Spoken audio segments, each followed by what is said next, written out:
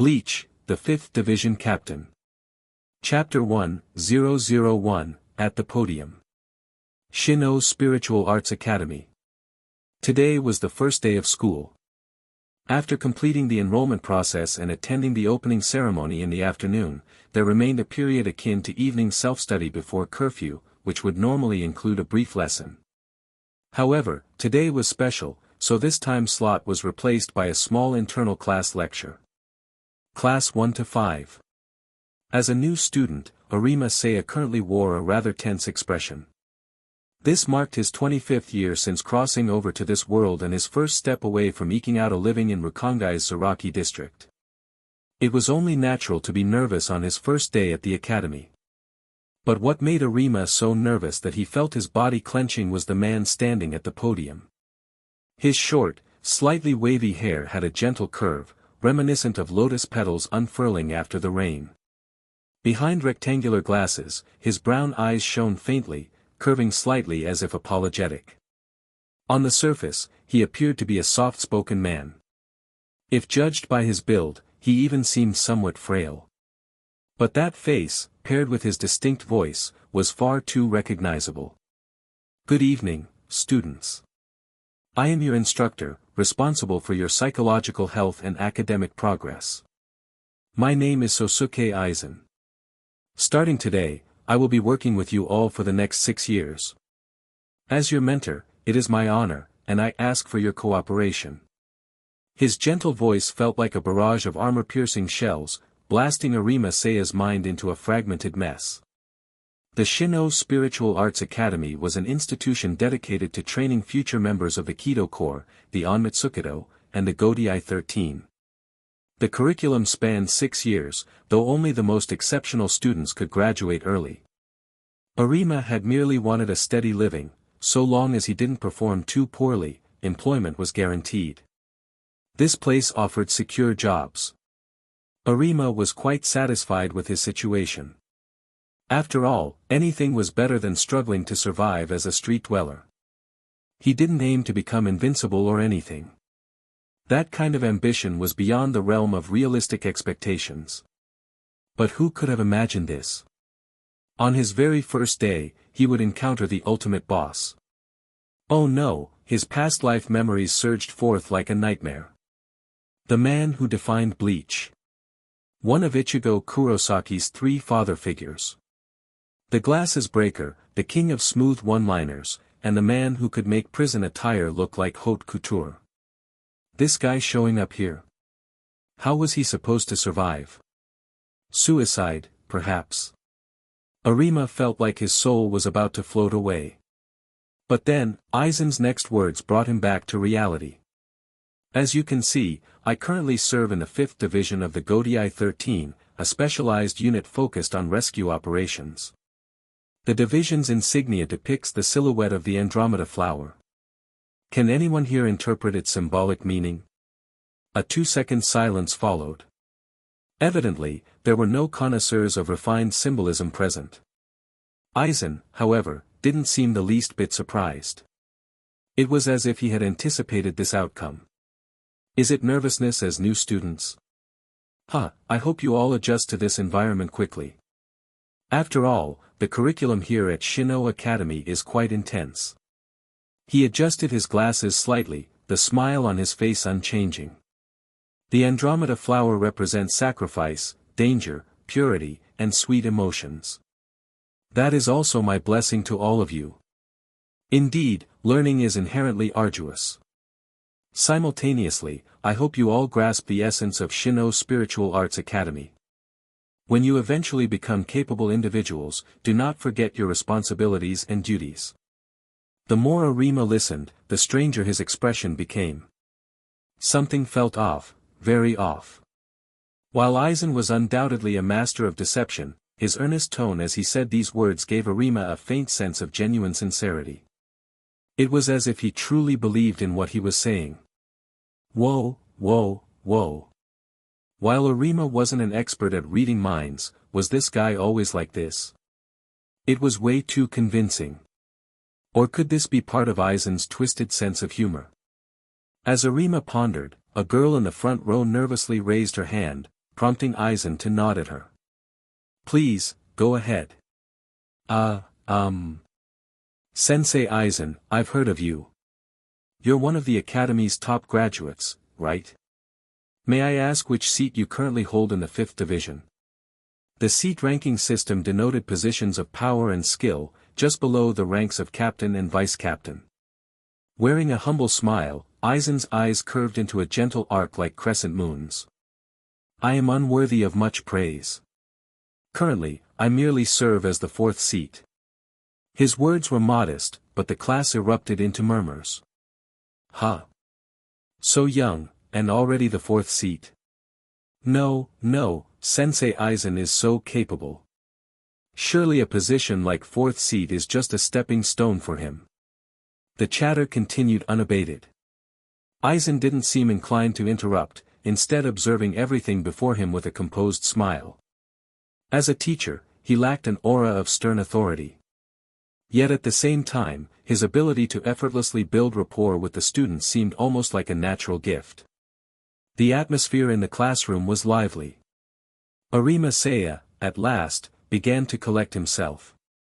Upon reflection, according to the storyline, this man only began his schemes after becoming vice captain, right?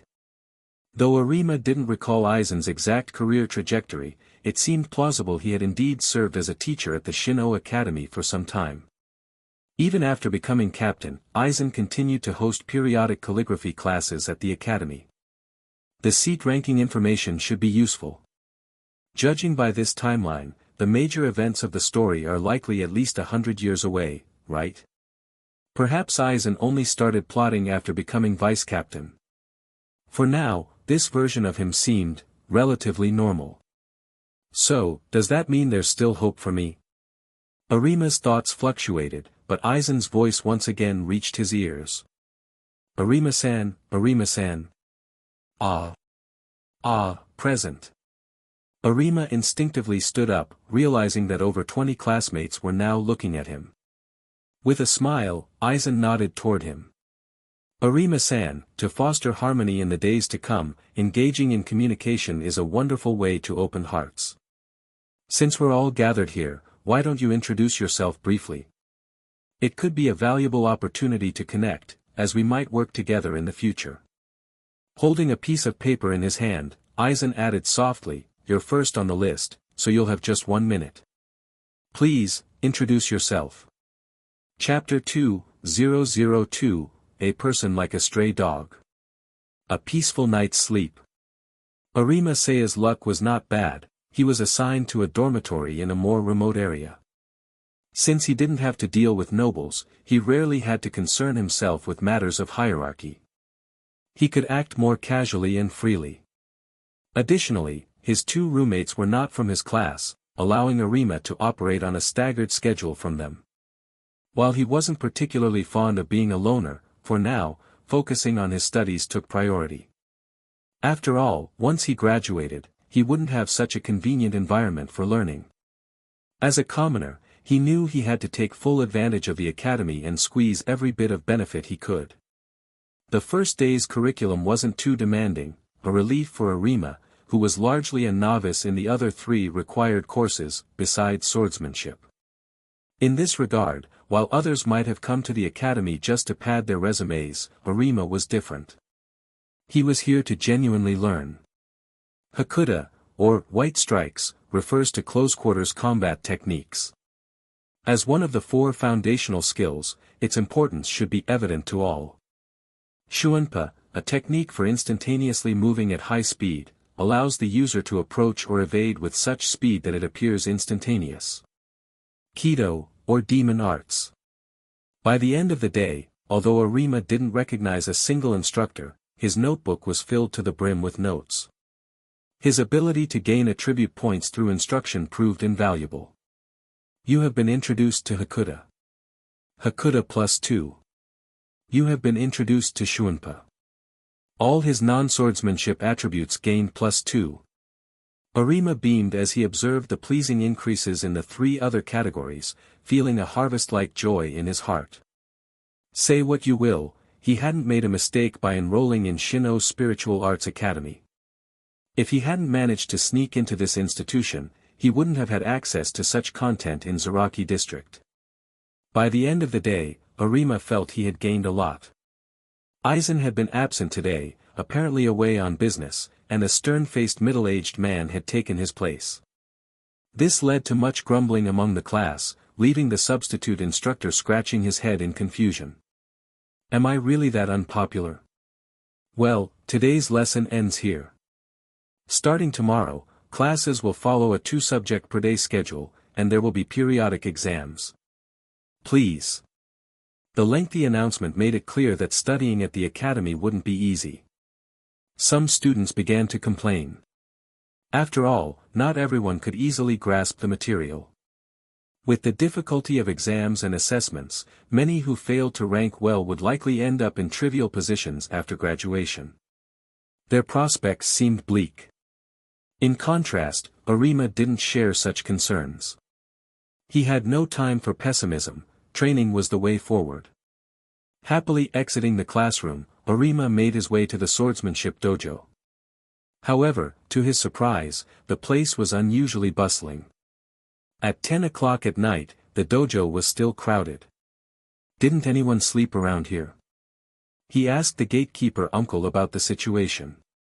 The man, picking his ear with disdain, muttered, "What else? A noble lord wanted to practice swordsmanship, and a bunch of lackeys flocked over like dogs. That's why it's so lively." Ah, nobles. Arima sighed thoughtfully. Even without his 20-plus years of life as a street dweller, he could sense the disparity between commoners and nobles. Take Rukia Kachiki from the original storyline as an example. After entering the academy, she went largely unnoticed. But once she was given the Kachiki surname, she immediately became the center of attention. Teachers' expectations, classmates' admiration, such pressures might feel burdensome to some, but more often, they were an indescribable form of societal bondage. The classic Japanese hierarchical dynamic. But in any case, it had nothing to do with Arima. Those pompous nobles would soon have their comeuppance anyway. Enjoy acting high and mighty while you can, Aizen would eventually put you in your place. Returning to his dormitory, Arima pretended to sleep for 2 hours until his roommates were sound asleep. Then he got up quietly. He couldn't neglect his training. No way would the noble lord still have the energy to practice at midnight. Jogging back to the dojo, Arima found it brightly lit but completely deserted, just as he had hoped. "Excuse me, can I borrow a set of training clothes and a wooden sword as usual?" The uncle checked his identification, glanced at him, and sighed. "You're just a first year, aren't you? You came yesterday too. Do you have to be this diligent?" "Hee, just a clumsy bird trying to fly early. People are generally more tolerant of hard workers." The uncle chuckled and nodded toward Arima. "Room 5 is empty right now. You can use it for a while." Technically, Arima was supposed to train indoors, but the uncle was clearly cutting him some slack. "Good man. Thank you very much." Arima grabbed the wooden sword and training gear and quickly headed to the dojo. Just as he was about to head to his destination, a figure slumped in the corner caught his eye. The person looked utterly miserable. Their body was covered in fresh, crimson welts, their training uniform torn, and their wounds swollen. They lay there like a wounded stray dog, back against the wall, limp and exhausted. Like a fish trapped in glue, they panted greedily, struggling for the faintest breath of life. This person wasn't dead yet, but they were halfway to the gates of hell. Arima studied the figure for a moment, puzzled, when the gatekeeper uncle's voice came from behind. "Ah, it's best to leave that one alone. Earlier, the noble lord came to train, and this guy insisted on sparring with them. With skills like his, it's a miracle he wasn't beaten to death. Probably because they're classmates." "I see. Yeah, there's always a few like that, overestimating themselves, thinking that getting into the academy makes them equal to nobles. They don't know their place." Arima watched as the person staggered to their feet, swaying unsteadily toward the door. Their steps were shaky, their expression rigid. Their dazed demeanor suggested they might collapse any second. Arima simply watched them leave, making no overly enthusiastic gestures. Everyone has their own choices. If this was the path they chose, it deserved respect. Besides, Arima hadn't grown strong enough to help others yet. Changing into his training clothes, Arima entered the room. Familiar practice swings, step drills. Since the room also had targets, he conducted several rounds of cutting practice. 2 hours flew by. You swung your wooden sword. Swordsmanship +1. Calculating that he could squeeze in some sleep before morning classes, Arima thanked the gatekeeper and left the dojo. The sky was still dark as Arima spotted the same battered figure in a corner. They had collapsed, curling into a ball. It seemed they had lost consciousness on their way back and ended up here. By morning, someone would likely find them and take them to the infirmary. There was no need for him to interfere. After all, he hadn't harmed them himself. Logically and morally, it wasn't his responsibility to step in. As someone who grew up in Rukongai, Arima deeply understood the law of the jungle. Those who defied the rules and rebelled against the tide would ultimately succumb to their injuries. The chains of rules were unyielding, struggling against them only tightened their grip until all resistance ceased. So it was best to leave things be. That's how it should be. Yet, despite reasoning this out, Arima unconsciously stopped in his tracks. Half turning his head, he glanced at the figure resembling a stray dog. Tossing aside a bloodied towel, Arima watched as the figure stirred and finally sat up. You're awake.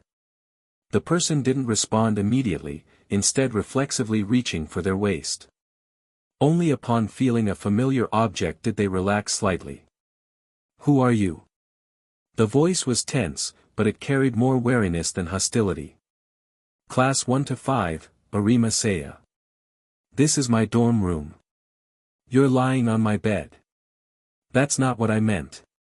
The injured person, with dark brown skin, short purple hair, and protective goggles, turned their head slightly. They didn't look at Arima directly but seemed to rely on their hearing instead. Why did you help me? Arima sighed, crossing his arms before replying with some exasperation. If you must know. I just thought it'd be a shame. A shame? Arima wrung out a towel, his gaze dropping to the basin of water. Life is precious. If you die, that's it, nothing remains. I don't know what grudge you have with those nobles, but throwing your life away seems like such a waste. Having lived 2 lifetimes and started off as a street dweller in Rukongai, Arima deeply understood the value of life. Even if you do have grievances, are they so urgent that you can't bear to wait? Why not gather your strength, wait until you're strong enough to stand on equal footing, and then think about revenge? Turning, Arima poured a cup of warm water, gently pressing it into the injured person's trembling hand. Well, I'm not great at long speeches. What you do next is up to you. But for now, at least in this moment. Drink some water. Your body won't last otherwise. Chapter 3:003 Amusing and Arrogant. After a long silence, the hand gripping the hilt finally relaxed. Thank you. Also, though I cannot see, please don't act overly considerate. Treat me like anyone else. Ha, quite proud, aren't you? I'm simply reminding you, there's no need for excessive concern when dealing with someone who has a disability. Watching the other person drain the cup of water in one gulp, Arima Seiya tilted his head and smiled. Then, may I know your name? Tosen and Aizen, Class 2 to 6. The brief yet resolute self-introduction left Arima marveling inwardly. What kind of world was this? Yesterday, he encountered the greatest manipulator ever born. Today, it was the most loyal subordinate in history.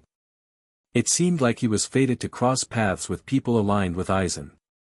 Honestly, Arima didn't have a strong impression of Tosen from the original story and hadn't realized this guy was also a Shin'ō Academy graduate.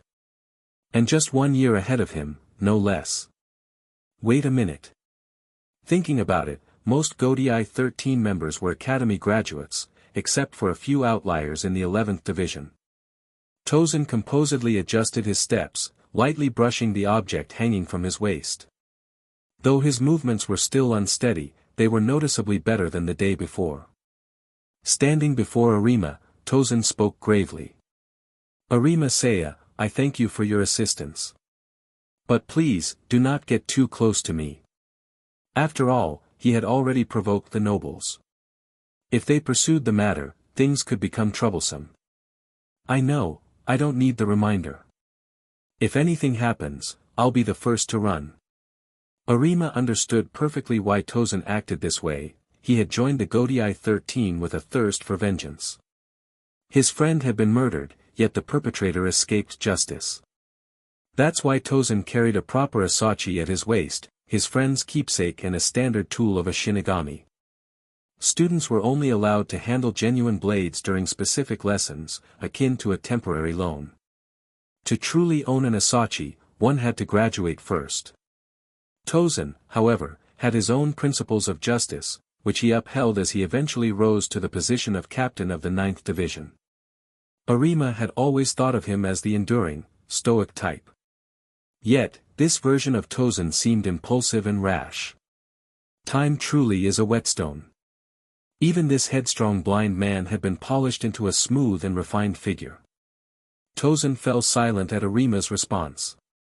When he reached the doorway of the dorm, he paused and, without turning, said, Arima-kun, thank you.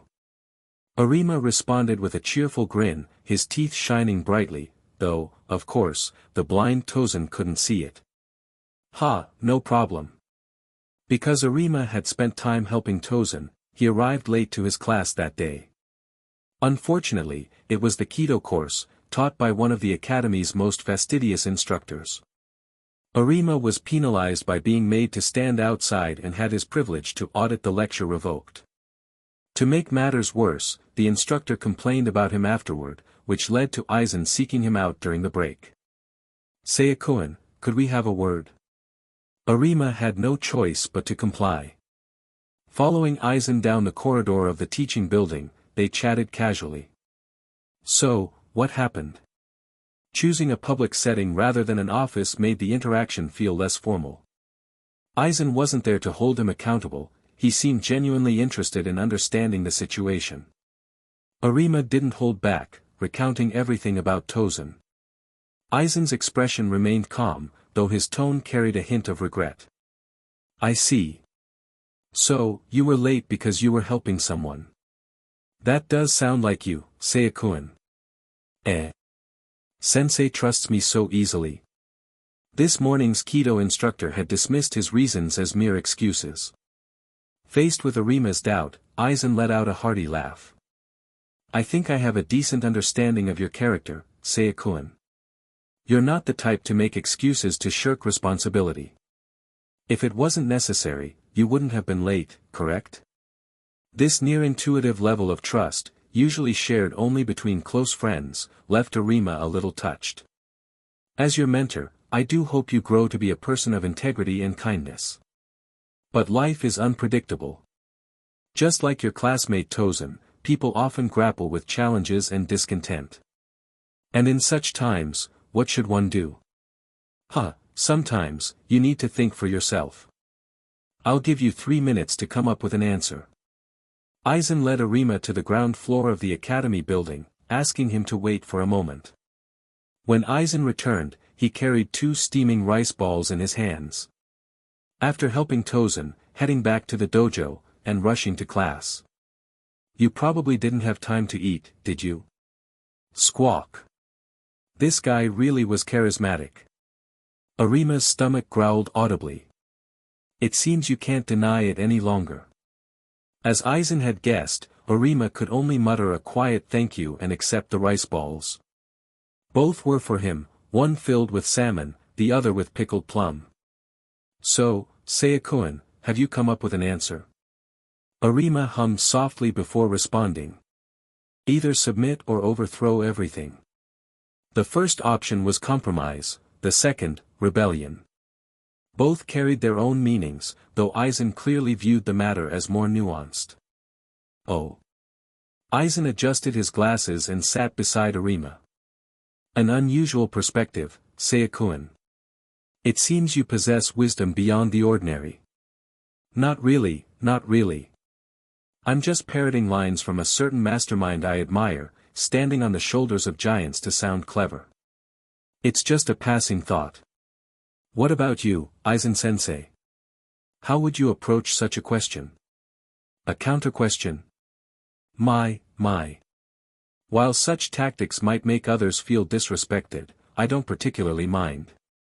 Aizen rested his elbows on his knees, clasping his hands as he supported his chin. Behind his glasses, his eyes were as calm as still water, devoid of ripples. If it were me, I might lament the unfairness of fate. Wouldn't you think of rebelling against it? You're quick to say such bold things, Seiya-kun. Truly, you are unique. Arima could sense that Aizen still held a certain reverence for the rules. After pondering for a moment, he hesitantly asked, Sensei, have you ever considered standing above the heavens? Aizen's expression shifted slightly. Raising his brows, he let out a thoughtful hum.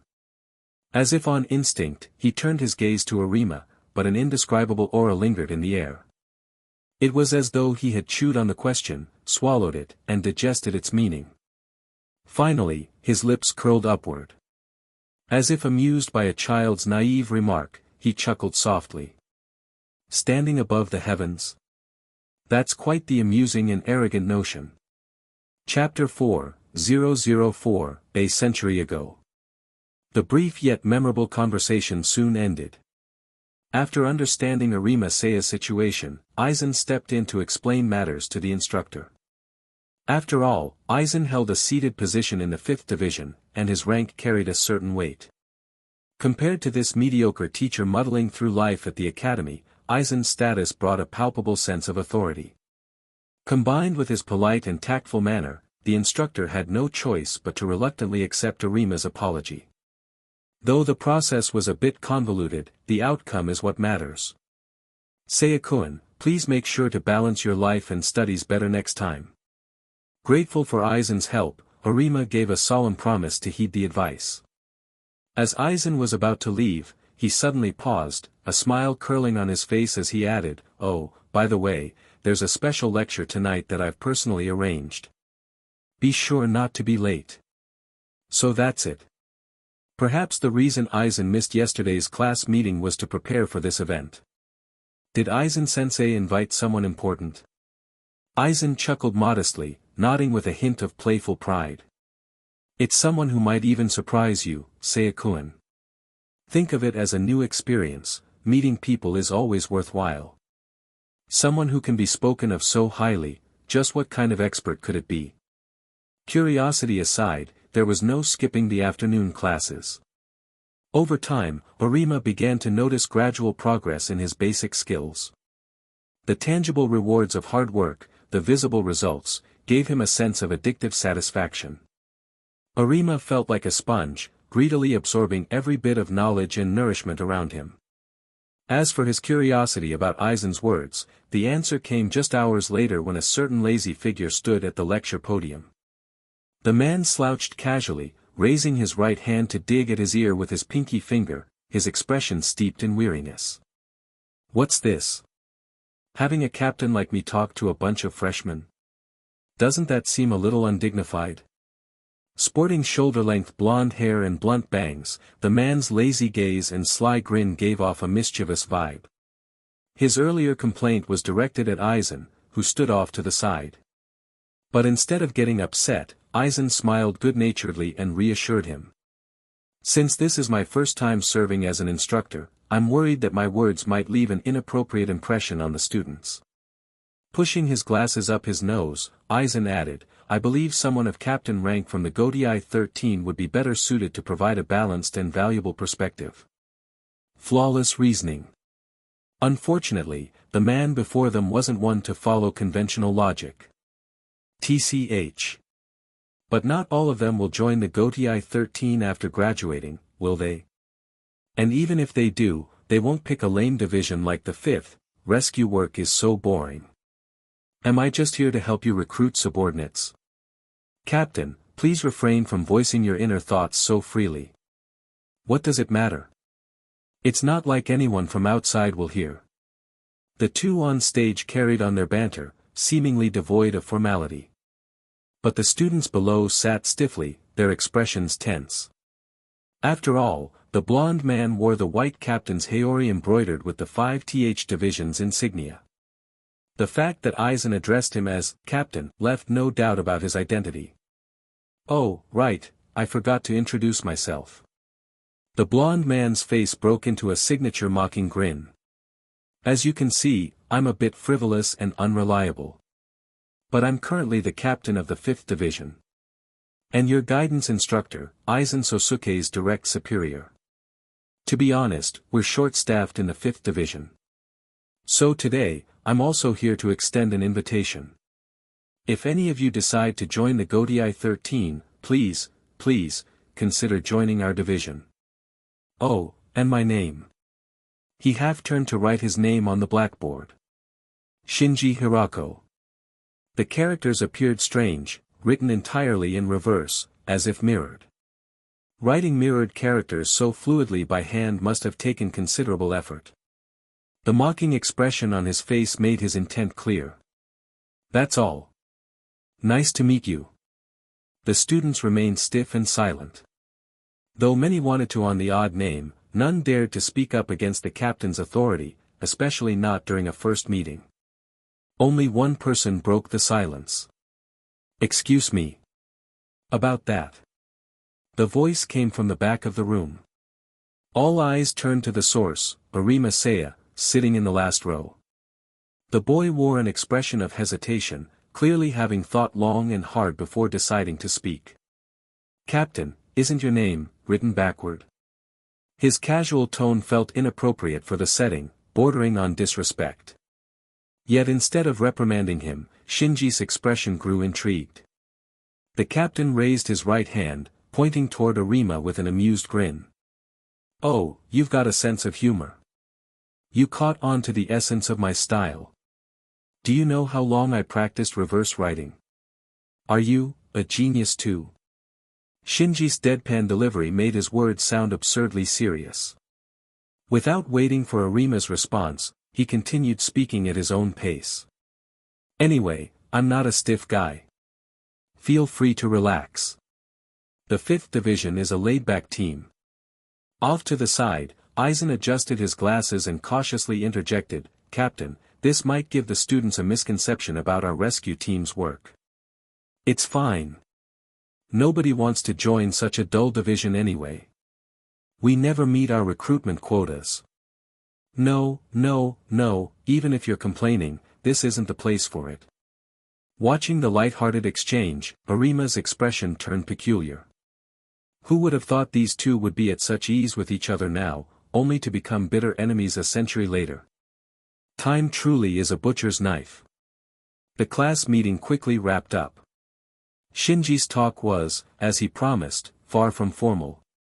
For 45 minutes, he rambled about the cafeteria's lousy food, the incompetence of the staff, and the illogical scheduling, all dripping with personal grievances. It was entertaining but lacked any sense of seriousness. Yet toward the end, his tone shifted unexpectedly. Even though those memories were mostly unpleasant, they were still unforgettable. Train hard. Rest well. Don't waste your time. And don't graduate only to regret it, saying, I should have tried harder. Because honestly, that'd be pretty dumb, wouldn't it? It wasn't encouragement or comfort but rather a playful taunt that left a deeper impression. As the self-study period ended, Shinji gave his trademark mocking smile. I've said a lot. Looks like I've gotten chatty with age. Anyway, as a former graduate, let me leave you with this parting advice. Good luck, freshman. That's all. He left as casually as he arrived, walking off the stage without fanfare. Near the doorway, he suddenly paused and turned back to the crowd, raising his right hand to point at Aizen. By the way, you should all be grateful to this instructor. If he hadn't personally taken the time to visit the 5th Division yesterday, I wouldn't have bothered coming to such a boring event. Siriidii was vast, a detail that wasn't clear to Arima when he read the manga but had become apparent after living here for years. A round trip between locations like this and the 13th Division barracks would take an entire day on foot. While Arima didn't know how Aizen managed to travel so quickly, his effort and attitude left a lasting impression on everyone. If one were to describe the qualities of a responsible teacher, Aizen seemed to fit the role perfectly. However, judging by Aizen's expression, he didn't enjoy the attention.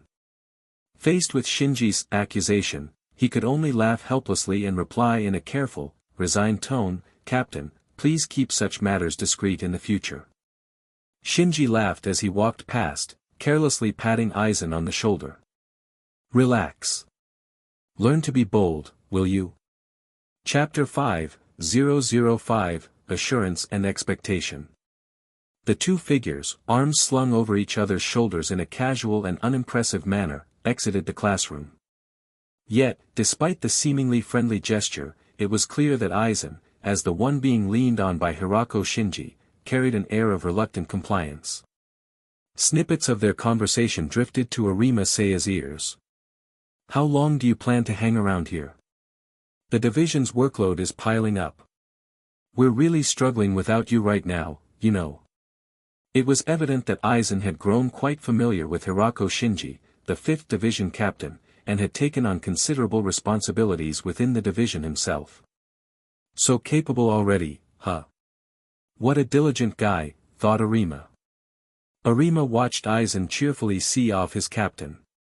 While tonight hadn't yielded much in the way of attribute gains, simply meeting a captain of the Gotei 13 had made it all worthwhile. In high spirits, Arima returned to his dorm, tidied up, and prepared to head to the training range for practice.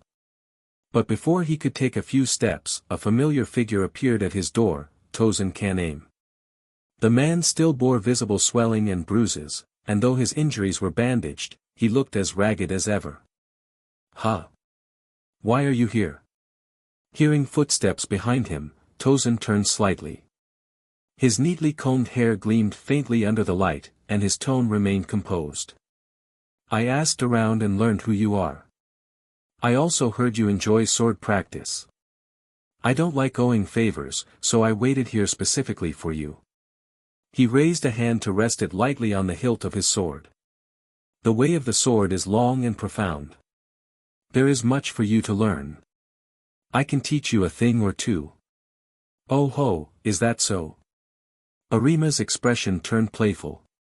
With 26 points in swordsmanship, while not yet on par with an official Shinigami, he felt confident about defeating a senior student. "Not to brag, but if it's about swordsmanship, I think you might not be my match." Tosen responded with a cold scoff and a decisive turn of his back. "Words are meaningless. Let's see for ourselves in the practice field." Such a fiery temper.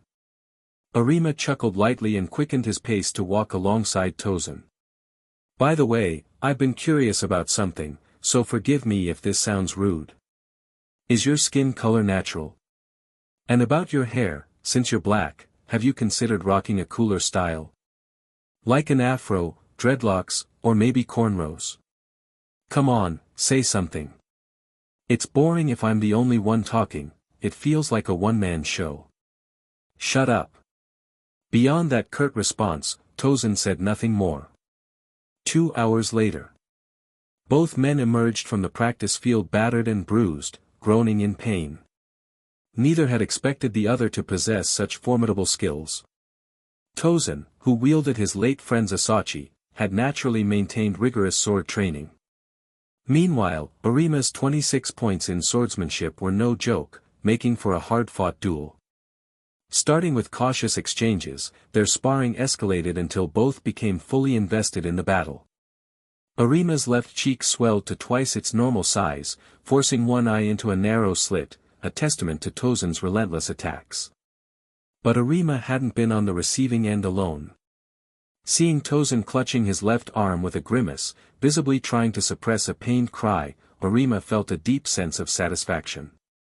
"I'm not that bad, after all." What truly mattered, however, was the reward from their sparring session. You wielded a wooden sword and engaged in close interaction with Tosen can aim. Swordsmanship +3. Based on the attribute gain, Arima could estimate Tosen's level, slightly above his own, but within reach of surpassing with effort. You're much sharper with your sword than you are with your words, Tosen remarked dryly. Arima chuckled. You're not bad yourself. Shall we go again tomorrow? It's a deal. To be honest, Arima's competitive spirit had been ignited. I might not beat Aizen, but I can certainly take you down. Just a little effort, and you're done for, my friend. After struggling back to his dorm, Arima quickly realized he had overestimated his recovery abilities. The next morning, the soreness in his body was even worse. It felt like the aftermath of overdoing it at the gym, his muscles screaming from exhaustion and overexertion. Help!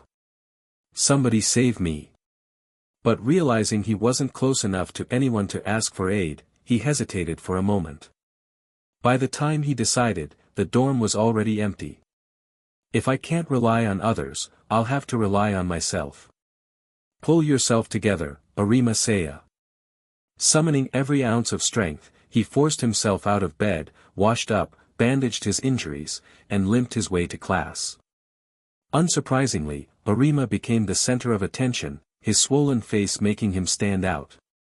Among those who noticed was Aizen, who approached during the break with a gentle smile. Standing in the hallway, Aizen raised a hand and hovered it over Arima's injured face. A soft green light flickered as the healing power of Kaido repaired his wounds. The swelling dissipated, and his blurred vision cleared instantly. 2 hallway chats in 3 days, Seiya-kun. I didn't expect you to be such a troublemaker. Sitting beside him, Aizen crossed his arms and smiled warmly. So, what happened this time? Rubbing his now healed face, Arima recounted his sparring match with Tosen in full. Aizen's expression visibly brightened. I see. So you've made a friend. That's wonderful news. The days of a student are often simple, free from ulterior motives. To find a like-minded friend at this stage is a truly joyful thing. As your instructor, Seiya-kun, I'm genuinely pleased and proud of you. However, Aizen adjusted his glasses with a calm yet intimidating demeanor. But such reckless and heavy-handed actions. Next time, please think carefully before acting. The glare from Aizen's glasses was blinding. Gulp. Such an oppressive aura. Arima could only laugh awkwardly and nod in agreement. By the way, Seiya-kun, since you're so passionate about swordsmanship, perhaps you should consider applying to borrow an asachi. Wait, is that even allowed? Of course. Certain options aren't explained to freshmen because they're not immediately necessary. But since the goal of your education here is to become a competent Shinigami, getting accustomed to wielding a blade is undoubtedly beneficial. Arima rubbed his chin, finding the suggestion quite reasonable. An asachi, the precursor to a Zanpakuto. So far, he'd only trained with wooden swords. He couldn't help but wonder what it would feel like to wield a real blade. I'm in. So, Aizen-sensei, what do I need to do? Submit an application. I'll provide a template later. Additionally, you'll need a sponsor to support your request. After all, exceptions like this require backing, and a student's name alone won't suffice. The logic made sense. Without connections, Tosen likely wouldn't have been able to keep his blade. So, your sponsor will have to be me, Seiya-kun. Hearing this, Arima felt a mix of embarrassment and gratitude. Violating academy rules could lead to serious consequences.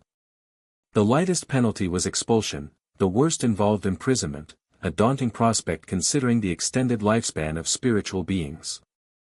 For Aizen to take this risk on his behalf was no small gesture.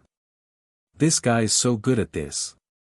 Though it wasn't intentional, I always seem to trouble you, Aizen-sensei. I'm so sorry. Aizen waved it off with a kind smile. It's nothing, really. And I trust in your character, Seiya-kun. I'm confident you won't disappoint me. With no room to refuse, Arima straightened up and nodded solemnly. I won't let you down. As they walked back, Aizen casually reminded him, focusing on one skill is admirable, but as your instructor, I must advise balance.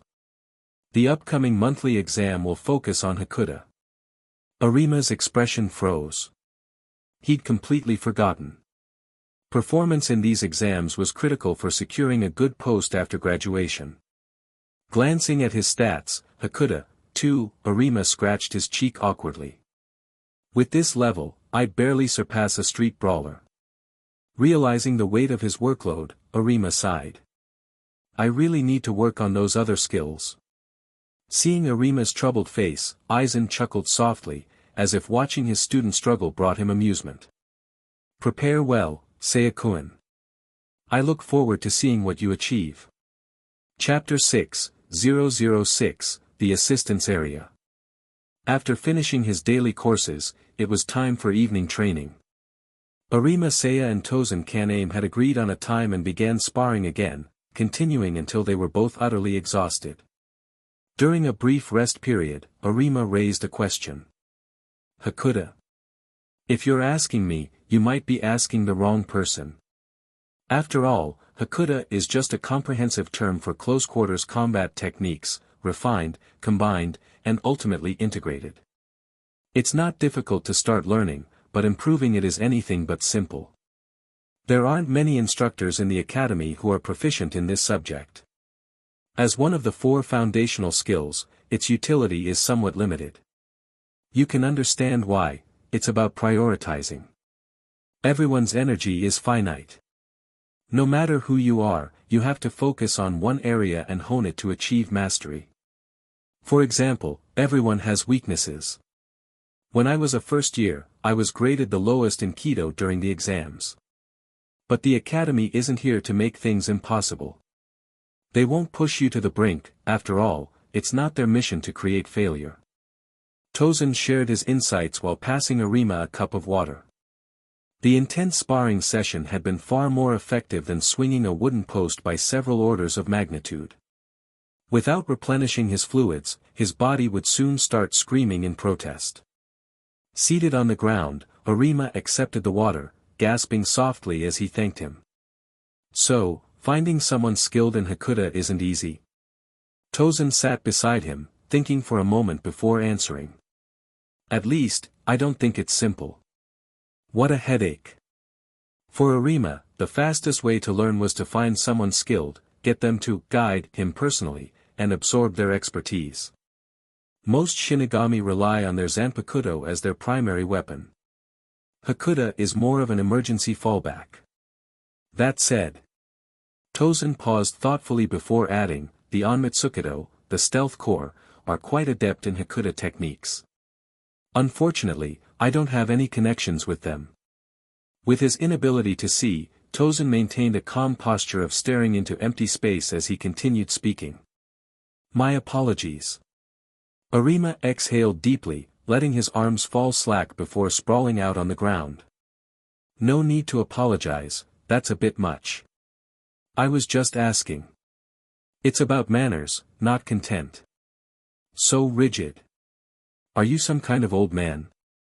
Tosen's lips curled slightly, but he didn't respond to the jab, instead shifting the topic. Although I don't know why you've suddenly taken an interest in Hakuda, as a second year, I wouldn't recommend it. He drained his water and let his hand rest on the hilt of his sword. Just get through the exam. A person needs to know their limits. Your talent in swordsmanship far exceeds Hakuda, you shouldn't waste it.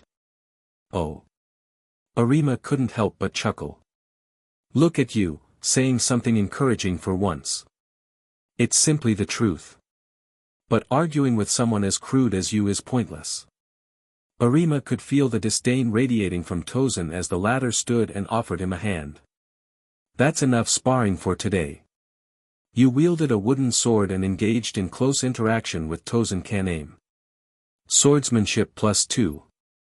The gains were smaller this time, a sign that Arima's swordsmanship was catching up to Tosen's level. Reaching out to take Tosen's hand, Arima intended to pull himself up but couldn't suppress his reaction. Ouch! The sharp pain from his muscles forced a yelp from his mouth. Clutching his arm, Arima hissed, feeling a throbbing ache in his head. Tosen crouched beside him, a frown deepening the lines on his forehead. You! Why are your injuries still this severe? Why are you asking me? Shouldn't I be asking you why you hit so hard? After a moment of contemplation, Tosen seemed to realize something and asked, Don't tell me, you haven't sought anyone out to use Kaido on you? What? That's an option. Of course it is. It seems you really don't know anything. Tosen sighed as he extended both hands to support Arima by the elbows, helping him to his feet. I mentioned this before, everyone has their strengths. Even among students, some specialize in Kido, particularly Kaido. Some students are already committed to joining the 4th division of the Gotei 13. These people are happy to practice their skills by helping others. Granted, their abilities may not be refined, either due to inexperience or as part of their training. But I think you can figure out the trade-offs for yourself. As he spoke, Tosen pointed to his wrist. Arima recalled that this spot had been a target of Tosen's attacks the previous day, enough to impair movement. There was no way such an injury could have healed overnight without assistance. So, you've had a healer helping you all along. Before Arima could voice his complaint, Tosen shot him a look of disdain. I always thought you were a little dense, but I didn't realize it was this bad. Arima tried to argue but found himself without a valid rebuttal. He could only offer a weak excuse. Isn't this just the kind of thing you power through with grit? Grit? Are you some hot-blooded fool? For once, Tosen cracked a rare joke, shaking his head with a faint smile.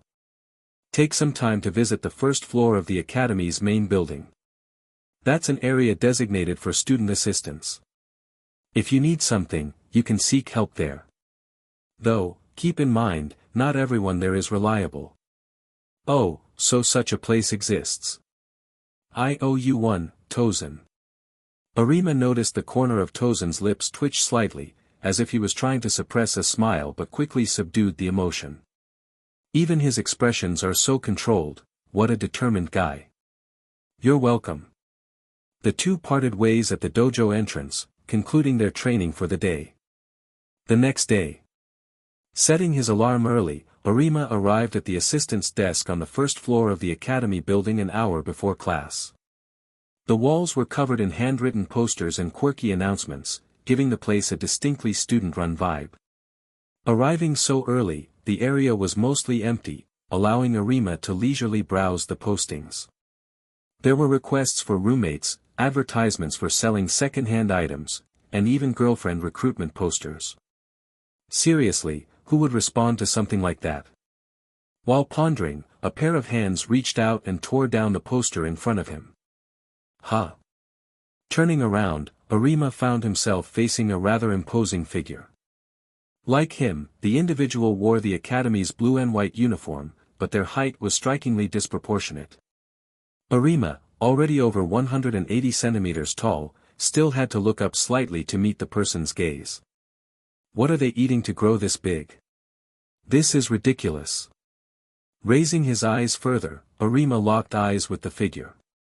Golden irises, short silver-gray hair, and strikingly thick eyebrows made them stand out.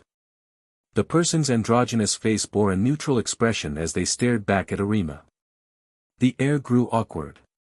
Being literally overshadowed made it difficult for Arima to muster the courage to speak. The other person, however, broke the silence. Are you here to post a new assistance request? Huh? A woman? Startled, Arima snapped out of his thoughts. Before he could respond, the person continued. If so, please wait a moment. This section needs to be cleared first.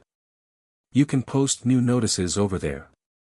Though her tone was a bit cold, her actions were genuinely helpful. As she continued tearing down outdated posters, Arima noticed her side profile.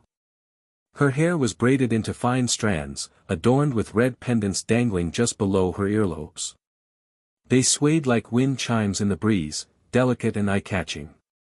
Caught staring, Arima stammered, She stopped and turned toward him, her stern expression softening into one of slight confusion. Is there something else you need? Arima quickly waved his hands, forcing an awkward smile. No, nothing. Sorry to bother you. Having been interrupted, she seemed to lose interest in her task. Straightening up, she said. You're a first year, aren't you? I'm the person in charge of this area. If there's anything I can assist with, just let me know. Perhaps it was her androgynous appearance, but her serious demeanor felt oddly out of sync with her words. Still, meeting someone in charge saved Arima a lot of trouble. Well, I tend to get injured a lot during training, so I'm looking for a student skilled in Kaido. Hearing this, she raised an eyebrow. Let me see your injuries first. 3. Chapter 7, 007, Kotetsu Aizen. Oh, okay. Is she trying to verify the situation first? Very responsible of her, as expected of someone in charge. Arima Seiya rolled up his sleeve, revealing the bruises left by the strikes of a wooden sword. This is. The woman leaned forward slightly, her thick eyebrows furrowing deeply. Bruises from blunt force trauma. You didn't even apply basic first aid. What do you mean? Like cold compresses with ice water or something. Leaving bruises like this untreated, are you trying to develop chronic issues? Seeing Arima's sheepish expression, she sighed deeply, seemingly understanding the answer. Are all the new students this reckless this year? Never mind, sit down. Without waiting for him to respond, she guided Arima to a seat. Rolling up her own sleeves, her demeanor grew serious. Her exposed arms were pale and smooth, with a slenderness unique to women. Arima couldn't help but glance, nearly failing to look away. Her arms are so long and thin. I know a bit of Kaido, so let me help. Though Arima didn't know her, her demeanor thus far suggested she was reliable. Seated in the chair, Arima watched as she placed her hands over his arm. A soft, green light began to emanate from her palms, enveloping the injured area. His wounds began to heal at a visible pace, leaving Arima astonished. How does it feel? As she sat back down, Arima raised his arm and moved it experimentally. Amazing. Though a faint ache remained, it was far better than the sharp pain he had felt earlier. With a bright smile, Arima said, Senpai, your Kaido skills are incredible. It wasn't mere flattery, Arima had experienced Aizen's Kaido firsthand and now had a benchmark for comparison. This person's proficiency in Kido was well beyond that of an ordinary student. Hearing Arima's praise, her body flinched slightly, and she leaned back, turning her head to the side. No, not really. I just have a particular interest in this kind of thing. Her half-turned face showed a hint of embarrassment. She raised a trembling hand to scratch her mouth awkwardly. She seemed so composed earlier, but now she's shy about this. How unexpectedly, cute. Arima straightened up, bowed respectfully, and spoke in a measured tone. I am Arima Seiya, a first year from class 5. May I ask for your name? Startled, she quickly turned her head back, returning the bow and forcing a somewhat awkward smile. I'm Kotetsu Aizen, 3rd year, class 6. I'm also the student council's regional manager. Hearing the name, Arima immediately realized who she was. So she's Kotetsu Aizen, the future vice-captain of the 4th division. Kotetsu Aizen didn't feature heavily in the original story. Even when she did have moments to shine, they were often overshadowed, like being handily defeated by the indomitable Kurosaki Ichigo. Despite eventually becoming the 4th Division's captain after the Thousand-Year Blood War, she hadn't left a lasting impression on Arima. Admittedly, his memory of her mostly involved her swimsuit appearance in the extra chapters. Who knew she was already in the Shin'ō Academy at this point? Clearing his throat to refocus, Arima raised his head and asked Aizen earnestly. This might be asking too much, but could you help me with one more thing? He lifted his shirt slightly.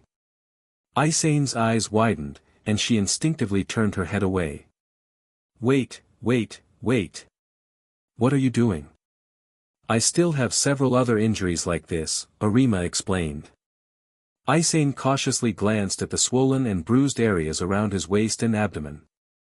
Though his frame was lean, the severity of his injuries made her frown. Her expression turned serious, becoming more professional. She lightly touched one of the wounds to assess its extent. Arima's face twisted immediately. Ouch. You fractured a few ribs. What happened? Did someone beat you up? Her voice carried a resolute tone, and her androgynous features took on an almost heroic expression. Although the school hasn't explicitly banned bullying, injuries like this aren't something to brush off. We should report this to the administration and ensure you get justice. It was clear Kotetsu Aizen had a strong sense of justice. Arima chuckled softly and waved his hand dismissively. It's not that serious.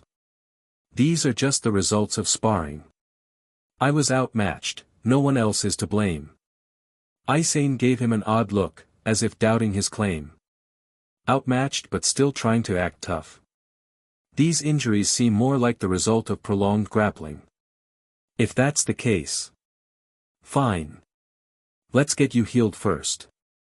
Given her future role as the 4th Division's vice captain, her proficiency in Kaido came as no surprise. Having found such a reliable healer, Arima decided to make the most of it. Moreover, Aizen seemed to be the type who was kind on the inside despite a somewhat cold exterior. Perhaps due to her tall stature and androgynous features, she struggled to smile naturally and came across as rather reserved. But Arima could sense that she found it hard to refuse others. Senpai, you're amazing. Healing these wounds so effortlessly, your Kaido is probably better than some instructors. It feels like soaking in a hot spring. You're the best, Senpai Kotetsu. After just a few Aizen's serious demeanor cracked. Her face flushed as she let out a soft, sheepish laugh. Her cheeks turned bright red, and she seemed completely disarmed by Arima's praise. She's too easy to flatter. Once everything was done, Arima stood up, feeling invigorated. Though some areas still ached, the difference was night and day compared to earlier. Injury-free and ready to go. Just as he was about to express his thanks, he noticed Aizen wiping sweat from her forehead. It dawned on him that he might have pushed her a bit too hard. I really worked her like a mule, didn't I? Though she hadn't complained, Arima felt a pang of guilt. Thank you so much for your help, Senpai Kotetsu. Aizen waved her hand dismissively, her attitude relaxed. It's nothing, it's what I'm here for. Besides, my skills still need polishing. I don't get many chances to practice like this. If you ever need help again, don't hesitate to find me. She's so accommodating that it's almost embarrassing. Before Arima could say more, Aizen stood up and pointed at the clock with a gentle smile. You can save the gratitude for next time. You should hurry to class, you're almost out of time. Oh no, only 3 minutes left until class starts. What about you, Senpai? I have an off-campus internship today, so I can stay a bit longer. With that, Arima bowed deeply and sprinted off. Kido is a vast discipline, divided into 3 main branches. Mastery of any one of them can make you a formidable figure. After class, having confirmed his attribute gains, Arima sought out Aizen. When in doubt, consult Dora Aizen. You're looking for someone skilled in Hakuda who's willing to spar with you. Aizen, seated comfortably, pondered the request with a faintly amused expression. If it's just the former, that's not an issue. Given my connections, finding such a person isn't difficult. But as for the latter, that's a bit trickier. After all, sparring was a mutual agreement. To be blunt, with your current level, Arima-kun, you'd probably be used as a punching bag by more skilled practitioners.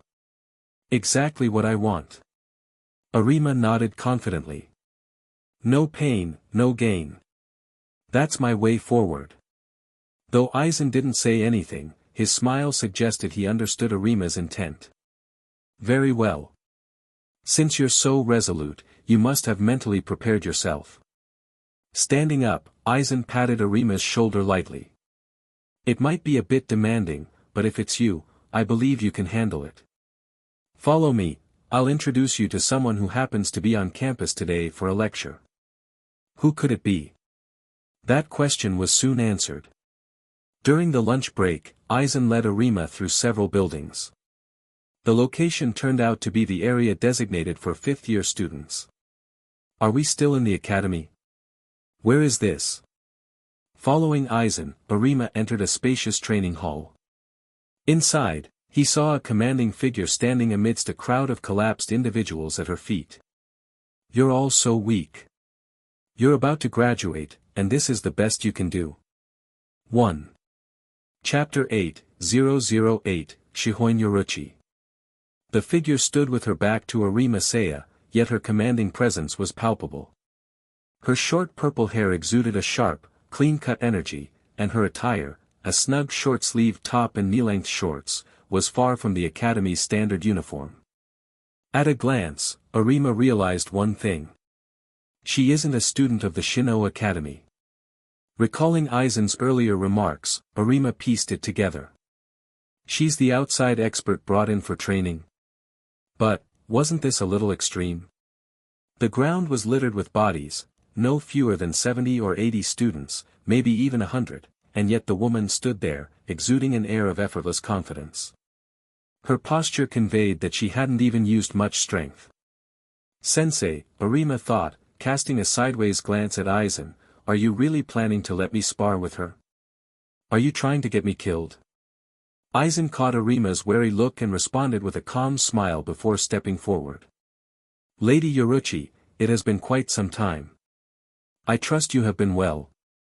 The woman, hands on her hips, partially turned to face them. Shihoin Yoruichi. Golden eyes gleamed beneath her sharp brows, her dusky bronze skin catching the light. Her lean and athletic frame radiated a wild, untamed allure, though her expression suggested mild irritation. When her gaze met Aizen's, she seemed momentarily puzzled. Turning fully to face them, she raised her right hand slightly, hovering it mid-air. An expression of surprise spread across her face. Oh. You're. If my memory serves, Aizen said, his tone measured, our last meeting was 19 years ago at the 12th Division Barracks, where I had the honor of. Ah. Yoruichi's hands clapped together, her face breaking into a radiant grin. I remember now, you're that glasses guy who used to hang around Kisuke. Arima barely held back a snort. The legendary manipulator, Aizen Sōsuke, reduced to, that glasses guy. This has to be a first.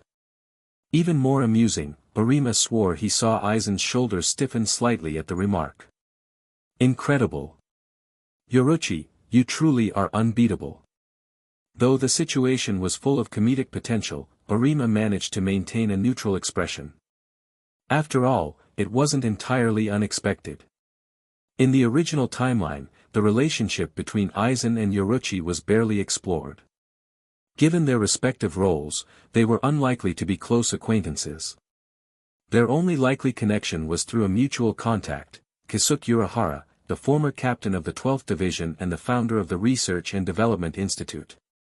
Yoruichi, Urahara's childhood friend and confidant, would have naturally encountered Aizen during his research collaborations with Urahara. And judging by Yoruichi's beaming expression, her fondness for Urahara was evident. Stepping gracefully over the scattered students, Yoruichi approached the pair, her smile growing wider. It really has been ages since I've seen you. My bad, Aizen. The fact that she even remembered his name suggested they weren't complete strangers. Aizen gave a polite nod, his voice calm and deferential. People of your stature can hardly be expected to remember the names of mere nobodies. Your courtesy is more than I deserve. Yoruichi waved off his formalities with a laugh. You're still as stuffy as ever. So, what brings you here? Something important? Aizen nodded slightly, then placed a hand on Arima's shoulder. Arima's expression immediately froze. Wait, hold on, sensei. Are you seriously planning to make me spar with Yoruichi? You can't be serious, right? Aizen, as composed as ever, seemed oblivious to Arima's silent pleas. Meanwhile, Yoruichi's sharp gaze shifted downward, locking onto the boy in front of her. What's this? You brought me a rookie for some special training? Just so we're clear, I'm not interested in weaklings. Aizen chuckled softly, patting Arima's shoulder with a deliberate air. I understand your preferences, Lady Yoruichi. Today's visit isn't to trouble you with training but merely to observe a sparring demonstration. Hearing this, Yoruichi visibly lost interest. Clicking her tongue, she turned away with a dismissive shrug. That's all. You're so formal. Fine, I guess. The higher-ups seem to like folks like you, anyway. Shaking off her earlier disinterest, Yoruichi strode forward, clapping her hands loudly to rouse the students sprawled on the ground. Get up. All of you. You're fifth years, aren't you? You can't let injuries like this take you down, it's embarrassing. What's that? You can't stand. Don't give me that. Even with broken bones, as long as your core is intact, you can keep fighting. In times like these, all you need is grit. Come on, focus. Get ready for the next round of sparring. Now that's the kind of determination I want to see. Tighten your muscles, take a deep breath. That's it. Let me warn you, though, if you can't last through 3 rounds of sparring, I'm not recognizing your strength. Yoruichi's fiery speech filled the room, her energy infecting even the exhausted students. Compared to the cool and composed Yoruichi from the original storyline, this version seemed far more spirited and lively. Aizen led Arima to a seat near the edge of the hall. The crowd of spectators was sizable, with many faculty members among them. Aizen garnered plenty of respect, as evidenced by the reverent nods and hushed whispers directed his way. Arima even noticed a few female students casting jealous glances in his direction. Come on, do you have to be this popular, sensei? Arima-kun. Aizen's voice snapped him out of his thoughts. Yes, sensei. Pay close attention to Shihoin Yoruichi's movements. She is not only the head of the Shihoin clan but also the leader of the Onmitsukido. As he adjusted the folds of his uniform, smoothing them meticulously, Aizen continued. Her mastery of Hakuda and Shuinpa is unparalleled. She has risen above her clan's legacy and established her own reputation through sheer ability. She is known far and wide as Shunshin Yoruichi. Arima nodded slightly in acknowledgement. I see. Even a century ago, Yoruichi had already made a name for herself, a truly remarkable individual. But what brings her here, sensei? Aizen paused, then leaned closer and lowered his voice. Simply put, it's her unique sense of humor. Huh. Lady Yoruichi often visits the academy under the guise of assisting with education. In reality, she uses this as an excuse to conduct class-wide sparring sessions with senior students. No way. That's just straight-up bullying. You're not wrong, Aizen said, as if reading Arima's mind. It is indeed one-sided violence. But at the same time, it's also a rare opportunity. A faint smile played at the edges of Aizen's lips. For those who prove themselves, Lady Yoruichi may take notice and offer them a place in her division. That had seemed cryptic now carried clear purpose and intent. While Arima was engrossed in observation, he failed to notice Aizen watching him from the side. The slight smile on Aizen's face grew, tinged with intrigue and amusement. 3. Chapter 9:009, Interest. Well then, Seiya-kun, did you learn anything? As Arima Seiya snapped out of his deep focus, Aizen's gentle voice cut through his thoughts. Apologies, I didn't mean to interrupt your concentration. But unfortunately, there's no helping it, since the senior student's performance has been underwhelming, Lady Yoruichi will likely be leaving soon. Leaving already? The very next moment, the pair heard Yoruichi's spirited voice shouting from not too far away. You're all just pathetic, aren't you? You're supposed to be students on the verge of graduating under the old man's tutelage, and this is the best you can do. You'd probably collapse from fear at the mere sight of a hollow. Correction. She definitely looks like someone who could say, "This is boring, I'm leaving." But it wasn't without reason. None of the students present had managed to pique her interest. Given her busy schedule, this type of just for fun activity was hardly something she could justify investing much time in. It was clearly just a diversion, and diversions have limits. She had a job to get back to. Arima observed Yoruichi, who looked visibly uninterested, and thought to himself that today had already been quite rewarding. That is, until Aizen's voice interrupted his thoughts. Seiya-kun, aren't you going to give it a try yourself? Shock. The words left him so stunned that he couldn't respond right away. Arima slowly turned his head, his expression a mixture of disbelief and surprise, as he raised his hand and pointed at himself. Me? Aizen nodded with certainty and repeated, yes, you, Seiya-kun. Folding his hands neatly within his sleeves, Aizen wore an expression that was hard to decipher.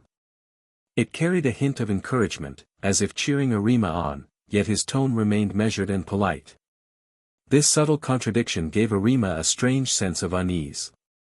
If I'm not mistaken, Seiya-kun, you have an extraordinary ability to learn, don't you? While I can't say I fully understand its workings, it's one of the reasons I hold your potential in such high regard. So, don't doubt yourself.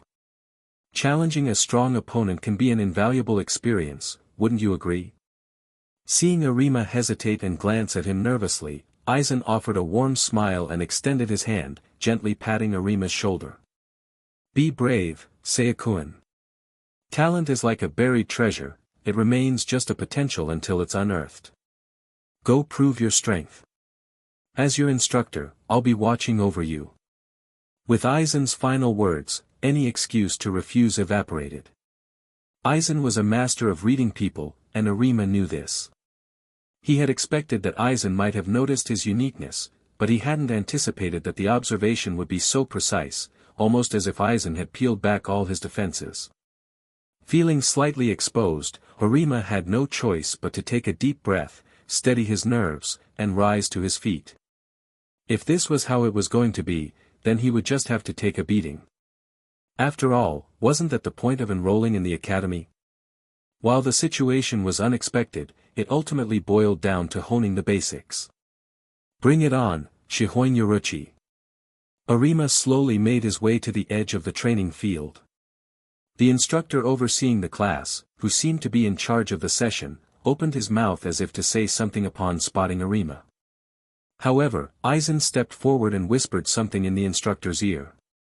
Whatever Aizen said seemed to instantly placate the man, who quickly returned to watching the sparring match. What a negotiator. Shaking off the distraction, Arima steadied his breathing. No need to be anxious or nervous, this was just a sparring session. All he had to do was give it his all. Arima, still clad in his academy uniform, stepped forward soundlessly.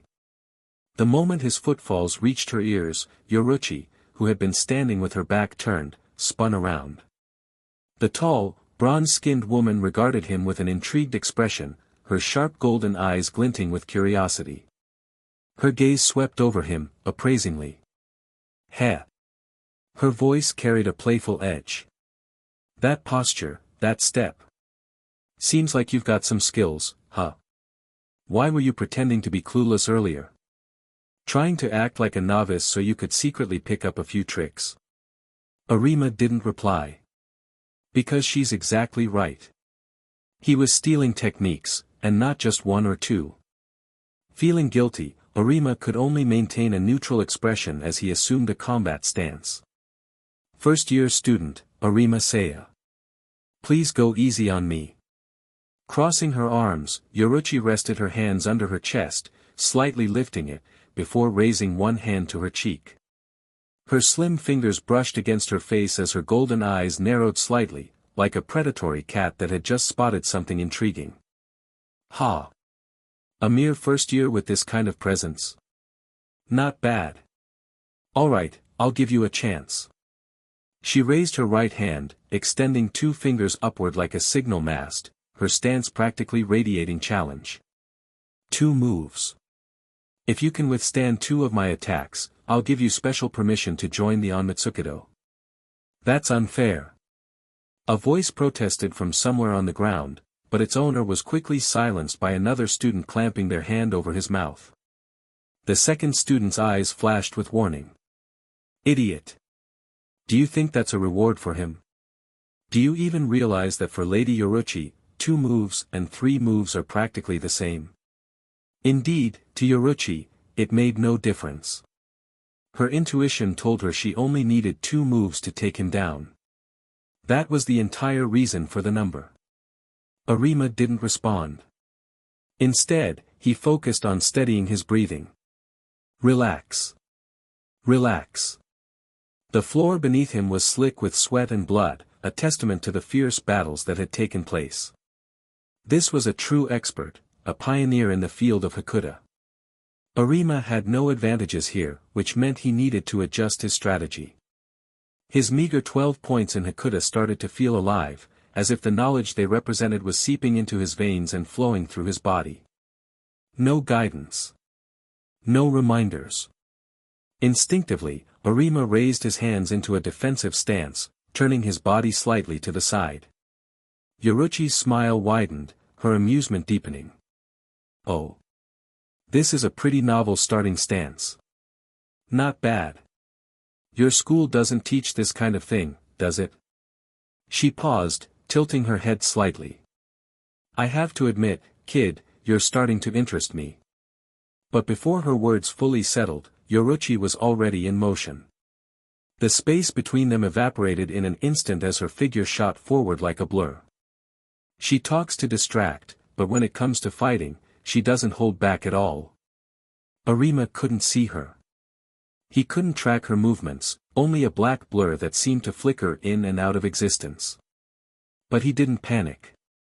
Gritting his teeth, Arima crossed his arms tightly in front of his chest, bracing his body. Like a whip cracking, Yoruichi's leg lashed out at Arima, the air around it rippling audibly. Here it comes. Her kick slammed into his forearms with a force that made Arima grimace, his face twisting in pain. Guh. The impact reverberated through his entire body, threatening to topple him. But I'm still standing. Despite the agony coursing through his arms, Arima felt a flash of satisfaction. Yoruichi's surprised expression told him all he needed to know. That's right. Observing her earlier paid off. Yoruichi often favored kicks in combat, and while Arima couldn't follow her movements, he gambled on that tendency, and won. Stifling the pain, he pushed off the ground and moved closer. I can't wait for her next move, I need to close the distance and suppress her. Drawing on his 12 points in Shunpa, Arima's movements became noticeably lighter, his steps carrying him closer to his opponent. Yoruichi's eyes narrowed, a glimmer of intrigue dancing in her gaze. You.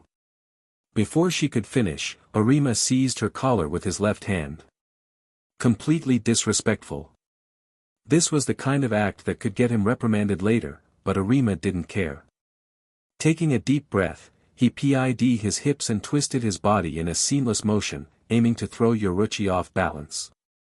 But in that fleeting moment, the grin on Yoruichi's face widened. Her golden eyes gleamed, and her lips curled into a faint, feline smirk. Interesting.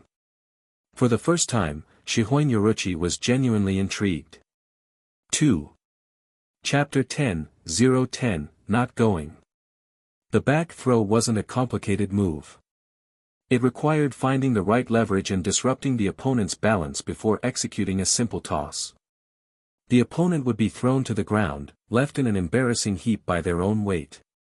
While this strategy was straightforward, some might even call it overly simplistic, it was the best option Arima Seiya could muster in this situation. Just throw them already. The thought had barely surfaced when Seiya realized something was off. The expected sensation of impact never came. Instead, he felt a sudden lightness in his grip. What happened? Before he could react, he found himself holding nothing but a thin, lightweight shirt in his hands. The person was gone. Only the clothing remained. This is Shuinpa technique, 4 maple steps, 3rd form, Atsasimi. The voice of Shihoin Yoruichi came from behind him, and the hair on Seiya's neck stood on end. Having someone behind you in close combat was a cardinal sin. Instinctively, he tried to turn and lash out, but before he could complete the motion, a pair of hands wrapped affectionately around his neck. He felt his neck constricted tightly, locked firmly in a hold. "You're quite different from the others, aren't you?" The voice was soft and light, like a whisper brushing against his ear, almost like the tender murmur of a lover. But there was no room to savor the moment. Like a snake coiling around its prey, the pressure around his neck tightened steadily, cutting off his breathing. Yoruichi's right arm had locked him into a chokehold, anchoring him firmly in place. Her left arm came around to reinforce the hold, ensuring there was no escape. Oh no, this is a rear naked choke. Guh. He could feel Yoruichi's weight pressing down on him, forcing him lower. Seiya's vision began to blur, his teeth clenched tightly as his face twisted into a grimace.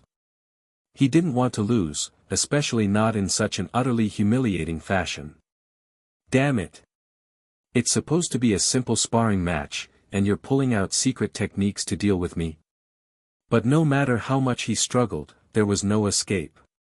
Once a move like this was fully applied, resistance became virtually impossible. The choke would continue to constrict, cutting off oxygen to his brain until he fell unconscious. It was only a matter of seconds before he lost all ability to fight back. Am I really going to lose like this? No. I refuse. Desperately flailing his arms, Seiya made one last attempt to resist. By sheer chance, his hand brushed against something behind him, something warm, soft and impossibly elastic. A startled gasp escaped from Yoruichi. And then everything went dark. Seiya's consciousness slipped away. When Seiya awoke, he sucked in a sharp breath. Ah! Bolting upright, he instinctively scanned his surroundings, but a familiar, slightly teasing voice drew his attention. Finally awake, Seiya-kun. It was Aizen. Sitting beside him with a book in hand, Aizen calmly closed it, his gaze shifting toward the newly awakened student. Rubbing his still groggy head, Seiya sat up slowly, his voice low as he muttered, "Aizen-sensei, It's been approximately 12 minutes since you passed out," Aizen explained gently. "Lady Yoruichi and the senior students have already left." Hearing this, Seiya finally took stock of his surroundings.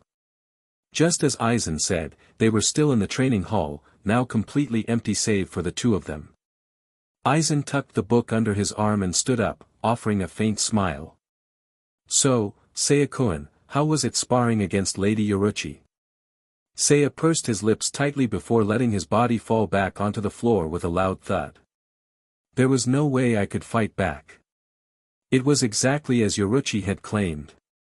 She had been completely confident in her abilities, and rightfully so.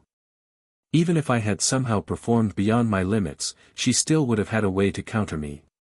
The gap between them was just too vast."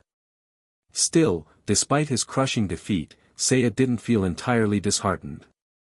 Because that suffocating play had actually yielded tangible benefits. You underwent Hakuda training and engaged in close combat with Shihoin Yoruichi. Hakuda plus 10. A full 10-point increase in his attribute score. Had he been brawling with his fellow first-year students, who knows how long it would have taken to achieve such growth. Looking at his now 22 points in Hakuda, Seiya couldn't help but marvel. For comparison, his strongest attribute, Kenjutsu, was sitting at just 31 points. The beating he'd endured had definitely been worth it. Man, what a reward. Aizen chuckled softly, observing Seiya's expression. "Judging by your reaction, Seiya-kun, it seems you've gained quite a lot from the experience. That's excellent. Come now, it's time to head back to class. Extending his right hand toward the student, Aizen helped Seiya to his feet. As he steadied himself, a lingering curiosity bubbled up within Seiya. Aizen-sensei, when did I notice your uniqueness? Aizen adjusted his glasses, the subtle glint in his eyes carrying a peculiar intensity. His smile deepened. From the very beginning, I suppose. I'm not particularly skilled at much, but I do pride myself on my observational abilities. Seiya-kun, you're quite special. I couldn't help but want to observe you more closely. Aizen's words were delivered so calmly, yet they carried an almost chilling weight. Before Seiya could voice any concerns, Aizen continued, his tone now tinged with genuine enthusiasm. And as it turns out, I wasn't wrong. Seiya-kun, your potential is extraordinary. Pausing briefly, Aizen's eyes narrowed slightly. To anticipate Lady Yoruichi's movements, make a split-second decision, and execute a counterattack. That's not something a rookie can typically achieve. It wasn't just about raw talent, it was clear that Seiya had absorbed and adapted techniques mid-fight. You have a remarkable ability, Seiya-kun. You absorb what you observe, process it, and make it your own, all in real time. A truly enviable gift.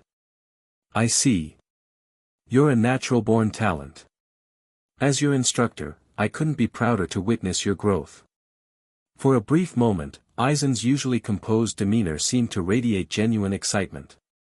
To see a towering tree grow before my eyes. There's no greater joy. Seiya scratched his cheek, unsure how to respond to such high praise. Finally, he sighed and muttered, I may be a little special, but I don't think I'm as amazing as you make me out to be, sensei. Even with such ability, to remain humble, it's a rare trait. No wonder I hold you in such high regard, Seiya-kun. Aizen's tone grew quieter as he added, by the way, there's one more thing. Lady Yoruichi left a message for you. Huh? That mischievous lady has something to say to me? She said that while your performance didn't fully meet her standards, she was still quite impressed. If you're willing, she'll personally petition the Captain General to grant you early graduation and recruit you into her division. What? Aizen continued, his tone as composed as ever. Lady Yoruichi is extending you an invitation to join her ranks, 2nd Division, the Onmitsukido, or even the 1st Division Punishment Force. The choice is yours. Seiya mulled it over for a moment. If I go, what happens to our lessons? Then our connection would naturally end, Aizen replied. As your academy instructor, my role would conclude. But as a friend, we could still keep in touch. Seiya didn't even hesitate. I'm not going. Aizen's gaze lingered on him for a moment before he turned to leave. If that's your answer, I'll be sure to relay it to her. As Aizen stepped toward the exit, he added casually, this concludes our chat for now. I have some plans for you, but I'll need time to finalize them. For now, return to class and prepare yourself, Seiya-kun. Seiya blinked, watching Aizen's retreating figure. Feeling nervous? Aizen asked without looking back. No. I trust you, sensei. Hearing this, Aizen's faint smile returned. Good. I'll gladly accept that trust, Seiya-kun. 9. Chapter 11, 011, I Want Steak. After returning to class and completing the afternoon lessons, Arima Seiya stopped by the faculty office to take a look. Just as expected, Aizen was nowhere to be found. Whatever the enigmatic figure was up to remained a mystery. While Seiya felt a bit apprehensive, he knew better than to worry about things beyond his control. Focus on what's in front of you, he thought. With the day's classes over, Seiya headed to the cafeteria as usual. Skipping meals was out of the question, proper nutrition was critical to sustaining his intense training regimen. When it came to food, he never held back. Excuse me, I'll have the hamburger steak combo, extra rice, miso soup, a side of chicken nanban, and a small bowl of curry. Oh, running a bit late today, huh? The cafeteria worker, who had grown familiar with Seiya's sizable orders, greeted him with a hearty laugh. Off to train again after this? You young ones sure have energy to spare. Ha! You're not looking too bad yourself, big guy. Still as strong as ever. You've got a sharp tongue, kid. Here, take some pickled veggies, on the house. A little flattery went a long way, and Seiya happily took the small bonus as he headed to the condiment station.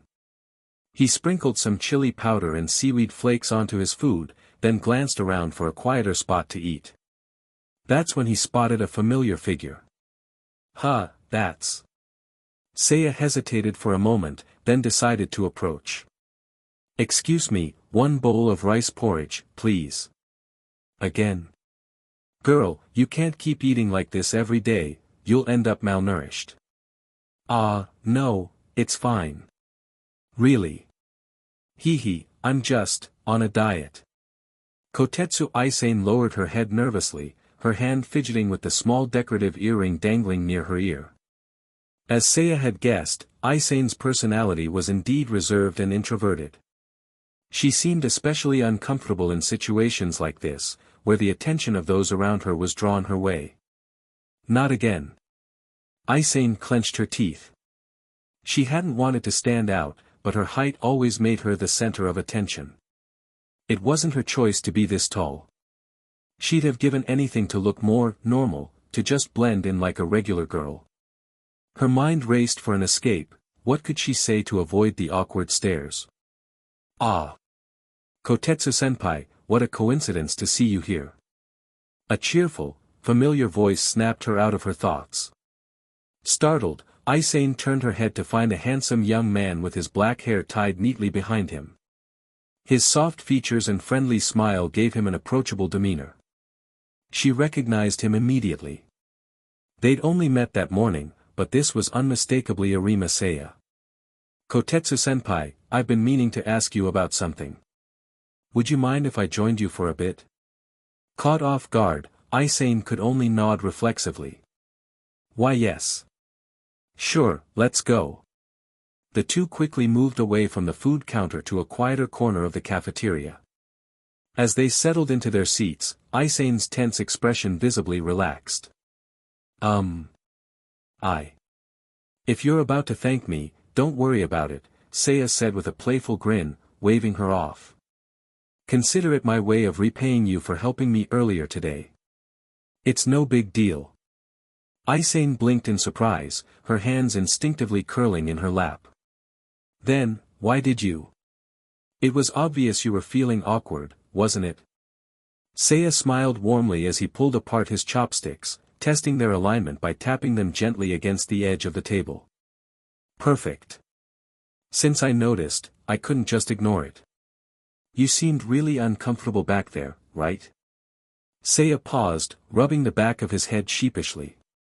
Of course, if my actions came across as intrusive, I apologize. It wasn't my intention to overstep. Aizen shook her head vigorously. No, not at all. I really appreciate it. I just, don't know what to say. It was as if Seiya had opened the floodgates. The emotion Aizen had been holding back suddenly spilled out, her expression tinged with frustration. It's been like this ever since I enrolled. People always stare at me because of my height, even when I'm not doing anything to stand out. I mean, seriously. It's not like I asked to grow this tall.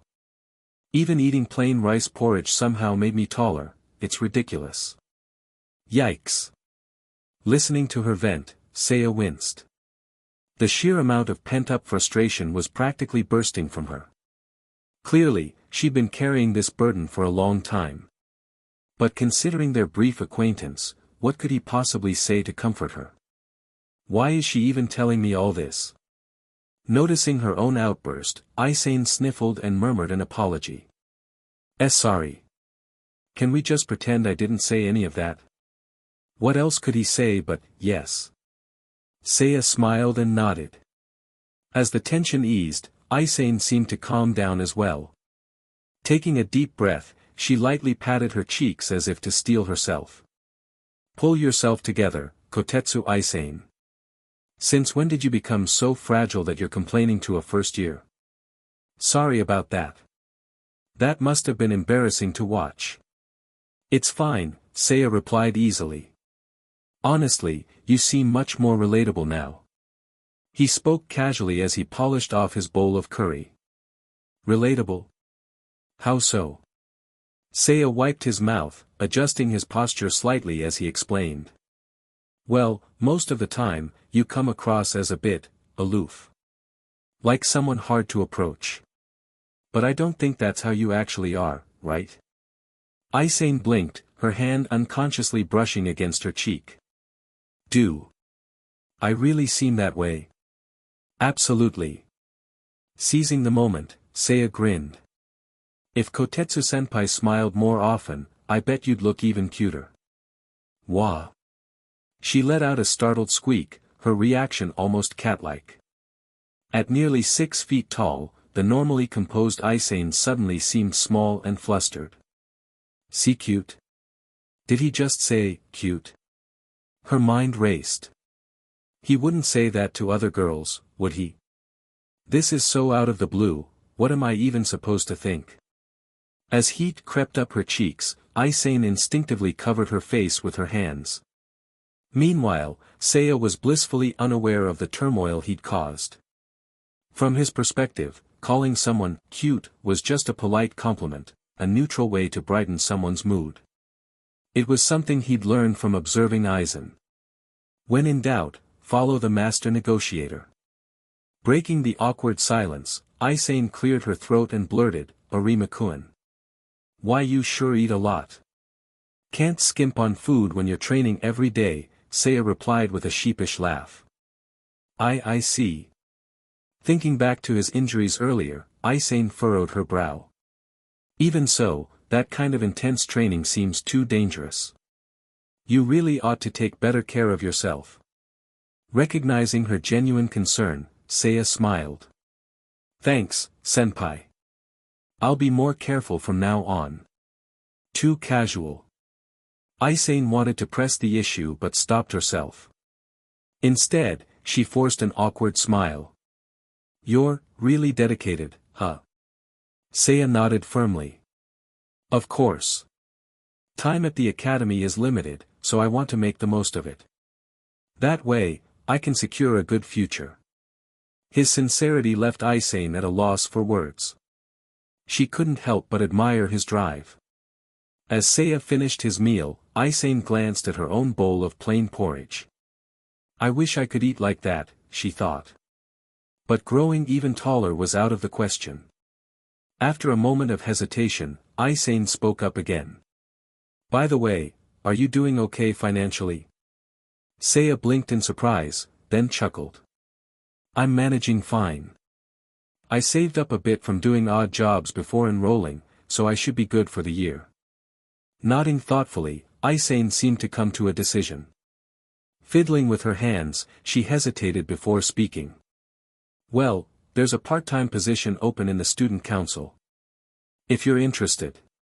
Before she could finish, Seiya's eyes lit up. I'm interested.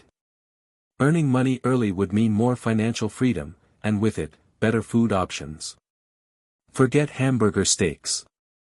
It's time for steak. 5. Chapter 12, 012, A Good News and Another Good News. Inside the kendo training hall, it was around 1 in the morning. By this hour, even the most diligent students would have called it a night. But for those who aspired to scale greater heights and test their limits, the late hours were when the body truly ignited with purpose. After another round of passionate sparring, Seiya and Tosen collapsed against the wall, leaning on each other like old friends as they caught their breath. Dragging his sore, aching body over to a nearby vending machine, Seiya bought 2 chilled bottles of green tea. He tossed one to Tosen. Here. Consider it a return gift for yesterday. Tosen paused for a moment, then accepted the bottle with a nod of appreciation. Thanks. I appreciate it. Hey, there's no need to be so formal. Unscrewing the cap, Tosen downed a long gulp of the tea. The mix of sugar and brewed leaves refreshed him instantly, invigorating his worn-out body and clearing his mind. Wiping the corner of his mouth, his expression remained stoic. Fairness must be upheld. If I can't honor small gestures, how can I hope to pursue justice? Yeah, having principles is nice and all, but I won't go poking holes in your worldview. Seiya plopped onto the floor, sprawling out with a heavy sigh as he retied his loosened hair. Tosen turned slightly toward him, his face showing a faint trace of curiosity. By the way, did something good happen? You seemed unusually cheerful during practice. Huh? What makes you say that? You kept smiling, an insufferable grin, to be exact. It was so nauseating I couldn't forget it. His tone was calm as ever, yet his words cut like a knife.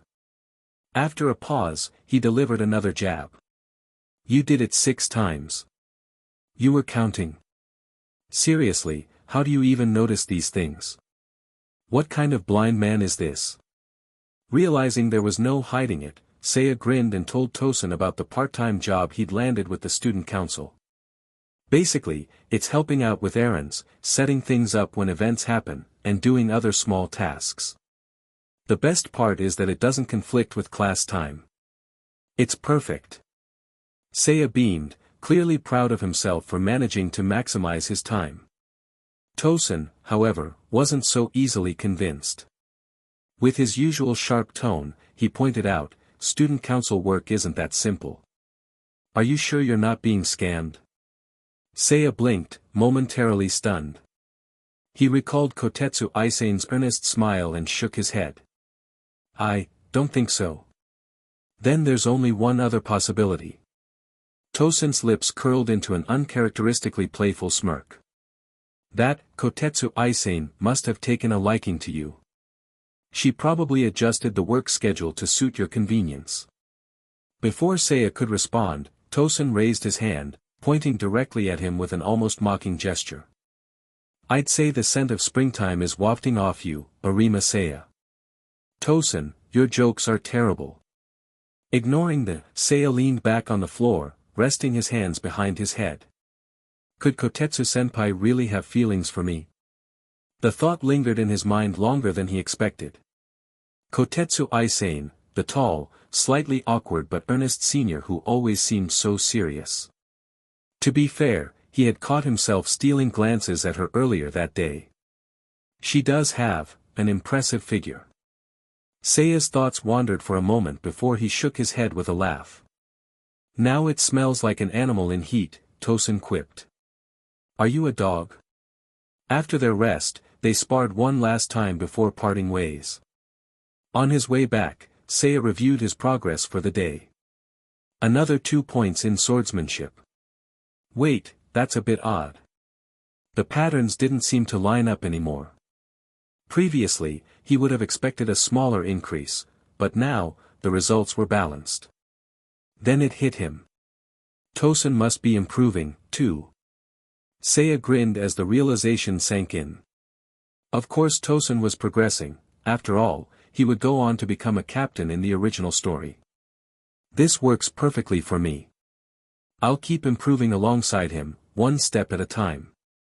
Once he returned to his dorm room, Seiya sat down to review his status panel. Swordsmanship, 33, hand-to-hand, 22, Shuunpa, 12, Kido, 2. The even distribution looked oddly satisfying, like it had been sorted into descending order. Kido really needs work, he thought, shaking his head. The problem wasn't him, it was the instructors. If only Aizen taught Kido.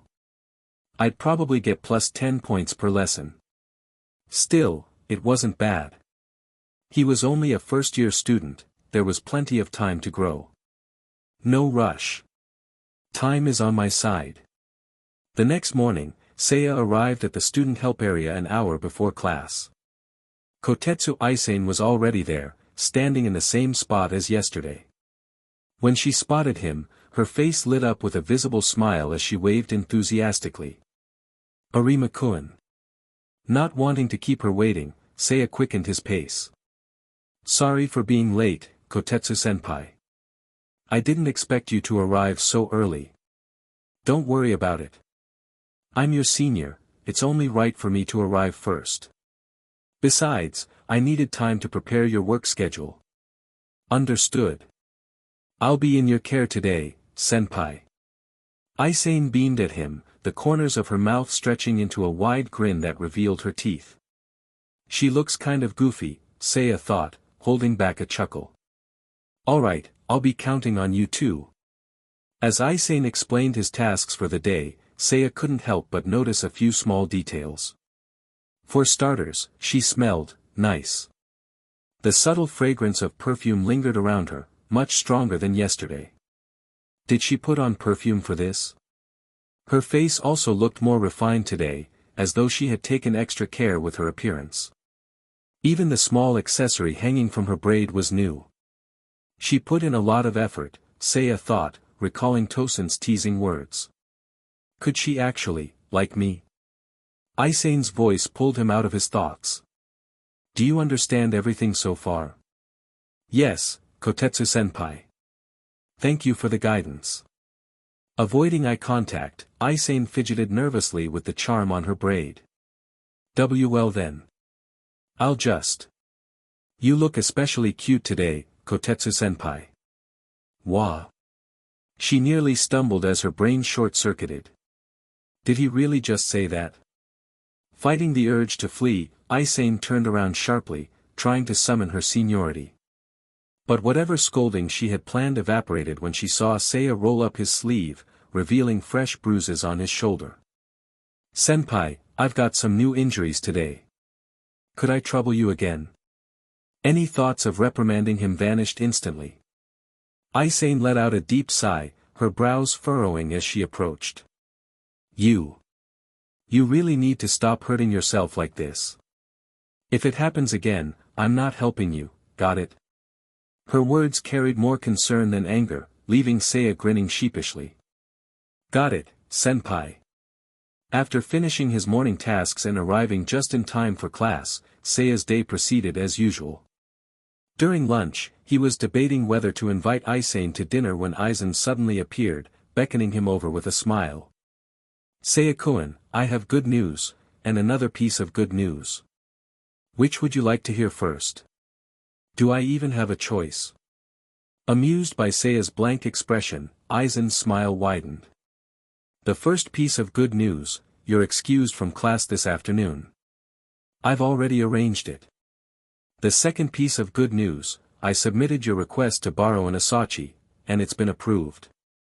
Aizen's glasses gleamed as he delivered the final reveal. Let's go, Seiya-kun. It's time for you to receive your Zanpakuto. 9. Chapter 13, 013, Live Blade Training. Typically, the Academy organizes a formal lending ceremony for first-year students about 6 months after admission. As the name implies, these swords are merely on loan under the Academy's name, Aizen explained calmly, leading the way through the Academy's high-level training district. They're eventually reclaimed, he continued, which makes perfect sense. After all, students are still immature, both physically and mentally. Carrying lethal weapons in school can encourage recklessness and unnecessary conflict. To prevent that possibility, the Academy prohibits students from bearing swords on campus. That makes sense, Seiya thought.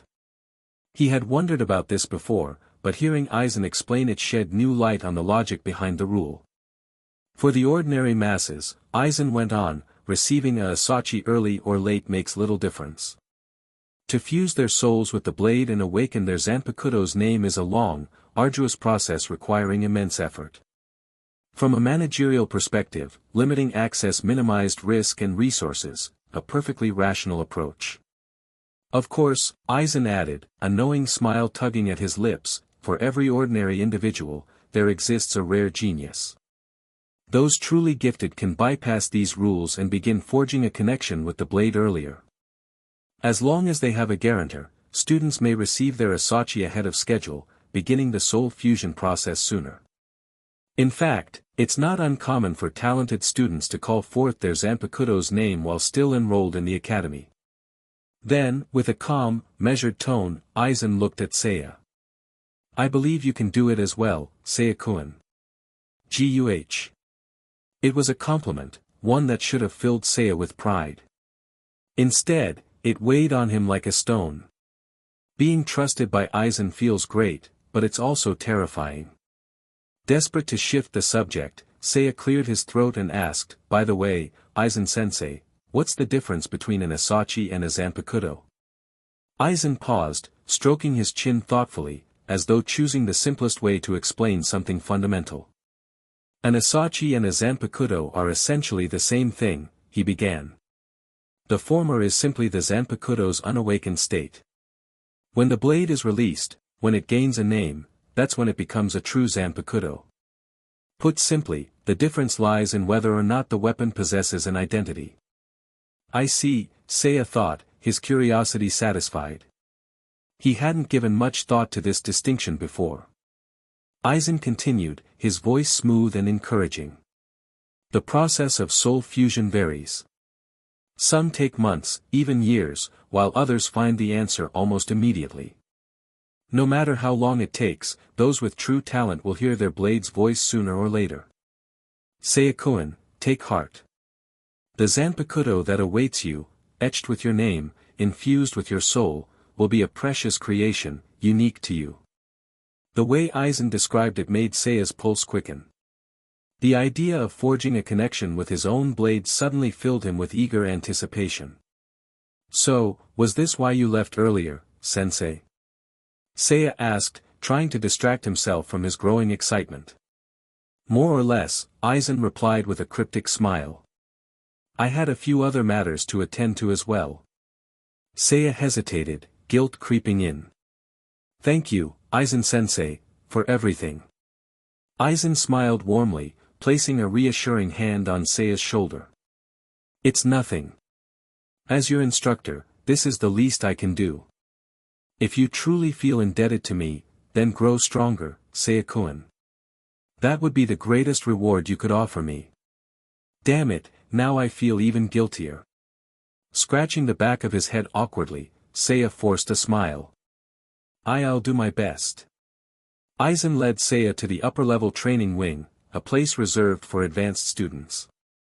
Seiya had no right to be here under normal circumstances. If not for Aizen's influence, he wouldn't have gotten past the gate. They eventually arrived at a solitary, dark building with an odd architectural design. The thick walls, heavy doors, and pitch-black windows gave it an ominous feel. As they approached, Seiya felt his vision darken slightly, as though the building itself absorbed the surrounding light. At the reception desk, Aizen spoke quietly with an attendant, who nodded after a brief exchange. Returning to Seiya, Aizen said, your identity has been verified. My role ends here. From this point on, it's up to you. Seiya swallowed hard. Here we go. He took a deep breath and bowed respectfully to his mentor. Thank you for everything, sensei. Go on, Aizen said simply, waving him forward. As Seiya turned to leave, Aizen's voice rang out again. Oh, and Seiya-kun, if you find yourself lost or uncertain, try letting go of thought and trusting your instincts. The advice seemed vague, but Seiya nodded firmly. If Aizen said it, there had to be some merit to it. Following a guide, Seiya arrived at a large, steel-reinforced door. Inside is the Asachi chamber, the guide explained gruffly. Normally, students receive their blades at random during the ceremony. But since you have a guarantor, you're an exception. The guide retrieved a heavy keyring and unlocked the door, the mechanism groaning as the massive lock disengaged. The door swung open with a deep thud, revealing a dark, cavernous space beyond. Go ahead, the guide said. Thanks to your guarantor, you have the right to choose. Seiya stepped inside. The Asachi chamber was vast, its curved walls forming a massive, circular vault. The lack of lighting didn't matter. The blades themselves provided illumination. Rows upon rows of identical swords, lined up like soldiers, reflected the faintest light, their polished edges gleaming eerily. It was like walking into a forest of steel. The uniformity of the swords made them seem less like weapons and more like eyes. Blank, unblinking eyes, all staring directly at him. Are they watching me? A chill ran down Seiya's spine, and his breath grew shallow. The oppressive silence felt suffocating. Is this a test? Seiya's instincts screamed at him that these swords were not lifeless objects. Each blade seemed alive, observing him silently. The faint rustle of shifting metal filled the room, like whispers in the dark. Seiya's pulse quickened, his nerves stretched taut. Calm down, he told himself. Then he remembered Aizen's advice, let go of thought. Trust your instincts. Taking a deep breath, Seiya closed his eyes. He let his body relax, exhaling slowly as he let go of his conscious thoughts. Don't choose the blade. Let it choose you. His right foot stepped forward instinctively, his stance shifting. Drawing upon his 33 points in swordsmanship, his accumulated experience and skill, Seiya's body moved on its own, fluid and natural. He raised his left hand, palm up, as though offering something. His right hand hovered above it, 2 fingers extended. In the stillness, something shifted. The whispering stopped. And for the first time, Seiya felt it, an undeniable pull. One blade, among thousands, called to him. When Seiya finally emerged from the chamber, Aizen was waiting. The man opened his eyes and smiled, his expression unusually pleased. So, you've chosen. Seiya grinned, stepping forward and proudly lifting the long, sheathed sword at his hip. The blade's black scabbard gleamed faintly, its leather-wrapped hilt secured by a simple cord. It chose me, Seiya said triumphantly. Aizen shook his head with an indulgent smile. Gaining an Asachi's recognition is commendable, but don't let it go to your head, Seiya-kun. Just for a little while, sensei, Seiya replied with a cheeky grin. Let me enjoy this moment. Very well, Aizen said with a sigh, his tone laced with amusement. The two walked side by side, leaving the dark chamber behind. Unbeknownst to them, the guide, having returned to check the room, paused, a puzzled look crossing his face.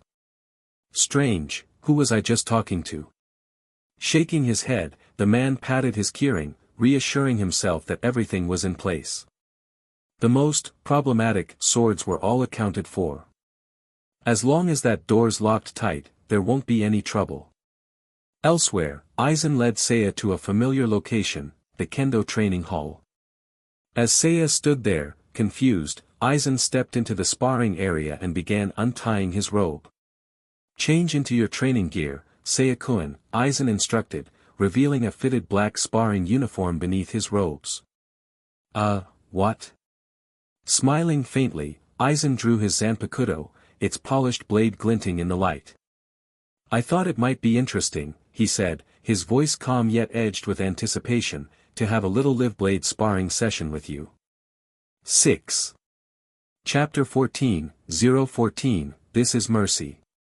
Live blade training refers to sparring conducted with real swords, Aizen began, his voice calm but firm. In the distant past, this method was commonly used as a fair and impartial way to settle disputes or conduct duels. After all, only in the face of life and death can there be true equality. Though the practice has declined, it has given rise to modern variations. Now, live blade training is used to increase focus and commitment, pushing participants to perform far beyond what ordinary training can achieve. Even at this moment, Aizen remained the consummate teacher. His explanation was thorough, but the timing. Why is this the time for a lecture? Listening to Aizen's calm words, Seiya could feel the sweat trickling down his back. This isn't right. There's no way I can match up to Aizen in a fight, not with wooden swords, and certainly not with real ones. Seiya's heart was racing, his palms slick with sweat. His nerves didn't escape Aizen's sharp observation. Are you nervous, Seiya-kun? Aizen asked, his smile unchanging. What do you think? Good. You should be nervous, Aizen continued. No, in fact, this is the most normal reaction. Stopping his slow, deliberate pacing, Aizen turned to face Seiya fully. To feel apprehension at the sight of a sharp blade, to recoil at the thought of injury and blood, this is a natural response, Aizen said as he began to approach Seiya, his steps measured and unhurried. After all, few are born warriors. Most must be refined through trials, carefully selected and trained to withstand such things. His footsteps whispered against the polished wooden floorboards of the dojo, the surface gleaming faintly in the dim light. And did you know, Seiya-kun? Each year, the academy loses 1/6 of its first-year students by the end of their first month.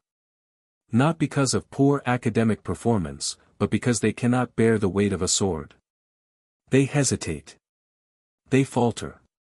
Even the lightest blade feels like a crushing burden in their hands, and eventually, they can no longer raise it at all. Aizen's voice was gentle, almost soothing, yet his words carried a weight that pressed down on Seiya's chest.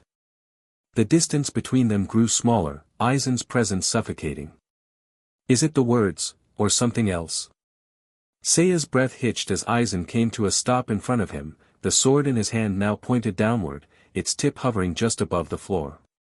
You see, Seiya-kun, Aizen murmured, his voice like a whispering wind. This is what we share, a weapon, cold and unfeeling, crafted to take life. Lifting the sword, Aizen brought the edge close to Seiya's neck. Though it hadn't touched his skin, the sharp presence of the blade felt like a searing line against his throat. It is a thing of brutality, craving blood and devoid of mercy. And so, when wielding such a weapon, hesitation is forbidden, and compassion is a sin. The sword inched closer, the pressure in the room becoming unbearable. Seiya's body trembled, his breath shallow and ragged. If you cannot overcome your fear, if you cannot fight, then what is left of you? Will you allow your life to be stolen by others, faceless and merciless? Aizen's voice grew softer, more intimate, as though he were confiding a secret. If that is the case, then perhaps it is better for me to take your life here and now, Seiya-kun. So remember this moment. The tension reached a breaking point as Aizen spoke his final words, his tone a chilling blend of cruelty and compassion. This is mercy. The atmosphere shattered as an overwhelming wave of pressure surged through the room. Seiya's body reacted instinctively. His hand, trembling yet resolute, reached for the hilt of his asachi. The blade left its scabbard with a sharp, ringing sound that echoed through the dojo. And then, boom! A deafening explosion of spiritual energy erupted, sending shockwaves through the building. Outside, Densuke Shinden, the manager of the dojo and keeper of its records, was enjoying a rare moment of peace. Lounging in his handmade chair, he sipped his tea, thinking to himself, another quiet day. His thoughts were interrupted by a thunderous blast that rattled the walls. What in the? The shockwave tore through the building, splintering wooden beams and scattering debris. Shinden himself was lifted off the ground, flailing comically before crashing to the floor several meters away. Gasping, he struggled to his feet, his mind racing. Is it a hollow attack?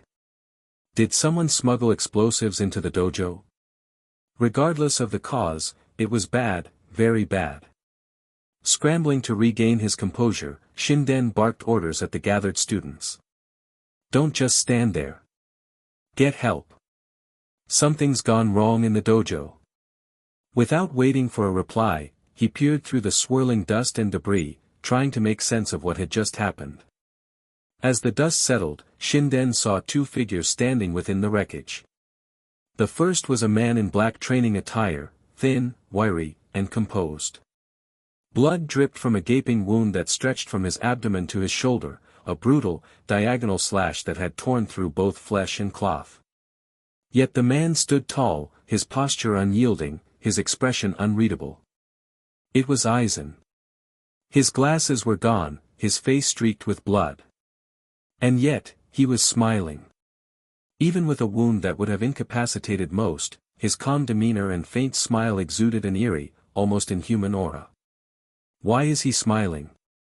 Shinden thought, his heart pounding. What kind of monster is this? The second figure was a young man kneeling on the floor. His long black hair was damp with sweat, clinging to his face as he struggled to catch his breath. It was Seiya. He clutched his asachi tightly, his knuckles white. His body trembled with exhaustion, his chest rising and falling as though he had just escaped death itself. Though battered and weary, Seiya was alive. Aizen knelt before him, extending a blood-stained hand. "Congratulations, Seiya-kun," Aizen said softly, his voice filled with an unsettling warmth. "You've earned the right to survive. Remember this moment, the feeling of wielding your blade in defiance. This is the power to resist." Seiya opened his mouth to reply but found no strength left in him. His vision blurred, and he collapsed to the ground, unconscious. Shinden stared at the scene, his jaw slack with disbelief. The truth hit him like a sledgehammer. The explosion wasn't caused by an outside force. It was pure spiritual pressure, a clash of ryatsu so intense it had warped the very air. And in that moment, Shinden understood. This wasn't a battle. It was a storm. 6. Chapter 15, 015, on spiritual pressure. Spiritual pressure is a rather broad term. If I were to break it down. Aizen paused, seemingly reflecting. Think of it as the density of one's soul. The stronger the individual, the denser and more powerful their soul becomes. When restrained, it's almost imperceptible, but once released, it can feel as overwhelming as the pull of a black hole. Aizen's calm explanation filled the room as he continued, yes, much like gravity, spiritual pressure creates an immense force. For those whose spiritual pressure is far weaker, merely standing in its vicinity can cause suffocation, weakness, or collapse. In severe cases, it can lead to fainting or shock. He chuckled softly, his usual composed demeanor unchanged. "You're wondering about yesterday, aren't you? Whether what I did to you was a demonstration of spiritual pressure?" "Seiya-kun," he teased gently, adjusting his glasses with a slight smirk, "I think you already know the answer." Aizen, now dressed once more in his sleek black uniform, spoke with a blend of humor and authority. "As I mentioned earlier, using spiritual pressure to intimidate someone can feel akin to an adult bullying a child. However, if the child has the physique to match the adult, the intimidation naturally turns into provocation. In such a scenario, even the most unassuming individual would be forced to fight back when their life is on the line. It's a decision born of desperation, a refusal to yield when faced with annihilation." The meaning behind Aizen's actions had never been clearer. Resting against the headboard, Seiya let out a sigh of disbelief, his expression one of frustration mixed with resignation. "So, Aizen-sensei," he began, his voice tinged with incredulity, "you used your spiritual pressure to force me into a life-or-death situation, all to awaken my latent strength?" "Precisely," Aizen confirmed with a faint nod. Seiya groaned, shaking his head as if to clear his thoughts. "No, no, no. This method is ridiculous. Isn't there a less extreme way to teach someone? I'm begging you, what happened to the idea of gradual progress?" He sighed internally.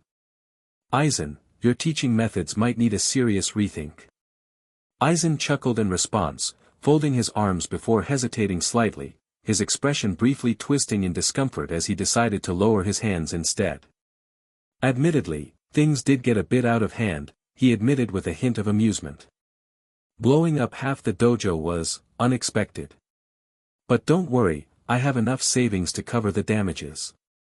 There's no need for you to concern yourself with the cost." "That's not what I'm worried about," Seiya retorted, exasperated. The material damages were secondary. What truly weighed on Seiya's mind was the injury Aizen had sustained, a wound caused by Seiya's own blade. Despite being confined to a hospital bed, Seiya was acutely aware that the person who had suffered the most wasn't himself, but Aizen. His attack, unleashed in a desperate moment of survival, had been a full-force blow meant to kill. Aizen hadn't even attempted to defend himself, allowing the strike to land. The result? A grievous wound, deep enough to expose bone. It was a miracle that Aizen had even survived. Feeling the weight of Seiya's gaze, Aizen smiled faintly, his right hand gesturing to the bandaged area on his chest. "Are you worried about this?" he asked, his tone light-hearted. Seiya's expression twisted into one of discomfort. "Of course I'm worried." His first time drawing a blade had ended not in slaying a hollow or fighting an enemy but in injuring the very teacher who had guided him. It's horrifying just thinking about it. Trying to hide his unease, Seiya scratched the corner of his mouth awkwardly. "You really don't need to blame yourself, Seiya-kun," Aizen assured him. "As I mentioned before, I'm still new to teaching. Many things are unfamiliar to me, and while I might seem confident, I'm learning just as much as you are. My role is to guide you, to help you discover your path and unlock your potential. This time, perhaps I acted a bit rashly. Still, I'm satisfied with the results." Aizen tilted his head slightly, his fingers brushing against the bandages peeking out from his uniform. "Let this serve as a lesson," he said with a wry smile. "A reminder, etched into bone, of the risks we take to grow stronger."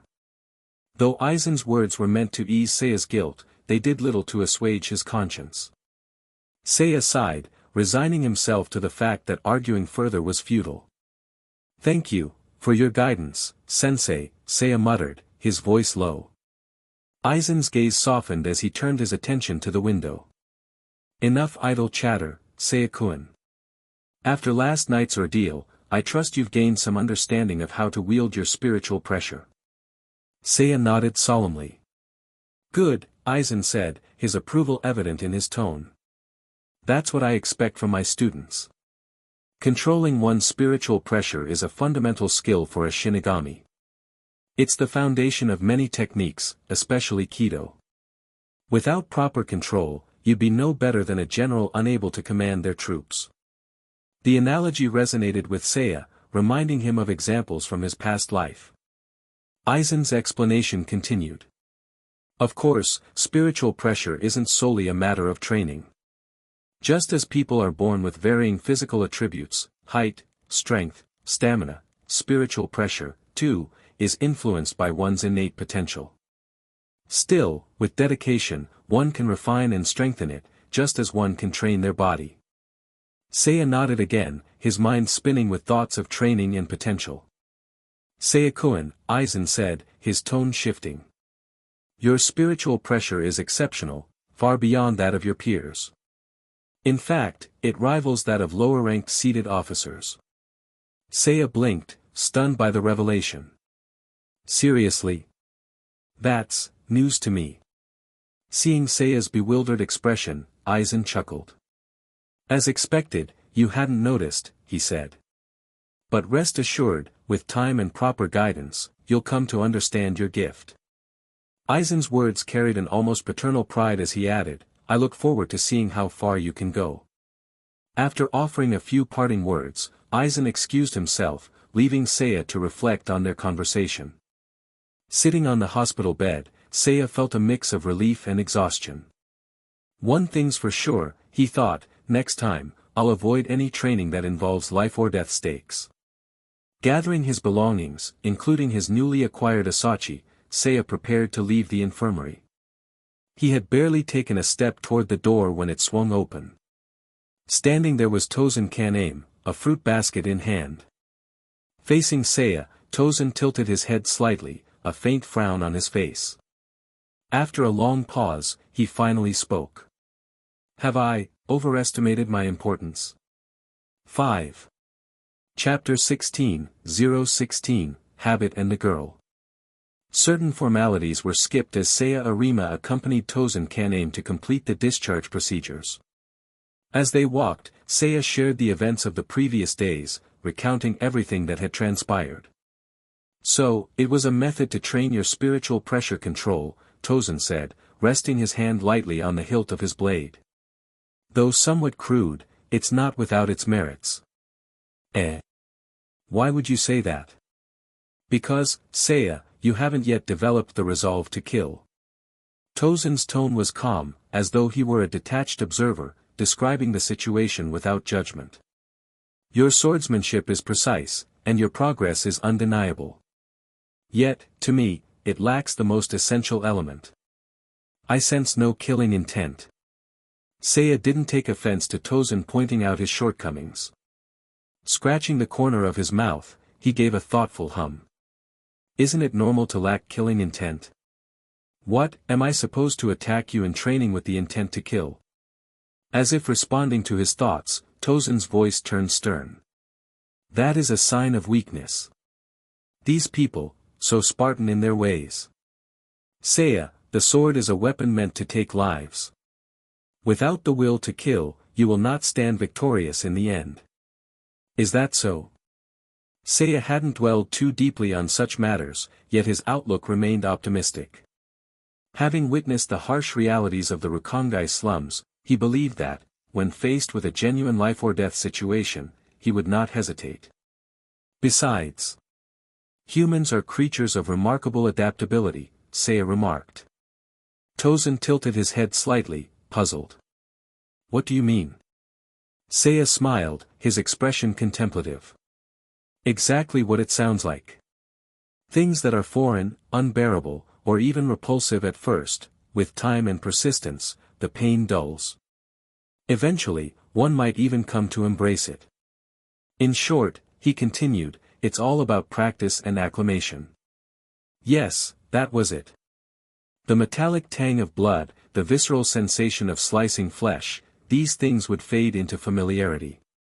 Until, one day, he too would wield his blade with an expressionless face, taking life without hesitation. Though the topic was heavy, Seiya saw no harm in sharing his thoughts. I'm someone who believes in figuring things out as they come. There's no point in overthinking now. When the moment comes, I'll decide for myself. I appreciate your concern, Tosen.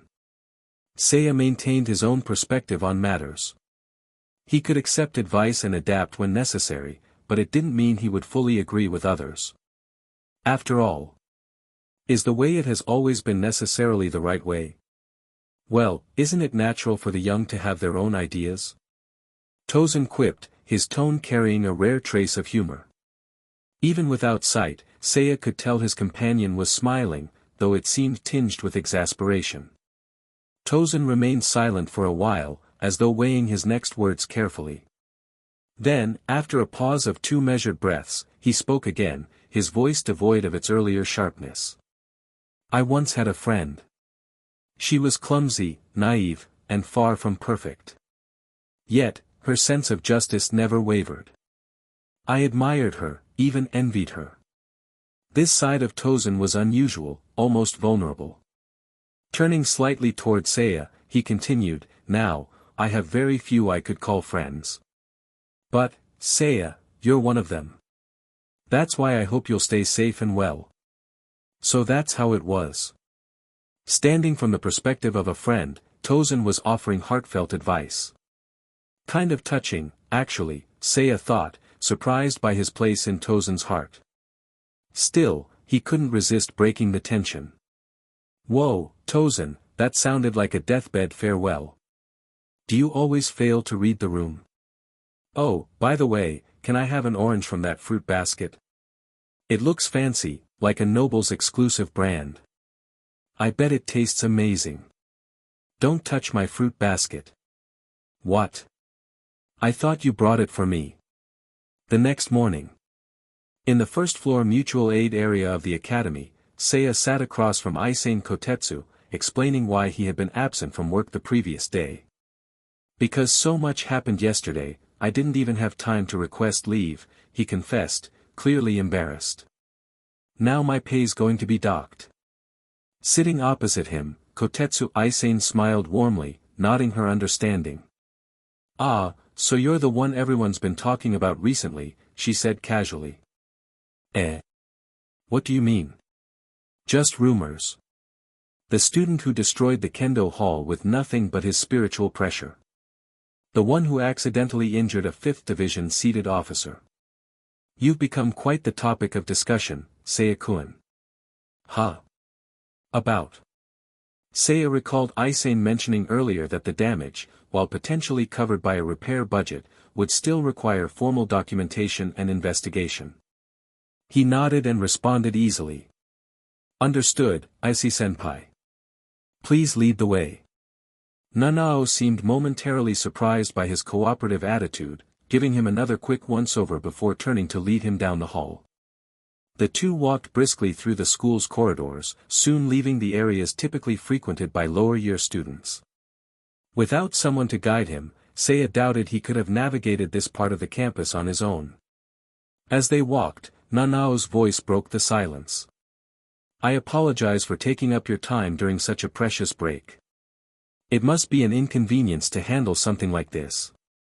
Seiya quickly waved his hands in denial. Not at all. This was my mess to begin with. It's only right that I help clear it up.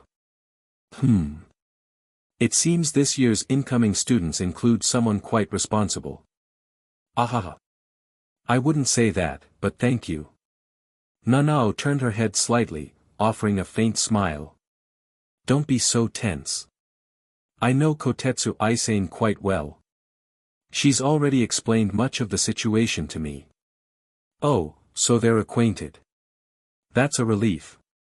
Seiya exhaled softly, feeling a bit less pressure. If Nanao was already informed and had a favorable impression of him, it was like having an ally. That's reassuring to hear. I might need more guidance, so I'll rely on your help, Aizen-senpai. A good attitude. Keep it up when you meet with the student council seniors. The smoother this process goes, the quicker we can all move on. Nanao's tone softened slightly, perhaps to ease the serious atmosphere.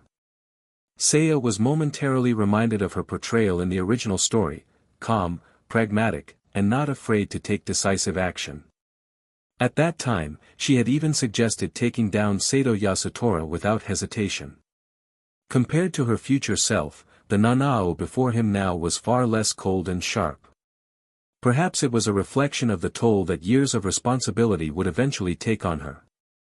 Work truly wears people down, doesn't it? Even Kotetsu Aizen became so jaded later. Suppressing an internal sigh, Seiya noticed a shift in Nanao's demeanor.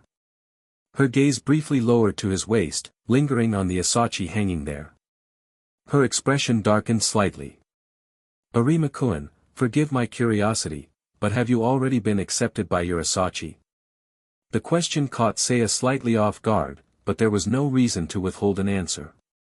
He lightly placed a hand on the blade at his side, nodding. Yes. With Aizen-sensei's approval, I was able to receive one early. I see, so it was Aizen-sensei's permission. Nanao's tone carried a subtle undertone of envy or perhaps melancholy. Ah, right. Seiya remembered now, Nanao had struggled with her asachi in the original story. She had never fully bonded with one, unable to imprint her soul onto it. Her reaction made perfect sense. Carrying an asachi around her might feel like I'm showing off, rubbing salt into her wounds. Feeling awkward, Seiya tried to think of something to say to lighten the mood. After a pause, he cleared his throat. Aizen-senpai. Nanao glanced at him, her voice calm. Yes. I've been struggling with my Kido practice recently. If it's not too much trouble, could I ask for some guidance? Though Nanao had difficulty with her asachi, she excelled in Kido. In another timeline, she might have joined the Kido Corps instead of becoming a vice-captain. The request seemed to brighten her mood. Though her expression remained subdued, her tone noticeably lifted. Kido. Of course. I'd be happy to assist where I can. It worked. Their conversation shifted as Nanao began to share her insights on Kido. Though polite, she occasionally slipped into a critical tone, pointing out flaws in Seiya's understanding. Her corrections, though well-intentioned, had a way of landing like small daggers. Seiya's pride took a few hits, but he endured. Even as she admonished him with phrases like, "You didn't know this?" or, "That's basic knowledge for academy students," he reminded himself that her criticisms weren't malicious. He soldiered on, and the effort paid off. You exchanged Kido insights with Ise Nanao. Kido +5. Oh. Actual progress? Nice. Despite the sting of her words, Seiya couldn't deny that Nanao's instruction had been effective. Well, that's all for now, Nanao concluded, adjusting her glasses. I'd like to continue another time, but for today, I think this should suffice. Thank you, Ayase-senpai. I appreciate your guidance. Nanao's lips curved into a faint smile. It's surprising, to see someone as talented as you struggle with anything. Seiya scratched the corner of his mouth, smiling awkwardly. I guess I still have a lot to learn. It's not a bad thing. It makes you more relatable. Her tone softened as she added, almost to herself, forgive me. That was a bit rude. No offense taken, senpai, Seiya replied with a laugh. He adjusted his expression to one of mock solemnity, pointing to his face. Besides, it's nice to know you've been considering things from my perspective. That kind of thoughtfulness is much appreciated. Nanao flushed a bright red. You're too glib. Her voice wavered with frustration, but her usual composure quickly returned. By the time they arrived at the student council office, the air between them had lightened considerably. Well, this is where I leave you, Nanao said, gesturing to the door. Thanks again for your help, Esi-senpai. For a moment, Nanao seemed to hesitate. Then, pushing up her glasses, she turned away. Next time, if you still have questions, feel free to ask. With that, she walked off, leaving Seiya with much to ponder. Ants and elephants. As Nanao's figure disappeared, Seiya's mind lingered on her earlier words. Only by acknowledging one's weaknesses can one truly feel grounded. The phrase resonated with him. Strength and power had their pitfalls, arrogance, isolation, fear from others. True balance lay in understanding both one's strengths and flaws. Perhaps, he thought, even elephants could learn to walk lightly among ants. 7. Chapter 18, Go Dream, Seiya Arima. The interaction with the student council seniors wasn't particularly complicated. It seemed that because Kotetsu Aizen and Ise Nanao had mediated on his behalf, the questioning felt more like a formality to Seiya Arima. Before he knew it, he was back in the classroom. Hopefully, everything was settled. At lunchtime, as agreed beforehand, Seiya spotted Kotetsu Aizen at the door. Due to her imposing height, her presence was so striking that it was impossible not to notice her. Senior Kotetsu, sorry. Have you been waiting long? Aizen gave a warm smile, shaking her head as if to say it was no trouble. No worries, I just got here myself. The two entered together, ordered their meals, and sat down. Thanks to Aizen's generosity, Seiya was finally able to enjoy the steak meal he had been craving. The culinary culture in the Seoul society was quite diverse, offering traditional Japanese-style dishes as well as modern Western cuisine and desserts. The aroma alone was enough to make Seiya's mouth water, but he couldn't help feeling a little self-conscious. After all, sitting across from him, Kotetsu Aizen had only ordered a small bowl of plain porridge. Senior, eating just that every day. Won't you get malnourished? Aizen held the hot bowl in her hands, her expression a bit embarrassed. Of course, I will, but that's the point.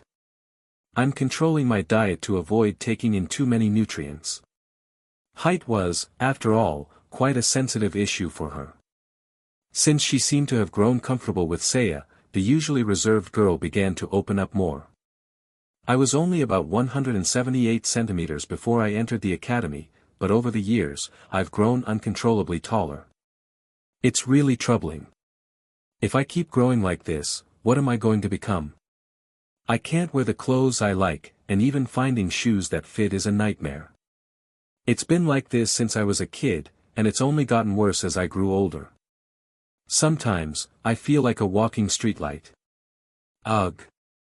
Maybe my life ended the moment I was born. Wait.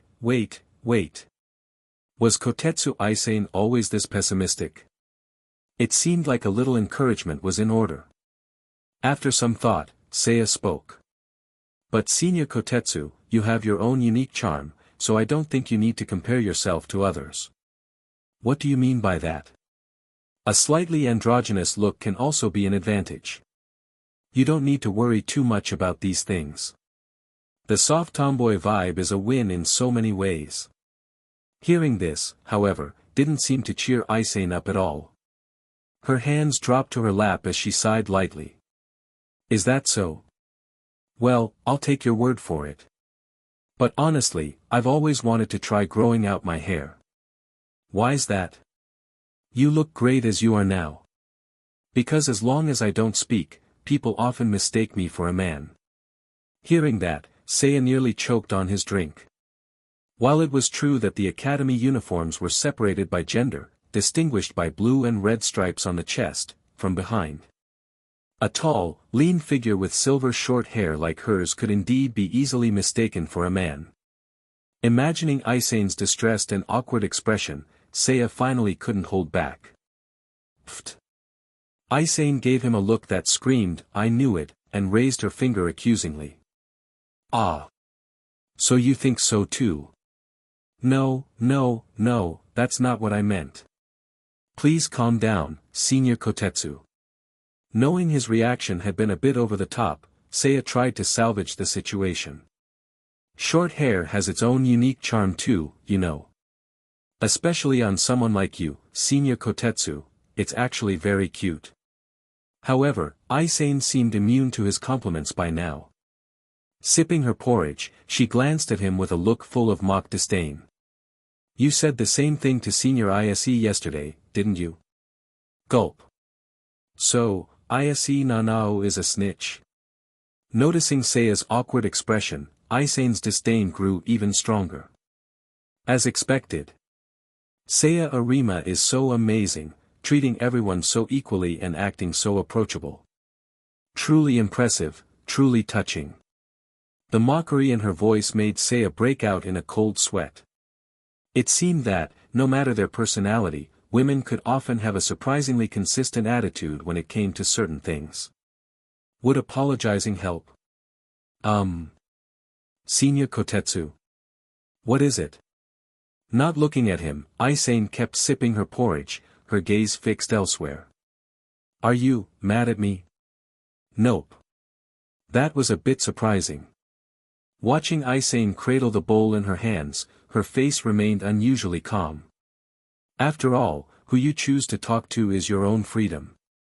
I don't have the right to interfere with that. To say I'm mad, well, that'd be going too far. But if she were to describe her feelings. Yes. Perhaps disappointed would be more fitting. Aizen's gaze softened as she lowered her eyes slightly, hiding most of her face behind her bowl. Even though my skill with Kido isn't too shabby. Why didn't you think to ask me? Was this a complaint? A reproach? Or merely a murmur to herself?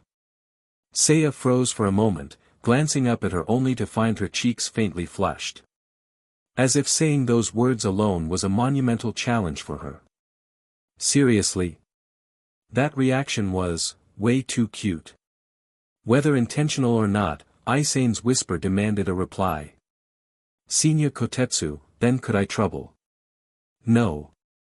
The refusal came swift and firm, leaving Seiya scratching the back of his head with a sheepish smile. But I haven't even asked yet. Whatever it is, isn't it something you already agreed to discuss with Senior Ise? Why not just go to her instead? The vulnerable expression she wore just moments ago was fleeting. Now, Aizen's face showed nothing but mild indignation. Kotetsu Aizen wore her emotions like an open book, her feelings plain for anyone to read. Seiya couldn't help but laugh softly. What are you laughing at? Sorry, Senior. It's just, you reminded me of an animal all of a sudden. That piqued her curiosity. What animal? A curled-up hedgehog. Covered in spikes, soft on the inside, such behavior was clearly defensive and far from aggressive. Honestly, Senior Kotetsu, it's really adorable. Had this been earlier, she might have been floored by his words. But now, it seemed she had built up some resistance. Sipping her porridge, she muttered with a hint of annoyance. You probably say that to everyone else too. No, only you, Senior Kotetsu. After all, you were the one who kindly helped me heal my injuries when we first met. That shows how kind-hearted you really are. For someone to become the vice-captain of the 4th Division, it wasn't just about skills. It also meant Unohana Retsu herself acknowledged her ideals. First Kenpachi's approval, what a huge endorsement. Whatever inner defense Aizen had hastily constructed came crumbling down. Her newfound composure faltered, replaced by an unsteady front as she coughed lightly and wiped her mouth. Then we'll just call it even this time. Next time, if something like this happens, remember that you can come to me too. How considerate. But that was just part of Aizen's charm. Kindness didn't equal naivety. Her sincerity deserved to be cherished.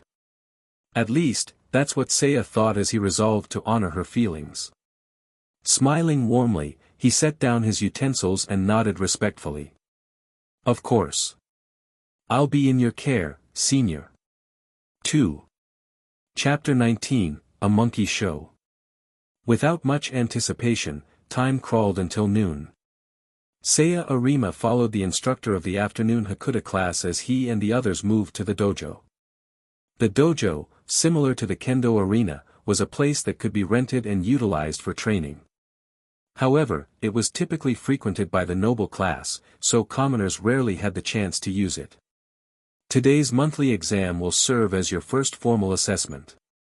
Senior students have kindly volunteered their time to spar with you. Don't worry about winning.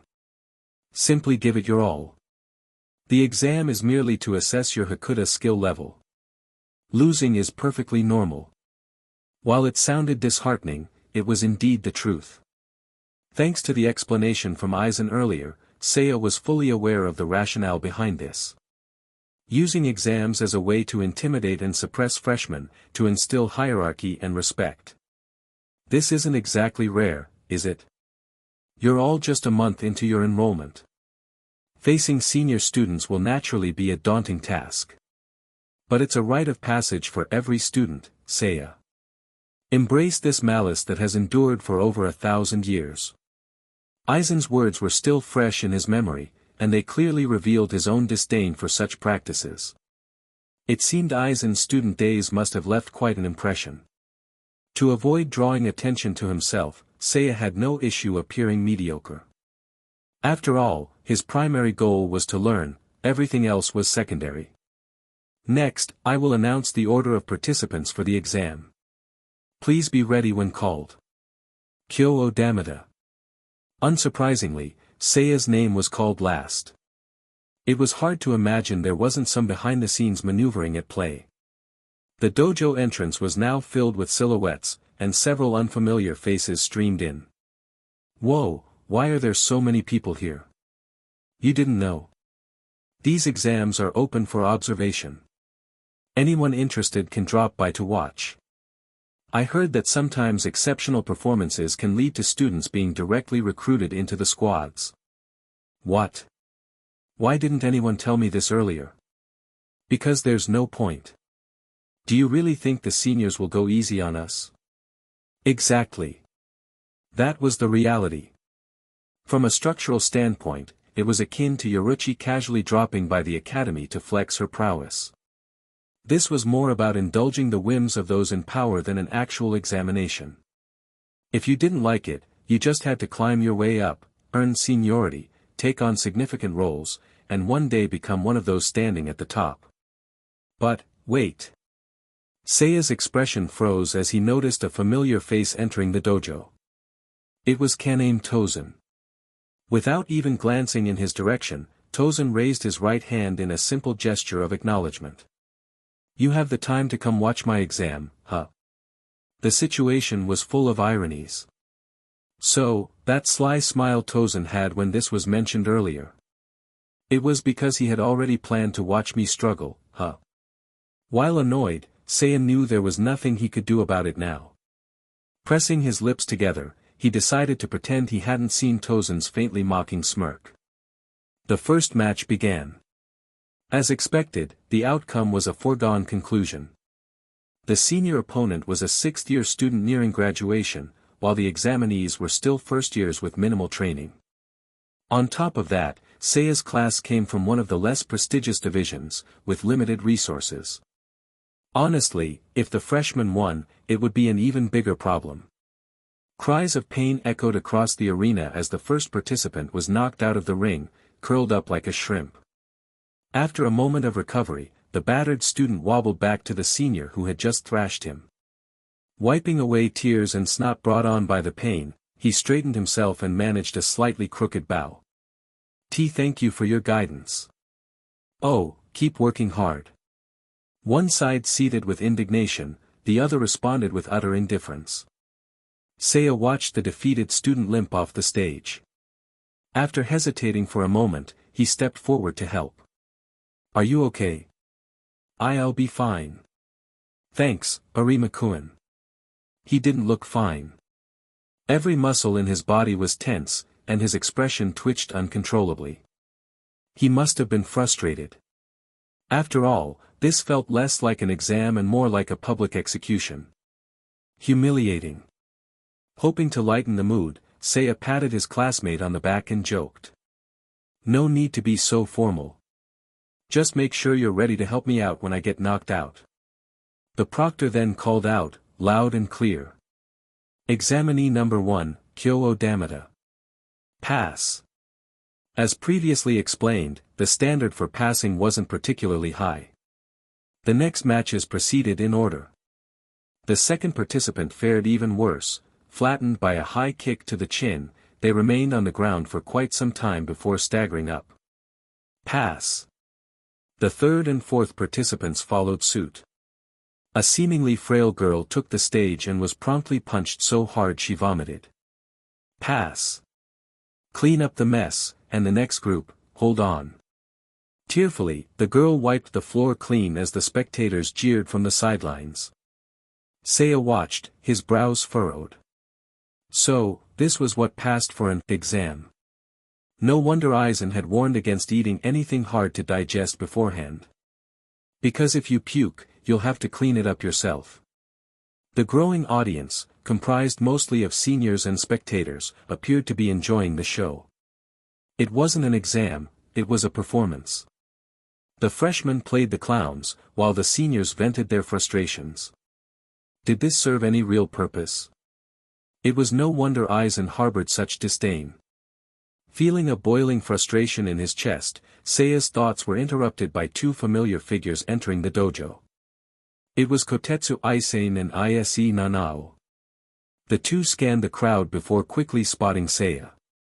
Aizen waved enthusiastically, her expression beaming, while Nanao pushed her glasses up with a calm nod in his direction. Wait, what? While Tosen's presence was expected, why were these two here? Though stunned, Seiya couldn't just ignore them. Forced to respond, he mustered an awkward smile and waved back. The two women took seats on the outer edge of the dojo. Before Seiya could fully process their arrival, another familiar figure appeared at the entrance. Aizen Sōsuke. Seeing Aizen's enigmatic smile, Seiya had an epiphany. Aizen must have brought them here. Seiya had never openly discussed his relationships with Aizen, but a little investigation would have revealed them easily. But why gather his acquaintances here? Was Aizen encouraging him to give his all so he wouldn't embarrass himself in front of his friends? Or was there something else? Aizen's tendency to act unpredictably left Seiya deeply unsettled. Caught up in his swirling thoughts, Seiya heard the proctor call out. Last group. Seiya Arima. There was no time to think anymore. Seiya took a deep breath, stood up under the watchful gaze of his classmates, and replied. Present. With measured steps, he ascended to the stage. The previously sparse dojo was now packed with onlookers. Was it always like this? Where did all these people come from? Through his conversations with Aizen, Seiya understood that his reputation as a standout first year had spread. But he didn't think it warranted this level of attention. Something felt off. Seiya, good luck. Wait, what? Seiya turned to see a classmate shouting encouragement. This guy had barely spoken to him before, yet now his gaze burned with determination. You're amazing. Please win this match for us. Don't let them look down on us. We're counting on you. Arima-kun, do your best. Their entire class had been defeated, and while such an outcome wasn't unusual for first years, it still stung. Seeing their comrades humiliated and treated like toys ignited a sense of collective indignation. Seiya could only smile wryly. I'll do my best. Promising victory outright wasn't his style. He adjusted his focus, scanning the sidelines. Tosen gave a small nod, raising a thumb in silent encouragement. Aizen waved her arm enthusiastically like she was cheering with a flag, her expression endearingly shy. Nanao sat with her hands neatly folded, her posture reserved, yet her steady gaze conveyed quiet support. And then there was Aizen. Standing at the front, Aizen's serene smile betrayed an unusual excitement. What exactly are you expecting from me, Aizen-sensei? Seiya couldn't afford to think further. Stepping onto the stage, he faced his opponent, a senior who seemed unusually tense, his face taut as if bracing for a formidable foe. Seiya bowed courteously, as per the rules. Seiya. Please, take care of me. Before the senior could respond, a familiar voice boomed from the entrance. Wait a second. A figure leaped onto the stage, landing squarely in front of Seiya. It was a woman dressed in the standard Shinigami uniform, her long purple hair tied in a high ponytail. Her amber eyes gleamed mischievously as she crossed her arms, tilting her head confidently. Hey, Seiya Arima. Her voice was clear and commanding, as striking as her overwhelming presence. I already offered to recruit you under special circumstances, didn't I? So why haven't you agreed yet? It was Shihoin Yoruichi. What was she doing here? Before Seiya could even process the situation, Yoruichi stepped closer, grabbing him by the collar. Cat out your tongue. Don't tell me you've already forgotten what happened before. Could you jog my memory? What on earth was she talking about? Yoruichi's eyes sparkled with amusement as she yanked him closer, her voice dripping with playful menace. You had the audacity to grope me, and now you want to act like nothing happened. You've got guts, rookie. Wait, what? The entire dojo erupted into chaos. From the perspective of the crowd, such words were explosive. Seemingly satisfied with the commotion, Yoruichi released Seiya with a sly smile. Alright, this is supposed to be an exam, right? A Hakuda test for first years? The nervous senior and proctor nodded furiously. Yes, Lady Yoruichi, that's correct. Good. Then get off the stage. From now on, I'll handle this personally. Without a second glance, Yoruichi shooed them away and turned her attention back to Seiya. Her amber eyes glimmered with mischief as she cracked her knuckles. Well then, rookie, ready for a real challenge? Before Seiya could respond, Yoruichi snapped her fingers. Omida, get over here. 5. Chapter 20, We Want to See It. Coming through. A deep, resonant voice boomed from the back of the crowd. A towering man pushed through the onlookers, making his way steadily toward the center of the arena.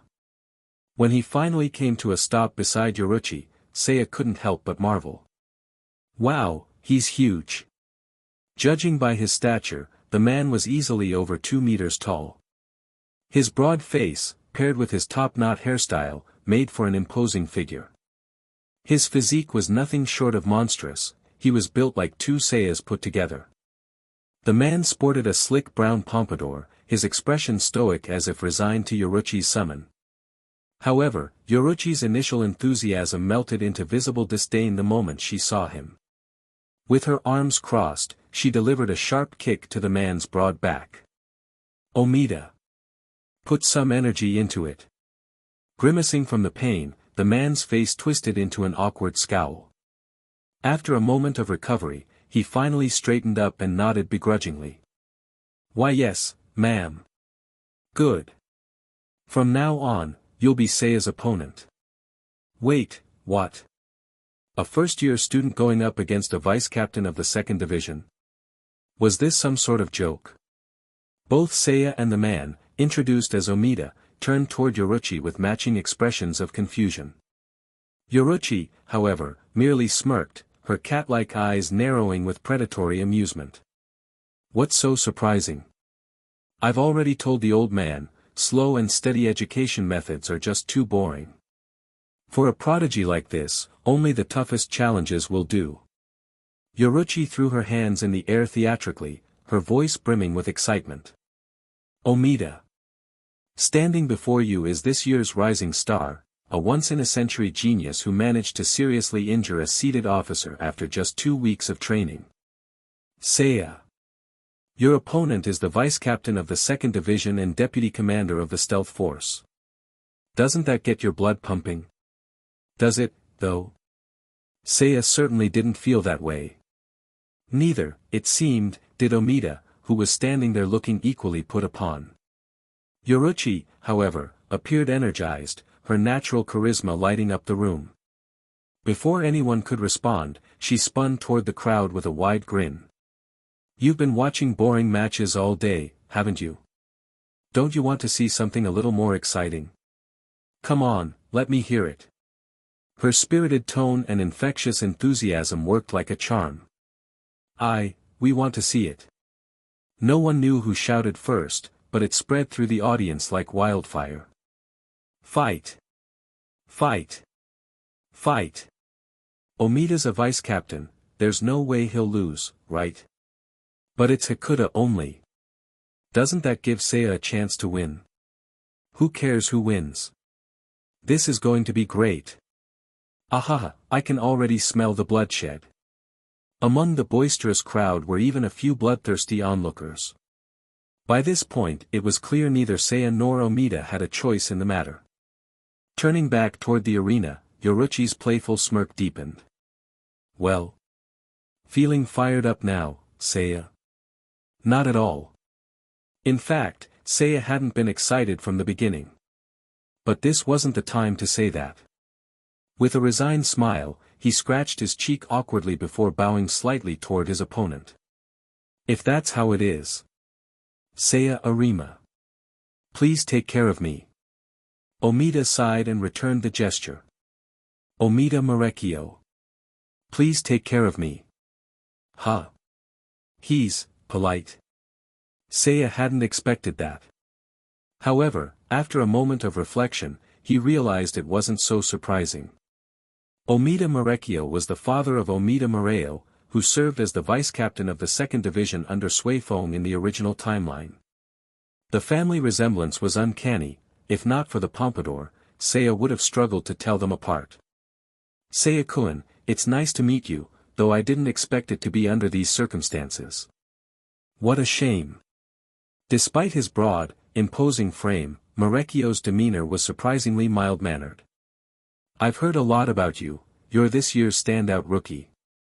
Meeting you in person, I can see it's all true. Compliments always felt nice, even if they didn't go to Seiya's head. With a polite smile, he waved dismissively. You're too kind. I've just been lucky so far. Modesty is a virtue too. Marekio adjusted his sunglasses, leaning in slightly as he lowered his voice. To be honest, I'm not very confident in my Hakuta skills. Please, try not to go too hard on me. His serious expression twisted into a sheepish smile. Otherwise, if I embarrass myself in front of all these people, Lady Yoruichi will never let me live it down. This guy's pretty funny. Seiya chuckled softly, about to respond when Yoruichi suddenly returned. She clapped Marekio on the back with a forceful slap, the sound so loud it made Seiya wince. Marekio, you're the deputy commander of the stealth force. Don't make people think you only got in because of your connections. That was quite the accusation. Marekio could only offer a helpless smile. Why yes, Captain Yoruichi. Now that's the spirit.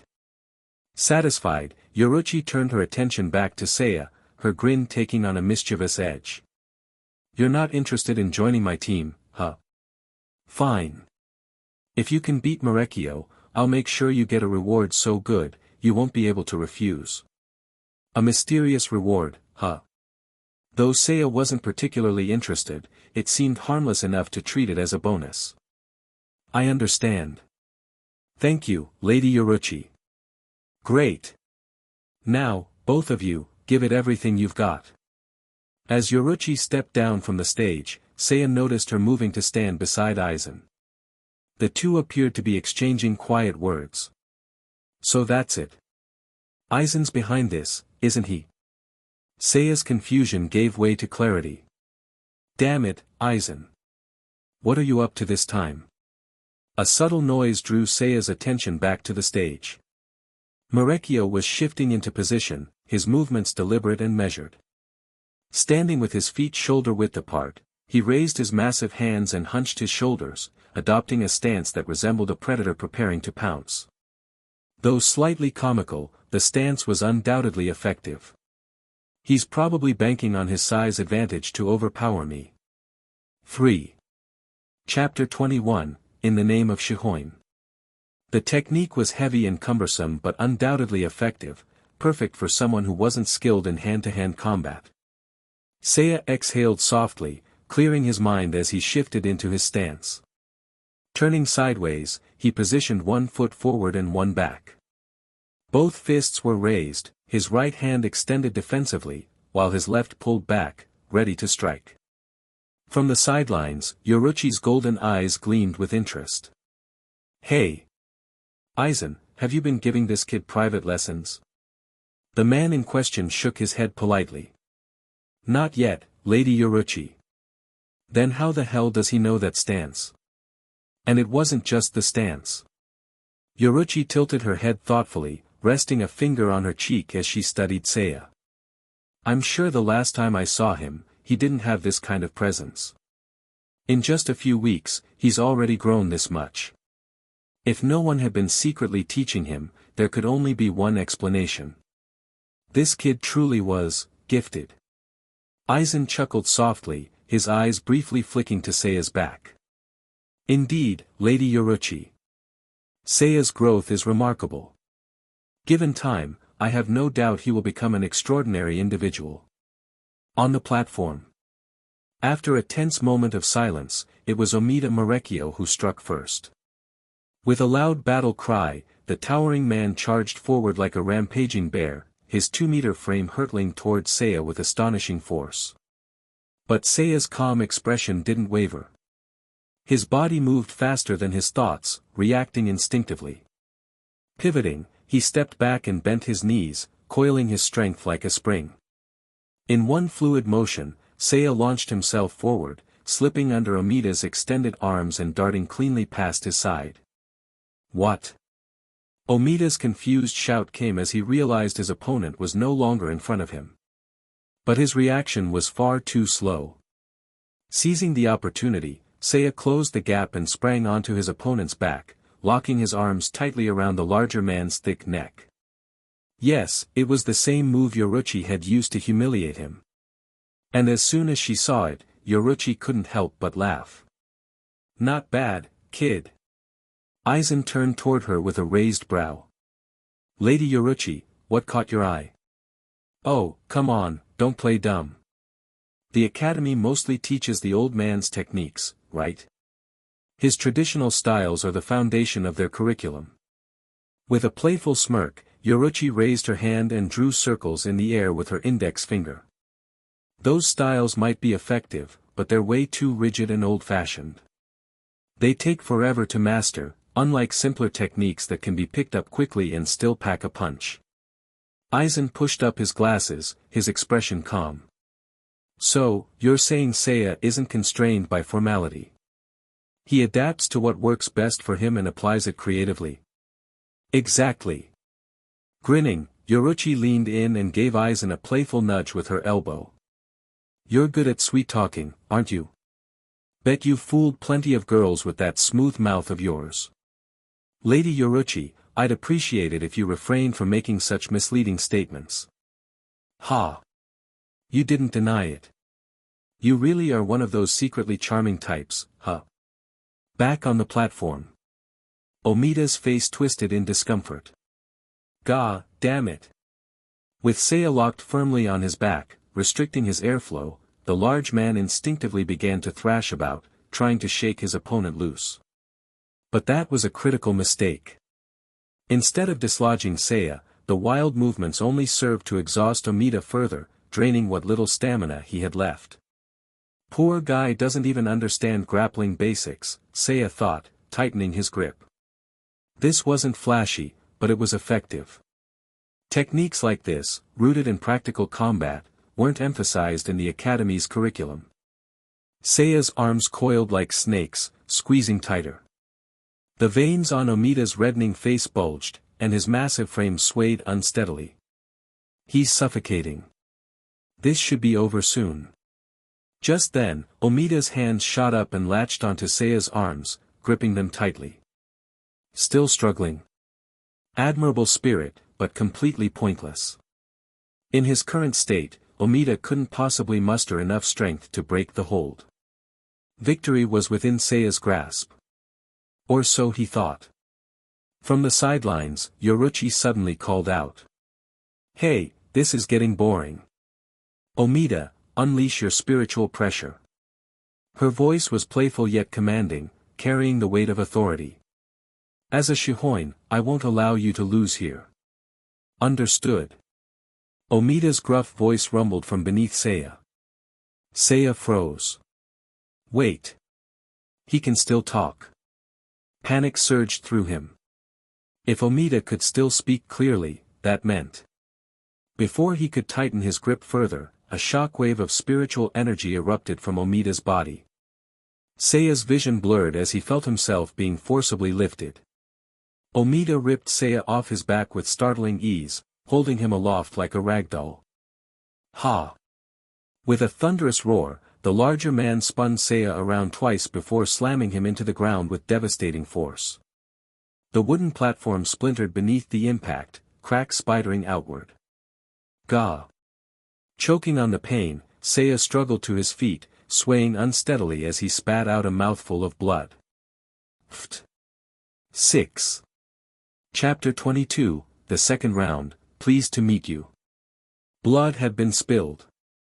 Though it wasn't uncommon in the dojo, the situation here was different, there was a palpable tension in the air. It was as if someone had dumped a bucket of ice water over the crowd's heads. What had been a raucous, lively atmosphere just moments ago now fell into an eerie silence. Tosen and Aizen clenched his fists. Nanao Ise cupped her mouth, her wide-eyed expression betraying her disbelief. Yoruichi's grin stretched wider, as if delighted by the unfolding drama. Aizen, however, maintained a rare, emotionless facade, watching Seiya with quiet intensity. Everyone reacted differently, but amidst it all, one voice cut through the heavy silence. Wait a moment, Lady Yoruichi. Isn't this far too unfair? The tone was urgent and determined, yet carried an undertone of unease. Who would dare question the will of a noble? The crowd turned to see a slender figure in an academy uniform stepping forward hesitantly. The silver-haired student's posture betrayed his nerves, his shoulders were tense, his lips tightly pursed, and his brows knotted together. His trembling frame suggested he was acting against his better judgment, yet he mustered the courage to continue. Lady Yoruichi, please put an end to this match. The tanned woman tilted her head, her expression blank as she replied coldly. And who are you? Third year, Class 6, Kotetsu Aizen. A timid hedgehog trying to puff itself up, Aizen stood as tall as her anxiety allowed, attempting to appear more intimidating than she felt. The sight was both earnest and slightly ridiculous. Though her voice wavered, her bravery was undeniable. Yoruichi arched a brow, her lips curling into a mocking smile. Never heard of you. Not a noble, are you? No, Lady Yoruichi. Then on what grounds do you dare speak to me so disrespectfully? Aizen hesitated, her words faltering as she looked toward the battered Seiya for support. Vice Captain Omida's spiritual pressure alone is enough to suffocate a normal person. To pit someone like him against Seiya Arima, it's blatantly unfair. Everyone knew it to be true. But Yoruichi's expression didn't change. Instead, she smirked wider, as though entertained by the accusation. Unfair, you say? Aizen blinked in confusion. Wasn't unfair reason enough? As if responding to the unspoken question, Yoruichi raised her right hand and gestured dismissively, her tone brimming with disdain. That's such a naive argument. Little girl, once you graduate, you'll be assigned to the Godai 13. Now tell me. She leaned forward, her piercing gaze locking onto Aizen. When you're on a mission and confronted by a hollow or an enemy, will they hold back because of your limited strength? The answer was obvious. Of course not. This situation happens all the time, and it's something every graduate must face and understand. Yoruichi's voice grew firmer with each word, filling the hall with an unshakable authority. You must always be prepared to face powerful enemies head-on. Even if you fall, even if you die, your duty is to inflict as much damage as possible, to stall their evil until it can be stopped. The Godai 13 isn't some cushy organization. Protection isn't achieved through soft words but by hard sacrifices. Yoruichi's golden eyes narrowed as her words reached their peak. So, enough with the naive remarks. Your sword isn't just for show. Save that childish innocence for another time, academy student. Her declaration silenced the crowd. Aizen's face drained of color. She opened her mouth to reply, but no words came out. Strength, wit, and authority, she couldn't match Yoruichi in any of these aspects. She was trapped, her earlier courage crumbling under the pressure. In this suffocating moment, a gentle hand rested on her shoulder. Forgive her, Aizen said with a serene smile as he appeared behind her. His calm, soothing voice was a stark contrast to the tension in the room. This student was merely concerned for Seiya's well-being, which led her to speak out of turn. He bowed slightly, his demeanor impeccably polite. It was, without question, disrespectful. She will, of course, accept any punishment deemed appropriate. However, Aizen's gaze softened as he looked toward Yoruichi. Could you find it in your heart to forgive her, Lady Yoruichi? Her action stemmed from a genuine and admirable concern. Yoruichi's stern expression softened into a casual smile, her sharp edges disappearing. Fine, fine. If there's a good reason, I suppose I can let it slide. She waved dismissively before turning her attention back to Aizen, her smirk growing mischievous. But I'm curious. What's your relationship with him, huh? Are you two, lovers? Why would she say something like that now? Aizen's face instantly turned crimson, the blood rushing to her cheeks. She let out a small, panicked squeak, lowering her head to hide her embarrassment. And no, absolutely not. Her denial came far too quickly, far too defensively. Even Aizen, standing beside her, couldn't help but sigh in exasperation. Everyone had their own reactions. And on the platform, Seiya, battered but standing, wiped the blood from his mouth with the back of his hand. The blow had been heavy, undeniably so. I almost died there, Vice Captain Omida. He wasn't joking. The overwhelming spiritual pressure had crushed him like a bug. The difference in strength was as vast as that between an adult and a child. As Aizen had said, the sheer force of Omida's spiritual pressure was enough to overwhelm an ordinary person. For Seiya, it was nearly fatal. But Omida's expression remained unreadable. He raised his fists, assuming his stance once more. Apologies, young one, he said flatly. This is at Lady Yoruichi's command. If her honor is on the line, I must fight with everything I have. A reasonable answer, but one Seiya couldn't help but find distasteful. Oh.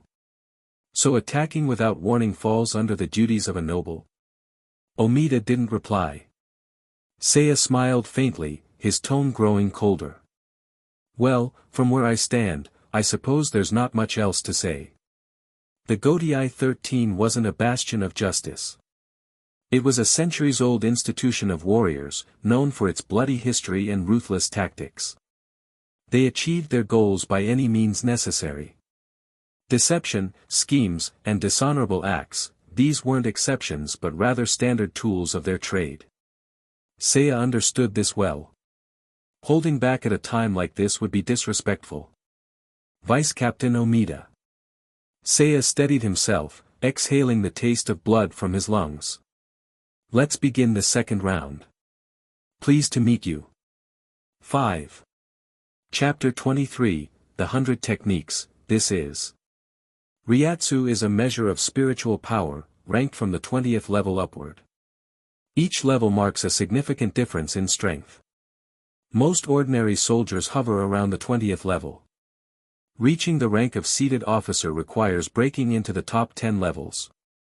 For vice captains, their levels typically fall between the 5th and 4th tiers. Captains occupy levels 3 and above.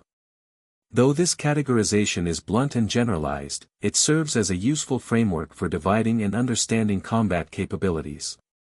Strong individuals grow stronger over time, their power accumulating until they ascend to the next stage. Weaker individuals, while lagging behind, still have opportunities to catch up, striving to scale the heights and see landscapes few can reach. For Omida Marecchio, a vice-captain classified as level 5, this was an admission. Among vice-captains, I don't rank very high.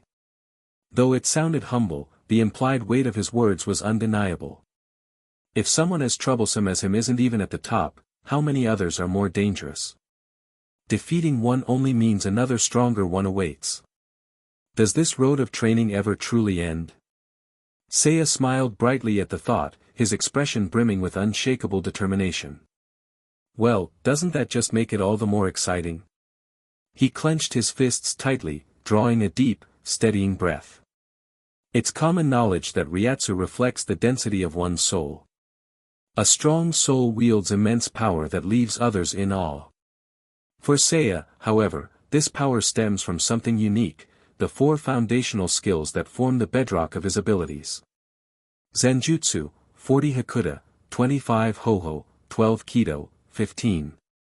Compared to earlier days, his half-month of rigorous training had not only refined his swordsmanship but also expanded his proficiency in hand-to-hand combat. Supplemental lessons from Nanao Ise and Aizen Kotetsu had further boosted his aptitude for Kido, elevating it to a respectable 15 points. Now, by fusing these attributes, and applying what Aizen had once advised. Use the urgency of life and death as a trigger. Like a fuse to dynamite, Seiya sparked his inner potential and unleashed it in full. This was no mere sparring match. This was survival. A booming explosion of Ryatsu engulfed the arena. The dazzling blue torrent coiled around Seiya, radiating a dark, intense brilliance. The distortions it caused in the air blurred his outline, making him appear ethereal and untouchable. The wind whipped wildly, snapping his hair tie. His once neatly bound ponytail unraveled, his long hair now a chaotic mane. His Ryatsu surged uncontrollably. Unlike the controlled techniques taught in the academy, Seiya's release was raw, instinctual, born of his survival instincts. It possessed an unrestrained intensity and a magnetism that demanded attention. His spiritual pressure climbed rapidly. Level 20. Level 15. Level 9. Level 7. Finally, it stabilized, no longer overwhelming but still commanding. The onlookers were struck silent by the sight of this first-year student exuding such overwhelming power. Tosen and Aizen leaped to his feet, his expression unreadable. Nanao Ise stood frozen, her mouth agape in disbelief. Aizen Kotetsu stared, dumbstruck, at the dazzling figure on the platform. This bold, unrestrained back, was it still the same person she remembered? Ha! Yoruichi broke the silence with an excited shout, her face alight with glee. As I thought. This kid was holding back before. Hey, Aizen. Did you teach him this? He's not bad. She jabbed an elbow playfully into Aizen's side. He didn't dodge, though his rare, stunned expression suggested he might have been caught off guard. He stared at Seiya, his usually sharp eyes clouded with unspoken thoughts. Seiya was undeniably his student, but this rapid growth far exceeded his expectations. Hidden behind his glasses, Aizen's thoughts remained a mystery. On the platform, Omida Marekio's astonishment was evident. "Seiya Arima, you." His words were cut off, his thoughts muddled. But Seiya wasn't interested in listening. Before Omida could complete his sentence, Seiya's figure blurred, he had already moved. With a sharp burst of speed, he closed the distance, darting into Omida's blind spot. Omida's guard was down, his focus had been too drawn to the impressive Ryatsu to anticipate such a bold maneuver. Even Yoruichi raised a brow at the tactical blunder. "Seriously, Omida? You let him get that close?"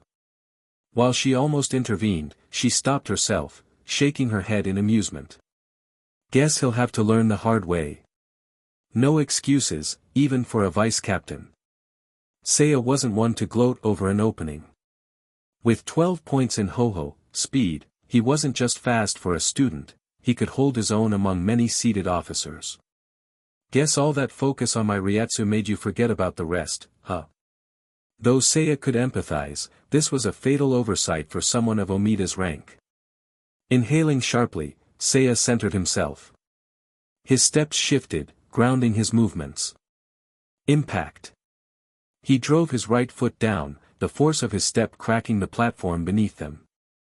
Seiya's fist followed, compressed power packed into a direct, devastating strike to Omida's chest.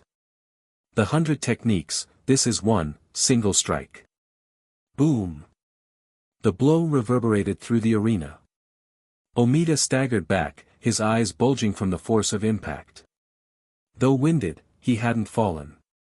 He skidded backward, his feet grinding against the floor, tearing his tabi socks in the process. Steam rose faintly from his chest as he struggled to catch his breath. Though shaken, he managed a wry grin. "I held my ground, barely." But Yoruichi's sharp voice cut through his thoughts like a knife. "Omida, what the hell are you doing?" Her sudden rebuke froze Omida in his tracks.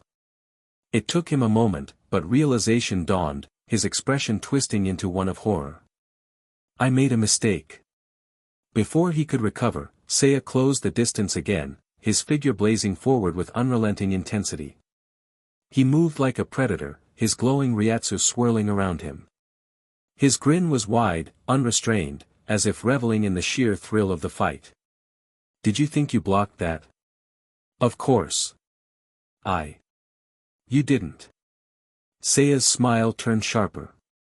"Because I wasn't even using my full strength. The earlier blow had been a feint, this was the real attack. The 100 techniques, this is two, double strike." Power surged through Seiya as he stepped in close. His fists clenched tightly, both arms moving in perfect synchronization. Twin fists struck Omida's chest with unimaginable force. 10.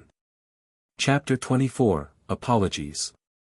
Single strike is a Hakuta technique pioneered by Yamamoto Genryusai Shigekuni. Though its origins lie with the captain commander, it's categorized as a basic technique, taught to every student as foundational material. The reason for this categorization is simple and unpretentious. Single strike involves utilizing one's entire body, muscles, Ryatsu, and momentum, to deliver the fastest and strongest punch possible. There are no frills or clever tricks. Only through relentless practice and sheer determination can this technique be honed to its peak potential. That simplicity led to a common misconception. Most people instinctively underestimate this technique, Seiya thought, exhaling a deep breath. Lowering his still trembling hands, faint traces of blue spiritual particles swirled around them like weightless fish in water. He relaxed his stance and turned his gaze toward a still-stunned Omida Marekio. With a calm smile, Seiya remarked. "Omida-senpai, I assume you've neglected your Hakuta training since graduation?" "A simple observation." Anyone who paid attention to single strike would notice a subtle but vital detail.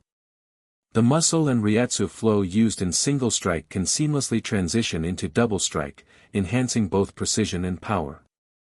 One blow won't break them, but two can shatter everything. This is the essence of the technique. Seiya chuckled softly to himself. He reached up to sweep aside the stray strands of hair falling over his forehead, only to grimace in pain. Ouch, ouch, ouch. The recoil from his failed double strike had caused visible swelling in his hands, leaving them numb and throbbing. Omida stared at him, mouth agape, taking several deep breaths before finally managing to speak. Why didn't you follow through? Seiya shrugged and smiled, his tone casual yet sincere. Omida-senpai, we don't have any personal grudges, do we? This was just a friendly match, not a battle to the death. The outcome is already clear, and there's no need to drag things further. Especially since this farce has gone on long enough, don't you think? More bloodshed would be meaningless. Embarrassing a vice-captain of the second division wouldn't do anyone any favors, let alone benefit Seiya's own position. Escalating the spectacle would only make the story of this match spread further, turning his academic life into an even greater focal point of attention. Acting out of pride at the expense of both sides would be nothing short of immature. Omida-senpai, I just want to focus on my studies and stay out of the spotlight. The main storyline was still over a century away. Seiya had no urgency, he preferred to take each step deliberately, savoring the journey of growth. That was his foundation, his approach to life. Of course, Seiya also had his personal motives. Winking conspiratorially, he leaned closer and murmured. Senpai, consider this match a favor. I hope you'll return it by cutting me some slack in the future. Though the Omida family lacked the clout of the four noble houses, they still boasted significant wealth and influence. Even if Omida Marecchio retired tomorrow, he'd still be a wealthy landowner. Having a connection with someone like that could only benefit Seiya. While Omida remained frozen in disbelief, Yoruichi appeared beside them in a blur of motion. As the head of the Shihoin family, her commanding presence was undeniable. Despite standing between two towering men, she exuded an aura that was impossible to ignore. Tilting her head confidently, she raised Seiya's left hand high and declared to the crowd. By the name of Shihoin, I declare this match won by Seiya Arima. What? Why is this happening now? Excuse me. Seiya began to protest, but Yoruichi's sharp glare silenced him. Any words he might have had were swallowed back down. While Seiya had outsmarted a vice-captain, facing the head of the Shihoin family was an entirely different matter. He couldn't outfight her. He couldn't out-argue her. And if he dared to speak out of turn, who knew what this unpredictable noblewoman might do next? Is my peaceful student life really about to end like this? Though this was officially just a Hakuta sparring match, Ryatsu had been involved, lending it a weight far beyond an ordinary exercise. Watching the crowd erupt into cheers and chatter, Seiya could only muster a strained, awkward smile. Everything's gone completely off the rails. Hey, Seiya. Yoruichi's voice pulled him from his thoughts. Turning to face her, he saw her studying him intently, her gaze filled with a peculiar mix of amusement and interest. After a few heartbeats of silence, she spoke again. Have you ever considered marrying into the Shihoin family? What? One day later. So, what's your answer? It was nighttime at the dojo. After finishing their sparring session, Seiya and Tosen and Aizen sat side by side, sharing bottles of green tea. Of course, I refused. What kind of question is that? If I'd agreed, do you think I'd still be here now?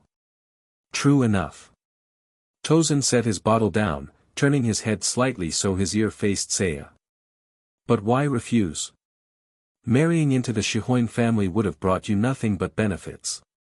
Nobles possess resources far beyond what we commoners could ever dream of. And if they value your talent, they wouldn't hesitate to invest in you. Seiya, from your perspective, I can't see any reason to say no. Seiya pulled a face, clearly unimpressed. You're so pragmatic, Tosen. I'm not some prize panda they're trying to breed, I want love, not matchmaking. Besides, marriage into their family wouldn't be up to me anyway. Sure, the Shihoin women are all stunning, but who knows what surprises they'd spring on me. Tosen hesitated, his tone suddenly curious. What's a panda? A rare and protected animal. Never mind, forget I said anything. Truthfully, Seiya vaguely remembered that Yoruichi had a younger brother. While his demeanor seemed gentle, Seiya had no interest in feminine men. No traps. Absolutely no traps. These surface-level reasons aside, the real issue lay deeper. I just prefer life as it is right now. Seiya smiled at Tosen, feeling a wave of gratitude for his current circumstances. Though Yoruichi's sudden proposal had been unexpected, reflecting on it afterward revealed it to be a trap in disguise. Becoming a Shihoin son-in-law would sever his connection to Aizen and make joining the Gotei 13 significantly harder. As a noble family's son-in-law, he'd have no freedom, especially in a feudal society. At best, he'd be a pampered ornament, at worst, a caged bird. No thanks. Remaining in the academy provided Seiya with everything he needed. Sparring with Tosen, a future captain-level talent, ensured his swordsmanship advanced steadily. The other foundational skills would follow with time, especially with Aizen nearby to guide him when needed. Could the Shihoin family offer such resources? Of course not. While Seiya mulled over his thoughts, Tosen suddenly broke the silence. Seiya, I'm sorry. What are you apologizing for? Lowering his head, Tosen hesitated before speaking softly. As your friend, I failed to step in when you needed me most. I ignored my conscience and betrayed my principles. Tosen clenched his fists, his voice trembling. I told myself I'd changed, but I still hesitate. I still feel afraid. Seiya blinked, momentarily taken aback, before responding with a gentle smile. It's fine. I'd have done the same in your position. But that doesn't make it right. Tosen's voice rose, his body trembling. I didn't come here to compromise my ideals. I want to be strong enough to pursue true justice. Hey, Tosen. Cutting him off mid-sentence, Seiya looked up at the sky, his tone light yet firm. I've told you this before, don't get too caught up in the present. As long as you stay true to your convictions, you'll find your way eventually. Justice, equality, whatever it is you seek, just hold on to that belief and let it guide you. Think of your struggles now as training. It might make them easier to bear. With a playful grin, Seiya patted Tosen's shoulder. And as for everything else, come on, Tosen, don't be so formal. After all, we're friends, aren't we? 7. Chapter 25, The Butterfly and the Dream. Tosen Kaname was a man of deep contradictions. This trait had been evident even in the original storyline, his friendship with Sajin Kamamura, his mentorship of Hisagi Shuhei. Even though he despised the nobility and Shinigami culture, he still found himself inevitably connected to them. Perhaps it was this internal conflict that eventually led to his self-destructive path. Such was his nature. But now, with Seiya Arima standing before him, Tosen resolved to prevent history from repeating itself. Enough of these complicated thoughts for now. If your heart is confused, then focus on your sword instead. Setting down the empty bottle, Seiya stepped back and took a ready stance in front of Tosen. His tired right hand twirled the wooden blade, forming a clean, fluid arc in the air. After all, 99% of life's worries boil down to one thing, not being strong enough. Tosen's expression flickered before a faint smile broke through. Sometimes, you manage to say things with real depth. Ha! My genius persona demands no less. Get ready, Tosen, because I'm not holding back this time. The sparring session ended with both exhausted, and they parted ways at the entrance of the dojo. As Seiya hobbled away into the shadows of the corridor, Tosen stood silent for a long moment. Then, rather than heading toward his dormitory, he wandered off to a secluded corner of the school grounds. There, he paused in silence until a soothing voice came from behind him. "Meeting me here. I assume you have something important to discuss." Aizen Sōsuke's figure emerged, his hands tucked into his sleeves and his serene smile as unassuming as ever. Tosen-kun. Unlike others who were drawn into Aizen's schemes, Tosen had approached Aizen of his own volition. "Forgive the late hour, Aizen-san," Tosen said, his tone as courteous as always. Aizen offered a gentle laugh, brushing it off with a wave of his hand. "No need to apologize. Tell me, what's on your mind?" "I want to become stronger." Tosen clenched his fists, his voice trembling. "This pace of improvement isn't enough for me to achieve my dream. I need faster progress, a shortcut, even if it means taking a darker path. I must become stronger, no matter the cost." Aizen studied him quietly before speaking, his voice tinged with understanding. "You seek strength to defy the nobility that wronged you, to avenge your lost friend. A tragic yet admirable resolve." Pushing up his glasses, Aizen's smile turned slightly mischievous. "But is that truly your only reason?" Tosen hesitated. After a moment's silence, he admitted softly. I don't want to be left behind by Seiya. He's improving too quickly. He might not even realize it himself, but I can already tell, there's hardly any advantage I hold over him in swordsmanship now. At this rate, it won't be long before he surpasses me completely." Tosen's feelings weren't jealousy or resentment, instead, they were a mixture of self-reproach and determination. "As his friend, I'm genuinely happy for his progress. But I can't allow myself to stagnate. If I don't grow stronger, strong enough to stand up against injustice when it matters, then I'll never forgive myself." Tosen's words resonated with conviction, his resolve unwavering. Slowly, he dropped to one knee, bowing his head before Aizen in a gesture of humility. "I know you possess extraordinary means. I know Seiya's growth accelerated after coming under your guidance.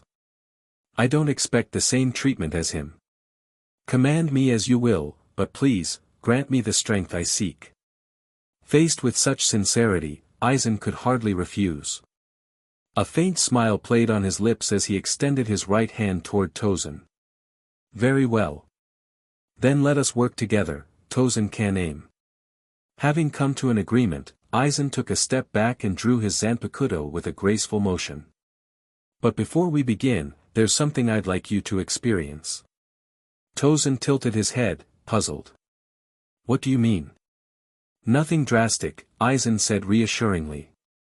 "I'd like you to witness the release of my Zanpakuto. Since you've yet to unlock your own Shikai, observing mine up close might spark some inspiration for you." The explanation seemed reasonable, and Tosen gave a quiet nod. In that moment, the butterfly's wings fluttered. A gentle breeze rippled across the quiet school grounds. The small gust traversed oceans and continents, stirring distant lands and skies. That tiny motion would, in time, birth a storm that would shake the very foundations of existence. Something shifted, something that could never return to how it once was. Destiny, or perhaps a force even more enigmatic, had begun to weave its threads. 2 weeks later. The days passed in quiet succession, and Seiya found himself plagued by recurring dreams. Each night, he would find himself at a crossroads, standing beneath a lone street lamp in an empty void. No sun, no moon, no stars, nothing to mark the passage of time. 4 paths extended in different directions, each shrouded in eerie darkness. Whenever Seiya chose a path, it inevitably looped back to the starting point, as if the space itself were a circular trap. Each time, the dream ended with Seiya waking in frustration. Basically, that's the gist of it. This has been happening for over a week now. Sitting across from him in the academy cafeteria, Aizen Kotetsu offered a knowing smile. "That doesn't sound strange at all, Seiya-kun. It just means you're on the verge of connecting with your Zanpakuto." In theory, she was right. But the experience itself was maddening. But I can't find it, Seiya groaned, running a hand through his hair.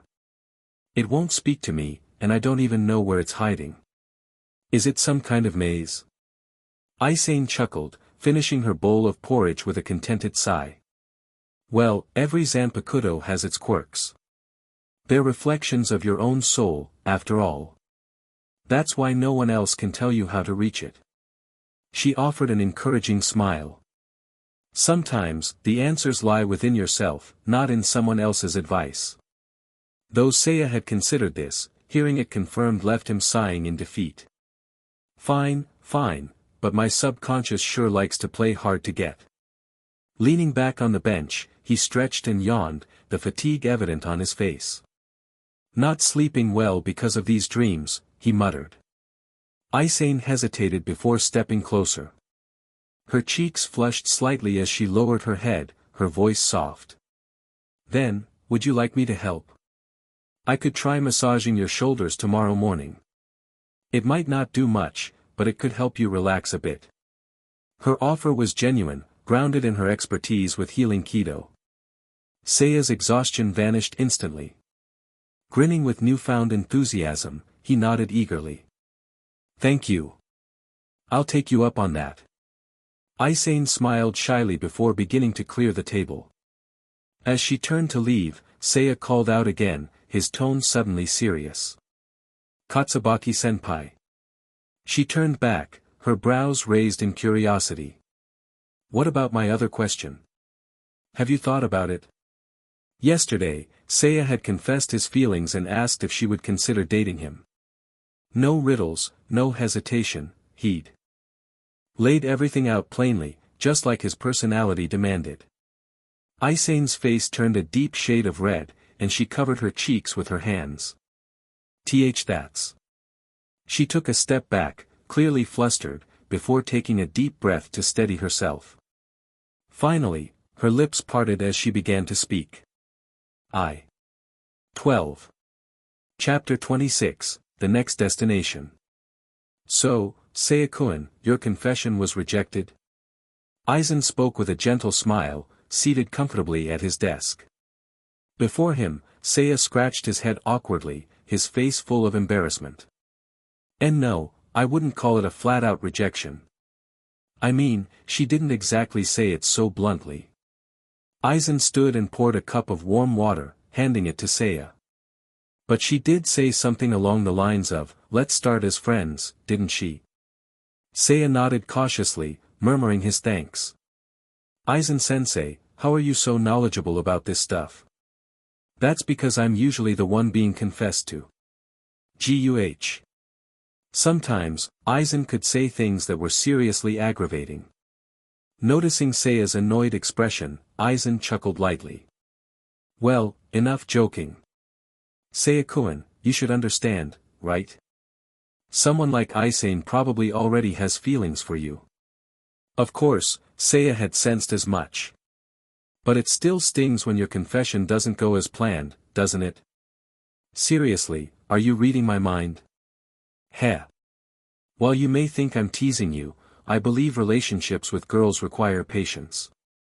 You have to spend time together and build rapport. He continued, his tone calm and teacherly. Small gifts, shared conversations, and moments beyond the mundane are what deepen bonds. Aizen sipped his tea with satisfaction. While passionate emotions can shorten the distance between two people quickly, what truly cements a connection are the quiet, consistent efforts over time. He glanced meaningfully at Seiya. From what I've observed, Aizen seems like the traditional type. Your approach was, shall we say, a bit too bold. The words were tactful, but the subtext was clear, you fumbled it, kid. Seiya's face turned red with embarrassment. He sighed deeply, his earlier energy visibly deflated. Feeling discouraged, Seiya-kun. That obvious, huh, Aizen-sensei? You look like a defeated rooster. Though Aizen wasn't being intentionally harsh, the still stung. Seeing Seiya's sullen demeanor, Aizen smiled warmly. But I must admit, I didn't expect you to be the type to take the initiative. Is this the kind of thing driven by youthful hormones? Caught off guard, Seiya glanced away, scratching his cheek in discomfort. Well, wanting a girlfriend I can hold hands with or hug isn't that weird, is it? Aizen froze momentarily, then laughed heartily. Ha! That's wonderfully youthful. But are you sure it's wise to share such personal desires with me? Adjusting his glasses, Aizen's expression turned mischievous. You know I might use it as a story to amuse others.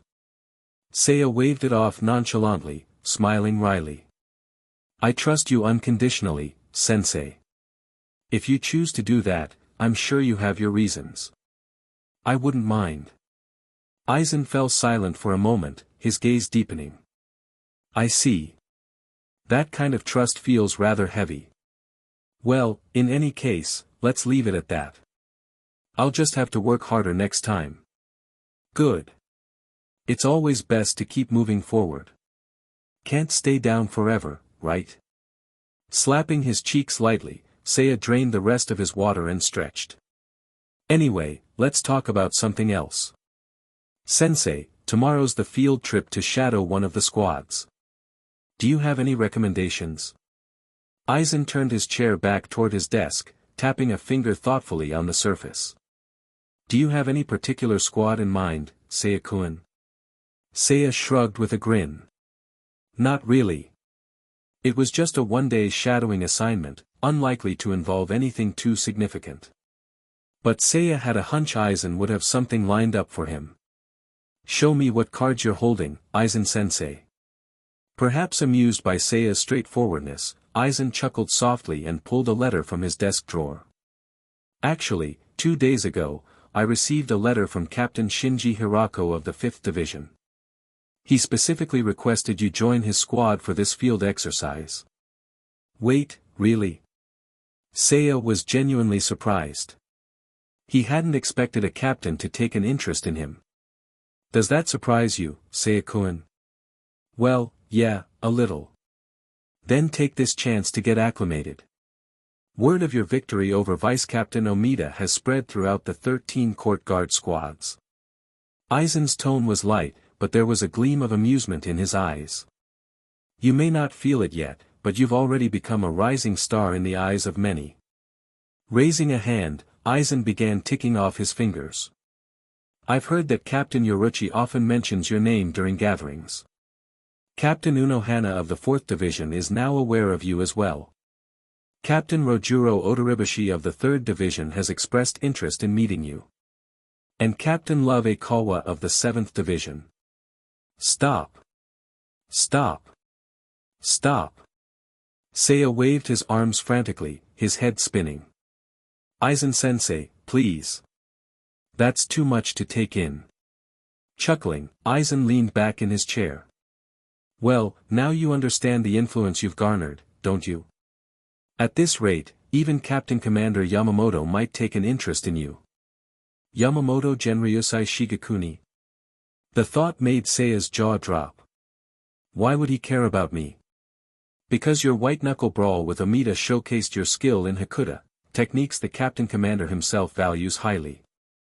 It's no surprise he'd take notice of someone employing his preferred methods.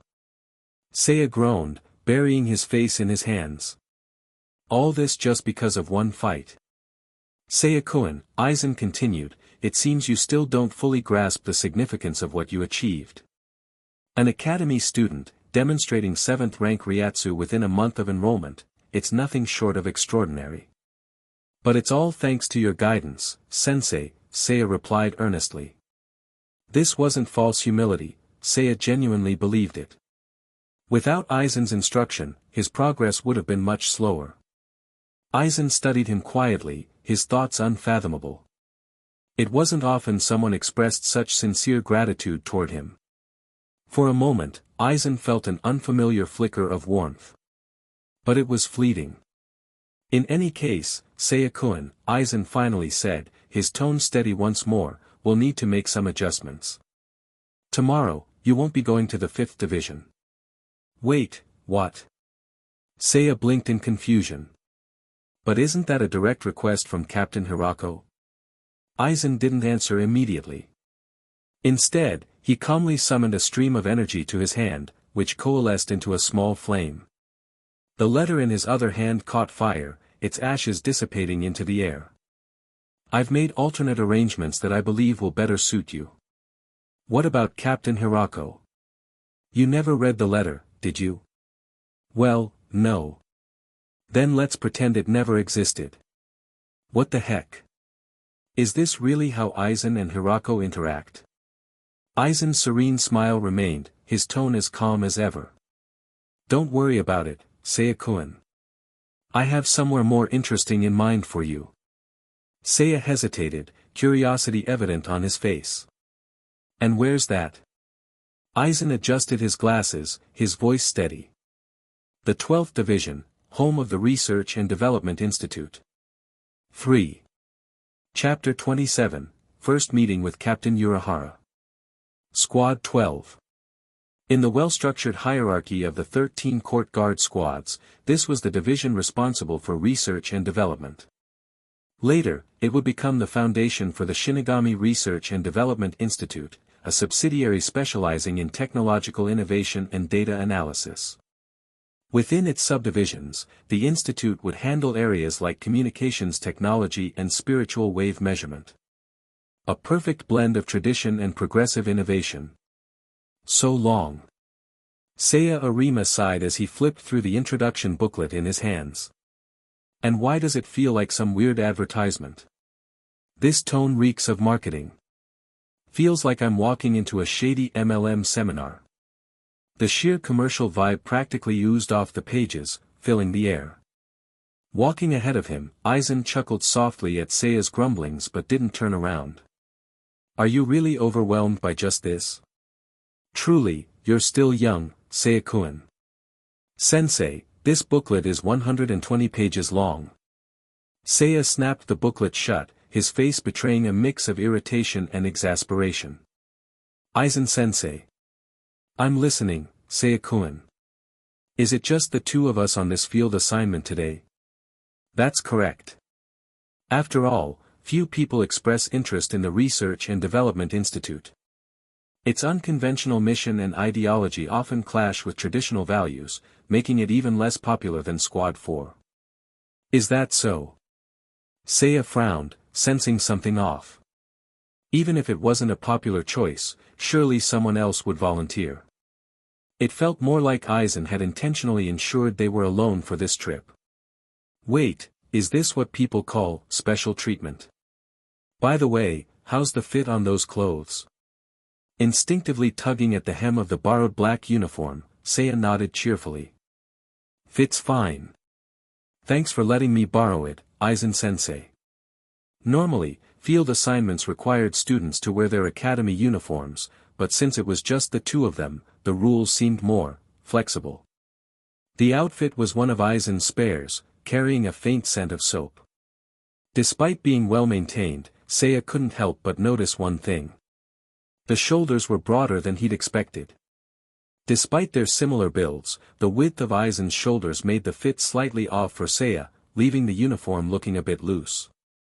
As they walked, Aizen suddenly stopped, half turning to glance back at Seiya. His gaze lingered on Seiya's shoulders for a moment before his brow furrowed ever so slightly. As I thought. I had a feeling it might not fit perfectly. It does look a little off. Aizen reached out, seemingly intent on adjusting something, but stopped mid-motion, his hands hovering awkwardly. For all his precision in many areas, altering clothes was clearly not his forte. It's fine, sensei. It just looks a little baggy, nobody's going to notice. That won't do. First impressions matter, Seiya-kun. Proper attire reflects proper character. You're oddly particular about this, sensei. Resigned, Seiya smiled wryly. Fine, fine. I'll get 2 tailored uniforms when we get back so I won't have to trouble you again. This answer seemed to satisfy Aizen, but his expression remained contemplative. My apologies, Seiya-kun. Huh. There's no need to apologize for this, sensei. You're being way too formal. Or maybe it's because he sees me as a reflection of his teachings. Is he worried my appearance might tarnish his reputation? Such a concern would fit Aizen's meticulous personality. As Seiya pondered, Aizen spoke again, his tone thoughtful. It was my oversight that led to you going out dressed like this. As your teacher, it reflects poorly on my guidance. Ugh. Aizen-sensei, you're way too good with words. This is genuinely touching, you know. Sensei, how much further is it to our destination? Trying to shift the topic, Seiya glanced at their surroundings. They had left the academy early in the morning and had been walking for quite a while. About half an hour more. It was nearing mid-morning. By the time they arrived, it would almost be lunch. Seiya nodded thoughtfully, sighing as he tilted his head back to glance at the sky. I wonder how everyone else is spending their field day. Did Tosen, Aizen, or Nanao go through this same routine as first-year students? This kind of reflective moment always came with a tinge of nostalgia, even for someone like Seiya. Lost in thought, he was pulled back to reality by Aizen's voice. We've arrived. Seiya blinked, raising his head to take in the sight of their destination. Before them stood a massive, arch-shaped structure. Its location was desolate, devoid of any residential areas or shops nearby. The building's isolation was stark, its purpose clearly unique. As if reading Seiya's thoughts, Aizen began to explain without prompting. It's quite remote, isn't it? But that's precisely the point. Squad 12's duties require secrecy and discretion. Its location reflects that need for isolation. He's like a tour guide. But all of this is in the handbook, on page 117. It seems reading isn't one of your strengths, Seiya-kun. I take it back, sensei. Before they could even approach the building's entrance, a figure appeared, standing by the gate and waving enthusiastically. You've finally arrived. I've been waiting for you too. Who? Someone had come out personally to greet them. Aizen's connections were truly impressive. But as they drew closer, Seiya's expression began to shift. The man's features became clearer, short, slightly tousled blonde hair, striking green eyes, and a hint of stubble on his jaw. His disheveled appearance gave him an air of rugged charm. Wait, this guy looks way too familiar. Seiya's stomach churned with a mix of nerves and disbelief. Good to see you, Captain Urahara, Aizen said smoothly. And good to see you too, 4th Seed Aizen. Oh no. It really is him. Kisuke Urahara. The legendary captain of Squad 12 and the first head of the Research and Development Institute. Seiya swallowed hard, struggling to process the man standing before him. Sensei, you didn't think to warn me about this? While Seiya's mind raced, Aizen and Urahara exchanged pleasantries, chatting as if they were old friends. Finally, Urahara turned his attention to Seiya, his green eyes twinkling with amusement. This must be the rising star I've been hearing about, Seiya Arima, was it? Seiya forced a polite smile, though internally, he was screaming. Why does everyone know who I am? Urahara's demeanor was warm and friendly, but Seiya couldn't shake the image of his iconic green coat, fisherman's hat, and wooden sandals. It was hard to reconcile the man before him with the legendary figure he'd imagined. Seiya-kun. Aizen's voice snapped him out of his daze. Startled, Seiya bowed quickly, his voice slightly rushed. Ah, yes. I'm Seiya Arima. It's an honor to meet you, Captain Urahara. Apologies for spacing out earlier. Not at all, Urahara said, laughing. It's perfectly normal to feel nervous on a field assignment like this. His relaxed attitude was unexpectedly reassuring. Stepping aside, Urahara gestured toward the building. It's rare for someone like you to choose Squad 12 for a field visit. A pleasant surprise, I must say. You should ask Aizen-sensei about that. Glancing back at Aizen, Seiya found his teacher's expression unreadable. Guess I'll just have to roll with it. Following the two men, Seiya stepped into the Research and Development Institute. The interior was vast but dimly lit, with no windows to let in natural light. Instead, the space was bathed in a faint, eerie glow from various monitors and machinery. The atmosphere was undeniably futuristic, though the dimness made it feel somewhat oppressive. You might find the environment a bit unsettling at first, Seiya-kun, Urahara said, his voice breaking the silence.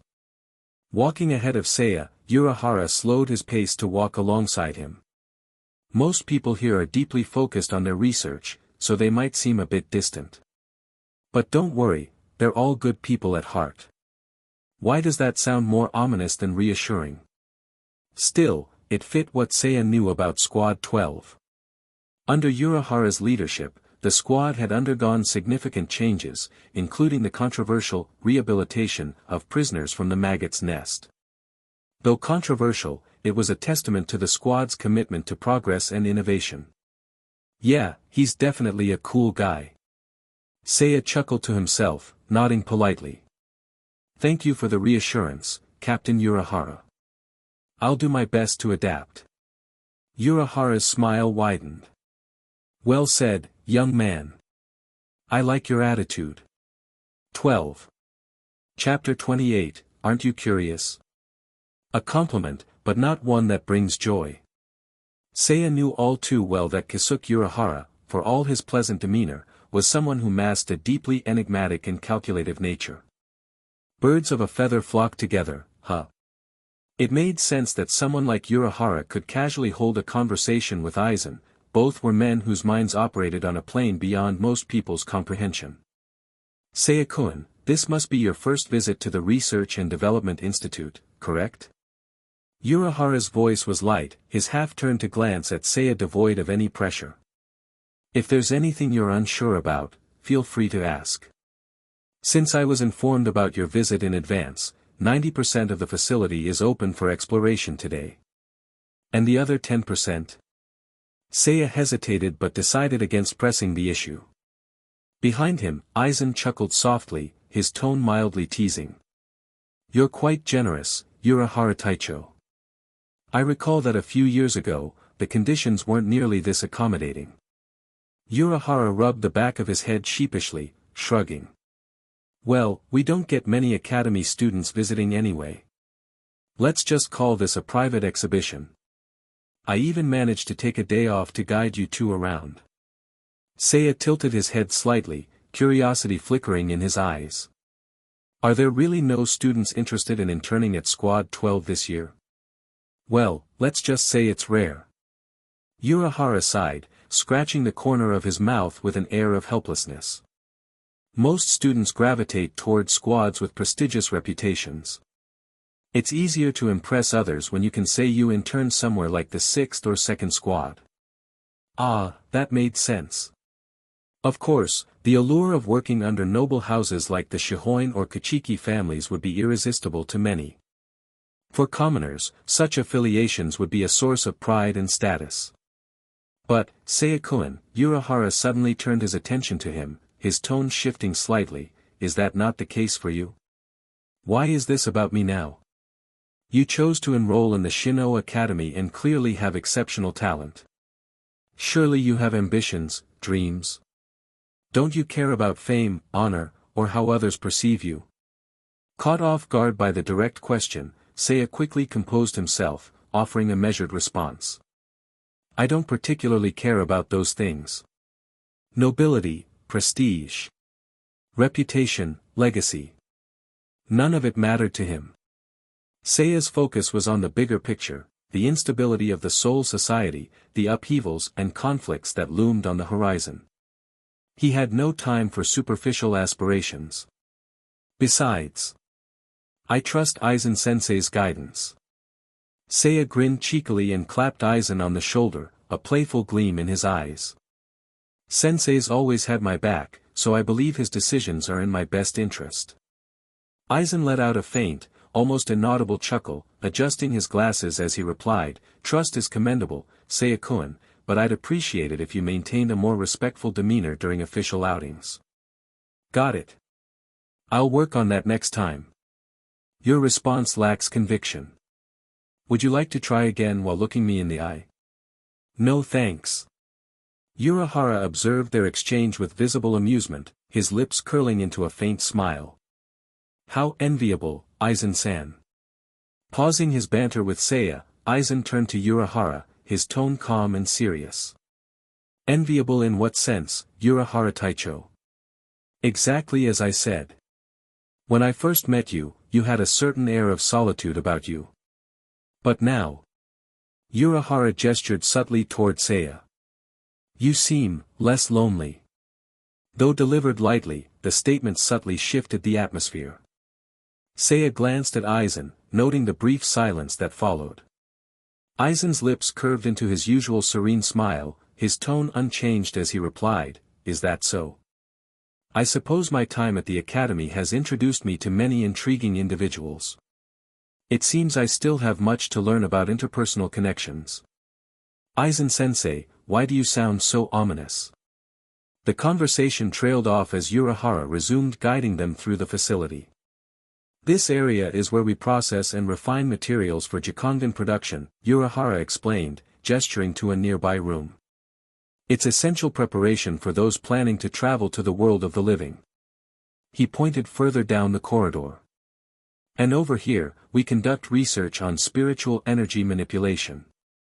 The work is still in its early stages, but once completed, it could revolutionize life in the Soul Society. His voice carried a noticeable energy when discussing his research, betraying his genuine passion for innovation. Seiya observed the enthusiasm in Urahara's tone and couldn't help but think, he really loves this stuff, huh? Eventually, they arrived at a heavy metal door, which Urahara tapped lightly. Beyond this is a restricted area. Apologies, but it's currently off-limits due to ongoing experiments. After over an hour of touring the facility, the trio came to a natural pause. Seiya-kun, Urahara said, turning to him, I still have some matters to discuss with Aizen-san. In the meantime, this gentleman here will guide you further. A younger man stepped forward, his appearance sharp and slightly intimidating, short-cropped hair, narrow eyes, and an expression that, despite its smile, felt anything but friendly. Hello, the man said, his voice steady. I'm Akon, one of the team leaders here at the institute. Ah, so it's him. Though Akon appeared relatively young, Seiya recognized him from future events in the original timeline. In time, Akon would rise to become the third seat of Squad 12 and Deputy Director of the Research and Development Institute. Hello. I'm Seiya Arima. After exchanging introductions, Seiya watched as Urahara and Aizen departed through a separate doorway. Those two are definitely up to something. Seiya had suspected as much even before arriving at the institute, and their discreet departure only confirmed it. Probably something related to the Hogyoku. He couldn't shake the feeling that their discussions involved technology that would eventually lead to the Hogyoku's creation. It wasn't hard to imagine Aizen subtly leveraging Urahara's resources for his own ends. Sorry, Urahara Taicho. My boss plays dirty. Lost in thought, Seiya was snapped back to the present by Akon's voice. Seiya-kun, since you're here, why not try the food in our cafeteria? There are a few specialties exclusive to this facility that you won't find anywhere else. Seiya hesitated briefly. While the Future Research and Development Institute under Mayuri Kuratsuchi wasn't exactly a place he'd trust for a meal, this was still Urahara's era. Surely it's safe, right? He was about to agree when Aizen's voice suddenly broke the air. Seiya-kun. Seiya turned, startled to see Aizen looking back at him, his expression unreadable. Aren't you curious about what I'm going to see next? What? Even Urahara appeared slightly taken aback by the Aizen-san. Seiya fidgeted, feeling an unexpected wave of tension. Of course I'm curious. Who wouldn't be? But, weighing the risks of involving himself in whatever forbidden knowledge Aizen was pursuing, Seiya forced a smile and shook his head. It sounds important. I think I'll pass for now. Is that so? Aizen's response was calm, almost indifferent, as he turned back around and disappeared through the doorway with Urahara. Left standing in the corridor with Akon, Seiya couldn't help but let out a quiet sigh of relief. Sensei, what were you trying to do just now? Chapter 29, The Eccentricities of Squad 12. This curry block is made from a base of grasshoppers and earthworms, mixed with animal fat and seasonings before processing. You dissolve it in hot water at a 1:3 ratio, heat it up, and voila. That's the ideal consistency. As for the flavor, the captain has already tested it. He says it's close to pork curry. Once we confirm there are no side effects, we might even consider releasing it to the market. This one here is made with. As Akon enthusiastically described Squad 12's exclusive culinary creations, Seiya could barely hold his tray steady, his hands trembling. Wait. You're saying it hasn't been confirmed safe yet? Akon chuckled, seemingly unfazed, and ladled a generous helping of the curry onto Seiya's plate. Relax, it's not lethal. That's not comforting at all. Seiya grimaced but mustered his resolve, pinching his nose as he ate just enough to feel semi-full. Akon, on the other hand, appeared to have no qualms, happily devouring his food with gusto. Seiya-kun, have you decided where you'll go after graduation? The sudden question caught Seiya off guard. He paused briefly before responding. Not yet. Why do you ask? Oh, it's nothing major. I just thought, if possible, you might consider joining Squad 12. Seiya forced an awkward smile, letting out a dry laugh. Why does this topic haunt me everywhere I go? Noticing his discomfort, Akon hesitated, then offered an apologetic expression. My apologies if I spoke out of turn. I didn't mean to make you feel pressured, Seiya-kun. It's fine. Honestly, I appreciate the candid conversation. It's meaningful. Seiya took a sip of the specialty red tea they had served and couldn't help but let curiosity creep into his voice. Still. Akon-san, why would you want me to join Squad 12? Drop the san. Just Akon is fine, he said with a smile before continuing, I've heard the captain mention you a few times. Probably because of your connection to Lady Yoruichi. Captain Urahara often complains that the squad is full of dull, old-fashioned folks. Akon's expression softened with a touch of regret. But honestly, that can't be helped. Many of us come from the maggot's nest. There are plenty of people here who aren't great with words or have physical impairments. Even so, the captain vouched for us. He understood us and gave us a chance. Akon's voice carried an undertone of gratitude. Frankly, I owe the captain a lot. So, when I see him struggling with the squad's morale, I feel like it's my duty to do something to help. He then offered Seiya a sheepish grin. I figured if someone like you, Seiya-kun, joined us, it'd bring the captain some joy. Seiya nodded, his expression thoughtful. That's a very straightforward reason. That's all it is, so please don't take it too seriously. Seiya could see the sincerity in Akon's words. Urahara had clearly done a lot for him and others in Squad 12, fostering loyalty in even the most unlikely of individuals. Still, it's quite the compliment to be considered. But I'll need to discuss it with Aizen-sensei before making any decisions. That's more than enough, Seiya-kun. Thank you for considering it. And for today, lunch is on me. Well, thanks, then. Akon chuckled and pointed toward another serving station. They've also got artificial meatballs and drinkable plant extracts, brand new additions. Want to give them a shot? The names alone sound incredibly dubious. No, I think I'm good, Seiya replied quickly. As their conversation progressed, Seiya found himself warming up to Akon. While they weren't close enough to call each other friends, the man's straightforwardness and sincerity left a positive impression. The original story barely scratched the surface with characters like him, For all his future accomplishments, Akon's portrayal had been relatively one-dimensional. Meeting him in person painted a far richer picture. Seiya-kun, you seem pretty close to Aizen-sensei. Is that by his choice? No, it's mine, Seiya said confidently. He's my mentor, after all. I rely on him for guidance. Is that so? The captain has mentioned that Aizen-san is quite remarkable. But he always seems distant, like he's keeping himself apart from others. Urahara really shared that much with his subordinates? Seiya raised a brow at the revelation, guessing it reflected Urahara's deep trust in Akon. It's good that you're with him now, though. I'm sure Aizen-san appreciates your companionship. Finding like-minded individuals is rare, meeting one is already a stroke of luck. Seiya felt a shiver run down his spine. Why do these compliments feel so intense? He chuckled nervously. But I don't have much aptitude for research. That's fine. You can learn as you go, it's not that difficult. Is research really that easy? For example, our squad's vice-captain doesn't even. Akon began but abruptly stopped, his gaze shifting toward the entrance. Oh, speak of the devil. Seiya followed his line of sight and saw a fiery figure storm into the cafeteria. Where's that Urahara idiot hiding? The shout rang out, sharp and furious.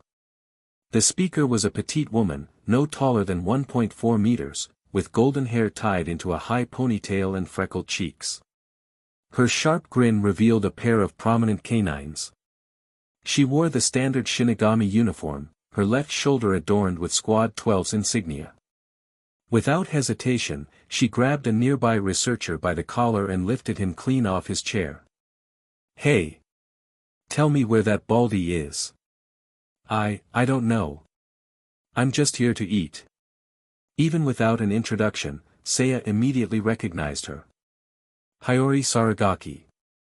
She was brash, loud, and confrontational, completely at odds with the composed demeanor of most others in the room. Watching her antics, Seiya sighed inwardly. Why am I not surprised? Akon stood, visibly irritated, and approached her. Hiyori, what are you doing now? I'm looking for that idiot Urahara. Where is he? We're in public. Show some respect and address him as captain. Ha. I haven't acknowledged him as my captain yet. And I'm the vice-captain. Vice. Captain. You should be addressing me properly, too. If you dislike it so much, then quit your position. No way. Seiya winced at their argument. Loud. So loud. Hiyori's explosive personality was grating, to say the least. She was the complete opposite of Aizen, calm and caring. Seiya decided it might be best to leave the cafeteria before things got worse. But as he turned, he felt a sudden tug on his sleeve. Huh. Looking down, he saw a small figure peering up at him from beneath the table. For a moment, the two simply stared at each other. Then Seiya's mind raced. Wait. Why is this kid here? The child in question was unmistakable, short, round-faced, with wide eyes and dressed in a white swaddling outfit. She looked barely strong enough to stand but was gripping Seiya's sleeve with surprising tenacity. Her appearance was undeniably familiar. This has to be Mimu. The artificial Shinigami created through Mayuri Kuratsuchi's Namuri project, but this couldn't be right. The timeline didn't add up. Had the project already advanced this far under Urahara's leadership? Before Seiya could process his thoughts, the child wobbled forward, tottering closer to his side. Standing on tiptoes, she clutched the table's edge, lifting her small head just enough to peek at the remaining curry on his plate. Her large, dark eyes sparkled with a clear intent. Then she dropped back down, turning to Seiya with an expectant expression. She pointed to her open mouth with one hand. Ah. Seriously? 12. Chapter 30, Feigned Personas. Watching the child in front of him open her mouth wide, Seiya couldn't help but feel a wave of awkwardness wash over him. What is this? Are you the mouse from Tom and Jerry, Jerry's little nephew Tuffy? And it's clear she doesn't understand a word I'm saying. While Seiya was still puzzling over what to do, an unfamiliar voice interrupted his thoughts. Ah, I see. Her favorite insect curry must have sold out, so now she's attempting to procure it from someone else. The calm yet slightly unsettling tone sent a chill down Seiya's spine. He turned his gaze toward the source of the voice. Standing nearby was a man holding a tray, wearing a white coat. His skin was deathly pale, his features devoid of warmth. His short blue hair was slicked back like a meticulously groomed lawn. At the sides of his head were strange conical devices, and a streak of black makeup stretched from his temple across his eyes. Mayuri Kuratsuchi. Mayuri's gaze never fell on Seiya. Instead, it remained fixed on the child struggling to balance herself nearby. Fascinating, Mayuri muttered, his lips curling into a grotesque grin. She hasn't been formally trained to interact with others, yet her instinctive desires are compelling her to take action, seeking her goal through contact with others. Very good. Humans often resort to any means necessary for survival. Even this slight proactive behavior is a promising sign. Perhaps it's time to move to the next phase of her development. Seiya watched as Mayuri made a dramatic gesture with his right hand, extending it toward the little girl. Come now. As a reward, I'll have the kitchen prepare a special batch of insect curry for you. The girl's eyes lit up with unmistakable delight. Yep, she's exactly like Tuffy. She hesitated for a moment, clearly tempted to move toward Mayuri. But instead, she took a few steps back and gestured at Seiya with her small hand. What does that mean? Waving goodbye? Is she that polite? She's telling you to lower your head, idiot, Mayuri interjected without a shred of patience. Huh? Really? Still confused, Seiya obediently bent down, lowering his head toward the child. In an instant, he felt a sharp tug on his scalp. Ow! Rubbing his head as he straightened back up, Seiya saw the girl holding one of his long hairs. Her face radiated childlike joy, as though she had just discovered a dandelion. Hair, huh? Seiya glanced at the strand she had taken. He had been taking good care of his hair lately, washing it thoroughly during baths and eating well, so it did seem healthy and shiny. Mayuri, however, looked less than impressed. His initial enthusiasm vanished, replaced by a scornful sneer. Seriously? She's only interested in that idiot's hair. My opinion of you just plummeted, you useless brat. With his interest extinguished, Mayuri turned to leave. Excuse me, Seiya called out tentatively. Mayuri stopped but didn't fully turn around, his tone flat and dismissive. What? Are you curious about my brilliant plans? If it's not about that, don't bother, I'm not interested in idle chatter, Seiya Arima. Wow, way to shut down a conversation. Still, that wasn't what bothered Seiya. Raising his hand, he pointed at his own face, curiosity evident in his voice. How do you know my name? There's been a lot of talk about you in Squad 12.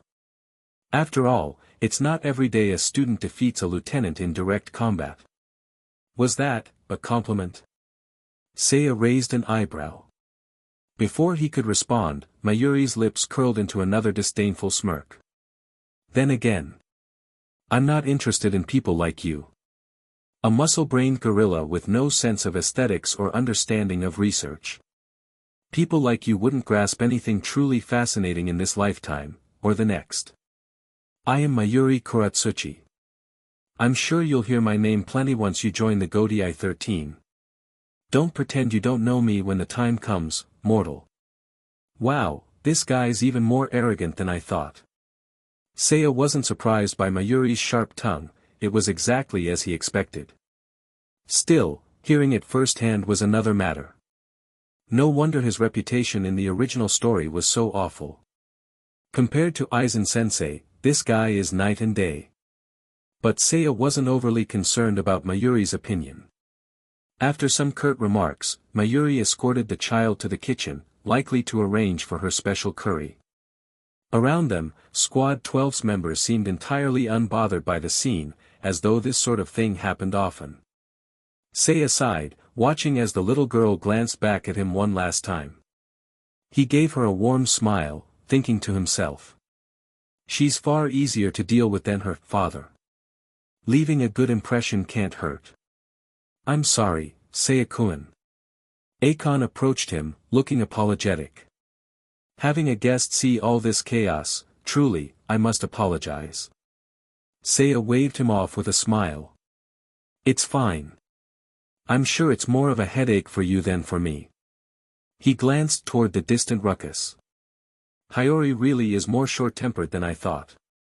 The vice-captain was busy snapping at her subordinates, her sharp words cutting through the air. She was loud, impulsive, and utterly unrestrained. No wonder the researchers are terrified of her. After finishing his meal, Seiya spent the afternoon trying his hand at some simple lab work. With Akon's guidance, he sorted materials and observed basic processes, which proved to be an intriguing experience. By late afternoon, around 4 o'clock, Aizen and Urahara emerged from their private discussion. The two rejoined Seiya and exchanged polite farewells with the Squad 12 staff before heading back. As they walked, Aizen led the way while Seiya followed close behind. After about 30 minutes of silence, Aizen spoke without turning around. So, Seiya-kun. How was today's experience? Seiya thought for a moment before scratching his cheek and replying.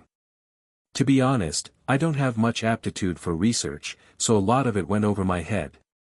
From a beginner's perspective, claiming the day had been enlightening would be a stretch. But I did feel that most people were pretty welcoming. Well, aside from a few extreme cases. Is that so? That's more than enough. Aizen slowed his pace, falling into step beside Seiya. His usual calm smile hadn't wavered. After all, even the Gotei 13, despite its duty-driven facade, cannot escape the web of personal relationships and organizational dynamics. Building connections with people like those in Squad 12 will undoubtedly benefit you in the future. Seiya nodded, his heart warming slightly. Aizen-sensei really does care about my growth, doesn't he? But then Aizen's next question caught him off guard. Seiya-kun, what do you think of Captain Urahara? Huh? The question was abrupt, but Seiya quickly collected his thoughts. Well. Captain Urahara seems kind and approachable. He strikes me as a bit of a people-pleaser, the type who's good at connecting with others. As far as captains go, he's probably seen as a nice guy. Midway through his response, Seiya paused. Wait. That sounds just like Aizen-sensei. His eyes widened slightly as he looked up at Aizen, who was now smiling knowingly. Realizing something, Seiya-kun. Maybe a little. Do I remind you of Captain Urahara? Well, a bit, yeah. Aizen chuckled softly. But the world doesn't produce identical personalities, Seiya-kun. Just as no two fingerprints are the same, people's natures are unique. So tell me. Do you think the problem lies with me or with Captain Urahara? Or? Aizen stopped walking, his smile still in place, though the air around him grew subtly heavier. Is it possible that both Urahara and I are simply pretending to be this way? Seiya froze, staring at Aizen in confusion. Aizen's eyes, hidden behind his glasses, glinted with an unfamiliar intensity. Seiya-kun, have you ever considered the possibility that my kindness, my approachable demeanor, and my eagerness to teach, are all just a facade? And what if I'm actually someone with a terrible personality, difficult to deal with, and utterly insincere? 6. Chapter 31, Women, Women, Women. The question caught Seiya completely off guard, leaving him with an awkward expression. What is Aizen-sensei thinking? Was he testing whether I had uncovered his true nature? But how was he supposed to respond? As Seiya hesitated, Aizen's expression softened, and he lightly patted Seiya's shoulder. It seems this question troubles you, Aizen said, smiling. Then feel free to dwell on it, Seiya-kun, but remember, never place too much trust in others, not even in me. After all, who can say what lies beneath the surface of our skin and flesh? What form our true selves might take? The sudden shift in tone left Seiya momentarily stunned. Wait, was that a joke? From Aizen-sensei? That's rare. It took him a moment to digest Aizen's words, and then he cautiously asked, Aizen-sensei, are you troubled by something? For a split second, Aizen's expression froze. What makes you say that, Seiya-kun? Seiya tilted his head slightly, a perplexed look on his face. It's just, if this were the usual Aizen-sensei, you wouldn't be saying these kinds of things to me. People often behave differently when they encounter stress or unexpected events, they become more sensitive, sometimes even erratic. This same principle, Seiya reasoned, could easily apply to Aizen. Recalling his interactions with Urahara Kisuke earlier, Seiya couldn't help but surmise that Aizen had likely encountered some kind of bottleneck in his research on the Hogyoku. Even someone as composed as Aizen was bound to face frustrations. It was only natural. Perhaps a straightforward word of comfort would help alleviate his worries. But Seiya knew better than to appear too presumptuous. He was still mostly in the dark about the situation, and overstepping could only lead to suspicion. Seiya raised his right hand and mimicked Aizen's typical tone, carefully phrasing his response. Normally, Aizen-sensei might say something like, placing blind trust in others is indeed a bad habit, but conversely, those with this trait are often the best at connecting with others. His response was balanced, insightful, and entirely in line with the version of Aizen that most people knew. At this, Aizen's gaze shifted, the light in his eyes changing slightly. His lips twitched as if to say something, but after a brief pause, he broke into an unfamiliar, genuine smile. Not his usual calm and measured expression. Aizen's shoulders trembled slightly, and then an uncharacteristic chuckle escaped his lips, a light sound at first, before cascading into full laughter. Ha! Ha ha ha! Seiya-kun, you truly are an interesting person. Seiya, meanwhile, was left speechless, his face a picture of exasperation. What is he laughing about? Did I do something ridiculous? Aizen-sensei, Seiya began hesitantly, what's so funny? Aizen took a moment to adjust his glasses, his composure quickly returning to its usual serene state. Hee, Seiya-kun, some questions are best explored on your own. That's the only way to find meaningful answers. Well, it seems he's back to normal, but being laughed at for no reason is still kind of annoying. Seiya-kun, it's getting late, Aizen said, his tone casual yet inviting. How about I treat you to dinner before we head back to the academy? What? Seiya perked up immediately. Forget what I said earlier. Change. Recognizing this, Kiganjo wasted no time. With a slight lift of his blade, he shifted his stance, pivoting his left leg as his body twisted. He delivered a sweeping kick aimed squarely at Seiya's side. Retreat was impossible. Evasion, unthinkable. In that critical moment, Seiya gritted his teeth and instinctively curled into a defensive posture. The kick connected with a thunderous impact, sending him hurtling through the air like a ragdoll. Crash! Seiya smashed into the wooden ceiling above, the force pinning his body awkwardly between the beams. Pain radiated through his waist as if his ribs had been shattered. The attack had landed cleanly, yet Kiganjo's expression grew increasingly irritated. Having honed his skills through countless street fights and skirmishes, Kiganjo was like a butcher who could intuitively sense whether his strikes were effective. And yet, this time, something felt off. It was as if his kick had struck a cushion of air, dissipating much of its intended force. The first time could have been a fluke. The second time, though, that wasn't coincidence. What had the kid done? Damn brat, Kiganjo muttered. The lack of clarity gnawed at him, but Kiganjo wasn't one for overthinking. After a brief hesitation, he made his decision. No matter the explanation, killing the kid was the simplest solution. His next strike would leave no room for error. He would unleash his full spiritual pressure, obliterating the pest in one decisive blow. Meanwhile, on Seiya's end, his thoughts were expanding and spreading, as though he had entered a heightened state of awareness. So much so that he temporarily forgot about the searing pain in his ribs. The situation has changed. The rib injury will hinder my movement. Adjustments must be made. A nameless light flickered in Seiya's eyes. In his altered perception, the world around him lost its colors, becoming a stark realm of black and white. The sharp contrast filtered out unnecessary details, allowing his focus to zero in on what mattered most. Seiya could see it now. For azure ribbons of light radiated outward from his center, stretching rapidly in all directions. 6. Chapter 35, The Nature of the Serpent.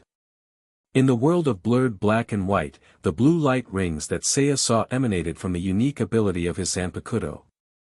He saw 4 versions of himself. Just like standing at a crossroads, frozen in indecision.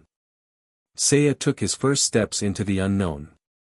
The first version charged head-on, holding his blade with both hands, attempting a frontal assault on Kiganjo. He was immediately cleaved in two, both blade and body, by Kiganjo's overwhelming strike. The second version tried a flanking maneuver but was intercepted before making his move. Kiganjo grabbed his head and slammed it mercilessly into the ground. The third. The fourth. Every attempt to break through head-on ended in failure. Seiya watched as the blue apparitions faded from deep to shallow, eventually vanishing completely. He arrived at a conclusion. A direct assault was futile. A new strategy was needed. Snap. It was as if he snapped his fingers in his mind, and the familiar crossroads appeared once more.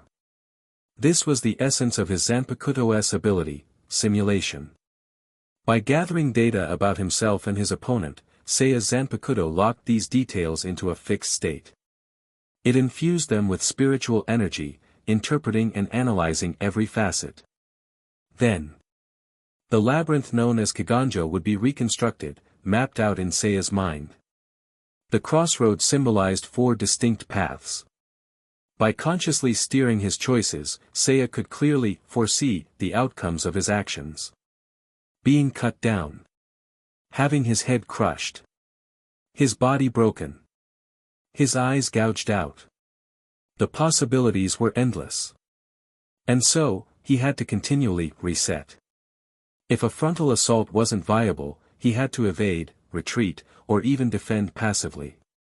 Though it sounded complicated, in practice, it wasn't difficult to grasp. It was a life-or-death game. Every crossroads was a search for survival. And when every attempt failed, as it had now, Seiya could abandon that iteration, adjust his thinking, and try again. His previous dodges had relied on this method to identify fleeting chances for survival. Kiganjo's sense of unease was entirely justified. After all, statistically speaking, the odds were slim, thousands, perhaps tens of thousands to 1.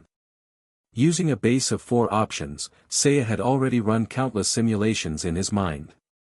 So, whether his actions seemed clumsy or desperate, as long as he could find a way out, he would choose that path without hesitation. Like a rat navigating a maze. Like a snake trapped in an infinite Mobius strip. A bowstring as a garment, the nature of the serpent. Yes. This was an Ouroboros, a serpent devouring its own tail. It was the essence of Seiya's soul and the embodiment of his innate talent, turning the 4 fundamental actions into the very core of his being. Transforming impossibilities into chaos. Then using his power to untangle the chaos and find the singular thread that made the impossible possible. In theory, this ability was guaranteed to identify a path to victory. After all, probability is never absolute. It is rife with chaos and unknowns, which means infinite possibilities. Like giving a typewriter to a monkey. With enough time and attempts, the monkey might one day produce a masterpiece like Hamlet.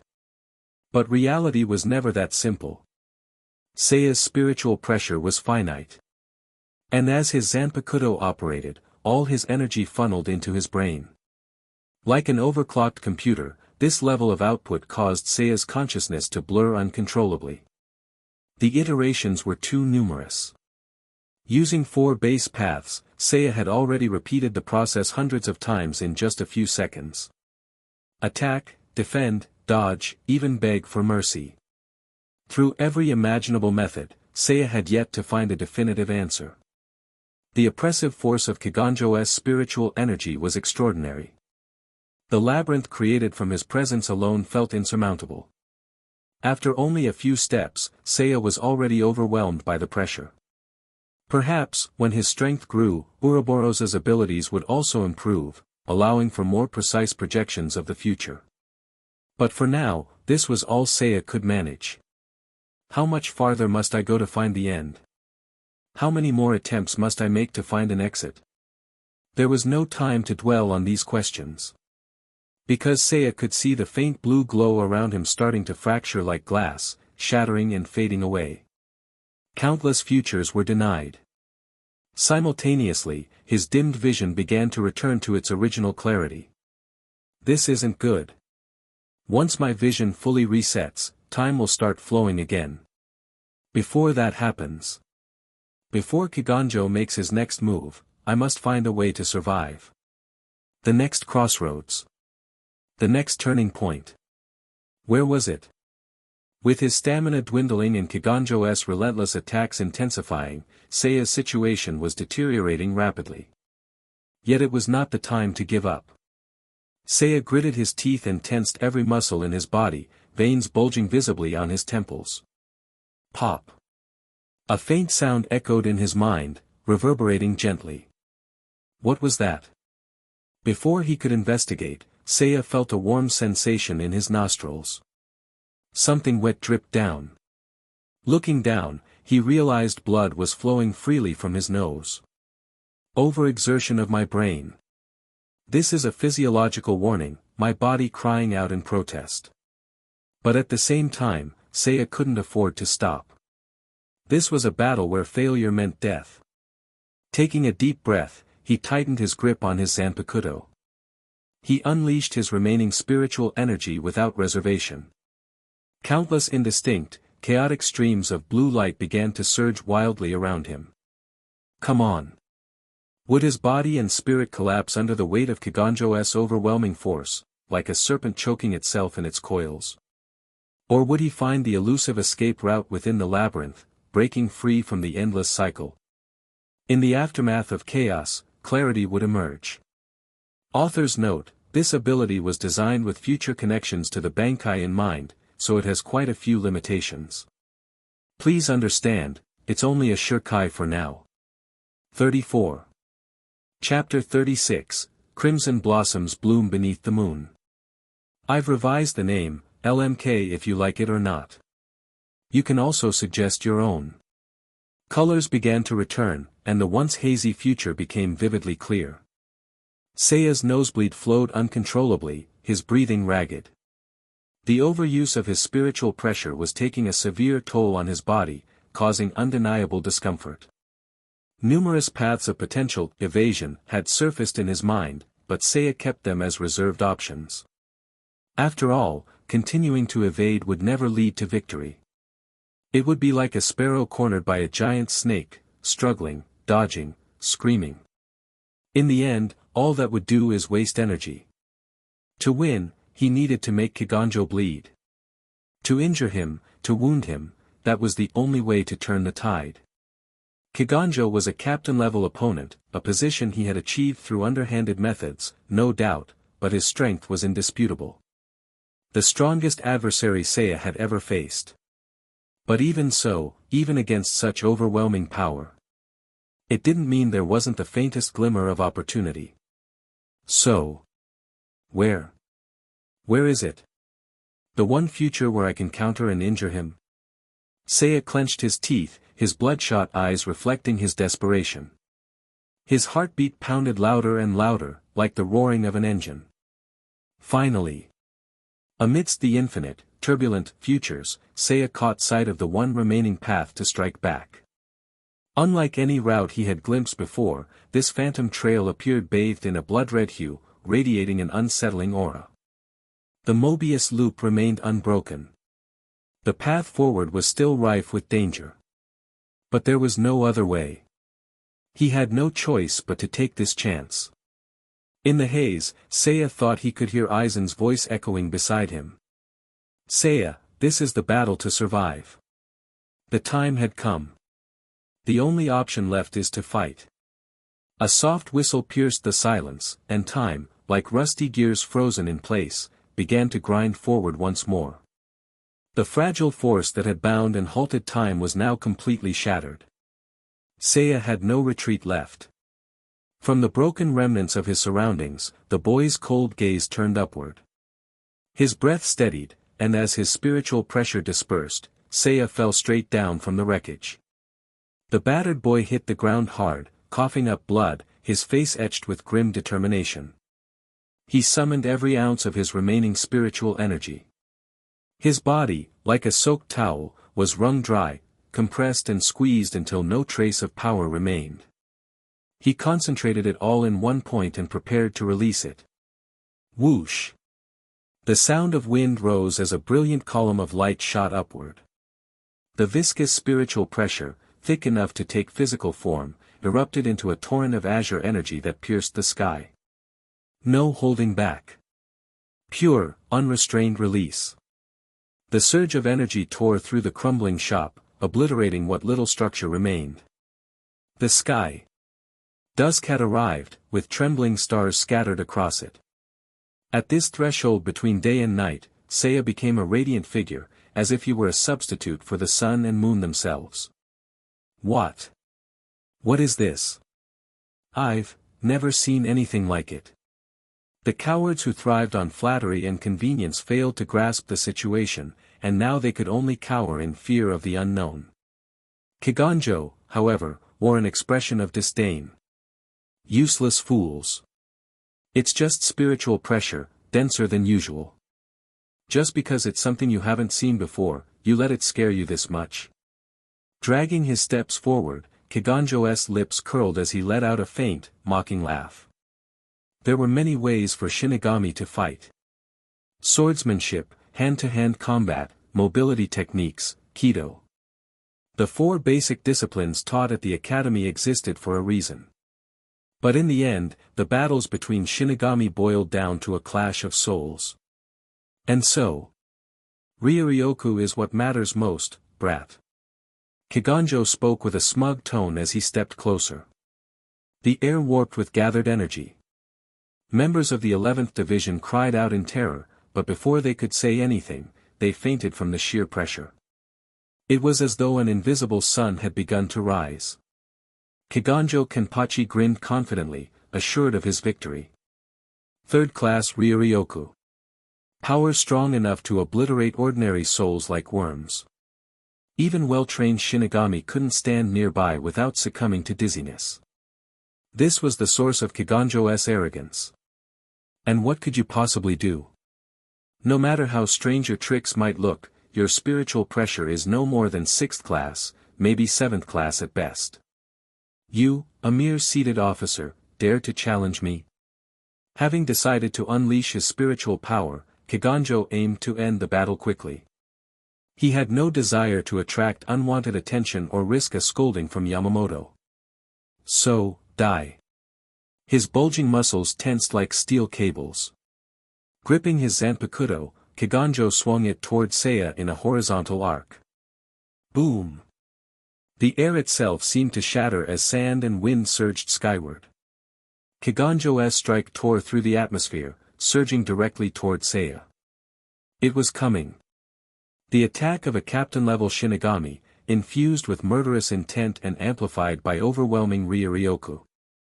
It was terrifying. So much so that Seiya's body began to tremble uncontrollably. But this was expected. A faint swish broke the air. In that moment, Seiya shifted his weight, lowering his body and sheathing his blade.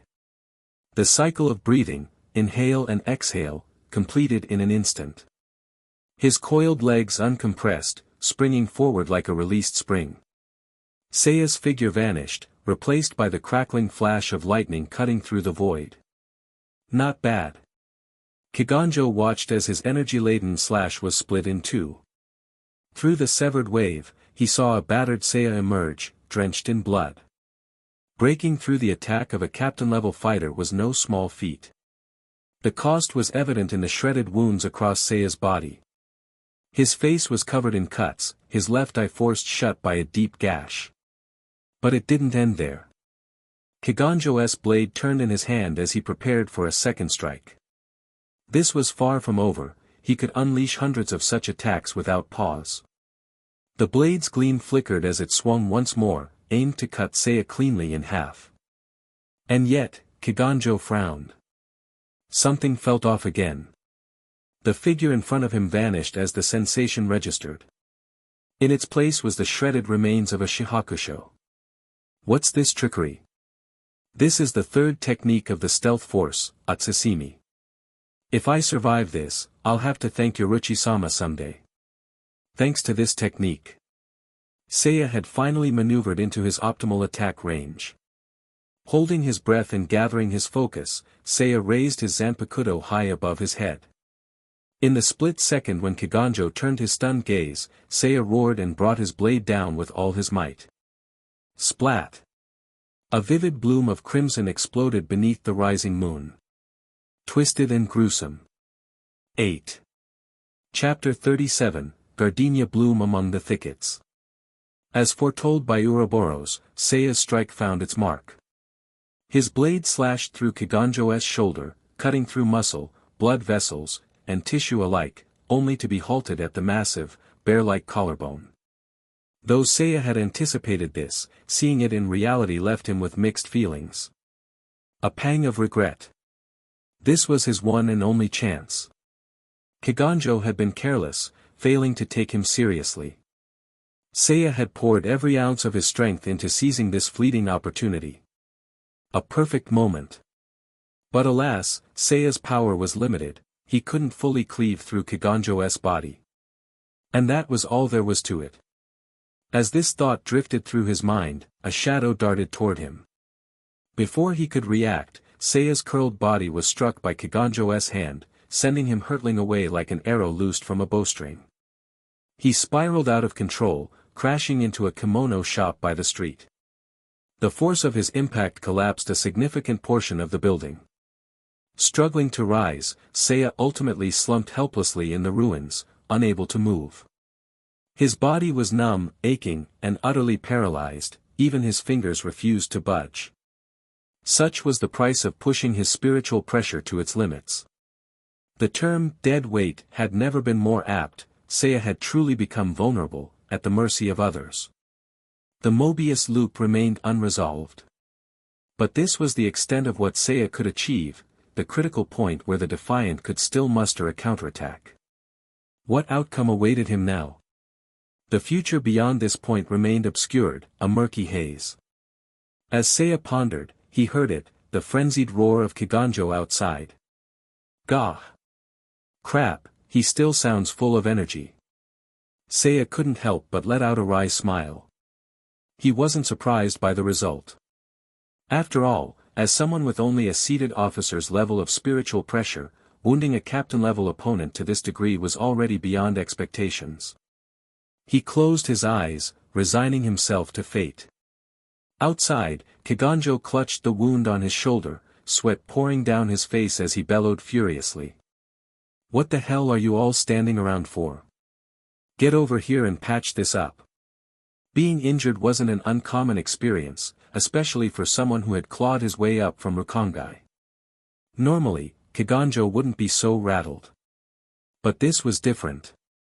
To be injured to such an extent by a no-name seated officer, it was humiliating. Like being bitten by a rabbit, the shock and indignation were palpable. Humiliation, frustration, and rage. A chaotic mixture of emotions erupted from Kiganjo, spilling over onto those around him. Move it! The members of the 11th Division, finally shaken into action, scrambled to his side. Seeing the blood gushing from his wound and the fumbling attempts of his subordinates, Kiganjo's face twisted into a grotesque snarl. Useless garbage. Those who couldn't aid him were trash. Those who dared to defy him were scum. All he wanted was a drink and a woman. How had things ended up like this? He slammed his palm against a nearby subordinate's head. The resulting screams, the spray of blood, and the scattered debris momentarily quelled his frustration.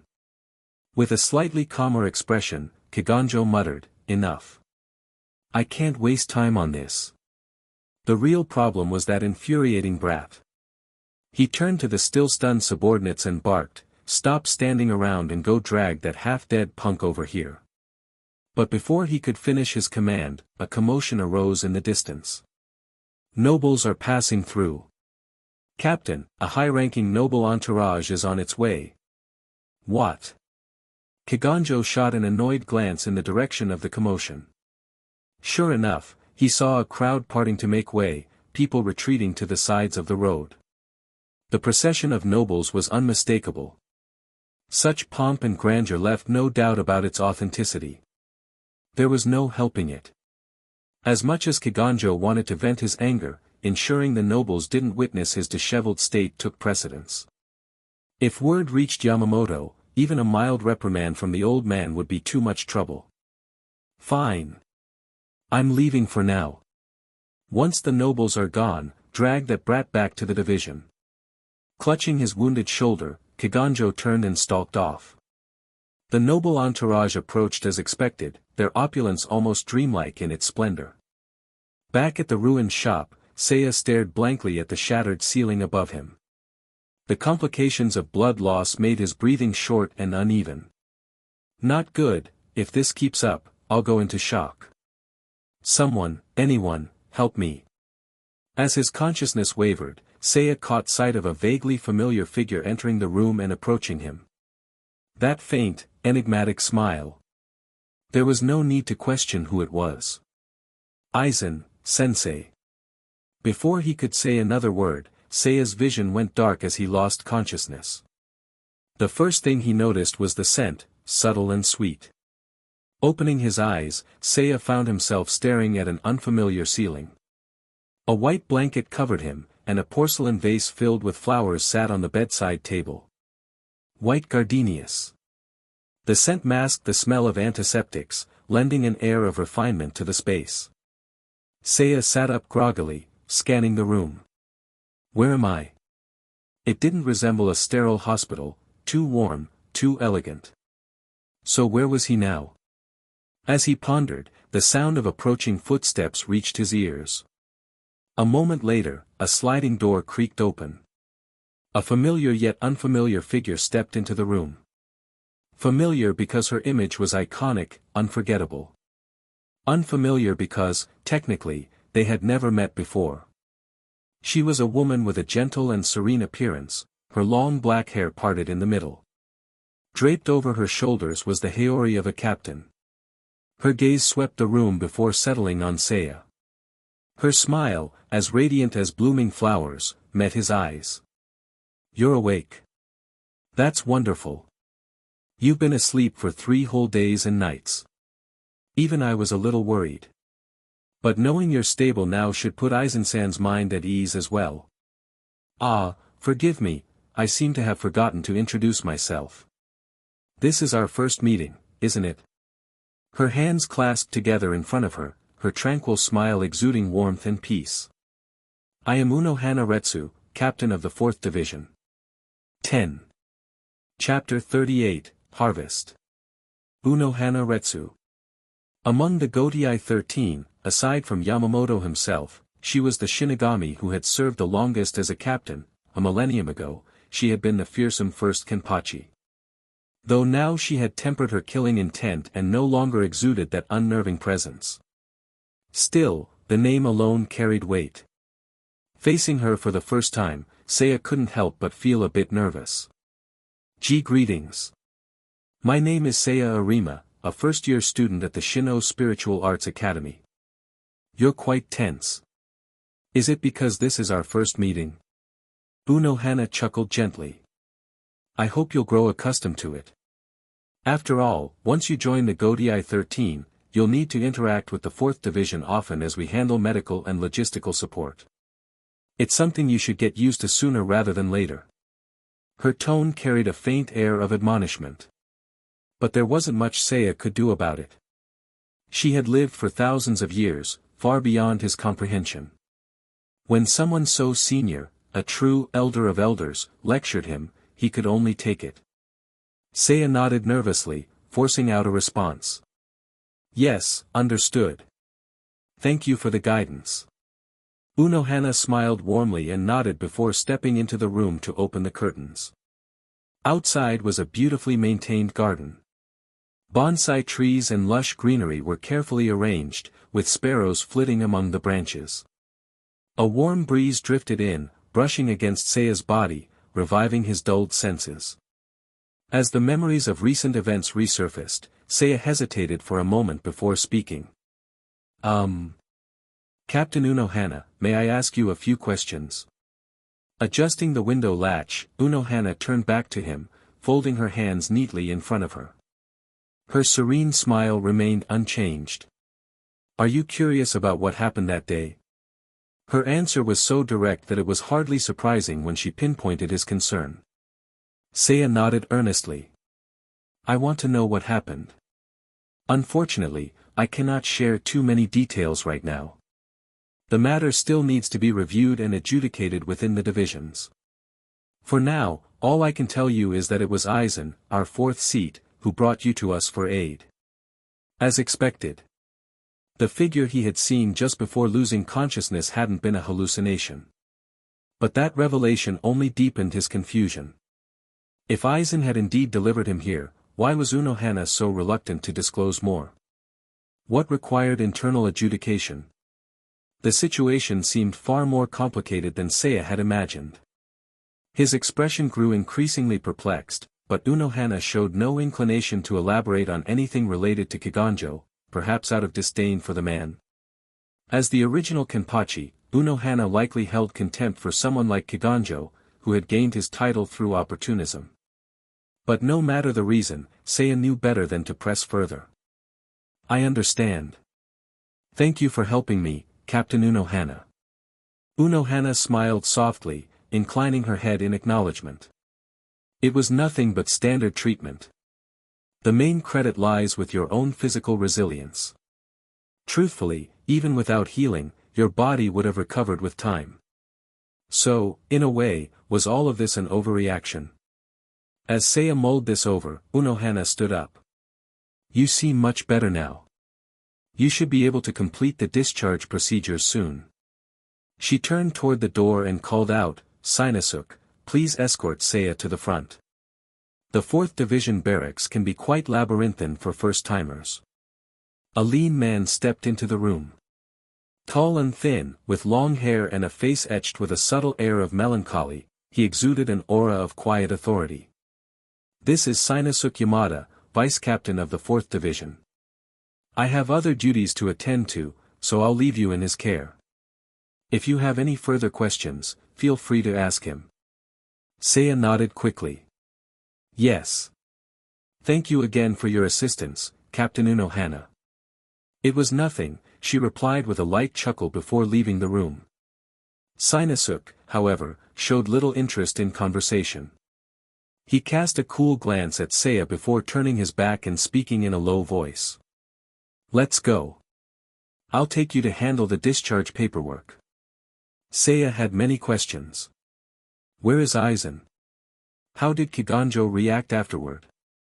But now wasn't the time to ask. Seiya swallowed his curiosity and followed Sinosuke in silence. Come to think of it, I fought against Kiganjo myself. With that thought, Seiya instinctively checked his progress. You have undergone a life-or-death trial, gaining deep insight into your opponent's strengths and techniques. Swordsmanship plus 10 Hakuta plus 5 Shunpa plus 5 Kido plus 5. Seeing this series of notifications, Seiya blinked in surprise. What? This much progress? Multiple attribute increases weren't new to him, he had experienced similar gains while observing Yoruichi's practice sessions. But this, a total boost of 25 points, was on another level entirely. The tangible growth in his stats, paired with a noticeable increase in his spiritual pressure, clearly elevated Seiya to a new tier of strength. Seiya couldn't help but feel a rush of satisfaction. Yet, at the same time, The more he gained, the more he became aware of the gap between himself and true powerhouses. Kiganjo didn't even release his Zanpakuto. He fought me using only his raw spiritual pressure. The reality was undeniable. Had Kiganjo released his Zanpakuto, Seiya doubted he would have been able to mount even a semblance of resistance. The fact that he managed to gravely wound Kiganjo's right arm was nothing short of extraordinary. This way. When you reach the entrance, just let them know your name is Seiya Arima, Shin'ō instructed before turning to leave. The cold indifference caught Seiya off guard, and he blinked in mild confusion. Why does he seem so distant? Did I offend him somehow? Shin'ō Yamada. Seiya had no strong impressions of the man. Historically, Shin'ō had served as the 4th Division's vice-captain over a century ago. Since he never appeared in the anime or manga, his personality remained a mystery. 2. Chapter 39, The Gotei Assembly. Thank you for taking care of me these past few days. The other person remained silent. Seiya scratched the corner of his mouth awkwardly, offering an uneasy smile. And, could you please pass a message to Captain Unohana? Thank her for all her kindness as well. The figure stopped in their tracks, half-turned, and gave him a rather disdainful look. You should have said that first. Seiya immediately understood. Another one of Captain Unohana's fanboys, huh? His mind wandered as Unohana, now riding Minazuki, landed at her destination. She stepped into a wide, serene courtyard, a familiar gathering place for her. Waiting there were several Shinigami, their expressions grave. They stood on either side of the path, watching as Unohana sheathed her Zanpakuto and walked forward. Bowing low, they greeted her with utmost respect. Captain Unohana, this way, please. Thank you all for your efforts. Though it was a routine occasion, the air remained solemn and dignified. This was in line with the philosophy of Yamamoto Genryusai Shigekuni, and all visitors to this place were expected to adhere to its decorum. Unohana was no exception. Following the guidance of the attending Shinigami, Unohana entered a spacious hall. Within the room stood dozens of figures, tall and short, slim and stout, each with their own distinct aura, some even conflicting sharply with one another. As Unohana arrived, their gazes shifted toward her, acknowledging the last captain to appear. No one spoke. Seated high on the dais, the elder opened his eyes slowly. His frail frame, white beard, and gnarled cane gave the appearance of a man well past his prime. Yet his eyes still shone brightly as he surveyed the room, resting briefly on Unohana before sweeping over the others. Finally, he spoke in a deep, steady voice. Everyone is here. Let us begin. Yamamoto Genryusai Shigekuni. He tapped his cane against the floor, the sharp sound echoing through the hall. The irregularly scheduled Gotei 13 assembly was now in session. Let us first hear from Lieutenant Sasuke regarding the summary of recent activities. Please pay attention to matters concerning your divisions. Normally, lieutenants did not participate in captain-level meetings. However, Sasuke Chojiro was an exception, having served as Yamamoto's right-hand man for many years. His capabilities and expertise were widely acknowledged. Stepping forward, the black-mustachioed, sharply dressed Sasuke began his report. It was brief, no more than 10 minutes of administrative updates. Once the formalities were completed, Yamamoto let out a contemplative hum, signaling the transition to the next phase of the meeting. Good. All of you should continue to work diligently and uphold your duties to protect the Court of Pure Souls. With the main matters settled. Now, if there is anything requiring collective discussion or decision. Yamamoto's calm, measured voice seemed to formally open the floor for deliberations. Do not hesitate to speak. Understood. The collective reply, resounding from all present, was a display of the Gotei 13's discipline. Even the most rebellious individuals stood solemnly, adhering to protocol. A moment of silence. It was soon broken by a figure stepping forward from the line. Ah! I apologize if this might embarrass someone, but as a matter of responsibility, I can't hold my tongue today. The speaker, a spirited man with a round afro and white-framed sunglasses, pushed his glasses up the bridge of his nose. His tone carried a hint of disdain. 4 days ago, a certain someone caused quite a commotion in the inner districts. While I won't name names, I hope they'll own up to it themselves. The speaker was Love Aikawa, captain of the 7th Division. Half the room's eyes instinctively turned toward a single figure.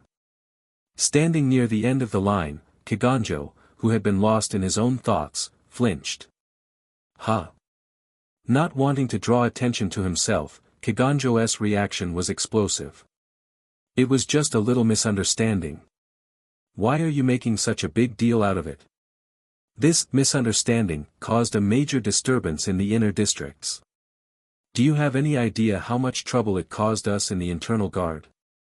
Aikawa's retort, just as loud and fiery as Kiganjo's, left no room for compromise. Kiganjo's forehead began to bead with sweat as he felt the pressure mounting.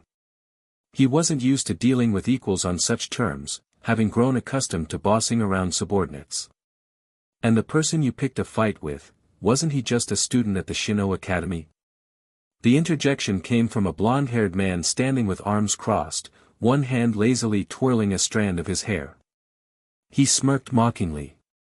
Starting trouble, only to get injured yourself, and now we're discussing it at a formal captain's meeting. Pfft. Just imagining it makes me want to crawl into a hole. It's pathetic. This was Rose Odoribashi, captain of the 3rd Division. Damn it. Kiganjo wanted to snap back, but under Yamamoto's stern gaze, he could only suppress his frustration and attempt to justify himself. I didn't even use my full strength.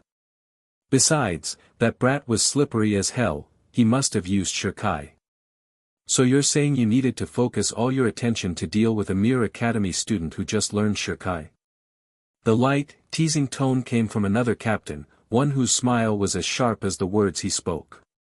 Shinji Hirako, captain of the 5th Division, laughed boldly. A captain losing to someone who isn't even a seated officer, and then trying to excuse himself here. You're just making yourself look worse. Hirako leaned back with a relaxed posture, his casual taunts filled with biting sarcasm. Forget your little scuffle. What about the fact that you've killed so many of your own division members over the years? Shinigami who don't die to hollows or on missions end up dead at your hands. What are your subordinates to you, your personal property? Sure, a captain has the authority to discipline their subordinates, but let's be honest. Everyone here probably hates your guts. Hirako raised his hand high in mock cheer. So, who's with me? A moment of silence. Then, a soft but deliberate voice broke through. The speaker, a scruffy man with a beard and a mature air, raised his hand tentatively. Kisuke Urahara. Though his demeanor was humble, his words struck Kiganjo like a hammer. I have to agree, this behavior really isn't acceptable. Though Urahara's statement was mild, his agreement carried weight. For voices had already spoken against Kiganjo. This was unprecedented. What's going on? Have I really done something unforgivable? I've always been like this, why am I being criticized now? Cold sweat poured from Kiganjo's brow, though it was unclear whether it was due to his injuries or the mounting pressure. Then came the final blow.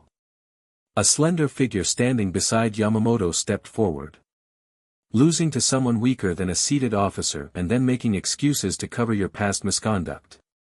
Truly disgraceful. Yoruichi Shihoin. Draped in the haori of a captain, her arms crossed, she gazed down at Kiganjo with an air of authority. The 11th Division is a place where strength reigns supreme. Your behavior was tolerated because of that. But losing to a no-name academy student and twisting reality to save face? Aren't you even a little ashamed? Yoruichi's confident smile widened. Her words sent a chill down Kiganjo's spine. If you still have any pride left, why not commit seppuku right here? Chapter 40, not a chapter. Hello, recently web novel has been deleting translations of Chinese fanfiction. I am unsure whether or not this will happen to any of my fics, so just in case join my Patreon as a free member, I'll find a way to continue updating the fics. It is patreon.com/michaeltranslates. Chapter 41, The Gotei 13. A casual tone, a flippant attitude. It felt like an offhand joke, but perhaps it was simply a moment of unfiltered honesty. Elusive like a cat, this was the essence of Yoruichi Shihoin as she was known to those present. Her light golden eyes sparkled with intensity as the head of the Shihoin clan pressed her aggressive stance. Well, what's this? Can't even manage a word of defense? Even if you lack confidence, a proper response would be to at least argue, don't you think? Or is it that you can't follow through without someone to assist you in cutting yourself down? Grinning like a lioness baring her fangs, Yoruichi's gaze left Kiganjo drenched in sweat. If you don't mind, I could always lend a hand. Of all those gathered, only Yamamoto Genryusai Shigekuni instilled more fear in Kiganjo than this maddening Shihoin head. To him, the nobility embodied unchecked privilege and twisted power, forces he hated yet feared deeply. Desperation crept into his voice as he spoke, his tone uncharacteristically submissive. And no, that's not it. Lady Shihoin, I just meant that there's a reason for all this.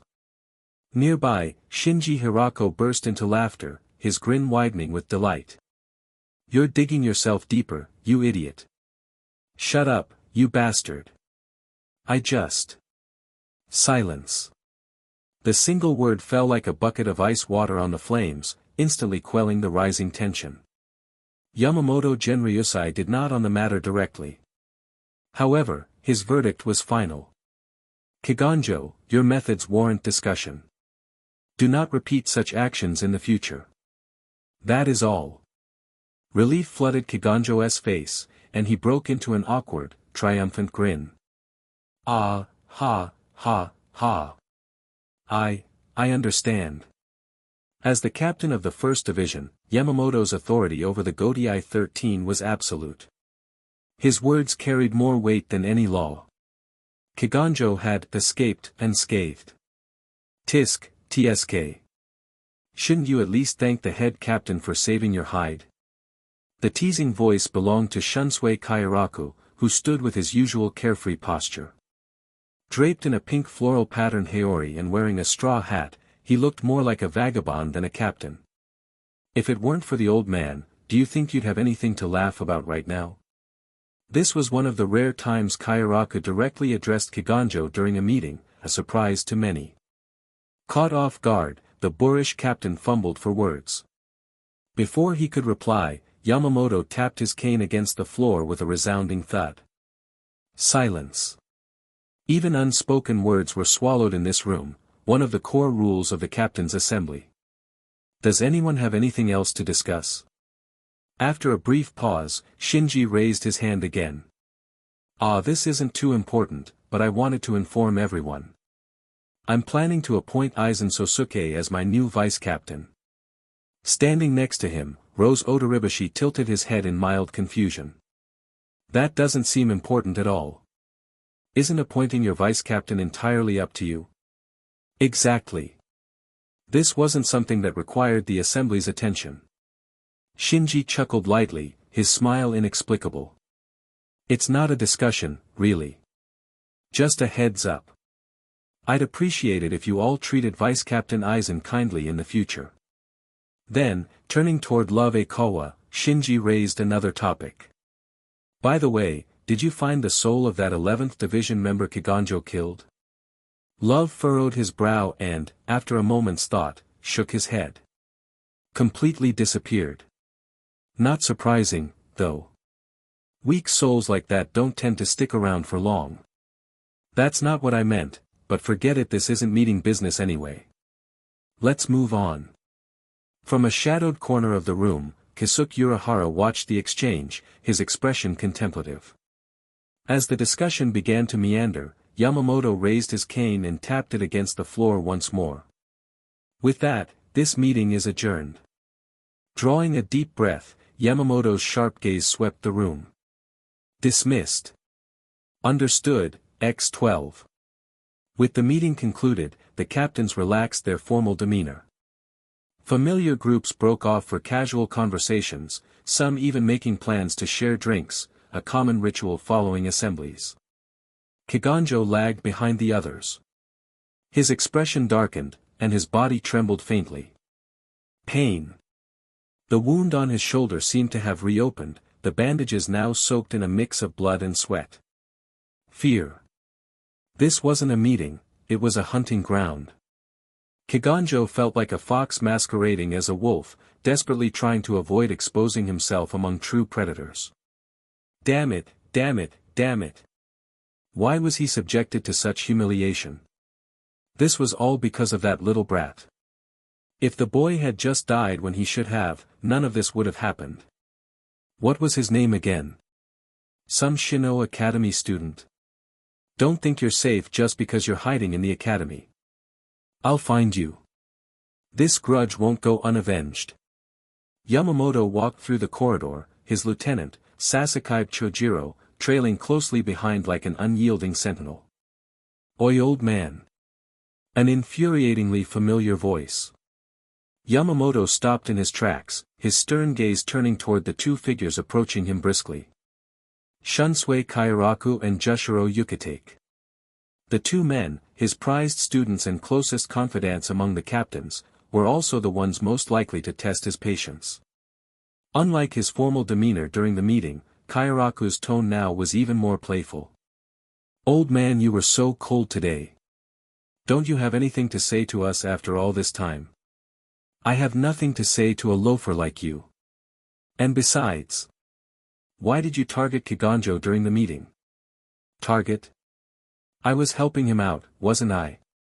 Yukitake coughed lightly, his tone dry with skepticism. None of us are blind, Shunsui. Kairaku tilted his head and stroked his chin thoughtfully, a mischievous grin creeping onto his face. Well, watching a guy like that squirm is a rare treat. Besides, I'm curious about what happened that day. The white-haired Yukitake turned to him. The boy who injured Kiganjo. I've heard rumors among the division members. If the stories aren't exaggerated, he might be a remarkably talented individual, cough, cough. Yes. His name is Seiya Arima. I heard he even held his own against Omida from the 2nd Division. Quite impressive, isn't it? Kairaku adjusted his hat, his eyes glinting with amusement as they followed Yamamoto's retreating figure. I also heard he's exceptionally skilled in Hakuda, making a name for himself with techniques you pioneered, old man. Cough. Why are you so interested in him? Kairaku chuckled softly, as if deflecting the question. Well, let's just say I have a distant relative connected to him, so I figured I'd keep an eye out. Yukitake was thoroughly perplexed. In contrast, Yamamoto merely let out a low hum, silencing both of them with its weight. If his talent is real, then polishing and tempering it will be necessary. The Godai 13 was diverse in its composition, but there was no place for mediocrity. If he truly has potential, then he must learn, struggle, and fight. Only then will he become a pillar worthy of bearing the name of the Godai. Until then, Yamamoto would remain disinterested in the boy's future. 1. Chapter 42, Parting to Meet Again. Missed class credits can be appealed and withdrawn. Since we're already aware of the situation, it's on record that you were injured while performing a good deed outside the academy, correct? Don't worry. Aizen-sensei has already reported the matter. Everyone acknowledges your actions. So, according to protocol, all you need to do is fill out these forms and submit a report.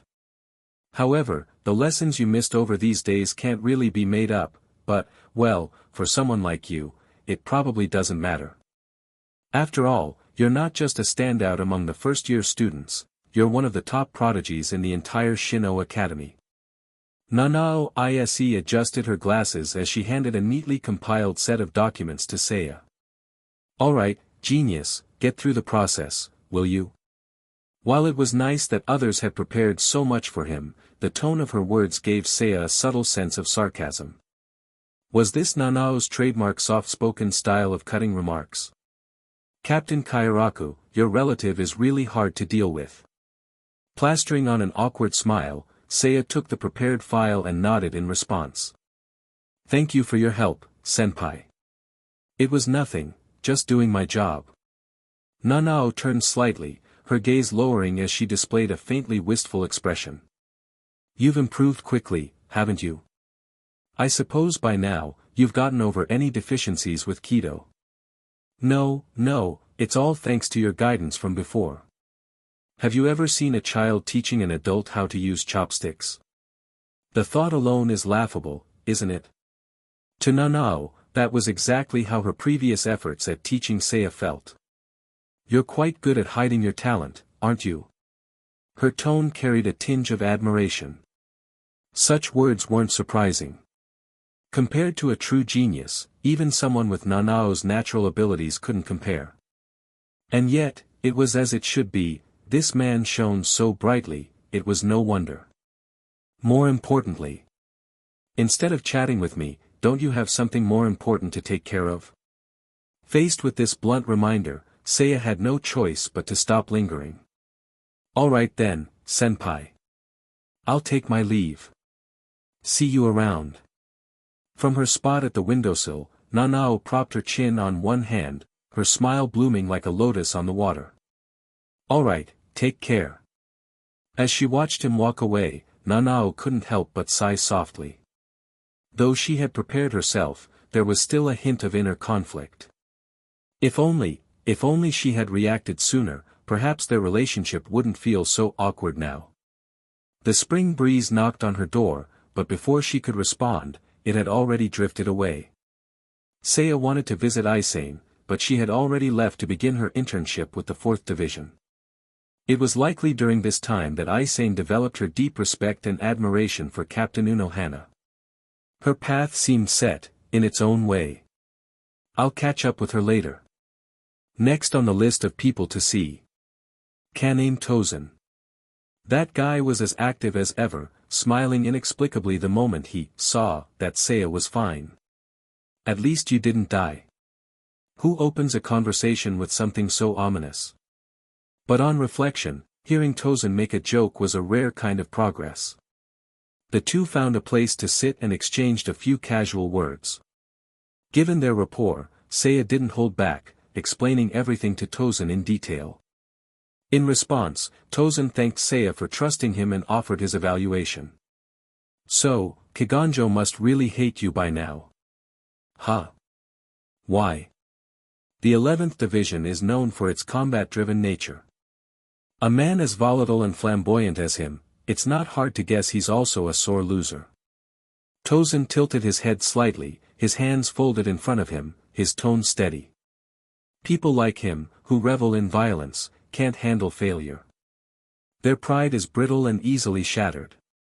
He'll undoubtedly hold a grudge against you, especially since you're just an academy student. It's like a so-called expert hunter getting bitten to shreds by a rabbit. That was a brutally accurate assessment. So, was bluntness a common trait for blind people?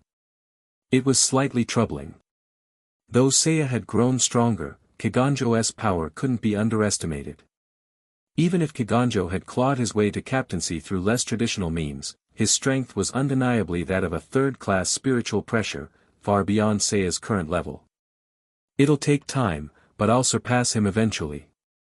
For now, I guess I really have no choice but to stick it out at the academy until graduation. Sensing Seiya's unease, Tosen let out a small chuckle before continuing. But that's all secondary. For now, Arima, you should head to the faculty office. Huh? Why? Aizen-sensei is waiting for you. Wait, since when did you two get so chummy? Before Seiya could voice his confusion, Tosen was already walking away, leaving behind only a cryptic statement. Make your choice wisely, Seiya. I truly hope we'll continue walking the same path, after all, kindred spirits are far too rare.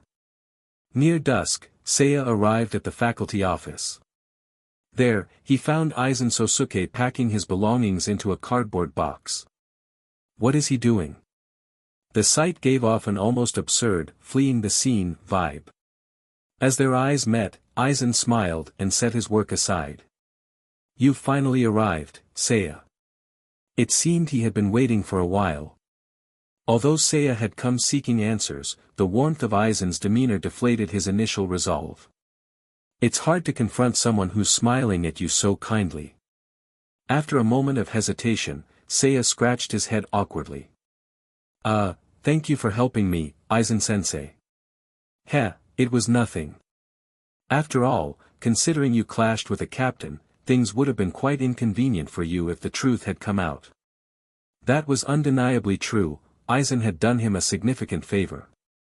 But it wasn't why Seiya had come to see him.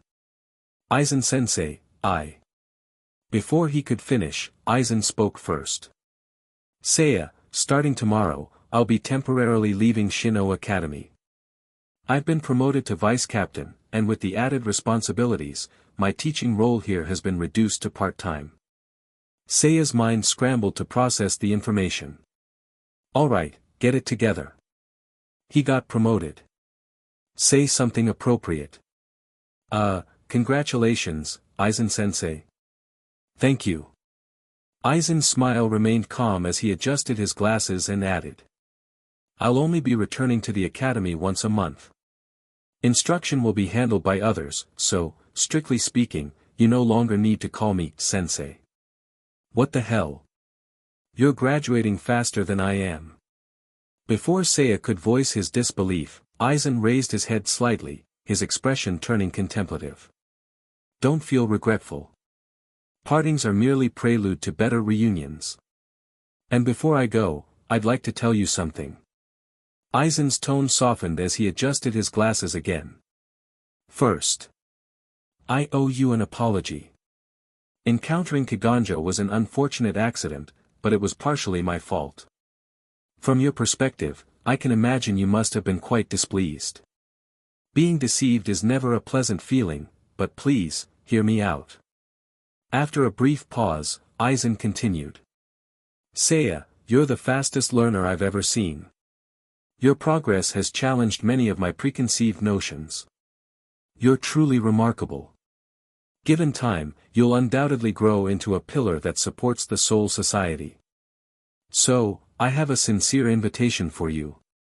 Aizen extended his hand toward Seiya, smiling warmly. Seiya Arima, would you like to walk this path with me? 7. Chapter 43, Prisoners Bound by Chains. Hearing those words, Seiya's instincts screamed warnings in his mind. The inevitable had arrived. This was it, the beginning of Aizen's rebellion, the 100-year chess game meticulously planned to disrupt Soul Society. The cascade of events that followed, Masaki Kurosaki's infection, the exile of the Vizards, the seismic shifts within the Soul Society, already played out in Seiya's head like a haunting melody. These pivotal moments loomed large, making Seiya's original purpose for coming here feel insignificant by comparison. Now, what should his answer be? Should he abandon Soul Society, becoming like a serpent lying dormant for centuries? 40 short years of human life had not prepared him for this magnitude of decision-making pressure, leaving Seiya feeling a rare tension. It wasn't that he was unwilling to agree. But he wanted to approach this choice with the gravity and sincerity it deserved. Just as Seiya was about to speak, Aizen paused, his expression softening with a hint of humility. Forgive me. It seems I haven't explained any of this to you yet, have I? Aizen murmured to himself, retracting his outstretched hand. Rising to his feet, he offered an apologetic smile. It must seem strange to hear such abrupt words out of context. I may have let my eagerness get the better of me. Adjusting his glasses, Aizen moved to stand beside Seiya. Seiya, do you have some time? Would you take a walk with me? Even though it was close to the evening study period, how could Seiya refuse now? Of course. The two walked side by side along the corridors of the academy, eventually stopping at the closed shop on the first floor. The late hour ensured the place was deserted. Though not entirely secluded, it was certainly out of the way. Seiya studied Aizen's back as he heard the man speak in a low tone. A lot seems to have happened, but in reality, it's only been a little over a month, hasn't it? Seiya, these past weeks have been, thought-provoking. It was true. Reflecting on his journey since entering the academy, it really had been only a short time, barely over a month. For Soul Reapers, whose lifespan spanned millennia, this fleeting period was but a blink of an eye. In ordinary circumstances, it would hardly be worth remarking upon. But precisely because it has been such a short time, your progress has left me in awe. Aizen turned to look at Seiya, his gaze carrying an inscrutable light. When you first enrolled, you showed promise only in swordsmanship. Yet within 2 weeks, you qualified to receive an Asachi and, with advanced Hakuda techniques, defeated Lieutenant Omida, making a name for yourself across the academy. Not long after, you mastered your Shirkai and even managed to injure a captain during a confrontation. Truly. What words could possibly capture the extent of your achievements this past month, Seiya? While it was true that Seiya had accomplished all these feats, hearing them listed out like this felt dangerously close to overpraise. Then, Aizen-sensei, was it your arrangement that led to my encounter with Kiganjo that day? Half correct. Aizen responded candidly. I was aware that members of the 11th Division were in the area engaging in their usual antics. Given their tendencies, a conflict was almost guaranteed. So, I simply wanted to observe your character and, through your exchanges with those squad members, further evaluate your growth.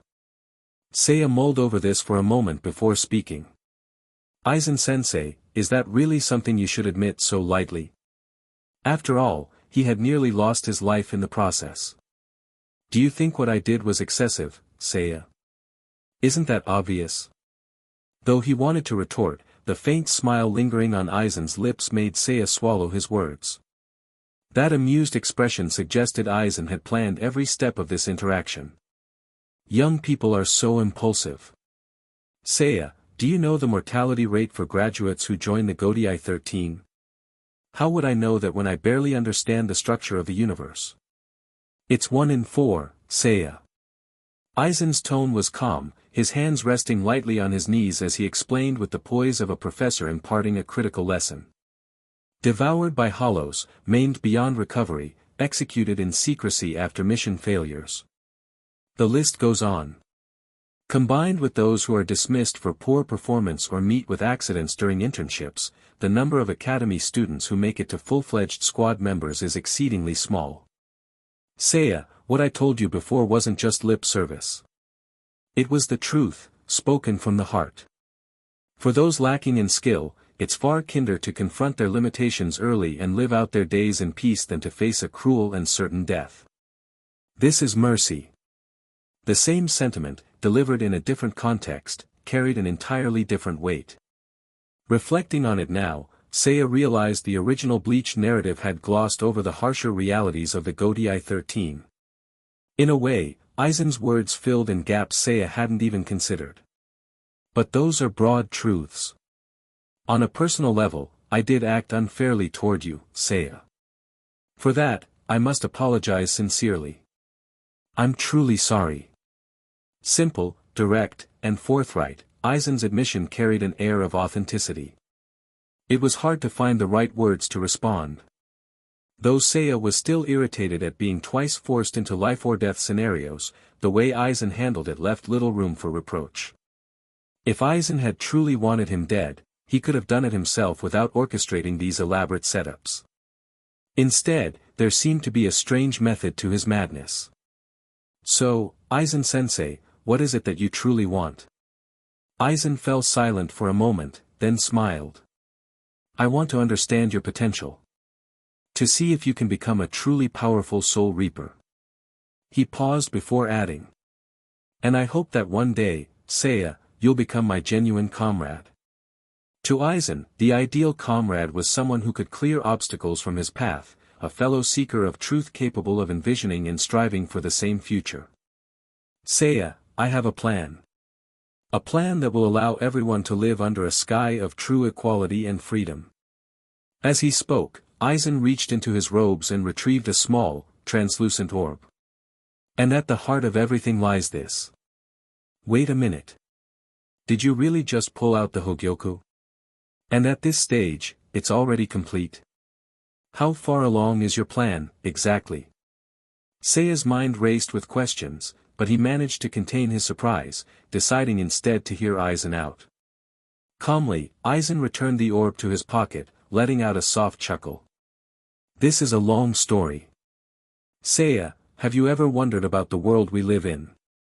About the possibility that there exists a being, one with its own consciousness, who can twist the world through sheer force of will?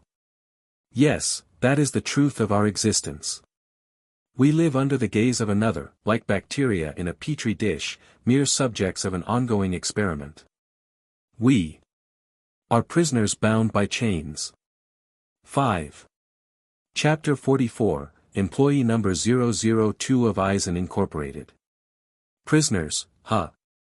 Using such a term to describe the beings under the rule of the Spirit King. Even with just this explanation, Seiya could already grasp Aizen's perspective and philosophy.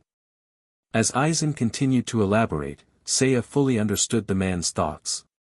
Aizen laid bare his knowledge of the Spirit King and his views about the world. Like the man he would become a century later, Aizen was on a relentless journey in pursuit of freedom. Unable to tolerate any tangible entity standing above him. Refusing to accept a life of aimless existence. Striving to change his environment and break free from his chains. This is what Aizen is trying to achieve. Seiya, unsurprised by this revelation, showed no visible reaction. After all, the Aizen of the original story was an indelible character. Meeting him in person now only overlapped with what Seiya already knew. Truthfully, I originally planned to observe you for a while longer, Seiya, Aizen began. After all, I understand the dangers of forcing growth. Even when hastening development for the better, impatience can lead to failure. You really do know better, don't you, sensei? But regrettably, I no longer have the luxury of time. Adjusting his glasses, Aizen smiled lightly. Now that I've been promoted to lieutenant, I'll have far less opportunity to interact with you. Only through consistent and close interactions can mutual understanding flourish. Distance may add a sense of mystique, but it's ultimately an obstacle to genuine connection. It is a shame that I won't witness your growth firsthand anymore. But at the same time, I've come to realize something worth celebrating. So, what exactly did you realize? Aizen's deep gaze seemed to pierce through Seiya. His voice took on a dreamlike tone. Seiya, what does learning mean to you? What a strange question. Though the question felt oddly out of place, Seiya pondered it seriously, given the atmosphere. Progress? Before Seiya could speak, Aizen answered his own question. Regardless of what your answer might be, it would never be the act of learning itself, would it? Because that would be utterly meaningless. Seiya, you and I are alike. We are monsters who merely wear the appearance of humans. To others, what seems intricate, profound, and difficult to comprehend is something we can grasp with minimal effort. People call us geniuses. But tell me, does such a label hold any real value? After all, we didn't choose to be this way, did we? The statement was cryptic, but Seiya quickly grasped Aizen's intent. Within just a month, Seiya had risen from being just another student to someone others approached with deference. Because of his fight with Omida, even the instructors who used to treat him dismissively now treated him with respect. While these changes might seem superficial, they demonstrated Aizen's point. The subtle distance he had felt in interactions, like the one earlier with Aizen, solidified Aizen's argument. Seiya had simply done what he was capable of and what he ought to do. Yet others now regarded him differently, keeping him at arm's length, creating an invisible barrier of reverence and estrangement. This was never what Seiya had wanted. There was no need for such caution. Why couldn't things stay as they were before? The realization stung, not with bitterness but with a faint sorrow. Aizen's voice broke through Seiya's musings. Judging by your expression, it seems you understand what I meant, Seiya. Geniuses are doomed to loneliness. Ants, no matter how hard they try, can never reach the height of an elephant. So, if the elephant were to try and understand the thoughts of the ants, that would certainly be an act of humility. But in turn, is that fair to the elephant? Once again, thoughts that had lingered in Seiya's mind resurfaced, bringing a new wave of introspection. Having walked the same path, he found himself resonating with Aizen's perspective. It was this glimmer of understanding that brought a faint lightness to Aizen's tone. He smiled at Seiya's profile, as if genuinely pleased. And that's not all, Seiya. You're aware, aren't you? The nobles hold sway over Seoul society, enjoying privileges beyond belief. Easy. Seiya reached out, grasping Aizen's hand firmly. Aizen's smile spread, like ink dissolving in water, calm yet undeniably satisfied. The faint gleam of his glasses caught the light, exuding a mysterious aura. Welcome aboard, Seiya. 29. Chapter 45, Moonlit Night. So, Aizen-sensei has been reassigned back to the 5th division. Yeah, but I heard he'll still teach a monthly calligraphy class, so he'll occasionally return to the academy. That said, doesn't it feel a little lonely? Aizen bit her spoon, her expression filled with quiet reflection. Huh? What are you talking about? Seiya, sitting across from her and digging into a steak, asked in confusion. Well, Seiya-kun, you had a fairly close relationship with Aizen-sensei, didn't you? I heard he helped you a lot, offering guidance. Now that he's left his teaching post, doesn't it feel like a bit of a loss?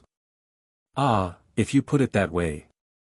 In terms of their former student-teacher relationship, Seiya might have felt regret. After all, their time together had only spanned a little over a month. There were still so many things he wanted to learn from Aizen Sōsuke, but just like that, the man departed without hesitation. What a heartless teacher. But circumstances had changed. Swallowing his bite of steak, Seiya broke into a wide grin. Not at all.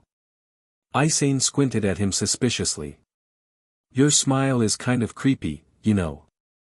It's a sign of good health. A healthy glow. Well, as long as you're keeping your spirits up, I guess that's a good thing. After all, life's about moving forward, right? Staying stuck in the past won't get you anywhere. After a brief pause for reflection, Seiya steered the conversation elsewhere, smiling as he spoke.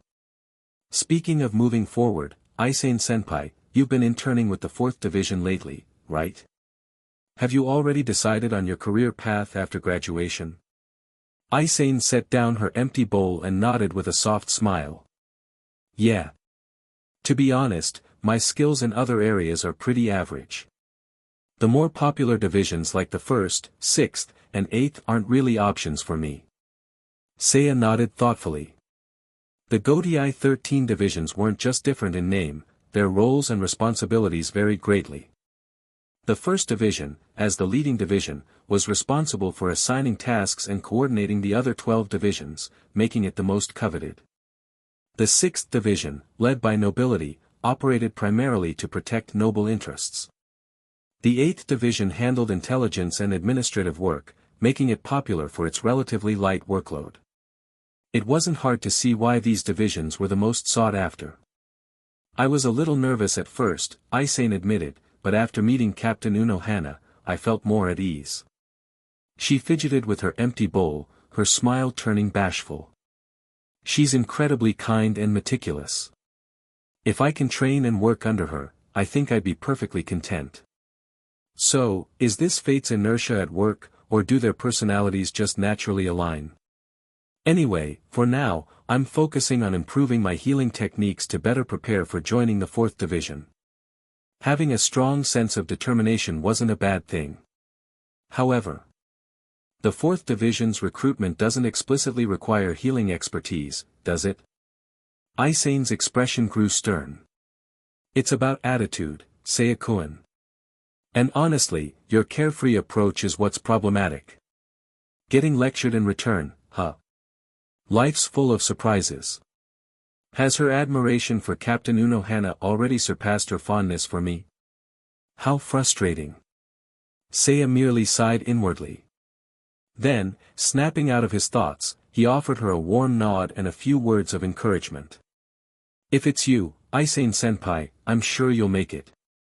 For once, he refrained from his usual teasing remarks, and Aizen beamed back at him with a determined expression. Thanks, Seiya-kun. I'll do my best. Yeah, no problem.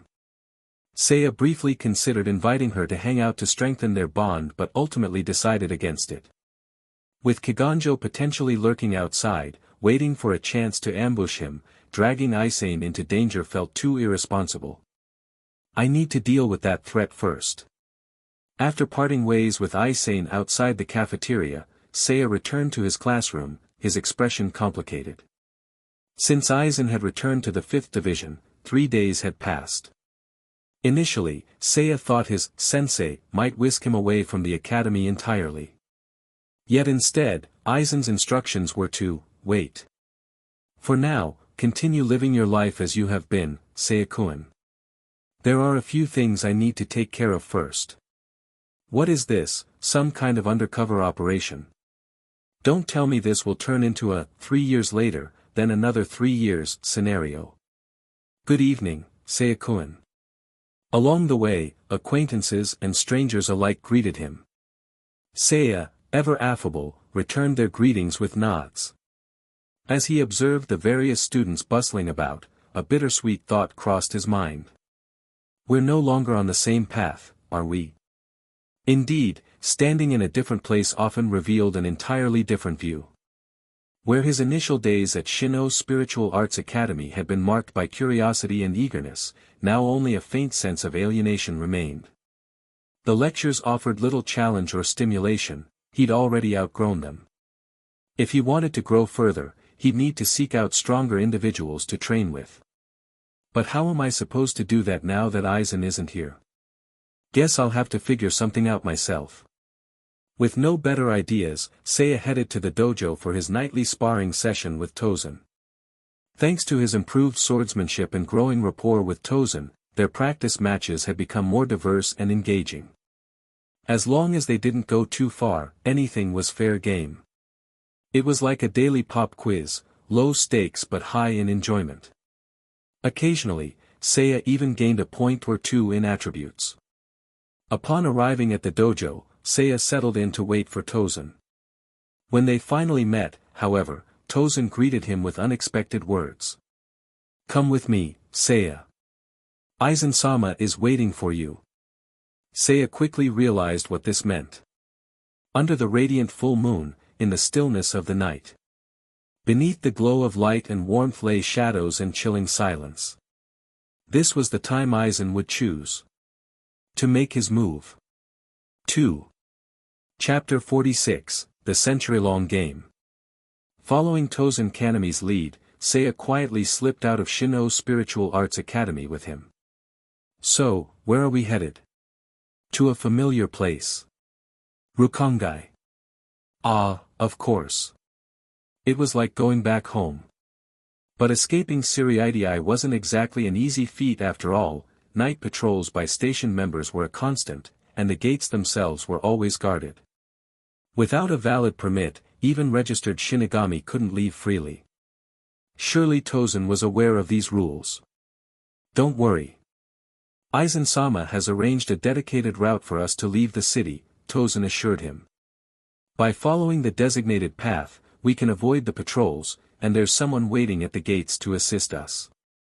We'll reach the outer districts without issue. As expected of Aizen. The man truly thought of everything.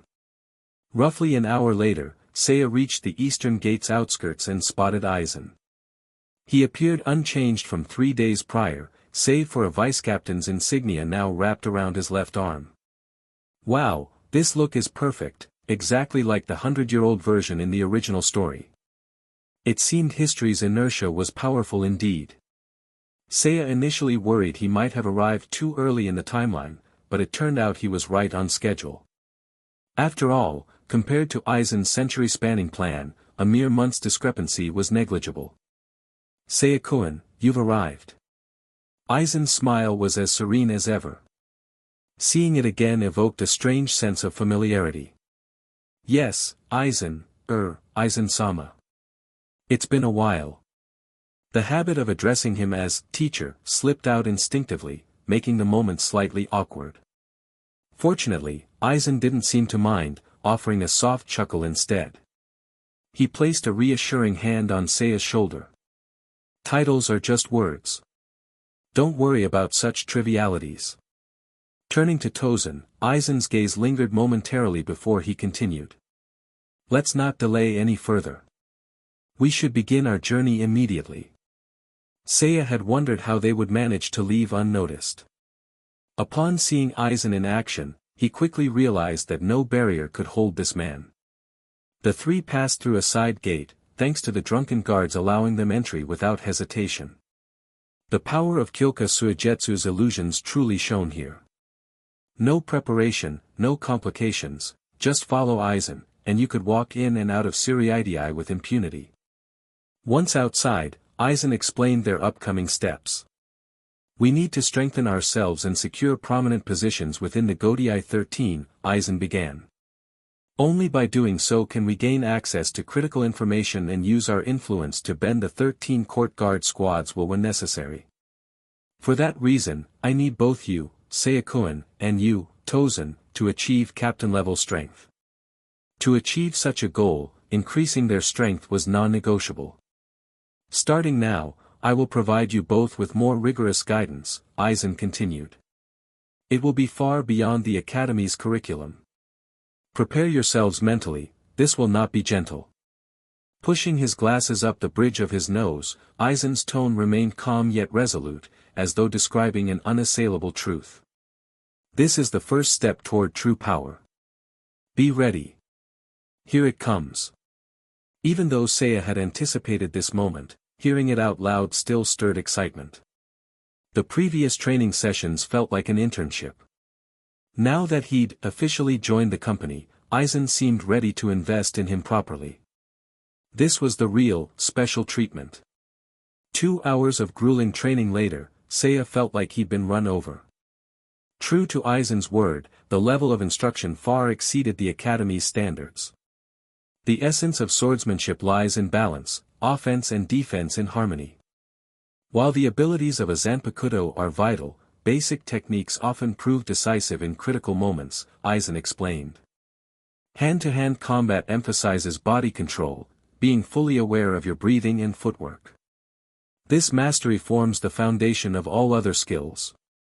Shuunpa is fundamentally about manipulating spiritual pressure. The Shihoin family's ancestral techniques encapsulate its entire history. And Kido is no different. Each spell is built upon a meticulous structure, with incantations serving to stabilize and amplify its power. To wield it effectively, you must understand these elements thoroughly. Aizen focused on refining their core skills, which matched the impression Seiya had of him. After all, only someone who had reached the pinnacle of strength could afford to gaze beyond and aspire to transcend the limitations of a Shinigami. Returning to the training session.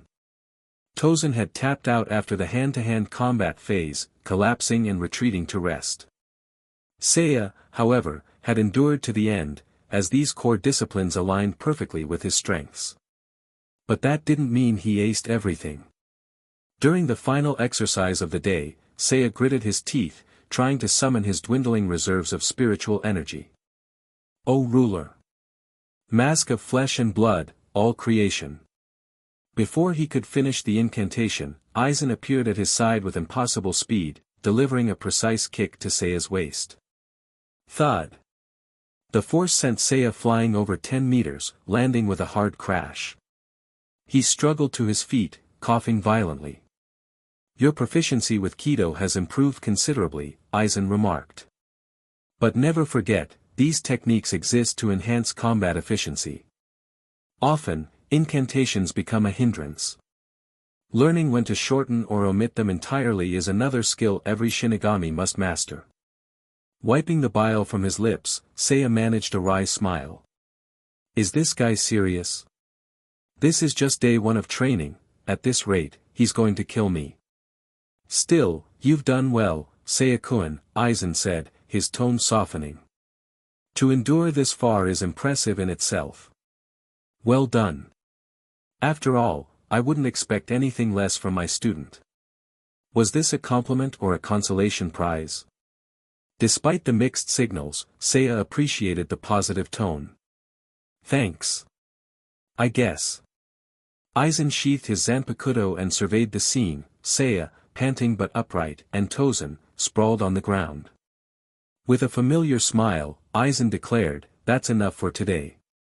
Reflect on what you've learned and strive to apply it effectively." Seiya helped Tosen to his feet, replying between breaths, "Understood." Satisfied, Aizen continued. "Good. Now, let's clean up some of the chaos in Rukongai. And while we're at it, we'll lay the groundwork for what's to come." 9. Chapter 47, Release Your Zanpakuto, Seiya-kun. The definition of the Soul Society is quite broad. Beyond the Siriidii, where the Shinigami and noble families reside, the surrounding districts are divided into 4 large regions, corresponding to the cardinal directions. These are the areas known as Rukongai, or the Wandering Soul Districts. According to the Godiai 13's intelligence reports, Rukongai is further segmented into several numbered blocks. The closer the district is to Siriidii, the better its law and order. Conversely, the farther the district lies from the central city, the more rampant the crime, murder, arson, and lawlessness become everyday occurrences. Merely because they covet our swords and whatever valuables we carry, they're willing to kill strangers without hesitation. How pathetic. To people like them, human life holds no value at all. Seiya-kun, Tosen, you're both from Rukongai yourselves, so you should understand the tragedy of such a hopeless environment. Aizen toyed with a small, translucent crystal in his hand, his expression calm and composed. 3 ragged spirits lay motionless on the ground around him, their lifeless bodies drained of all vitality. Seiya Arima watched as the remaining traces of their souls were drawn into the semi-transparent orb in Aizen's hand. The swirling essence inside seemed to writhe, shadows dancing faintly within the crystal's depths. Hogyoku. The origin and purpose of this mysterious artifact had just been explained to Seiya moments ago. It held an extraordinary power, and even its latent spiritual pressure hinted at its terrifying potential. Fascinating. It looks like an ordinary object, yet I can sense traces of consciousness within it. The Hogyoku was absorbing souls. That was the reason Aizen had chosen to venture into Rukongai tonight. In lawless districts like these, life and death held no particular meaning. Even if someone went missing or was never seen again, the most they would become was a statistic, a number recorded in the Soul Society's bureaucratic ledgers. Unlike Urahara Kisuke's Hogyoku, which was created using vast numbers of hollows, Aizen's version was crafted from powerful souls with latent potential to become Shinigami. In other words, the souls of those in Rukongai with the potential to become future Shinigami. For Aizen, killing these souls carried no emotional burden. No. In his view, the residents of Rukongai were essentially meaningless. In the Thousand-Year Blood War arc of the original timeline, Kuratsuchi Mayuri ordered the extermination of 20,000 residents of Rukongai to restore balance after the Quincy eradicated a large number of hollows. When reporting this to Yamamoto, the old man's only response was, "Why didn't you notify me beforehand?" Perhaps there was an element of resignation in Yamamoto's tone, an acknowledgement that what was done could not be undone. But ultimately, the core doctrine of the Godiai 13 had little to do with the lives of Rukongai's residents. After 2 hours of prowling through Rukongai, Aizen concluded his soul collection mission for the night. The trio was about to head back when a series of blood-curdling screams echoed from a nearby street. Moments later, a blood-soaked man stumbled around a corner, shrieking in terror. His left arm was missing, severed at the shoulder. "Help me. Please, help." Before he could finish, a monstrous creature lunged forward. A pale, serpent-like hollow with a long, sinuous body pinned the man to the ground with webbed claws, then opened its grotesque maw to devour him. The hollow slithered forward, licking up every drop of blood and flesh, until the body was reduced to nothing.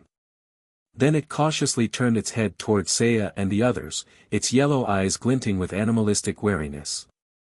After a tense pause, the hollow slowly retreated into the shadows of the surrounding trees. Hollows invading the Soul Society was not unusual.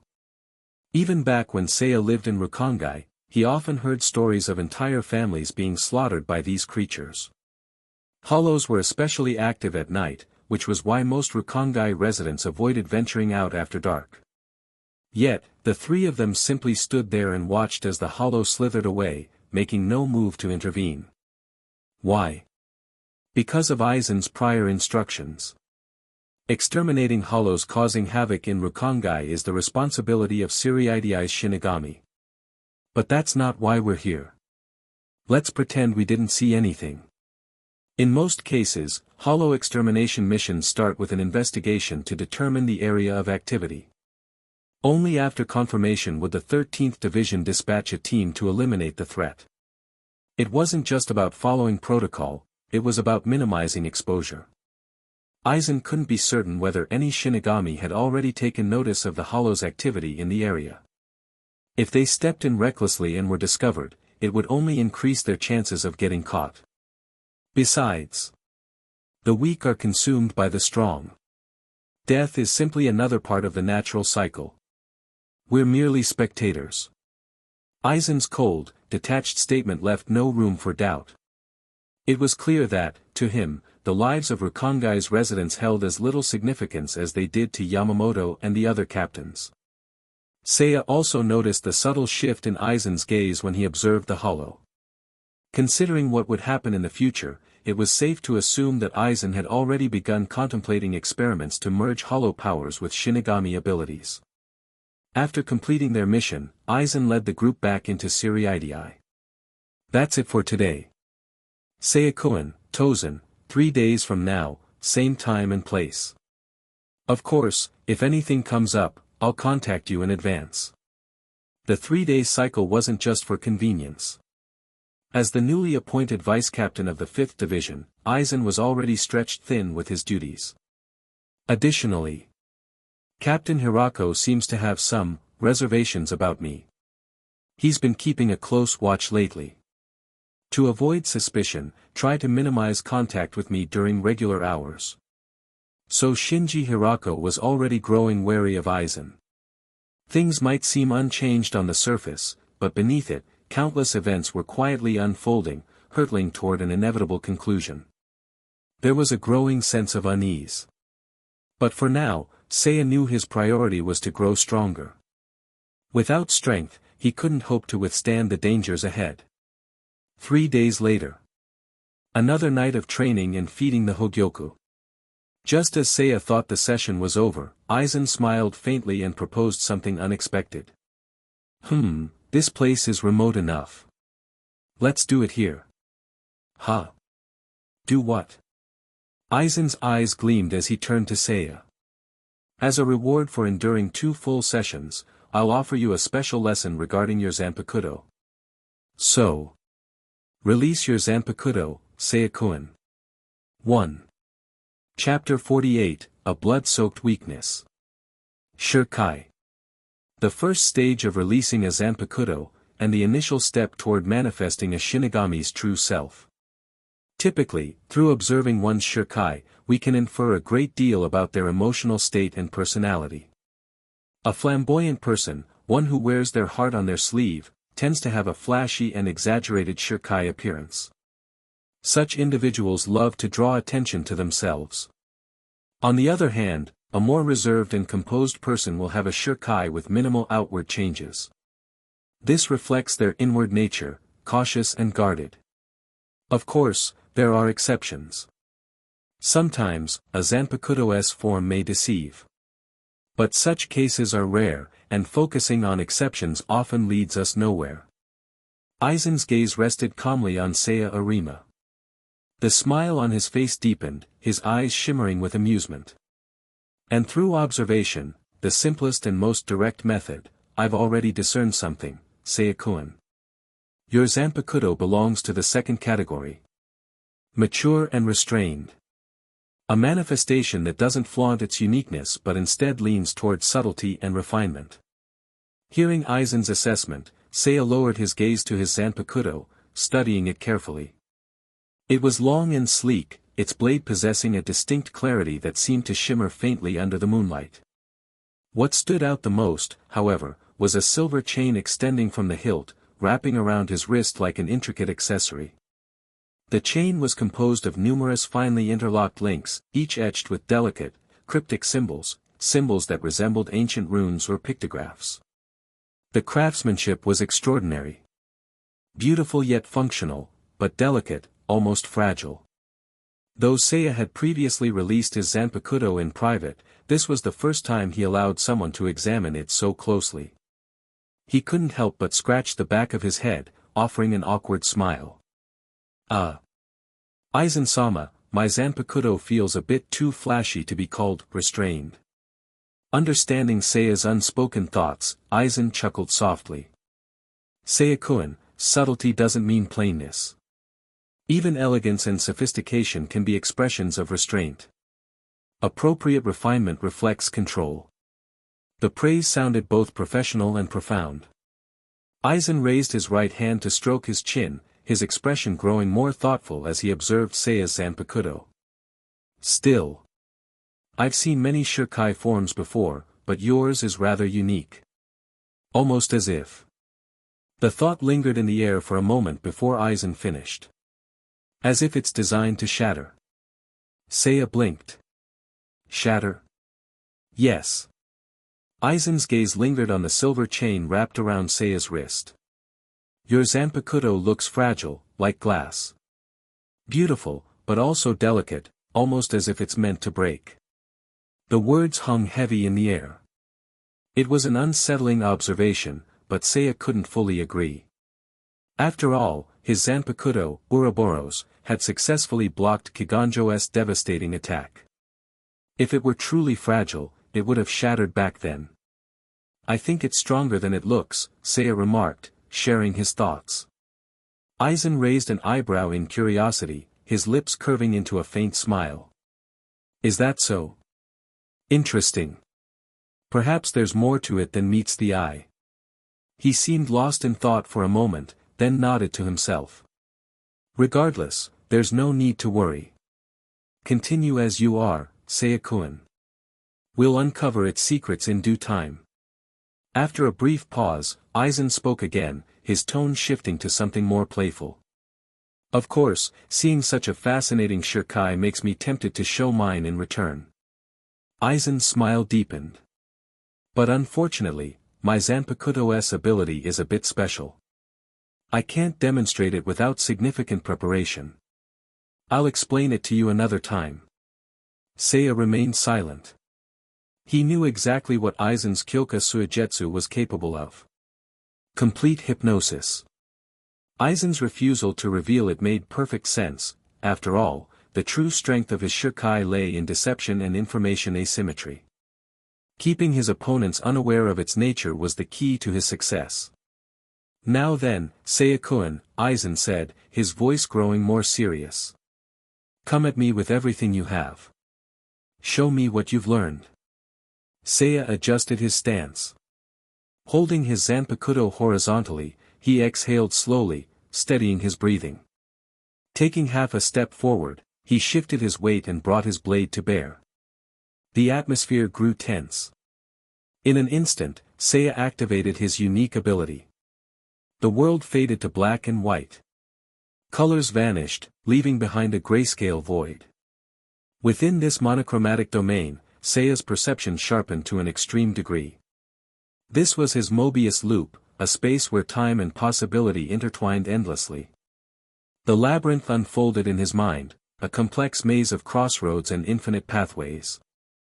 For identical versions of Seiya branched off in different directions, each exploring a unique possibility in search of the optimal outcome. Blue-tinted illusions flickered and dissipated as countless scenarios played out before him. One by one, he witnessed his own defeat.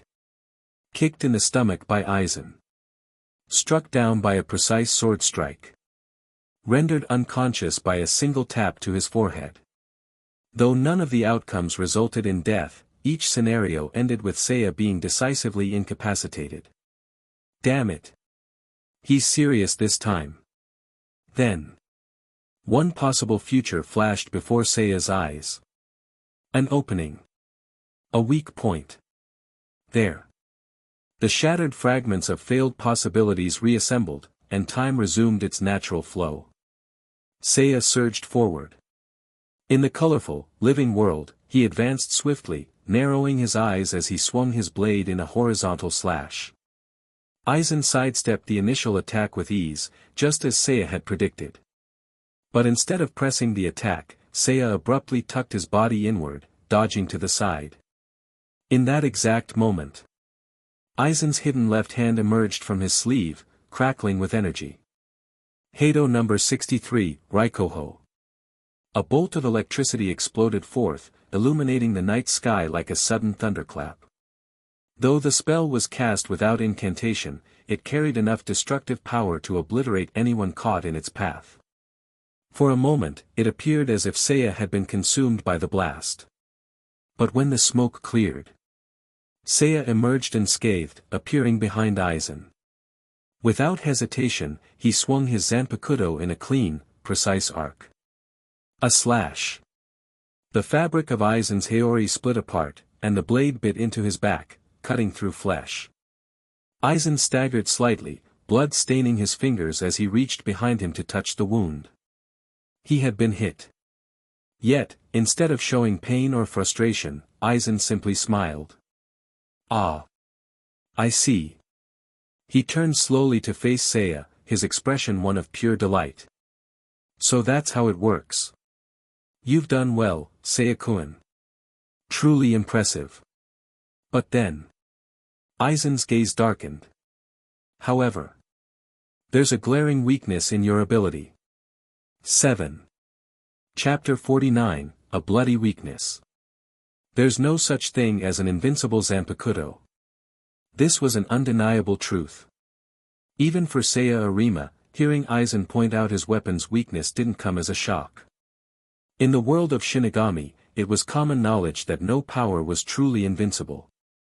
After all, hadn't Ichigo Kurosaki smashed his way through Soul Society, Hueco Mundo, and even the royal palace with sheer brute force?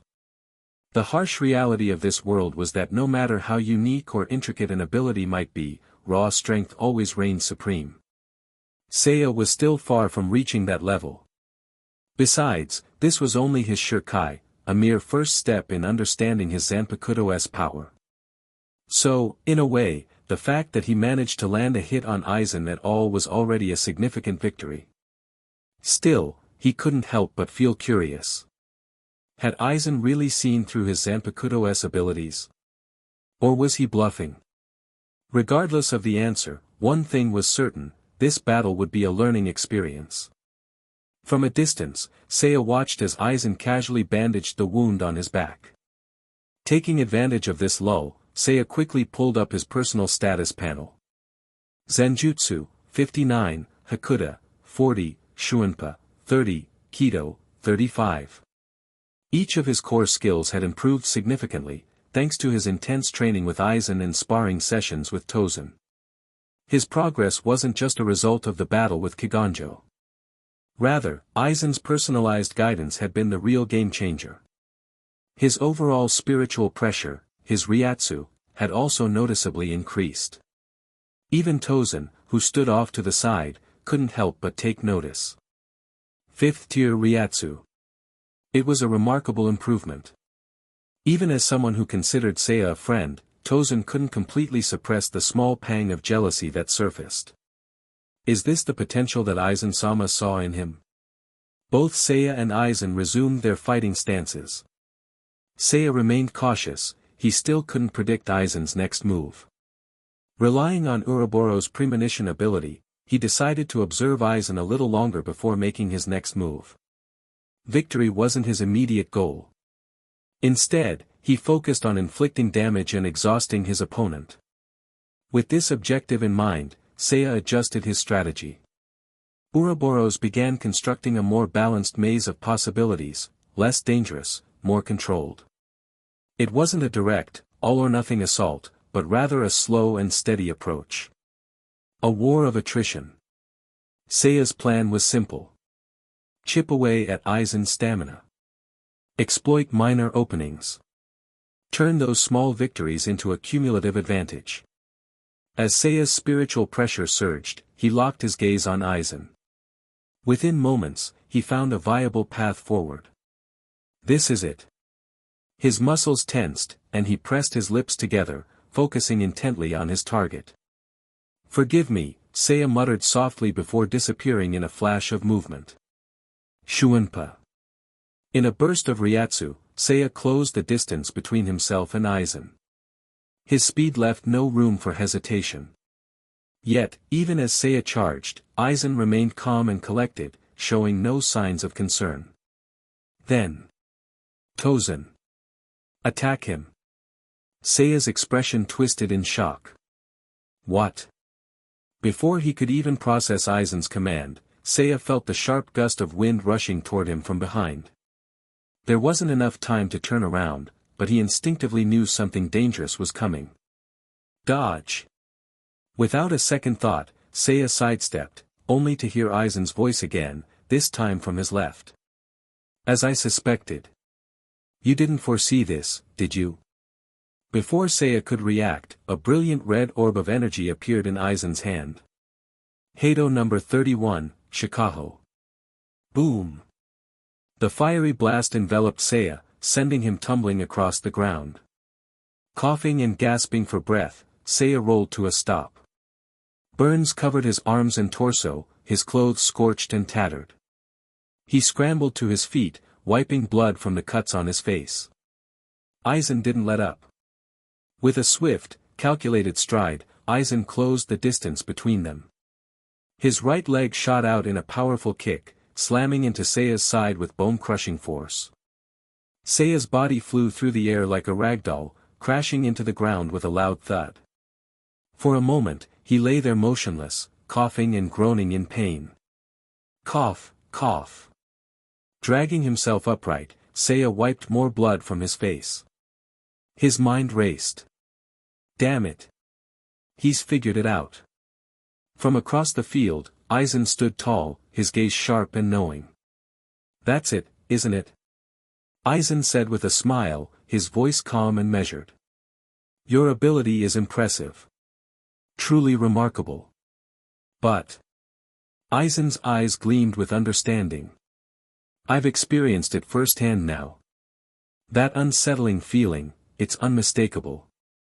He flexed his fingers, his smile never wavering.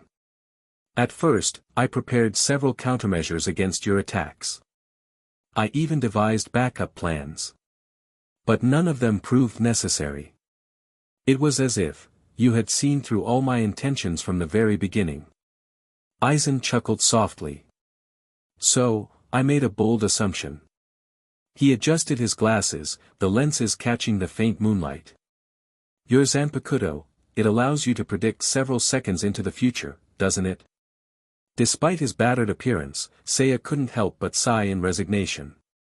Of course Aizen figured it out. It was both surprising and unsurprising at the same time. After all, this was Aizen.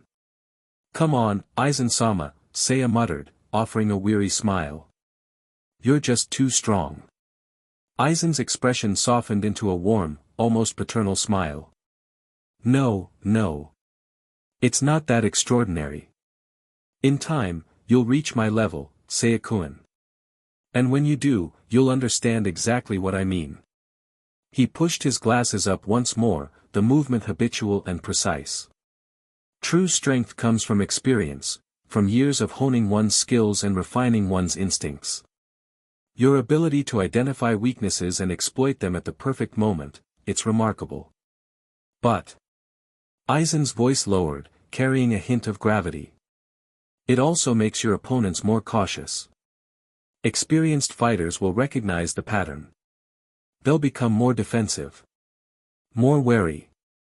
And then, Aizen delivered the finishing blow to his analysis. "Your ability has a glaring weakness." Seiya tensed. You didn't predict that a third party could interfere in our duel, did you? He gestured toward Tosen, who stood a short distance away. Even though all he did was throw a rock. 1. Chapter 50, The Brave Who Meet on Narrow Paths. Seiya knelt on one knee, silently gazing at the spot behind him. There, half buried in a pile of dirt, lay a fist-sized rock, the same one Tosen had just thrown during his surprise attack. No spiritual pressure. No killing intent. Just an ordinary rock, hurled with enough force to make a sound as it cut through the air.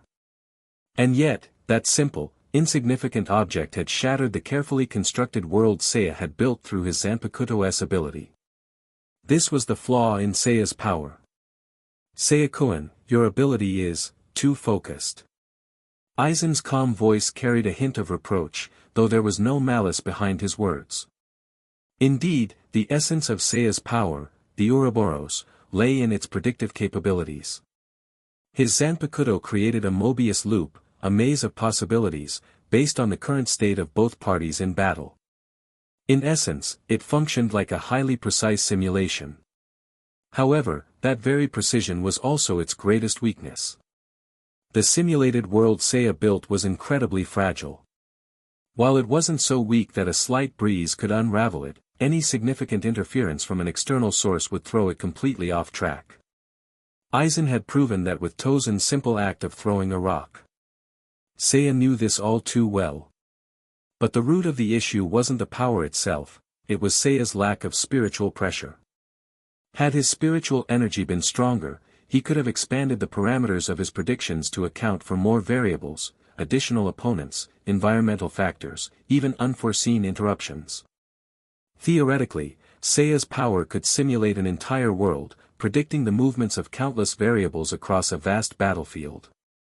But for now, 3 seconds ahead and only between himself and a single opponent.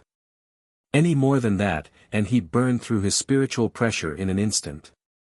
Seiya chuckled bitterly to himself. Predicting the world's future. Right. Maybe in my dreams. Aizen slowly approached as Seiya coughed and sheathed his Zanpakuto. There's another obvious weakness, Seiya-kun, Aizen said, his tone almost casual. Your ability consumes far too much spiritual pressure. Even though you've already reached the level of a 5th-class Ryatsu, impressive for a student, that's still not enough to sustain your power. 2 uses, and you're already showing signs of exhaustion. Aizen gently tapped his chin, lost in thought. If this isn't an issue with your personal reserves, then it must be the nature of your Zanpakuto itself. And if that's the case, Seiya-kun, you need to change your strategy. Seiya sighed, wiping the sweat and dirt from his face. Aizen continued his lecture, his analytical mind dissecting Seiya's power with surgical precision. This ability of yours, it shouldn't be used at the start of a battle. It's a trump card, something to be deployed during a stalemate or critical moment. Unless you can drastically reduce its spiritual energy consumption, you should focus on conservative combat and hold back your power until the time is right. Seiya couldn't help but marvel at Aizen's thorough analysis. The man had only just witnessed Ouroboros in action, and yet he had already broken down its strengths and weaknesses with pinpoint accuracy. This was Aizen's true strength. His keen insight, his ability to peel back the layers of any mystery and lay bare the truth. Aizen smiled faintly, his expression warm but measured. Let's continue. Your ability has some clear limitations, Aizen went on. For one, it's not suited for group battles. It's far more effective in one-on-one combat. And as long as the environment is controlled, and you've gathered enough information about your opponent, your Zanpakuto will allow you to dominate. Hearing this, Tosen nodded in agreement. A highly specialized power for single combat. He murmured. That's rare. Despite his usual reserved nature, Tosen couldn't help but offer a sharp observation. Aizen chuckled. Yes, rare indeed. But. His expression shifted, and his eyes gleamed with an intense light.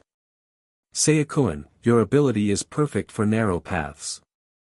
When two warriors meet head-on, with no room for retreat or reinforcements, you are the one who will always come out on top. You are a lone wolf, born to fight one-on-one battles to the bitter end. That's magnificent, far beyond my initial expectations. Aizen's praise wasn't empty. His tone was filled with genuine admiration. You have a unique gift, Seiya-kun. Truly, you are worthy of being called my student. Seiya sighed. He wasn't surprised by Aizen's assessment. Instead, he was in awe of Aizen's ability to unravel complex truths so effortlessly. One battle was all it took for Aizen to fully grasp Seiya's strengths and weaknesses. Not only that, Aizen had given him an exact combat role that fit his abilities perfectly. A lone warrior. A duelist. Until his spiritual power grew significantly, Seiya's best chance of victory lay in one-on-one duels, in environments free from outside interference. Am I really going to be able to keep up with someone like him? Seiya wondered quietly. Aizen's analytical prowess, his overwhelming presence, the gap felt insurmountable. Still, Seiya didn't have time to wallow in doubt. Aizen extended his hand, his expression as calm as ever.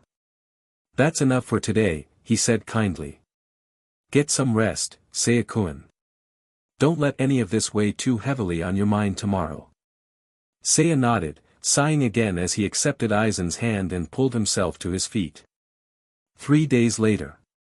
When the group gathered again, Seiya noticed something off about Aizen's demeanor.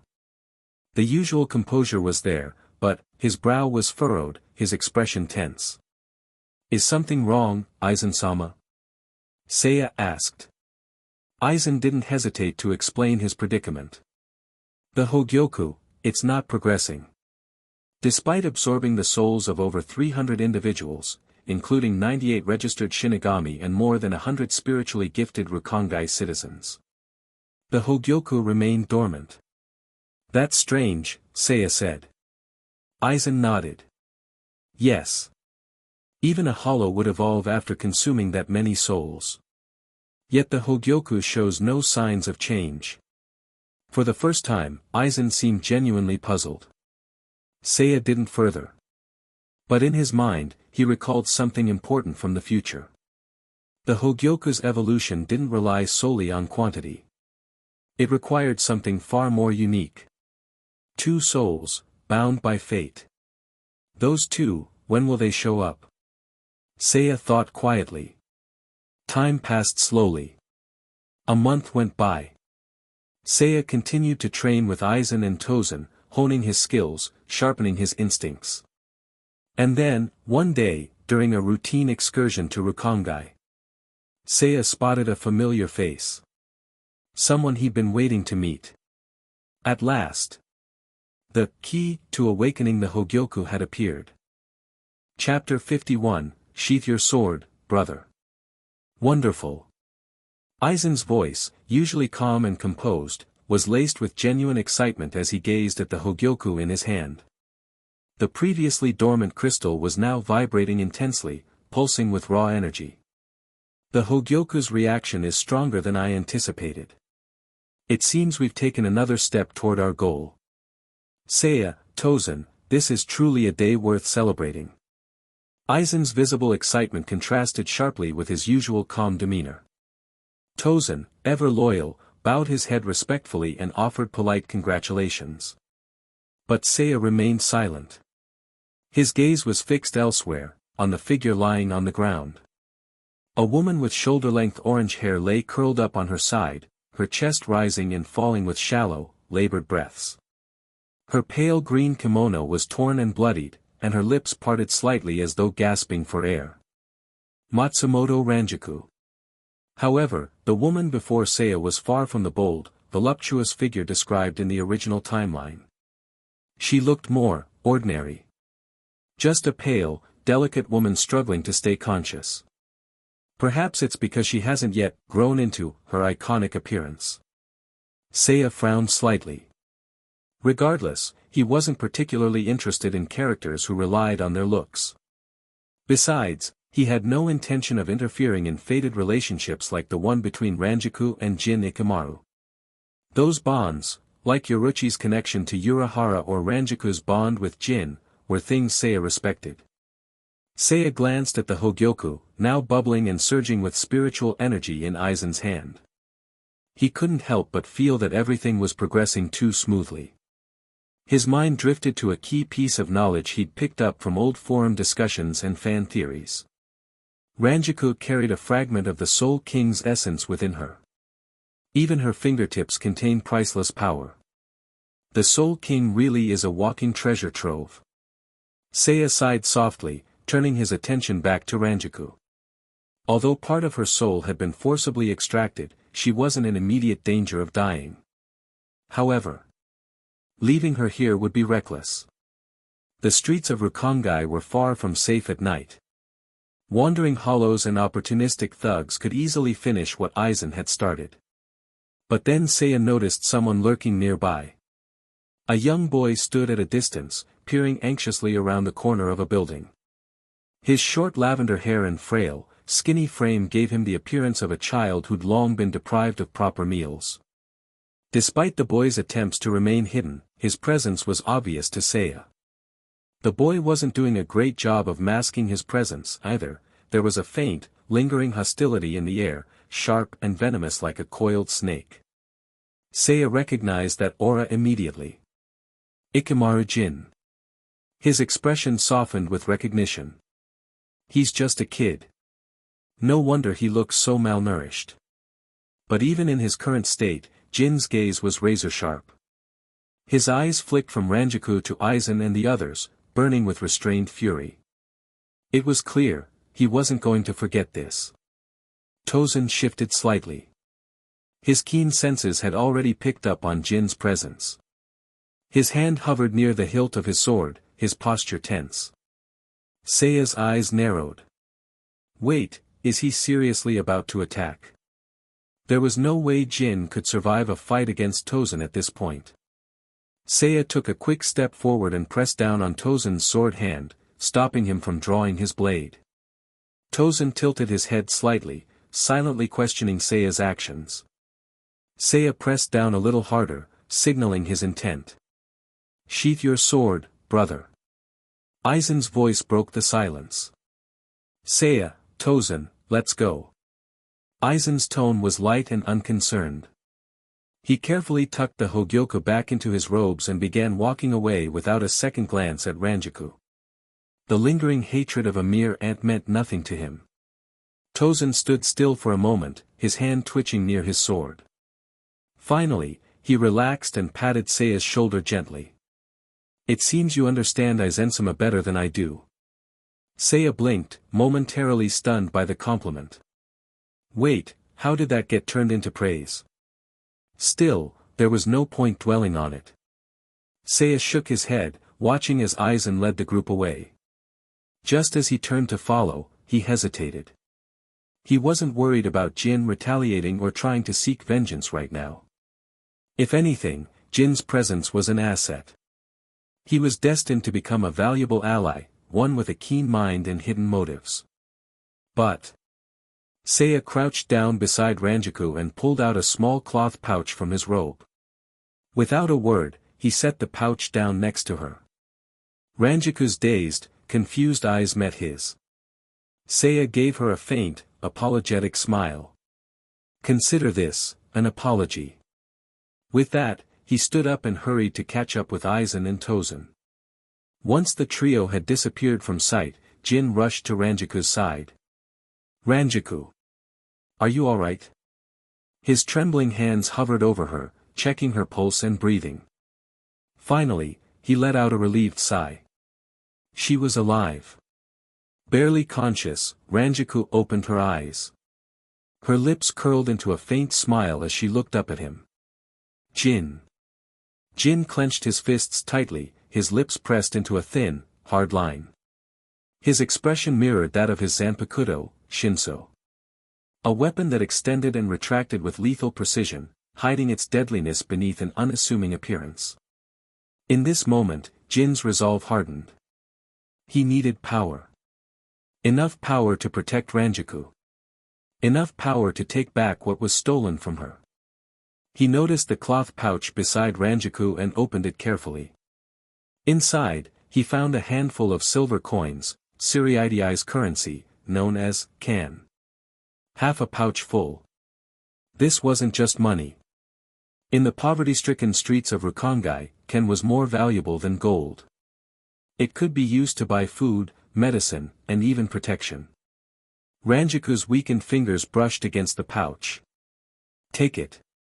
Jin. Despite his pride, Jin obeyed. He tucked the pouch into his robes, his gaze never leaving the path where Seiya and the others had disappeared. His silver eyes narrowed. Who was that man? What was he thinking? The questions lingered in Jin's mind as he tightened his grip on the pouch, his resolve solidifying like tempered steel. Someday, I'll get stronger. And when that day comes, I'll. Chapter 52, The 5th Division's Invitation. Looks like the Hogyoku has finally reached its limit. Standing before a wall of neatly arranged shelves in his office, Aizen calmly delivered the statement as if it were a mere observation. His hands moved methodically, organizing books and manuals while speaking in an almost casual tone. I've tried various methods, hoping for a breakthrough. But no matter how many adjustments I make, the Hogyoku refuses to evolve further. It seems that it has absorbed all the souls it needs. I can sense its emotions, it feels satisfied. Which means, to push it further, we'll need something different. Seiya Arima sat across from him, drenched in sweat and shifting uncomfortably in his seat. His expression was tense as he glanced around the room. Can we really talk about this so openly? After all, they weren't exactly in a discreet location. They were sitting inside the 5th Division headquarters, in Aizen's office no less. Seiya had taken advantage of a brief training assignment outside the academy to drop by and greet his mentor. He'd only intended to exchange pleasantries. But, true to form, Aizen opened the conversation with a bombshell. Aizen sensei. Aizen glanced up from his books, a faint smile curling at the corners of his lips. Don't worry. My office is right next to Captain Hirako's. The other squad members rarely come here, so it's usually very quiet. Right next to the captain's office? Seiya's thoughts spiraled. Discussing secret experiments and forbidden research in the captain's proximity felt absurdly reckless. Still, Aizen seemed completely unbothered by the implications. With a casual stride, he returned to the desk with 2 thick tomes in hand, gently placing them in front of Seiya. Seiya instinctively stood up and offered a polite bow of gratitude. I've decided to shift my research focus. These books might give you some useful insights. Seiya picked up one of the volumes and read the title aloud. Does time really change everything? Then the second. Success through attention to small details. Thank you. Seiya blinked, feeling more than a little perplexed. What's with the self-help books? They're giving off serious, motivational speaker vibes. Still, he accepted the gesture, carefully placing the books into his bag while forcing a polite smile. Well, considering how fragmented time is in the Soul Society, I guess even self-help books from different eras have their place. Unlike the modern world, Soul Society hadn't yet adopted widespread use of electronic devices. Books remained a valuable source of information. Aizen seemed pleased by Seiya's reaction. Your abilities are remarkable, Seiya. However, to master them, you'll need to refine your attention to detail. Seiya nodded in acknowledgement, though inwardly he couldn't help but think. I appreciate the thought, but Aizen's taste in books could use some work. Suddenly, the atmosphere shifted. Aizen opened his mouth to speak again. Seiya, regarding future plans, there's something important I want to discuss with you. But before he could finish, the sound of hurried footsteps echoed from the hallway. Moments later. Bang! The door burst open without warning. Oi, oi, oi. Seiya Arima, aren't you supposed to be here on an internship? A familiar voice rang out, loud and mischievous. Shinji Hirako, the 5th Division's captain, stood in the doorway with his usual toothy grin. I get that you're on good terms with Aizen, but hanging around our vice-captain all day is pushing it, don't you think? Seiya and Aizen both rose from their seats to greet him. Captain. Captain Hirako. Shinji waved dismissively, his laid-back demeanor on full display. Relax, relax. It's not like this is some formal meeting. Just take it easy. Typical Hirako. He strolled into the room and plopped down on the couch beside Aizen, casually slinging an arm around his vice-captain's shoulders. So, Seiya, Shinji began, fixing his sharp gaze on the young man. You've been with the 5th Division for a few hours now. What's your impression of our squad? Seiya scratched the back of his head, collecting his thoughts before responding. Well, the 5th Division's duties seem more diverse than I expected. Although it's classified as a rescue unit, it feels very different from the 4th Division's medical work. Unlike the 4th, the 5th Division's rescue operations require combat readiness. You need to be able to handle yourself in battle and possess leadership skills to manage chaotic situations efficiently. In other words, the 5th Division is far busier and more versatile than I initially thought. Shinji's grin widened. Ha! You've got a good head on your shoulders, kid.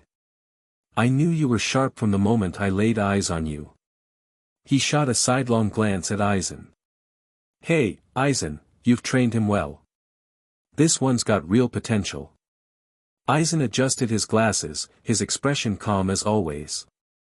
Captain, I appreciate the compliment, but your casual demeanor may undermine your authority.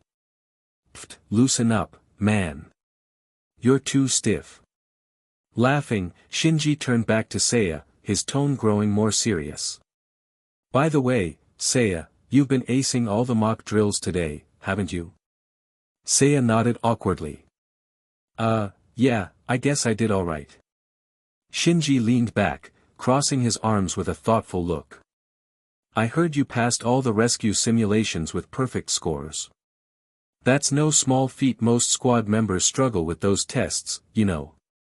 The truth is, understanding rescue work requires more than just skill, it takes a certain mindset. And from what I've seen today, you've got it. With a mischievous glint in his eye, Shinji leaned forward. Actually, I've been meaning to ask you this for a while. Seiya Arima, how'd you feel about joining the 5th Division early? Seiya blinked, surprised by the sudden offer. Captain Hirako, you mean? Yep. I'm saying skip the rest of your academy term and come work with us full-time. Shinji grinned. I'll handle all the paperwork. It's just a formality at this point. Frankly, a guy like you shouldn't be wasting your time stuck in school. He chuckled, nudging Aizen playfully. And who knows? With your skills, you might even take over Aizen's spot as vice-captain one day. Chapter 53, A Unique Arrangement. Although Shinji Hirako had extended the offer in a playful tone, there was no mistaking the weight behind it. This was an invitation from a captain, a high-ranking officer in the Gotei 13. It was an opportunity that Seiya Arima couldn't simply ignore, and he knew he needed to give a respectful response. Seiya bowed deeply. Thank you for your generous offer, Captain Hirako. However, I'm afraid I haven't yet considered making such a decision at this time. His tone was humble and sincere. Shinji simply nodded, showing no sign of offense.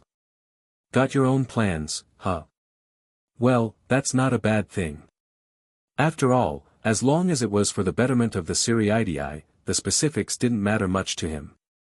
Still, there was something about Seiya that caught his attention. So, which division are you thinking of joining? Seiya scratched the back of his head, flashing a slightly embarrassed smile. To be honest, I haven't decided yet. With the recent changes in the Academy's policies, I plan to do more internships with various squads before making a final choice. Huh? Shinji raised an eyebrow. What changes? Before Seiya could clarify, Aizen calmly stepped in to explain. It's part of the new strategy proposed by Captain Unohana and approved by 6 other captains. The goal is to improve the overall quality of squad members by increasing academy students' exposure to real fieldwork. Aizen adjusted his glasses and continued with a composed tone. This reform requires students to rotate between different divisions during their internships to gain first-hand experience.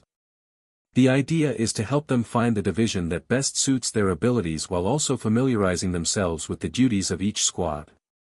Aizen paused, his gaze briefly flicking toward Shinji. Captain Hirako, you should be aware of this policy. It was presented during the captain's meeting 3 months ago. Shinji's eyes darted toward the ceiling, feigning innocence. Ah, yeah, of course I remember that.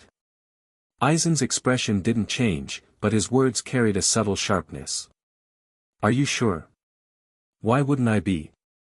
Shinji protested, a bead of sweat forming on his temple. Aizen's tone remained calm, but his gaze held a knowing glint. Because you claimed to be feeling unwell and skipped that particular meeting. Oh. I attended in your place, Aizen continued, his voice measured. I personally compiled a 7-hour summary of the meeting and delivered it to your office.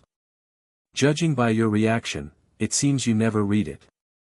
A faint smile tugged at the corner of Aizen's lips. But it's understandable. Important figures tend to forget trivial matters. Though his tone was polite, the subtle jab was unmistakable. I assure you, Captain Hirako, it's nothing to worry about. Even if it did take me 7 hours to prepare those documents. Seiya Arima stood frozen in place, listening to the tense exchange. He could almost feel the metaphorical sparks flying between the two men. Shinji Hirako was visibly sweating now. Aha, ha, ha. You know what? I just remembered something important. I'll leave you two to your chat, see you around. Without waiting for a response, Shinji bolted out of the room. Seiya couldn't help but be impressed. Aizen had just made a captain retreat in embarrassment. Teacher, you really are terrifying. The sound of Shinji's hurried footsteps faded into the distance, and the tension in the room lifted. Aizen sighed softly as he began tidying the papers on his desk. My apologies, Seiya. That wasn't a very dignified display. No, no. It was fascinating. Of course, Seiya couldn't say that out loud. Instead, he maintained a polite demeanor. After a brief pause, Seiya asked quietly. Aizen-sensei, so what should I do next? Aizen finished organizing his papers and stepped around the desk, stopping beside Seiya. He placed a hand gently on Seiya's shoulder. Just continue at your own pace. I don't have any specific tasks for you right now. His words were warm, almost reassuring. I'll be focusing on the Hogyoku research for a while longer. Although progress has slowed, I believe there are new avenues to explore. It's not something that needs to be rushed. Aizen's smile deepened. Our time is abundant, Seiya. There's no need to hurry. Unlike Tosen, I have high hopes for you. Take your time to experience other divisions, observe the different environments, and prepare yourself for what's to come. Understanding both allies and enemies is essential. Know your surroundings well before making your move. Aizen's words carried a sense of mentorship, yet there was always a lingering weight behind them. Once the time is right, I'll contact you again. Seiya nodded in understanding. It wasn't surprising that Aizen had different arrangements for Tosen. Just yesterday, Tosen had informed Seiya that Aizen had instructed him to wrap up his academy courses quickly and prepare to officially join the Godai 13. Yet Seiya hadn't received any such directive. Teacher wants me to keep a low profile for now, huh? It made sense. The more patient you are, the better your rewards. Seiya couldn't complain. After all, less pressure meant more time to prepare and improve. Aizen smiled as he escorted Seiya to the door. Head back and get some rest. For now, our monthly training sessions will continue as scheduled. I'll be working closely with Tosen in the coming weeks, so I'll reach out to you when necessary. Until then, focus on honing your skills, Seiya. Seiya blinked. There it was, that familiar sense of unease creeping in again. Every time Aizen said something like this, it always led to complications. Dangerous sparring sessions. Unexpected duels with people like Kiganjo. Seiya rubbed his temples. He could already imagine the trouble brewing on the horizon. Teacher, you're not going to throw me into a match with another captain, are you? His gaze turned skeptical, watching Aizen closely. As if reading his thoughts, Aizen chuckled softly. Relax, Seiya. This time, there won't be any dangerous stunts. I trust your abilities. He patted Seiya's shoulder once more, his tone soothing, yet with a hint of mystery. I'm sure you'll find this next arrangement quite satisfactory. The light reflected off Aizen's glasses. Seiya's instincts screamed in warning. Because whenever Aizen's glasses reflected the light like that, something devious was in the works. Chapter 54, Next Stop, Squad 2. Another month passed by in the blink of an eye. It was now late autumn, teetering on the edge of winter. The seasonal shift brought an irritating dilemma of what to wear. The fluctuating temperatures made it difficult to find the right balance between staying warm and not looking out of place. Aizen sat across from Seiya, chewing on a spoon as she pondered over this mundane, yet persistent, issue. Everyone else is still wearing their summer uniforms, so if I suddenly switch to autumn clothes, it'll stand out too much, right? She sighed, clearly troubled. Being the center of attention is way too exhausting. Seiya raised an eyebrow and considered her words for a moment before responding. Wouldn't worrying about what others think all the time be even more exhausting? Aizen shook her head, wagging her spoon like a teacher scolding a clueless student. Of course you wouldn't get it, Arima. This is a survival tactic for girls, an unspoken social rule. If I ignore it, my social life will be over. It's that serious? Seiya couldn't help but smile at her logic. He found it amusing how much she cared about such trivial things. He didn't understand it, but he respected it. Well, I think you look fine the way you are. Aizen froze for a second, then quickly returned to her usual demeanor, pretending to be unaffected. You're not even adding senpai anymore, are you? She grumbled, trying to sound annoyed. It makes us sound closer if I call you by your name, right? Seiya chuckled and wiped some curry sauce off his lips with a napkin. Or would you prefer if I called you Aizen? The unexpectedly bold suggestion sent Aizen ducking her head in embarrassment. Despite knowing each other for nearly a year now, she still wasn't used to this kind of teasing. Was it because she was too reserved by nature? Or perhaps Seiya was just too forward.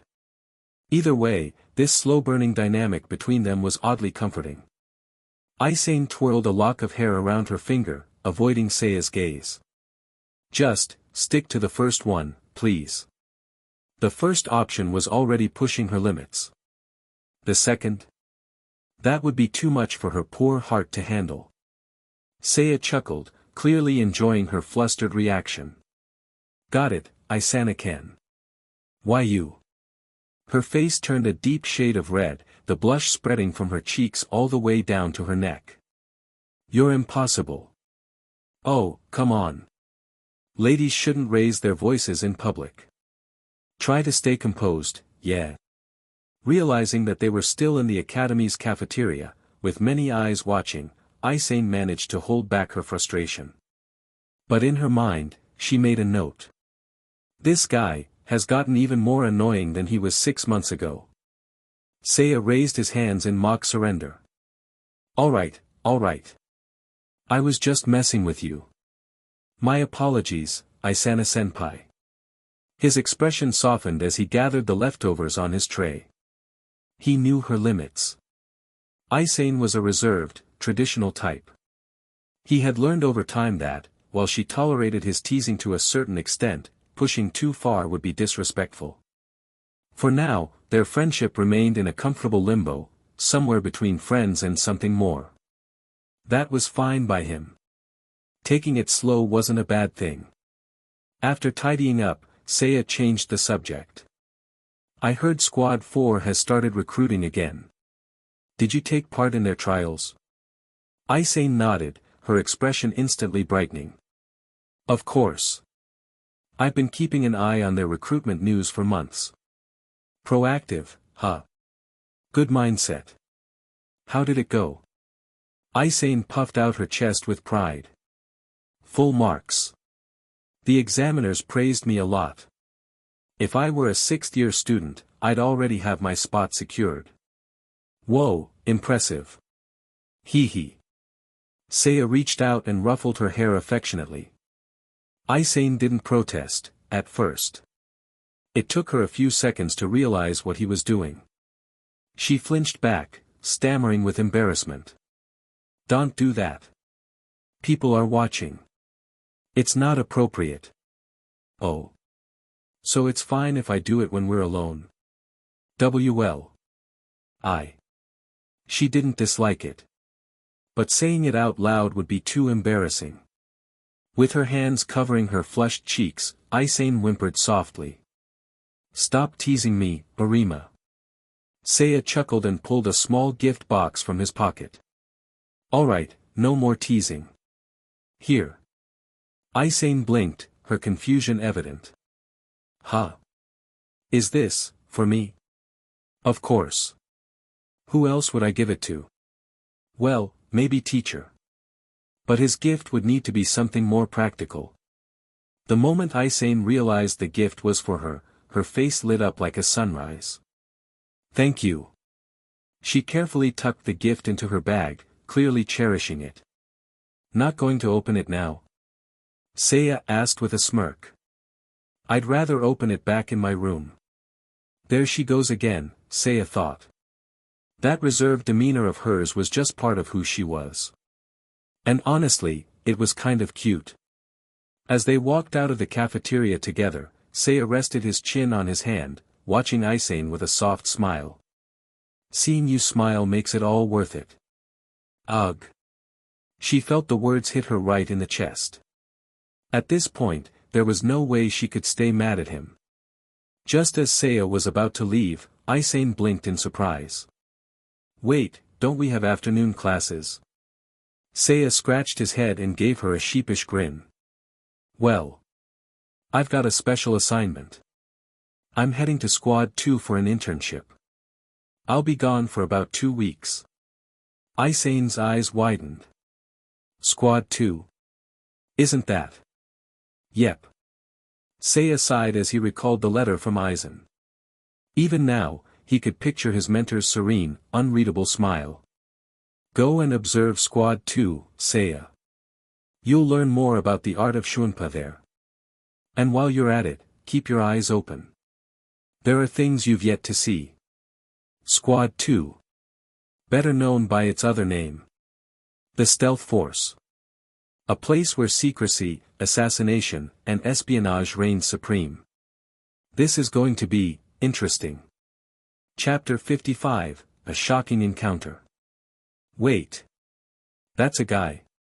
Leaving the Shin'ō Spirit Academy behind, Seiya made his way toward the next stage of his journey, using spiritual energy to quicken his travel. With permission granted, he reached his destination just before nightfall. Standing at the foot of a towering mountain, Seiya looked up in awe. The barracks are on top of a mountain. A steep staircase stretched all the way to the summit, flanked by sturdy stone pillars and a grand torii gate. The character 4, 2, was prominently engraved on the columns, marking the territory of the 2nd Division. The path up the mountain was lined with neatly trimmed trees and carefully maintained greenery. It's all very meticulous. Waiting halfway up the stairs stood a broad-shouldered man with a slick-back hairstyle. His face lit up with delight the moment he saw Seiya approaching. Hey! Seiya Arima. It was none other than Omida Marekio, the towering and boisterous vice-captain of the 2nd Division. Ever since their sparring match at the academy, Omida had taken a liking to Seiya. He had even gone so far as to promise in a letter that he would personally greet him upon arrival. He wasn't joking about that. Seiya scratched his head in disbelief. Making a vice-captain wait outside the barracks? That felt way too formal and excessive. Still, Omida beamed with enthusiasm and gave Seiya a hearty slap on the shoulder. Seiya! You made it! Omeda-senpai! Ha! Looking good. Young folks like you are always so full of energy, I'm envious. Omida's laugh was infectious, echoing across the mountain path. His whole demeanor radiated warmth and generosity. I've been meaning to properly thank you ever since we crossed swords back at the academy. I heard from the captain that you'll be interning with us for the next half-month. Seiya nodded, still somewhat overwhelmed by the warm welcome. Omida clapped his hands together, his voice booming with pride. Well then. For the next 15 days, I'm in charge of hosting you. I'll make sure everything is arranged for you, food, lodging, training, you name it. Seiya waved his hands in modest protest. No need to go that far, senpai. I'm just here to. Nonsense. Omida cut him off with a hearty chuckle. Every meal will be top-notch, and your quarters will be the best we have to offer. No cutting corners. Seiya could only scratch his head and grin. Haha, well, in that case. I humbly accept. That's the spirit. See? This is why I like you, Seiya. As they walked up the staircase together, Omida began to explain the nature of the second division's work. The Gotei 13 divisions aren't just numbered randomly. Each one has unique duties and responsibilities. He glanced back at Seiya to make sure he was listening. For example, the second division, formerly known as the Onmitsukido, or Stealth Force, is responsible for covert operations. Assassinations, surveillance, tracking, things like that. Seiya nodded in understanding. Basically, the shadow operatives of the Soul Society. Makes sense that they wouldn't want to be in the spotlight. Omida laughed. Exactly. And between you and me, a lot of the squad members prefer to stay in the background. Then, with a grin, he pointed at himself. Unlike me, of course. Seiya chuckled at the self-deprecating humor. So, what about you, senpai? You seem more like a frontline type. Omida rubbed the back of his neck sheepishly. Well, you're not wrong. I've always been more suited to leadership than stealth. He chuckled nervously. But hey, that's why we have a captain like Shihoin Yoruichi. She's the real deal. The mention of Yoruichi made Seiya perk up. He had heard many stories about the legendary captain of the second division. As they reached the summit, the sprawling barracks came into view, a grand complex of traditional buildings and serene gardens. The central courtyard was alive with energy. Two figures sparred at blinding speeds, their movements so fast that they appeared as fleeting blurs. Wow! Seiya's gaze locked onto the two combatants. The one on the left was a woman with striking dark skin and a sleek, athletic build. Captain Yoruichi, Omida whispered with reverence. But it was the second figure that truly caught Seiya's attention. At first glance, the person bore an uncanny resemblance to Yoruichi. The same facial features, the same graceful movements. But something was off. The sparring session ended with Yoruichi stepping back and calling out. That's enough for now. We have guests. The second figure, panting lightly, straightened up and wiped sweat from his face with a towel. Yoruichi grinned at him. Not bad, Shijiro. You're improving. The young man bowed respectfully. Thank you, elder sister. Seiya froze. Wait. The resemblance was uncanny, but this wasn't Yoruichi. It was Shihoin Shijiro, her younger brother. Seiya stared, wide-eyed, as the realization dawned. That's a guy. The long hair, the delicate features, the graceful movements, it was all so misleading. Seiya's thoughts spun in disbelief. Is this what they call a trap? Despite his efforts to stay composed, Seiya couldn't stop the incredulous words from escaping his mouth. Yar days, it's a guy. Chapter 56, What do you think of Yashiro? After receiving the necessary permission, Seiya used his spiritual pressure to hasten his journey from Shin'ō Academy to the next destination for his internship. Arriving before sunset, he found himself standing at the base of a towering mountain. Holding his letter of introduction, Seiya raised his head to take in the view. So, the barracks are on a mountaintop. A long flight of stone steps wound upward, bordered by torii gates and finely crafted pillars, all of which exuded elegance and grandeur. The emblem of the second division, a bold, was engraved into the stone. The surrounding forest was lush, the trees and shrubs neatly trimmed, further emphasizing the disciplined nature of the division housed within. As Seiya took it all in, a familiar voice called out from further up the path. "Hey! Seiya Arima." A towering man with a slick-back pompadour grinned from ear to ear. It was Omida Marekio. Since their duel at the academy, Omida had maintained a friendly relationship with Seiya. He had even ridden ahead to let Seiya know he'd personally be there to greet him at the gates. "Wait, you're serious about that? You actually came?" Seiya broke into a light sweat at the realization. "Vice Captain Omida." Omida let out a hearty laugh and slapped Seiya on the shoulder in an overly familiar manner. "You're looking good. Youth really is something special. Always so full of energy." Seiya couldn't help but smile awkwardly in response to Omida's loud, enthusiastic demeanor. "After our sparring match, I've been looking forward to paying you back for that lesson, Seiya. Now that you're here, let me be your host for the next 2 weeks." "Oh, that's really not necessary."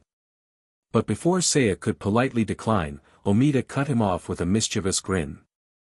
"Every meal will be a feast. You'll be staying in top-tier accommodations. All expenses paid by me." Seiya blinked. "I gratefully accept your generous offer." "That's the spirit." "Yup." Omida knew how to seal the deal with food and comfort. Omida led Seiya up the mountain path, continuing to explain the division structure as they ascended. "Because it's the second division, people often get the wrong idea about our work. They assume we're always hiding in the shadows, doing clandestine operations. But really, it's all about balance." Seiya nodded along. "And the hidden nature of your duties." Omida chuckled. "Yeah, well, it's true that most of our members don't enjoy being in the spotlight. But exceptions exist, like me." Seiya smirked at the contradiction. Omida didn't seem to fit the traditional mold of the stealthy assassin at all. "Speaking of which, we're almost there."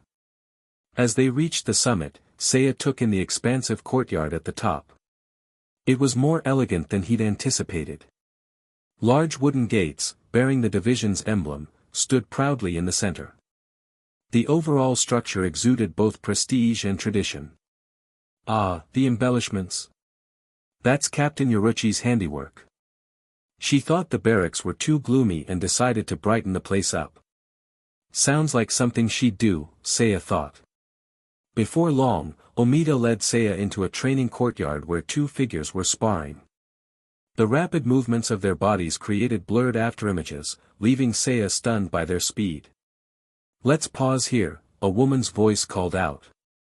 The taller of the 2 fighters, a black-haired woman dressed in a short training outfit, turned to face them. It was Shihoin Yoruichi. Standing opposite her was a younger man with flowing hair, closely resembling Yoruichi herself. His delicate features, long lashes, and the way he wiped sweat from his face with the back of his hand all gave off a distinctly feminine vibe. "Remember, Yashiro, you've made progress, but there's always room for improvement." Yoruichi's voice carried a teasing, yet authoritative tone. The young man bowed respectfully, his voice soft and demure. "Yes, sister." Seiya's eyes widened. "Is that Shihoin Yashiro?" The resemblance to Yoruichi was striking. "This is a boy. But he..." His thoughts spiraled into chaos. Yoruichi glanced at Seiya and noticed his confusion. "Something wrong?" "No. It's nothing." Yoruichi's golden eyes gleamed with mischief. "Oh, I see what's going on. Before Seiya could react, Yoruichi slung her arm around his shoulders and whispered conspiratorially. What do you think of Yashiro's looks? Huh? Wait, what? Seiya instinctively recoiled, shaking his head furiously. Don't, that's not. Oh, relax. I'm not trying to set you two up or anything. Yoruichi cackled. Seiya sighed in relief. Phew. Thank goodness. Yoruichi grinned mischievously. But if you're interested in joining the Shihoin family, I could arrange a nice marriage for you. You wouldn't be disappointed, just look at us. We're quite the catch, don't you think? Seiya's face went blank. Wait, she's serious? Thank you for the offer, Captain Yoruichi, but I'll have to politely decline. Yoruichi simply chuckled. Oh well. Can't blame a girl for trying. Yashiro, still wiping his face, looked over at them, clearly confused by the conversation. Please don't say such strange things in front of guests, sister. Oh, hush. We're just having a little fun. As the siblings bantered, Yoruichi leaned closer to Seiya once more. By the way, I know you've already figured it out. Figured out what? Don't play dumb. Yoruichi's grin widened. You've mastered it, haven't you? The Shihoin stealth technique, Utsasimi. Seiya's eyes widened in shock. Utsasimi. Yoruichi's grip tightened slightly, and her voice dropped to a whisper. Come on. Don't make me drag it out of you. Seiya gulped. How did she know? Chapter 57, What It Means to be a Captain. The foundation of a noble house isn't built on secret techniques or hidden knowledge, Yoruichi said, her tone casual but her gaze sharp. But those things, the most valuable ones, are always buried deep, where no outsider could ever reach. Seiya sat quietly, his mind racing. It had been 2 hours since Yoruichi had draped her arm around him, pulling him into that unexpected conversation. After that brief, cryptic exchange, she had simply patted his shoulder, said, "Enjoy the banquet," and left. Omida's organized feast had certainly lived up to expectations. The porcelain dishes alone looked worth a fortune, and the food and drink served were top-notch. It wasn't about the taste anymore, it was about the experience. Once the feast ended, Omida had cleared the hall, escorting even Yashiro out. Now, the grand reception hall was empty except for Seiya and Yoruichi. Only now did she bring up the topic again. Are you wondering how I figured it out? Honestly? Not really. There wasn't much point in dwelling on it. What's done is done. Obsessing over it would only make things awkward. But seeing the teasing smirk on Yoruichi's face, Seiya knew it was best to play along. Could you explain it to me? Oh ho, very good. Yoruichi chuckled, holding out her cup. Pour me a drink first. Seiya obliged. Yoruichi took a sip, her dark skin flushing slightly from the alcohol. Actually, it was Captain Unohana who first mentioned it. Seiya blinked. Wait, what? How does this involve Unohana? See, most of the competent fighters in the 11th Division ran off because of Kiganjo. The healers left behind. Utter trash. Yoruichi leaned back, clearly enjoying Seiya's growing discomfort. And that injury on Kiganjo's back? It stood out. She lifted her right hand, tracing a pattern in the air. Precise. Too precise. You severed 2 major muscle connections, cut through nerves and blood vessels, yet avoided the bones to prevent deformation. Yoruichi's amber eyes glinted with amusement. Frankly, it was textbook assassination technique. Seiya swallowed. And those techniques, Yoruichi continued, are unique to the Shihoin family. She leaned in closer. I'm sure you understand what that means. Of course, that alone wouldn't have been enough to prove anything. People's styles vary. I might have just thought you had a natural talent for killing. Yoruichi chuckled softly, poking Seiya's chest with her finger. But when I brought it up, your heartbeat spiked. Your body betrayed you. Seiya sighed internally. Great. So it wasn't just her observation skills, she was testing my reactions the whole time. Good thing I sent Yashiro away, Yoruichi said, her smirk widening. If he heard that you mastered a technique he spent 3 years practicing, poor kid would have cried himself unconscious. Seiya felt the weight of those words settle on his shoulders. There's no escaping these seasoned veterans. These captains weren't just powerful warriors. Their experience, their knowledge, and their connections made them nearly impossible to deceive. He rubbed his temples, resigning himself to the situation. No wonder Aizen is so careful. He's not fighting people, he's fighting a whole system. The captains weren't just individuals. They were the embodiment of the Soul Society's traditions, politics, and accumulated wisdom. Each one was a fortress, guarded not only by their strength but also by centuries of experience. Alright, now that you've admitted it, let's move on to the next part, Yoruichi said, pulling him out of his thoughts. She smiled slyly, tapping her fingers against the table. Using a Shihoin technique without permission, that's a serious crime. Seiya felt a chill run down his spine. Yoruichi's tone remained playful, but her words carried a weight that couldn't be ignored. According to Soul Society law, as head of the Shihoin family, I have the right to judge and sentence you however I see fit.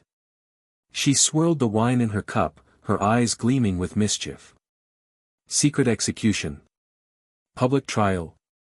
Which would you prefer? There's no third option. Seiya wiped the sweat forming on his brow. He couldn't tell if Yoruichi was joking or serious. With her, it was impossible to know. Seeing his tension, Yoruichi suddenly burst into laughter, slapping his shoulder. Ahahaha.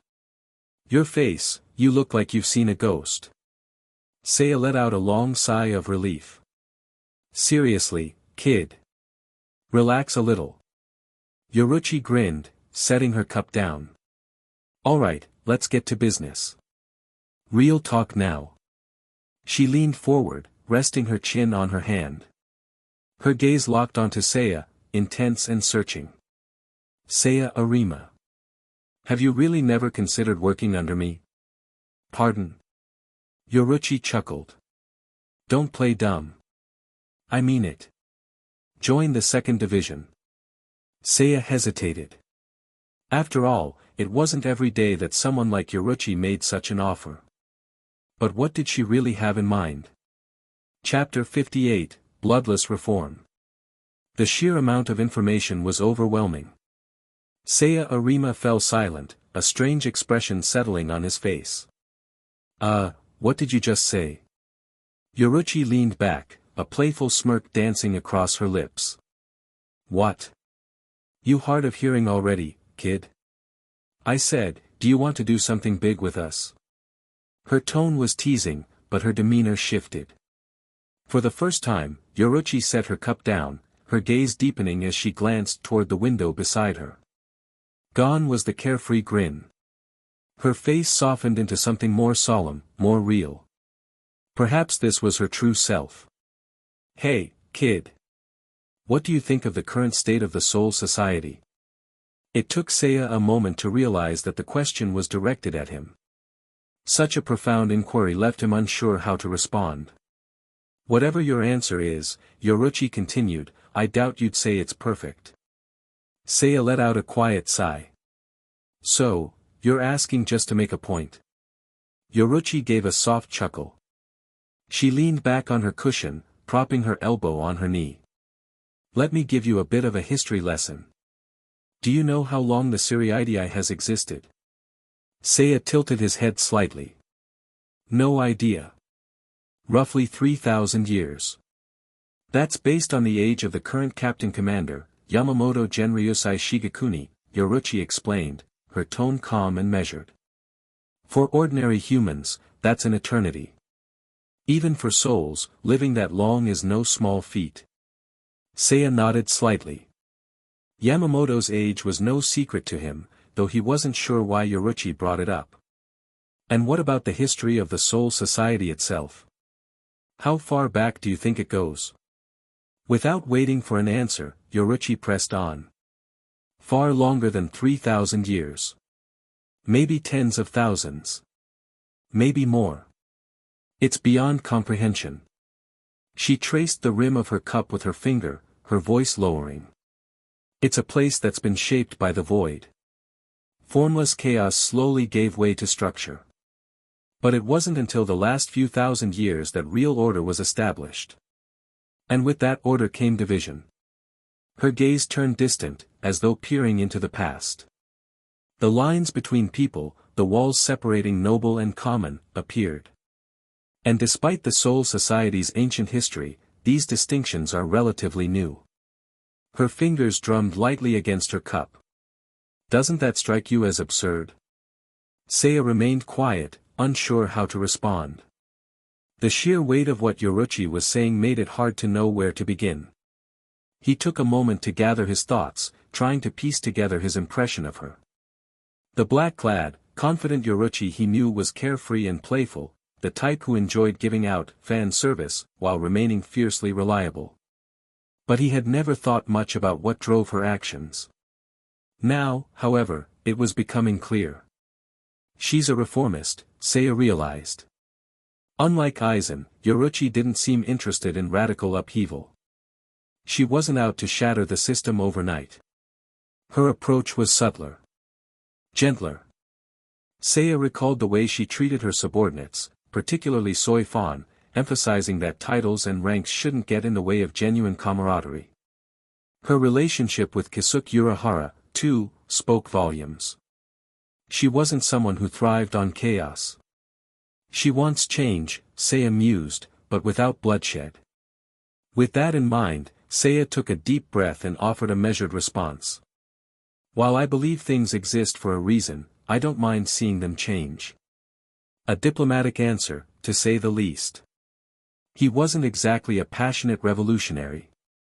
His loyalty to Aizen stemmed more from gratitude than ideology. Still, he couldn't help but add a bit of his own humor to the conversation. If I had to complain about anything regarding the nobility. Seiya crossed his arms, nodding to himself. I guess it's that I'm not one of them. Yoruichi blinked, then let out a loud laugh. Pfft. That's your takeaway? With a grin, she shook her head, her dark hair falling over her shoulders. Well, I can't say I hate that answer. It's honest, at least. She twirled her cup between her fingers, her expression lightening. Let's be real, I'm a beneficiary of that system too.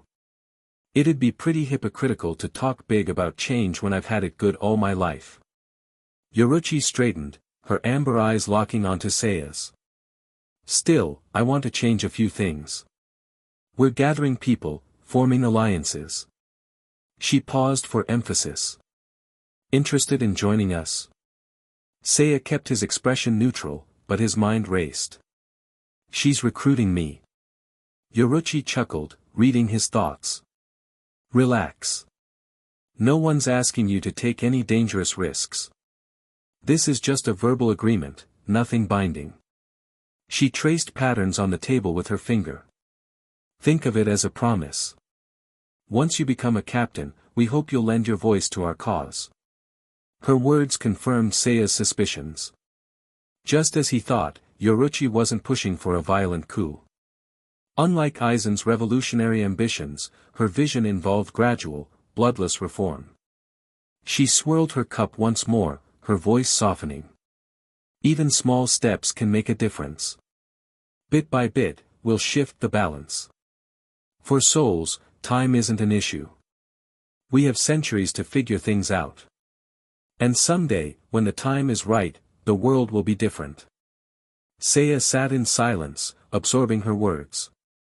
So that's her plan. Kisuke Urahara and Yoruichi Shihoin, they're aiming for a peaceful revolution. In contrast, Aizen's method would tear everything down. Seiya couldn't help but compare the two approaches. And yet, everyone's looking to change things. So why does it feel like I'm the only one doing undercover work here? Yoruichi's voice broke his thoughts. All right. I've said my piece. Now, what's your answer? There was only one answer Seiya could give. If he was going to play his role right, there was no point in hesitating. Besides, this is the perfect chance to go fooling undercover. I'm honored, Captain Yoruichi, Seiya said with a respectful nod. Please take care of me from now on. Yoruichi grinned from ear to ear. Good. I'll make sure you get the training of a lifetime, kid. Chapter 59, Aizen Sōsuke's Reply. To Aizen Sōsuke. It has been a while, teacher. Now that autumn is giving way to winter, I hope you are keeping warm and taking care of your health. Since arriving at the second division, half a month has already passed. Just as you said, Captain Yoruichi is a very approachable person. Under her guidance, I've learned many useful techniques. Given time, I believe these skills will prove invaluable. Thank you, teacher, for showing me this path. Though it may annoy Captain Yoruichi to hear this, I've already mastered most of what I can learn here. I wouldn't mind staying longer, but Captain Yoruichi has been persistently inviting me to formally join the second division. If I remain much longer, she might resort to more direct methods to keep me. The situation is complicated, to say the least. Therefore, teacher, please guide me once more. Where should my next destination be? Yours sincerely, Seiya Arima. Aizen Sōsuke sat in his office chair, the letter in hand, his lips curling into a faint smile. He seemed quite pleased. His fingers gently traced the edges of the paper, as if savoring each word written upon it. After a moment of thought, Aizen leaned back, his gaze still lingering on the letter, while his right hand reached toward the nearby bookshelf. The letter wasn't long, only a few seconds were needed to read it in its entirety. But to Aizen, it seemed worth reading several times over. With a relaxed expression, he retrieved a sheet of letter paper and a writing brush. However, just as he dipped the brush into ink and prepared to write, the office door burst open without warning. Hirako Shinji strode in, rubbing his head with an irritated expression. Ah, there you are, Aizen.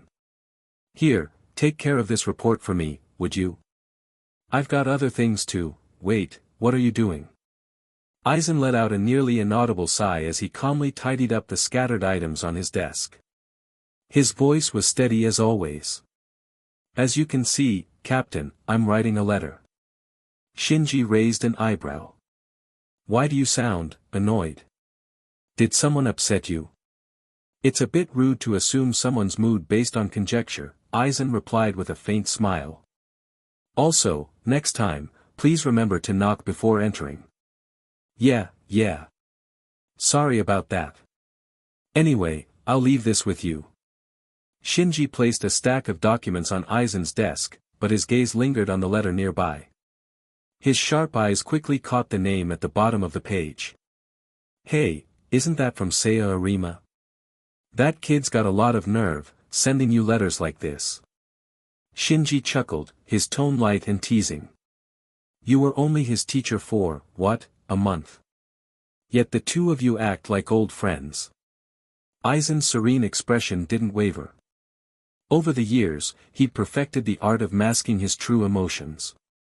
But even he couldn't deny that something about Shinji's comment irritated him. As you said, Captain, Seiya Arima is just a student I taught briefly.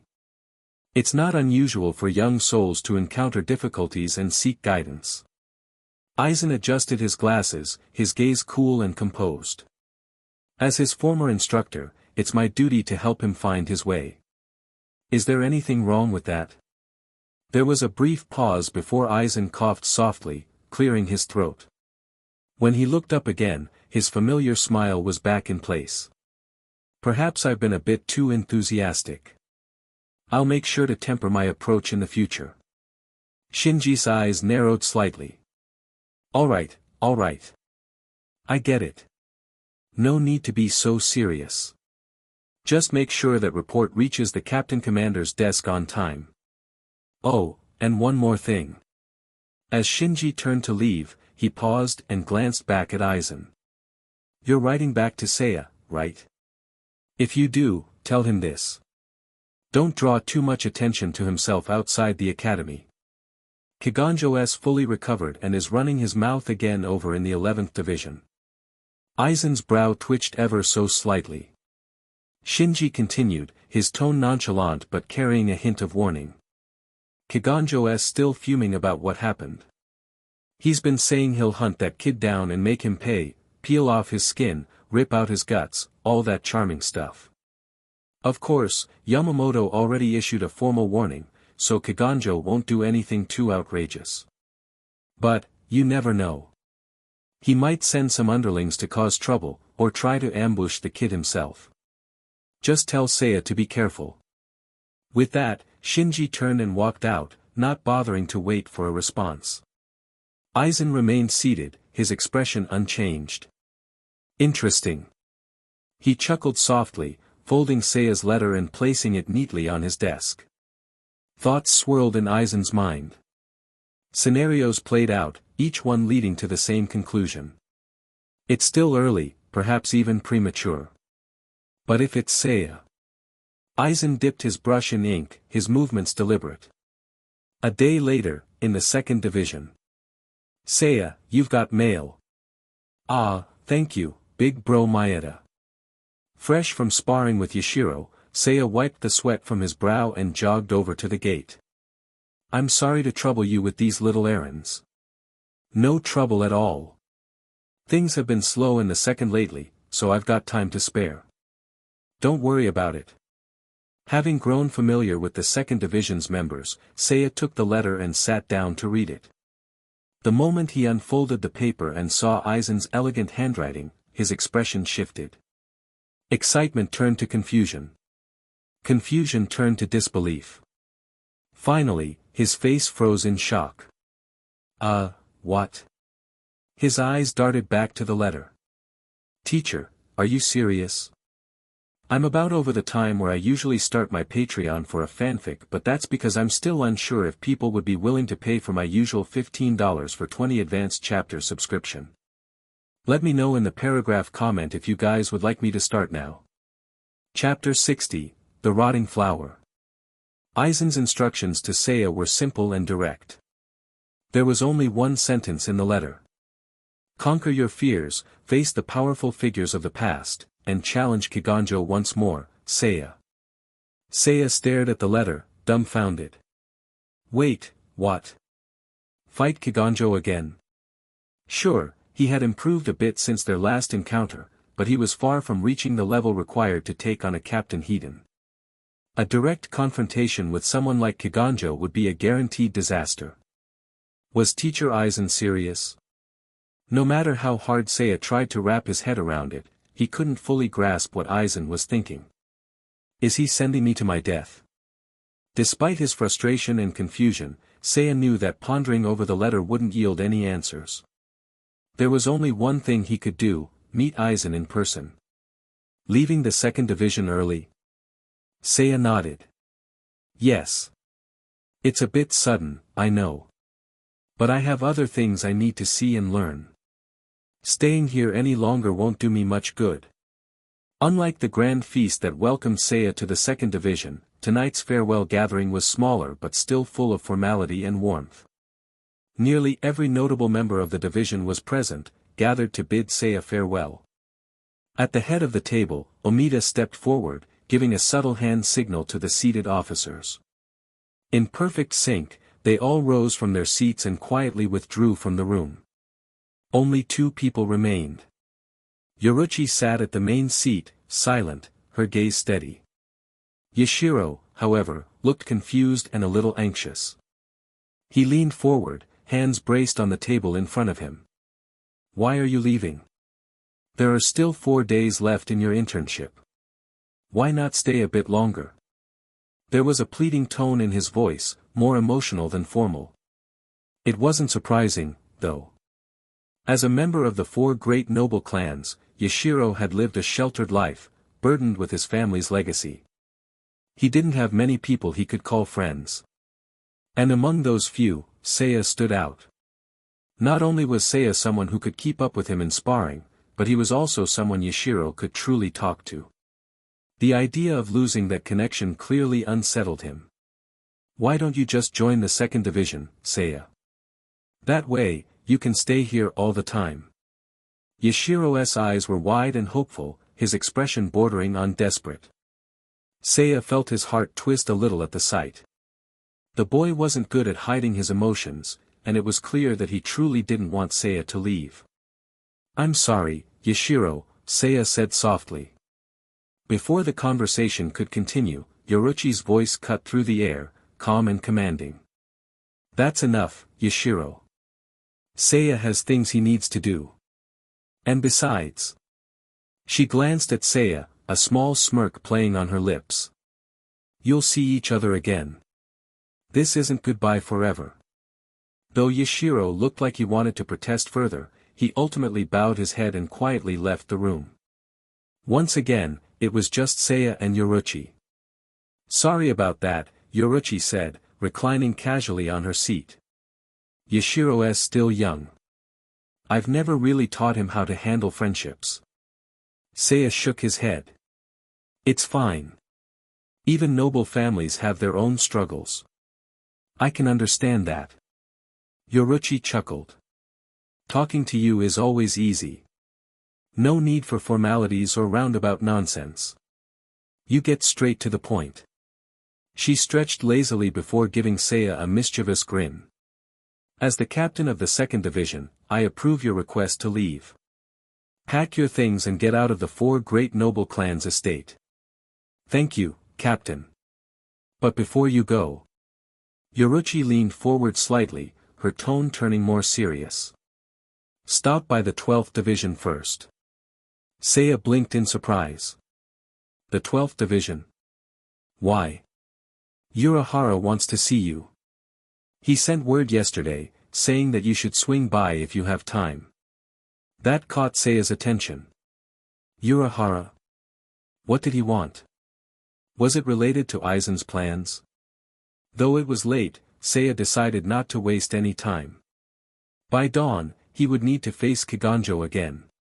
The journey to the 12th division was swift, thanks to the four great noble clans' travel permits. The gates of Siriidii opened for him without question. Noble privilege, it seemed, made life far easier. After speeding through the streets of Siriidii, Seiya finally arrived at the Research and Development Bureau. Unlike his last visit, the atmosphere this time was tense and hurried. Researchers moved about with urgency, too preoccupied to pay him any mind. Soon enough, Akon arrived to escort Seiya inside. Seiya. It's been a while. Yeah, Akon-san. You seem busy. Akon nodded, his usual stern expression softening slightly. Follow me. There's something you need to see. Curious, Seiya followed Akon down the dimly lit corridors of the bureau. Eventually, they arrived at a dark room that smelled faintly of rot. Mayurisima, I've brought Seiya Arima. With a sharp metallic clink, Mayuri Kuratsuchi emerged from the shadows. His gaze swept over Seiya with a clinical detachment, like a scientist inspecting a lab rat. Ah, you're the one. Seiya felt a shiver run down his spine. Mayuri's eyes held no warmth, no humanity. You're here for this. Mayuri gestured to a small vase on a nearby table. Inside the vase was a single lock of hair, Seiya's hair, soaking in murky water. A sickly sweet odor filled the room. She called it a flower, Mayuri said flatly. Your hair. What? The girl. My test subject. She thought your hair was a flower. She put it in a vase and kept it by her bedside. Mayuri's tone remained indifferent. She's dead now. Cells stopped dividing. No warning. No chance to intervene. She left your hair on her bedside table. Seiya's heart clenched painfully. The image of the small girl, the one he had mistaken for Nimue Kuratsuchi, flashed in his mind. Mayuri's cold, detached words echoed in his ears. Throw it away. It's yours, after all. Mayuri turned to leave, but Seiya couldn't hold back any longer.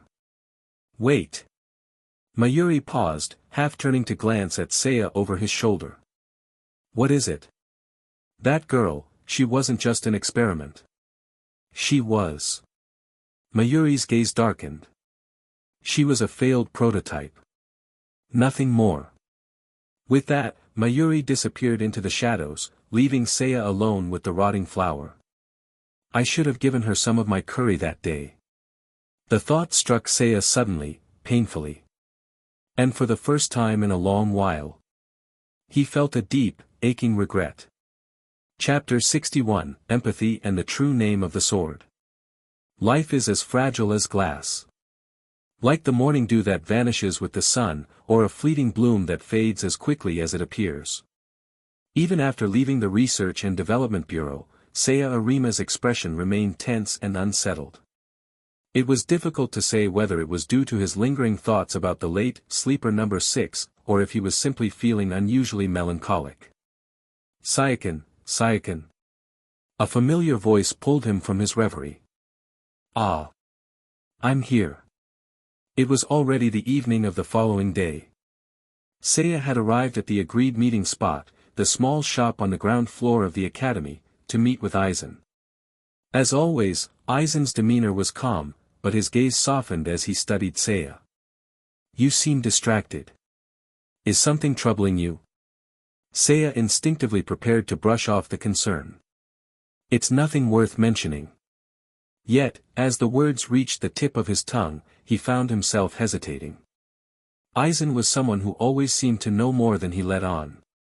Given Mayuri's notoriety in the Research Bureau, it was likely that Aizen was already aware of the recent developments in Mayuri's experiments. Keeping things from him would only appear petty. It's about something related to Mayuri-san, Seiya admitted. Aizen listened quietly as Seiya recounted the events in a concise manner, nodding thoughtfully before gently adjusting his glasses. I see. So the sleeper project has progressed further. That is indeed promising news. The pursuit of knowledge, no matter how perilous, is a courageous endeavor. Aizen's tone was steady, his words carrying a sense of quiet admiration. In a world like the Soul Society, those willing to explore uncharted territory are rare. Mayuri's achievements, as eccentric as they may be, are proof of his talent. Then, Aizen's gaze grew sharper, his next question piercing through Seiya's thoughts. But tell me, Saiyakin. Are you grieving for sleeper number 6? Seiya lowered his eyes, his fingers fidgeting slightly. I suppose. I do feel something. A little, at least. There's no shame in that, Aizen said softly. Feeling empathy for the loss of life is a natural response. It's a mark of what makes us sentient beings. Aizen sat down beside Seiya, gently placing a hand on his shoulder. I once told you that those who wield deadly weapons must never falter in their resolve. But that doesn't mean we are executioners. To understand the value of life, to treasure it even as you take it, is, in itself, a profound truth. There is no shame in compassion, Saiyakin. There are those who kill with cruelty, but there are also those who kill with mercy. Both paths exist. Aizen's words were soothing. Seiya took a deep breath, his mind beginning to settle as he processed everything. Then, Aizen pushed his glasses up once more, his voice carrying a reflective tone. In truth, it's no surprise that you would feel this way. What do you mean? Aizen's smile deepened, though his gaze remained enigmatic.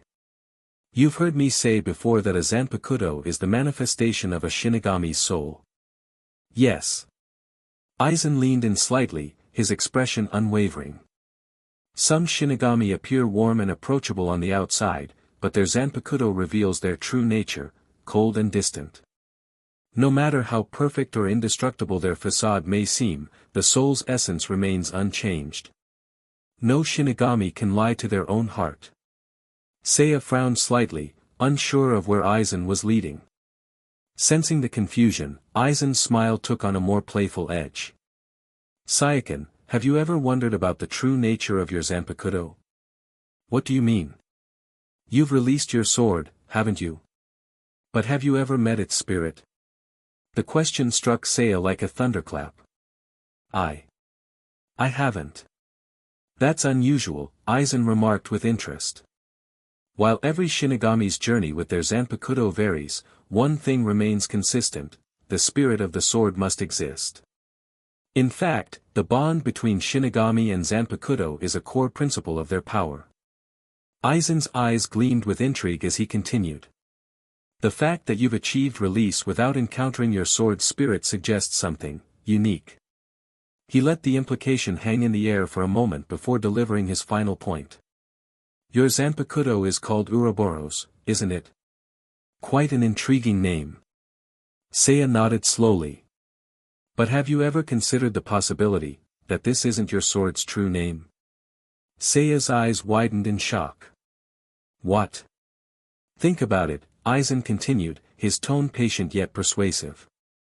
The name you've been using, Ouroboros, may only be a facade. A reflection of what you wish to see. But deep within, the true name of your sword remains hidden. Unknown. A heavy silence fell between them. Seiya's gaze dropped to his Zanpakuto, resting at his waist. If that's true, then what is your real name? But there was no response. No whisper from the blade. No sign of the spirit within. Aizen's voice broke the silence. Of course, this is merely a hypothesis. But it's one worth exploring. He adjusted his glasses again, his expression thoughtful. Every Shinigami's Zanpakuto reflects their inner self, their fears, desires, and truth. But your case, Saiyakin, is different. Aizen's smile returned, sharper than before. Perhaps the reason you haven't fully unlocked your sword's power is because you haven't fully confronted your own truth. His words hung in the air, heavy with meaning. Seiya sat in contemplative silence, his mind swirling with questions. In truth, he had always known there was something incomplete about his connection to his Zanpakuto. But now, he couldn't ignore it any longer. The answer lay within. And the only way to find it was to confront the unknown. Chapter 62, The Second Round. I haven't unlocked the true power of my Zanpakuto. Just hearing those words made Seiya Arima's expression turn strange. He stared at the shallow blade at his side, dazed and speechless for a long while. From anyone else's perspective, Aizen's words might have seemed difficult to understand. But Seiya was different. In the original timeline, both Rinji Abarai and Yumichika Ayasegawa had faced a similar issue. They were prime examples of Shinigami who failed to reconcile with their Zanpakuto spirits, either by mistakenly or intentionally calling out the wrong names. So, according to Aizen Sensei, I'm just like them. The more Seiya thought about it, the more it made sense. Despite achieving Shirkai, he had never once encountered the spirit of his Zanpakuto. I never thought I'd mess up the name of my own sword. Seiya couldn't help but give an awkward smile. Aizen, ever perceptive, spoke in a soothing tone, as if trying to ease Seiya's discomfort. There's no need to be disheartened, Saiyakin. Each person's journey is different. Difficulties may seem harsh, but they temper the soul and help one reach greater heights. Seiya quickly adjusted his mindset. Accepting reality wasn't difficult. The question was, what should he do next? Aizen Sensei, what's the best course of action for me now?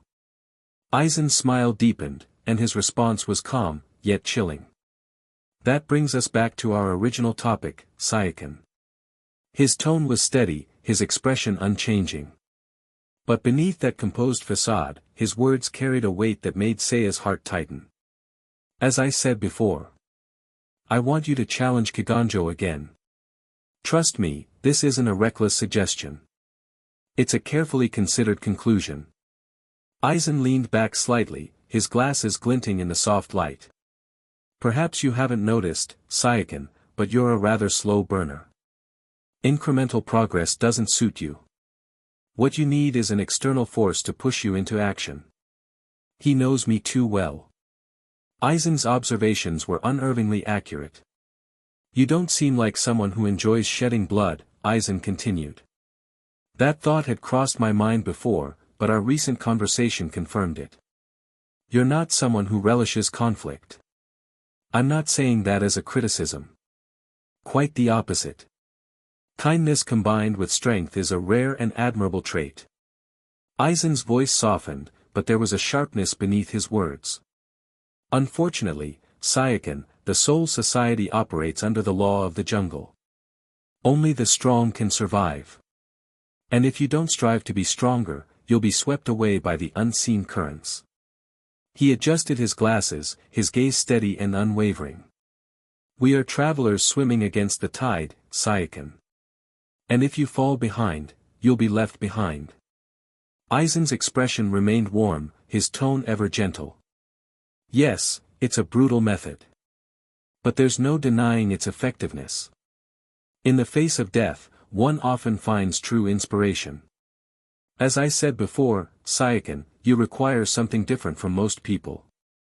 Lessons alone won't suffice. What you lack are opportunities to turn knowledge into strength. And that's why I believe this is the most suitable path for you. Seiya couldn't help but chuckle wryly. I'm supposed to fight Kiganjo, again. Of course, Aizen said with a soft smile, I understand that this is a lot to ask. You can always refuse and continue your practical training with other divisions. However, Aizen's hand gently rested on Seiya's shoulder. But from a teacher's perspective, I sincerely hope you'll choose to push yourself. Because I'm confident that through this battle, you'll find the true name of your Zanpakuto.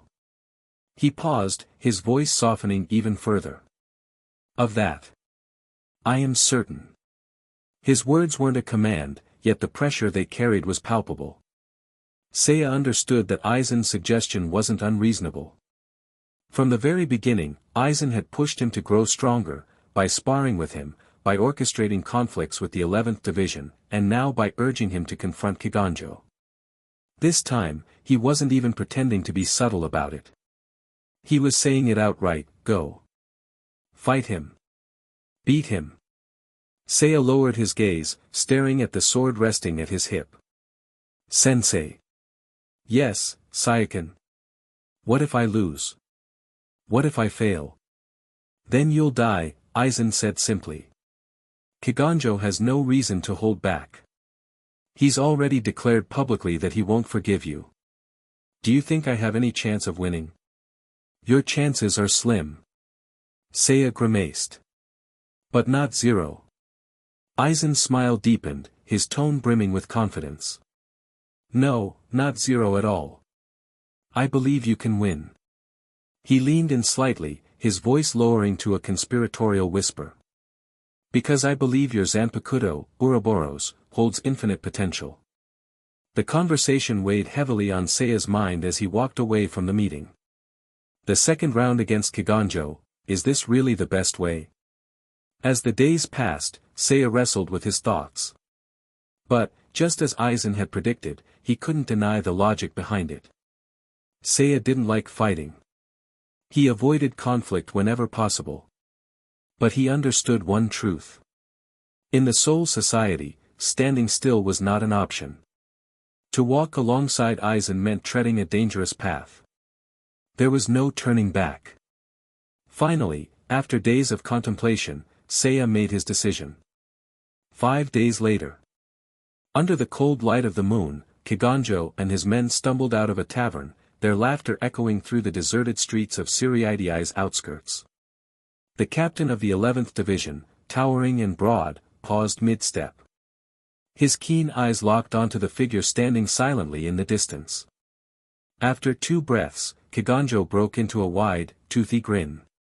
"Heh. I've been looking for you, brat." Seiya met his gaze, his expression calm, composed. "I've been looking for you too." There was no avoiding it. No more running. This wasn't a chance encounter. It was deliberate. This was Seiya's chosen moment. Adjusting the long strands of hair tied behind his head, Seiya stood tall, his hand lowering to rest on the hilt of his sword. His opponent was a captain. There would be no mercy, no holding back. Everything Seiya had done, preparing himself, choosing this isolated location, ensuring he was in peak condition, led to this moment. As his fingers curled around the hilt, his voice was steady. Devour yourself, Ouroboros. Chapter 63, Twisting Chains, Condensed Time. Kaname Tosen stood at the edge of the rooftop, his posture tense as he gazed into the distance, lips pressed tightly together, his entire body taut with anticipation. Tosen, are you nervous? A calm voice came from beside him. It was Aizen. His presence, as always, felt both soothing and unsettling. Yes. I'm very nervous, Aizen-sama. There was no hesitation in Tosen's reply, no attempt to conceal his unease. He answered directly, a rarity for someone as composed as he was. His hand clenched and unclenched repeatedly, fingers drifting to rest on his sword's hilt as if seeking reassurance. Aizen-sama, Seiya's progress has been remarkable, that much is clear to all of us. But even so. Boom! A thunderous explosion echoed in the distance. A burst of light and heat erupted skyward, the shockwave creating a lingering hum that reverberated through the air like the aftereffects of a dust explosion. The impact was no small matter, and considering it was late at night, such a commotion would typically attract immediate attention. However, this was no ordinary location. This was a carefully selected battlefield, secluded, remote, and far enough from the patrol routes to avoid interference. Aizen, ever composed, held his Zanpakuto in a reverse grip as he gazed at the distant blast with a serene expression. Tosen, I've told you before. Seiya is not like you. Don't project your thoughts onto him. But Aizen-sama. Tosen's voice grew more urgent, his usually restrained demeanor cracking under the weight of his concern. His brows furrowed, and his tone hardened into something close to a plea. Seiya's growth, while impressive, does not put him on par with a captain-level combatant. He gritted his teeth. Combat experience and skill aside, his spiritual pressure hasn't reached that level. He was classified as 6th class. Even now, at most, he's reached 4th class. He's talented, far more so than most. But against Kiganjo. Aizen gently adjusted his glasses, his tranquil smile unwavering. What you're trying to say, Tosen, is that it's impossible for him to win. Tosen nodded sharply, clenching his fists. Yes. It's simply impossible. Aizen chuckled softly, his voice calm and patient. You seem to misunderstand one crucial point.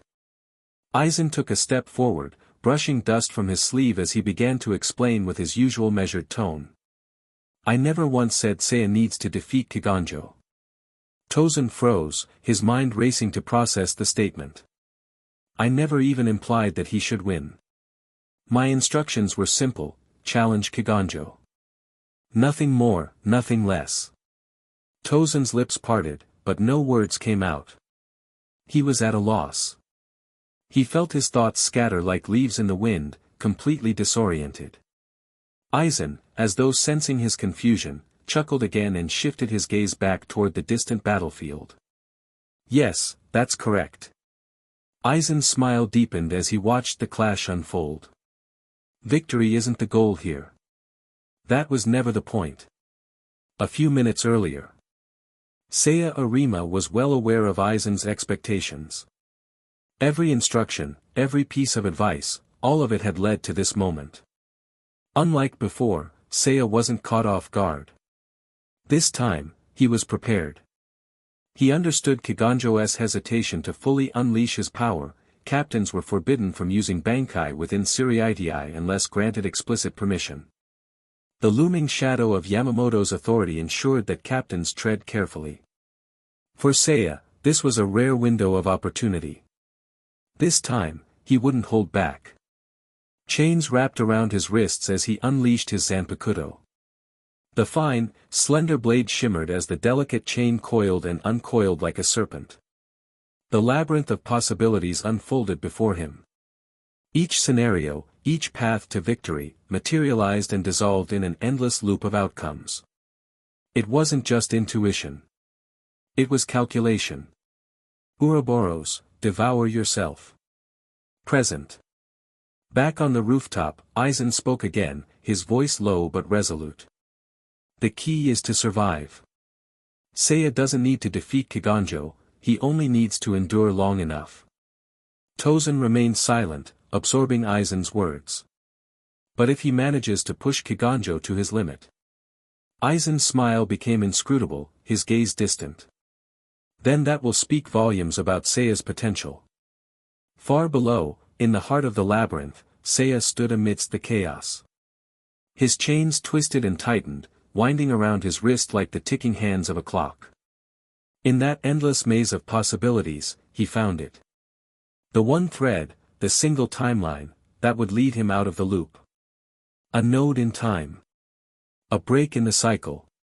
The key to ending the Mobius loop. As Seiya grasped it, his eyes glowed with determination. Let's end this. The twisting chains tightened. Time condensed. And the loop began to collapse. Chapter 64, The Great Hammer of Enma. Seiya wasn't surprised by how things had unfolded. After all, he had collected more than enough information. This wasn't his first encounter with Kiganjo, and thanks to Aizen's intervention, the bothersome members of the 11th Division had been cleared away. Every parameter that could affect Seiya's predictions had already been accounted for. Facing the labyrinth of battle that stretched before him, Seiya had already located the only exit. There. With his spiritual pressure condensing around his body like a razor-sharp blade, Seiya stepped forward. His movement was subtle, abstract even, a small sidestep, just enough to dodge the vertical slash aimed at his face.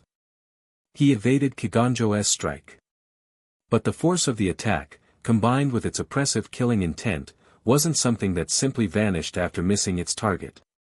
The sheer malice clung to the air, like countless needles piercing through Seiya's skin. Had he been hit head-on, he knew he would have been incapacitated instantly. Terrifying. With that thought, Seiya twisted his wrist and aimed a precise thrust at Kiganjo's chest.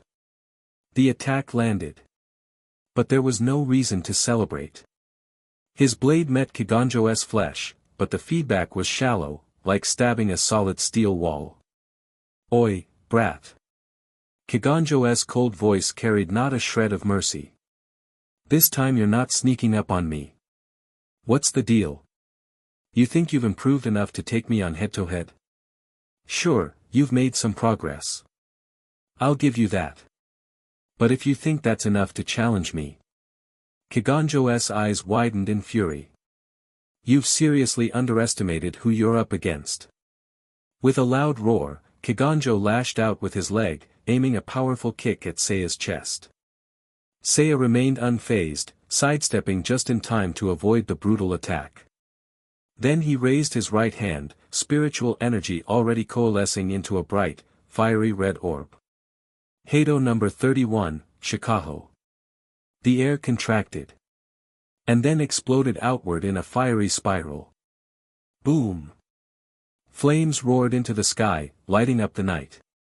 Had it not been for Aizen covering his tracks, this level of destruction would have easily attracted the attention of Suriidi's patrols.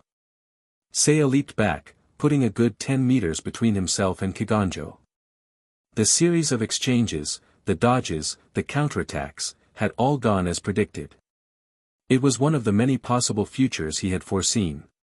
His fingers clenched tighter around the chain-bound hilt of his Zanpakuto. Too shallow. The thought echoed in Seiya's mind. The difference in spiritual pressure was painfully obvious. For a Shinigami, spiritual power was everything. And in this case, the gap was insurmountable. His attacks barely scratched Kiganjo, while any hit from the latter would be devastating. In their current states, Seiya would be worn down before Kiganjo showed any signs of fatigue. But Seiya had a plan. Use my Zanpakuto for feints. Use Kido as my main form of attack. This was the strategy he had settled on after countless simulations. By whittling down Kiganjo's stamina, he could create an opening. But plans rarely go as expected. Emerging from the smoke and flames, Kiganjo strode forward, unscathed. His shirt was burned away, revealing a hulking, hairy chest that heaved with every breath. He looked like a bear stripped of its fur. Just looking at him was enough to feel the overwhelming pressure he exuded. Oi! Kiganjo's nostrils flared as he grinned, his expression twisting into something even more grotesque. Your movements are strange. Always dodging at just the right moment, always countering from the perfect angle. I get it now. Your ability lets you see the future, doesn't it? Kiganjo's grin widened, showing off his sharp teeth. That's a pretty damn enviable power, kid. Should have been my ability. The fact that Kiganjo had figured out Seiya's trick wasn't surprising. After all, he was a captain-level Shinigami. Even a brute like him had keen battle instincts. The real question was, what would Kiganjo do now that he knew? Seiya watched as Kiganjo raised his Zanpakuto high into the air. Despite his crude demeanor, Kiganjo's next words carried a heavy sense of finality. Using Bankai within Siriidii is forbidden. But you've pissed me off, brat. Just looking at your face makes my chest tighten. So I've made up my mind. Even if old man Yamamoto comes after me, I'll kill you right here and now. His killing intent was palpable, the air itself growing heavier with his resolve. Who cares about rules when your opponent is already dead? For Kiganjo, Seiya was no longer a person. He was a target to be obliterated. A breeze stirred. Seiya could feel it. The air began to condense and swirl toward Kiganjo's Zanpakuto, as though being drawn in by an invisible force. What the hell is that? It was like a black hole, pulling everything into its orbit. Was this really the power of his Zanpakuto? Even Seiya, who prided himself on preparation, felt his nerves fray. This was his first time facing a captain's released Zanpakuto Hiden. His heart pounded in his chest. His body tensed. And then Kiganjo spoke. Crush him. Enma Atsuchi. Boom. A blast of raw power erupted as Kiganjo's Zanpakuto transformed. The shockwave alone sent Seiya staggering backward, his face grim. And then, his vision flickered. The future he had been seeing, the countless possibilities, all vanished in an instant. His ability to see ahead was completely severed. Everything went dark. Seiya realized what had happened immediately. The moment Kiganjo released his Zanpakuto, he had fundamentally altered the variables.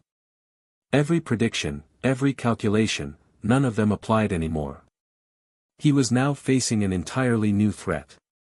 Before him stood Kiganjo, now towering at over 3 meters tall. His body was covered in black, twisted tattoos that seemed to writhe across his skin. And in his hand, gone was the blade of a typical Zanpakuto. What he wielded now was an enormous hammer, grotesque in appearance, lined with rows of deadly spikes. Enma Atsuchi. The hammer that crushed all in its path. Kiganjo shifted his stance, planting one foot forward as he raised the hammer high above his head. Seiya tensed, every muscle in his body on edge. What's he planning? There's no way that thing can reach me from this distance. Right? Kiganjo's grin widened further. Enough games, kid. It's over. With a roar, he brought the hammer down. Crack. The sky itself seemed to split open. Before Seiya could react, a crushing force slammed into him, sending him sprawling to the ground. What just happened? Pain flooded his senses. His vision swam. Slowly, he tried to push himself up. His right hand clenched the hilt of Ouroboros, the chain biting into his skin. But his left hand was gone. Lying several feet away, severed at the wrist, surrounded by a pool of blood. Oh! The realization hit him like a freight train. His lungs spasmed, half of his chest caved in from the impact. Cough, cough. Kiganjo approached slowly, dragging his hammer behind him. Hurts, doesn't it? Of course it does. That's my power. Enma Atsuchi ignores distance. It crushes the air itself, making sure I hit my target no matter where they are. He loomed over Seiya, his expression twisted in cruel satisfaction. And to think. I was aiming for your head. With a snarl, Kiganjo raised his hammer again. You should have died already. Seiya's gaze drifted skyward, past Kiganjo's imposing figure, to the cold moon hanging above. Am I going to die here? Blood pooled beneath him. His grip on Ouroboros tightened. Something stirred within the blade. But it wasn't fast enough. The hammer came down. Crash. Seiya's body shattered beneath the blow. The battle was over. Or so it seemed. Chapter 65, Sing My Name Aloud. Seiya Arima died at the hands of Kiganjo. There was no miracle. The tide did not turn. Like the decaying, stagnant rules of a world untouched for millennia, fate moved forward relentlessly. And the sound of it, the metaphorical depiction of an unchanging reality, reverberated through the nervous system of Tosen and Aizen. Acceptance takes time, but before it even fully sank in, Tosen had already reacted instinctively.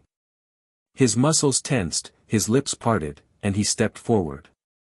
Aizen, what are you doing? Aizen's voice came from behind, steady and measured, carrying that ever-present air of control. As you see, I'm going to seek revenge. There was a hint of mockery in Aizen's voice. Despite his calm demeanor, there was a faint trace of amusement mixed with a distant melancholy. For someone without sight, you're surprisingly blind in this moment. You're too emotional, Aizen. A reprimand wasn't the goal. After delivering it, Aizen's tone shifted back to that familiar gentle cadence, like a teacher guiding a student. Well then, let's revisit what the academy taught us. Spiritual pressure represents the density and quality of a soul. By sensing a person's ryatsu, a Shinigami can determine their strength. And by paying attention to fluctuations in ryatsu, one can detect something else just as important. Aizen took a step forward, standing at the very edge of the rooftop, his gaze cast toward the distant horizon. One can sense whether a person is alive, or dead. With that, Aizen half raised his left hand, as if to grasp something unseen lingering in the air. His gaze softened, but his voice trembled slightly, carrying a rare, inexplicable excitement. Can't you feel it, Aizen? That ryatsu, it hasn't weakened. No, it's growing stronger. The surge of spiritual pressure was undeniable. Seiya's ryatsu wasn't fading. It was expanding. Like a rising tide, it washed over the entire street, suffusing the air with raw energy. It was as if Seiya's soul had fragmented, spreading out to encompass the entire Siriidii. An unprecedented phenomenon. Based on the level of spiritual power Seiya had displayed before, he hadn't yet reached the threshold necessary for Bankai. Which could only mean. This, Aizen murmured, his eyes glinting behind his glasses, is his true Shirkai. And what an astonishing ability it is. Aizen couldn't contain his awe. His voice dropped to a near whisper. What's the name of this sword? I must know. Seiya's consciousness drifted in a black void. His body felt submerged in a thick, viscous liquid, sticky and suffocating, like glue. There was no way out. Am I dead? Is this, the afterlife? As he pondered, a voice, one both unfamiliar and inexplicably familiar, echoed in the darkness. Why didn't you run? The voice wasn't angry, but it carried a tinge of frustration. Why do something so dangerous? You're terrified of fighting. You're not like the others, you don't crave battle. Even before you draw your sword, your whole body trembles with fear. How can someone like that stand against a real warrior? Colors began to bleed into the void. Black and white coalesced, slowly forming shapes until a figure emerged before Seiya. A small girl, dressed in the traditional black Shinigami uniform. She barely reached his waist in height. Her long hair framed a round face, and her wide eyes glimmered with emotion. If she grew up, she'd undoubtedly become a striking beauty. But right now, her face was scrunched in an exaggerated scowl, her expression twisted in irritation. It was a comical contrast to her otherwise delicate features. "I've seen everything. I know all of it." Her voice carried a pouty, frustrated tone. "You're scared, more scared than anyone else. You hate danger. All you ever wanted was to live a simple life, make a few friends, maybe get a girlfriend. That's it. So why? Why do this? Why fight when you don't have to? Just run away. Stay far from danger. No one will blame you for that." Her words came out in a torrent, each one laced with a mix of anger and sorrow. But Seiya didn't interrupt. He listened quietly, his expression softening with each word. And when she finally paused, he lowered his gaze, his lips trembling ever so slightly. "I'm sorry." "What?" Her reaction was immediate, bewilderment and disbelief flickered across her face. She couldn't understand why he was apologizing. "Zanpakuto are reflections of the soul," Seiya murmured, his voice steady. "They're manifestations of everything we hide inside ourselves. I understand now. You've been protecting me, haven't you?" Her eyes widened, tears brimming at the corners. "You've been shielding me from pain, from injury, from death." Seiya knelt, reaching out to gently pat her head. "All the fear I've buried, all the hesitation I've ignored, you've taken it all upon yourself." The girl's tough exterior crumbled. Her lower lip quivered. Her gaze dropped to the ground. And then, she began to sob. "I couldn't help it," she wailed, tears streaming down her cheeks. "You're so weak. Watching you get hurt over and over again, I couldn't take it anymore. Why do you have to be so stupid? We don't have to fight. We could have lived quietly somewhere, far away from danger." Her tiny fists pounded against his chest, each word punctuated by another tearful plea. Seiya remained silent. And then, after a long pause, he smiled. "Thank you." His voice was soft, filled with genuine gratitude. "I'm sorry for making you carry that burden alone." He extended his hand toward her, palm open. "Let's move forward together." "Ouroboros. Idiot." The girl swatted his hand away and jumped onto his shoulders, pulling his hair. "Ow. Hey. You still don't get it. My name's not Ouroboros." Her playful antics quickly turned into a triumphant grin. Perched on his shoulders, she threw her head back and shouted to the heavens. "Enough messing around. No more running away. Sing my name aloud." Ouroboros had always been a shadow, a projection of Seiya's insecurities. A phantom, a serpent swallowing its own tail in endless cycles of doubt. But now, she was more than that. She was something new. A dragon shedding its skin. A spirit reborn. Her voice thundered across the void. "Roil the seas, churn the heavens. Unleash your true power, bring forth ruin and renewal." Sagara Ryu. Chapter 66, Sagara Ryu. The triumphant grin on Kiganjo's face didn't last long. It didn't take him long to notice something strange. The boy's Ryatsu hadn't disappeared. In fact, it was growing, expanding, swelling, spilling outward like a flood breaking through a dam. What the hell is this?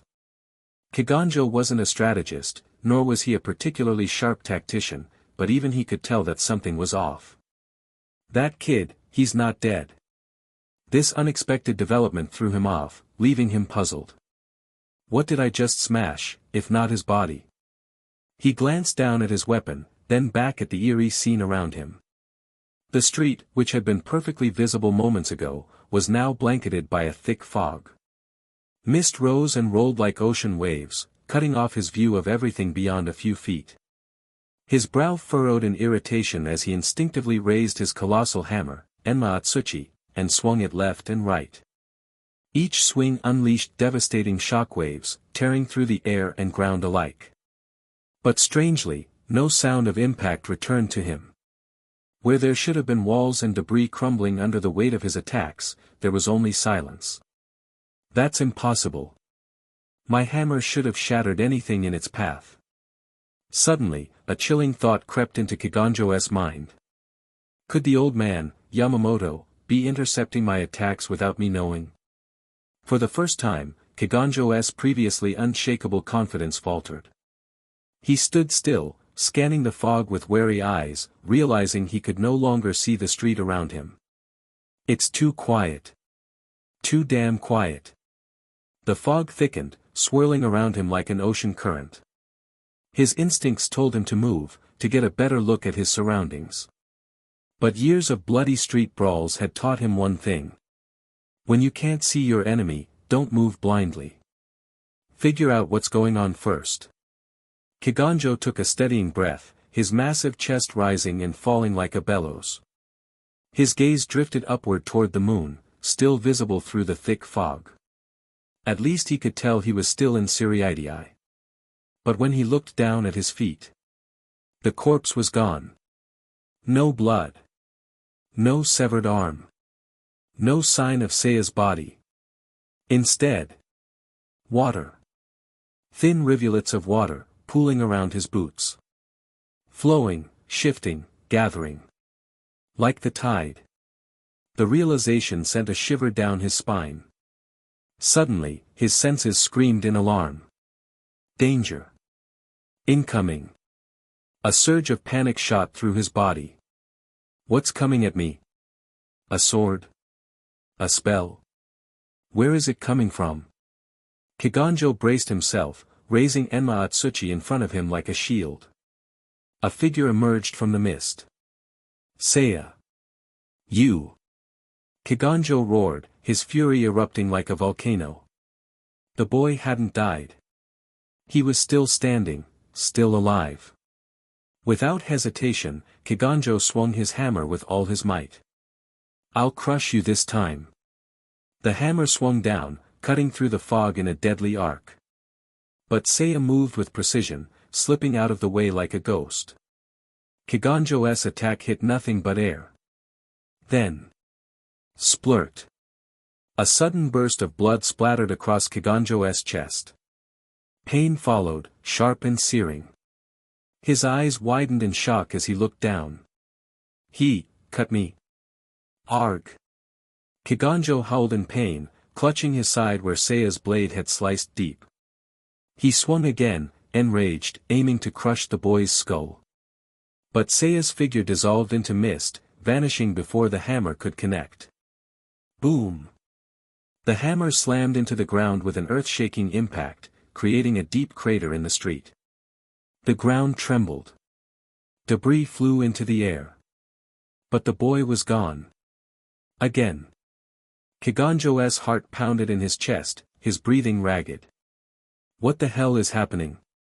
Where is that little bastard hiding? The pain in his side throbbed, blood dripping from the deep gash. That kid shouldn't be able to hurt me like this. Something's changed. Kiganjo scanned the fog again. It was everywhere. Thick, impenetrable, suffocating. And the water at his feet was rising. First to his ankles. Now past his calves. Creeping toward his knees. The street was becoming an ocean. Suddenly, Seiya's voice echoed from the mist. You're trapped, Kiganjo. There's no way out. Shut up. Show yourself. 3 more figures emerged from the fog. 3 identical Seiyas, all charging at him with blades drawn. Die. Kiganjo swung wildly, desperate to hit something, anything. But each time, the figures vanished into mist. And each time, another wound appeared on his body. Slash. His shoulder. Slash. His arm. Slash. His leg. Blood poured from the cuts, staining the rising water crimson. Come out and fight me. Kiganjo's roars echoed through the mist, but there was no response. Only silence. From a distance, Aizen and Tosen watched the scene unfold. The entire street was shrouded in fog, dense and unmoving. Aizen-sama, is this Seiya's true Shirkai? Tosen's voice trembled with uncertainty. Aizen didn't respond immediately. His eyes gleamed with fascination, studying the swirling mist. After a long pause, he finally spoke. I'm not sure, Kaname. But it's magnificent, isn't it? Tosen tilted his head in confusion. What do you mean? Aizen's smile widened. Think about it. Seiya's initial ability was to simulate countless outcomes, predicting his enemy's actions. Now, fully awakened. Aizen's eyes glinted behind his glasses. Perhaps his Shirkai forces the enemy to experience that same endless loop of possibilities. A perfect trap. Within the mist, Seiya stood silently, his eyes glowing faintly. He observed Kiganjo thrashing about, futilely swinging his hammer. The water was now up to Kiganjo's waist. The fog closed in tighter, suffocating and endless.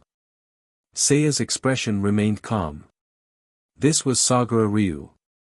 A never-ending sea of simulations, forcing the opponent to drown in a torrent of future possibilities. Kiganjo could struggle all he wanted.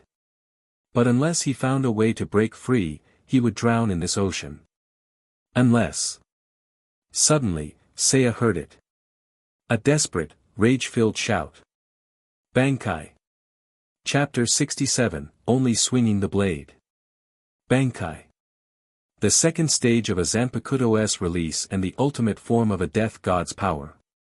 Even in the long history of Soul Society, those who can achieve Bankai are rare. Because it requires not only overwhelming spiritual pressure but also complete communion with the Zanpakuto's spirit. Achieving Bankai is not about brute strength, it's about a profound bond between the wielder and their blade. A surge of violent spiritual energy swept across the street like a storm. The clear moonlight disappeared, replaced by dark, churning clouds that covered the sky.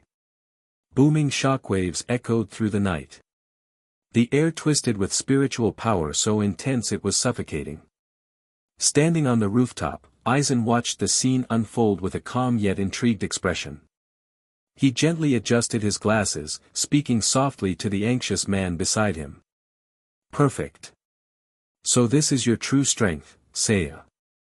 The blast of spiritual pressure shattered the misty sea created by Sagura Ryu.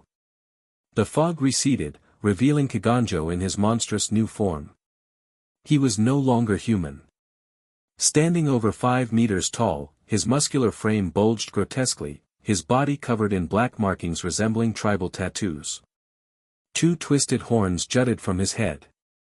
4 additional arms ripped through his sides, emerging from the torn flesh of his ribs. The beastly figure stomped forward, his 6 massive arms flexing as he roared with wild laughter. Gahahaha. Kiganjo's voice thundered. He swung his fists through the air, generating shockwaves that rippled across the street. The sheer force of his movements shattered nearby buildings, reducing them to rubble. The ground cracked, crumbled, and disintegrated into spiritual particles. See that? This is my Enma Atsuchi. Kiganjo bellowed.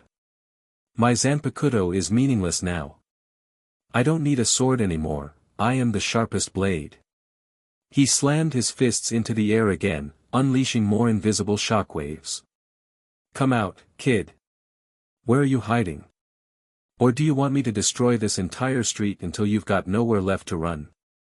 Watching from a distance, Tosen Kaname shivered as he felt the oppressive spiritual pressure crash down around him. Sweat dripped from his brow as his instincts screamed at him to run. His legs shook, and his body trembled uncontrollably. But just as he took a step back, he felt a steady hand on his shoulder. Calm down, Kaname, Aizen said gently. His voice was soothing, but there was an undeniable weight behind his words. Tosen swallowed hard and nodded. Apologies. I lost control. There's no need to apologize. Aizen's calm smile remained unwavering. This is your first time witnessing a Bankai at this range. It's only natural to feel overwhelmed. He glanced back toward the battlefield, where Kiganjo's monstrous form towered over the ruined street. Without sufficient spiritual pressure of your own, standing in the presence of a fully unleashed Bankai is a challenge in itself. Amidst the chaos, Seiya Arima reappeared. His form shimmered into existence within the dense mist, standing about 10 meters away from Kiganjo. Kiganjo's gaze locked onto him instantly, his 6 fists tightening as his muscles tensed. "You're finally showing yourself." Kiganjo snarled. His body tensed, and his monstrous arms flexed as he prepared to strike. With a roar, he slammed his fists toward Seiya, sending an invisible shockwave of compressed air barreling toward him. Seiya's body shattered. His form disintegrated into particles of light and mist, vanishing without a trace. "What the?" Kiganjo growled. He spun around, searching for his target, only to see Seiya's form materialize to his left. Without a word, Seiya stepped forward and swung his Zanpakuto in a clean, precise arc. The blade struck Kiganjo's waist. Clang! The sound of metal on metal echoed as Seiya's blade barely pierced the monstrous figure's skin. Kiganjo sneered. "That flimsy little toothpick can't hurt me." He swung his massive hand, slamming it into Seiya's body and scattering the boy's form into mist once again. But no sooner had Kiganjo turned back to his original position than Seiya reappeared to his right. With the same calm expression, Seiya swung his blade once more, aiming for the exact same spot. Kiganjo's patience snapped. "I told you, that won't work," he roared, his fists slamming into Seiya again and again. The boy's body shattered and reformed, each time returning to the same spot to swing his blade. No matter how many times Kiganjo struck him down, Seiya continued to appear, his blade cutting through the air in the exact same motion. Again and again, without pause or hesitation. At last, Kiganjo felt it, a sharp sting of pain in his side. His eyes widened in shock as he looked down to see a shallow cut in his waist. It wasn't deep, but it was unmistakably a wound. Blood trickled from the cut, staining the torn fabric of his clothes. "What the hell?" Kiganjo's voice trembled with confusion. How did you cut me?" He looked back at Seiya, who now stood motionless a few meters away. There was no emotion on Seiya's face, only calm detachment. "What did you do?" Kiganjo demanded, his voice rising in anger and fear. Seiya tilted his head slightly, considering the question. Then he answered softly. "All I did, was swing my blade." Another Seiya appeared to his right, a faint smile playing at his lips. "Yeah," the second Seiya echoed. "To you, it's probably just that simple." Chapter 68, a masterpiece written by a monkey. Yes. Seiya hadn't done anything excessive, he had simply swung his sword. However, after his first, failed, strike, the power of Sagara Ryu fully activated, compiling every relevant detail about Kiganjo. The toughness of his skin, the density of his spiritual pressure. The gap in their power, the speed Seiya needed to dodge Kiganjo's 6 arms, the precise moment to strike, every difficulty standing in his way had been mapped out. Piece by piece. All of it. Within the boundless ocean of Sagara Ryu, every detail had been magnified and meticulously analyzed. In this vast mental space, Seiya observed Kiganjo's every move like a detached, higher-dimensional observer.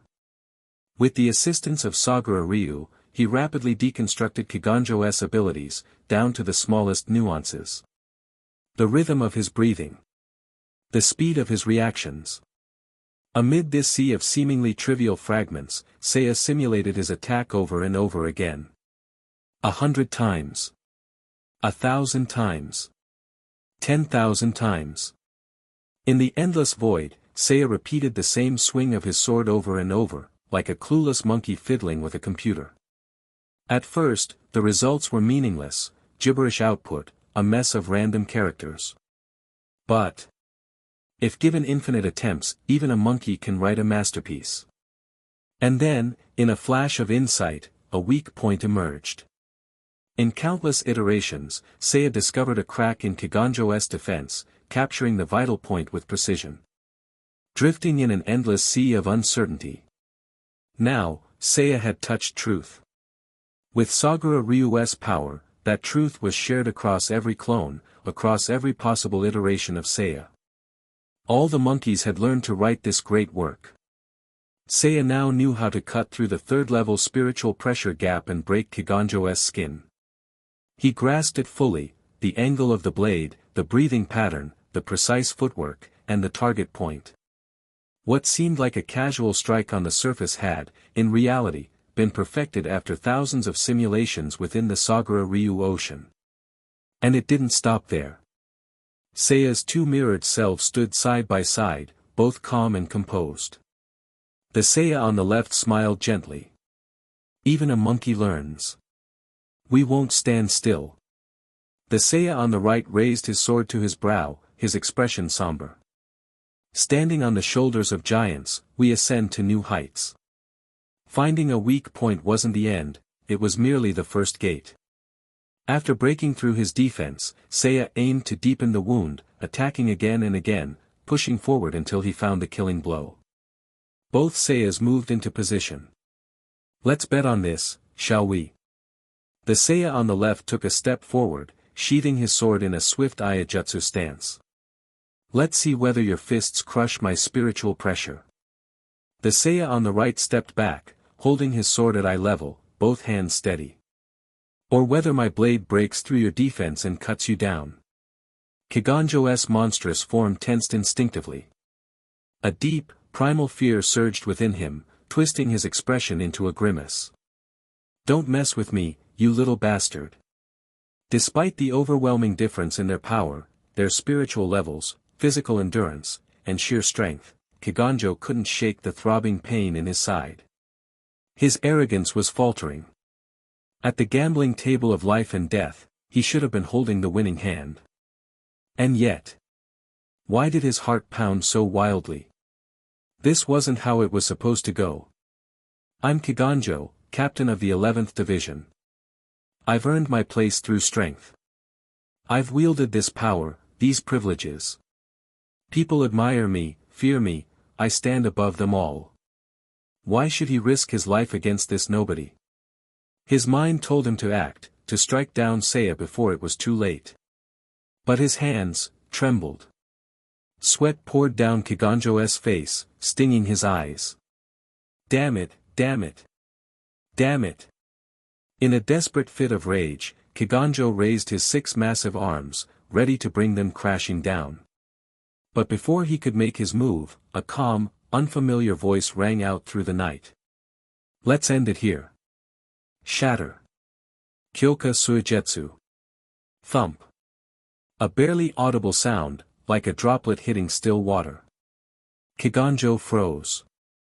His eyes went blank for a fleeting moment before clouding over with confusion. Time seemed to stretch endlessly. Or perhaps it had only been a few seconds. Then, a loud voice snapped him back to reality. Hey! What the hell are you doing? Kiganjo spun around, bewildered, to see a tall man with a round afro and white-framed sunglasses approaching. The man wore a captain's haori with bold lettering, 7th Division Captain, Love Aikawa. Even behind his shades, it was clear that Aikawa was annoyed. What the hell are you standing around for? Aikawa bellowed. I asked you a question. Kiganjo blinked, struggling to process what he was seeing. I'm fighting, of course, he stammered, his voice shaking with disbelief. What, fighting? Aikawa's voice rose again, sharp and scornful. Fighting who? Still confused, Kiganjo whipped around to point at his supposed opponent. Only to see the bruised and battered members of his own 11th Division lying on the ground. His face went pale. I was fighting someone. I know I was. But, who was it? Love Aikawa didn't wait for him to piece it together. He leapt down from the nearby roof and landed amid the shattered streets, his tone turning grave. Releasing your Zanpakuto in the Siriidii, using Bankai without permission. Attacking your own squad members without cause, showing no remorse. Disobeying a direct order from the head captain. Love's voice grew heavier with each word, like a judge delivering a final sentence. You have some serious balls to pull this kind of crap in the Gotei 13. His expression darkened. What, do you think you're above the rules? Chapter 69, Emergency Assembly. Emergency Assembly. Emergency Assembly. All captains of the Gotei 13 are to convene immediately, even in the middle of the night. Due to the urgency and unique nature of the situation, this meeting was not mandatory. Those unable to attend for valid reasons could be excused. However, despite the late hour, calling everyone together in the dead of night for a meeting? That's a bit inconsiderate, don't you think? Love Aikawa, captain of the 7th Division, yawned as he raised his right hand, absently playing with his long, cascading hair. Staying up late isn't great for my hair, you know, he muttered, rubbing his temples with a tired expression. Nearby, Shinji Hirako appeared in no better shape, wearing nothing but his sleepwear with his captain's haori loosely draped over his shoulders. Yeah, stop complaining. If we're all being summoned at this hour, it must be serious, he remarked. Kisuke Urahara tried to mediate, ever the peacemaker. Come now, everyone, let's be patient. Surely, there must be a good reason for this, Urahara said. Beside him, Yoruichi Shihoin teased with a playful grin. Doesn't apply to you, though, Kisuke. You'd be up all night tinkering away in your lab anyway. Ahahaha, that's a bit harsh, Urahara replied, scratching the back of his head sheepishly. I prefer to call it research, if you don't mind. Research, huh? 6th Division Captain Love Aikawa cracked his neck, the sharp sound cutting through the sleepy atmosphere. Whatever. Let's skip the small talk. I just want to know what's so urgent that we all had to be dragged out of bed. All around, captains stood groggily but attentively. Only one figure among them seemed fully alert, an elderly man with long white hair and a bushy beard, standing straight-backed and solemn. Matters of the Gotei 13 are never bound by time, Yamamoto Genryusai Shigekuni said, his voice low but resonant. No matter the hour, no matter the urgency, if there is a call, we answer. Yoruichi snickered from the side. Here we go. Grandpa's lecture time, she whispered. Urahara chuckled nervously, gently nudging Yoruichi in the ribs. Keep your voice down. He'll hear you. Relax. We're all friends here. He won't get mad over a little joke, Yoruichi said with a mischievous grin. Standing quietly nearby, Jinrei Kachiki's brow twitched slightly, but he said nothing. Shihoin Dono, Jinrei finally spoke in a measured tone. Please mind your words. Of course, Jinrei-sama. I'll be more careful, Yoruichi replied with a mock bow, though her expression remained playful. Just then, the sound of hurried footsteps echoed from the entrance. A tall man, slightly out of breath, entered the room, drawing everyone's attention. The newcomer gave an awkward, apologetic smile. Am I late? The man was tall and lean, with a cheerful, easygoing aura, none other than Isshin Shiba, captain of the 10th Division. No, you're just on time, Love said, raising a hand to point at the doorway behind Isshin. The head captain and Unohana Teiko are arriving now. The atmosphere immediately shifted as the final two captains entered the hall. With Yamamoto Genryusai Shigekuni leading the way, accompanied by the ever-composed Retsu Unohana, any trace of lightheartedness vanished. Yamamoto walked to the center of the room, his staff tapping sharply against the floor with each step. Finally, he came to a stop at the front of the gathering. His long staff struck the ground with a resonant clang that echoed through the hall. Captain Jushiro Yukitake of the 13th Division will not be attending due to his ongoing illness, Yamamoto announced. Kairaku Shunsui of the 8th Division is caring for him and will also be absent. As expected.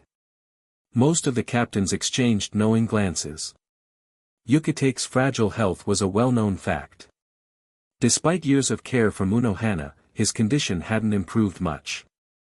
Many couldn't help but feel sympathy for the head captain. Yamamoto had always cared deeply for Yukitake, treating him like a son. The remaining captains are now present, Yamamoto continued. This emergency meeting will now commence. Wait a moment, Love interrupted, letting his hair drop as he raised a hand. Where's Kiganjo? The 11th Division captain isn't here. In response, Love Aikawa adjusted his sunglasses. His voice was calm, but his tone carried weight. That's exactly why we're here, Love. Let the head captain finish. Yamamoto's gaze remained steady.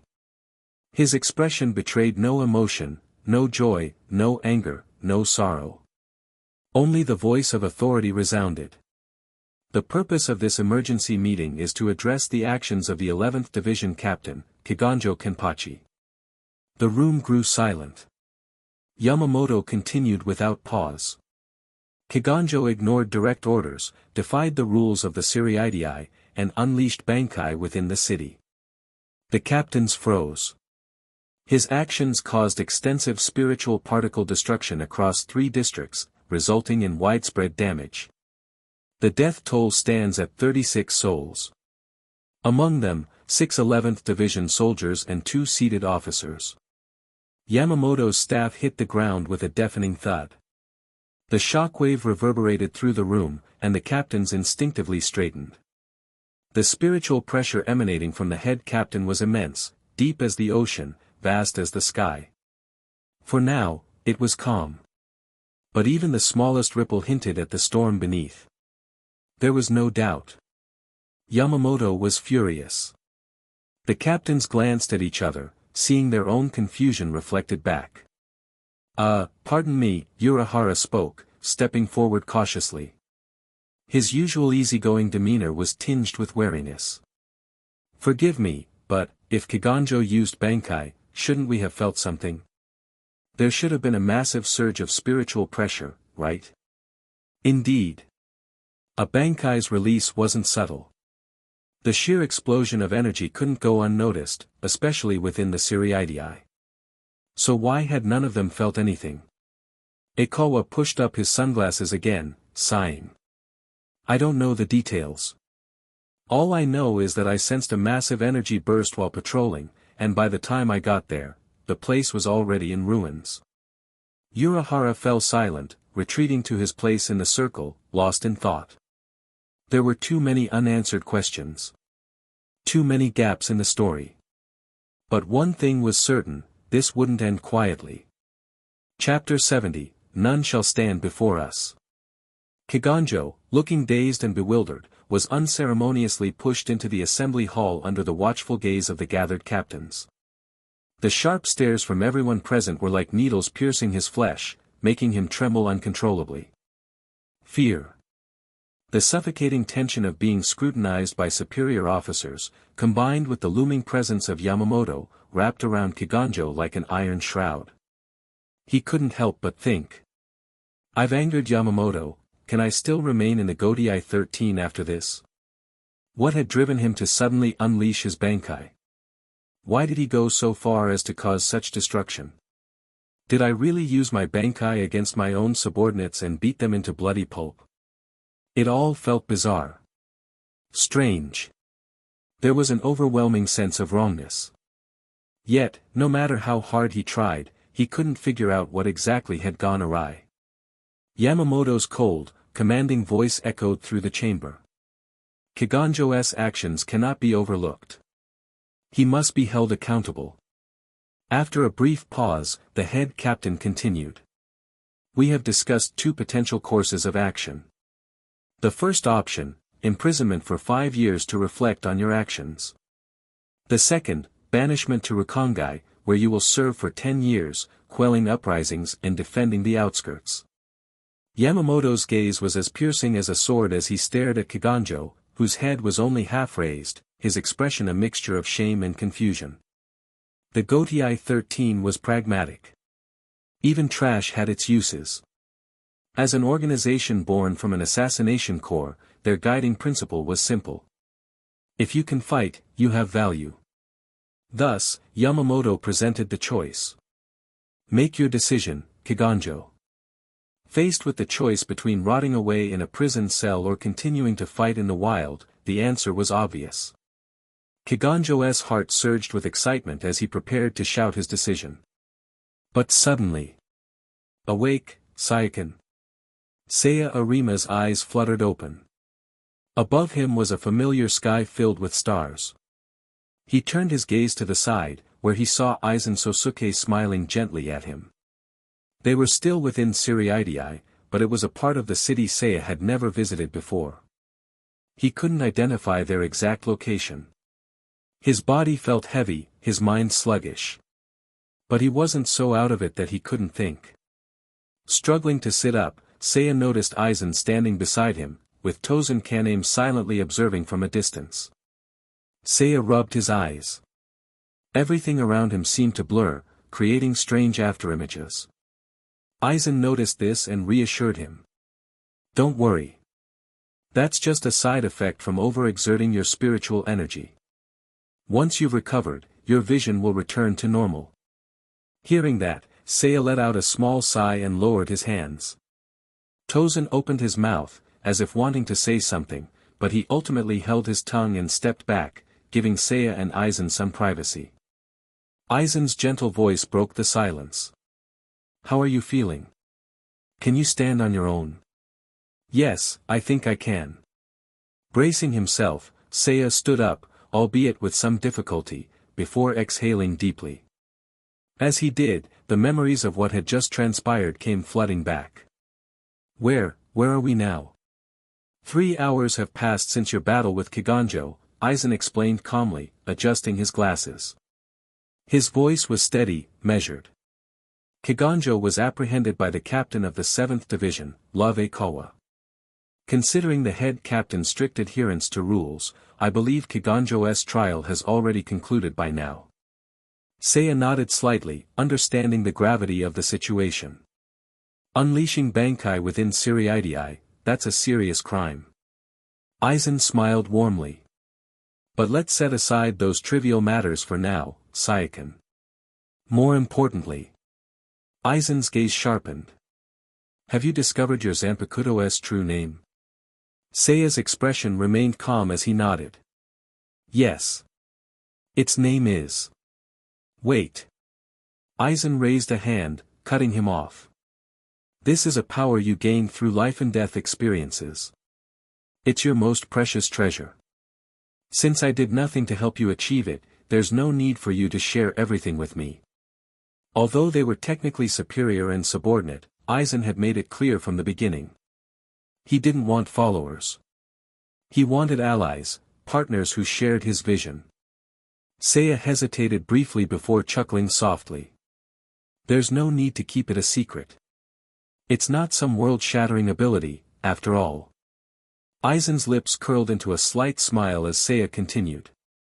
Its name is Sagara Ryu. He spoke with quiet confidence. Its abilities are an evolution of Ouroboros. Seiya began to explain. The first ability creates a sealed space. A maze, if you will, Seiya continued.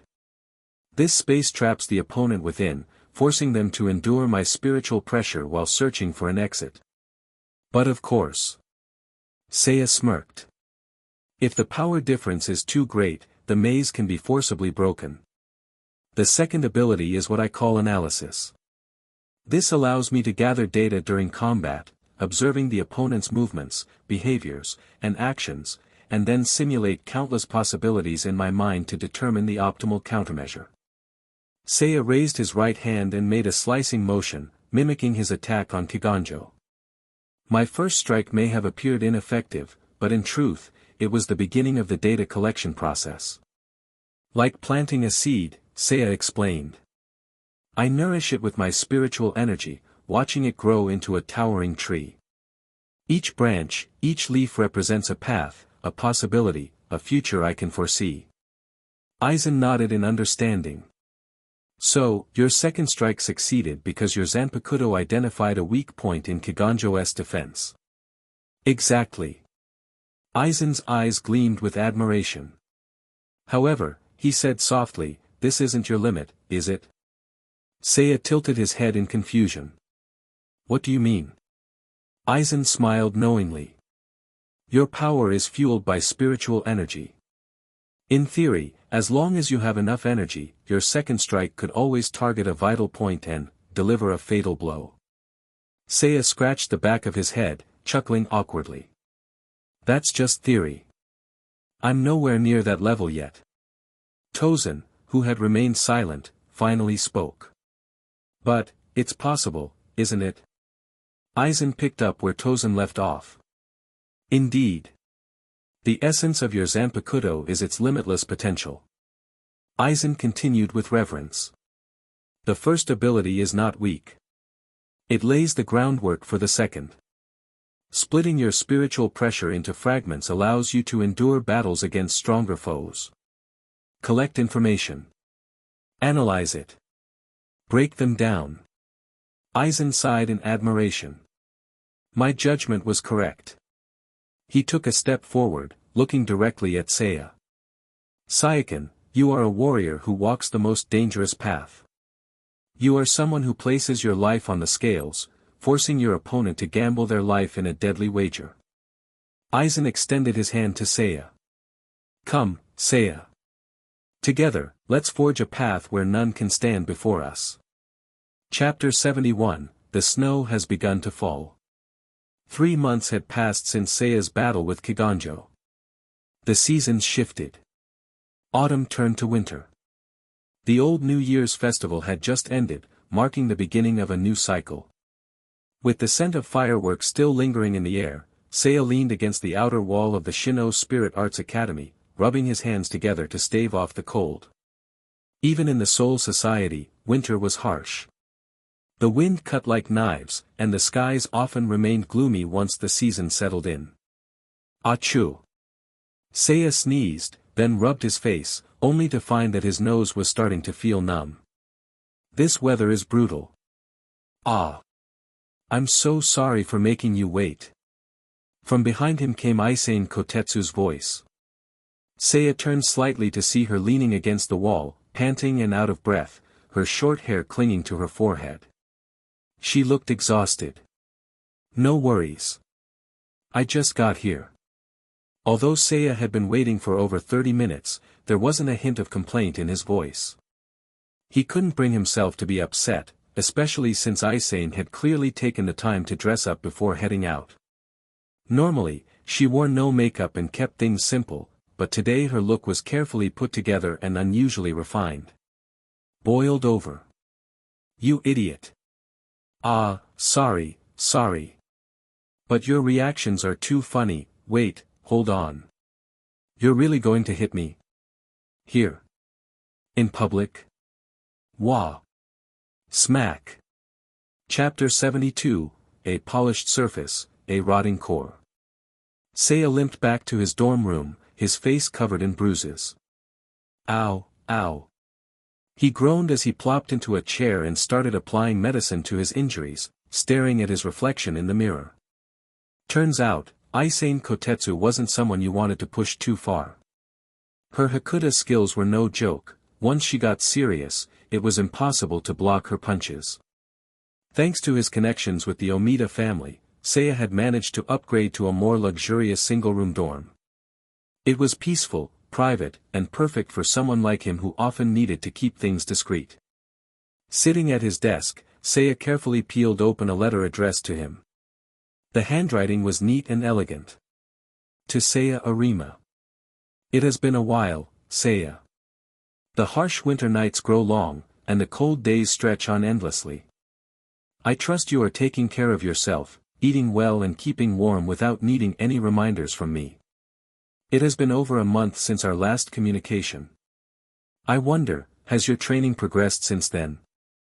I hope you remain diligent in your pursuits. Discipline yourself. Remain steadfast in your heart. The reason I'm writing today concerns your upcoming squad internship. When winter gives way to spring, you'll be assigned to another division, correct? If it's possible, I'd like you to choose the 8th division for your next placement. Captain Shunsui Kairaku is an extraordinary leader and someone you could learn much from. Spending time with him will help you grow.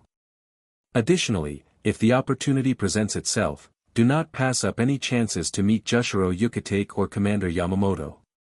Those encounters could prove invaluable. We'll discuss the details during our next meeting. For now, these are just suggestions. You're free to chart your own course. To that end, I've compiled a list of important individuals on the back of this letter. Use it as a reference. A letter can never fully express my thoughts or emotions. Though I have much to say, mere words fail to capture even a fraction of my feelings. Take care, Seiya. Aizen Sōsuke. Seiya chuckled as he finished reading. As expected from Aizen. The letter was meticulously crafted, with not a single word out of place. He glanced at the letter he'd sent to Aizen a few weeks prior. The difference in quality was painfully obvious. Yeah. I definitely can't compete with someone like him. Seoul society's culture placed great emphasis on literacy and education. Writing well was seen as a mark of refinement, something Seiya knew he still needed to work on. Turning the letter over, Seiya examined the list Aizen had provided on the back. Sure enough, the names matched the individuals he'd expected.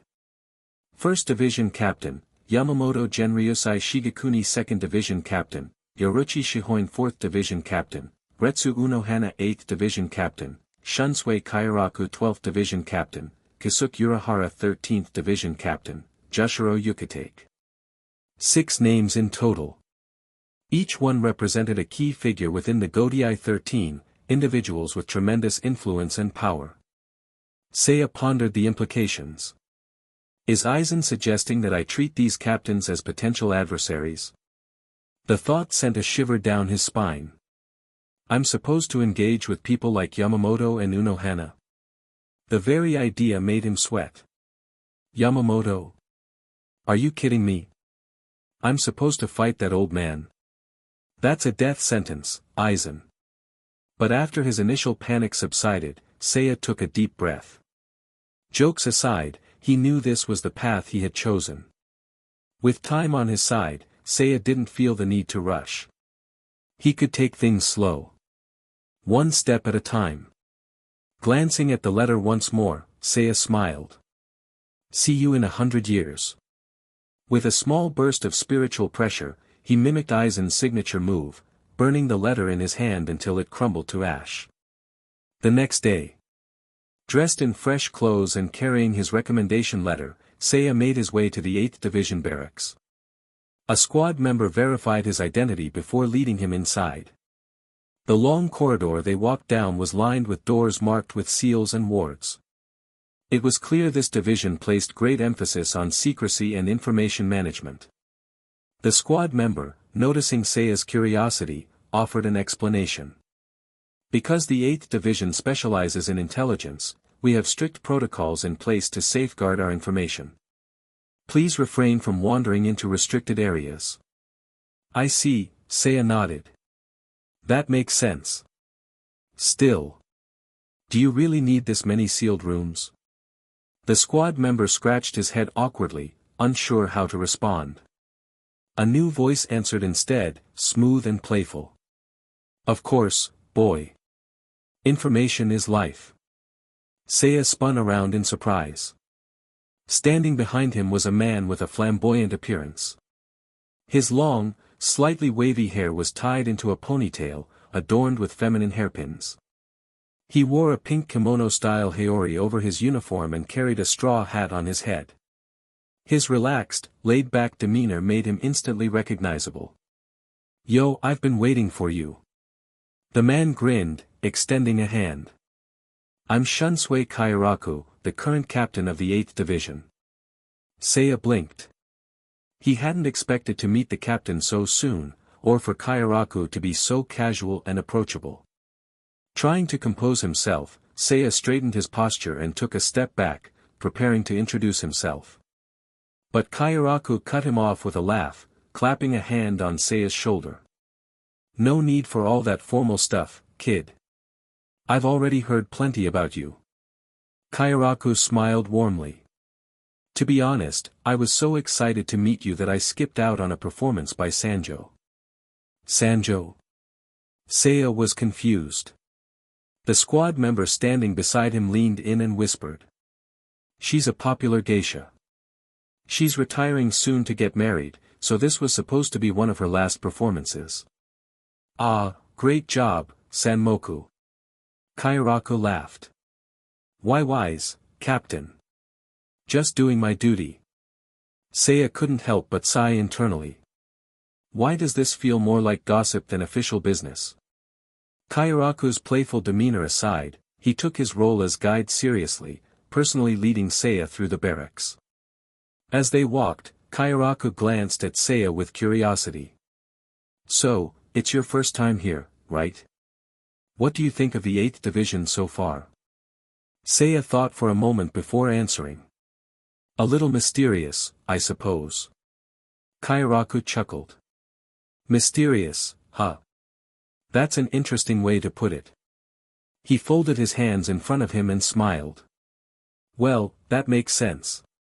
After all, Soul Society itself is shrouded in mystery. The things we know, and the things we don't know, there's no end to either. Kairaku's gaze grew distant as he spoke. Much like a grand theatrical performance, what you see on the surface is dazzling and polished. But behind the scenes, his smile turned wry. It's dark. Rotten. A filthy core hidden beneath a shiny exterior. Kairaku stopped and glanced at Seiya out of the corner of his eye. So, Saiken, what secrets are hiding beneath your polished surface? Chapter 73, The Heavy Secrets of Adults. Shunsui Kairaku's tone was calm, but his words carried a weight that made Seiya pause for a moment. Before Seiya could respond, Shunsui gave a soft chuckle and waved his hand dismissively. Ah, forgive me.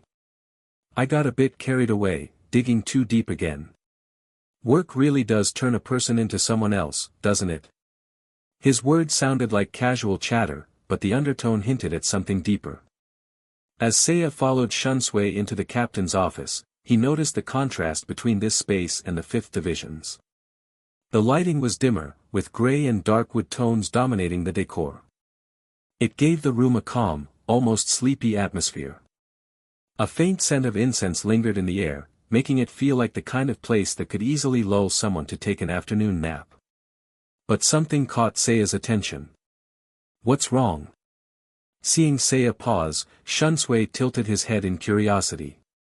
Nothing, Seiya mumbled, unsure how to phrase what he wanted to say. After a moment of hesitation, he simply raised his hand and pointed toward the captain's desk. Following Seiya's gaze, Shunsui turned and saw what the young man was pointing at. A magazine lay open on the desk. Its pink cover, thick pages, and the image of a bikini-clad woman striking a playful pose made its nature quite obvious. The woman on the cover flashed a peace sign at the camera, exuding youthful energy. There was no mistaking what kind of magazine this was. For the first time, Shuansui's easygoing smile looked a bit awkward. He quickly walked over and scooped up the magazine, pressing it to his chest. Ah, sometimes I forget to tidy up. Seiya's expression remained blank. Seriously? You're reading this kind of thing at work? Does the old man, Yamamoto, know about this? Captain Kairaku. Ahaha. It's just a disguise, you see. Important intelligence disguised as a magazine. Shunsui grinned, clearly trying to downplay the situation. But Seiya wasn't buying it. He crossed his arms and gave a knowing look. That magazine, was it the spring special edition of Alluring Poses, issue 109? Shuansui's eyes narrowed slightly. You recognized it? Of course. There aren't that many interesting publications in Seriidii. Even though Seiya didn't personally purchase these kinds of magazines, many students at the academy would bring them to class, flipping through the pages during breaks. Shunsui took a step back, a curious gleam in his eyes. And what else do you know about it? Seiya hesitated for a moment, then said cautiously. It's a New Year's special edition, right? The pages are thicker, and it includes a special photo set. Oh, and if he wasn't mistaken. There was a bikini feature with Yatsuba Komatsu. 8 exclusive photos. If you subscribed for a full year, you'd get a signed photo and a custom frame. Though he wasn't exactly a connoisseur, Seiya clearly knew his facts. Shunsui raised an eyebrow, surprised by Seiya's detailed knowledge. I see. You're quite well informed. The captain removed his hat and scratched his head sheepishly. Well, you know how it is. There aren't many fun things to read around here. Seiya glanced at the trash bin near the desk, noticing a familiar magazine cover inside. It was Genryu, a publication issued by the First Division and personally written by Yamamoto. This magazine was mandatory reading for all divisions, every captain had to subscribe. But here it was, tossed in the trash. Seriously? He just throws away Yamamoto's magazine but keeps alluring poses on his desk. Is this the kind of relationship they have? Noticing Seiya's gaze, Shunsui leaned in conspiratorially and whispered. Ah, that's another secret of adulthood. Don't tell anyone, okay? I'll try. I've got a couple of collector's editions of alluring poses in my stash. I'll let you borrow them. Consider it a done deal. Attaboy. Their playful banter eased the tension in the room. Once they settled down, Shunsui laced his fingers together and rested his chin on them, watching Seiya with an amused expression. Alright, back to business. Since you're here for an internship with the 8th Division, we do have some formalities to go through. But before we start, I have a few questions for you. Don't worry, it's nothing serious, just a little pop quiz. First question. What do you think is the core essence of a secret? Seiya pondered for a moment. Caution. Shunsui leaned back in his chair, rubbing his chin thoughtfully. Interesting. I didn't expect you to be the cautious type. Was that the wrong answer? Ah, don't worry. There's no right or wrong answer here. I'm just curious about your thoughts. Shunsui adjusted his posture and gave Seiya a mischievous grin. Personally, I believe the core essence of a secret is sharing. Sharing? Think about it, Seiya. There's no such thing as a wall that doesn't have cracks. If something exists, if it's recorded, then it's only a matter of time before someone finds out. So, rather than hoard secrets, why not find someone you trust and share them? It's better that way. Leaning forward, Shuansue's tone grew softer, more introspective. Because, in the end, people get lonely if they keep everything to themselves. He tilted his head and smiled at Seiya. Don't you think so, too? Chapter 74, Let's have a drink. This area is where we store information about the Rukongai. Due to the large population flow there and the frequent comings and goings, the confidentiality level here is relatively low. Everything is updated on a weekly basis, and the procedures are all detailed in the manual. I won't go over them now, but take some time to read through it when you have a chance. If we go a bit further inside, that's where the information on Suriidii itself is stored. It was now the morning of the second day. Following his conversation with Shunsui Kairaku the previous evening, Seiya's training had been scheduled for today. Since this was his first time dealing with this kind of work, Seiya couldn't help but feel a bit overwhelmed by the sheer complexity of it all. Classification and categorization. Scheduled destruction of outdated documents. Frequent password changes to ensure security. Frankly, Seiya hadn't expected the 8th Division's work to be this tedious. Lost in thought, Seiya carefully sorted through the documents in his hands, making sure everything was in order. He was still thinking about what tasks he had left to complete when a familiar voice called out from behind. Yo, still busy? Turning halfway, Seiya saw Shunsui peeking out from behind a bookshelf, his hat tilted down slightly and a mischievous grin on his face. Already clocking out time, and you're still working? You're really living up to that diligent newbie reputation. Such energy. I'm jealous. But wait, aren't the others still working? We can just leave like that. Before Seiya could finish that thought, he saw the very squad member who had been guiding him stretch lazily and wave to Shunsui with a smile. Captain, I'm heading out. Alright, take it easy. Wait, is the 8th Division really this laid back? No wonder everyone tries so hard to get assigned here. Look at the 4th Division, where you have to crawl through Siriidi's sewer system. And then there's the 5th Division, where you're basically on 24/7 standby, like a brick that can be thrown anywhere at any time. But here? A strict 9 to 5 job with no overtime. You just put down your pen and leave when the clock strikes 5. Where's the confidentiality in that? Shunsui seemed to pick up on Seiya's confusion. Chuckling, he tipped his hat down a little further. Don't worry, no important information ever ends up in the hands of interns. That made sense. Actually, it's not just interns. Even new squad members have a relatively relaxed workload. After all, sharing secrets requires trust. And you can't expect people to trust you if you don't have a track record.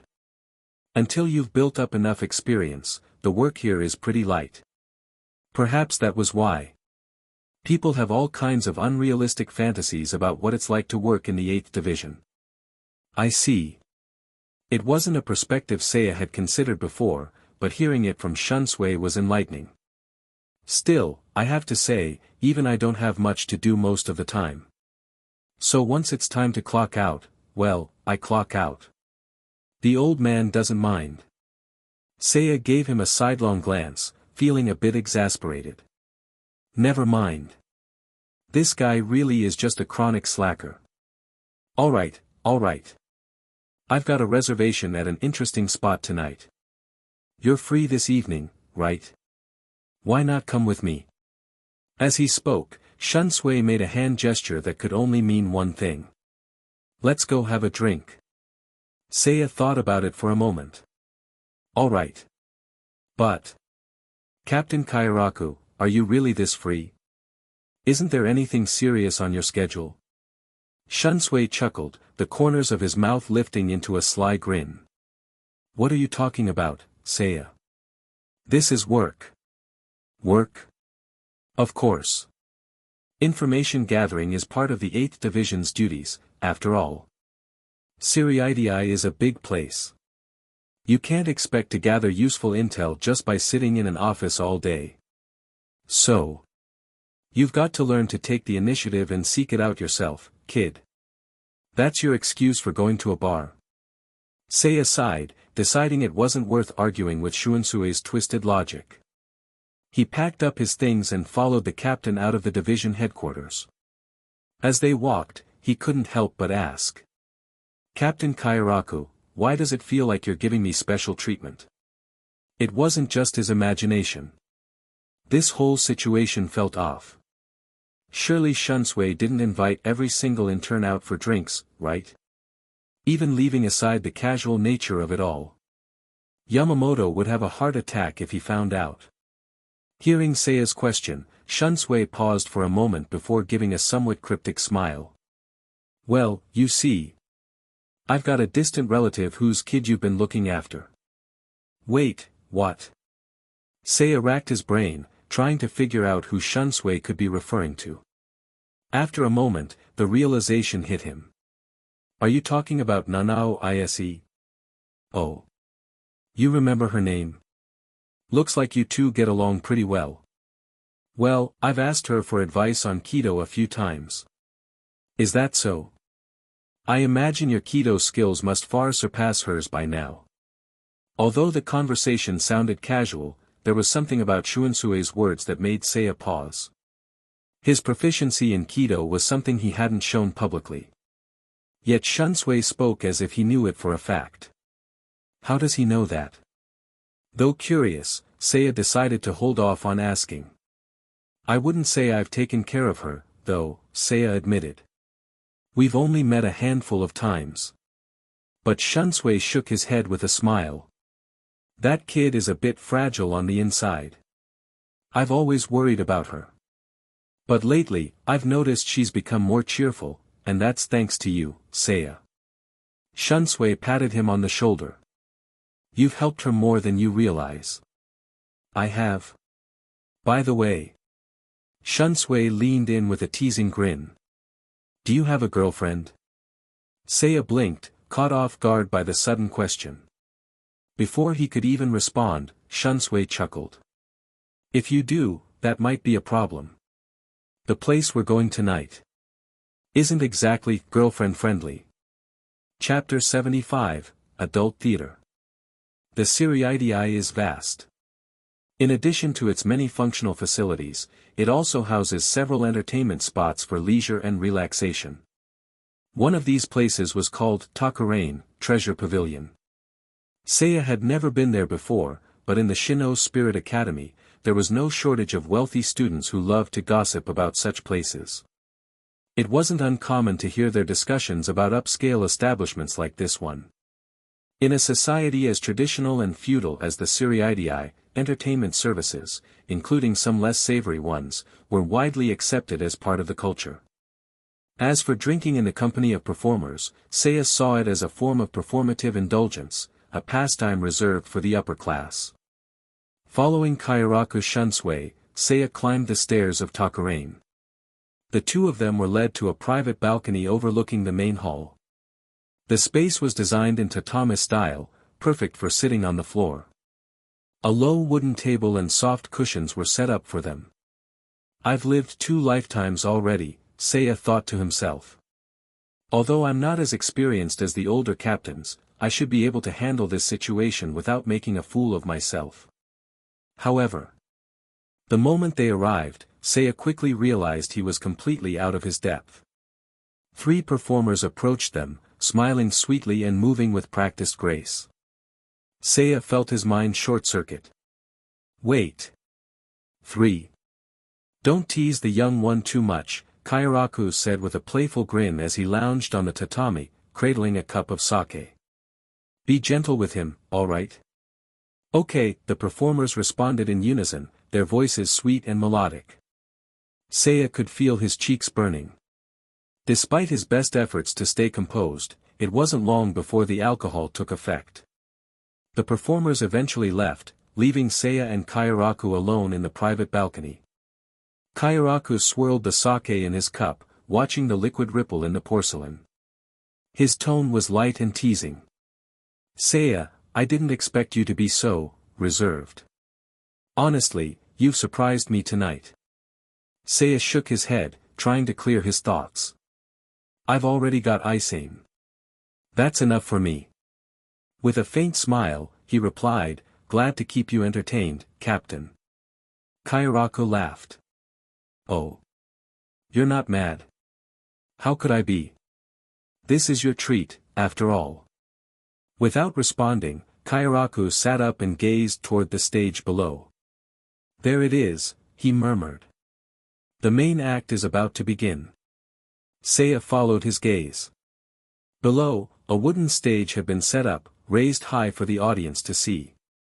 2 performers, a man and a woman, stepped onto the stage, ready to begin the play. Have you ever watched theater before, Seiya? Seiya shook his head. Not at all. Kairaku chuckled, filling Seiya's cup again. Then take this chance to enjoy it.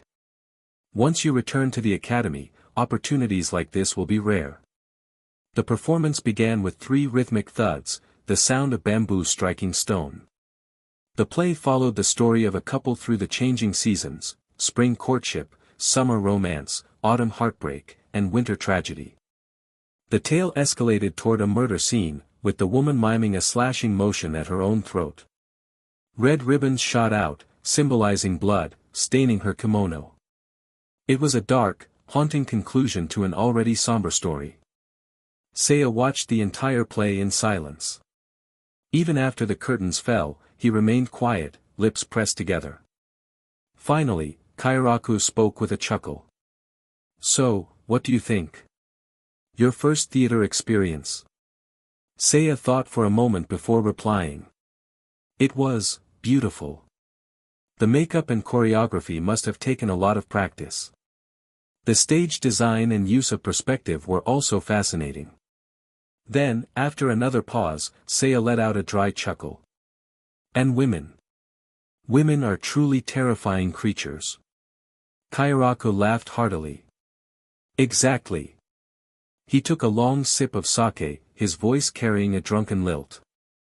Women may appear fragile and pitiable on the surface, but strip away those layers, and you'll find they can be as cunning and venomous as snakes.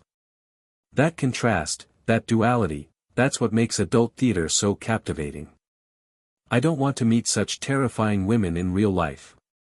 Watching them from a safe distance is more than enough for me. Seiya couldn't help but ask, so, drinking with performers is your way of avoiding them in real life? Kairaku smirked. That's one way to put it. By the way, Seiya. You don't have a girlfriend, do you? Seiya frowned. Why does everyone keep asking me that? Before he could answer, Kairaku's expression turned mischievous. You've never held a woman in your arms, have you? Kairaku's voice softened as he leaned closer, as if sharing a secret. It's a unique feeling, you know. Their softness, their warmth. They're delicate, like flowers covered in morning dew. It makes you want to cherish them.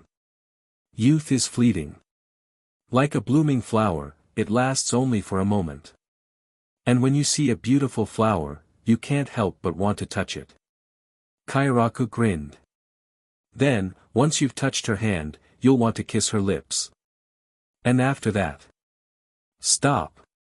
Seiya waved his hands frantically, cutting him off. Let's not go there, Captain. Kairaku sighed, looking disappointed. Ah, but the best part was coming up. Please, spare me. Kairaku chuckled, setting his sake cup down. His playful demeanor faded as he turned back to the now empty stage. Theater is all about savoring the aftermath. The true meaning lies in reflection after the curtain falls. Seiya blinked. Wait. Did I misunderstand something? Seeing Kairaku's signature smirk, Seiya couldn't help but laugh. This man is even more unpredictable than I thought. Still, Kairaku's laid-back nature made him easy to get along with. He knew when to joke and when to ease up. As Aizen had said, Seiya could learn a lot from this man. Kairaku spoke again, his tone becoming serious.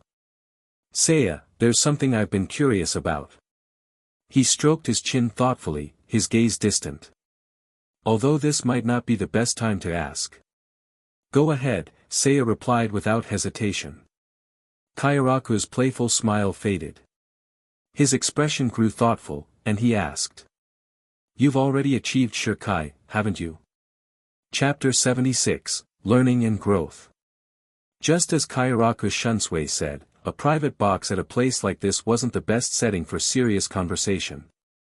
Since this wasn't the first time Seiya had found himself the target of suspicion, he managed to remain calm for the moment.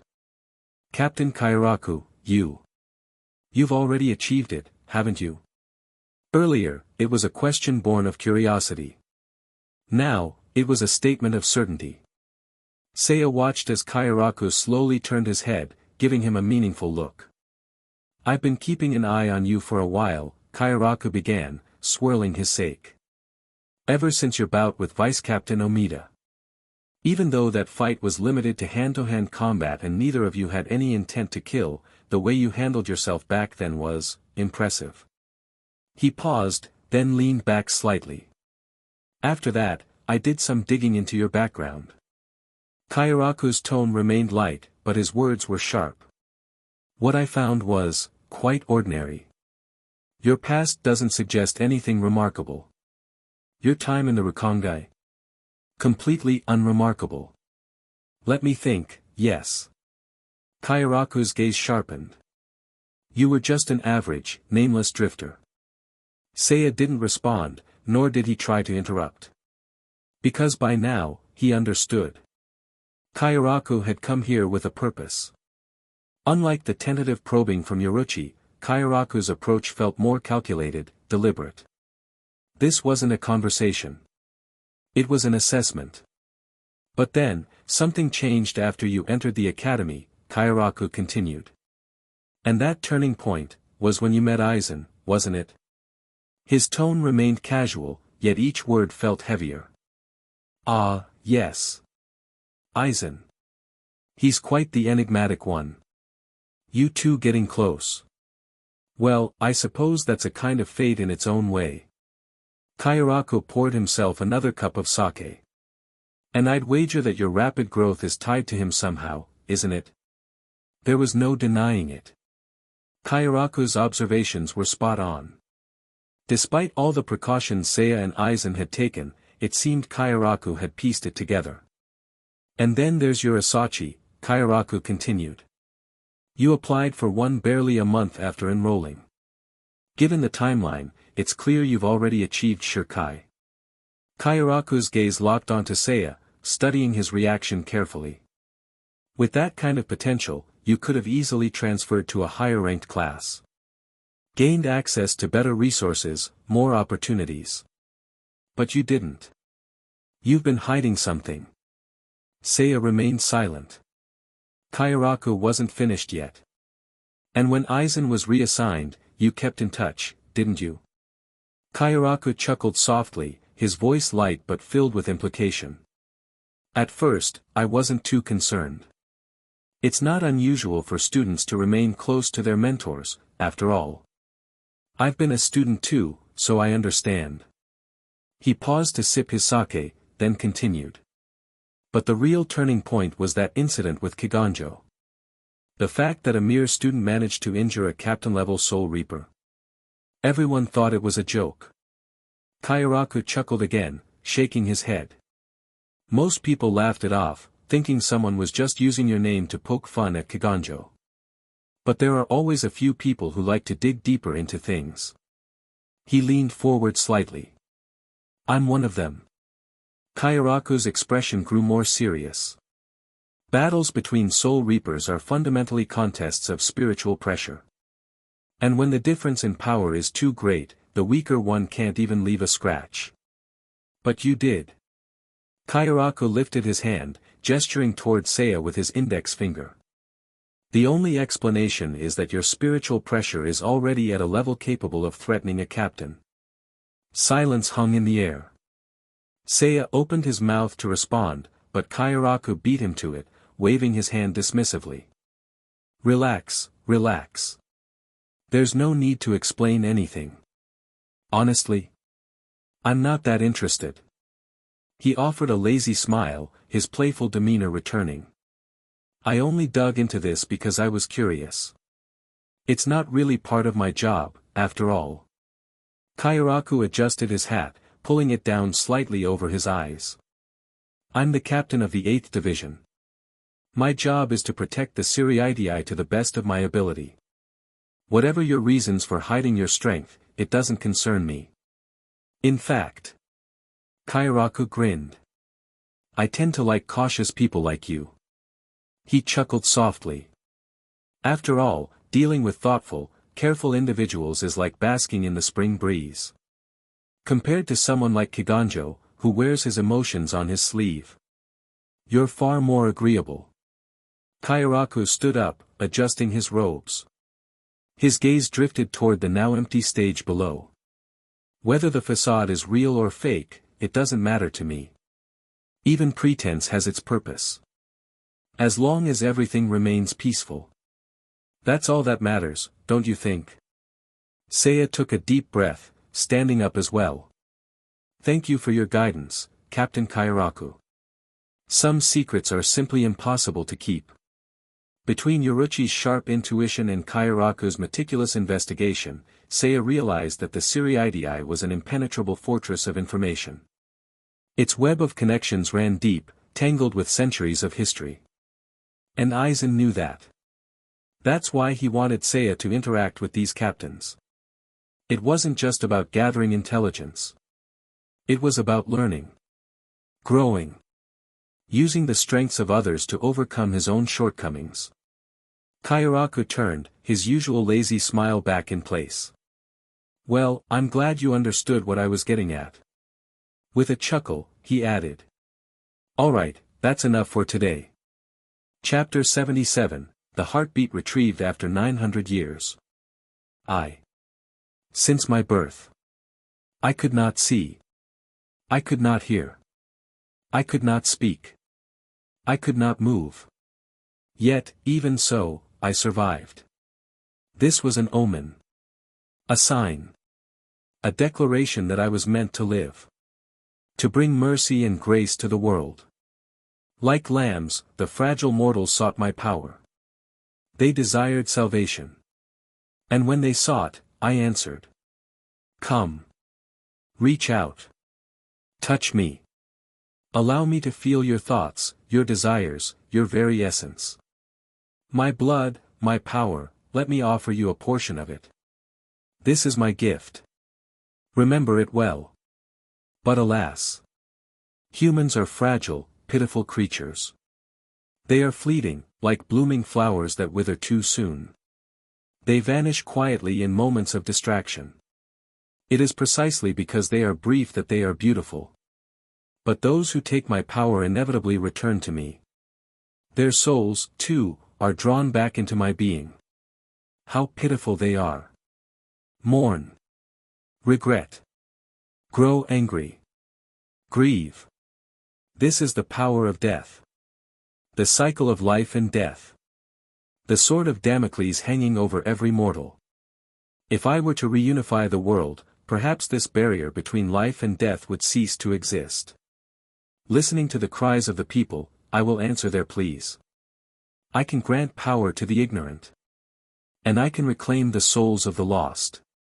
Therefore, do not fear. Do not be afraid. I am the Father of all. The world will return to me. It will become the road beneath my feet, lifting me higher toward the heavens, until I reign over all. The people await my salvation. And everything in this world waits to be trampled beneath my feet. I feel it. Souls are gathering. I open my eyes. I hear the whispers. I speak. I walk upon the earth once more. And from this moment, my name shall be sung. The hidden flood of darkness, long dormant for centuries, begins to stir. Like rusted gears grinding into motion, they turn slowly and clumsily. Yet, even this stiff movement is enough to send shivers down the spine. That empire, so silent for centuries, now begins to awaken. Listen. The bells beneath the twilight are tolling. Like lambs, the masses gather. They pray, offering their faith, their desires, their souls. Their goals do not matter. Because the king will lead them to victory. So, cast aside shame. Forget modesty. And sing loudly of our emperor's name. Yawatch. Thump. A sudden, resonant heartbeat echoed across the land. The fragile lambs wept with joy, running to spread the word, to share their overwhelming awe and elation. Everything would unfold exactly as the prophecy foretold. The emperor, after 900 years, regained his heartbeat. Its sound reverberated across the empire, calling forth the capable, summoning them to his side. Thus, place your faith in him. Wait. Wait for the next 90 years, when the emperor will reclaim his mind. Wait for the next 9 years, when he will reclaim his strength.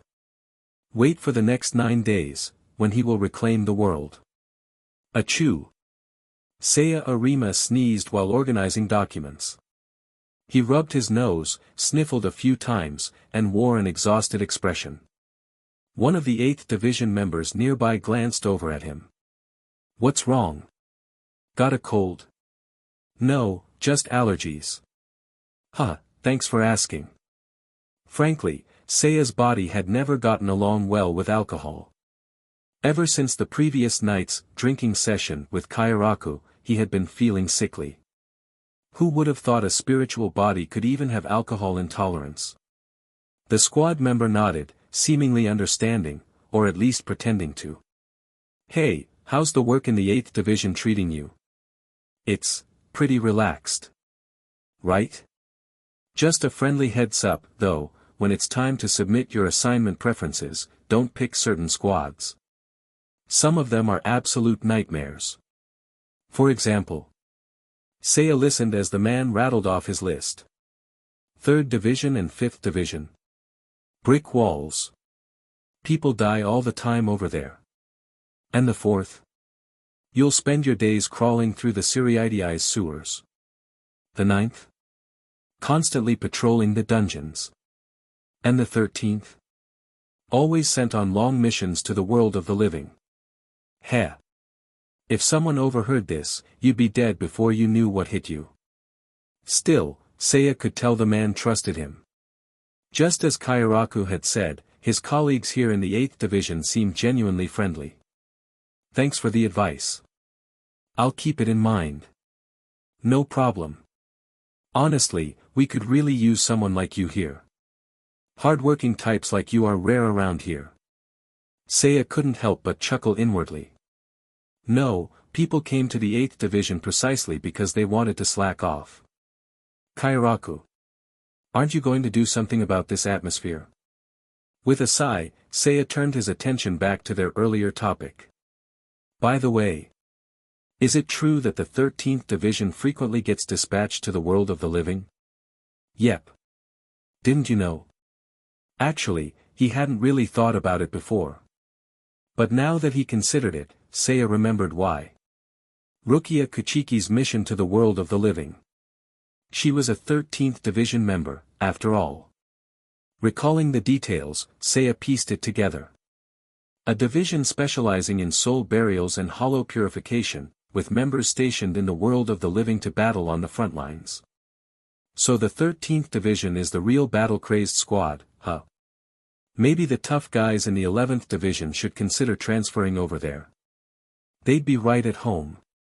As Seiya reflected, the squad member hummed a tune and strolled out of the records room, clearly in high spirits.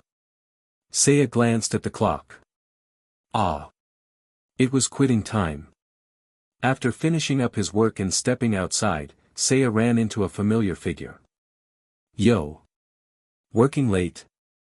Kairaku Shunsui leaned against the wall, his hat tilted at a jaunty angle. Seiya wiped his brow, suddenly wary. Captain Kairaku. I really can't drink anymore. Ha. My bad, my bad.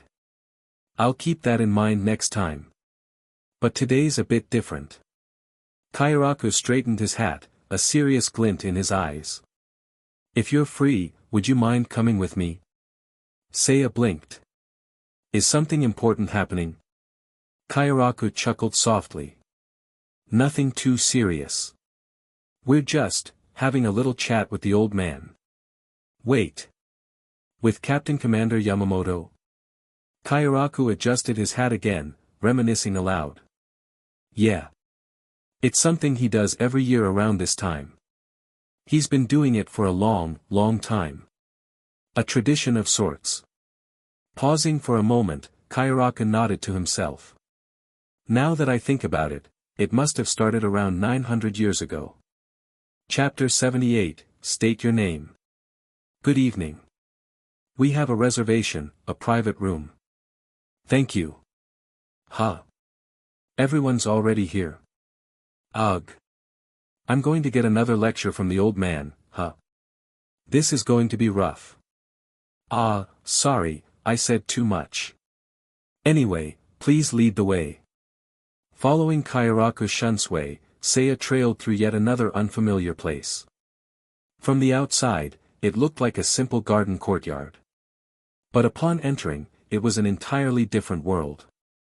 The interior was a labyrinth of concealed rooms and corridors, each carefully maintained by well-dressed attendants guiding guests to their destinations. Seiya couldn't help but glance around with curiosity. Even without knowing exactly where they were headed, the atmosphere screamed exclusive. This wasn't a place someone like him, a poor student, would normally step foot into. After weaving through several corridors, they finally stopped before a sliding door. Seiya's eyes landed on the nameplate beside the entrance. The character written on it, in a refined calligraphic style, was Heart. An attendant slid open the door, bowing slightly as they gestured inside. Kairaku gave a casual nod of thanks, then lightly tapped Seiya's shoulder. "Don't just stand there, kid." Seiya took a steadying breath and followed him inside. The room was modest yet spacious. In the center sat a long wooden table, carved from a single piece of wood with no visible seams. Around it were thick, comfortable cushions arranged on the tatami flooring. There were no excessive decorations. The room's only feature was a half-open sliding door on the right, revealing a carefully tended courtyard garden outside. Inside the room, only 3 people were seated. To the left sat a man with long white hair flowing down his back. His expression was calm, his features gentle, and his presence exuded warmth. He held a porcelain teacup, sipping quietly as he gazed out toward the garden. When the door opened, he turned his head, offering Kairaku a relaxed smile. "Ah, Shunsui. We've been waiting for you." This man was none other than Jushiro Yukitake, captain of the 13th Division. Seiya found himself stealing a few extra glances. This was his first time seeing the legendary Yukitake in person. After exchanging pleasantries with Kairaku, Yukitake's gaze shifted toward Seiya. There was no hostility in his eyes, only curiosity and kindness. "And this is?" Kairaku removed his straw hat and gave Seiya an encouraging pat on the shoulder. "Oh, this is Arima-kun. He's currently interning with my division. I mentioned him during the last meeting, remember? The promising academy student." His tone was playful, but his words carried weight. Both Yukitake and the others in the room turned their attention toward Seiya, their expressions thoughtful. Sitting across from Yukitake was a well-groomed middle-aged man. His half-gray hair and neatly trimmed beard gave him an air of quiet dignity. Unlike most Soul Reapers, his attire was slightly more refined, making him look more like a scholar or gentleman. There was no need to ask his name. Seiya already knew. This was Chojiro Sasakaibe, vice-captain of the 1st Division. A man who had served as Yamamoto's right hand for over 1,000 years. Despite possessing the strength of a captain, Sasakaibe chose to remain in a subordinate role, faithfully assisting Yamamoto for millennia. His unwavering loyalty was legendary, so much so that he deliberately avoided using his Bankai in public to keep his true strength hidden. Even mockery from others never swayed his resolve. His dedication had earned him the reputation of being the perfect retainer. At that moment, Sasakaibe carefully set down his tea. The cup, adorned with gold filigree and silver trim, clinked softly against the table. His expression was calm as he addressed Kairaku. "This is the academy student, who managed to injure Kiganjo, correct?" Kairaku chuckled, ruffling Seiya's hair with a mischievous grin. "That's right, Sasakaibe-senpai. This is the one." Wait. Kairaku, why are you selling me out like this?" Seiya's heart pounded as he stiffened under the weight of their gazes. He could feel it. A presence unlike anything he had ever encountered before. At the head of the table sat an elderly man in silence. His very existence radiated a profound, unyielding aura. It was hard to describe the initial impression this man left on Seiya. His appearance was harsh and intimidating, yet, there was also an unexpected air of kindness about him. His bald head, deeply lined face, and prominent cheekbones gave him the look of a carved statue. On his forehead, 2 intersecting scars formed an shaped mark, only adding to his imposing presence. His face alone told a story of both mercy and terror. Seiya couldn't help but think of 2 opposing deities. A merciful Buddha. A wrathful king of demons.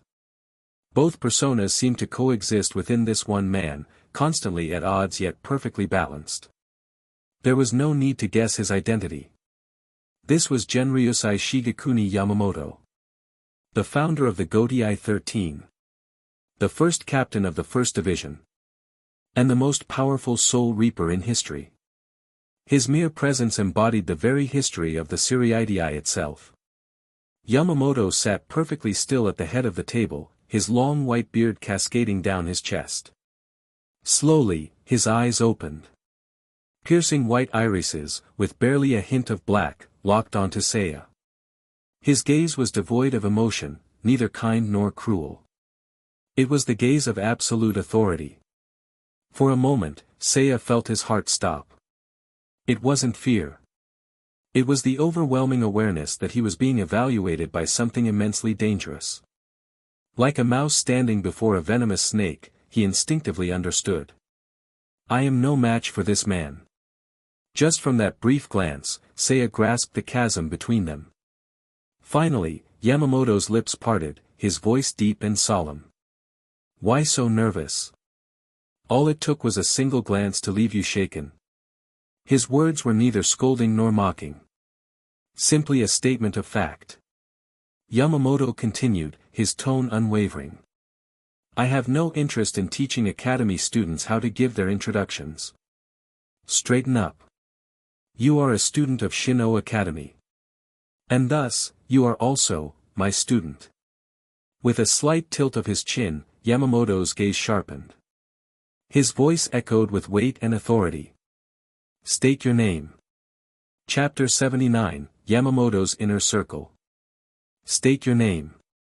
Seiya Arima straightened his back and took a deep breath before speaking clearly. Seiya Arima. First-year student at Shin'ō Academy. I'm a student. There was an awkward silence. The room's occupants exchanged glances, their expressions varying between amusement and confusion. Finally, Yukitake Jushiro broke the silence with his usual warm demeanor. Well, he certainly has a lot of energy, doesn't he?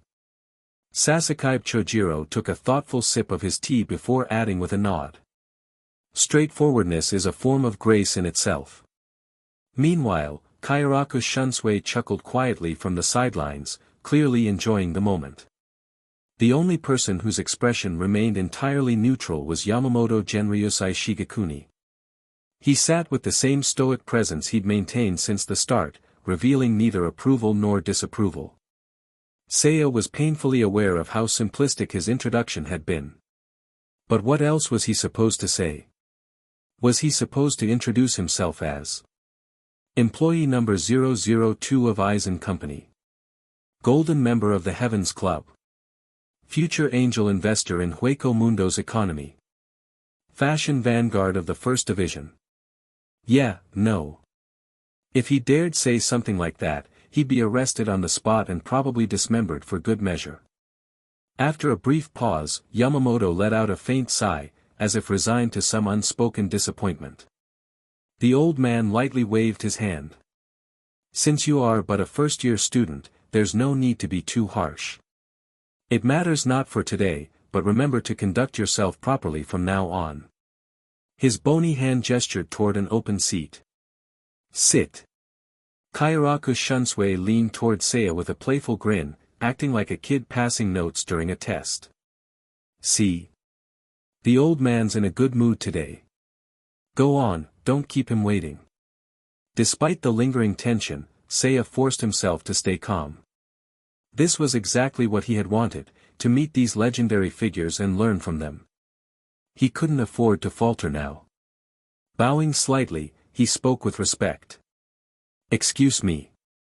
He carefully approached and sat down next to Sasuke Chojiro. The vice-captain of the First Division didn't say a word at first. Instead, Sasuke simply closed his eyes for a moment, as if assessing something. Then, without warning, he spoke in a calm, measured tone. Your posture is lacking. You are not sitting properly. Your back is slouched. Though your hands are resting on your knees as they should, you've missed some key adjustments. Seiya froze. A pop quiz on etiquette? Seriously? But he wasn't entirely unprepared. Adjusting his position, he straightened his back, placed his hands firmly on his knees, and slightly spread his arms in a formal seated stance. Sasuke's lips curled into a faint smile. Not bad. Far better than the fool who brought you here. From across the table, Kairaku Shunsui let out a surprised, exaggerated, Come on, Sasuke-senpai. No need to throw me under the bus like that. Sasuke chuckled quietly, his small mustache twitching. It's a fitting comparison. After all, if not for your carelessness, Yoruichi wouldn't be giving you that look right now. Indeed, Yamamoto was already staring at Kairaku with a disapproving glare. Undisciplined. Idle. Kairaku simply laughed it off. Ah, getting scolded by the old man again. Seiya couldn't help but be amazed by the man's nonchalance. Taking Yamamoto's harsh words as if they were nothing. Only someone like Kairaku Shunsui could pull that off. Meanwhile, Seiya's thoughts turned toward Sasuke Chojiro. This man's presence was rarely felt in the original timeline, yet his history with Yamamoto went back over 1,000 years. In terms of seniority, he outranked both Kairaku and Yukitake. It made sense that he would be the one to discipline the younger captains when necessary. Seiya glanced at the table's occupants. So, this is Yamamoto's inner circle. There was no surprise in it. Human nature tended to gravitate toward close-knit groups for comfort and stability. Even someone like Aizen felt lonely. It made sense that Yamamoto, a man who had stood alone for centuries, would keep a few trusted individuals close. Yukitake Jushiro broke Seiya's thoughts with a warm question. Arima-kun, do you know why this gathering is held? Seiya shook his head honestly. No. I don't. Yukitake sighed, shaking his head at Kairaku. Shunsui, you didn't explain anything. Kairaku just grinned. Ah, you know me, Jushiro. I like to keep things spontaneous. Yukitake chuckled softly before turning back to Seiya with a gentle smile. This is actually a personal tradition of Genryusei. It started as a simple, private memorial for certain events in his past. But over the years, it became a yearly gathering for those closest to him. After all, a bit of company is better than sitting alone with old memories, wouldn't you agree? Yukitake's habit of inviting dialogue was refreshing. Seiya nodded politely. If it were me, yes, I think I'd feel the same way. From across the room, Yamamoto let out a low grunt. Unnecessary meddling. My intent was not to socialize. I hold this gathering to reflect on those lost. Yamamoto's voice was low and steady, each word carrying the weight of history. Those cut down and reduced to ash. Those killed with grudges unresolved. Blood and iron vaporized by heat and light, clinging to my bones like dust. Seiya sat in silence as Yamamoto spoke. There was no change in the old man's expression. Yet his words carried the somber gravity of someone burdened by centuries of loss. Finally, Yamamoto's lips moved once more. Death brings sin. Death brings suffering. Remember this. Never take your own life lightly. Kairaku chuckled softly, whispering to Seiya with a mischievous grin. Tough to follow, right? Old folks love their heavy words. Seiya raised an eyebrow. Kairaku, maybe keep your voice down. But it was too late. From behind them, the sliding door quietly opened. Standing in the doorway was Unohana Retsu, her face calm and serene. Kairaku, she said with a smile that was far too sweet. I couldn't help but overhear. May I ask, what exactly you were saying? Chapter 80, well done. Ahaha, I didn't say anything. You must have misheard, Unohana. Oh. Is that so? Unohana Retsu's voice was soft, but the subtle curve of her smile suggested otherwise. Well then, Kairaku, shall we get back to the previous topic? Of course. Please, take a seat. Right here, make yourself comfortable. Waiter, bring 2 fresh pots of tea. His attitude shifted dramatically. It was clear that Kairaku feared Unohana more than Yamamoto. Seiya watched with a mixture of curiosity and caution. Before he knew it, Unohana had settled herself gracefully next to him. With practiced ease, she smoothed her robes and folded her hands neatly in her lap. Her every movement carried an air of refined elegance. Turning to face him, she offered a gentle smile. Arima-kun, it's been quite some time. She remembers my name. Seiya blinked in surprise before quickly regaining his composure. Ah, yes. It's been a while, Ano Hanateko. My apologies for not seeing you off properly the last time. I was occupied with matters in the barracks. She dipped her head in a brief, polite bow. Seiya felt a chill run down his spine. Having a 1,000-year-old woman bowing to him felt deeply unsettling. Still reeling from the formality, Seiya decided to ask a question that had been bugging him. Ano Hanateko, why would you remember someone like me? She tilted her head slightly, her expression softening further. My, what an odd question. Her calm, unwavering tone had a way of making everything sound both gentle and ominous. Why wouldn't someone like me take notice of someone like you? It's only natural to observe talent. She leaned in ever so slightly, her gaze never leaving Seiya's. After all, Arima-kun, your relationship with that young girl, Kotetsu Aizen, seems quite close, doesn't it? Seiya felt his heartbeat quicken. Unohana continued, her tone warm, but her words oddly unsettling. Ah, youth. How wonderful it is. Watching young souls flourish always brings a sense of joy. It reminds me of the beauty of life. Her words were kind on the surface, but Seiya couldn't shake the feeling that there was something more beneath them. Then, Unohana added softly. So next time, Arima-kun, please look after her a little more carefully. Aizen has been distracted lately. Her work has suffered because of it. Her smile widened slightly. She seems like someone who's lost in a dream, as if something has stolen her thoughts away.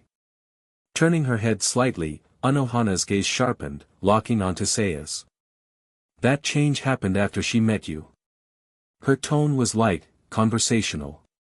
But her words cut deep. So, Arima-kun, do you have any insight into this? Insight? Yes, Seiya had plenty. But there was no way in hell he was about to say any of it out loud. The tension in the room grew thick, suffocating, until Yamamoto let out a faint cough.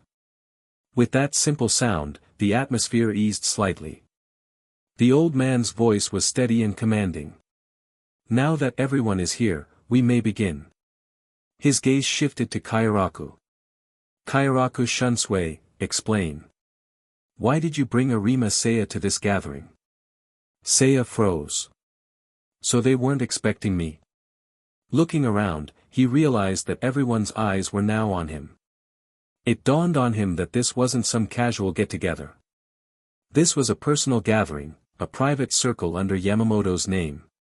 Without Kairaku's invitation, Seiya would never have been allowed in. Which meant Kairaku hadn't cleared this with Yamamoto beforehand.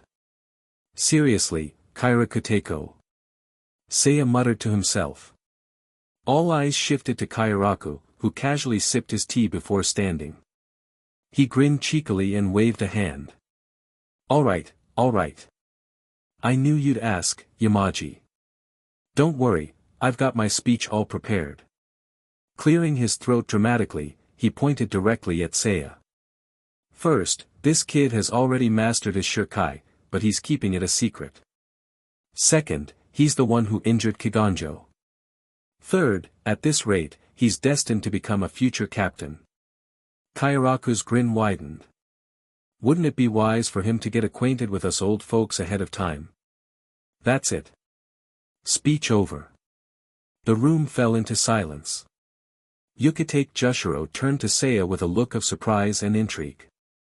Sasuke Chojiro gave Seiya a long, thoughtful stare, as if re-evaluating the young man entirely. Yamamoto, meanwhile, sat in silence, his expression unreadable.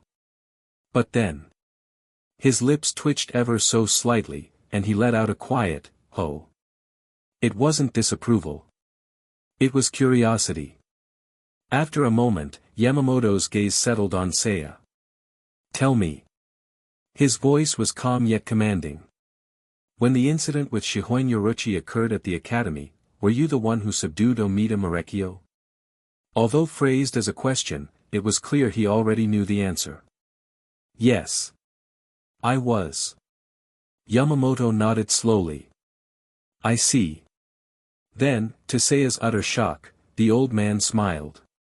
It was a small, fleeting smile, but it was there.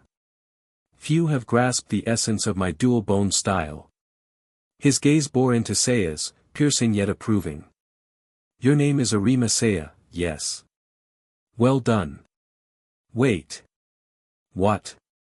Did Yamamoto just praise me? Seiya blinked, struggling to process the unexpected compliment. The once tense atmosphere shifted into something more relaxed. Yukitake chuckled as he raised his tea. Impressive. These new students are getting stronger and stronger. We veterans might need to start worrying about our seats. Sasuke added thoughtfully, it's possible he simply prefers a quiet life. Those who grasp Genryusaizama's philosophy often understand the value of restraint. Kairaku laughed. Ah, you mean that, simplicity and purity, nonsense? No thanks. Especially if it means waking up at dawn and scrubbing your body with a dry cloth. Sasuke sighed. And that's why Genryusaizama calls you a slacker.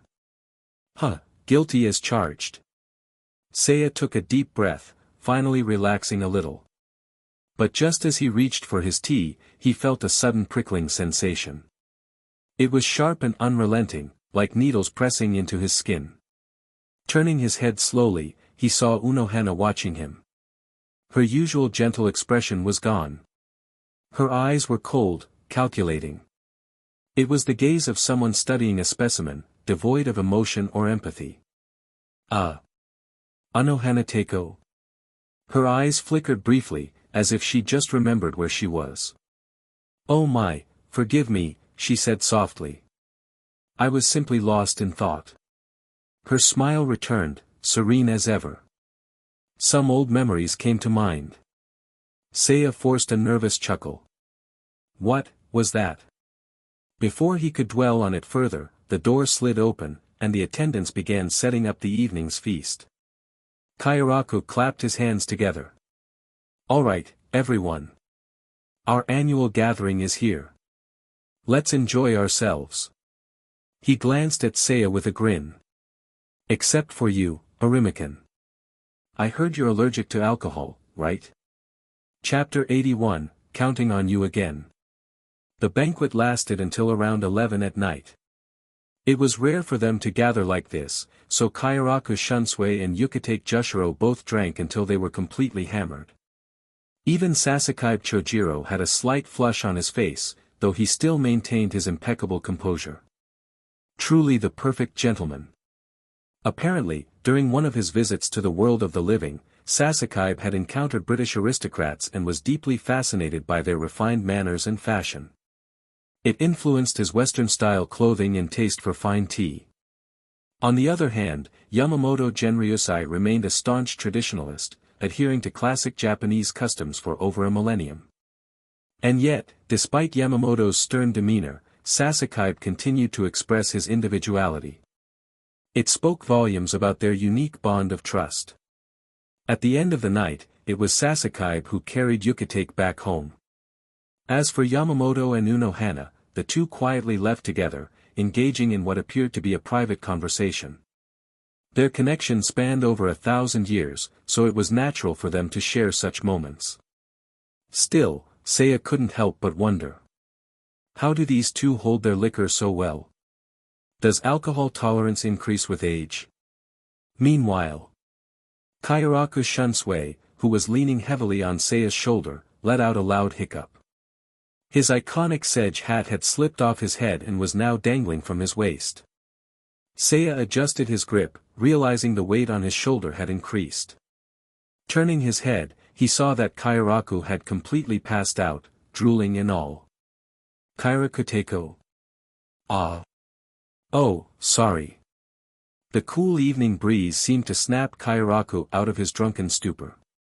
He wiped his face, removing the traces of his embarrassing state. In an instant, his usual playful demeanor returned. Ah, it's been ages since I've relaxed like that. Not great, huh? Letting a junior see me in such a sorry state. Seiya sighed. To be honest, I think you've already given up on appearances. Kairaku grinned sheepishly. Huh, yeah. I guess you're right. As he rubbed his stubbly chin, Seiya's expression grew more serious. Kaira-Kateko, can I ask you something? Sure thing. Ask away. Seiya paused for a moment before speaking.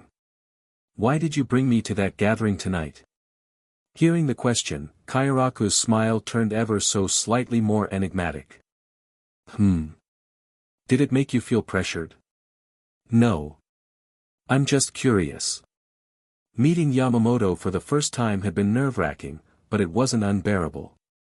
After all, Seiya's goal was to interact with influential figures in the Godai 13.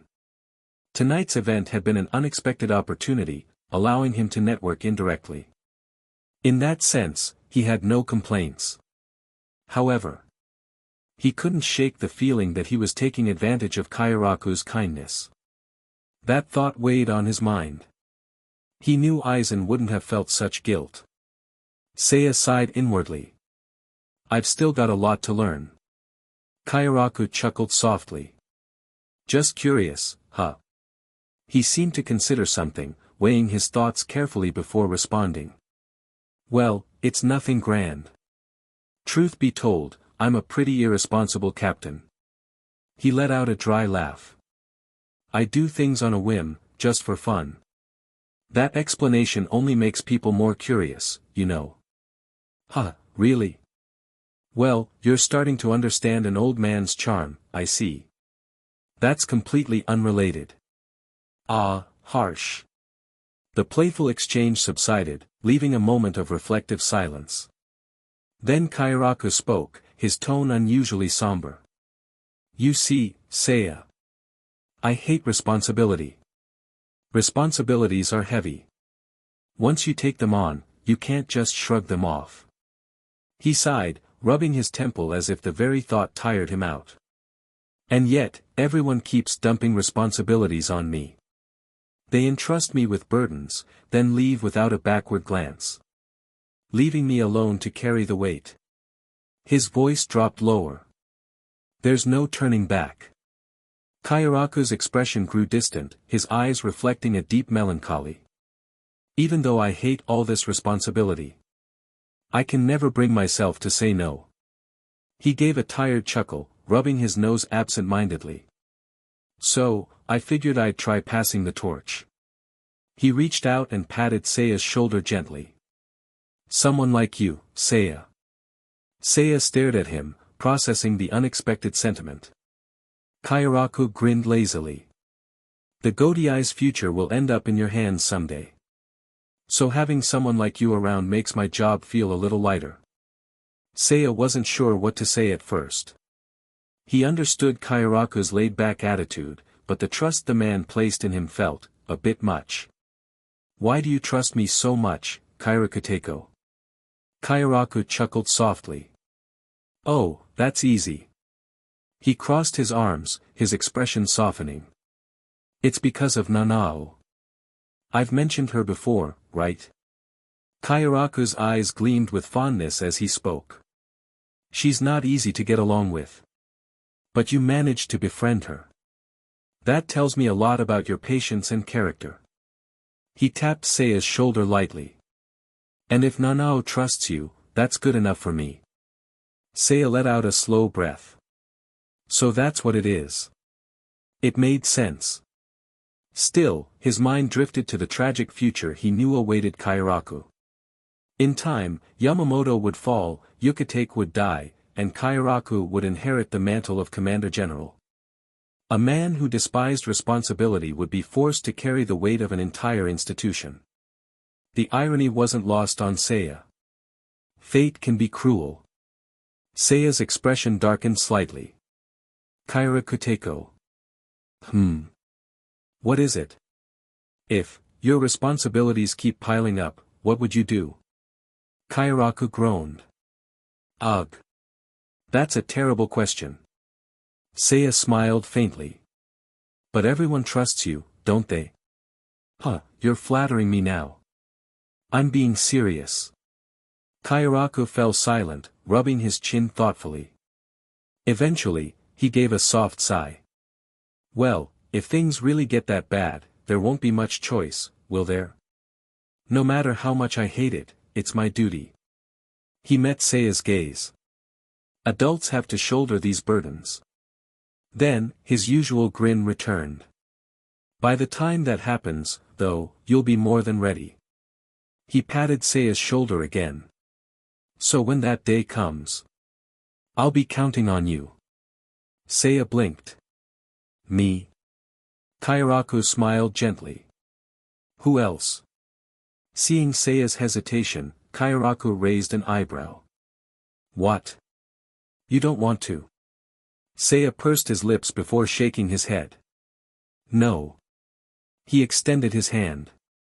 When the time comes, I'll be counting on you, too. Chapter 82, Work Report. Sorting and categorizing. Gathering and filtering. These 4 tasks form the core of our work. The rest involves administrative matters, mostly routine and procedural. While there are occasional assignments outside, interns like me don't handle any critical operations. But I did get much closer to Kairaku Shunsui. With his internship at the 8th Division now over, Seiya Arima had returned to the academy. But before officially resuming his classes, he made a point to visit the 5th Division headquarters for a progress report. Sitting behind his desk, Aizen Sōsuke listened to Seiya's update with a gentle smile on his face. His expression made it clear, he was very pleased with Seiya's performance. Well done, Aizen said, nodding in approval. This has exceeded my expectations. With just a brief internship at the 8th Division, you've managed to make contact with key figures. Saiken, your progress is always accompanied by pleasant surprises. Sitting beside Seiya, Tosen and Aizen quietly pushed a steaming cup of tea toward him. Drink. Seiya took the tea with a polite nod. Returning to the 5th Division felt like coming home. There was no need to tiptoe around conversations here. Everyone in the room was a trusted ally. After taking a sip, Seiya glanced at Tosen. Thanks, but, Tosen, what's with the new hairstyle? Tosen reached up and touched his hair, now styled in a voluminous afro. Ah, I wanted a change. What do you think? Seiya raised an eyebrow, trying not to laugh. It's all right. But why an afro? You look like a West Coast rapper. West Coast rapper? What's that? Before Seiya could explain, Aizen closed a folder and placed it neatly into a drawer. Let's set aside the small talk for now. His calm voice drew both men's attention. Saiken, I want to ask about Kairaku Shunsui. What are your impressions of him? Seiya took a moment to gather his thoughts before responding. Kairaku is a man of contradictions. He acts lazy and carefree, but he's far from simple. His mind is sharp, and he weighs risks quickly. In a way, his laid-back demeanor is a form of camouflage. Beneath that relaxed surface, Kairaku is anything but gentle. Aizen chuckled softly at Seiya's observations. Well said. Tosen's expression shifted to one of mild surprise. The 8th Division captain, is he really that calculating? Seiya nodded, recalling Kairaku's tactics during the original Timeline's battles. Absolutely. Kairaku is the type to smile while stabbing you in the back. Think back to the fake Karakura town battle. He ambushed Stark with a smile and took him down quickly. Tosen frowned, clearly deep in thought. I never would have guessed. He always seemed indifferent. That's the point. His personality makes it easy to let your guard down. Aizen, having heard enough, sighed quietly. Kairaku is indeed a master of deception. His ability to find weaknesses and exploit them is well known. To see through his facade so quickly, Saiken, is a rare talent. Once again, you've proven yourself. Satisfied, Aizen leaned back and picked up another file. Turning to Tosen, he asked. Kan-aim, have you decided which division you'll be joining? Tosen straightened his back and gave a respectful bow. Yes, Aizen-sama. After careful consideration, I've chosen the 9th division. Seiya blinked in surprise. The 9th division? It wasn't a shock, he knew this would happen. In the original timeline, Tosen eventually became its captain. Still, hearing it confirmed was strange. Aizen raised an eyebrow. The prison unit? Why that division? Tosen answered calmly. Given my limited abilities, it would be difficult to advance quickly in more competitive divisions. But the 9th division is unique. Because its primary responsibility is dealing with prisoners, the position doesn't require perfect vision. My blindness wouldn't hinder me. Moreover, it's less popular among recruits. With enough dedication, I'm confident I can rise to a leadership position swiftly. Aizen smiled in approval. Well reasoned. Your logic is sound. At that moment, Seiya couldn't help but interject. Speaking of the 9th division, isn't the current captain six-fingered Kensei? Aizen pushed up his glasses, the lenses catching the light. Yes. Muguruma Kensei. Ah, yes. Seiya remembered him. Muguruma Kensei. A captain known for his serious demeanor and impressive combat skills. And yet, he always seemed to get humiliated. Seiya bit back a laugh as memories of various internet memes flooded his mind. It won't take long. A century-old captain, reduced to screaming on the ground after losing an arm. One of the most meme-worthy characters in the entire series. Seiya let out a quiet chuckle. Pfft. Tosen turned toward him, confused. What's so funny? Seiya waved a hand dismissively. Ah, nothing. Just a funny thought. Ignoring Seiya's amusement, Aizen and Tosen continued their discussion. Eventually, Seiya glanced at the clock and decided it was time to leave. I should get going. He stood, offering a polite bow. Thank you, Aizen-tako. Kan-aim. Aizen nodded, his usual warm smile on his face. Take care, Seiya-kun. And don't neglect your training. Seiya groaned playfully. You're always so strict, Aizen-tako. With a final wave, he left the room.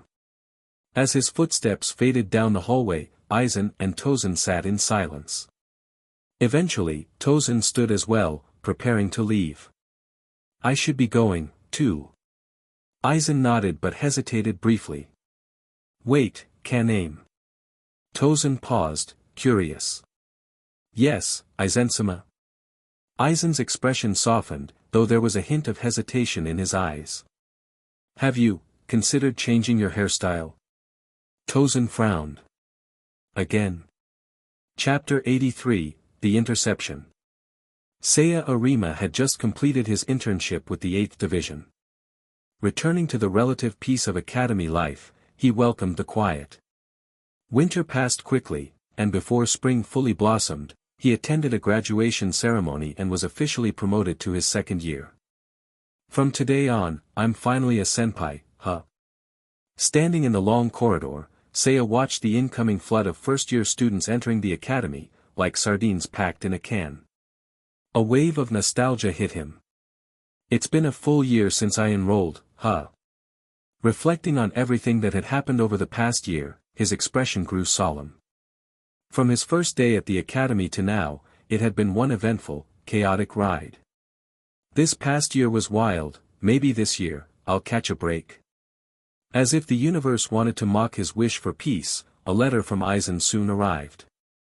The content wasn't long or complicated, but the moment he finished reading it, Seiya's eyes widened in disbelief. Kiganjo was ambushed in the Rukongai and has been confirmed dead. The assailant remains unknown. However, following the tradition of the 11th Division, a new Kenpachi has taken his place. The induction ceremony will be held in 3 days. Saiken, the new Kenpachi has been born. Aizen's letter carried a tone of melancholy and intrigue. But in contrast, Seiya's expression became incredibly complicated. Because he already knew the identity of the new Kenpachi. That guy, he's already shown up. The image of a wild-haired man with a jagged scar over his eye, carrying a massive, worn-out blade, flashed through his mind. So, Zaraki Kenpachi is already stepping onto the stage? It felt early, but the timing did make sense. If Zaraki's reign as Kenpachi had lasted less than a century by the start of the original timeline, then this development was right on schedule. Seiya frowned, feeling a growing sense of urgency. Zaraki Kenpachi. This guy was exactly the type to completely counter Seiya's combat style. Damn, he's a nightmare matchup for me. Most people's power levels fluctuated only during significant moments, like achieving Shirkai or Bankai.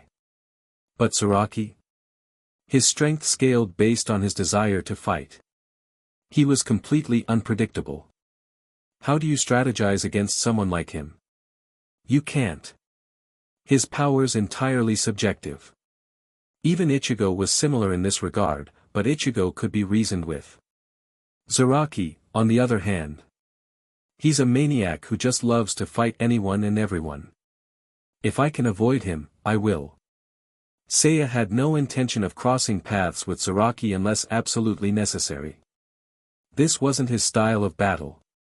After receiving Aizen's letter, Seiya visited the 5th Division barracks for a private meeting. Aizen, with his usual calm demeanor, had already anticipated Seiya's arrival. Going forward, Saiken, I'd recommend aiming for the 4th Division or 13th Division. You've had interactions with both Unohana and Yukitake, so they won't feel like strangers. With the right timing, I believe you can learn valuable things from either of them. Taking Aizen's advice to heart, Seiya submitted an application to join the 13th Division for his next internship. His reasoning was simple: the 13th Division often visited the human world. Traveling to the human world a century before the original timeline. That's an opportunity one can't pass up. As for the 4th Division. If not for Zaraki's presence, he might have gone with Unohana. But with Kenpachi around, Seiya had no interest in hanging around someone who might snap at any moment. A week later, Seiya received unexpected news. Congratulations. You've been selected for an internship with the 1st Division. The instructor's cheerful smile didn't match the bombshell announcement. Seiya blinked, trying to process what he'd just heard. One more time. The 1st Division. Why the hell would they choose me? There were too many questions. Why was his instructor so happy about it? Why was interning with the 1st Division suddenly treated as if it were winning the lottery? And most importantly, why the 1st Division? Seiya had explicitly applied for the 13th Division. After all, they frequently patrolled the human world. Exploring the pre-canon human world seemed like a unique opportunity. Something's off, someone must have interfered with my application. The next day, Seiya hurried to the 1st Division to report for duty. Standing before the entrance, he took a deep breath and called out. Seiya Arima. Second-year student. Reporting in. From the shadows emerged Chojiro Sasakaibe, the 1st Division's stoic lieutenant. With his usual elegant demeanor, Sasakaibe gave Seiya a faint smile. Much more energetic than last time. He turned slightly and gestured for Seiya to follow. Come along. The Captain Commander has been waiting for you. What? Seiya's eyes widened in disbelief. Yamamoto Genryusai is waiting for me. Why? Why would the Captain Commander personally take an interest in a mere academy student? The nerves hit immediately. Still, he didn't dare question the situation. Quietly, he followed Sasakaibe down the long corridors of the 1st Division headquarters. Soon, they reached a large sliding door, plain, yet imposing. Sasakaibe stepped forward and knocked softly. Captain Commander, Seiya Arima has arrived. Come in. As the door slid open, Seiya stepped into a spacious, traditional room. The tatami mats gleamed with polish, clearly well maintained. There was very little furniture, save for a large calligraphy scroll hanging on the far wall. The scroll bore a single bold kanji character. Heart. Standing beneath the scroll was a man whose presence commanded absolute respect. Wearing a captain's haori draped over his shoulders, the ancient figure turned slowly to face Seiya. His gaze locked onto Seiya, like a tiger sizing up its prey. With a voice as firm as mountain stone, Yamamoto spoke. "I've been waiting for you, boy. Why would you be waiting for me?" Before Seiya could process it, Yamamoto calmly removed his haori and set it aside. Then, he cracked his knuckles, stretching his shoulders. "I want to see what you're truly capable of." The atmosphere grew heavy as Yamamoto took a stance, his bare torso revealing countless battle scars etched across his skin. With a thundering voice, he called out. "Come. Let's exchange a few blows." Seiya gulped, beads of sweat forming on his forehead. Exchange blows. Chapter 84, The Secret of the Genryu Fist Scripture. Fight Yamamoto. The thought alone made Seiya Arima take a cautious step back, as if standing before a ticking bomb. With a tense voice, he asked carefully. Captain Commander, are you sure you're not misunderstanding something here? Could it be? Has he figured out my undercover mission? And now he wants to use this so-called sparring session as a pretext to kill me? It's not impossible, is it? Yamamoto Genryusai remained expressionless, his weathered face as still as a stone mask. Without saying a word, he slowly raised his right hand, clenching it into a fist, bringing it to the level of his brow. "Why aren't you getting into your stance?" The silent dojo echoed with a faint breeze, rustling Yamamoto's long white beard and eyebrows as they swayed gently in the air. The Genryu fist is not one for idle words. It is a discipline of spirit, body, and will. Rather than waste time with empty chatter, I prefer to speak through combat. SHKKK. The sound of Yamamoto's footwear scraping across the polished tatami mats filled the dojo like the grinding of sand. Let our fists do the talking. No need to worry. This will be a simple sparring session. I won't use any spiritual pressure. Therefore, show me. Let me see how much of the Genryu fist scripture you've truly mastered. At this point, Seiya realized he had no choice. This was effectively a student being tested by the headmaster. There was no backing out. Taking a deep breath, Seiya began loosening his muscles, preparing for the inevitable clash. He carefully mimicked Yamamoto's stance, raising his arms and adjusting his footing, ready to move at a moment's notice. But before he could fully settle into position, Yamamoto spoke again. "Take off your clothes." "What?" The Shihakusho is a sacred uniform, a symbol of the Godai 13. To wear it means to uphold your duty and honor. However, Yamamoto's gaze sharpened. Here and now, we are not soldiers. We are beasts clashing for personal reasons. It would be disrespectful to wear it for such a purpose. Oh, so that's his reasoning. Seiya couldn't help but think back to the original series. Yamamoto always stripped down before a serious fight. At the time, Seiya had assumed it was because Ryujin Jaka would burn his clothes to ashes. But now... Mountain Lord, did you sneak this rule into the Genryu fist scripture just so you could show off your muscles? Suppressing his inner thoughts, Seiya obediently removed his upper robe. At first, he intended to toss it carelessly to the ground like Yamamoto often did. But... the old man's gaze sharpened like a blade, silently scolding him. "Fine. I'll fold it neatly." Once his robe was placed aside, Yamamoto remained motionless. When he finally spoke again, his deep voice was slow and deliberate, like the rumbling of distant thunder. "Remember. The only thing that can stain black robes, is the crimson of blood. If it is your blood, it honors the Godai. If it is the enemy's blood, it honors the title of Shinigami. Damn. Seiya's thoughts raced. Since when could Yamamoto say things that sounded so hot-blooded? In the original timeline, the old man had always been stoic and silent. Yet here he was, imparting life philosophies like a martial arts master. As he pondered this, Seiya took a quick moment to check his status screen. /60, fist, 55, speed, 60, Kido, 49. He frowned. Damn. I've plateaued. Despite training with Yoruichi, Seiya's speed had surpassed his swordsmanship and hit 60 points. But now, no matter how much he trained, his attributes seemed stuck.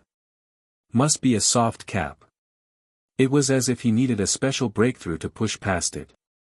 What occupies your mind? Yamamoto's voice snapped him back to reality.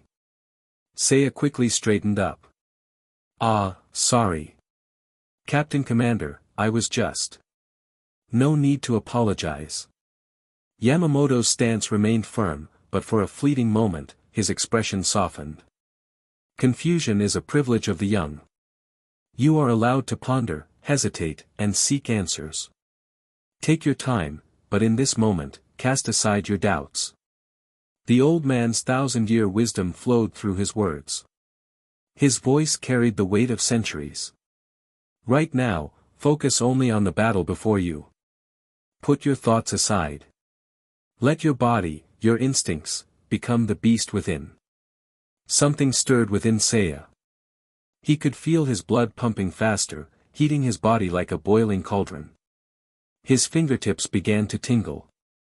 It had been a long time since he felt this alive. All right. He took a deep breath, ready to face Yamamoto Hiden. Let's. Before he could finish the thought. Boom. Yamamoto vanished. Damn, he's fast. A wave of killing intent crashed over Seiya like a tidal wave. The sheer pressure made his eyes sting, forcing him to squint. And in the midst of that overwhelming aura, he saw it. A single fist. Tearing through the air like a cannonball.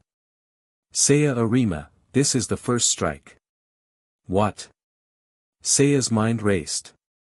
There's no dodging this. And begging for mercy was out of the question. Damn it. With no other choice, Seiya crossed his arms in front of him, bracing for impact. Boom.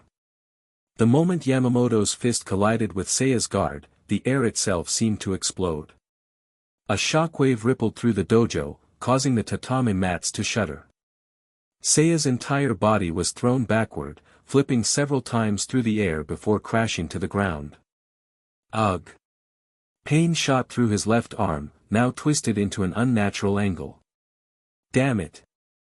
I blocked it, but my arm's broken. The sheer force of Yamamoto's punch had caused severe damage, despite Seiya's best efforts. But there was no time to wallow. The next attack was already coming. A fierce gust of wind warned Seiya of the impending danger.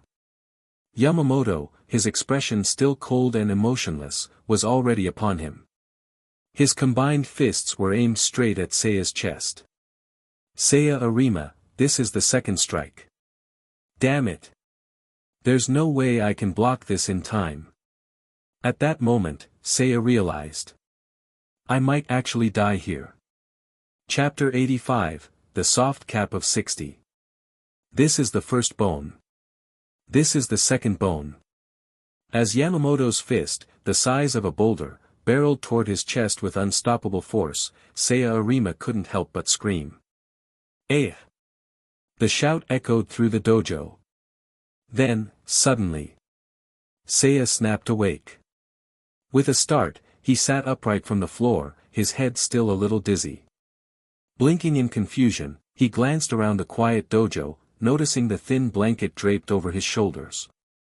The familiar scent of polished tatami mats filled his senses. Yet, Yamamoto was nowhere to be seen. You've awakened. A deep, unfamiliar voice came from behind. Turning his head, Seiya saw a serious-looking man sitting nearby. Their eyes met. The man's hair was mostly white, slicked back in a neat style, but a section on his right remained jet black. He carried himself with a quiet dignity, exuding the calm authority of a seasoned soldier. The man's lips moved slightly before he offered a gentle smile. "My name is Okiba Genjiro. I serve as the third seat of the First Division." What an unexpected introduction. The way he calmly offered his name without asking any questions gave off a strong, old-fashioned vibe. Okiba Genjiro. The name finally clicked in Seiya's mind. He remembered now. Genjiro was another long-serving officer who had stood by Yamamoto's side for centuries, second only to Chojiro Sasakaibe in seniority. In the Thousand-Year Blood War arc, Genjiro even became the vice-captain of the First Division.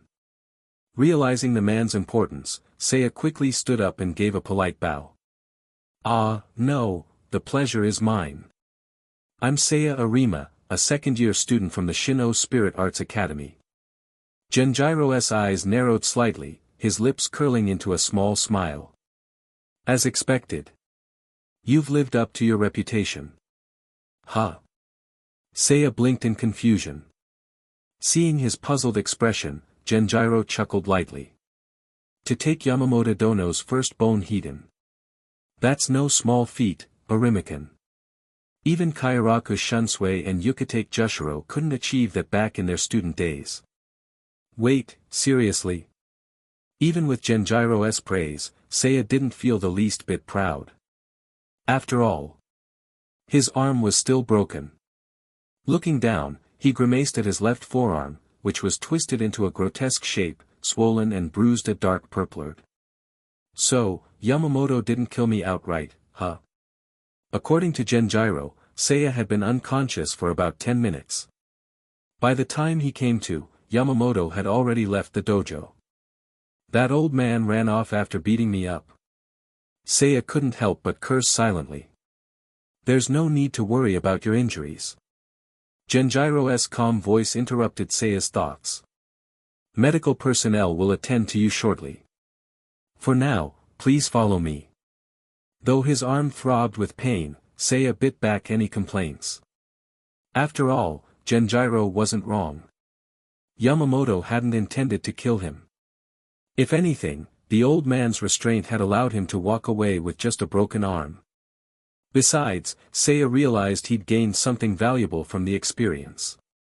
"You have fought Yamamoto Genryusai. Your comprehension of Hakuda has deepened. Hakuda +5.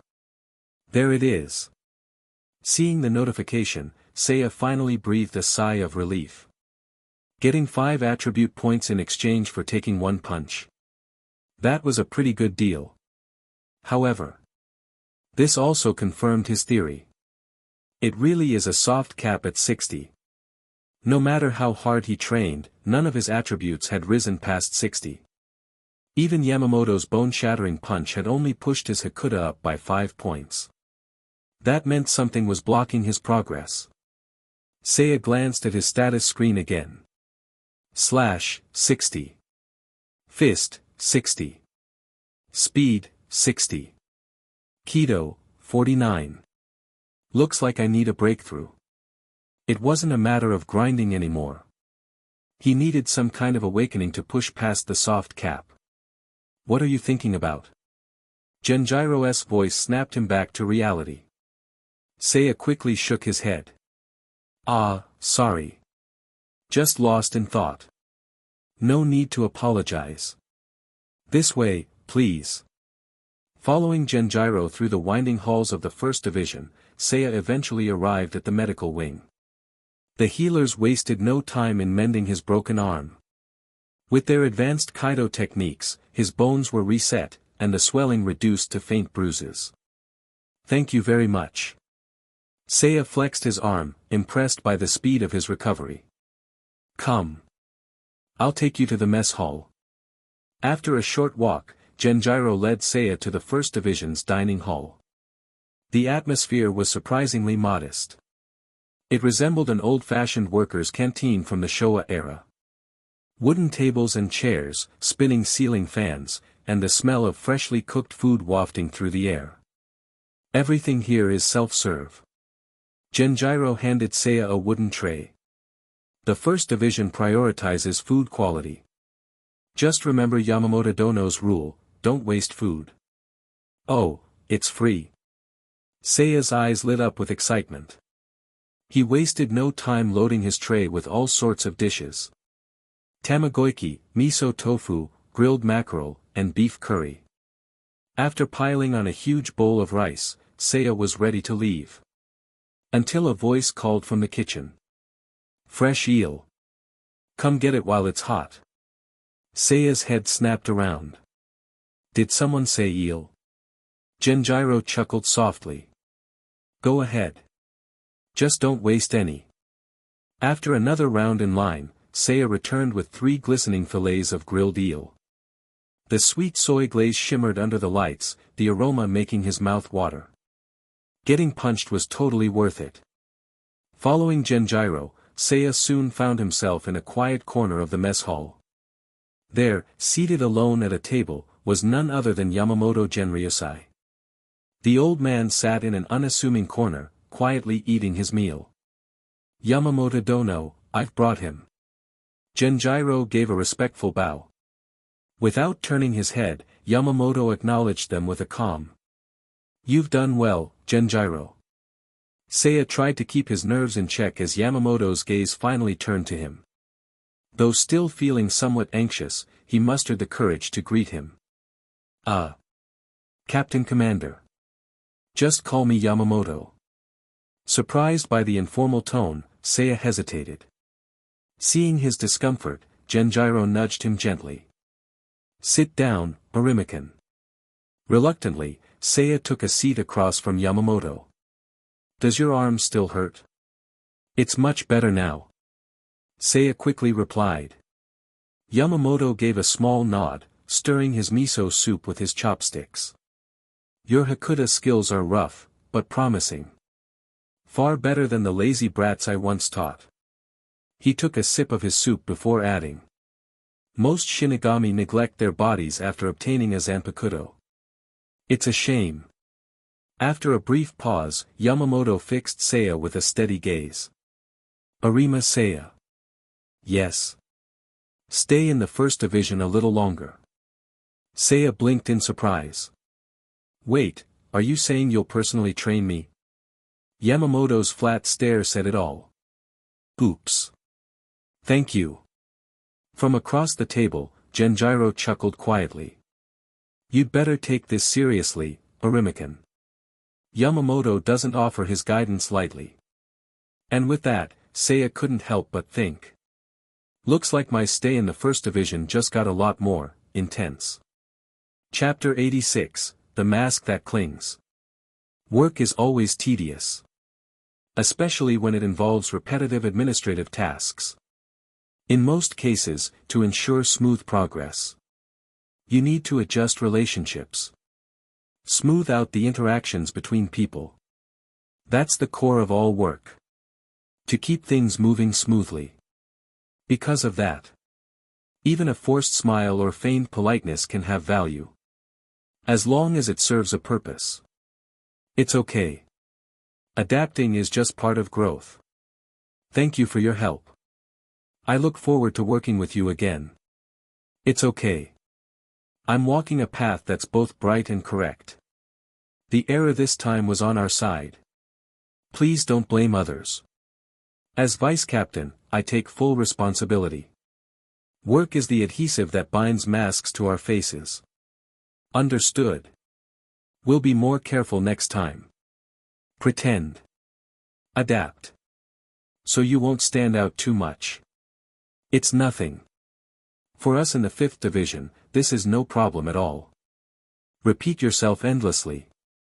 This was truly a valuable experience. Thank you for teaching me. Until next time. I am Aizen Sōsuke. I sincerely look forward to our next collaboration. Day by day. Adapt. Get used to it. But eventually. Even I feel tired sometimes. Sitting alone in his office, Aizen's calm expression remained unchanged. The room was quiet. A faint sense of weariness crept in. The natural exhaustion that comes after finishing one task after another. Sometimes. He thought about taking a break. Reaching for a calligraphy brush, Aizen began writing a few characters. The frame of the paper was perfectly square. The brushstrokes flowed neatly within it, never exceeding the borders. The lines were deliberate, controlled, precise. Too far, and it's messy. Too restrained, and it's boring. Aizen's calligraphy followed the same rhythm as his life. Always measured. Always perfectly aligned. Like patching cracks in a mask with thick adhesive paste. Everything must remain flawless. Even if the process is painful. But today, something felt off. Aizen stopped writing, placing the brush aside. For a moment, his expression darkened. The usual calm mask he wore felt too heavy today. He turned to gaze out the window, his eyes reflecting nothing but indifference. His thoughts remained a mystery. Suddenly, a sharp series of footsteps echoed from outside. Thud. Thud. Thud. Aizen's gaze shifted back. Adjusting his glasses with practiced precision, he straightened his robes. Then, his lips curled into that familiar, perfect smile. Come in. The door slid open. A young messenger entered, bowing deeply. Aizen Fukuteko. You have a letter. Ah, thank you. I appreciate you going out of your way. No trouble at all, sir. Considering how much you've helped us, this is the least I can do. I'll take my leave now. Please do. And thank you again. The door closed behind him. Aizen's expression didn't change as he picked up the letter from his desk. It was just another letter. Meaningless. Most letters he received were filled with shallow sentiments. People, desperate for connection, always poured their hearts out in these letters. They believed themselves special. They sought warmth. They wanted to bare their souls. Pathetic. Aizen had seen it all before. No matter how passionate their words were. In the end, they were just temporary warmth. Like flesh cooling after death. And honestly, it was disgusting. Aizen's brow furrowed in mild irritation. He was tired of reading these letters. They left a bad taste in his mouth. But then, his gaze fell upon the signature. Seiya Arima. For a brief moment, Aizen's expression softened. Strange. Just seeing that name lifted his mood. Even the mask that clung to his face no longer felt so suffocating. This was his student. The man he had personally shaped. And now, that student had grown so much. Without realizing it, Aizen found himself smiling. A genuine smile. Unfolding the letter, he began to read. To Aizen Sōsuke, my dear teacher. It's been a while, hasn't it? I think it's been about 4 months since my last letter. Sorry. I promised to write every 3 months, but things have been crazy on my end. The Captain Commander's training is intense. Every day, I'm completely drained. There were a few times when Okiba-san had to carry me out of the dojo. Apparently, I almost died a couple of times. Ahaha. I can't remember much. I did see something called the Sanzu River once, though. That can't be good, right? Anyway, the Captain Commander is relentless. He even makes me scrub my body with dry towels every morning. He says it builds resilience. But honestly, I just think I'm getting sick more often. Still, my Hakuda has improved a lot. I hope I get a chance to show it off soon. My internship only has 2 months left. I miss you in Tosen. By the way, did Tosen already start at the 9th division? I feel like he's rushing things a bit, but I'm sure he knows what he's doing. Anyway, I really hope we can all get together again soon. Maybe even share a drink. Of course, I'll have to stick to non-alcoholic drinks. You know how it is with me and alcohol. That's all for now. Looking forward to seeing you again, sensei. Best regards. Seiya Arima. Aizen's gaze lingered on the final lines of the letter. Though his face remained composed, the corners of his mouth twitched. There was no hiding it. He was happy. Suddenly, the door creaked open again. A familiar blonde head peeked in. Yo, Aizen. You in here? With a sigh, Aizen set the letter down. Hirakoteko. Yup. That's me. Hirako Shinji strolled in, his usual grin plastered across his face. Ran into the mail guy. Heard Seiya sent you another letter. Aizen's expression remained polite. Indeed. Shinji crossed his arms. Tell him to work hard under the captain commander, will ya? Of course. I'll pass it along. With that, Shinji turned to leave. But before stepping out, he glanced back. Oh, and Aizen. Yes, Taicho. You're not working too hard, are ya? Aizen's smile didn't falter. It's no trouble at all. Good. Just checking. As Shinji left, Aizen's expression darkened ever so slightly. Trying to keep me in check, are you? Aizen chuckled softly, brushing his fingers against his chin. It didn't matter. He had already planted his seeds. And Seiya would be his strongest tree. Smiling once more, Aizen picked up his brush. Time to write a reply. Chapter 87, The Breakthrough to Surpass the Limit. White fighting techniques are numerous, but the Yamamoto style, the Genryu, follows a path distinct from the four great noble houses, especially the Shihoin clan's methods. Following closely behind Yamamoto, Seiya Arima imitated his mentor by scrubbing his body with a dry cloth. Every stroke of friction brought a grimace of pain to Seiya's face. Is that so? Without turning back, Yamamoto gave a simple grunt of affirmation and spoke in a deep, steady tone. Don't slow down. Do it like I do. Speed up. Let the heat of friction spread across your entire body. Dry cloth scrubbing is a test of willpower. It must not be half-hearted. Yikes. This is practically torture. Seiya gritted his teeth. Yamamoto's body, covered in scars, handled the rough treatment like a stone enduring the wind. Every scrape sounded like dead skin being peeled off, and Seiya couldn't help but wince at the idea of how raw his own skin was becoming. Mountain Lord, Seiya muttered under his breath, if I keep doing this, my skin is going to break. Add honorifics when addressing me. Don't start imitating Shuinsue's insolence. Yamamoto snapped. Under the dim morning light in the courtyard of the First Division, Seiya continued enduring his unique training routine under Yamamoto's supervision. Not far away, Chojiro Sasuke observed the scene with a faint smile. A steaming cup of tea rested in his hand. Saiken, you seem especially spirited today, Chojiro remarked. Seiya forced a smile. Well, it's starting to grow on me, I guess. As they continued their regimen, Seiya suddenly recalled Yamamoto's earlier statement about the difference between his techniques and the Shihoin clans. Genryu Saizuma, you mentioned that your style of white fighting is different from the four great noble houses' techniques. Could you elaborate? Yamamoto paused for a moment, his broad frame towering over the courtyard. His stern expression softened slightly as he reminisced. Indeed.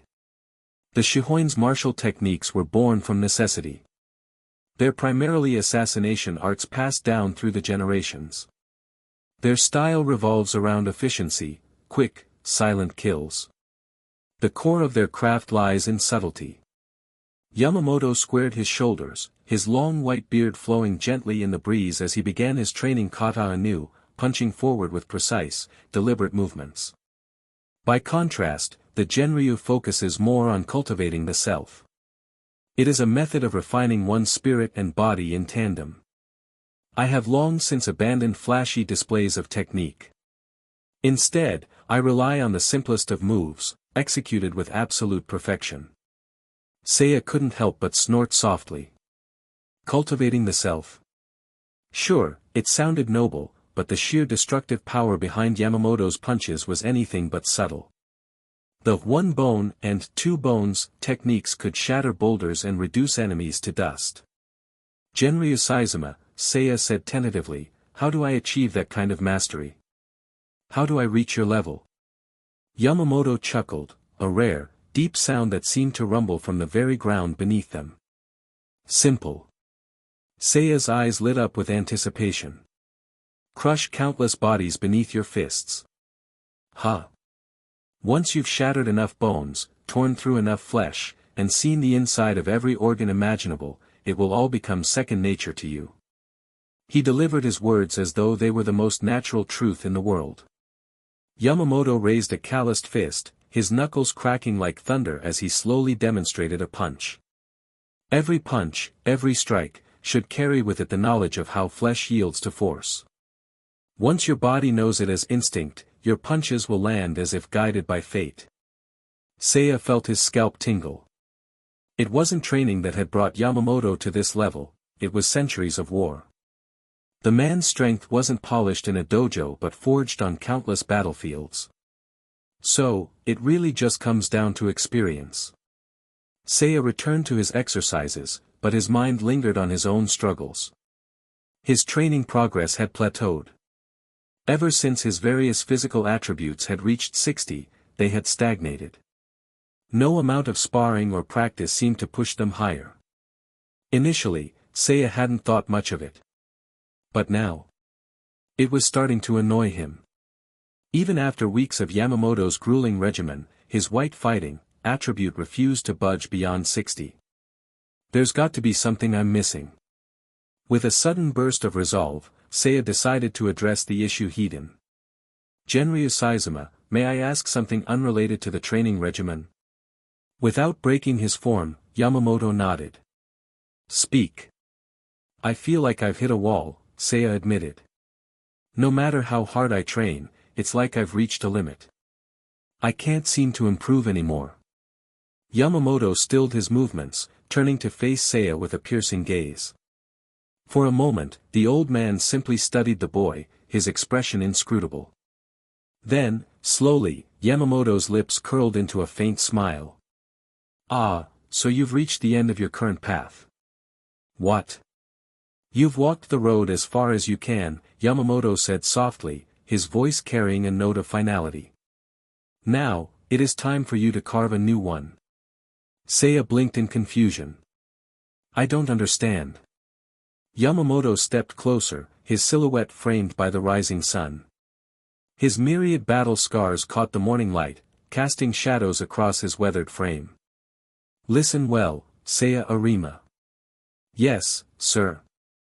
You have reached the pinnacle of learning. The statement left Seiya stunned. You've mastered all that can be taught to you, Yamamoto continued. You must now stop walking in the footsteps of others. What you require is no longer instruction. Yamamoto's gaze bore into Seiya's very soul. You need to do what I, and every great warrior before me, have done. Forge your own style. Create your own path. Seiya felt a chill run down his spine. Forge, my own. Yes. Yamamoto turned back toward the horizon, his voice growing softer. Learn from the past, but do not be bound by it. Take what you've gained and evolve it. Only then will you truly surpass your limits. Seiya stood rooted in place, his mind racing. Create his own fighting style. Was that the key to breaking the 60-point barrier? In that moment, Seiya's path forward became clear. He didn't need to follow someone else's teachings anymore. It was time to create his own legend. Chapter 88, Your Work Experience. Yamamoto Genryusai's words lingered in Seiya Arima's mind throughout the entire day. The idea of creating his own fighting style sounded daunting, but it made sense. When he thought about it, all the strongest individuals had their own unique abilities that set them apart from the rest. Take Unohana, for example. She wasn't just any captain. The legendary warrior known as Unohana Yachiru had slashed her way across the Soul Society a millennium ago. Her swordsmanship wasn't simply borrowed techniques, it was said that she had mastered and surpassed every known school of combat, eventually developing her own style. And then there was Yamamoto himself. The old man had spent nearly half a year training Seiya, passing on the fundamentals of the Genryu, a style Yamamoto himself had pioneered.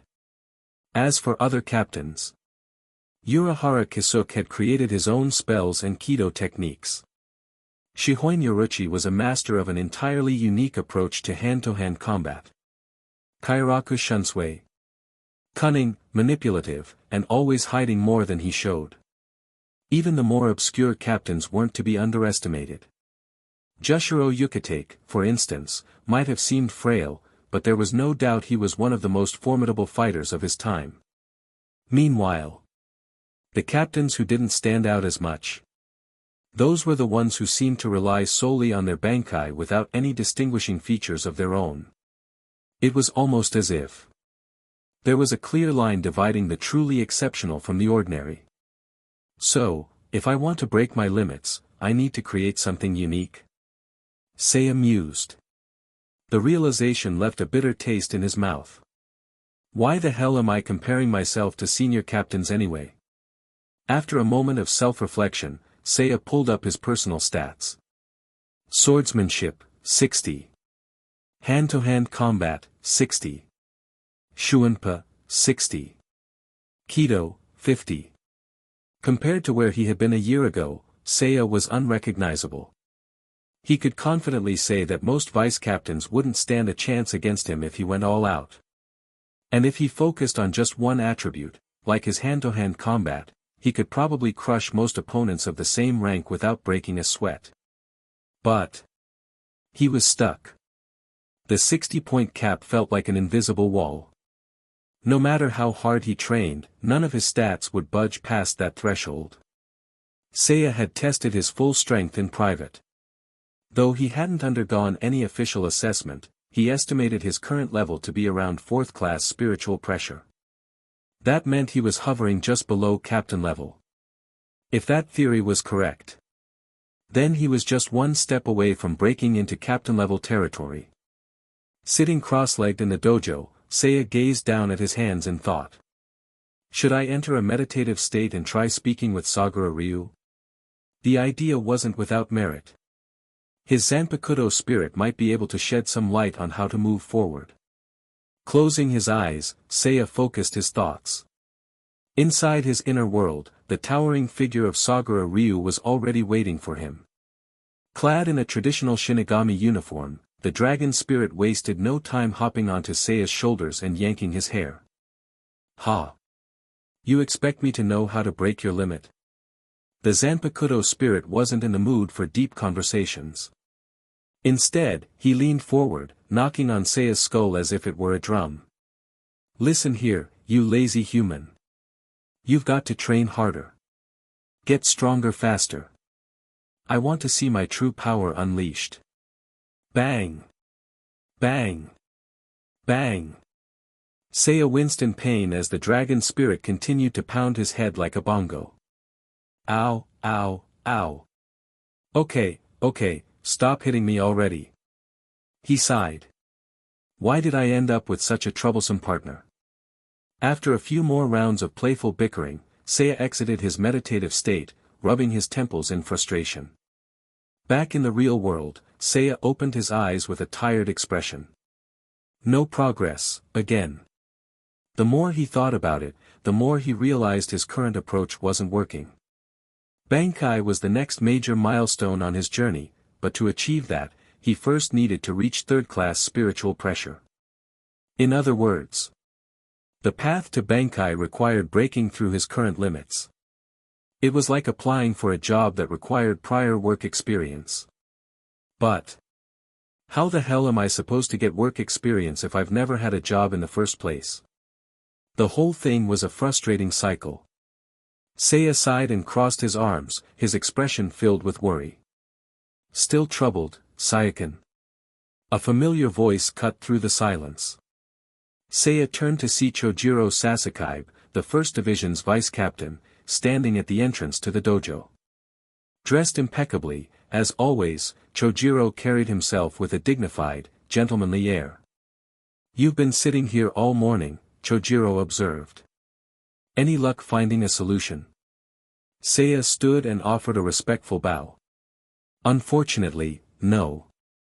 Chojiro chuckled softly. "You're as honest as ever."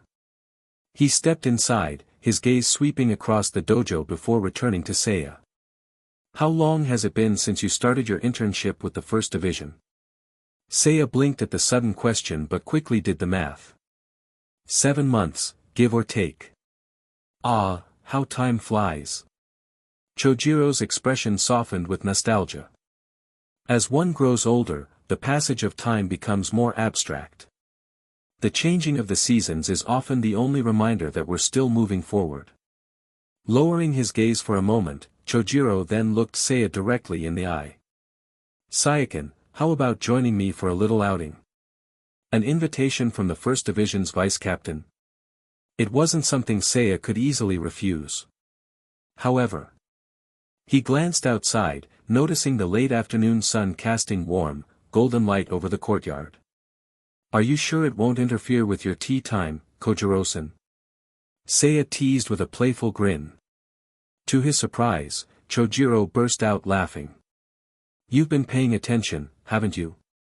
The older man stroked his mustache, visibly pleased. "Well then, how about we share a pot of tea before we head out?" Seiya chuckled. "That sounds perfect." Chapter 89, Ahasai. "Excuse us." With a polite apology, Chojiro Sasakaibe led Seiya Arima to a quaint, old-fashioned café. The storefront featured intricate wrought iron patterns, and through the window, Seiya could see antique wooden tables and chairs. Soft orange lighting created a cozy and elegant atmosphere, while the air inside was filled with the aroma of freshly roasted coffee beans. Gentle, slow-paced music played in the background. "Wait a second, was that a record player?" "Whoa, they've got a record player? That's pretty impressive." Seeing Seiya's astonishment, Chojiro's smile deepened. "Good eye, Arima-kun. You noticed the most valuable item in the shop right away." Chojiro took a sip from the coffee cup the waiter had just brought over, his expression calm and content. The slow rhythm of music paired with the rich aroma of coffee. "It always brings me back to my encounters in the world of the living. Unfortunately, very few people in Siriiti appreciate this kind of thing." Seiya thanked the waiter and grabbed 2 small packets of brown sugar. "Well, that's not too surprising. Not many folks here have had much exposure to Western imports." "Western imports, Chojiro chuckled. "That's an interesting term." "Ah, sorry if I said something out of line, Kojiro-san." "No need to apologize. I have a rather open mind when it comes to new things. Compared to our traditional Captain Yamamoto, I'd say I'm more of a reformist." Seiya couldn't help but grin awkwardly at the joke. Strict men making jokes. The impact is always 10 times stronger. As Seiya stirred sugar into his coffee, Chojiro pointed at the packet. "You've got a bit of a sweet tooth, haven't you?" Seiya lifted the empty sugar packets with a sheepish smile. "Ah, you mean this?" "Sorry, I just can't handle bitter flavors too well." Chojiro chuckled softly. "Sometimes, the bitterness of time can be its own kind of beauty." "Maybe, but let's save that conversation for when I hit my 100th birthday." "Ha! You really are an interesting fellow, Arima-kun." Chojiro placed both hands on the table and started stroking his mustache. "Waiter, bring some desserts for my companion here." Seiya leaned back in surprise. "Ah, no need for that. You've already treated me enough. Don't worry about it. I own this place. Everything's on the house. Free food." Seiya's eyes instantly sharpened. "Well then, could I get some tiramisu?" Chojiro laughed heartily. "You're not shy, are you?" Seiya grinned playfully. Ah sigh. After devouring the desserts and washing them down with coffee, Seiya's mood visibly lightened. No wonder Aizen looked so satisfied when I treated her to sweets before. The sense of fulfillment that came from indulging in high-calorie treats was real. With a napkin, Seiya wiped the crumbs from his mouth while Chojiro gracefully waved for the waiter to clear the plates. Arima-kun, I noticed you've been troubled about your lack of progress lately. The conversation shifted to serious matters. Seiya straightened his posture and nodded. You're right. Chojiro tapped his mustache thoughtfully. I'm curious, why are you so anxious about it? Seiya remained silent, waiting for him to elaborate. Chojiro lifted a finger and gently twirled his mustache.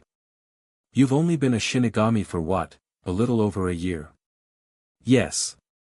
In that time, you've already achieved Shirkai and reached a level of strength comparable to a vice-captain. Chojiro shook his head, chuckling softly. If it weren't for your desire to keep a low profile, you'd be the most famous student in the history of Shin'ō Academy. Hearing that, Seiya let out an awkward, but couldn't find any words to refute it. How could he possibly explain his urgency? He couldn't very well tell Chojiro that he was preparing for future battles against terrifying enemies like the Espada, Sternritter, and Aizen himself. Time was on his side for now, but Seiya knew it wouldn't always be. The clock was ticking, and he couldn't afford to get complacent. I. Chojiro waved his hand gently. No need to explain if you're not comfortable. I understand. The soft, steady tone of Chojiro's voice blended seamlessly with the gentle scent of coffee in the air. Even Captain Yamamoto has mentioned your peculiar sense of urgency. Seiya blinked in surprise. Was it that obvious? But since it doesn't interfere with your training, and since you've kept up with the Genryu lessons, he hasn't pressed the issue. Thank you, old man Yamamoto, for not beating me to death. Still, at its core, that kind of mindset isn't healthy, Chojiro continued, smiling gently. He raised a finger and pointed toward the record player in the corner of the cafe. Let me give you a simple example, Arima-kun. That record player you were admiring. I built it myself. Seiya's eyes widened in shock. Wait, seriously? You built that? Chojiro nodded proudly, spreading his fingers like a craftsman showing off his handiwork. It didn't happen overnight. I started with no knowledge whatsoever. I was clueless at first. But, bit by bit, I learned. During breaks between work, I studied the intricate details of mechanics. It took me 5 years to fully understand how a record player worked. And another 10 years to build that one from scratch. He let the words sink in before continuing. So, do you understand what I'm trying to say, Arima-kun? Chojiro's gaze was calm, but there was wisdom in his eyes. Rushing only creates mistakes. It won't bring you any closer to your goal. You're a remarkable talent, and I have no doubt you'll create your own unique fighting style someday. But until then, focus on the present. Take things one step at a time. A true gentleman never takes reckless, oversized strides. Seiya couldn't argue with Chojiro's words. Everything he said made perfect sense. It was clear that Chojiro had his own way of guiding Seiya, a quiet, steady form of mentorship. And Seiya was grateful. He lifted his head, his expression serious yet appreciative. I understand, Kojiro-san. Thank you for your guidance. Chapter 90, This is my style. After returning from the cafe, Seiya Arima's mood had clearly taken a turn for the better. If I can't find a way to break through just yet, shifting my focus to something else might not be a bad idea. Taking things one step at a time seemed like the best approach for now. Let's get Kido up to 60 points first. The idea of seeing all his core abilities reach a solid, balanced level sounded appealing. With his mindset adjusted, the scenery around him suddenly seemed much more pleasant. So, this is what they mean by a broad mind leading to a wide world, huh? For the first time, Seiya began to understand that sentiment. Seiya's cheerful grin didn't go unnoticed. As he slurped his miso soup, Yamamoto cast a sideways glance at the boy, his expression faintly puzzled. Why is he grinning like that? It's unsettling. When Seiya stood to get more rice, Yamamoto leaned toward Chojiro Sasuke and asked quietly. Did something good happen to him? Chojiro looked equally puzzled. I'm not sure. Did he get himself a girlfriend? Sir, you can't assume that just because Saiken spends time with Captain Kairaku. Later that night, Seiya was, as usual, sprawled out on the dojo floor after another round of intense sparring with Yamamoto. The old man wiped his body with a dry towel and, donning a thin robe, sat cross-legged on a cushion at the edge of the dojo. That's enough for today, Yamamoto announced. Groaning, Seiya forced himself to sit up, took a deep breath, and yelled. Thank you for your guidance. His voice rang with energy. Normally, Seiya would have limped back to the barracks by now. But tonight was different. Despite the bruises covering his body, his injuries didn't feel as debilitating as usual. In fact, Seiya found that he could suppress the pain just by adjusting his breathing and tensing his muscles in the right way. Standing still in the middle of the dojo, Seiya's eyes glazed over slightly. He was drenched in sweat, panting heavily, and his muscles were screaming from exhaustion. Yet, despite all that, his gaze remained unusually bright and focused. Inhale. Exhale. A simple action, yet he could feel the air filling his lungs, pressing through his bloodstream, and spreading through his entire body. This is strange. He felt as though he'd entered a peculiar state of mind. Without consciously thinking about it, Seiya's body naturally moved into a fighting stance. But what stance should I use? Should he emulate the Genryu style he'd learned from Yamamoto? Or adopt modern combat techniques? Perhaps the traditional moves from the Shihoin clan's manual? All these techniques swirled in his mind like fragments of shattered air. As the autumn breeze swept through the dojo, carrying the scent of falling leaves, Seiya felt as though he could hear a voice. It whispered to him, guiding him toward the perfect posture. His right leg stepped forward. Both knees locked into place, aligning his body like a proud, upright pine tree. Then, he shifted his stance, his toes gripping the floor as if anchoring him to the earth. His left hand rested on his hip, curled into a loose fist, ready for a follow-up strike. But the focal point. It was all in the right hand. Starting from his shoulder, Seiya's muscles tensed, every sinew standing out in sharp relief. Thump. Thump. Thump. His heart pounded like a drum, pumping blood at full throttle. Sweat evaporated from his skin, his entire body taut like a coiled spring. His right hand extended forward, forming a loose, half-curled fist. Suddenly, a palpable presence began to fill the dojo. The air around him seemed to ripple and shift, as though a powerful current of energy was swirling through the space. From his cushion, Yamamoto silently turned his gaze toward the boy. A subtle yet unmistakable feeling washed over him. Even without understanding why, Yamamoto instinctively knew, something remarkable was happening before his eyes. Chojiro Sasuke approached, standing respectfully at Yamamoto's side. Yamamoto-sama, what's happening? Just watch, Yamamoto said quietly.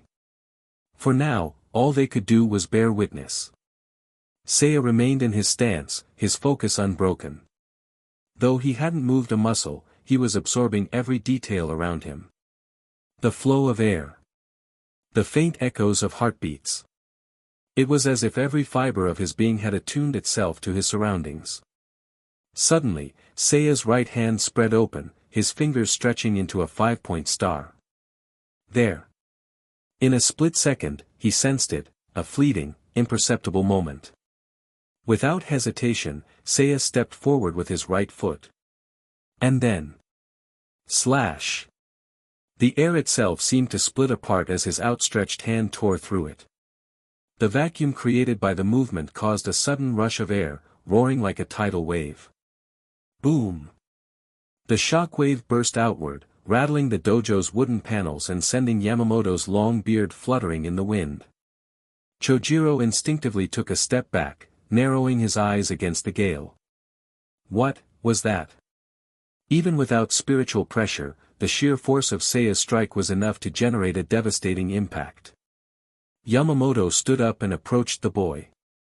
He stopped behind Seiya, watching him maintain his posture, silent, focused, and unmoving. Only after a long pause did Seiya finally exhale. Phew. Exhausted, he collapsed onto the floor with a dull thud. Seiya lay there, panting heavily, his entire body trembling from the strain. His muscles screamed in protest, pain radiating from every limb. It hurts, it really hurts. But despite the overwhelming pain, a broad smile stretched across Seiya's face. Because he'd finally broken through. System notification. You have successfully fused elements of swordsmanship and hand-to-hand combat techniques.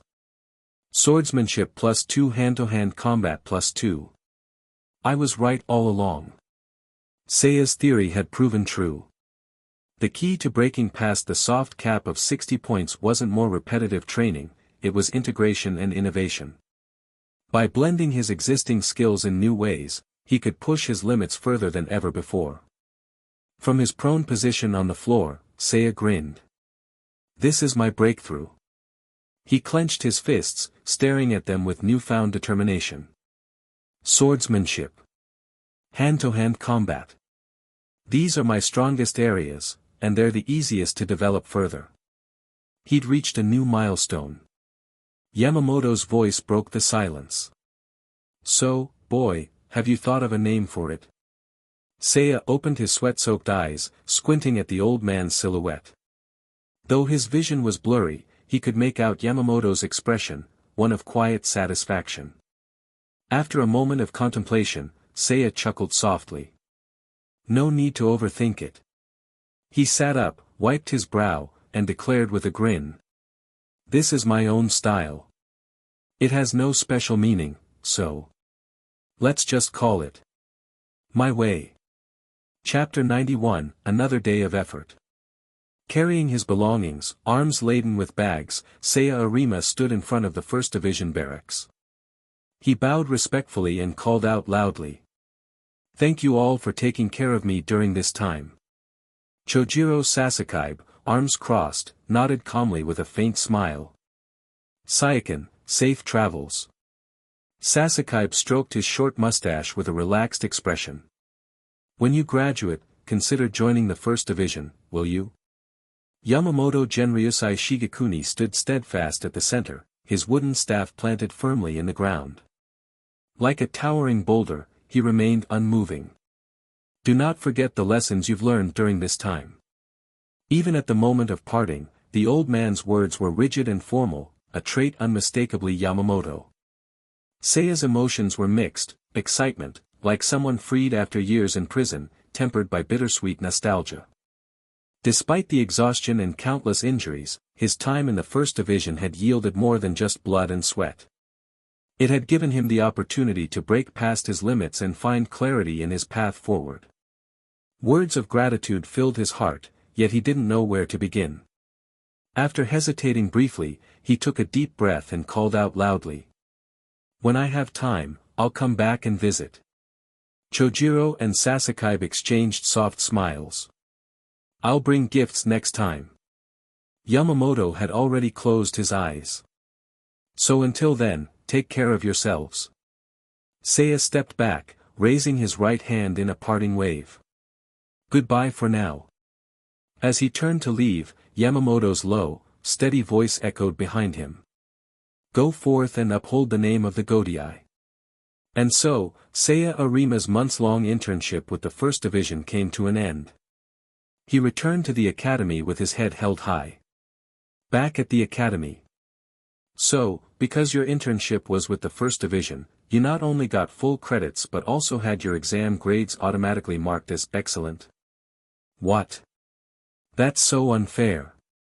Across the cafeteria table, Aizen Kotetsu glared at Seiya, her expression one of pure indignation. Seiya chuckled mischievously at her reaction. The two were meeting for the first time in a long while. Well, that's because Captain Unohana isn't all that interested in liaising with the academy. This sort of thing just takes a quick confirmation letter to sort out, it's not that big of a deal. Aizen pouted, stabbing her spoon into her soup, her thick eyebrows scrunched tightly together. Really? That's all it takes? Yep. According to Vice Captain Sasakaibe, as long as it's arranged beforehand, internship experience can substitute for grades. Unohana Teiko's priorities just lie elsewhere, so it's understandable. The first division had a strong focus on administrative tasks. Though Seiya wasn't particularly interested in such work, he'd still spent months shadowing Sasakaibe and learning about it. His understanding of procedures and paperwork far exceeded that of an average student. If you want, you can still apply retroactively. If Captain Unohana is too busy, you could always have Vice Captain Yamada handle it instead.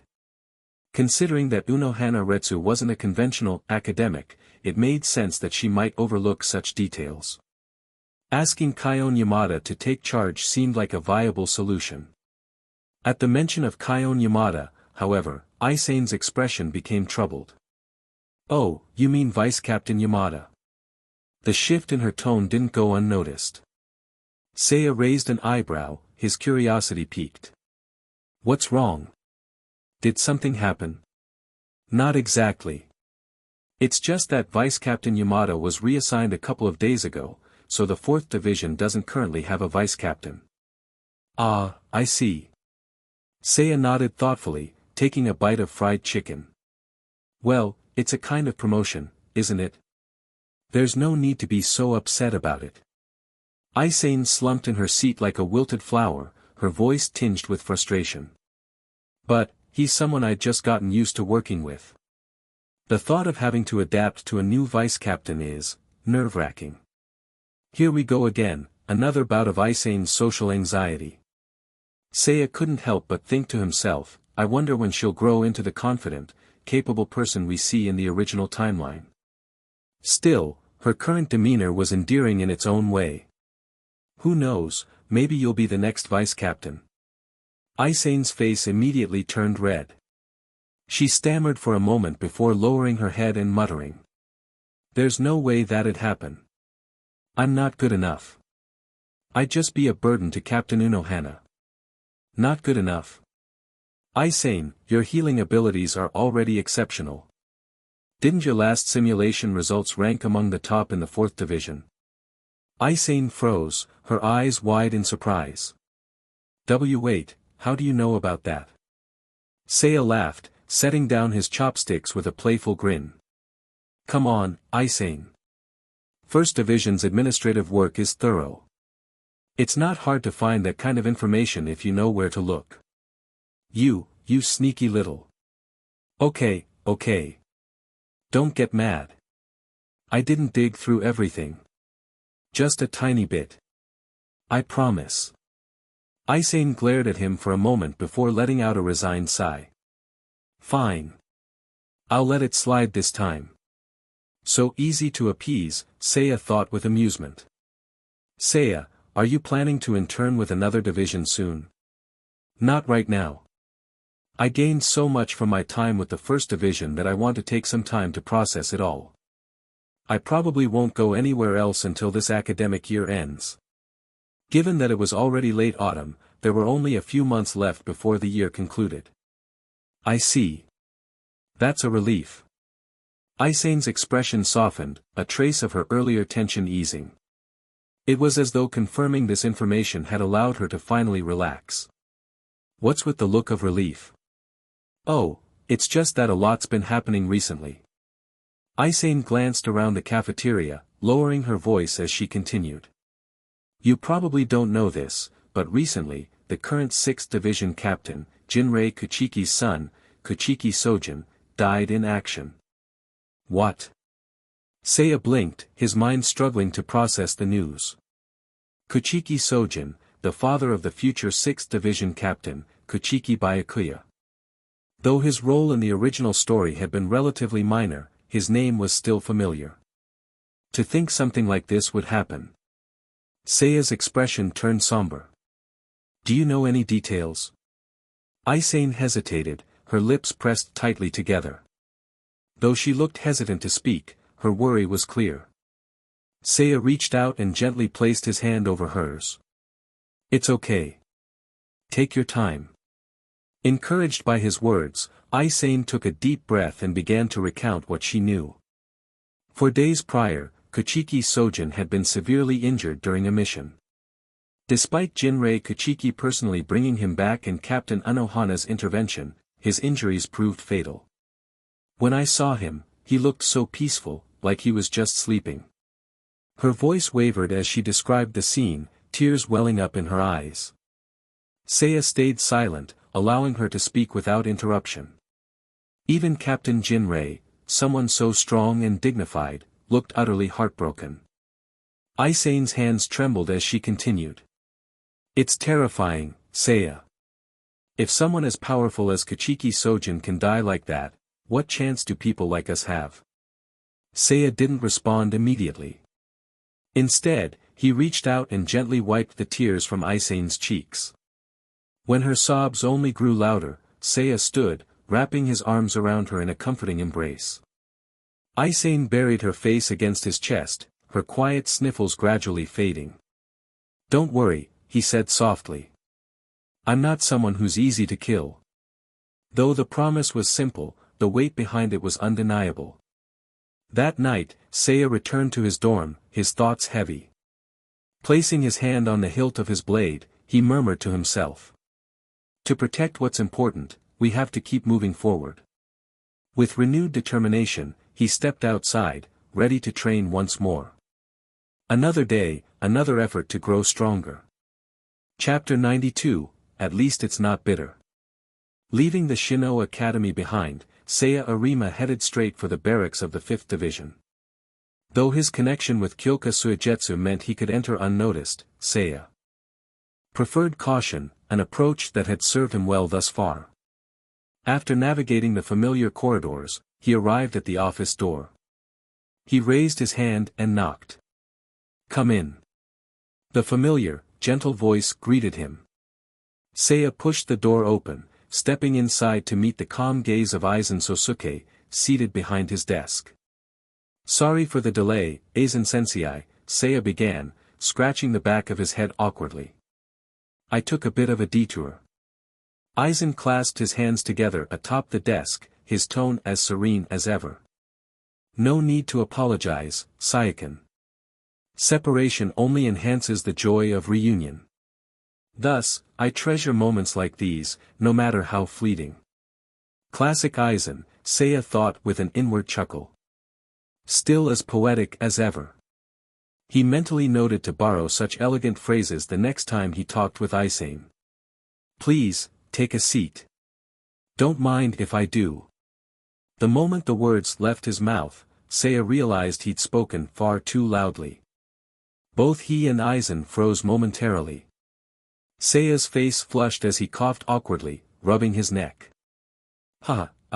Sorry about that. I guess I got a little too enthusiastic.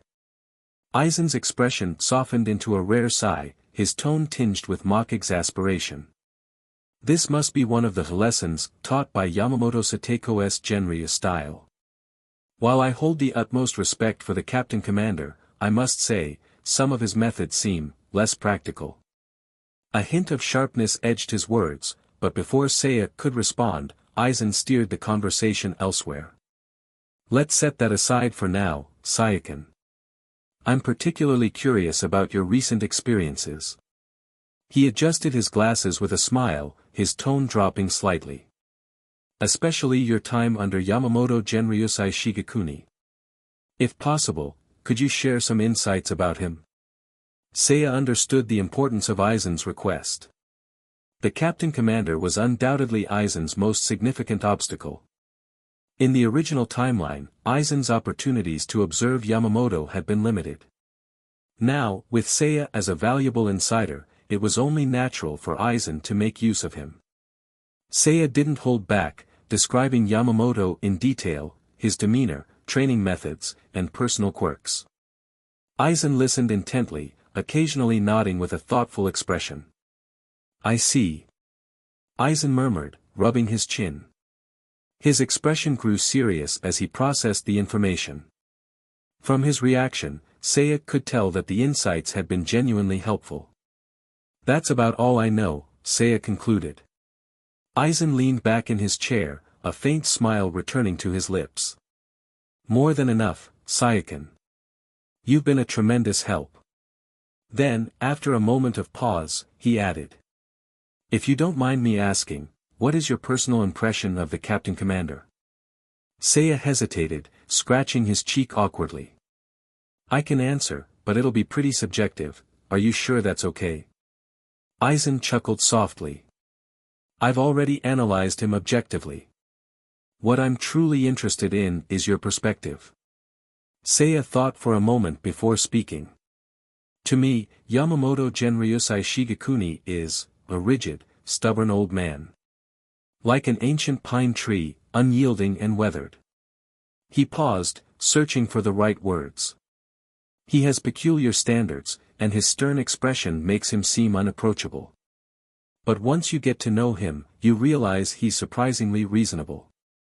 Seiya smiled as he recalled moments of leniency from the old man.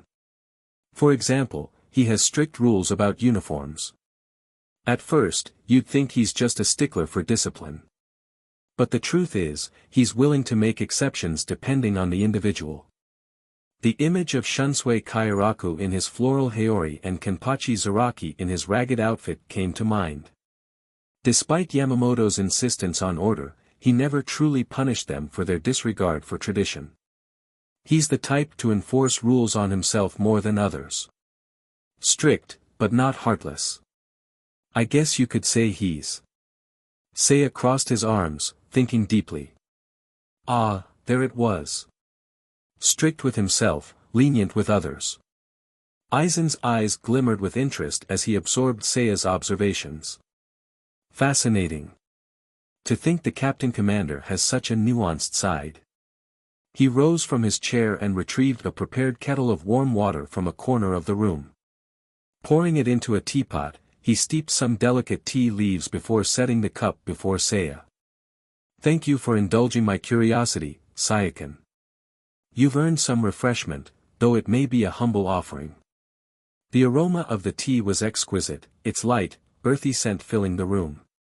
Oh, I don't, Seiya began, but Aizen cut him off with a smile. There's no need to be overly polite. Harmony between friends requires a certain degree of candidness. Faced with such insistence, Seiya relented, watching the tea leaves unfurl in the hot water until the liquid turned a pale green. Aizen gestured invitingly. Please, have a taste. It's a rare blend I went out of my way to acquire, I'm sure you'll find it an interesting experience. Seiya lifted the cup to his lips, taking a generous gulp. The tea was smooth and aromatic, the flavors subtle and refined. Setting the cup down, he took a moment to gather his thoughts. Well, at least it's not bitter. A brief silence followed. Aizen's expression froze, his composure faltering for just a moment before his mouth quirked upward. He turned slightly, raising a hand to cover his lips as a quiet chuckle escaped. But the chuckle soon grew into laughter, rich and genuine, breaking through his usual calm demeanor. Ha! Saiyakin, you always manage to surprise me with your unexpected remarks. For the first time in a long while, Aizen Sōsuke laughed without restraint. Chapter 93, I Will Make the Change. Removing his glasses, the 5th Division's lieutenant, Aizen Sōsuke, took a soft cloth and began meticulously wiping the lenses. The atmosphere carried an inexplicable lightness, though Seiya Arima, the one who prompted it, found himself unable to laugh. Was my comment really that amusing? He could only conclude that sophisticated individuals had a completely different sense of humor from ordinary folk. Returning the teacup to its saucer, Seiya parted his lips slightly, his expression shifting into a pensive look. You seem like you have something to say, Saiyakin. Aizen's perceptiveness was razor-sharp. Seiya had only hesitated momentarily, and the lieutenant had already picked up on it. I'm debating whether I should bring it up. Setting the cloth on the edge of the desk, Aizen calmly placed his glasses back on his nose. His demeanor remained tranquil and composed. Thoughts rarely form fully realized on their own, Saiken. If you're struggling with something, that's all the more reason to share it. As your mentor, I'd be happy to provide guidance. Seiya's gaze fell to the tea in front of him. He took a deep breath and spoke in a low voice. If we keep following this path, won't we eventually come into direct conflict with the Captain Commander? Aizen was silent for a moment before responding conservatively. That's a possibility I can't rule out. The likelihood isn't insignificant. The reply was cautious, even understated. But the reality was clear. Yamamoto Genryusai Shigekuni was the head of the Gotei 13 and the most formidable opponent standing in their way. The two sides were irreconcilable by nature. Seiya understood this truth all too well. Hearing Aizen's reply, he gave a faint smile. You're considerate of my feelings, Aizen-sensei. There was no need for subtleties, the blunt truth would have sufficed. Yet Aizen had chosen a roundabout way to soften the blow. Aizen chuckled softly, his usual calm smile in place. Even a fleeting fantasy has its place, Saiken. I just don't want you to abandon your idealism so readily. How gentle of him. Seiya leaned back slightly, smirking. You're as eloquent as ever, Aizen-sensei. With practice, Saiken, you can achieve the same. I'll pass. Seiya waved off the idea. He knew he lacked the knack for elegant diplomacy. His strength lay in his directness. He leaned forward, his gaze resolute. Aizen-sensei. I have an unreasonable request. Aizen rested his right hand on the desk, propping his chin on his palm. His interest was piqued. Go ahead. If we do face off against the Captain Commander in the future, I have a request. Seiya's voice was steady, yet his words carried immense weight. Leave Yamamoto Genryusai Shigekuni to me. The room fell silent. Even Aizen, known for his unshakable composure, seemed momentarily taken aback by the audacity of Seiya's statement. Yamamoto Genryusai. Even Aizen, with all his cunning and power, viewed the Captain Commander as an unparalleled threat. Yamamoto was the most powerful Shinigami in history, a figure of unmatched might who had led the Gotei 13 for over a millennium. For someone like Seiya, young, unseasoned, and without a completed Bankai, to take on such a challenge. The notion seemed absurd. Anyone else making such a claim would have been dismissed outright. But coming from Seiya, Aizen paused to consider. This wasn't arrogance. Seiya had always been level-headed. His boldness had a purpose. Saiken, Aizen finally spoke, his tone curious. Can you explain why? Seiya took a deep breath, his expression firm. There's no grand reason. It's just something I have to do. The answer was vague, yet the conviction behind it was clear. Yamamoto's unyielding nature made compromise impossible. He was a man of singular resolve, one who would willingly sacrifice himself for his ideals. In a future left unchanged, Seiya knew Yamamoto would likely meet a tragic end, crippled, humiliated, and ultimately slain.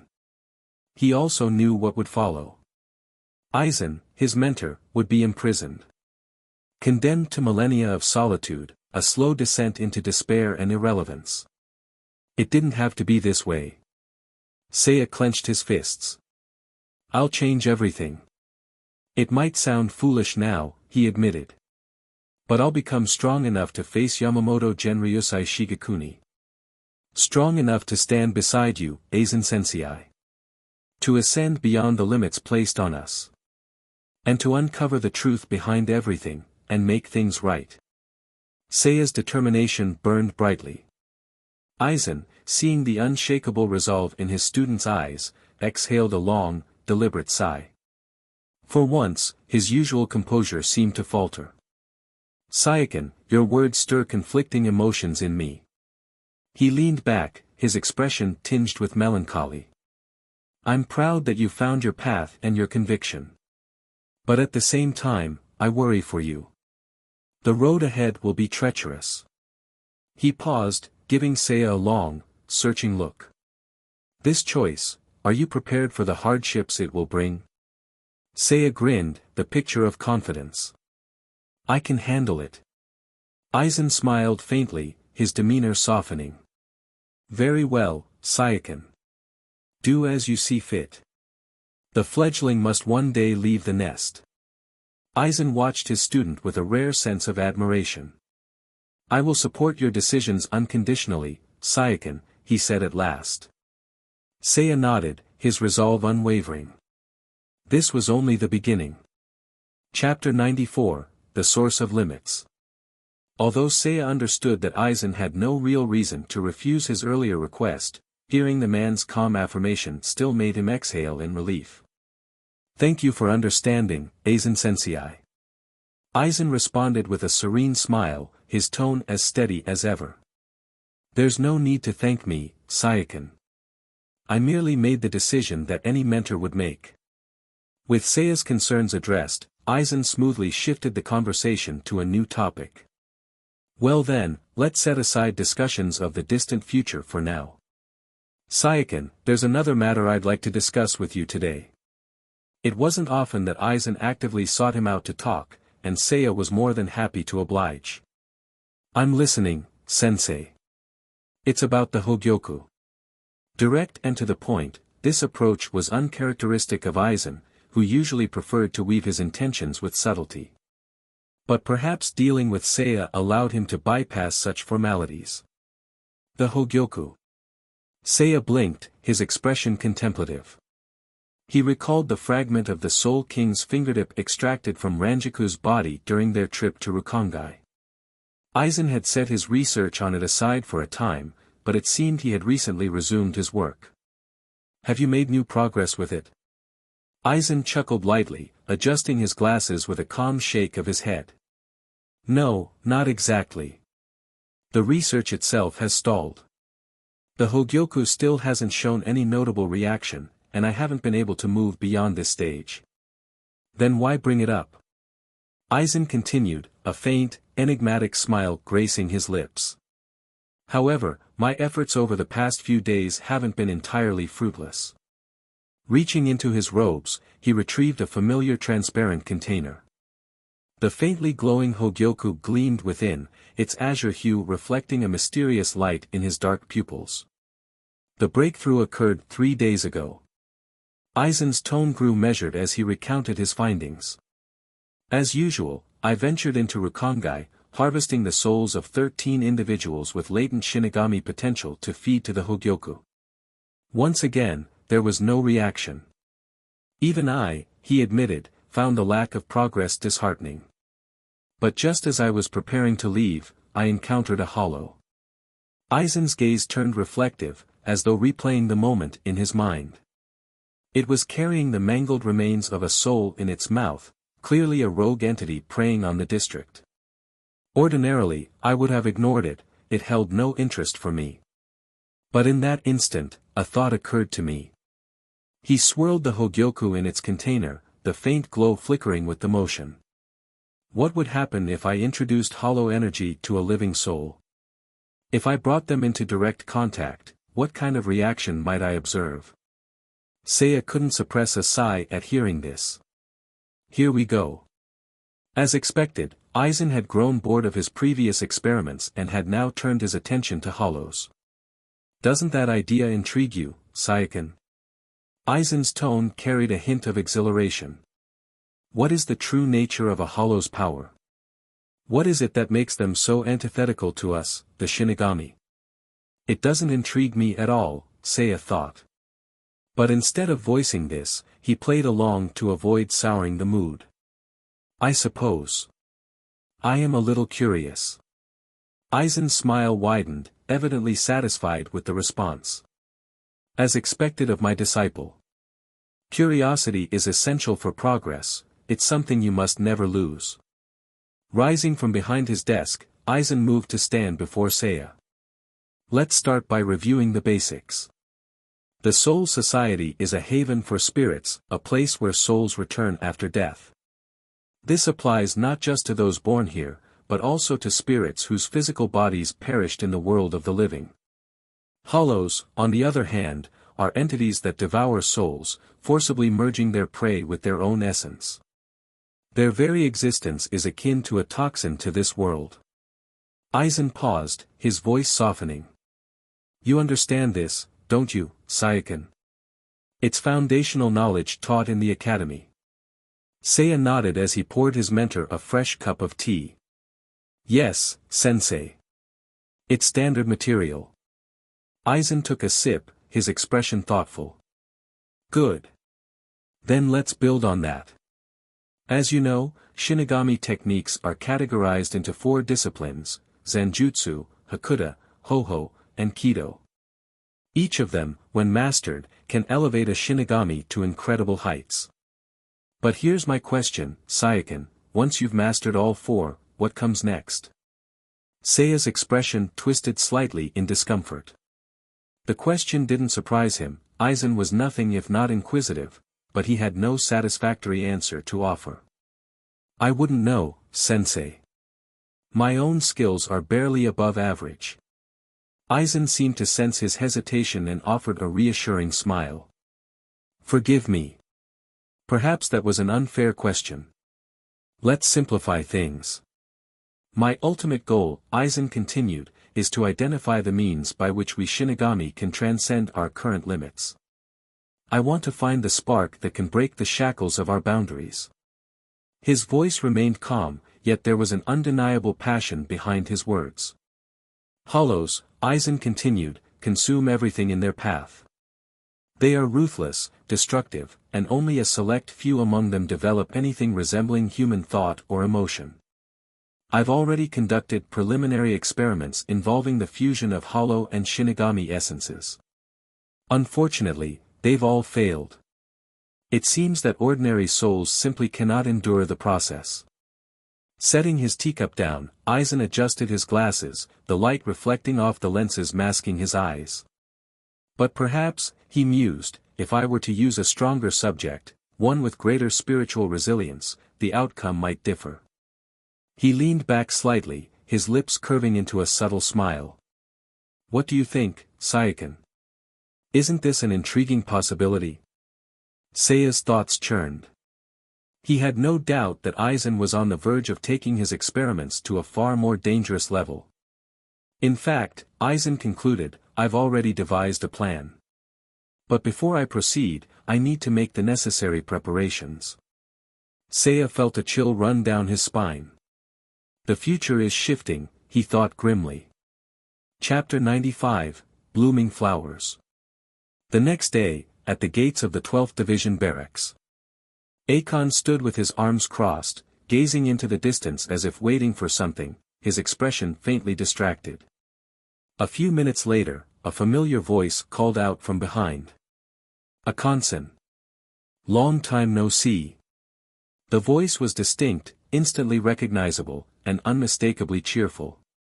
But, wasn't it a bit louder than usual? Turning around, Akon saw Seiya Arima jogging over, carrying several large bags in both hands. Judging by the beads of sweat forming on his forehead, it was clear that he had expended a fair amount of energy just to get there. Akon calmly took the bags from Seiya and asked in a neutral tone. Seiya, what made you suddenly apply to intern with the 12th Division? Seiya grinned sheepishly, chuckling as he scratched the back of his head. Well, I've already earned enough credits for this term, but I figured just sitting around would be a waste of time. I wanted to learn something new instead. I see, Akon replied, his usually stoic expression softening slightly as he offered a faint smile. So, you decided to treat the 12th Division as your hobby workshop? No, that's not quite what I meant. It was a joke, Seiya. Wait, since when do you make jokes, Akon-san? Was it that bad? I'll stop if you didn't like it. The two walked side by side, first heading toward the barracks to let Seiya put down his belongings. Actually, I'll keep this one bag with me, Seiya said, holding up a smaller sack. I was planning to take it straight to the research bureau. Is it something important? Just a little gift I brought along, a token of goodwill for everyone. It's been a while since I've been here. Thoughtful as always, Seiya-kun. Well, it's just polite, isn't it? Huh, you may find that normal etiquette is in short supply around here. Can't argue with that one. Because of their familiarity, the two chatted easily as they walked. The gift Seiya had brought was well received by the members of the 12th Division. After all, Seiya had helped them a lot on his first visit, and given the scarcity of normal people in the division, his return was welcomed warmly. How long do you plan on staying this time? The question came in a somewhat stiff tone, one that carried a vague familiarity. For a moment, Seiya couldn't immediately recall who it was. But politeness dictated he respond. With an arm slung over his shoulder by someone unseen, Seiya turned partially around and answered with his usual bright demeanor. I think I'll stay until spring of next year. What? My presence shocks you that much? Or are you just so awestruck by my magnificence that your simple mind can't keep up? He turned fully to see Mayuri Kuratsuchi standing at a nearby table, decked out in his signature garish makeup and clothing, stuffing his mouth with one of the sweets Seiya had brought. Green bean cakes, a suitable choice for maintaining energy. Unlike those gaudy cream pastries, this refined treat brings genuine satisfaction to the body. Mayuri chewed thoughtfully, licking his fingers. Ah, yes, this will do. Although I've yet to forgive your many flaws, this effort does soften my judgment. Feel honored, mortal, once again, you've earned the right to speak to me as an equal. Is this his way of making peace? Given how poorly things ended the last time Seiya crossed paths with Mayuri, he had braced himself for hostility. But perhaps even someone like Mayuri could recognize sincerity. Still. Could you maybe save some for the others? I don't think everyone's had a chance to try it yet. Mayuri casually grabbed the entire tray and plucked another piece without missing a beat. They'll survive. The cakes are best consumed fresh. Well, at least save some for Yura Harateko. Pfft. You truly have a talent for comedy. Wait. Why is he eating faster now? Akon, seeing the growing tension, discreetly gestured for the other members to disperse. Understanding immediately, the gathered scientists quietly retreated to their respective workstations. In moments, the once bustling break room became eerily quiet, save for the sound of Mayuri's chewing. Next time, bring grilled mackerel. Salted, of course. Thank you in advance. What? Why the confused look? Sweet followed by savory is the natural progression, is it not? Seiya was too baffled to even retort. His attention shifted instead to the smaller figure standing silently beside Mayuri. A child. Long black hair, a round face, and dark, doll-like eyes. Her tailored kimono fit perfectly, making her resemble a meticulously crafted figurine.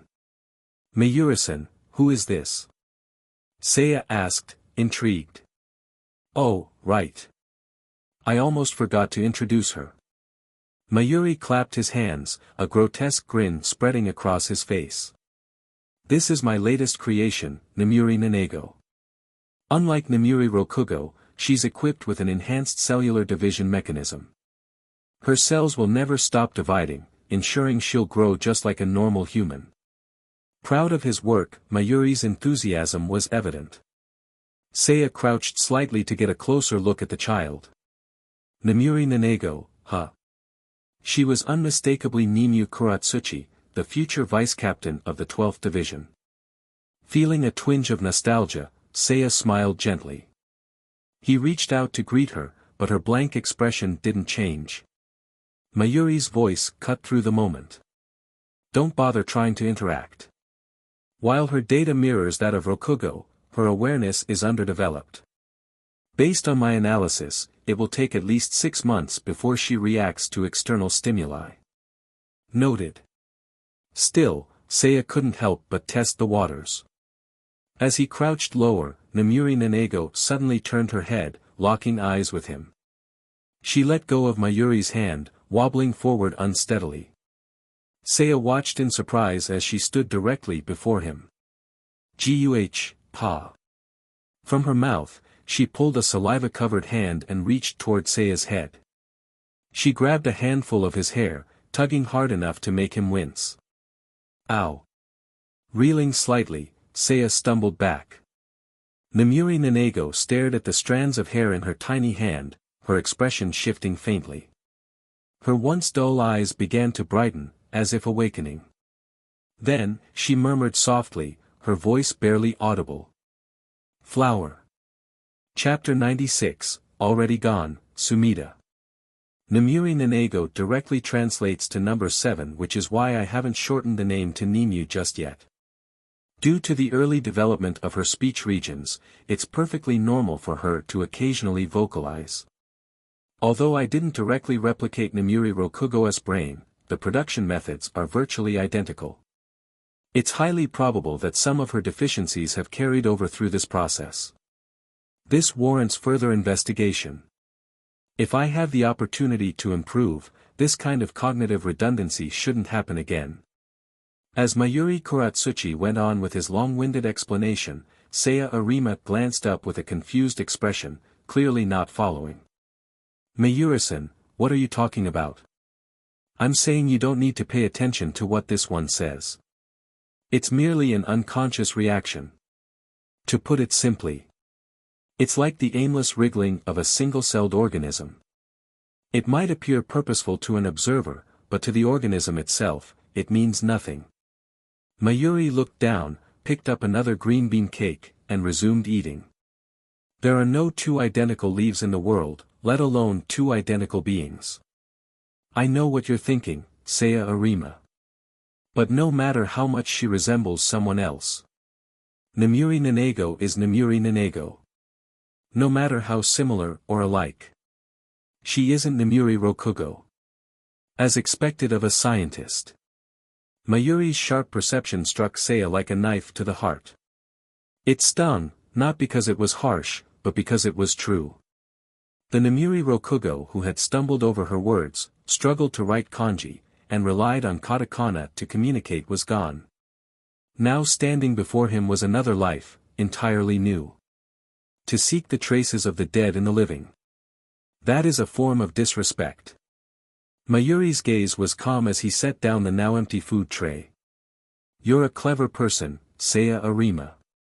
Though not on my level, you've earned my acknowledgement. Focus your time and energy where it matters. Don't let yourself be held back by the past. That's what I wanted to say. Clapping the crumbs from his hands, Mayuri turned and began walking toward the exit. Let's go, Namuri Nanego. Her eyes, now carrying a faint glimmer of awareness, hesitated briefly. Namuri Nanego glanced back at Seiya, then turned and stumbled after Mayuri, her steps still awkward. Mayuri-san. Seiya's voice stopped them. Mayuri paused, and Namuri Nanego bumped clumsily into his leg. What? I'm very busy, so I'll only listen to 3 sentences at most. Mayuri's brusqueness hadn't softened despite his earlier indulgence. Seiya took a deep breath, straightened up, and spoke calmly, his tone devoid of hesitation. For the next little while, can I take Namuri Nanego around? It wasn't about seeing someone else in her. Nor was it to fill the void left by Namuri Rokugo. It was just something he wanted to do. After all, perhaps keeping himself busy was the only way to avoid dwelling on the road behind him, a path filled with regret and lingering pain. Mayuri let out a vague grunt, not even turning around as he replied. I don't care. But don't bother her on Mondays, she has scheduled checkups. Also, if you take her out, it must be after 7:30 in the morning and before 5:30 in the evening. She's not allowed to eat mangoes or pineapples. I haven't tested her for allergies yet. And... wait a second. This isn't not caring. Mayuri, do you even hear yourself? Once they had left Seiya's line of sight and returned to the entrance of Mayuri's laboratory, the man suddenly stopped. He glanced down at Namuri Nanego's hand, which still clutched a fistful of Seiya's hair. The sight of it made his brow furrow. TCH. Where did I go wrong? Why does she keep making such bizarre choices? Grumbling to himself, he turned to the child with a dispassionate tone. Do you want to keep it? Yes. You can pick 3 strands at most. And make sure to change the water and clean it regularly. If it starts to rot, throw it out immediately. I don't want my lab smelling like garbage. Well? Answer me. I've told you before, every command requires a response, whether you follow it or not. How else am I supposed to evaluate your behavioral logic? Yes. Why so reluctant? If you want more, just ask. We can pluck him bald if necessary, it wouldn't bother me in the slightest. Yes. Good. Anyway, I'll reach out to him even if he doesn't come find me. Since he's decided to intern here, I won't just let him sit idly by. Namuri Nanego murmured softly, pretty flower. Mayuri sighed. Seriously, why does she have such a weird fixation? After Mayuri left, the only ones remaining in the break room were Seiya and Akon. The latter, dressed in his lab coat, leaned casually against a table, smirking slightly. You're impressive, Sayaka. Caught off guard by the compliment, Seiya tilted his head in confusion. Huh? What do you mean? It's not often Mayuri-san compromises. In fact, no one in the Research and Development Institute can make him back down, not even Haruhiko. Was Mayuri really that stubborn? Seiya didn't have a strong impression of it, but he decided to make a mental note. Just as he was reflecting, hurried footsteps echoed from outside. Moments later, a familiar figure appeared at the doorway. Ahahaha, sorry for the delay, Sayaka. I knew you were coming, but I got caught up with some things. The cheerful voice belonged to Kisuke Urahara, captain of the 12th Division. Seiya quickly stood up and bowed respectfully. No need for that, Urahara waved off the formality with a grin. I heard you brought some gifts. Green bean cakes, wasn't it? So thoughtful of you.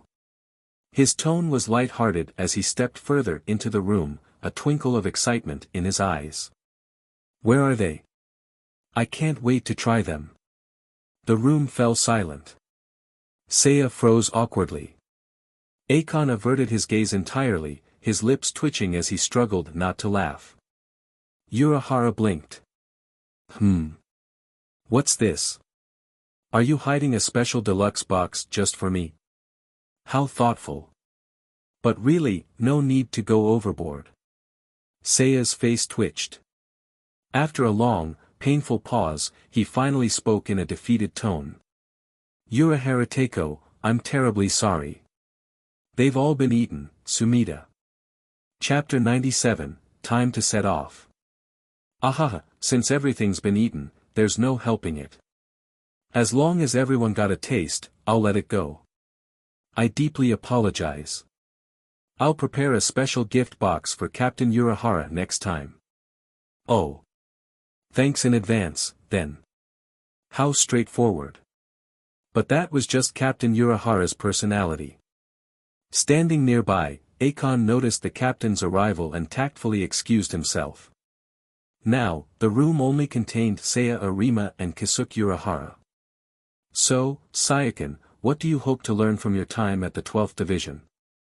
Kisuke grinned brightly, though he scratched the back of his head awkwardly. Honestly, as a captain, I feel a bit ashamed saying this. But I'm not particularly good at combat. If you're expecting any help with your training, I'm afraid I might disappoint you. Seiya Arima quickly shook his head. You're too modest, Captain Urahara. I'm just hoping to expand my horizons. You're joking. Not good at combat. That's just not true.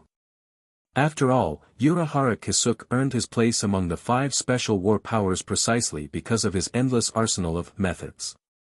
Compared to Aizen, he might be the real Doraemon. Hearing Seiya's explanation, Kasuke raised an eyebrow and then smiled knowingly. Ah, I see. Looks like you have quite a knack for research, Seiya-kun. A young soul reaper with such a thirst for knowledge is rare these days. You flatter me. They exchanged pleasantries and ended the slightly awkward conversation after a short while. Returning to his room, Seiya rested briefly and tidied up. Night quickly fell. As per the schedule, it was now time for Seiya to head to the adjacent room and meet someone. Knock, knock, knock. Before he could leave, someone knocked on the door. Who could it be at this hour? With curiosity tugging at him, Seiya leaned over to peek through the door. It was Akon. Standing at the door, Akon had a relaxed expression, almost as if he'd come bearing good news. The researchers of the 12th Division were generally easy to read, emotions written plainly across their faces. Seiya opened the door, and Akon smiled warmly before speaking. To welcome your arrival, Captain Urahara is hosting a banquet. Everything's nearly set up. Please, Seiya-kun, join us. Huh? This formal? Seiya felt a bit embarrassed. He hesitated, considering whether to decline, but before he could, a familiar voice interjected. Well, there's no need to feel shy. Standing nearby, dressed sharply in a shihakusho but without his 5th Division badge, was Aizen Sōsuke. He smiled warmly, his eyes gleaming with subtle amusement as he stepped up beside Akon. After all, the 12th Division spends most of its time working tirelessly. Opportunities like this to relax and bond are rare. Taking advantage of this moment to let everyone unwind must be Captain Urahara's true intention. Therefore, Seiya-kun, you shouldn't feel like they're making too much fuss over you. Just relax and enjoy the gathering. Aizen's charisma was undeniable. If there were a way to grade his eloquence, he'd score nothing less than 90.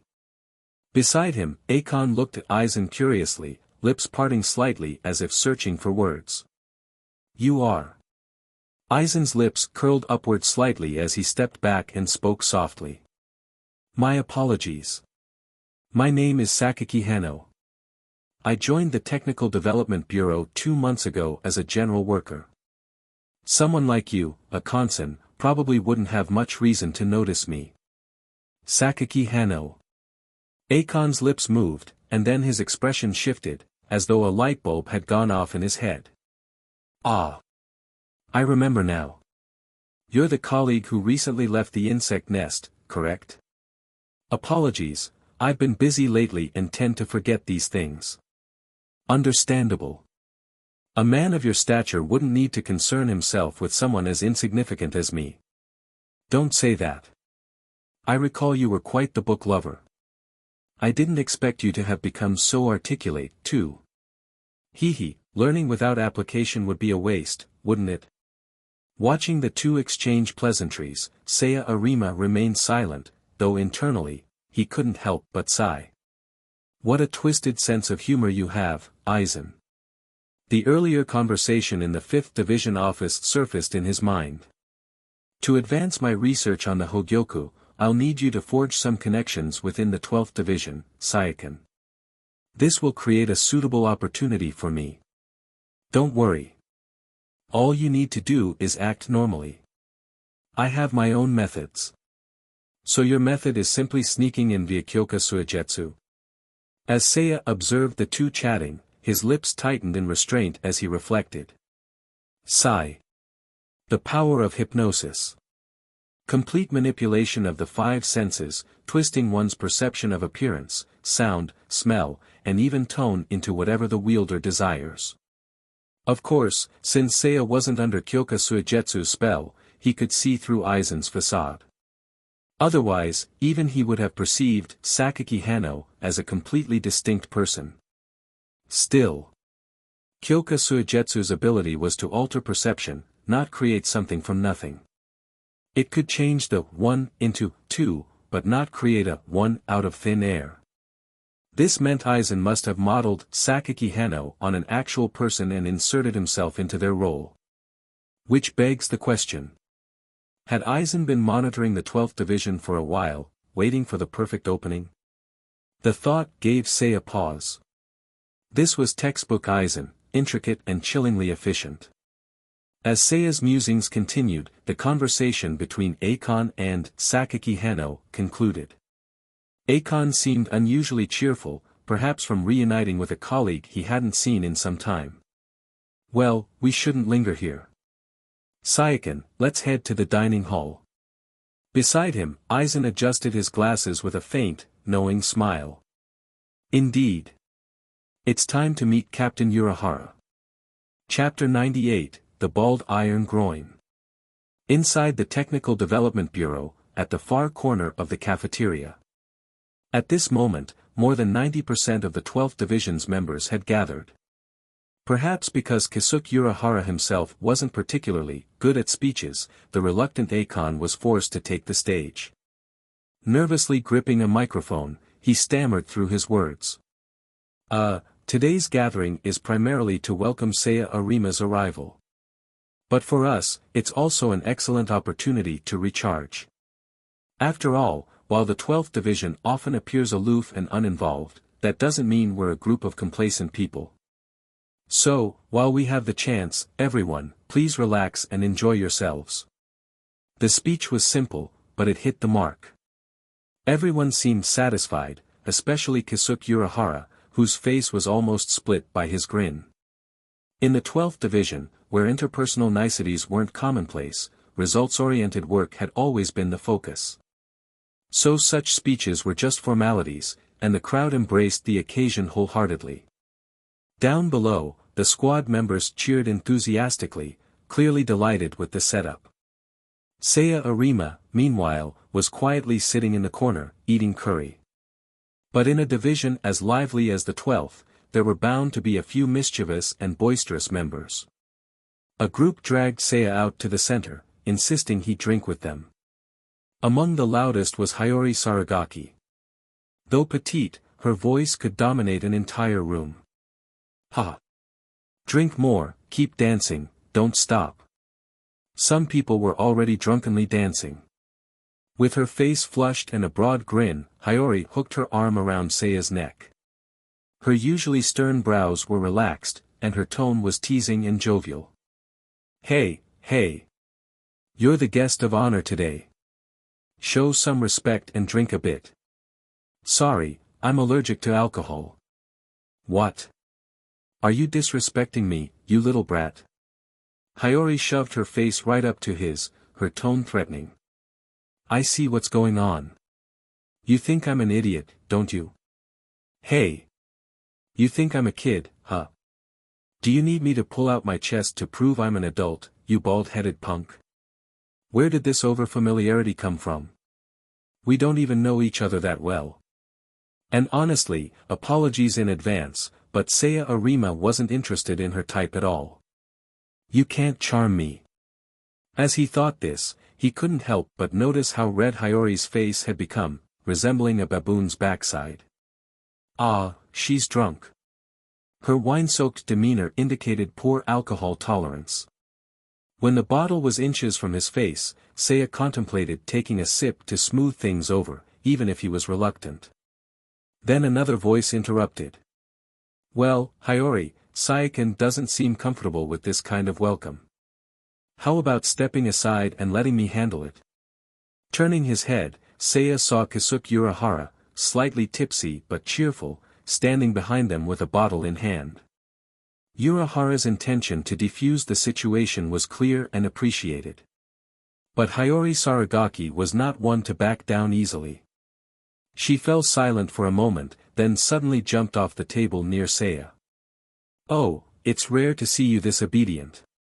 Before Urahara could finish his sentence, Hiyori sprinted forward and launched a vicious flying kick aimed directly at his groin. Shut up, you bald-headed idiot.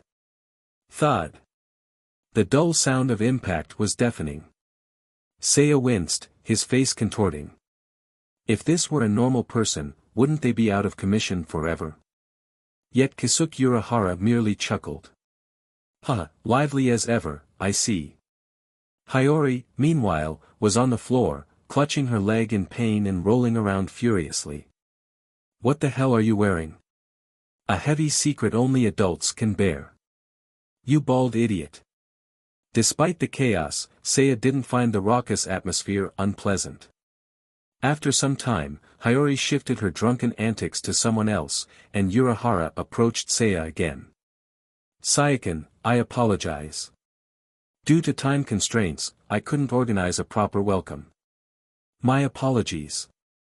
You're being too formal, Captain Urahara. I don't deserve such treatment." No, saying such things makes you seem too distant." Urahara stepped closer, lowering his voice slightly. "Miss Yoruichi sent a special letter asking me to ensure you broaden your horizons during your stay." The warmth in Seiya's chest rose at the thought of Yoruichi's kindness. "That said, even without her request, I'd still have taken good care of you." As the two conversed, a food cart slowly made its way over from the side of the hall. "Pardon me, please make way. I need to replenish the serving table." "Oh, sorry. No problem at all." Seiya glanced toward the cart, only to spot a familiar figure smiling faintly as he refilled the table. "He's really committed to this role, huh? What's wrong, Sayaka? You look a little off." "Oh, nothing. I just caught a whiff of alcohol earlier. I might have had a mild allergic reaction, but it's nothing serious." Now that Sakaki Hano had drawn close, the signal was clear, it was time for their planned conversation. Grabbing a banana-like fruit from a nearby platter, Seiya inspected the name tag before turning to Urahara. "Captain Urahara, may I ask you something?" "Of course, feel free to ask anything." Whether it was the alcohol talking or genuine openness, Urahara's tone was welcoming, and Seiya followed his plan. "During my previous visit here, I only scratched the surface of what the Technical Development Bureau does. Now that I have this rare chance, I'd like to dive deeper into what I couldn't grasp before. So, could you tell me what the Bureau is currently researching?" Urahara nodded, holding his glass and lowering his gaze slightly, thinking for a moment. "That's quite a broad question. But as the 12th Division Captain, it's my duty to provide an answer. On a public level, our primary focus is researching erasure and its various applications. On a personal level, however, I'm primarily focused on two major projects. The first is something called the Jikongan, a research subject of great potential. Chapter 99, The Arrogance That Should Not Exist. Jikongan. The moment Seiya Arima heard the term, his expression briefly reflected surprise. But he quickly connected the dots. "I almost forgot, this thing may look inconspicuous, but it's actually incredibly important." This brought up a very practical issue, including Seiya himself. Everyone in the Siriidii functioned and lived as spiritual beings. The Soul Society, Hueco Mundo, and the world of the living, these three regions formed the core of the world, each with its respective duties and tasks. Shinigami ventured into the world of the living to exterminate hollows, stationing squads for operations. The 13th Division, under the command of Jushiro Yukitake, primarily handled this role. Sayaka, you should have some understanding of this. When spiritual beings like us enter the world of the living, it's almost impossible not to create an impact. Kisuke Urahara raised his right hand slightly, a mischievous smile playing on his lips. For ordinary spirits, humans can neither see nor touch them, so their presence has no effect. But for those with some strength, their existence inevitably influences the surroundings to varying degrees. This idea isn't hard to grasp, right? After all, a Shinigami's power fundamentally stems from the density of their soul. A substance too heavy entering the world of the living, without even taking any deliberate actions, will easily disturb the environment around it. This point wasn't hard to understand. After all, in the original storyline during the Arrancar arc, Ulquiorra and Yami's arrival in the world of the living had already caused enough chaos just from their spiritual pressure. And even more extreme. Seiya's gaze briefly flickered toward Aizen, who was rearranging beverages at the drink station nearby, wearing a studious expression. He recalled how, after merging with the Hogyoku, Aizen's evolved state in the world of the living became visible even to ordinary humans. However, merely approaching him caused anyone nearby to lose all vitality, resulting in the iconic line. "Move farther away. I'd rather not have your blood splatter on me." "I understand this," Seiya responded. "Oh good. That means I can skip some of the basics and save myself a lot of talking." Keisuke Urahara paused mid-sip, realizing his bottle was empty. "Captain Urahara, please use this." Standing nearby, Aizen, disguised as Sakaki Hano, handed over a freshly opened bottle with a gentle smile. "Ah, thank you. You're quite thoughtful. It's just a small gesture, not worth mentioning. You're quite the smooth talker. The 12th Division could use someone like you." What's your name again?" "My name is Sakaki Hano, Captain Urahara." Watching the two maintain their facade of camaraderie, Seiya managed to keep a straight face, though he inwardly sighed deeply. What a playful mood, Aizen. Once Urahara had refilled his drink, he turned back to Seiya. Where was I just now?" Seiya paused to consider.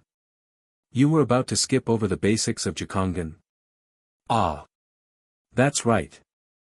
Keisuke's expression shifted into a thoughtful one as he continued. "Saiyakin, you're probably aware that trained Shinigami must suppress their spiritual pressure when operating in the world of the living. This wasn't new information." Seiya immediately recalled the Arrancar arc, where the Shinigami initially needed to limit their powers in the world of the living, until they dramatically lifted those limits during the battle. At the time, the phrase, "release the limit," had a certain unforgettable flair. Shinigami operating in the human world must limit their powers, especially those at or above the rank of lieutenant.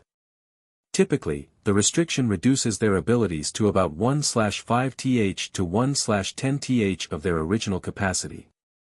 According to this system, even spiritual entities classified as level 5 could impact the human world significantly. For those at higher levels, wielding Bankai, with its exponential boost, would naturally make such prohibitions essential. With a smile, Urahara glanced at Seiya. "Do you know why this restriction is necessary? To prevent harm to ordinary humans, correct? Precisely, the density and weight of spiritual energy can leave irreversible effects on the world of the living.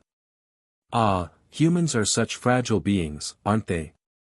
This being the case, anyone ranked lieutenant or higher would find it very inconvenient to function in the world of the living. That much was clear. Thus, I developed the Jikongan. After some fine-tuning, it can perfectly adapt to an individual. This allows even a black hole-like spiritual pressure to be concealed, minimizing its impact on the world of the living. Don't you think it's quite fascinating?" It certainly was. In fact, the original storyline consistently highlighted the importance of Jikongan. For example, during the Winter War arc, it facilitated the Shinigami's operations in the human world.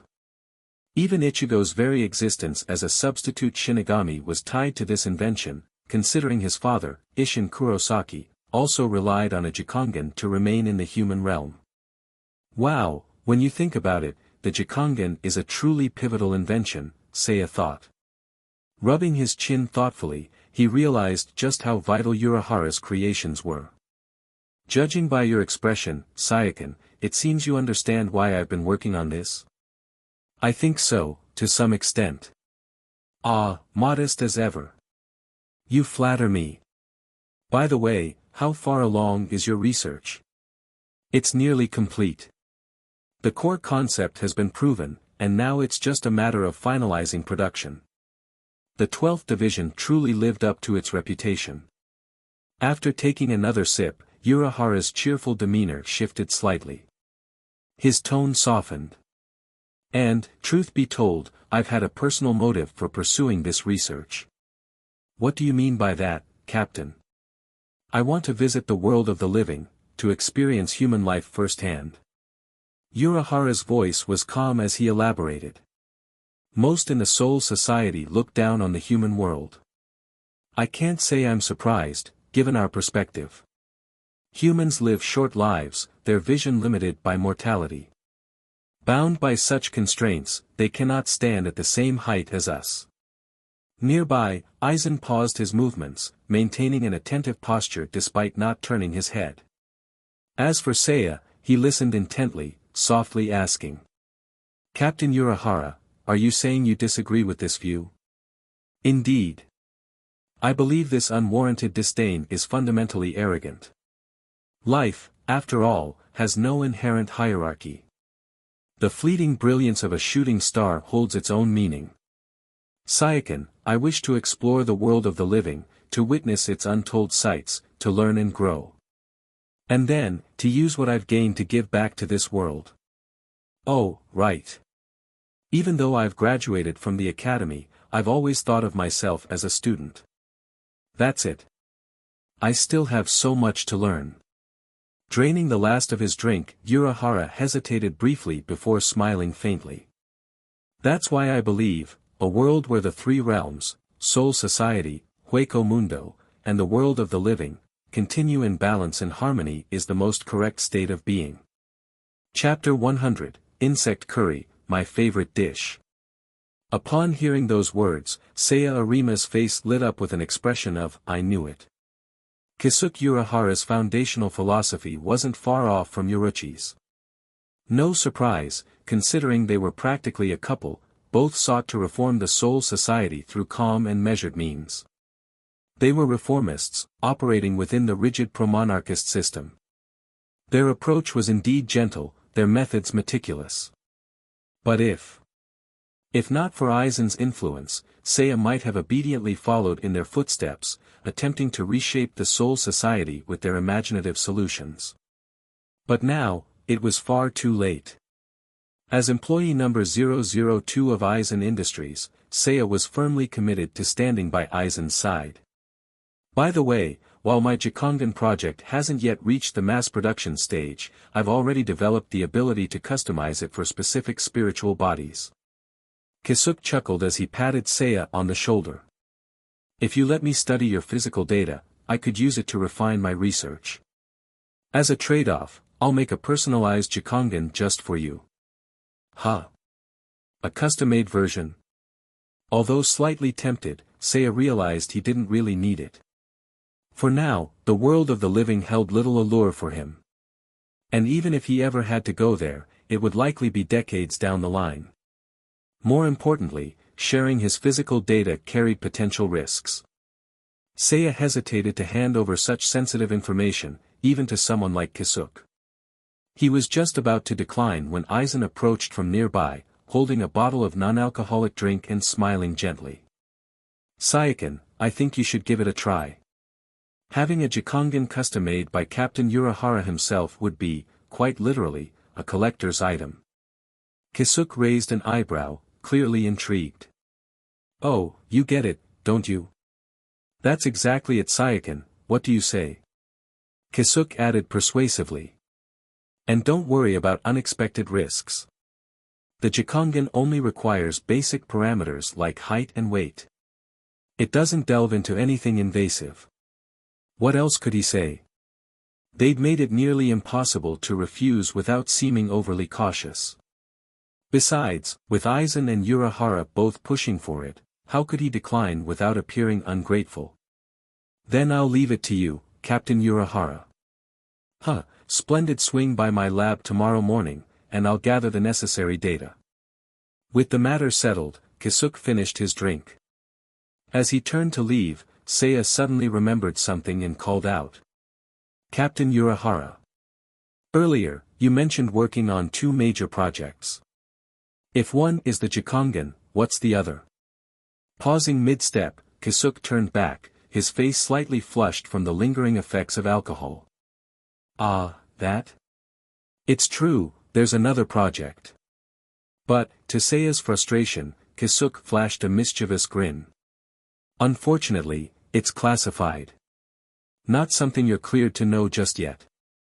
Maybe in the not-a-distant future, I'll share it with everyone. Then why bring it up? Was he just trying to tease me? Seiya sighed as he watched Kasuke walk away, grinning ear to ear. His antics really did remind Seiya of Yoruichi. Spending time with either of them felt a lot like playing with a mischievous cat. Ah, so leaving people hanging like this is part of Captain Urahara's signature style when dealing with juniors? Aizen approached, carrying 2 trays, and naturally sat beside Seiya. Perhaps it's his way of piquing curiosity. Thanks. Seiya forced a smile, rubbing his forehead in exasperation. That's exactly it. Getting someone intrigued but refusing to elaborate is just plain frustrating. For now, set that aside. You haven't eaten yet, have you? Drinking on an empty stomach isn't good for you. Ah, thank you, Sakaki-san. Aizen smiled faintly, seemingly unbothered by Seiya's slip of the tongue. Instead, he picked up his spoon and scooped some curry from his bowl. If Captain Urahara doesn't intend to explain, we'll just take a look ourselves tomorrow. Did he plan to use Kyoka Suigetsu to break in?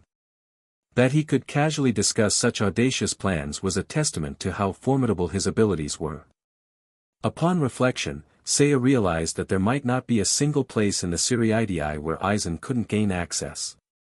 It was, quite literally, a one-man open sesame. Will this really be okay? If there are any problems, they'll arise from your nervousness giving us away. Wow. Aizen could be surprisingly sharp-tongued at times. Guess I'd better tread carefully tomorrow. While I don't want to put undue pressure on you, you should indeed exercise caution. Just hearing that is already making me sweat. Growth comes through experience, Saiyakin. You'll get used to it. Aizen's signature air of calm authority was almost soothing, until, as he took another bite of the curry in front of him, his expression shifted ever so slightly. His normally placid features tightened in faint confusion, then distaste. Aizen turned his head slightly and brought his left hand to his mouth, pulling out a long, thin, unfamiliar appendage from his curry. What is this? His tone carried genuine perplexity. Let me see. Oh, that's a cricket leg. Happens sometimes, they didn't clean it properly during processing. But don't worry, it's edible and non-toxic. Seiya's casual response left Aizen visibly puzzled. Insect curry? Yeah. Didn't you check the label before grabbing it, Sakaki-san? I just noticed it was popular. Ah, that explained it. And popular it certainly was. Seiya glanced across the room, where Namuri Nanego was enthusiastically devouring plate after plate under Mayuri Kuratsuchi's watchful eye.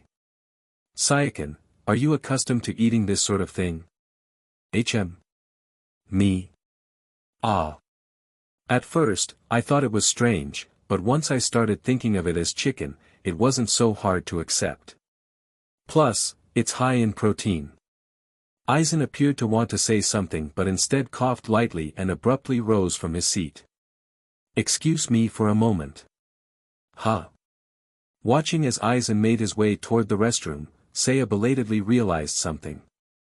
It seemed introducing such avant-garde cuisine to the Siriidii might remain an uphill battle. Chapter 101, Riding High. The next morning, Seiya Arima woke up on time. After washing up and getting ready, he opened his door to begin the day. Though he knew Aizen wouldn't sleep in, he still knocked on the door next to his, out of habit. Sakaki-san, are you there? After a moment of silence with no response, Seiya felt relieved. Smiling faintly, he turned and made his way toward the Technology Development Bureau. Following last night's festivities, the researchers had all returned to their respective workstations. A series of flashing screens illuminated the darkened inner chambers, creating a sharp contrast in the dimly lit space. Taking a deep breath, Seiya marveled inwardly. This place just screams high-tech, and secrets. Thanks to the badge that Kasuke had provided during their chat the previous evening, Seiya didn't need anyone to escort him or announce his presence. He navigated the corridors on his own, heading toward Kasuke's lab. But before he got there, curiosity pulled him in another direction. Taking a detour, he passed through several halls and research zones, finally arriving at a secluded corner of the bureau. There, nestled in the shadows, was a laboratory bearing Mayuri Kuratsuchi's name. Though officially just a squad leader, Mayuri's obsessive passion for experimentation and his unmatched skill had made him a standout even in a place brimming with eccentrics. Seiya knocked lightly on the door.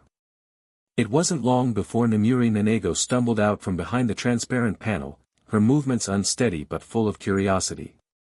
Squatting down slightly, Seiya gave her a warm smile and waved hello. Her initially blank expression transformed into a bright smile, and her pace quickened as she hurried to the door. When the seal finally opened, Seiya greeted her gently. "Good morning, Nanego." The little one craned her neck, as if trying to respond, but her tongue seemed tied in knots. After several failed attempts that left her face flushed, she finally managed to squeeze out 2 choppy syllables. "Good morning." Before Seiya could respond, a sharp, crackling voice filled the room. The ceiling-mounted display flickered to life, and Mayuri's face appeared, his lips twisted in a derisive sneer.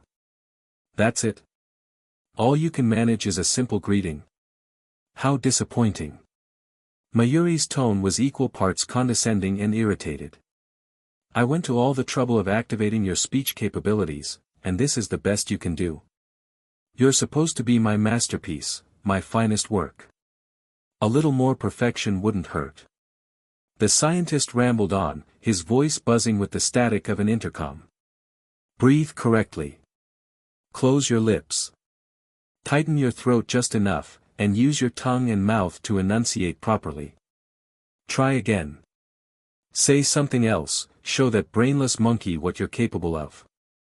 There it was again. Seiya's smile twitched slightly. Did he just call me a monkey?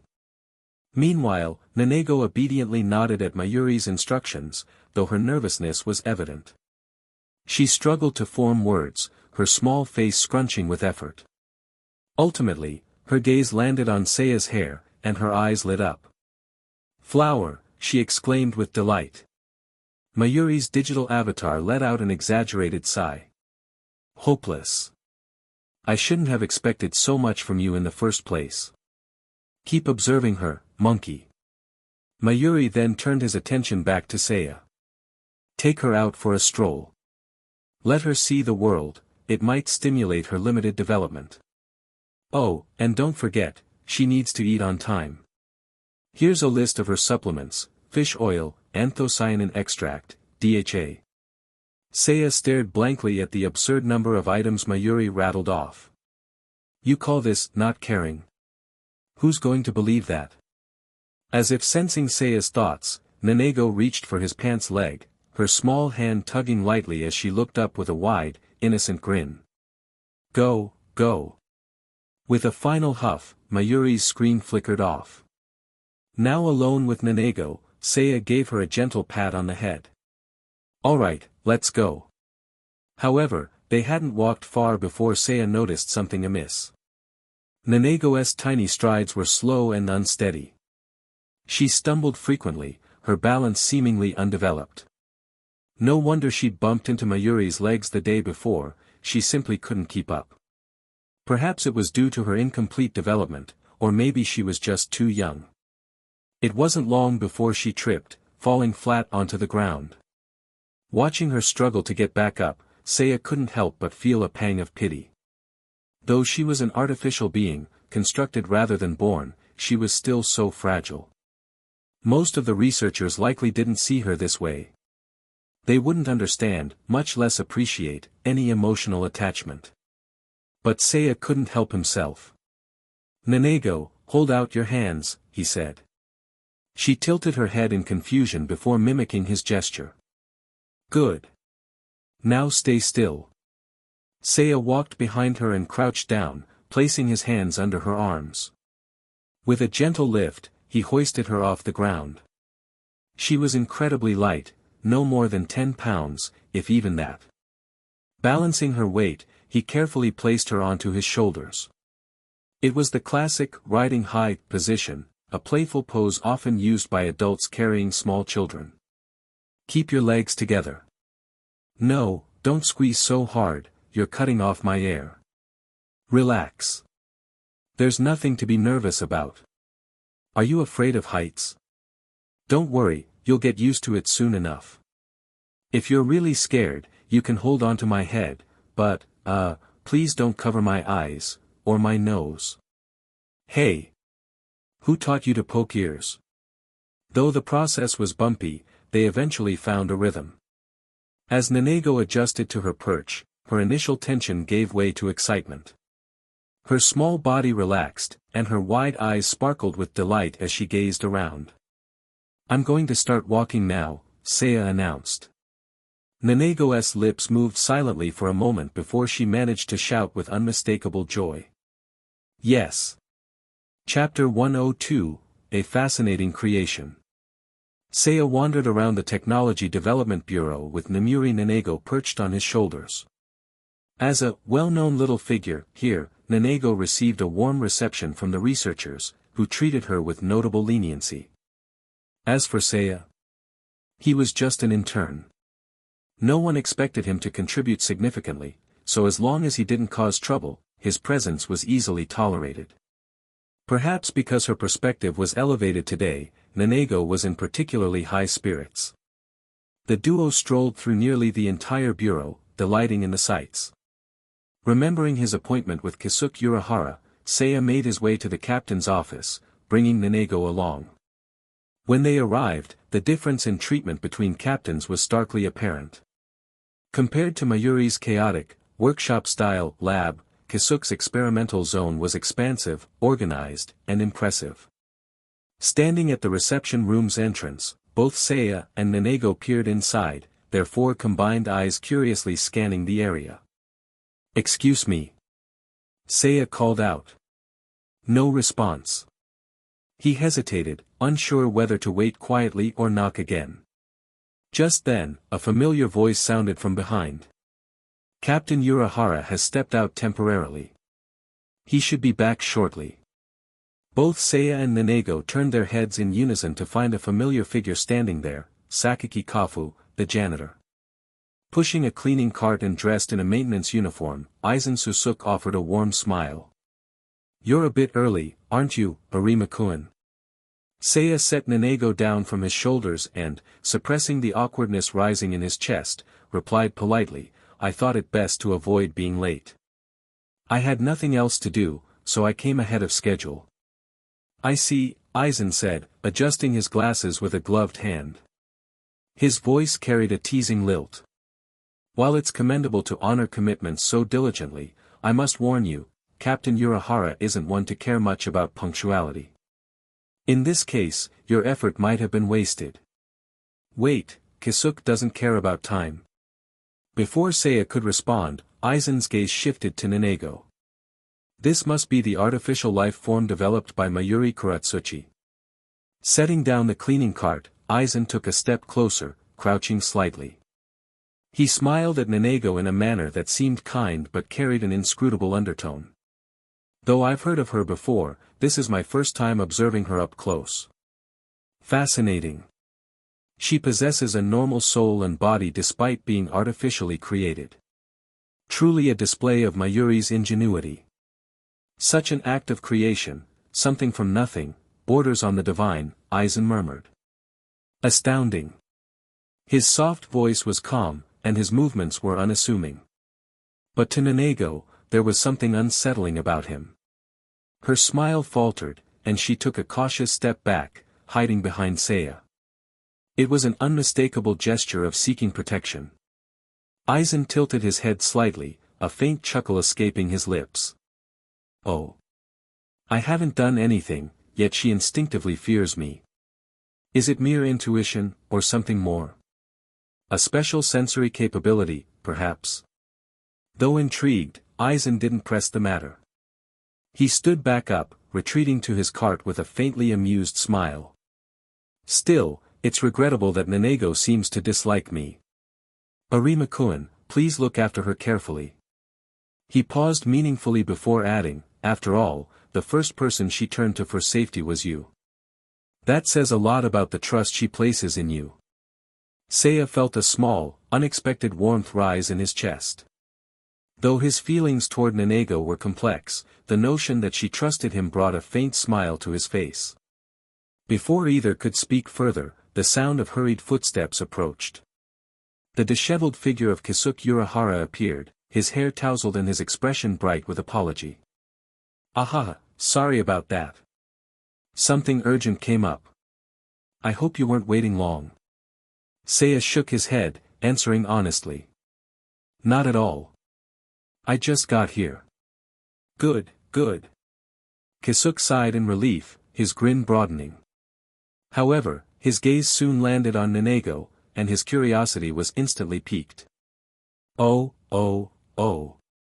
Is this Mayuri's creation?" Crouching down, Kisuke began inspecting her from head to toe, his excitement evident. "This is incredible. Seeing it up close is completely different from hearing about it. Mayuri's creativity truly knows no bounds. What remarkable talent. Fascinating, absolutely fascinating." Seiya's brow furrowed slightly. "Aren't you two colleagues? Why are you acting like this is the first time you've seen her work?" Kisuke, as if reading his thoughts, glanced up and explained with a wry smile. "Well, truth be told, Mayuri doesn't like me very much. He doesn't let me wander into his lab whenever I want. I've never had the chance to study the details of his Namuri project." With a thoughtful look, Kisuke added, "Actually, now that I think about it, didn't Mayuri give you specific instructions when he handed Nanego over?" "Instructions?" Seiya echoed, slightly confused. "Did he say something like, 'Don't bring her to Urahara's office'?" Seiya froze, beads of cold sweat forming on his forehead. Nanego, hiding behind Seiya, peeked out and answered in her small, deliberate voice. "Mayuri said so." "Oh no." Seiya's heart sank. This is bad. Chapter 103, Respect, Contempt, Kisuke Urahara. Given the sensitive nature of the work and Mayuri Kuratsuchi's well-documented distaste for Kisuke Urahara, it was evident that Seiya couldn't bring Namuri Nanego any further into the lab. But leaving her unattended wasn't an option either. Though an artificial being, Nanego was essentially a child. Offering her basic care and attention seemed like the humane thing to do. Aizen, standing nearby in his janitor disguise, stroked his chin thoughtfully. "You're uneasy about leaving her alone, aren't you?" Urahara scratched his head in slight frustration, adding, "How about we find someone to keep an eye on her?" Seiya looked down at Nanego, who clung tightly to his leg, refusing to let go. He sighed. "That's easier said than done. She won't even let me take a step away." What could they do? The three of them found themselves at an impasse until Seiya suddenly had an idea. He crouched down and asked Nanego with a mischievous smile, "Hey, have you ever had snacks before?" A few minutes later, the problem was solved. Sitting in the reception area was Akon, looking thoroughly unamused as he held several bags of snacks. The urgent call from Urahara had made Akon think there was some critical situation that required his attention. He had rushed over, only to be told to go buy something kids like to eat. What kind of emergency is this? Akon thought, fuming internally. With no experience dealing with children, Akon had simply bought everything he could think of from the snack aisle. Now, seated next to Nanego, who was enthusiastically devouring chips, he found himself questioning his life choices. Why am I playing babysitter? Meanwhile, Nanego was entirely absorbed in the new and exciting world of salty, crispy goodness. Unlike Mayuri's carefully curated diet for her, this was her first exposure to what he would surely call junk food. Crunch after crunch, she declared silently to herself, "This is the greatest thing ever." With Nanego temporarily distracted, Seiya and Urahara were finally able to proceed to the research lab. Urahara led Seiya deep into the facility, pausing briefly to give Aizen, still in disguise, new instructions. "Your cleaning assignment today is in this section. I'll leave it to you," Urahara said casually. Aizen adjusted his cleaning gloves with an air of solemn professionalism.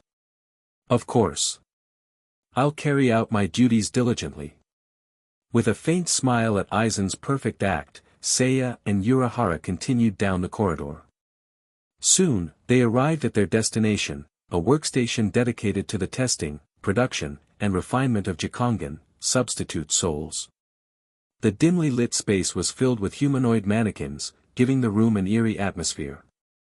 Apologies for the rather gloomy setup, Urahara said with a chuckle. It's still a work in progress. Once this concept is proven effective, I'll secure funding to make improvements. He took out a measuring tape and some tools, gesturing for Seiya to hold out his arms. Actually, I've already started designing customized Jikongan for some of the 13th Division members, Urahara explained as he measured Seiya's chest and shoulders. Since they're the ones most active in the world of the living, they have the greatest need for it. Seiya complied silently as Urahara continued jotting down notes in a small notebook. Captain Yukitake has also given his approval for the project, and if this first batch performs well, I'm confident even the Captain Commander won't have any objections. After that, mass production and distribution will just be a matter of time. The sheer amount of effort Urahara had poured into the Jikongan project became abundantly clear as he spoke. It was undoubtedly one of his most significant undertakings. Curious, Seiya asked, why are you so determined to advance this technology, Captain Urahara? It was a genuine question. After all, Jikongan primarily served as tools for operating in the world of the living, a realm many Shinigami showed little interest in. The prevailing attitude among Shinigami was clear. The world of the living was a fleeting, mundane place. Hueco Mundo was a barren wasteland of chaos. The Soul Society, with its long-lived residents and eternal cycles, was undoubtedly the center of importance. Hearing Seiya's question, Urahara paused, his gaze lowering slightly as his expression turned contemplative. I just want to give Shinigami a chance to see the world outside, Urahara said with a wistful smile. He explained further, Jikongan allow Shinigami to adapt to the world of the living. With this, perhaps some will become curious enough to visit, to explore, to experience something beyond the familiar walls of the Soul Society. He chuckled softly. And who knows? Maybe they'll discover something extraordinary. Though his words were casual, they carried a quiet determination. Urahara leaned against a nearby workbench, absently rubbing his chin. I'm looking for possibilities. Shinigami have such long lifespans, shouldn't we use that time to learn and grow, rather than remain stagnant? He paused, then smiled. Change doesn't have to be dramatic or violent. Expanding horizons, embracing the new while shedding the outdated, these subtle shifts can reshape the world over time.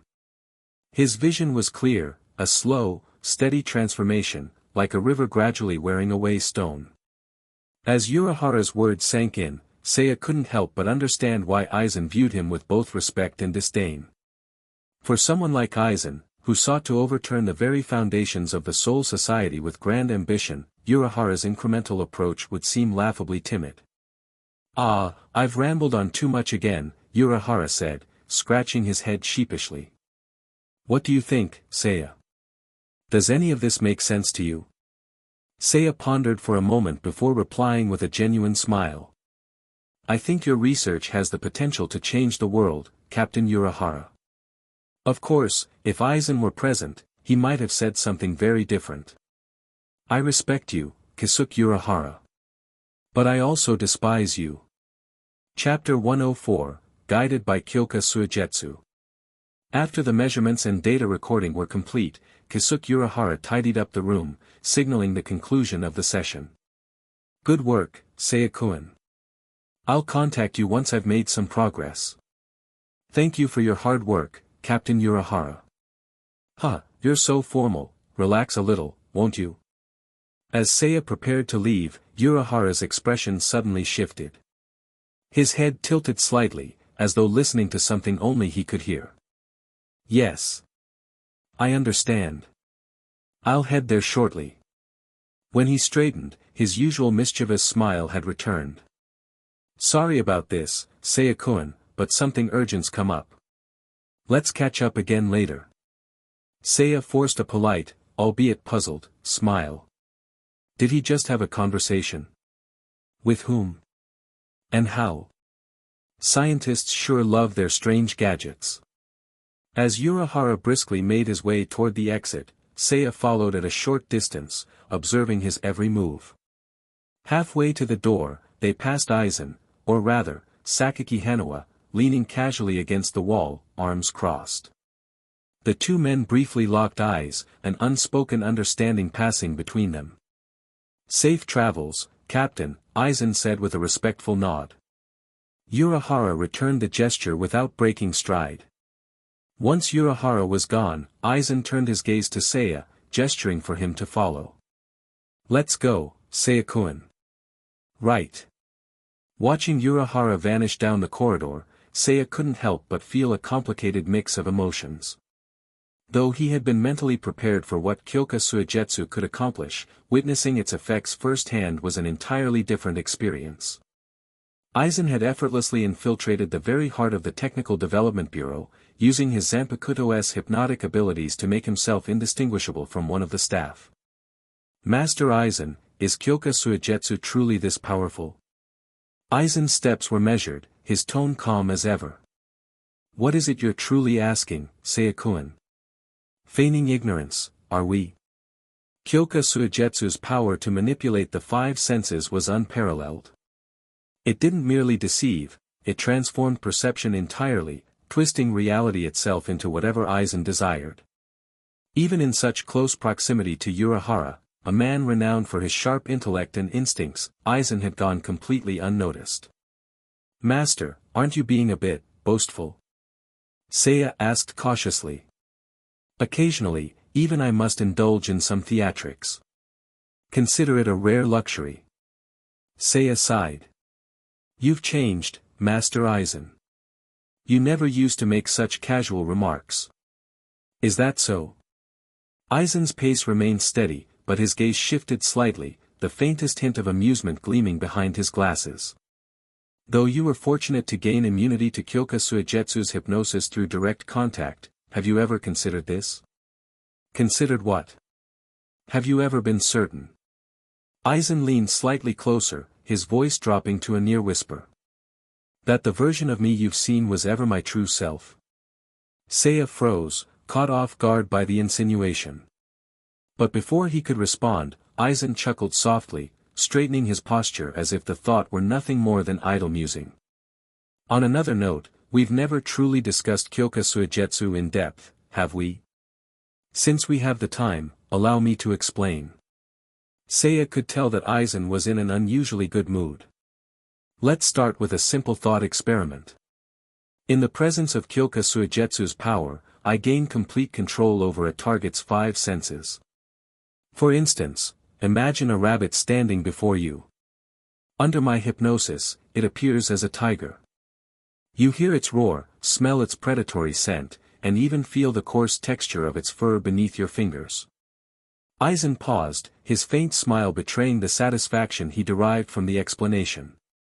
"So, Seiya-kun, aside from the fact that it cannot attack you, what difference is there between this tiger and the rabbit it truly is?" Seiya met his gaze but found himself speechless. "Humans are intelligent creatures," Aizen continued, his tone almost indulgent.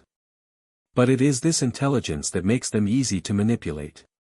Once they accept the image of a tiger, they instinctively avoid provoking it, acting on the belief that it poses a real threat. This was the essence of Kyoka Suigetsu. It did not simply deceive the senses, it manipulated the very foundations of logic and reason. Truth and falsehood, reality and illusion, these distinctions are not mine to define. They are shaped by the perceptions and judgments of others. Do you understand, Seiya-kun?" Seiya took a moment to process Aizen's words before nodding slowly, letting out a long sigh. When he had first read the manga, he had often wondered why Aizen relied so heavily on such a passive Zanpakuto. Wouldn't something more directly combative suit his ambitions better? But now, after spending so much time observing Aizen firsthand, Seiya understood. Kyoka Suigetsu wasn't merely a tool for deception, it was an extension of Aizen himself. It encapsulated his essence as a manipulator, a schemer, and a god among men. But, Master Aizen, isn't it dangerous to talk so openly about Kyoka Suigetsu here? Aizen's calm expression remained unchanged as he walked ahead, only briefly acknowledging Seiya's concern. Dangerous? Hardly. A passing researcher approached, offering a respectful bow. Good work today, Captain, the man said formally. Thank you, Aizen replied warmly, maintaining his flawless facade. The researcher didn't even glance at Seiya, as though he weren't there at all. As the researcher walked away, Aizen finally spoke again. A twisted reflection of light presents me as that man. A faint hum of sound replicates the mechanical tones of his devices. Such deceptions were but trivial details to Aizen, mere flourishes in the grand illusion. So rest assured, Seiya-kun, Aizen said confidently. With Kyoka Suigetsu as our guide, there will be no obstacles in our path. Chapter 105, Save Me. Someone save me. Roughly 3 minutes later. Seiya stepped out of the laboratory, his face an odd mixture of emotions.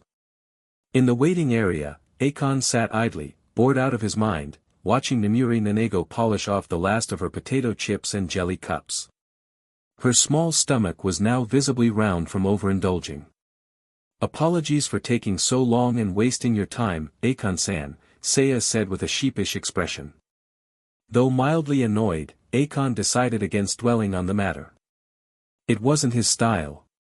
No worries. I'll leave Namuri Nanego in your care now, Seiya-kun. As Akon left, Aizen, still disguised as Sakaki Hanawa, slowly emerged from the shadows of the laboratory. Aizen's expression was one of satisfaction, as if he had just stumbled upon something utterly fascinating. His lips curled upward ever so slightly, a hint of amusement in his demeanor. I saw something very interesting, Seiya-kun. There was something about the way Aizen spoke, an almost tangible weight to his words, that made Seiya feel a sudden pressure. He swallowed nervously. You found it interesting? Dissected hollows aren't exactly something you see every day, after all. Seiya nodded in agreement, his thoughts immediately flashing to the second research topic Kisuke Urahara had been so reluctant to reveal earlier. Unlike Aizen, whose Hogyoku research was centered around the manipulation of Shinigami and spiritual bodies, Urahara's approach leaned toward experimenting with hollows. It made sense why Urahara would remain tight-lipped about this. Both topics were controversial, if not outright forbidden, within the Soul Society. Though I had already suspected as much, seeing it for myself truly brings things into perspective, Aizen mused, adjusting his glasses. It was rare for Aizen to express such candid fascination, but today seemed to be an exception. Not only had he gained valuable information, but he also seemed to have collected numerous data points for his own future experiments. Seiya could practically feel the cogs turning in Aizen's mind, spinning new ideas and potential schemes into motion. Aizen's smile widened slightly as he let out a soft chuckle. Truly, this is an opportunity that comes once in a lifetime. Though cryptic, Seiya understood the underlying implication behind Aizen's words. He could guess what Aizen was planning. Once the events surrounding the Vizarts unfolded, Urahara would be the perfect scapegoat. Given that Urahara was conducting his experiments in secret, it would be almost too easy to pin the blame on him. It was the perfect setup. And with Kyoka Suigetsu at his disposal, Aizen could fabricate an unshakable alibi for himself, effortlessly manipulating the perception of anyone involved. The sheer convenience of it was staggering. Seiya-kun, Aizen said suddenly, interrupting his thoughts. You don't seem curious about what I just said. The abrupt shift in focus caught Seiya off guard. He hesitated for a moment before responding. Well, if you wanted me to know, you would have said it outright, wouldn't you? Aizen raised an eyebrow, a flicker of amusement dancing in his gaze. So you've started to anticipate my thoughts, have you? No, it's just that after spending so much time together, it'd be strange if I couldn't pick up on a few things. Aizen chuckled lightly, a rare sound that only added to the weight of the moment. Fair enough. Then let me conclude my work here. Straightening his posture, Aizen adjusted his glasses, his tone growing ever so slightly more formal. Seiya-kun, I've seen everything I needed to see in the 12th division. For now, I'll return to my duties at the 5th division. If you make any significant progress in your studies or training, don't hesitate to reach out to me. Write me a letter if necessary. Seiya blinked in surprise. You're leaving already? But it's only been 2 days. This timing is just right, Aizen replied smoothly. Thanks to the information I've gathered here, I've been inspired to pursue new ideas. Unfortunately, those ideas cannot be explored in this environment. Ah, that made sense. Urahara's research must have sparked new insights for Aizen to build upon. It was often the case with great minds, sometimes, all they needed was a nudge, a fresh perspective to propel them toward new heights. Of course, Seiya-kun, Aizen continued, stepping closer to place a hand on Seiya's shoulder. Don't let your training lapse during this time. Urahara Kisuke, for all his eccentricities, seems to regard you with some degree of kindness. Make good use of that. Leverage his goodwill to elevate yourself further. Take what you need to grow stronger. Aizen's smile deepened, his tone laced with subtle encouragement. Don't worry, this is something I've done countless times before. No one will fault you for it. After all. He leaned in slightly, his voice dropping to a near whisper. The ordinary masses are unworthy of being compared to us. Though heavy, Aizen's words carried an undeniable sincerity, a certain warmth that struck a chord in Seiya's heart. I understand, Master Aizen. Aizen smiled, satisfied with the response. Good. That's what I wanted to hear. With those final words, Aizen departed, disappearing into the corridors as though he had never been there at all. Seiya chose not to follow him, confident that Kyoka Suigetsu would ensure Aizen's safety. Instead, he returned to Namuri Nenego's side and resumed their little adventure around the research bureau. After wandering for a while, the two eventually stopped for lunch. Though Seiya ordered her favorite insect curry, Namuri Nenego was visibly unenthusiastic. It was no surprise, she had stuffed herself with too many snacks earlier and was now suffering the consequences. Note to self, never let kids overindulge in junk food. Despite her full stomach, Namuri Nenego obediently took her medicine without fuss, following Seiya's instructions to the letter. This prompted Seiya to sigh wistfully. If only my future daughter could be this well-behaved, life would be so much easier. Later in the afternoon, Seiya escorted Namuri Nenego back to Mayuri Kuratsuchi's laboratory. By the time they arrived, it was already past 2 o'clock. You're 43 minutes late, Mayuri said matter-of-factly, glancing at a nearby clock. What caused the delay? Nothing in particular, but how did you calculate that so precisely? Simple estimation based on the size of the research bureau. It's hardly a challenge. But... Mayuri narrowed his eyes suspiciously. You didn't take Namuri Nenego anywhere unnecessary, did you? What? Of course not. Seiya replied, his tone overly defensive. Mayuri took a deliberate step forward, scrutinizing Seiya with unnerving intensity. Surely, you didn't take her to that idiot Urahara's laboratory, did you? Because if you did... Mayuri's voice dropped ominously. You're dead meat. Seiya froze. Help. Someone save me. Chapter 106, No Reason to Like It. Hey, have you gotten stronger recently? Seiya, crouched near the entrance while bidding farewell to Namuri Nenego, instinctively raised his head at the sudden question. Standing at the door, Mayuri Kuratsuchi leaned out, his head poking halfway into view. Seiya scratched the back of his head, looking uncertain. Have I? These things are obvious at a glance, Mayuri declared matter-of-factly, pointing at his own eye. I've compressed a device down to the size of an eyeball, capable of visually observing the differences in spirit particle density. Yes. I'd estimate your spiritual power is around 4th class rank, an elite level even among vice captains. You grow quite fast, don't you? What on earth? A scouter for spirit energy? Though Mayuri claimed to be impressed, his tone and expression remained as neutral as ever. Seiya, now used to his peculiar behavior, could only smile wryly. Is that another one of your inventions, Mayuri-san? Ho, do you finally appreciate the brilliance of my talents? The device compresses complex machinery and implants it directly into the eye. Before he could finish, Mayuri's left eye suddenly twitched violently. His face contorted briefly before half of it drooped, as if paralyzed. Humph. It seems there's still room for improvement, he muttered. Your left eye is practically falling apart. Are you okay? Seiya asked hesitantly.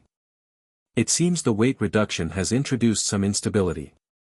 Seriously, your eye socket is smoking. Quiet. Your incessant chatter is ruining my mood. Show some restraint.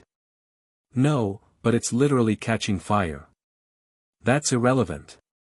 Observing high-level spirit power apparently causes instability. Ah, I see, there's no point in continuing this line of research. Research topic scrapped. It had been nearly 2 months since Aizen left the 12th Division. In that time, Seiya continued building rapport with the squad members while also maintaining his daily, part-time job of taking Namuri Nanego out for walks. Perhaps out of appreciation for his effort, Mayuri's attitude toward Seiya had improved, slightly. At this moment, Mayuri nonchalantly fiddled with his bloodied left eye socket, eventually extracting a lump of flesh from within. He casually tossed the grotesque mass into a nearby waste bin before wiping the remaining blood from his face. This is just standard data collection, don't make a fuss over it, Mayuri stated flatly. I'll try not to.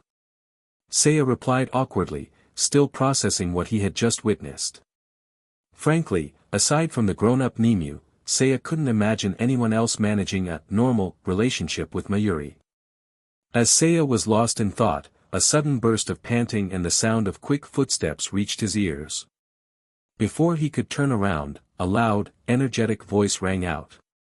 Get out of the way. Seiya instinctively sidestepped just as a flying kick hurtled toward where he had been standing. A familiar figure stumbled forward and barely regained her balance. It was Hiyori Saragaki, wearing her trademark scowl that seemed to perpetually declare the world owed her money. Why'd you dodge, huh? Hiyori barked. Her tone was full of mock outrage, but Seiya couldn't help but notice a glimmer of smug satisfaction in her eyes. It seemed she was in a playful mood.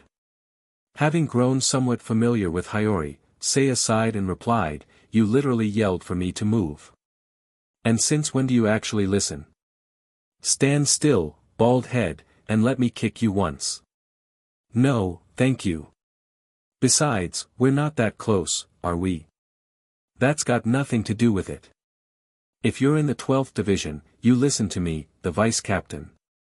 Does Urahara Taicho know how tyrannical you are? That baldy doesn't know squat. Nearby, Mayuri, who had been listening to their exchange, let out an audible groan. How loud?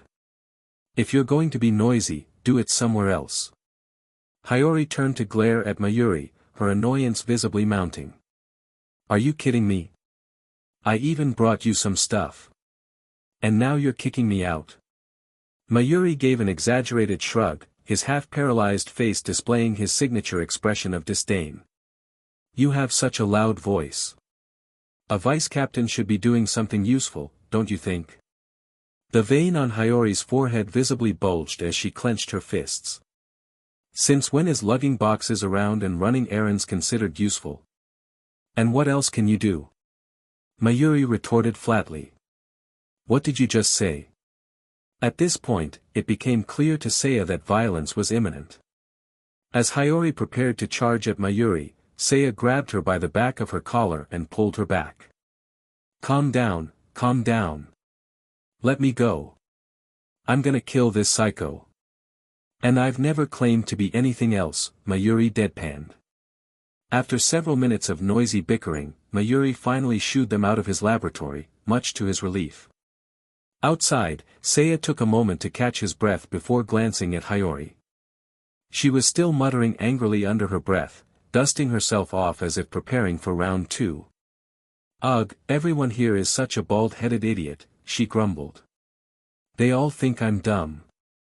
I ought to tear that guy's lab apart one of these days. Despite her harsh words, there was a distinctly childish air to her complaints, more bark than bite. Seeing her like this, Seiya couldn't help but chuckle inwardly. She's just like an angry little terrier, he thought. Oi, Baldy! What are you staring at? Hiyori snapped, breaking him out of his thoughts.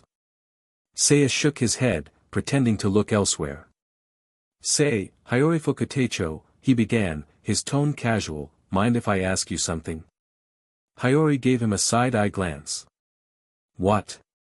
Why do you seem to dislike everyone in the 12th division so much? Hiyori scoffed, crossing her arms. I don't dislike them. I just don't have a reason to like them. Seiya raised an eyebrow. If that's the case, then why not just quit the position altogether? Chapter 107, Farewell, Everyone. Such words were not surprising. Considering Hiyori Saragaki's connections, she could easily transfer to another division and work with a captain she got along with, rather than staying in the 12th division. Staying here in the 12th division, you don't contribute much, and you just throw tantrums, making things more chaotic for everyone. What did you say? Isn't it the truth? Though his words were harsh, they reflected reality. Hiyori's presence in the 12th division could be considered more of a liability than an asset, something even Akon had hinted at when Seiya first arrived. Perhaps for that very reason, Hiyori's initially furious expression gradually twisted into a conflicted one before settling into quiet frustration. Her face twitched with visible hesitation before she abruptly turned and walked away.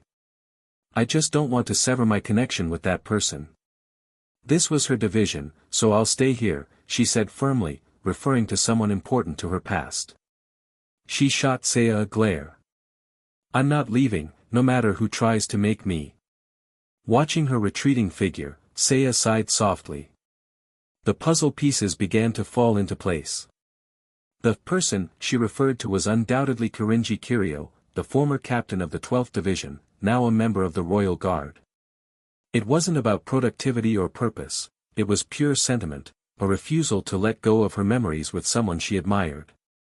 Seiya couldn't help but feel a twinge of emotion at the thought. It's something a loyal dog might do, isn't it? He refrained from saying it aloud, merely watching her silhouette fade into the distance before turning his attention inward. While he didn't find Hiyori particularly interesting, he did find himself intrigued by the Royal Guard, the elite protectors of the Soul King. They were not just a final barrier to the Soul King but also a formidable force of seasoned Shinigami, making them one of the greatest challenges for someone like Seiya. After all, even Yawatch and his Sternritter were initially overpowered by the Royal Guard when they first entered the Soul King's palace.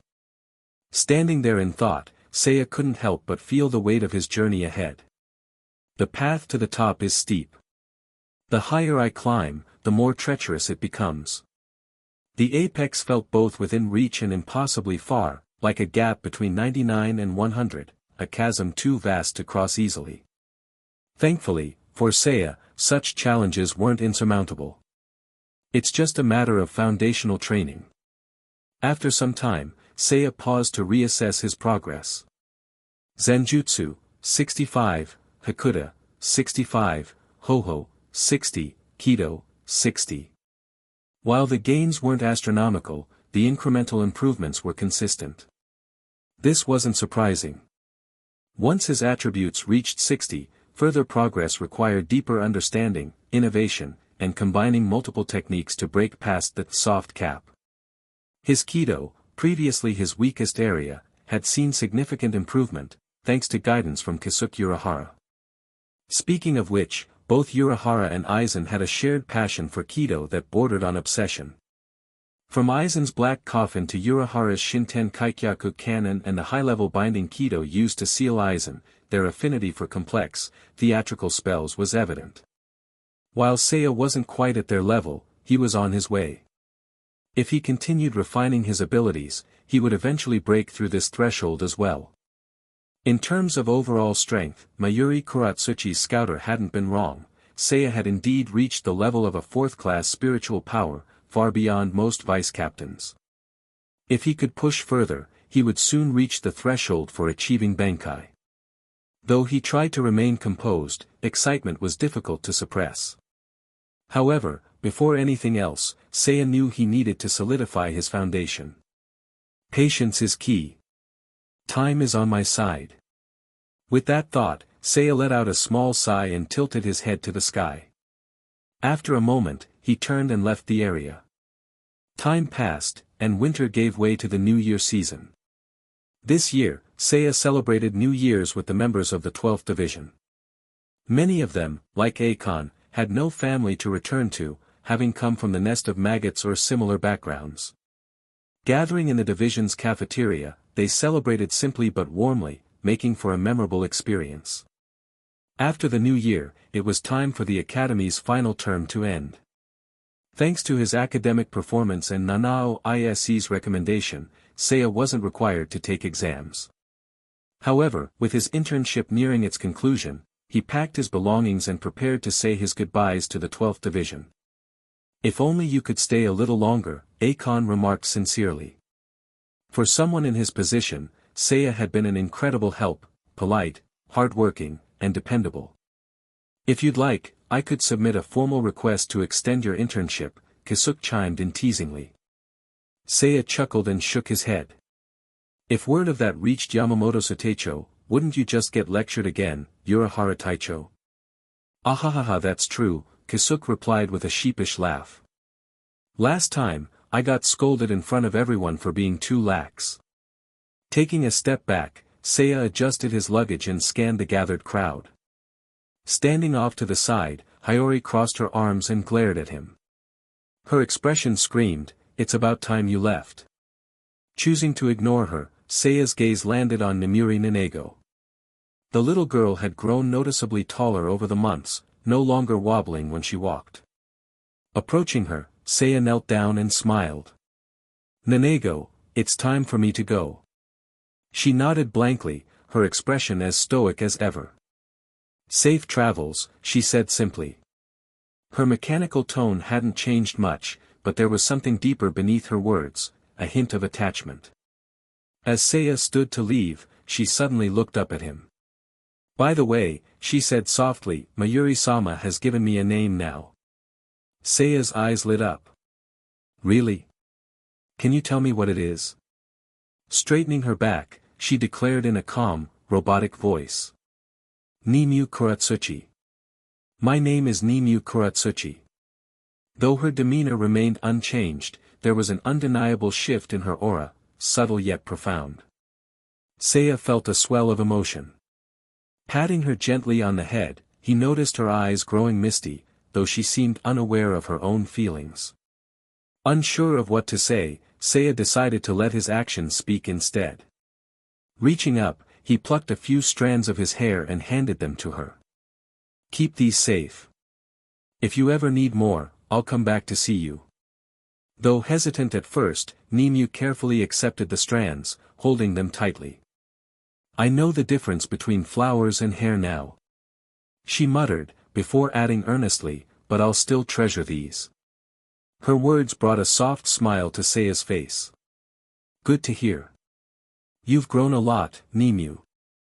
Rising to his feet, Seiya stepped back, facing the gathered members of the 12th Division. Taking a deep bow, he spoke with heartfelt sincerity. "Thank you all for everything." Shouts came from the crowd. "Don't forget what you learned here. Make us proud, Arima. The 4th Gen insect curry is ready for testing." "Wait, what was that last one?" Smiling to himself, Seiya raised a hand and waved energetically. "Goodbye, everyone. See you around." Chapter 108, Love Doesn't Need a Reason. "Just drop me off here."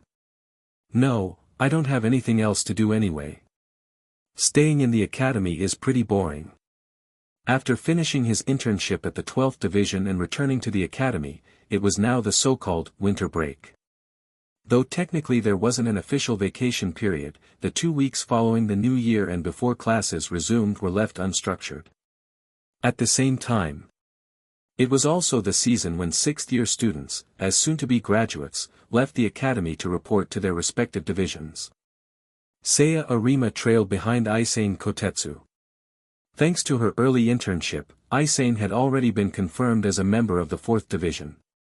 Today was merely a formality for her to officially report in. Seiya carried a bundle of luggage, shrugging indifferently as he spoke. Aizen, you're graduating and heading to the 4th Division, but you didn't even think to tell me? His tone carried a slight note of complaint, but it wasn't unjustified.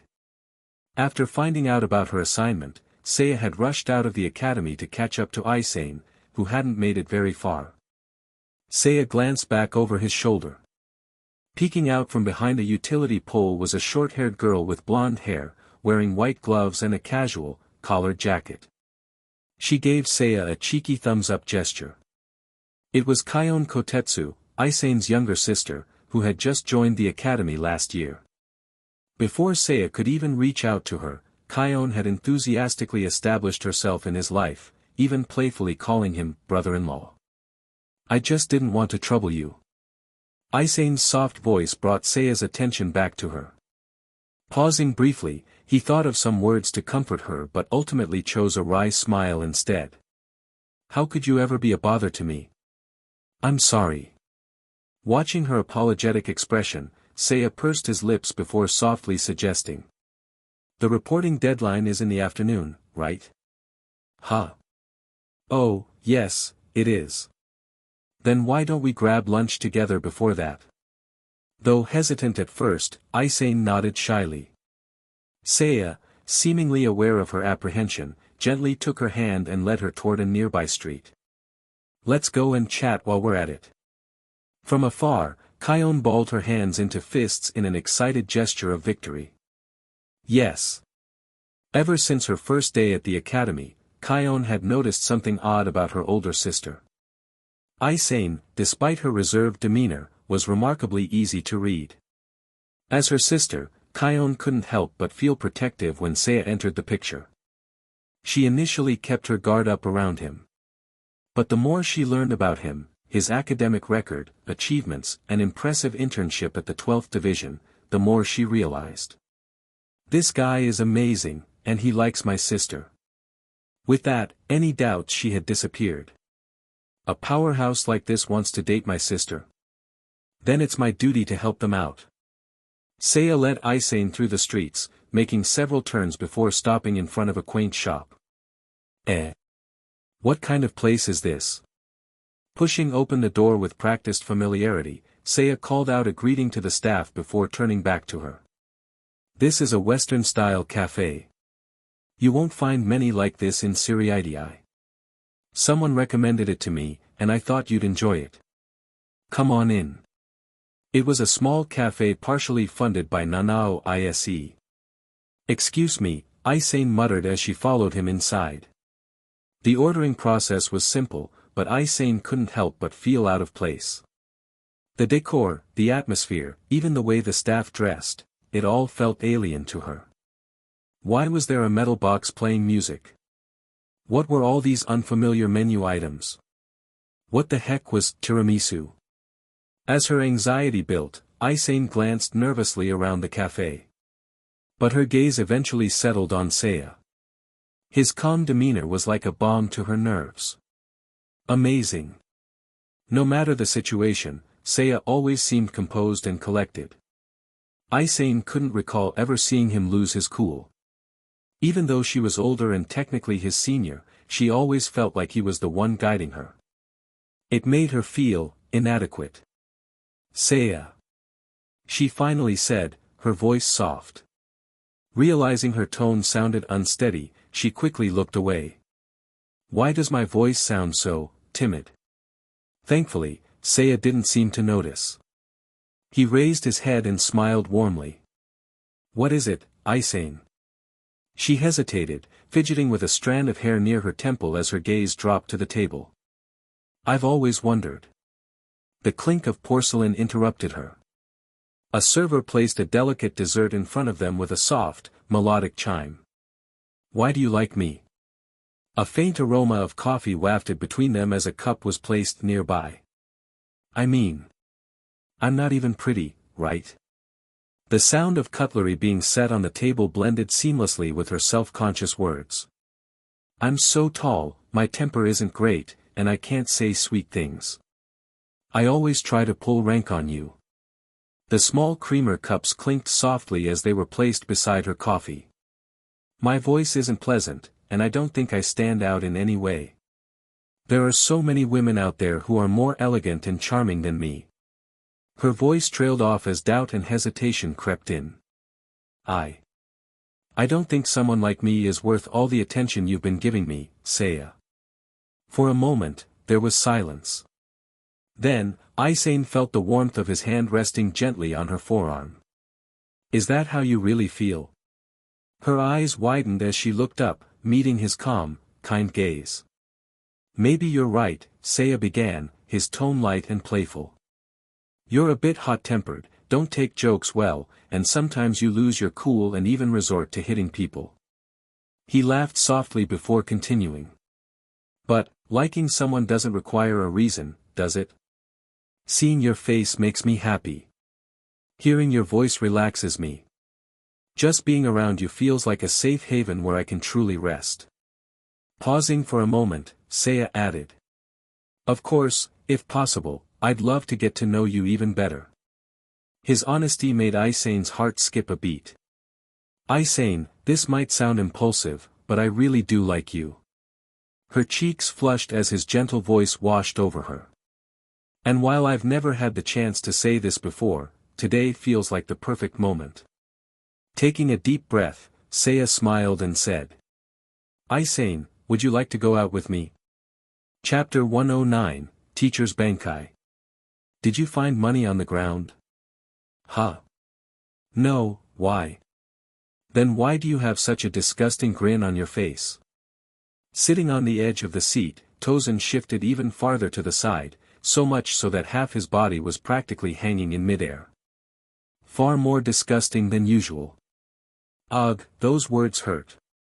Seiya Arima scratched the back of his head awkwardly, his expression somewhat embarrassed. Really?" Sipping red tea behind his desk, Aizen smiled faintly. "It's a bit exaggerated, Seiya." "So? Did something good happen?" Sitting in the 5th Division Vice Captain's office, Seiya gave a foolish, happy smile in response to his superior's question. "Well, it's not a big deal or anything, but I finally made things official with Aizen. Now he'd have a soft, sweet-smelling girlfriend to hold." Of course, considering Aizen's duties and residence in the 4th Division, meeting up with her wouldn't always be easy. But that didn't matter, there were always ways around difficulties. Though he downplayed it, Seiya's infectious grin made it impossible to ignore his sheer joy, almost as if someone had brainwashed him into becoming a lovable idiot. X2. Not just Tosen. Even Aizen struggled to keep a composed expression. "Ahem. Seiya, your personal matters aren't exactly the topic of discussion today." Moments like these called for selective ignoring. Aizen steered the conversation back to a serious tone. "Tosen, Seiya, the reason I called you here is to discuss a matter." Hearing this, both of them straightened their postures slightly. "First, I want you to identify promising Shinigami and gradually bring them into our fold." At these words, Seiya immediately understood. Aizen wanted to increase his manpower. Tosen, however, spoke up directly. "Lord Aizen, is there a problem you can't handle?" Such a question wasn't out of place. From a subordinate's perspective, Aizen's request could easily be misinterpreted as dissatisfaction. Like, we're not enough, so he needs to find more capable people. Aizen shook his head calmly and explained. "Tosen, you misunderstand. I have no complaints about your work, in fact, I'm quite satisfied with your progress. But to achieve our goals, we must make adequate preparations. Manpower is an unavoidable necessity. We can't handle everything personally. So, begin reaching out to individuals with potential. You don't need to bring them directly to me, just earn their trust. This statement made Seiya recall certain storylines from the original timeline. Figures like Rinji Abarai, Momo Hinamori, and Izuru Kira, they were all Seiya's peers during graduation. Later, during their training to fight Hollows, Aizen's experimental half-completed creatures wiped out most of their classmates. Only those few survived. So this recruitment approach was already in place long ago. And it was only after the methods were perfected that more significant steps were taken. Shinigami exams and training often resulted in casualties, but not to the exaggerated extent orchestrated by Aizen. Aizen was truly a firm believer in survival of the fittest. Taking this into account, Seiya nodded in understanding and responded accordingly. I understand. I'll keep an eye out for such individuals. Tosen, still somewhat puzzled, gave his own response as well. Understood. Seeing both of them agree, Aizen's smile deepened. Excellent. Let's move on to the second topic for today. Setting his teacup aside, Aizen adjusted his posture, intertwining his fingers as he spoke. Seiya, you're close to reaching third-class Ryatsu levels, aren't you? Tosen's reaction was even more dramatic than Seiya's. He whipped his head around as though attempting to see Seiya in shock. As for Seiya himself, he scratched his head awkwardly, offering a quiet reply. Lord Aizen, how did you figure that out? Aizen placed both hands on the desk, the light reflecting off his glasses adding an almost theatrical tension to his expression. I didn't. I simply took a wild guess. But judging by your reactions, it seems my hunch was correct. You've indeed touched that threshold, haven't you? Ugh, this habit of his was so exasperating. At the same time, Aizen made sure to clarify. Don't misunderstand, my guess stems from my expectations of you, Seiya. Adjusting his glasses slightly, Aizen's smile grew even more pronounced. After all, in my vision, you were always meant to reach this level. True geniuses are always exceptional. As for Tosen, while you're still at 5th class Ryatsu, there's no harm in exposing yourself to advanced concepts early. It's something you'll need to understand eventually. Aizen stood up slowly, walking around his desk to stand in front of the two of them. With some time left before the new term begins, why don't the two of you join me for some special training? He paused briefly, allowing them to digest the offer. Then, with a faint smile, he added. While I can't guarantee significant improvement in your strength, this could still serve as valuable experience from someone who's been down that road. Even if it's just for reference, it should prove helpful. Faced with such an invitation, how could either of them refuse? Seiya was already beaming with anticipation. Training personally with Aizen, what an honor. However, a lingering question that had long puzzled Seiya bubbled to the surface. Though it was a bit personal, the atmosphere felt right, and there were no outsiders present. So he mustered the courage to ask. Lord Aizen, may I ask you something? Aizen turned his smiling gaze toward him. What is it, Seiya? What's your Bankai like? Chapter 110, Stained in Black. Bankai. It is the second stage of a Zanpakuto's release, following Shirkai. The final form of a Zanpakuto. It allows for a deeper, more comprehensive release and use of a Zanpakuto's abilities. Among the thousands of Shinigami in each era, those capable of achieving Bankai are exceedingly rare. And once a Shinigami achieves Bankai, their name becomes immortalized, recorded in history as part of the Soul Society's legacy, a feat worthy of lasting renown. Additionally, mastering Bankai is normally one of the prerequisites for becoming a captain. Guided by the power of Kyoka Suigetsu, Seiya and Tosen followed Aizen to a remote, desolate location that same night. This was a barren area far removed from the residential districts. Though technically still part of Rukongai, it was so remote and deserted that no one would ever notice anything happening here. Once a Shinigami achieves Bankai, their spiritual pressure and combat ability undergo a qualitative leap. These are just things I've heard from others, so I can't make any guarantees about the specifics, but it's said that, depending on the individual, combat ability in Bankai can be 5 to 10 times greater than in Shirkai. As Aizen spoke, he continued adjusting his position until he was standing 10 meters away from the two of them. Now, to achieve Bankai, you must meet two conditions. Let's break it down simply. Aizen raised his right hand, smiling faintly as he held up one finger. First, you must attain third-class Ryatsu. As the saying goes, a tall building is built on a solid foundation. Without a stable base, no amount of material will be enough to construct anything meaningful. Hearing this, Tosen's head lowered slightly, and his expression became unusually serious. Such a seemingly light statement bore heavy pressure for him. After all, cultivating Ryatsu wasn't something that could be achieved overnight. Tosen had already been training tirelessly, sacrificing sleep and rest, yet he had only barely touched the edges of fourth-class Ryatsu. Training was never simple, it was like gazing up at a towering peak. From a distance, the summit seemed close, but when one climbed, the weight of the distance became crushingly clear. No matter how much effort he poured in, no matter how hard he struggled, it felt like he was stuck in place, making no real progress. Even when he looked back to see how far he'd come, the peak remained out of reach.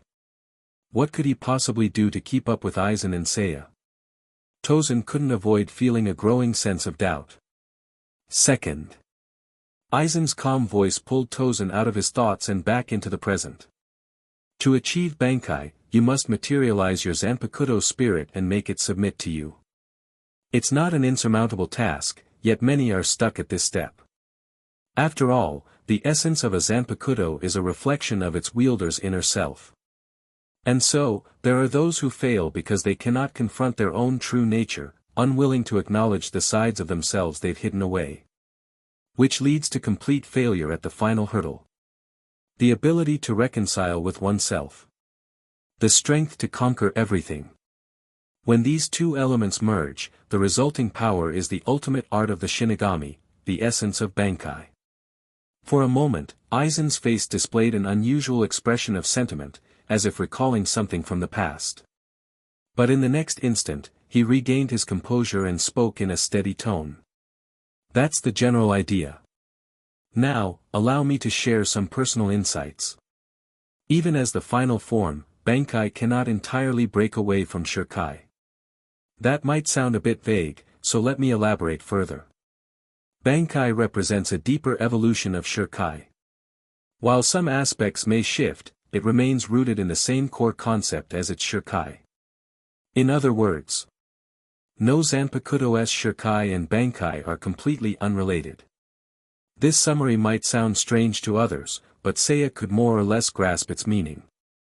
A simple example, even in the case of someone as distinct as Sui Feng, the difference between her Shirkai and Bankai lies primarily in the shift from 2 strikes to kill to 1 strike to kill. As for whether it remained stealthy or not, perhaps it no longer mattered as much to the wielder. Do you both understand the gist of what I've said? This wasn't merely a lecture to fill in blanks. It was also an opportunity to organize and reinforce ideas. What seemed self-evident to Seiya might be groundbreaking secrets to Tosen. After all, the world of Shinigami was shrouded in mystery and the unknown. Seiya, having spent time under Shunsui Kairaku, deeply understood the weight of such knowledge. In truth, it wasn't hard to draw a straightforward conclusion. Shinigami who achieve Bankai are, by nature, elites among elites. Tosen, prompted by Aizen's questioning gaze, quickly responded, his emotions a mixture of excitement and resolve. Lord Aizen, I've memorized everything. As a subordinate, Tosen's reaction was satisfactory. Aizen nodded approvingly and shifted his attention. And you, Seiya? Huh? Me? Oh, yes. I've got it too. Seeing Seiya, who seemed to have just snapped out of his thoughts, Aizen sighed softly. Seiya. Before Aizen could finish, Seiya had already put on an apologetic expression and spoke sincerely. Sorry, Lord Aizen. I didn't mean to zone out. It's just that. Was it because of something I said? Aizen's lips twitched slightly, his gaze dropping as if lost in thought. Seiya, it's true that I'm not particularly fond of my Bankai, and I rarely feel inclined to discuss it with others. To some, my reluctance might come across as dismissive. But I must admit, I truly don't enjoy this topic. Seiya hesitated, carefully choosing his words. And no, that's not it. The problem wasn't Aizen. It was on Seiya's side. Seiya slapped his cheeks lightly, his expression turning perplexed. To be honest, when you were explaining, I actually communicated with my Zanpakuto. His Zanpakuto spirit had cooperated readily, seemingly eager to reveal its name. But Seiya recalled the strange experience within his inner world. Sagura Ryu had hopped onto his shoulder, tugging at his ear with tiny hands, repeatedly shouting. Can't you hear me? Hey, hey, hey. My true name is. What's with that look on your face? Can't you hear me? My name is. Seiya spoke blankly. I can't hear its name. Because. It was stained black. Chapter 111, Abandon Your True Name. Due to some unexpected developments, the planned special training ended abruptly. Seiya was completely distracted, neither Tosen nor Aizen could teach or learn anything in such a state. In the end, the training session ended without any progress. While Tosen was concerned for his friend, he understood that there was nothing he could do to help in this situation, so he was the first to leave. Seiya followed shortly after, but not before hearing Aizen's parting advice. Seiya, I may not understand what exactly is happening to you, but it's best to remain calm at a time like this. Losing your composure won't solve anything. Hearing Aizen's reassurance, Seiya forced a faint smile and nodded in acknowledgement. I'll take my leave now, Aizen-sensei. Ichem. In the meantime, do your best. I'll also think of a solution on my end. Thank you, I appreciate it. After bidding farewell to Aizen, Seiya began walking back to the Shin'ō Spirit Academy. As he walked, he couldn't shake an odd feeling, like he was being watched. Although he'd felt something similar before, this time it was different. The sensation was so intense that he couldn't help but shiver. The words Aizen had spoken earlier seemed sound. Considering this was still the era where Aizen was focused on his research into hollows, it was likely that his knowledge of the royal guard was limited to them being royal enforcers. Thus, he wouldn't have had a clear understanding of individuals like the monk of perception and his abilities. Fortunately, Seiya did. The royal guard, the leaders of the Zero Division. Hyasube Chibe, the monk of perception, was bestowed the title of I Monk by the Soul King himself and served as the chief steward of the Soul Society. He was also the one who named everything in the Soul Society. What's more, he knew the true names of every Shinigami's Zanpakuto. It was said that the moment Otsunemeya handed a newly forged Asachi to a Shinigami, Ichibe already knew its true name. Seiya's Sagura Ryu was likely no exception. Back in his dorm at the academy, Seiya shut the door. Washed up, and lay down on his bed. But he didn't dare close his eyes. Because no matter how he looked at it. Why am I being watched? This was something from the Thousand-Year Blood War arc, a matter involving the Royal Guard. And Ichibe, as the leader, typically didn't act without good reason. Yet now, he had taken action to seal the true name of Sagura Ryu's Bankai. Combining this with the contents of the original story, Seiya couldn't help but make a troubling deduction. Was it possible that his Bankai could somehow influence the Soul King? Seiya couldn't think of any other reason. After all, in the original story, Ichibe also sealed Zangetsu. While the motivation and reasoning behind that had never been explicitly explained, it was likely done to prevent Ichigo from fully unlocking his powers. If so, could my Bankai really have that kind of potential? For the first time, Seiya's expression tensed. If even Ichibe had marked him, who knew if one moment he'd fall asleep, and the next he'd wake up in the Soul King Palace being put on trial or something? But that thought quickly faded. If they wanted to act against him, they'd have done it already. They wouldn't wait until now. In other words, sealing my Bankai's name instead of coming down here to deal with me directly might just be a warning in itself. Seiya racked his brain for answers, but he couldn't figure out Ichiba's intentions.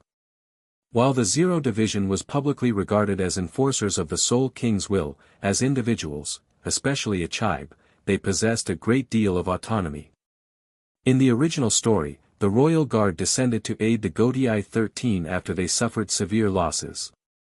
But it was also possible that Ichiba's actions were guided by his own will, or perhaps even the Soul King's. That said, given the Soul King's current state, it was debatable whether he even had a will of his own. This is getting way too complicated. Seiya furrowed his brow, summarizing his predicament. If they really want to act against me, I have no means to stop them. So, for now, all he could do was wait and see. That logic was sound enough. But just thinking about being monitored all the time made Seiya incredibly uneasy. At the same time, he had to confront an important issue. In this state, Seiya had no one to turn to for help. With my Bankai's name sealed, even if I reach third-class Ryatsu, I won't be able to release my Zanpakuto's full power. Huh? Doesn't that mean I've already hit a wall? Am I completely stuck now? Arg. Think of something, you idiot. In his inner world, the childlike Sagara Ryu was bawling loudly. Her voice was already loud enough, but now she was perched on Seiya's shoulder, tugging on his hair. Ah, get down. Stop pulling my hair. Ugh, it's all your fault, you idiot. Now my name's gone. Let's think of a solution together. Aren't we supposed to be partners, completely in sync? We should be working together right now. Idiot. Seiya, you're the worst. At that moment, Seiya finally understood why Aizen had reacted the way he did when asked about his Bankai. With someone like Sagara Ryu as his Zanpakuto spirit, Seiya wouldn't want to admit she was a reflection of his soul either. How could he possibly be this noisy little gremlin? After some noisy back and forth, they both fell silent, staring at each other in awkward frustration. Got any ideas? None. My mind's blank. After a long pause, Sagara Ryu furrowed her brows and hesitantly suggested, isn't there any other way? Seiya rubbed his chin thoughtfully for a moment. If we can't call your name, we can't unlock your power. Can't we just skip the name part? Sagara Ryu placed her hands on her hips, wearing an oddly smug expression. My power is so strong that even a little bit of it should be enough for you. Ha, sure, thanks. But it's never that simple. Just as Seiya was about to brush off her suggestion with a smile, his expression suddenly froze. Wait. An idea struck him.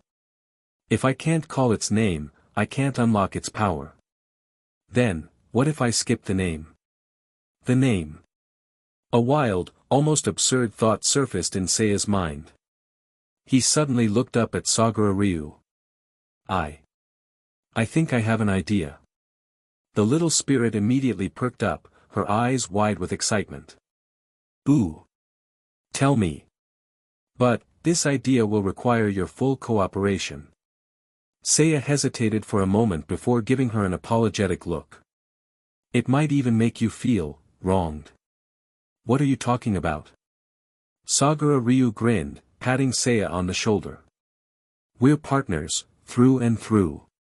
Though she seemed childish, Sagara Ryu was undeniably Seiya's most loyal companion. At this point, Seiya pressed his lips together and let out a long sigh, his expression filled with determination. All right. Then the first thing I need you to do. Temporarily abandon your true name. Chapter 112, Your Slumber Like Mud. The sky was clear. Boundless, cloudless. Day after day, year after year, it remained unchanged yet endlessly captivating, never tiring. After all, this was the pillar of heaven and earth, the foundation holding the three realms in balance, ensuring peace for eternity. An old man sat silently, maintaining order, fulfilling his duty as the executor of fate. The light of day shone brilliantly, untainted by shadow. In this place near the heavens, everything gleamed so brightly that even darkness seemed to have no place to exist. But no matter. O shadow of night, O eternal darkness, depart for now, it is but a brief separation. When the black night descends, we shall meet again. All remained in its original order, and everything followed its natural laws. This was as it should be, as it must be. Like a finely tuned machine, or an intricately crafted vessel, these delicate and exquisite things must be handled with great care, lest they shatter. One must follow the flow of change and move with the current. With this reflection, a sense of ease washed over him. His eyes widened, his body tensed slightly. Ah, another day full of expectations. He couldn't help but chuckle to himself. But then, from a distant place, a faint signal seemed to stir. It was weak and insignificant, easy to mistake for some inadvertent ripple, like the restless shifting of someone in deep slumber, or the murmurs of a sleeper's dream. Like whispers that need not be heeded. And yet, the listener rose respectfully. Turning toward the vast and distant royal sanctum above the Soul Society, he bowed deeply. To the one who granted us flesh, life, and even our souls. There is no need for concern. Your servant has already seen this strange anomaly and extinguished the unsettling future it may have caused. Black ink spilled across a pristine white canvas, stark and jarring. How regretful, how pitiful, one might think. But such actions were necessary. A name is life. A name defines existence. A name is the source of all things. A name is power itself. So, one must never lose something so vital. And if it is forgotten, it must be recalled swiftly. Forgive me, poor child. If there is ever an opportunity, should you stand before me, perhaps then I will take up my brush for you once more. To inscribe your past, to mark the conclusion of your journey, filled with trials and unyielding spirit. After all, a period, drawn in black ink, is always the most beautiful. Still, you are but a small fish, leaping briefly above the surface, catching a fleeting glimpse of the river's flow. Such things are not worth attention. Yet, even a weak ember, like a speck of dust, may unknowingly spread into a wildfire that engulfs the mountains. And so, patience is key. This is one of the lessons I've gleaned from these long, lonely years.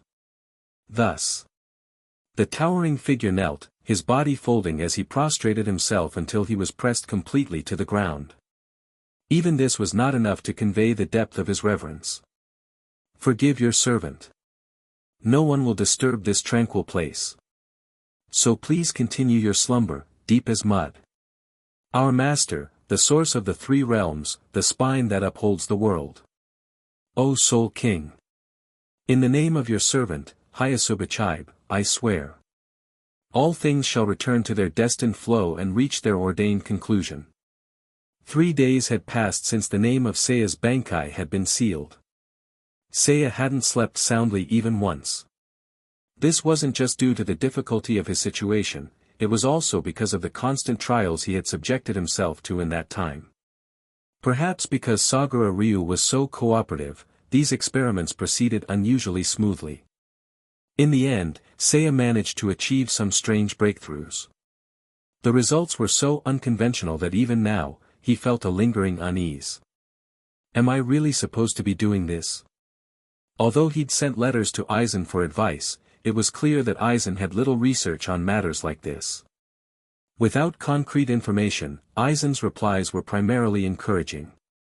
Well, looks like even Aizen isn't always reliable, Seiya thought wryly. Seiya, why are you spacing out? A voice snapped him out of his thoughts. He looked up to see his classmates staring at him, and he realized he wasn't in a classroom but the grand auditorium used for assemblies. On stage stood the familiar figure of Omida Marekio, addressing the audience. Everyone in the hall was looking at him. Seiya blinked, quickly recalling what was happening. It was the start of a new semester, and he was now in his third year. As one of the top students, Seiya had been chosen to deliver a welcome speech to the incoming first years. Seiya hadn't sought out the spotlight, but after his fight with Marekio, too many people had witnessed his abilities, there was no hiding his talent now. On top of that, his frequent fieldwork and interactions with alumni made him well known. At this point, Seiya was like a hidden gem buried in the ground, anyone could see how brightly he shone. "Hurry up and get up here," Marekio mouthed silently. Seiya quickly stepped onto the stage, took the microphone, and gave Marekio an apologetic smile. As a special guest, Marekio had been invited to oversee this event. It was said that sometimes even captains would host these ceremonies. Calming his mind, Seiya stood firmly in place, setting aside his earlier worries. Taking a deep breath, he glanced at the far right side of the hall. That's where the first years were seated. So young. He couldn't help but feel nostalgic. It hadn't been long since he'd entered the academy himself, yet in the blink of an eye, a third of his time there had already passed. Was I this wide-eyed and inexperienced when I first started? A faint sense of sentimentality rose within him, but before he could put it into words, the image of Shinji Hirako's goofy grin popped into his mind. The tone of his speech took an abrupt turn. "You're just starting out, huh? Make sure you enjoy the cafeteria's good food while you can. Because the Department of Research and Development's bug curry is about to hit the shelves." Chapter 113, A Return to the Second Division. The speech for the new students was simple. Seiya finished quickly, ending with a sincere wish for the incoming class. 6 years is a very short time. For us spiritual beings, it's nothing more than the blink of an eye. Precisely because of that, I urge you all to cherish your time here. After all, once you start working, it'll be hard to come back. It was true. A Shinigami's lifespan was extraordinarily long, especially those with higher spiritual pressure. Unless met with an untimely death, they often lived well into the thousands of years. Compared to such an overwhelming expanse of time, 6 years truly seemed trivial. With his speech concluded, Seiya returned to the ranks.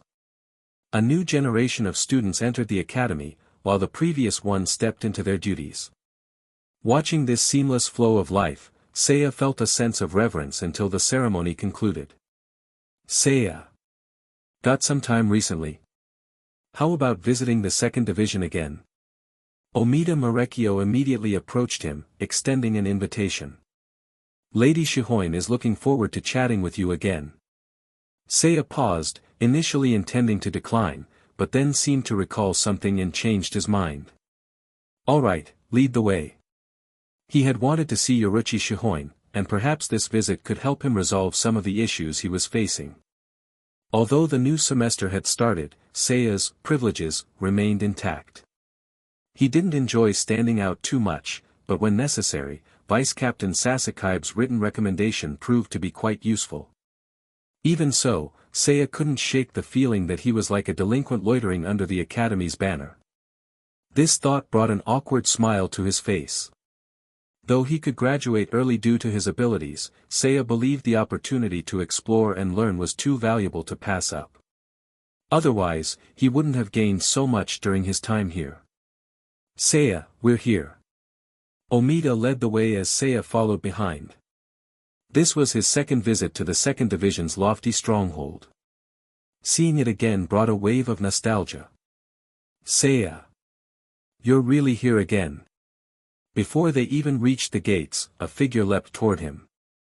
It was the ever-enthusiastic Yashiro Shihoin. Tears glistened in the young boy's eyes as he threw himself at Seiya, hugging him tightly while babbling like a crying child. Although Seiya wasn't keen on such close contact with another guy, he begrudgingly accepted it, knowing Yashiro's situation was unique. All right, stop crying already." "Seiya, how long are you staying this time?"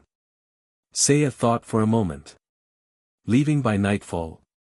That's not proper at all. At least stay for a while." Wow, the kid was unusually firm about this. Regardless, Seiya had no choice but to follow them up the mountain for now. Yoruichi Shihoin, who happened to be on the mountain, greeted Seiya's arrival with a hearty laugh. "Ah, you're finally back, kid. Let's throw a feast." While Seiya didn't want to make a big deal out of it, he had no say in the matter. Thankfully, Marekio quietly explained. "Actually, everyone's been under a lot of pressure lately. Lady Yoruichi uses occasions like this to let everyone relax. It's necessary." That made sense. "Alright, I might as well enjoy myself too." As drinks flowed and dishes were served, Seiya noticed Marekio introducing him to some of his children.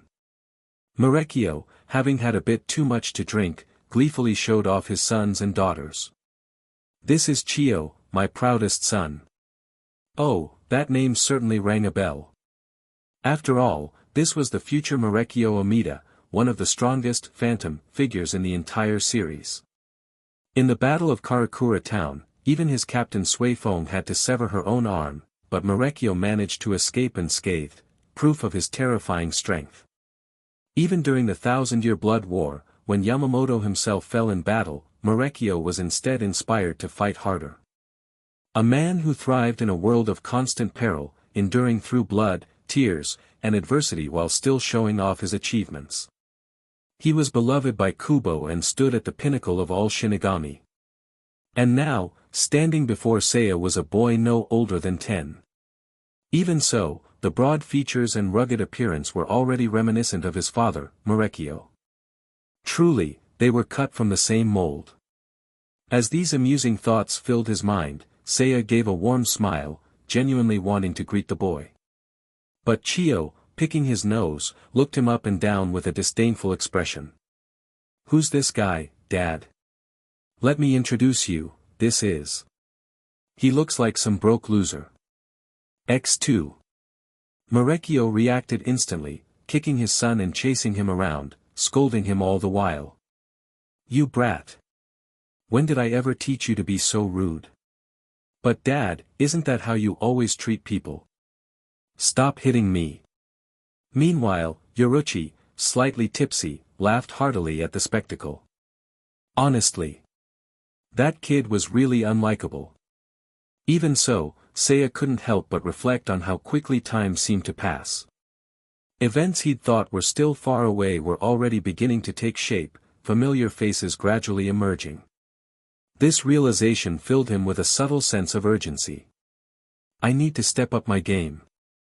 After the feast ended, Seiya sought out Yoruichi for a private conversation. "Come in." Opening the door, he found Yoruichi sitting casually by the window, her expression relaxed.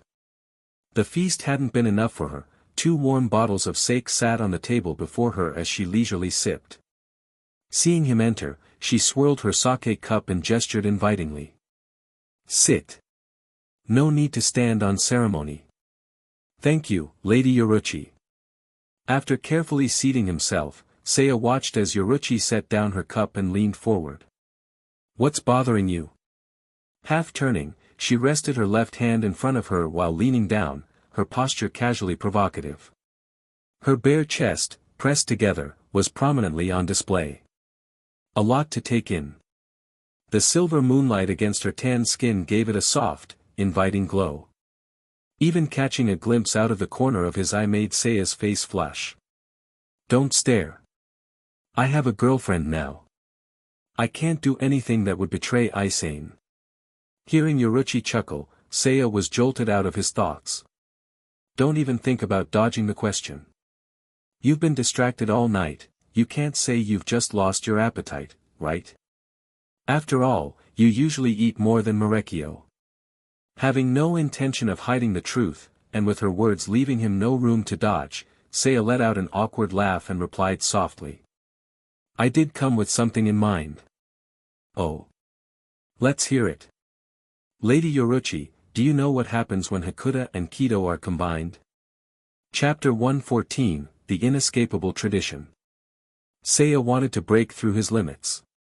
To do so, he needed to integrate the abilities of the 4 major disciplines into a new form of power, only then could he grow stronger. This process wouldn't be easy. Strictly speaking, it was an act of creation, building something entirely from scratch. According to the normal progression, Seiya would need to slowly train himself, honing a specific skill to its critical point before he could merge abilities and forge something new. But Seiya, knowing the content of the original story, had discovered a way to cheat. That way was to learn from Yoruichi Shihoin. Thanks to hints from the original material, Seiya already knew about the Shihoin family's secret technique, Shunko. This combat technique combined Hakuda with Kido. In the original story, Yoruichi had used Shunko against Suifeng, leveling an entire forest in the process. Its power was beyond question. However, what interested Seiya even more was its potential for development. Shunko had many derivatives later in the storyline. For instance, Suifeng's self-created infinite Shunko, Yoruichi's Thunder God form, and its advanced variant, Reiju Senkei, Shunryu Kikubyo Senki. The existence of these derivatives proved that Shunko was a stable and well-established system. If Seiya could learn and master it, he was certain his proficiency in Hakuda and Shunpa would see a significant improvement. As for whether it was possible for him to learn it, Seiya believed it was.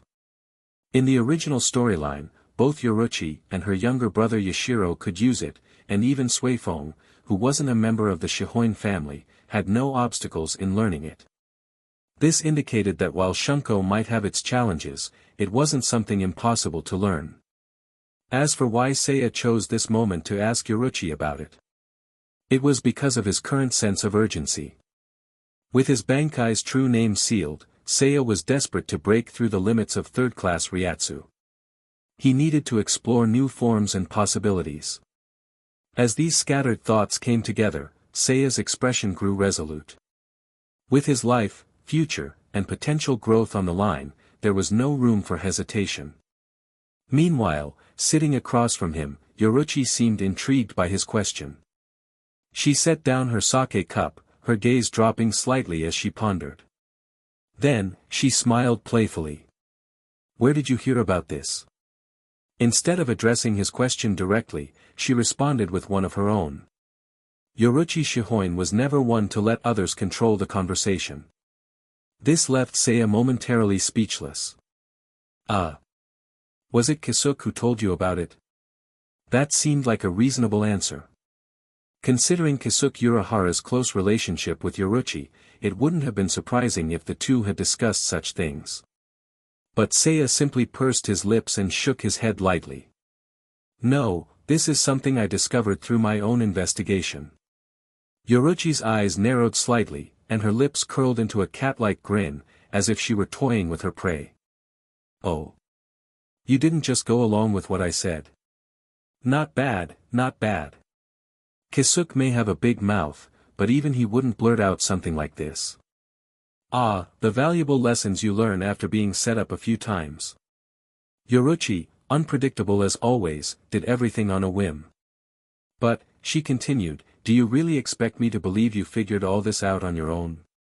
Yoruichi leaned back slightly, her smile still in place, but her sharp gaze stayed fixed on Seiya. "First, it was a footwork technique our family doesn't normally share. Now, it's one of our hidden arts. Honestly, I'm starting to wonder if someone's been robbing my house. How else would you know so much?" On this point, Seiya had no good explanation. How could he possibly tell her the truth? "Well, I've read the original series and have the advantage of foreknowledge." Seeing him struggle for words, Yoruichi's smile widened, her tone teasing. "What's wrong? Cat got your tongue? Feeling guilty? Afraid? Or maybe you're just too scared to speak?"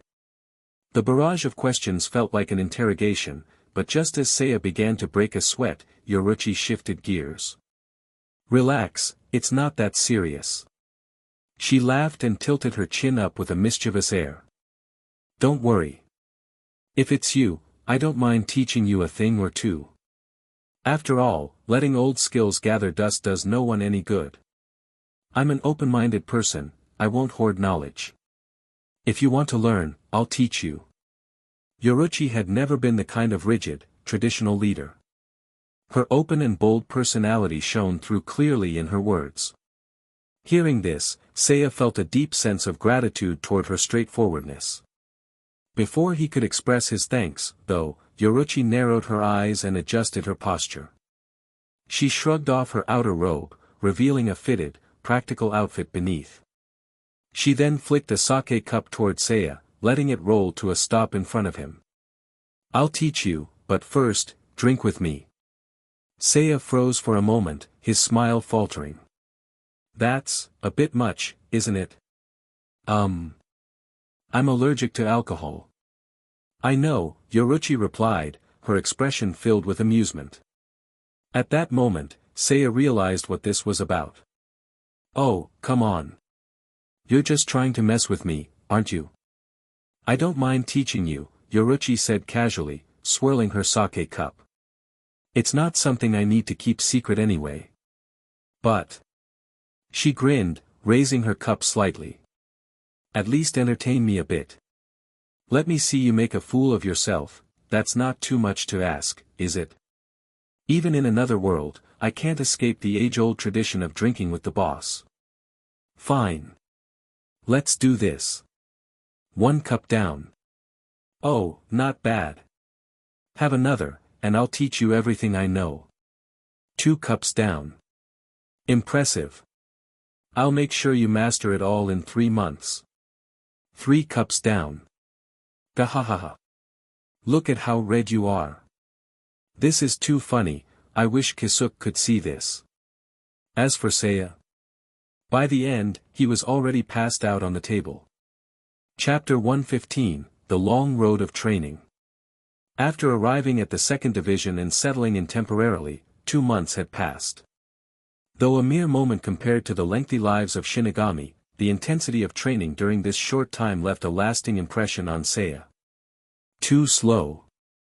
At this level, Yoruichi Shihoin, won't acknowledge you. Your movements are way too big, tighten them up. Imagine you're a rat in the gutter, pull in your claws and teeth. Yes, that's the right rhythm. The Shihoin style prioritizes speed, but before you can run, you need to learn how to walk. What? You're asking why I wasn't this strict before? Of course, it's because you've gotten stronger. Though technically a compliment, it didn't feel rewarding at all.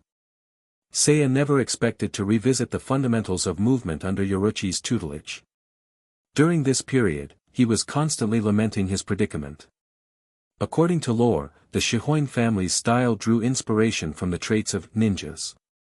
Stealth, intelligence gathering, and assassination, these tasks were different from a Shinigami's standard duties. With such a standard imposed on Seiya's training, it was no surprise he struggled. This felt akin to being completely remade, shedding his old identity. Seiya had tried voicing his reluctance, but Yoruichi insisted that it was a necessary process. My Shunko isn't something you can learn so easily. If you want me to teach you, you'll have to follow my method. By this point, Seiya had no choice but to bite the bullet and agree. Yoruichi's special training sessions lasted a grueling 10 hours daily. Sometimes, the training didn't even stop at night, she would barge in unannounced, kicking Seiya awake without a hint of apology and mock him with a laugh. You don't even have a shred of vigilance. If you were born into the Shihoin family, you'd already be relegated to the branch family. Do you treat your own family this harshly too? Seiya often wanted to retort but held back after seeing Yashiro's plight. About 20 days into the training, Yashiro took over the evening sessions, teaching Seiya the basics of Shunko. Compared to Yoruichi, who relished in teasing and tormenting him, Yashiro's calm and patient demeanor was an absolute breath of fresh air. Don't get me wrong, I'm just helping out for a bit, Yashiro explained. Shunko's adaptability is incredibly high because of the way Sister designed it. Once you fully grasp the basics, you'll be able to develop techniques that suit you. This wasn't surprising.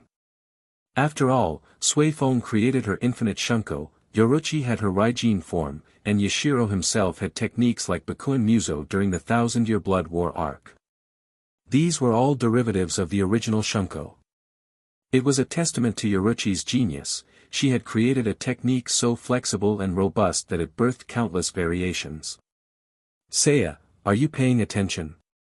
Yashiro's voice snapped Seiya out of his thoughts.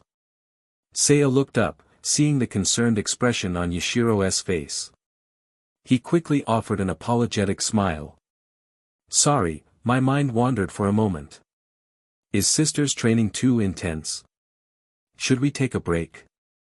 No, I'm fine. Let's continue. Thanking Yashiro for his concern, Seiya watched as the young man turned and resumed the lesson. Seeing Yashiro's sleeveless training attire reminded Seiya of something. Shunko's energy concentrated on the back, so practitioners often wore lightweight, sleeveless clothing. The result? A distinctive, exposed look for Shunko users. It brought Seiya's mind to a cultural relic of immeasurable significance, Suifeng's sidebook. Truly the pride of the world's intangible cultural heritage. Thankfully, Yashiro was male, so Seiya felt no awkwardness around him. Wait.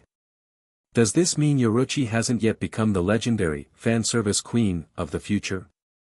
Seiya's earliest impressions of Yoruichi came from the anime. He clearly remembered her infamous scene. Ichigo, injured and resting on a tatami mat. Yoruichi, shifting from her cat form to her human form, fully naked, casually squatting in front of him. What exactly did Ichigo see back then? Seiya was certain it must have been a magnificent view.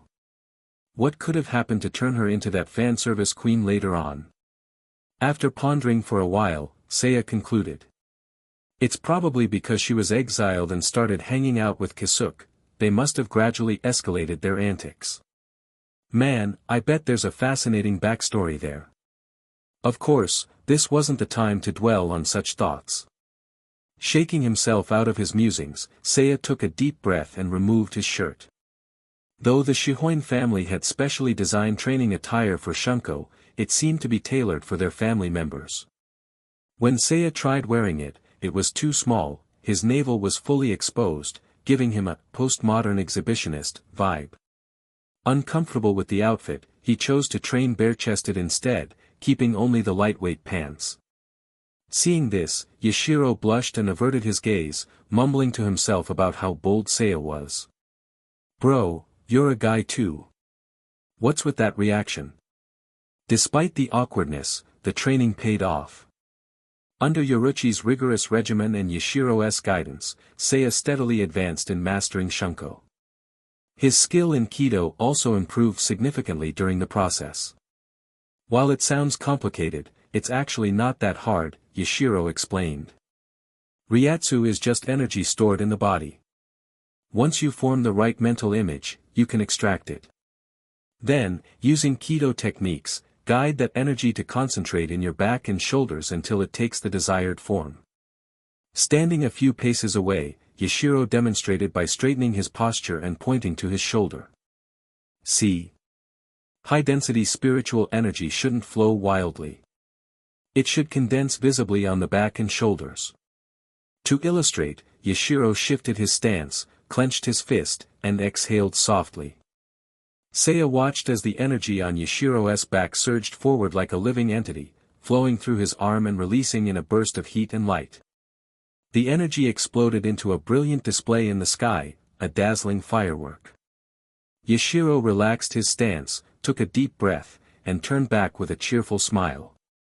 Sister taught me Shunko, but I've modified it to suit my own preferences. What do you think? It didn't seem odd at all, quite the opposite. The customization made perfect sense.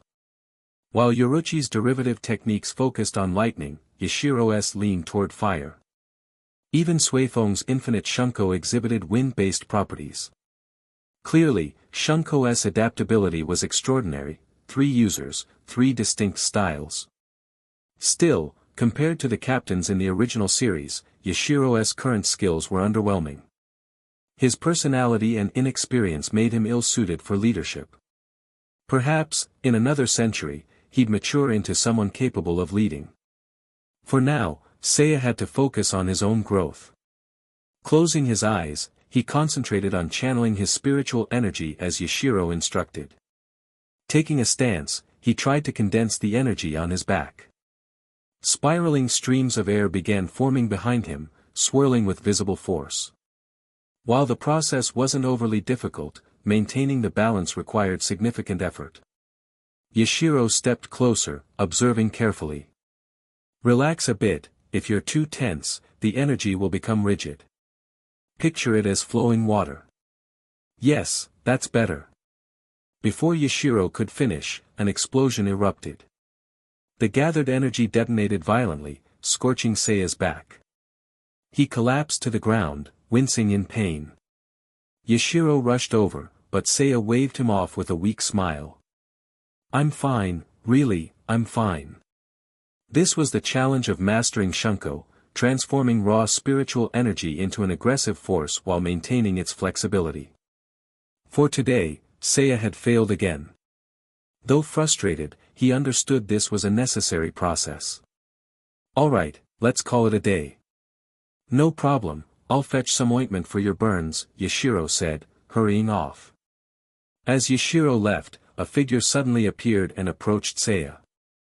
The newcomer was petite, seemingly a young girl in her early teens.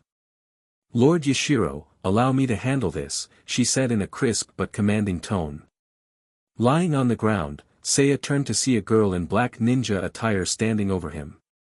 She had short, neatly trimmed bangs, with delicate and refined features. Her expression, however, was severe, furrowed brows, tightly pressed lips, and a hint of sharpness in her demeanor. Before Seiya could respond, she threw the ointment at him, hitting him square in the face. Is this little injury enough to keep you down? What an attitude. Seiya sighed. Could you be a bit more polite? I'm Yashiro's friend, after all. Friend? No, she replied coldly. You're just an academy intern. She crossed her arms and began listing reasons. First, as a lowly student, you have no right to be at the Shihoin estate. Second, you're from Rukongai, and you hold no position in the punishment force or the second division. You can't tell me what to do. Third. She raised her brows sharply. I may come from a lesser noble family, but even that makes me far more legitimate than you. Wow, 100 years ago, this girl was really something. Nodding along, Seiya sighed dramatically as he sat up. Got it, got it. I'll be more careful next time. Lady Suzumabachi Rin. Chapter 116, You're really annoying. Suzumabachi Rin. The moment Seiya uttered the name, the girl in front of him reacted like a startled cat, her face contorting into an expression of sheer hostility. You insolent fool. I no longer go by that name. Don't dare speak my past name with your filthy mouth. Ah, come to think of it, this was indeed a thing. Didn't you change your name or something? As part of her family's tradition.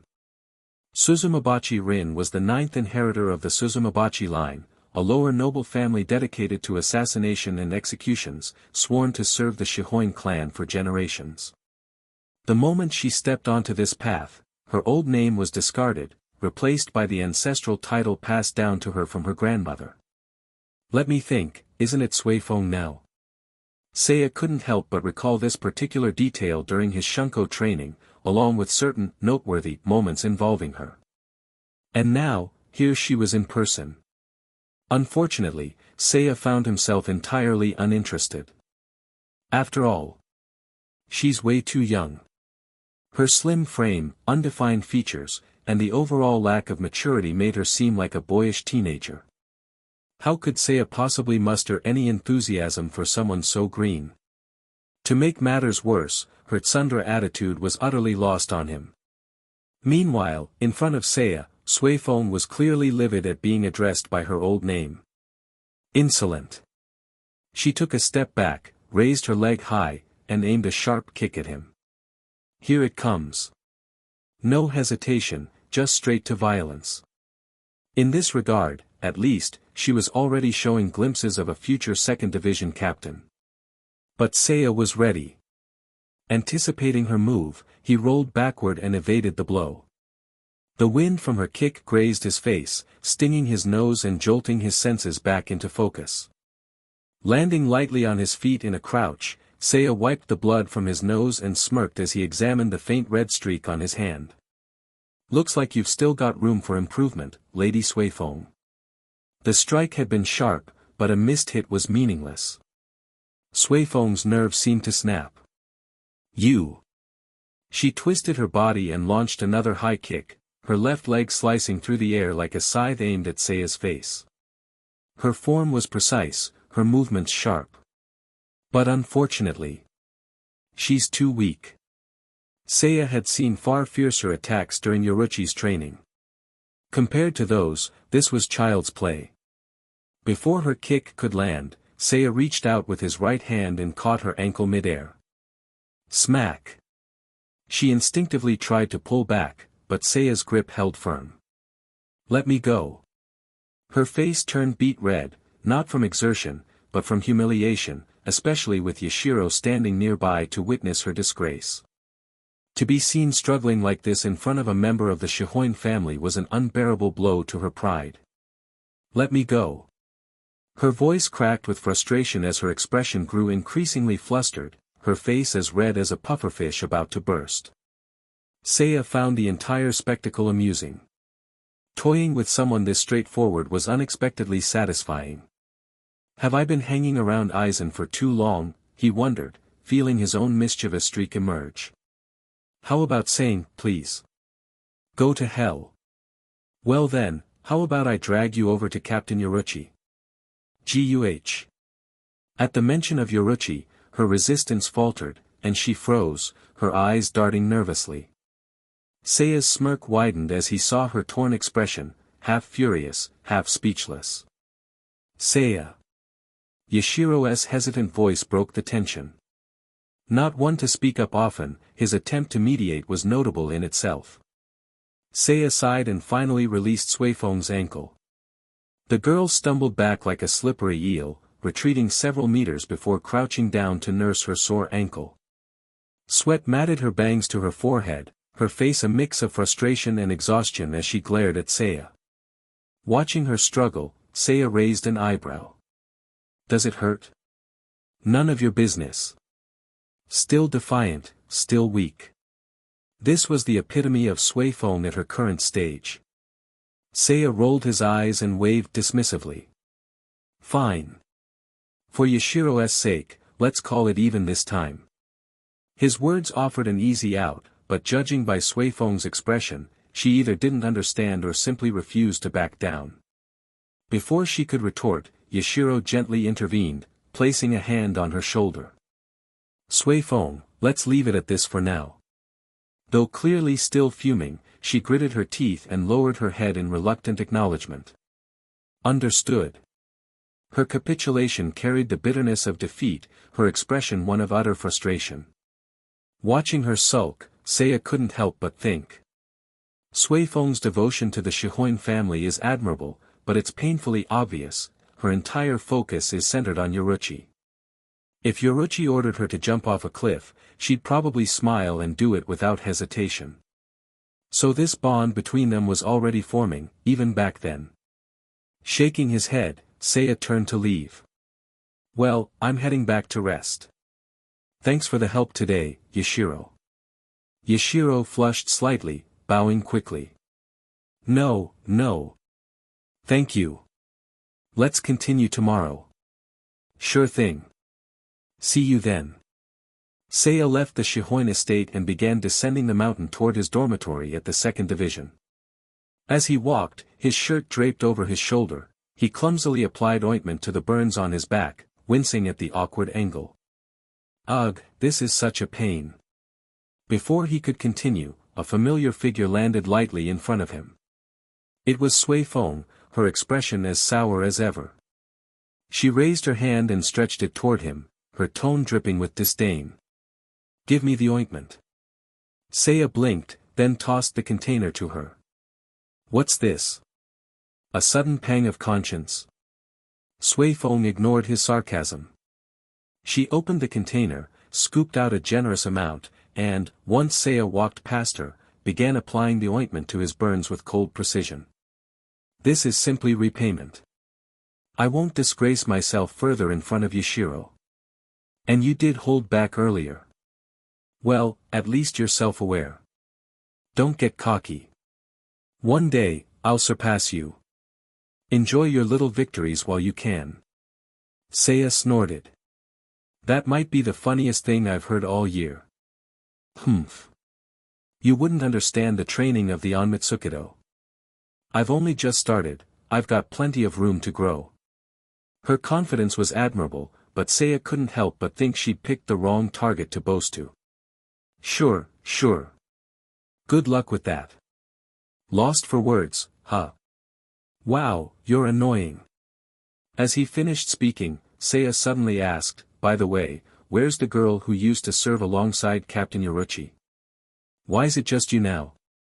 Suifeng paused for a moment before resuming her work. She died in the line of duty. Tosen and Aizen fulfilled her responsibilities as a member of the Onmitsukido. I see. A somber atmosphere settled between them. The cool sensation of the ointment on his back broke the silence, prompting Seiya to speak again. You like Captain Yoruichi, don't you? Her hands froze, and she immediately switched from gentle application to punching him squarely in the back. Don't spout nonsense. Ow. Geez, such a big reaction. So you don't like her? It's not like that. Seiya tried turning to see her face, but Suifeng raised her fist threateningly, forcing him to drop the idea. It's not a big deal. Liking someone of the same gender isn't exactly unheard of, you know. But it's Captain Yoruichi. And I only admire her. Is that so? Yes. The two fell into an awkward silence. Finally, Suifeng broke it with a low mutter. You're really annoying. Seiya chuckled, his grin widening. I'll take that as a compliment. Chapter 117, Third Class Ryatsu. Back at his quarters, Seiya began his nightly routine, washing up and preparing for rest. Suifeng had already left, leaving behind the ointment she had reluctantly applied to his injuries. The Shihoin family's medicines were indeed extraordinary. Even with just a thin layer applied to his burns, the sharp pain that had been lingering all day quickly faded into nothingness. I guess Yoruichi and Yashiro must have suffered plenty during their training too. Mastering Shunko was clearly no easy feat. With a sigh, Seiya sat down at his desk and began sorting through the letters he'd received in recent days.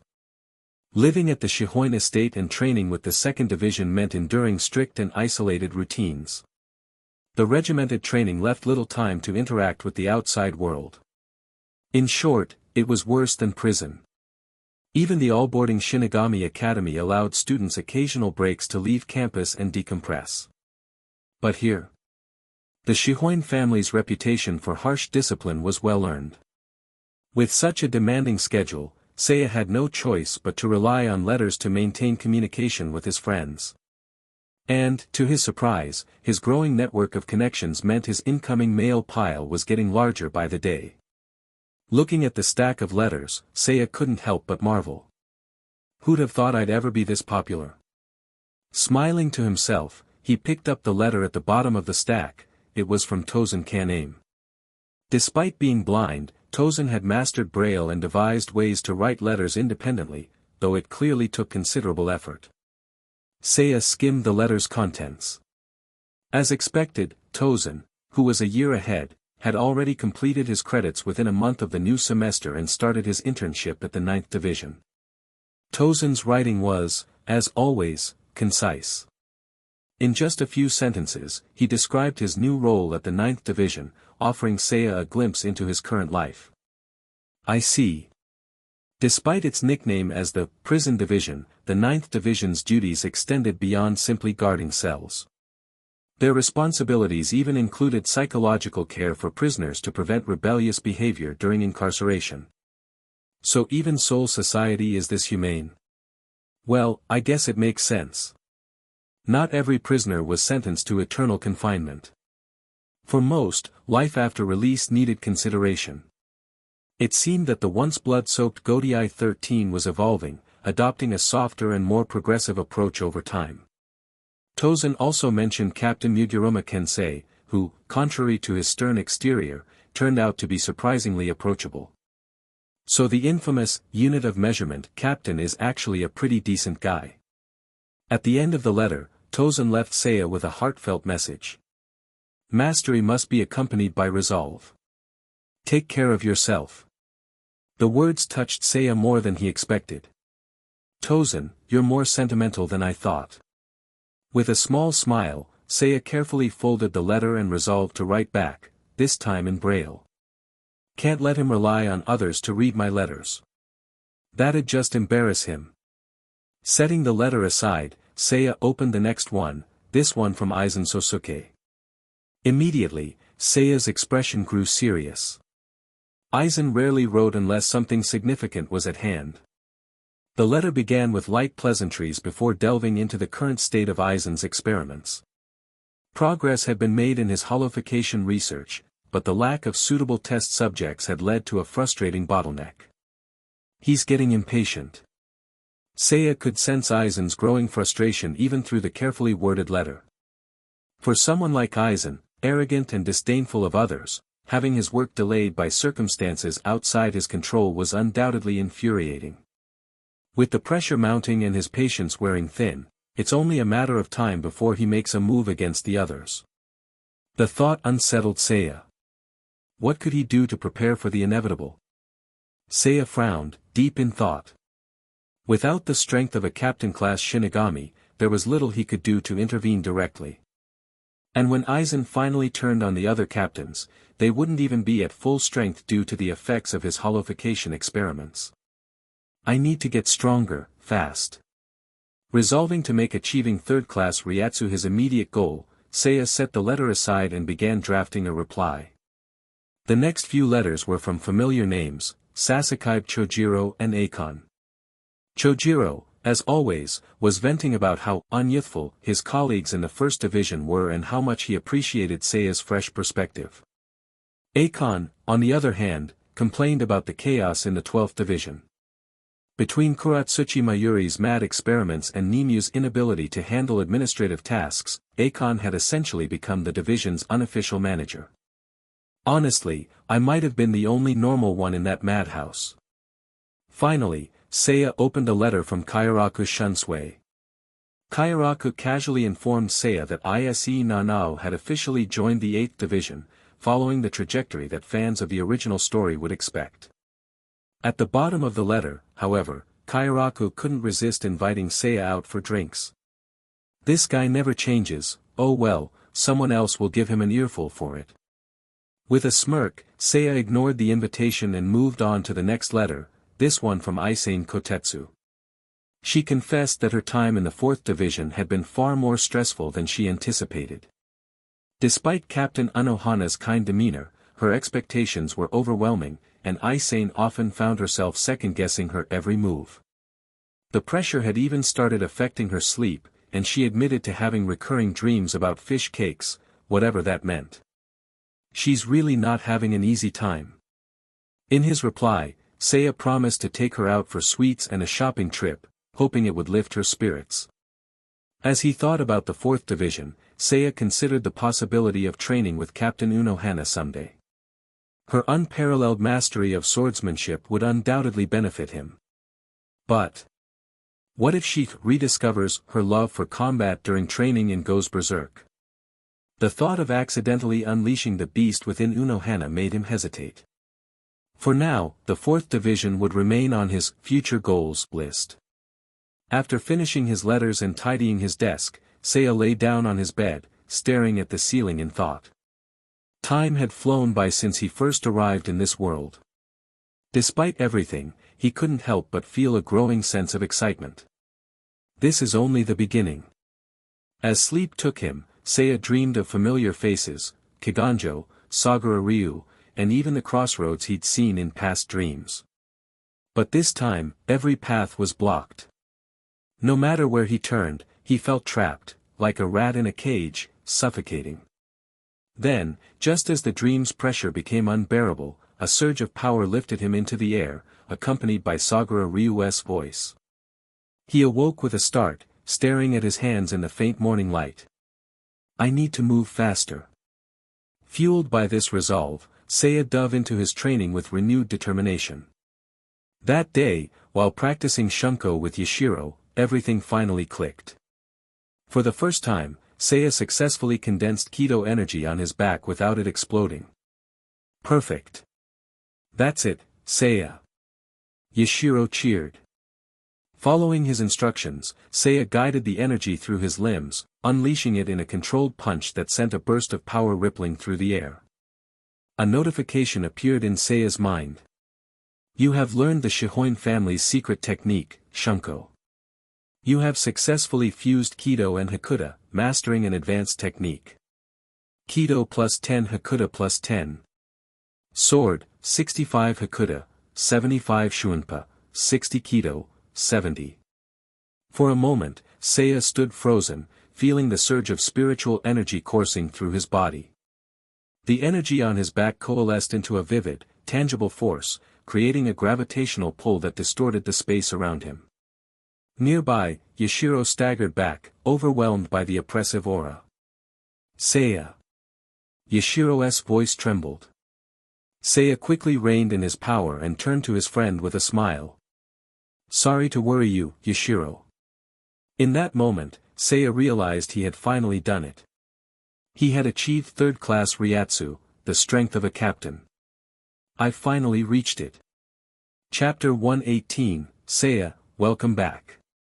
Having completed his training in Shunko and successfully raising his power to third-class Ryatsu, Seiya chose not to leave the second division immediately. He needed time to solidify what he had learned, refining and mastering the techniques before moving forward. Haste makes waste. Seiya understood this principle well. Thus, he dedicated himself entirely to training, determined to fully internalize every bit of knowledge he had acquired. Yashiro assisted him frequently, offering guidance and support.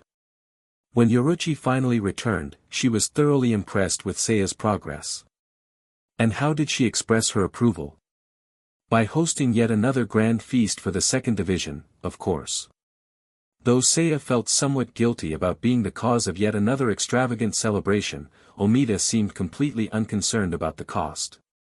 If it makes Lady Yoruichi happy, money isn't an issue. Seiya couldn't help but wonder, just how rich was this guy? More than that, he was once again struck by Yoruichi's charisma. She's not just respected, she's revered. The entire second division, the Onmitsukido, and the Shihoin family all follow her lead. It was no wonder that after her departure, all three organizations underwent massive shifts. She was the soul that held them together. During the feast, Seiya ran into Omida Marekio's son, Omida Kichiyo. The boy seemed much more respectful this time, perhaps due to a harsh lesson from his father. Seiya wasn't sure, but at least now they were properly acquainted. One person noticeably absent from the festivities was Suifeng. According to the other Onmitsukido members, she had thrown herself into training ever since their last encounter. Hearing this, Seiya couldn't help but sigh. She's got the energy, but is she heading in the right direction? After all, picking the wrong goal could lead to nothing but frustration. Following the banquet, Seiya stayed another week to ensure his techniques were polished and worthy of bearing the Shihoin name. Finally, Yoruichi declared his training complete. Man, you're something else. Even Yashiro took over 6 months to learn this, and you mastered it in half the time. Yashiro, now completely exposed, groaned in embarrassment. Lady Yoruichi. After formally thanking both the Shihoin family and the second division for their hospitality, Seiya prepared to depart on a bright, sunny afternoon. Carrying only a small bag of belongings, he made his way down the mountain path. Yashiro wept uncontrollably, clinging to Seiya until the very last moment. It was clear that, despite his talent, he still had a long way to go before becoming a true pillar of the Shihoin family. Perhaps Yoruichi's exile in the future would be the catalyst that forced him to mature. But who knew? Make sure you keep training, Yoruichi called out. I'm looking forward to seeing you at a future captain's meeting. The surrounding members of the Onmitsukido looked visibly uncomfortable. Clearly, they didn't believe Seiya had the potential to reach such a level. And, to be fair, becoming one of Soul Society's 13 most powerful Shinigami was no small feat. But rather than argue, Seiya simply chuckled and looked up toward the sky. Well, I suppose you'll just have to wait and see. Even an unreachable dream had moments where it felt within grasp. And Seiya had a feeling that his time was approaching. Yoruichi smirked, crossing her arms over her chest as the wind caught her haori and long hair. Ha! That's the spirit. As he made his final descent, Seiya spotted a familiar figure lurking beneath the shade of a tree. Sweat clung to her forehead, her bangs plastered against her flushed face. She was panting heavily, having clearly sprinted all the way here. Sui Feng. She stood alone, separate from the others, silently watching him. This is her way of saying goodbye. It was odd, but Seiya understood. From a distance, he waved at her. She didn't respond. But she also didn't look away. With a final glance back, Seiya turned forward and walked on. For the first time, he had truly stepped onto the path of the strong. Wow! So, that's what brother-in-law has been up to all this time. Kotetsu Kaion slurped up a mouthful of udon, her tone filled with admiration. The second division is crazy strict, but their benefits are top tier. If you can land an administrative role there, you're basically set for life. Seiya chuckled. After returning to the academy, he had taken a short break before resuming training. Kaion had sought him out, eager to hear about his experiences. And she had zero hesitation about calling him brother-in-law. Which, honestly, flattered him. So, are you planning to take it easy in life, Kaion? The short-haired girl grinned. Obviously. Unlike my sister, I'm not gonna stress myself out trying to be something I'm not. There are plenty of talented people out there. A regular person like me should know her limits. Of course, someone like you should be aiming high, brother-in-law. Seiya raised an eyebrow. Kaion was much slicker with her words than Aizen. But she wasn't entirely wrong. Effort and luck both played a part in success. And, in the future, Kaion would eventually become a vice-captain herself. She's got the right mindset. As long as she follows her own path, she'll be fine. Well, just make sure to stay focused in class. Seiya ruffled her hair before standing up. I've got some things to take care of, so I'll see you later. Kaion's face turned red, and she nodded quickly. I got it. Leaving the cafeteria, Seiya returned to his quarters. A quick shower later, he changed into fresh robes and tied his long hair back. Admiring himself in the mirror, he exhaled. Damn, I look good. With that, he left the dormitory and set off for the 5th division. His presence there was already well established, thanks to Aizen's arrangements. Unless Shinji Hirako himself was around, there was little risk of drawing suspicion. Sure enough, upon arriving at the vice-captain's office, he found Aizen and Tosen already inside. Aizen sat behind his desk, fingers interlocked, his glasses catching the moonlight from the nearby window. Tosen stood to the side, as silent and composed as ever. As Seiya stepped into the room, Aizen's lips curled into a knowing smile. Seiya, welcome back. The moonlight poured into the office, casting a serene glow over the three figures. Without hesitation, Seiya stepped forward. I'm back, Aizen-sensei. Chapter 119, Still Trying for Bankai. A long overdue meeting of their small group. As time passed, the challenges they faced only grew more complex. Without tangible progress, Aizen had little patience for these gatherings, but today was different. For once, it was Aizen himself who set the time and requested all three of them to be present. None of them knew exactly what he wanted to discuss, but this wasn't the time to question orders. Better to listen first, then speak. After a brief exchange of pleasantries, they updated each other on recent developments, sharing details they hadn't dared to put in writing. Tosen was the first to speak. After spending time within the 9th division, I'm confident my strength has reached the level of a vice-captain. If an internal competition were to be held, I have full confidence I could defeat the current vice-captain. Talk was cheap. So, Tosen backed up his words with something more concrete. To test myself, I recently fought the 6th and 4th seat officers of the 9th Division. And I killed them both. There was no hesitation in his voice. It was a simple statement of fact. Seiya, mid-sip of his tea, paused for a moment, processing the information. Tosen was following the same path as in the original timeline. In the canon story, he also took out seated officers. From an outsider's perspective, this kind of cold-blooded behavior might seem monstrous. But standing on the same side as Aizen, such actions barely warranted surprise. Besides, Aizen had done far worse. There was no point in debating morality now. Seiya quickly brushed aside any hesitation. I see. So, Tosen, you believe you're ready to challenge for the vice-captain position? Tosen, who had been relaxed around his friend, suddenly furrowed his brows. Challenge? What do you mean by that? Why does he always say such strange things? Never mind, Seiya waved off the question. More importantly, have you completely mastered your Shirkai? Of course. That much is trivial for me. Aizen nodded approvingly. A Ryatsu level of 5th class. Even among vice-captains, that places you at a solid mid-tier. And with your continued improvement, achieving 4th class Ryatsu is only a matter of time. Recognition from both Aizen and Seiya clearly meant something to Tosen. For a man who had lost the light, their validation was a guiding force. His composure faltered slightly, emotions threatening to surface. Seiya, too, was genuinely pleased with his friend's progress. By the way, who is the current vice-captain of the 9th Division? It certainly wasn't Hisejai Shuhei. Tosen answered immediately. A woman named Kuna Mashiro.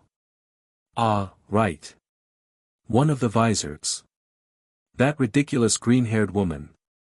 Apparently, she could maintain her hollow mask for over 15 hours during her first transformation, an absurd feat. Back when Seiya first watched Bleach, he thought she must be a powerhouse. But in retrospect, she was just okay. During the Karakura town battle, she barely did anything.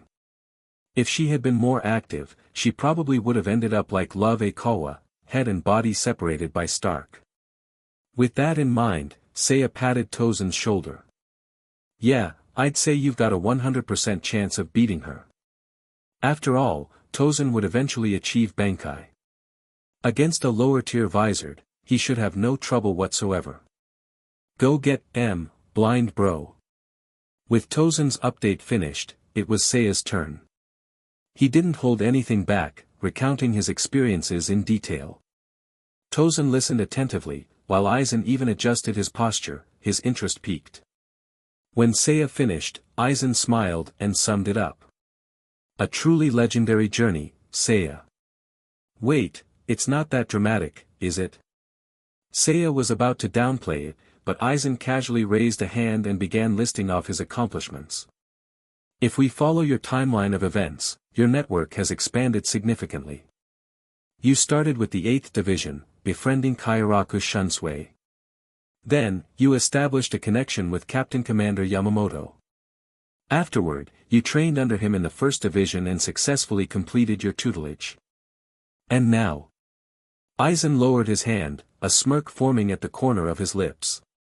You took the initiative to train within the 2nd Division, despite not officially applying for an internship there. You've met nearly every significant captain, haven't you? While his tone was casual, the implication was clear. Seiya had grown far more influential than Aizen initially expected.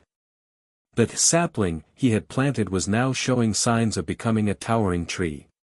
Even Seiya had to admit, it sounded impressive when laid out like that.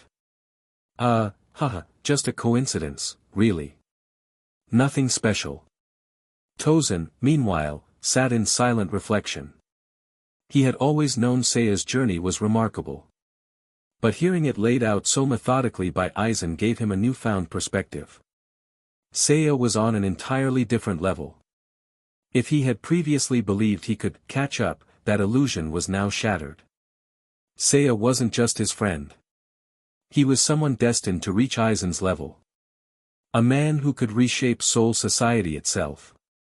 Aizen's gaze lingered on Seiya, his smile deepening. And of course, Seiya. You've now reached third-class Ryatsu, haven't you? That means you've started attempting Bankai, correct? Chapter 120, Simulated Release. Of course, he had been trying. The problem was, it simply wasn't working. The monk's seal had completely overwritten his Bankai's name. Unless the man himself willingly revealed it, Seiya had no way of unlocking it. After a brief summary of his current struggles, Tosen fell silent, lost in thought. He wanted to help his friend, but in this situation, he was powerless. There was nothing he could do. After all, anything related to the Soul King was far beyond the reach of even captain-level Soul Reapers. Aizen, on the other hand, seemed more prepared. His brows furrowed slightly as he carefully recalled his research, his voice as composed as ever. A sealed Bankai. I must admit, this is the first time I've encountered such a phenomenon. But I haven't been idle during this time. I've been conducting various investigations to find a solution for you, Seiya. I searched the 8th Division's archives for classified intelligence. I even made a trip to the Great Spirit Library. While I haven't found a definitive answer yet, I did uncover some interesting information. Seiya blinked. Wait, he had already infiltrated those places. He knew Aizen's Kyoka Suigetsu allowed him to go anywhere unnoticed, but hearing it confirmed still left him impressed. Is there anywhere this guy can't break into? Aizen folded his hands in front of him, a faint smile playing on his lips. Seiya, have you ever heard of the Royal Guard? He paused deliberately, letting the question linger before continuing. Or perhaps the term Zero Division is more familiar to you. Oh, here it comes. Aizen was catching on. Seiya had suspected as much. His father wasn't the type to sit idly by. He hadn't expected Aizen to uncover this much detail, though.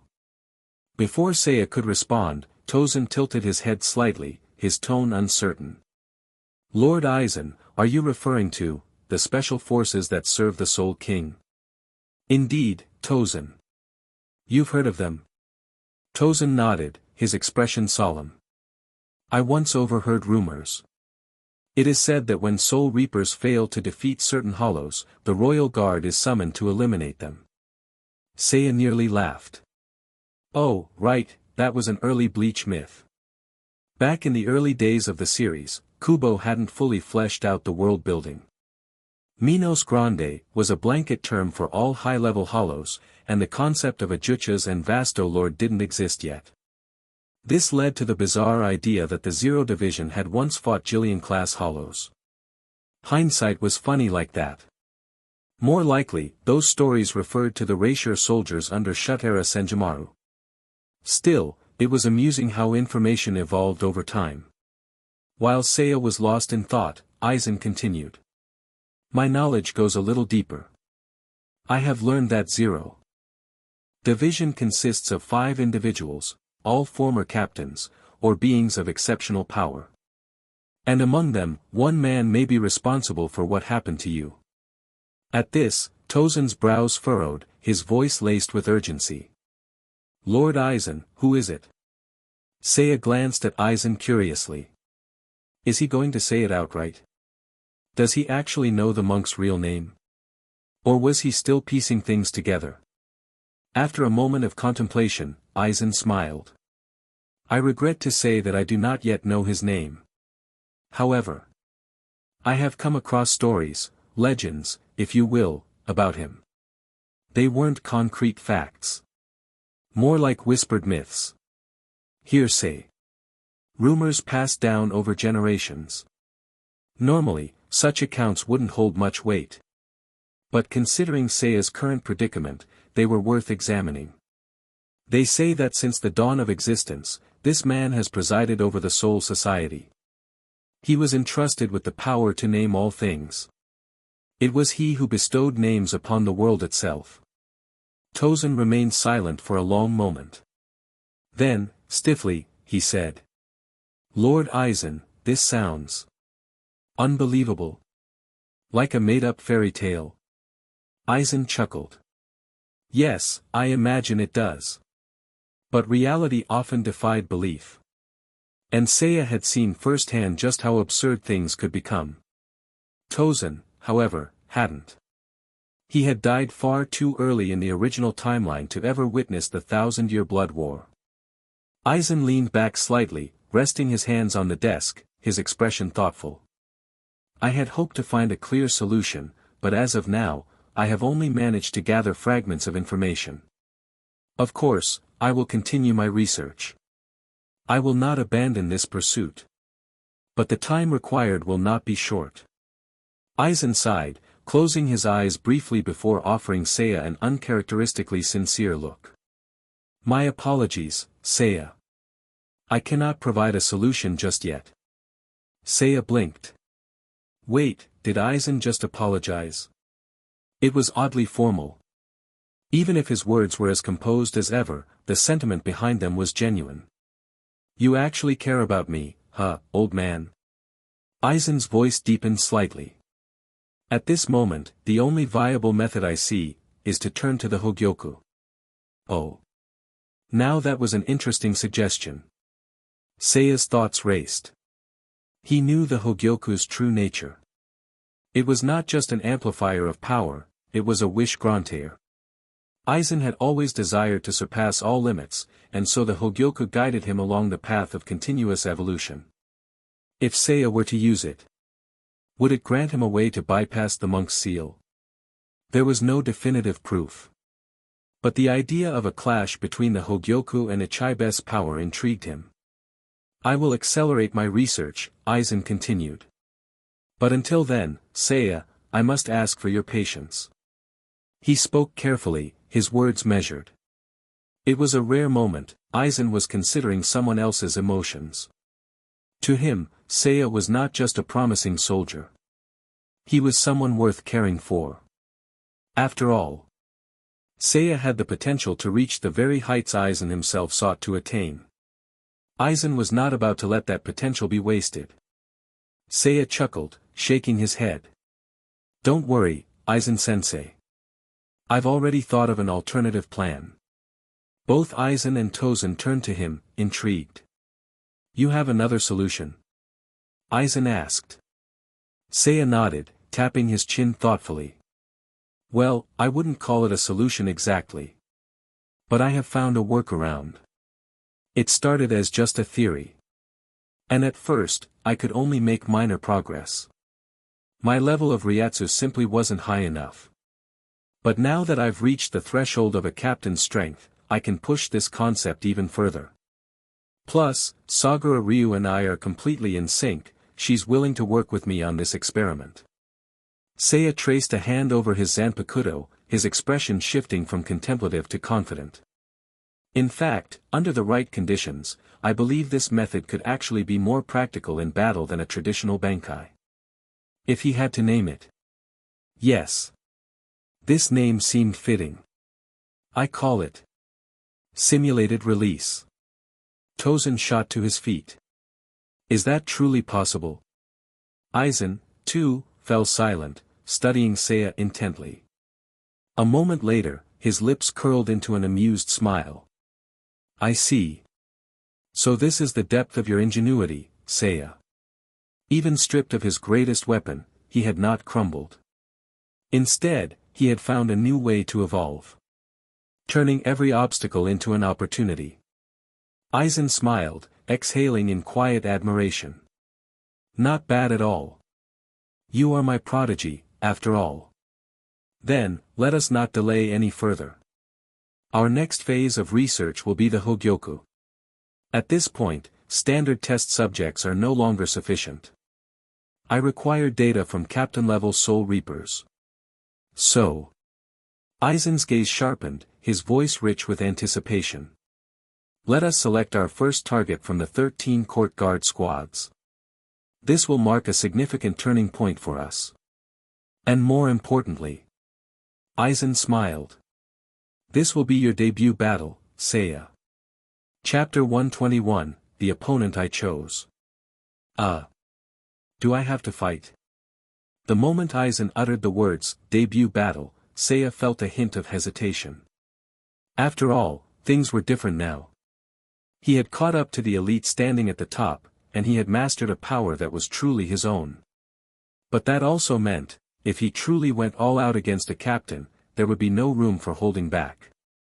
Seiya wasn't strong enough to restrain himself against an opponent of that caliber. If they fought, it would be a battle to the death. Aizen, of course, understood his concerns perfectly. With a calm smile, he turned slightly, his tone carrying a gentle reassurance. Seiya, I understand your hesitation completely. After all, this time is different from before. This is not a simple spar, it is a clash between instincts and conviction. Stopping midway will not be an option. But... Aizen's lips curled into an amused smirk as he adjusted his glasses. One only truly finds what they lack through direct confrontation. I will be watching over you. So don't concern yourself with unnecessary worries. Simply fight. Show me your full strength. Seiya pressed his lips together, his expression complicated. Aizen chuckled lightly. Of course, I could take action myself. But such a battle holds no meaning for me. So, are you certain you want to refuse, Seiya? After all, this is a rare opportunity, an official battle against a captain-level opponent. With the conversation framed that way, refusing would only make him seem foolish. Taking a deep breath, Seiya nodded. All right. Leave it to me. Aizen was right. During times of peace, finding an opportunity to really fight a captain was next to impossible. But by standing beside Aizen, Seiya would gain access to countless opportunities and challenges. Seeing his agreement, Aizen smiled in satisfaction. That's the spirit. Truth be told, the main objective of this operation is to test your capabilities. Even if we fail to secure the target, that would be an acceptable outcome. Ah, I see. So this wasn't just about gathering Hollowification data, Aizen also wanted to measure his strength. Considering the kind of person Aizen was, Seiya wasn't too surprised. At least now I know what this is really about. Aizen's expression remained relaxed as he glanced at Tosen, who placed a reassuring hand on Seiya's shoulder. No words were needed. Aizen straightened his posture slightly, his tone shifting into something more authoritative. Let us review our objective once more. In order to obtain sufficient Hollowification data, we must target captain-class individuals. Thus, we shall consider the 13 court guard squads our hypothetical enemy and eliminate unsuitable targets one by one. Aizen's expression was pleasant, almost casual, as he continued. Of course, I am no tyrant. In moments like these, I prefer a more democratic approach. So, allow me to begin with my personal recommendations. The captains of the 1st, 4th, 8th, 11th, 12th, and 13th divisions. I suggest we avoid selecting them for now. The gap in strength between captains is significant. At our current level, taking on these individuals would be challenging. Only challenging. Damn, Aizen really doesn't lack confidence, huh? Seiya glanced over the names. Yamamoto. Unohana. Kairaku. Yukitake. Mayuri. Kenpachi. He had expected the first 4 to be on the list. They were all terrifyingly strong. In fact, in the 1,000-year Blood War, most of them had been classified as special threats. But Kenpachi. Aizen already noticed his potential. It made sense. Most people only saw Zaraki as a brute, a reckless berserker. But in reality, he had been suppressing himself since childhood. He fought with self-imposed restraints, holding back to prolong the joy of battle.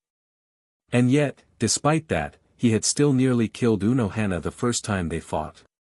Even without proper training, his instincts alone made him one of the most dangerous individuals in Soul Society.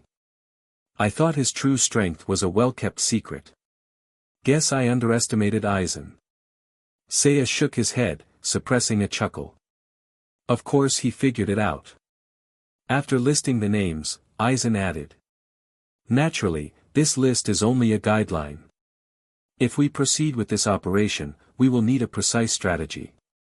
After all, we are dealing with captains. We must be careful. Rest assured, I will handle the planning. There is no need for you to worry about such details. At that, Seiya felt a wave of relief. If Aizen is handling the logistics, then we have nothing to worry about. As expected, once he was done excluding the strongest captains, Aizen moved on to the more feasible targets. On the other hand, there are several viable candidates for this experiment. The captains of the 3rd, 7th, and 9th divisions. Rojuro Rose Otoribashi. Sajin Kamamura. Kensei Mugiroma. All three were heavily built. Seiya almost wanted to laugh. Aizen, why'd you pick the heavyweight division? But he understood the reasoning. Aizen leaned forward slightly, adjusting his glasses. The 3rd division is a support unit. While they are well trained, they primarily act as a supplement to other squads. The 7th division serves as the royal guards of the court. If we cause a disturbance, they will be the first to arrive, making them easy to lure in. The 9th division oversees the central prison. If we feign interest in its inmates, they will definitely respond. Aizen's glasses reflected the light, his lips curling into a satisfied smile. In short, these three are the most accessible captains. More importantly, their strength is manageable for you, Seiya. His words were well reasoned. Aizen had clearly done his homework. After laying out all the information, he turned to Seiya. Now then, Seiya. Have you decided which captain you wish to fight? Seiya fell silent. He thought for only a moment. Then, his lips curled into a confident smirk. I pick him. Chapter 122, I won't waste too much of your time. Kensei Mugiroma hadn't been having a great time lately. Despite the 9th Division's reputation as the guardians of the detention unit, making it one of the more relaxed assignments in the Godai 13, something very strange had been happening. One by one, his seated officers had been turning up dead. Was it a personal vendetta? A provoked retaliation? Or had they stumbled upon something far worse? Countless possibilities ran through his mind, yet as the captain, Kensei felt completely powerless. No matter how much he investigated, he couldn't find a single lead. The corpses were mutilated beyond recognition, so much so that it's impossible to determine what actually killed them. That wasn't just his opinion, it was an official report from the 4th Division. Even Unohana, ever calm and composed, had looked disturbed when she spoke about it. Given the state of the bodies, it's highly likely they suffered fatal injuries first, only to be further desecrated afterward. We can't even identify the attacker. We don't have any solid clues. Frustration. Anger. Restlessness. All of these emotions mixed together as Kensei sat at his desk, gripping his forehead. He should have been able to protect his subordinates. The fact that he hadn't was eating away at him. His mood had visibly worsened, making it clear to anyone nearby. Geez, Kensei, you look like hell. His lieutenant, Kuna Mashiro, leaned against his desk, eyeing him with an exaggerated pout. You keep frowning like that, and you're gonna get wrinkles, you know. Here, have some of my cake. Maybe it'll cheer you up. If you keep this up, you'll end up looking older than Yamamoto. You're so damn annoying.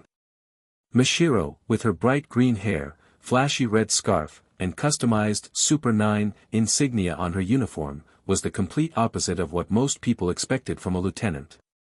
Kensei didn't understand half of her eccentric fashion choices, maybe he should ask Jushiro or Sasuke about it sometime. But she hated talking to people outside of their division, so he never pushed the issue.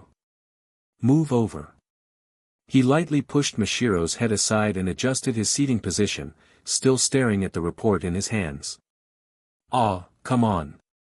What's got you so grumpy?" Kensei wasn't the type to confide in others.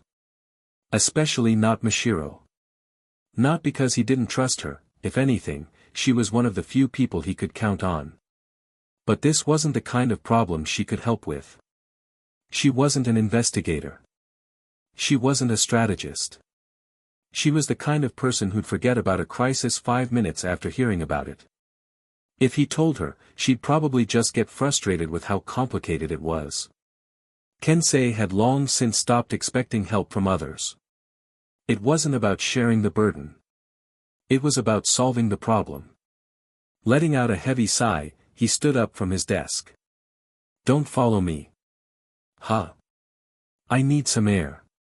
You handle things while I'm out." "Ugh, so boring." Kensei smirked slightly. "Consider it a favor to me." Mashiro paused, her usual grin faltering for a brief second. Then, she rolled her eyes and waved him off. "Fine. Just don't take too long." He had barely stepped out of the office when his eyes caught movement in the hallway. A familiar yet unfamiliar figure was passing by. Frowning, Kensei called out.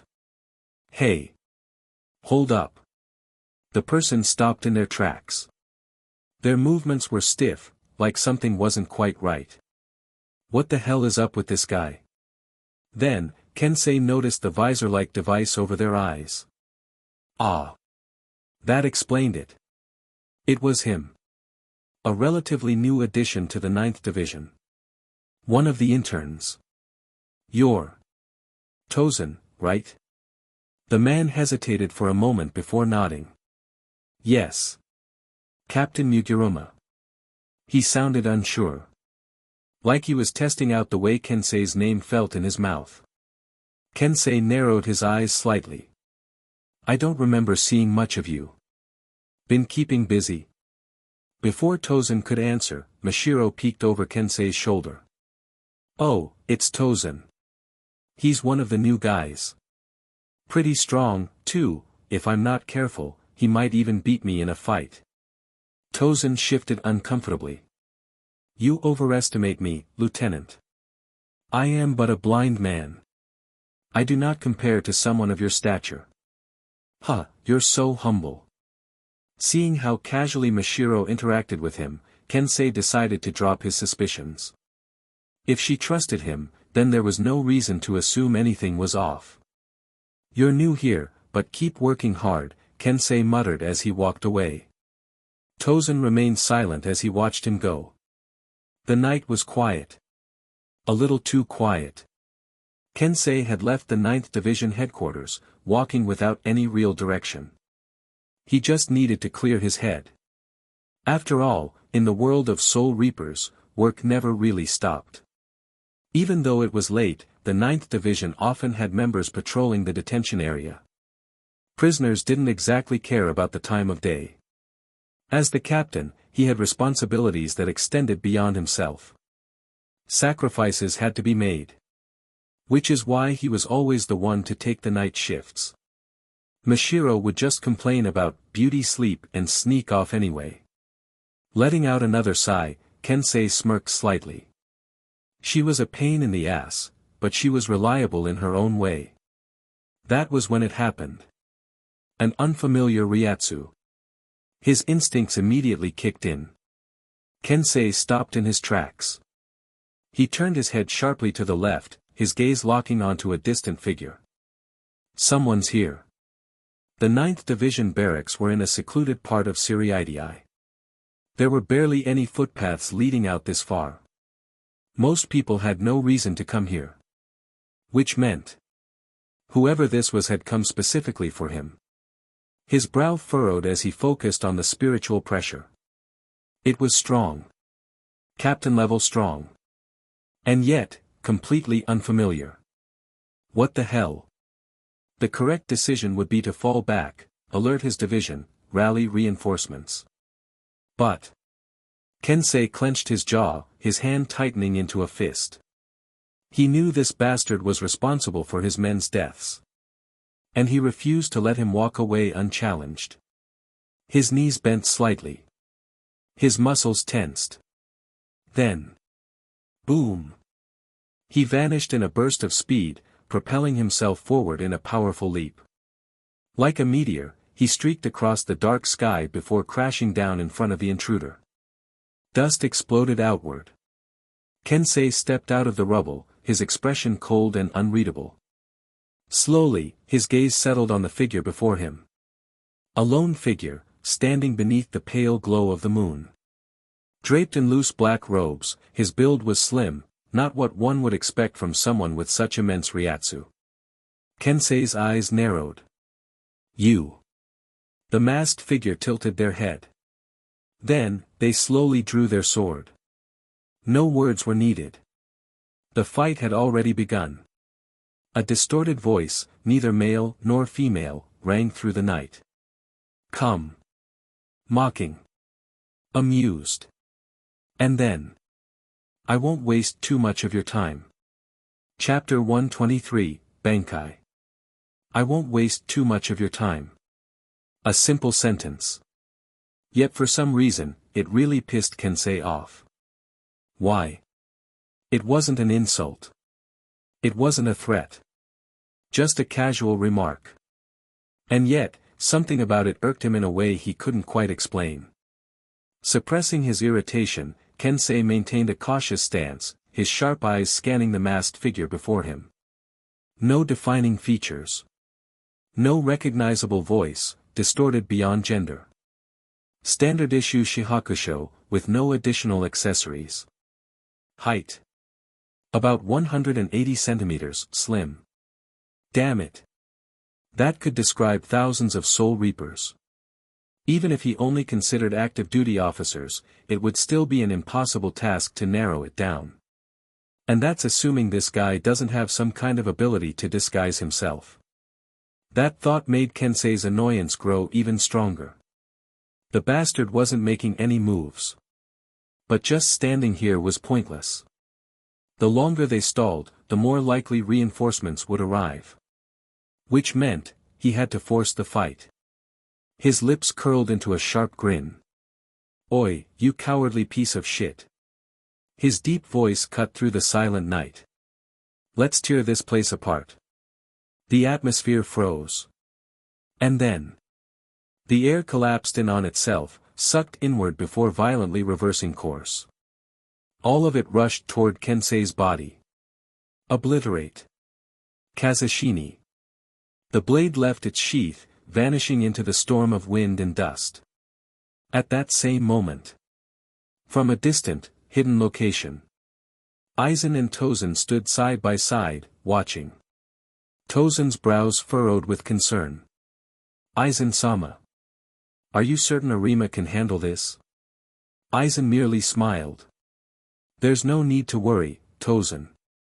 He adjusted his glasses, his voice brimming with quiet confidence. Seiya's growth does not end here. No matter how dangerous the situation, it will only serve as nourishment for him. Just watch. This sapling is still growing into a mighty tree. Kensei vanished. The masked figure didn't hesitate. He turned his head just slightly, then raised his blade. A thin hiss split the air. And then. A dagger shot out from the swirling winds, aimed directly at his blind spot. It was fast. The wind itself seemed to push Kensei forward, closing the distance in an instant. But. He wasn't too fast to react to. Seiya twisted his sword, meeting the blade with his own. Metal clashed against metal. And then. An explosion.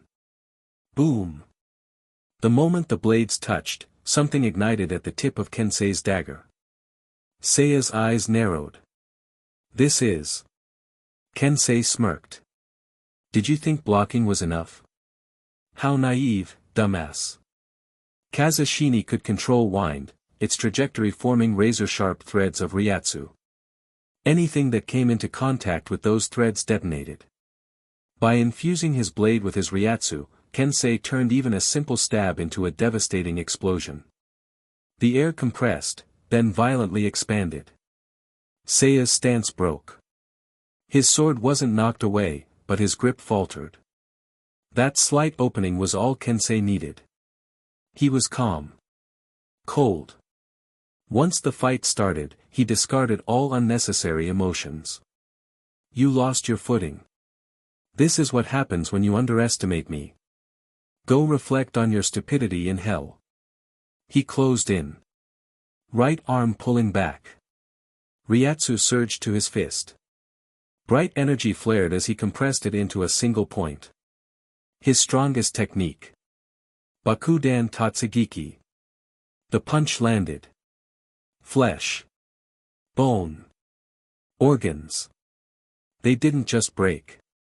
They disintegrated. Half of Seiya's body erupted into bloody shreds. A perfect, clean hit. Kensei didn't smile. Because he could still feel it. The Ryatsu hadn't faded. Even as his attack obliterated its target. The spiritual pressure remained, unchanged. Like a steady, unwavering heartbeat. Not a single hint of pain or fear. Kensei narrowed his eyes. What the hell? He landed lightly, his eyes darting across the battlefield. And then. A short distance away. A familiar shape began to reform. Not one. Two. Two identical figures, standing side by side. The left one took a step forward. Wow. You really don't hold back, huh? The right one shifted into a defensive stance. Coming in with a full power attack right from the start. The left one leaned forward. If I had been a little slower, I'd be pieces right now. The right one nodded. Guess I still have a lot to learn. Their voices overlapped, echoing unnaturally. Like stereo audio, bouncing between left and right channels. Kensei's brow twitched. He scoffed. If you're so eager to train, why don't you drop the damn mask? He cracked his knuckles, shifting into a wider stance. And that stupid voice filter. How the hell am I supposed to tell if you're a guy or a girl? With a sharp gesture, he waved them forward. Come on. I'll train you myself. He couldn't identify the masked figure. But that didn't matter. Not anymore. His instincts had already figured out the important part. This guy's tough. Physical attacks don't work. I'll have to get creative. That was fine. There was a simple solution. More power. He exhaled slowly. All right, last chance. If you surrender now, I'll consider taking it easy on you. Silence. And then. Sorry, no can do. Kensei smirked. Yeah, I figured. With a roll of his shoulders, he loosened his muscles. Then, with deliberate slowness, he removed his haori. The wind howled around him. Ryatsu spiked. Then. Let's go wild, shall we? Boom. A shockwave tore through the battlefield. Tosen, watching from a distance, instinctively took a step back, gripping a nearby pillar to steady himself. This pressure. It's like the entire Siriidii is shaking. Aizen's lips curled. A marvelous display, don't you think? Kensei's voice rang out, powerful and clear. Bankai. Tekensu Kazashini. The wind itself seemed to scream. A monstrous storm exploded outward, consuming everything in its path. From the distance, Seiya sighed. All that information I just gathered. Completely useless now.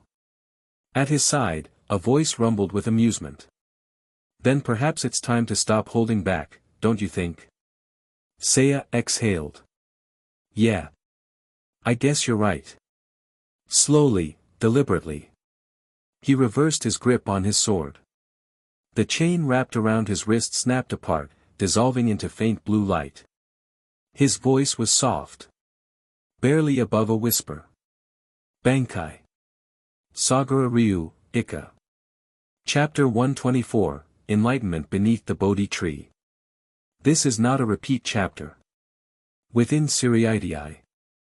As a member of the Godii 13, and more so as a captain, the number of strict regulations one needed to follow was relatively few. After all, the original Godii 13 had been a ruthless assassination force.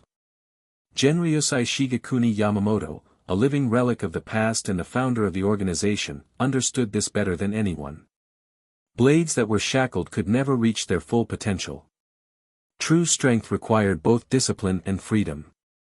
However, even for someone as lenient as Yamamoto, there was one law that remained absolute throughout the ages. No Bankai shall be unleashed within Siriidii. This was not merely to prevent excessive destruction. It was because every single Bankai ever known had the power to change Siriidii itself. At this very moment, within the battlefield of their clash, 100-meter radius had already begun collapsing. Bricks, stone walls, structures. Every physical thing was disintegrating, crumbling into erasure fragments. As if devoured, stolen away, drawn toward the two figures standing at the center of it all. This was no mere duel. It was a battle of souls. A battle where instinct and essence clashed, where raw spiritual pressure shaped the very world around them. A Bankai was more than just a technique. It was a natural disaster given form. A force so overwhelming that even Siriidii itself could not withstand its presence for long. Kiganjo's battle in the past had left scars upon this land. Yet this battle, this scale, this level of destruction, far surpassed it. Because the very nature of Kensei Mugiruma's Bankai made it uniquely lethal. A wind-based Zanpakuto. Aizen mused aloud, watching from afar. He tilted his head slightly, gazing at the sky. The once bright moon was now completely shrouded by rolling black clouds. How fitting. No elegance. No subtlety. Brutal. Wild. A storm given will and purpose, raging without restraint. How terrifying. And yet. How will you respond, Seiya? Aren't you excited? Takensu Kazashini. His Zanpakuto had vanished.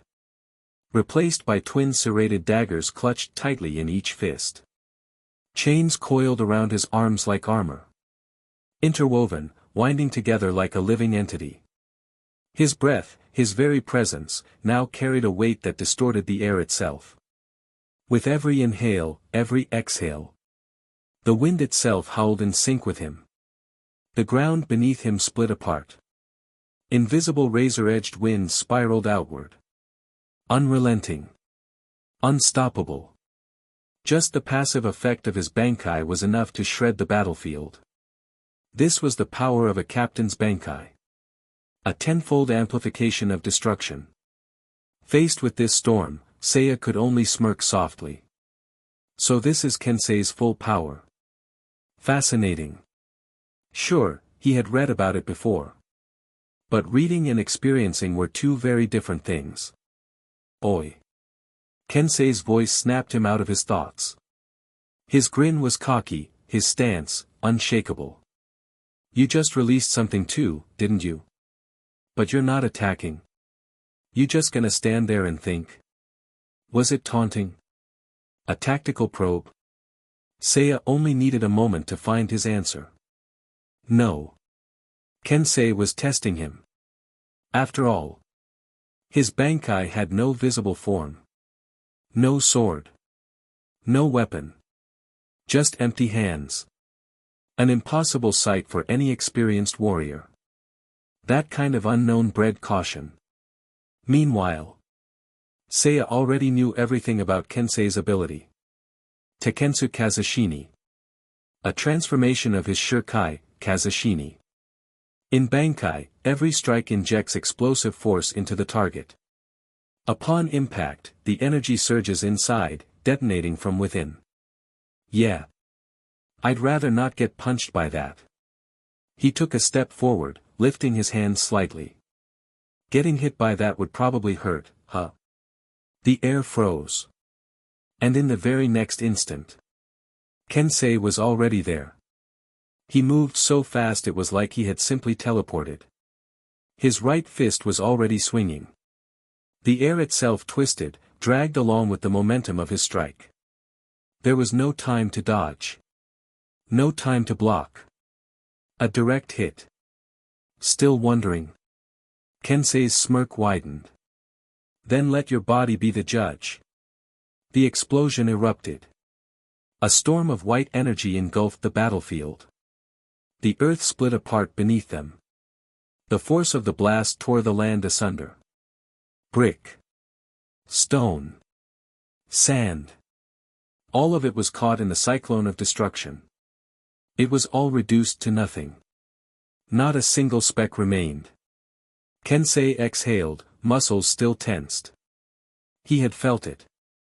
The impact. His fist had connected. That was a clean hit. So why? Why was the spiritual pressure still there? Still steady. Still untouched. You need to see a healer. Seiya flexed his hand slightly and smiled. It's fine. See? Nothing to worry about. Kaion didn't look convinced. But then, something seemed to click in her mind. Her eyes widened, and she suddenly smirked. Oh, I see how it is. Brother-in-law, you totally got hurt on purpose so you'd have an excuse to visit my sister in the 4th division, huh? She looked like she had just uncovered some deep, hidden truth. I mean, she's been stuck in the 4th for ages now. Of course you'd want to see her, right? Seiya blinked. Excuse me. A tragic romance. Two lovers separated by duty, longing to reunite. Ah, just thinking about it makes my stomach hurt. So, tell me, brother-in-law, you really miss my sister, don't you? He could understand her excitement, but... My sister is working super hard in the 4th. She might not have time for you right now, but if you really want to see her, I can totally help you out. This was supposed to be a private matter. But then again... If it was someone as straightforward as Aizen, maybe it wasn't such a big deal. Seiya watched as Kaion made exaggerated little giggling noises to herself. He sighed quietly and gave a small shake of his head. You figured me out, huh? You're pretty sharp, Kaion. I'm way sharper than my sister, you know. She was clearly enjoying herself. Seiya didn't interrupt. After all, carefree days like these wouldn't last forever. Alright, finish your meal and head back to class. Don't hang around too long. You sure you don't want my help?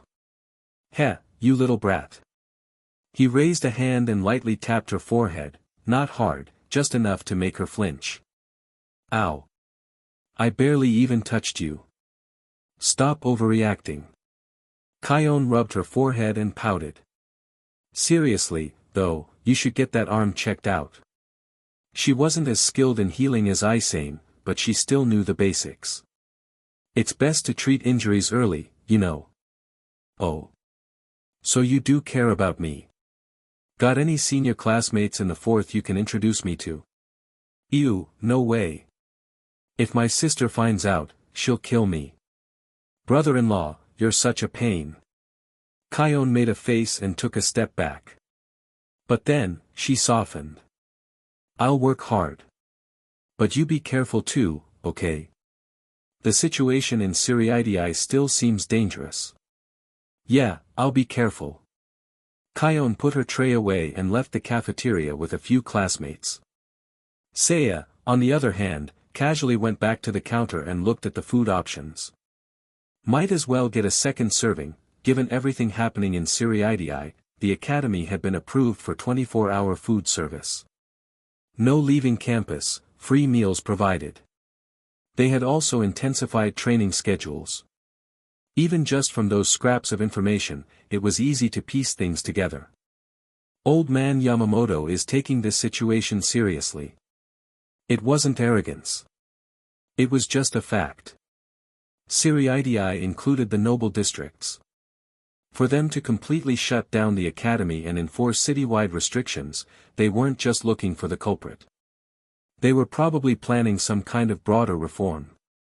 He's using this as an opportunity to push certain changes through, isn't he? Borrowing a crisis for political gain. Well, not his problem. At least, for now. Seiya took his food and found a quiet corner. Yesterday's fight with Mugiuruma Kensei and the other captains had been short. But the gains were very real. You fought Kensei and successfully escaped from the siege of Love Kawa, Hirako Shinji, and Zaraki Kenpachi. You now have a clearer understanding of your own strength and weaknesses. Swordsmanship +3 hand-to-hand combat +2 Shuinpa +3 Kido +3. Zenjutsu, 68, Hakuda, 77, Shuinpa, 63, Kido, 73. He stared at the stats. Cutting it close. If Yamamoto had shown up last night, he'd be dead. So next time, he'd need to plan even more carefully. Seiya scooped up another bite of curry and thought. Where should I go next? Chapter 130, Until he can bear the responsibility. The gentle sound of flowing water drifted in through the floor-to-ceiling windows. After about 3 breaths of silence, a crisp sound suddenly rang out. It was the sound of a bamboo water scoop filling with water and striking a stone slab as it tipped forward. The accumulated water was emptied, lightening its weight. As the bamboo's balance shifted, it once again lifted one end into the air. Seiya Arima couldn't help but glance sideways. Before his eyes was a meticulously arranged courtyard, designed with a refined and deliberate aesthetic.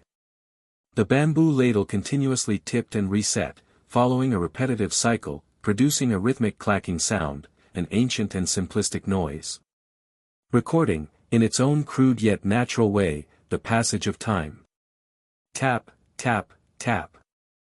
Footsteps sounded just outside the door, prompting Seiya to withdraw his gaze and turn his attention inward. With a soft sliding noise, the door opened. A woman dressed in a traditional kimono knelt at the entrance. She had elegant features, though faint wrinkles trailed at the corners of her eyes and across her cheeks. The subtle traces of age on her face did not diminish her grace, instead, they simply marked the gentle passing of time. She bowed respectfully toward Seiya. You must be Arima Seiya, the student here for the internship today. Seeing her formal attitude, Seiya wasted no time in returning the courtesy, bowing as he spoke politely. Yes, I am Arima Seiya. I submitted my application 5 days ago, hoping to intern here at the 6th Division. Indeed. It had been nearly a week since his conversation with Kotetsu Kaion. Siriidi's lockdown was still in effect. But just as both Aizen and Seiya had predicted, such measures couldn't last indefinitely. If restrictions remained in place too long, people would start complaining. Old man Yamamoto was stubborn, but not deaf to reason. Now that the investigation had dragged on without results, compromise was inevitable. And thanks to that, the so-called culprit, Seiya, was now free to move about and resume his internship. His chosen destination. The place he had carefully considered before making his decision. Lord Kachiki has already been informed of your arrival. Please follow me to the hall. Do you have any concerns before we proceed? Even something as simple as guiding a guest was treated with formality here. The 6th Division style and conduct stood out among the diverse squads of the Godei 13. Seiya placed both hands at his sides, bent his knees to the floor, then pushed himself up into a formal kneeling stance before standing. Please lead the way. The woman seemed pleased with his composure and demeanor, her gentle smile deepening. It is my duty. As they walked along the wide corridor, Seiya passed through 2 courtyards, moving beneath sunlit walkways before arriving at a traditional room with an austere design.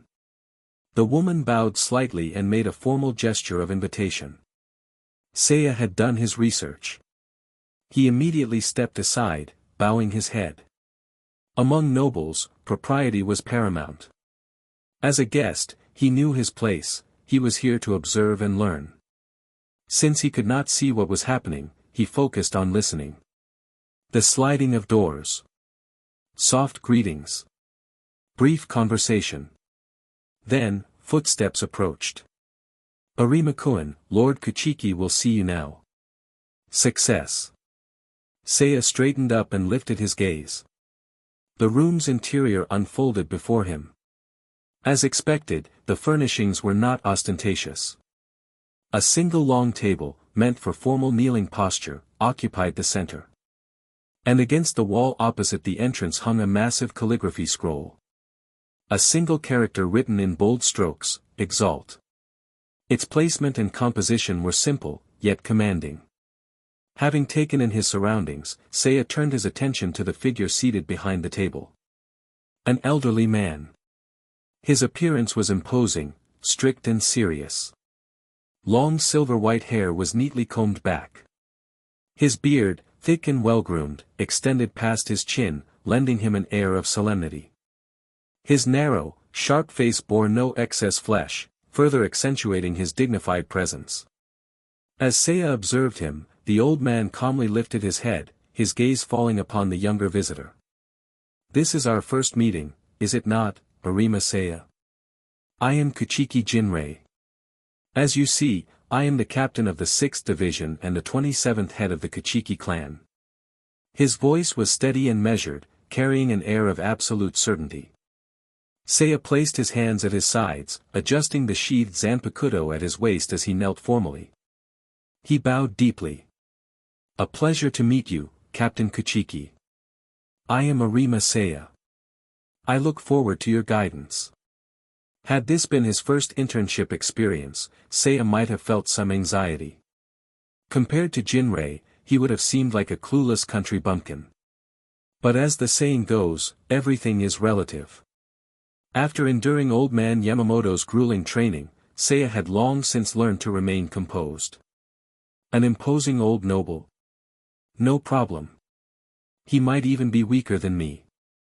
That thought flickered through his mind, but his expression remained utterly neutral. Jinrei, observing this, chuckled softly. "Ah. So Yoruichi was right about you. Wait, what? Why was Yoruichi involved in this?" Before Seiya could ask, Jinrei smiled and continued. "You likely weren't aware, but Yoruichi sent me a letter in advance.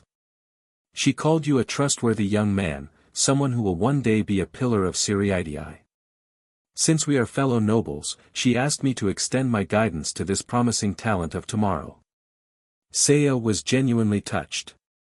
He hadn't expected Yoruichi to vouch for him like this. But before he could fully appreciate her kindness, Jinrei's expression turned serious. He reached into his robe.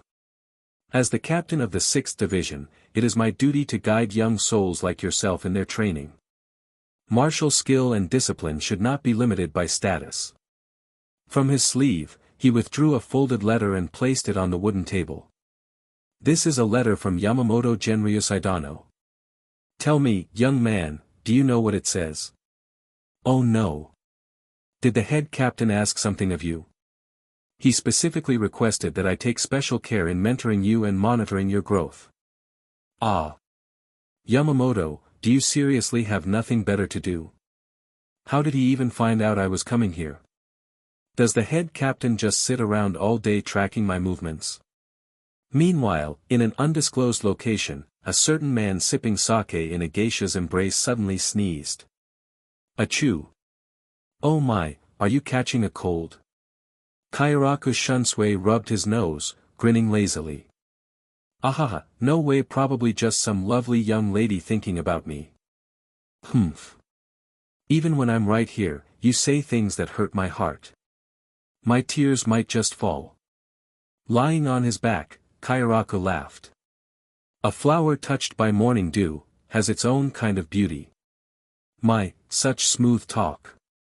Here, have another drink." "Hee, don't mind if I do.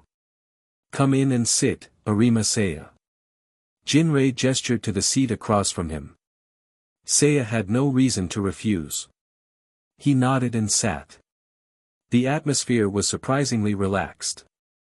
He had expected the 6th Division to be overly rigid, but Jinrei seemed more like a strict yet reasonable elder. Certainly easier to deal with than Yamamoto.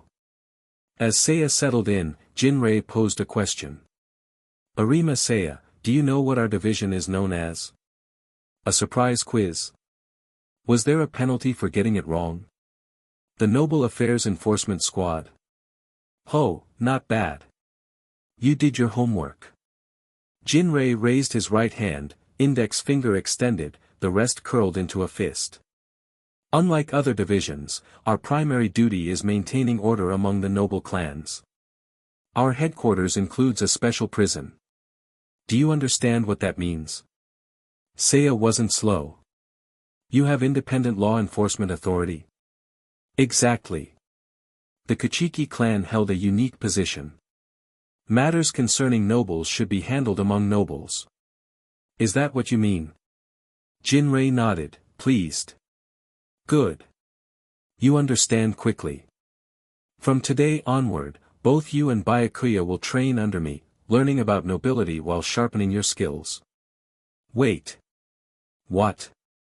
Chapter 131, You are the senior. Relax your shoulders.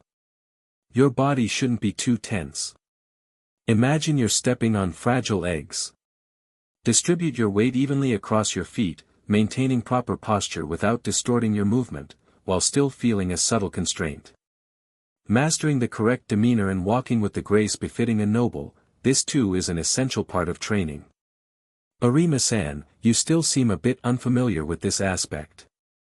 A middle-aged woman, dressed impeccably, knelt on the veranda with her hands folded in front of her, smiling as she observed the panting Seiya. But that's all right. Given your lack of prior experience, it's only natural that grasping its essence all at once would be difficult. So, as long as you continue training diligently, you'll adapt in time. No. Shouldn't she be saying something like, you're already doing great despite everything? It was just walking, yet because the weight distribution was different from usual and he was still unaccustomed to it, Seiya found himself moving with noticeable awkwardness. If possible, he would have taken a break already. But after over a month of training here, he understood his instructor well. She was a woman who appeared gentle but was absolutely uncompromising. She likely had some familial ties to the Kachiki clan, though Seiya wasn't certain of the specifics. One thing was clear, noble education was on another level. The moment you woke up, training began. From dining etiquette to speech cadence, from accessory placement to the nuances of facial expressions. There was too much to learn. Every day began with someone instructing him on how to conduct himself. At one point, Seiya even suspected that nobles had special rules for using the restroom. Perhaps they simply chose not to tell him, so as not to scare off newcomers. Regardless, this strange and restrictive experience had thoroughly exhausted him. Nobles were far too particular. Even 100 years from now, he was certain he would never forget this torment. As he inwardly complained about all these things, beside him, Kachiki Byakuya was carefully practicing what they called the noble stride, moving back and forth across the room with precision. Seiya glanced at him, his training robes were completely drenched in sweat. The curve of his back was sharply defined beneath the soaked fabric. He was, quite literally, drenched in sweat. Kachiki-sama's dedication is commendable. Arima-san, please take him as your example. It wasn't an outright harsh comment. But simply hearing it made Seiya feel even more exhausted. So this is what nobles call aura. Winning without even fighting, huh? Sighing internally, Seiya slowly sat up. Because he was still a beginner, he was allowed to take short breaks when he felt uncomfortable. This gave him the chance to observe Byakuya's movements from an outsider's perspective. This guy. He was really giving it his all. It wasn't mere formality, Seiya could tell Byakuya was genuinely invested in this training. Since he had been struggling through the same process, he understood just how tedious it was. And yet, this guy still pushes through. Guess that's what it means to be a true noble heir. Alright, Arima-san, let's continue. The woman seemed about to call him back, but before she could, a soft chime rang from the nearby clock. She hesitated briefly, then lifted her head and turned to Byakuya. "Kachiki-sama, today's etiquette training is concluded." With a thud, Byakuya collapsed onto the floor like a felled tree. He panted heavily, completely exhausted, just like Seiya had been moments ago. "Then, gentlemen, I look forward to our session tomorrow." Byakuya didn't even have the strength to respond. Seiya could only offer a strained smile and reply politely, thank you. "But, could we perhaps take a rest day sometime?" The woman packed up her materials, still smiling warmly. "I'm afraid that won't be possible." "Gah! A whole month of intense training, and still no break." Completely resigned, Seiya flopped down onto the tatami mat. He listened as the instructor's footsteps faded into the distance, then took about 10 seconds to regulate his breathing. Finally, he struggled to his feet and shuffled over to Byakuya. "How are you holding up?" "Exhausted." But there was no time to rest. For Byakuya, this level of hardship wasn't enough to justify taking a break.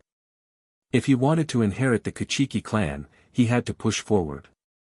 With a determined grunt, Byakuya rolled over, brushed his damp hair from his forehead, and looked at Seiya seriously. "Arima-kun, could I ask you to spar with me again today?" They weren't close enough to call each other friends. But after a month of training together, a subtle understanding had formed between them. Seiya knew exactly what Byakuya meant. "Here we go again." He grimaced. "But dinner is soon, right? Shouldn't we wash up first?" Etiquette training always ended in the late afternoon, just before sunset.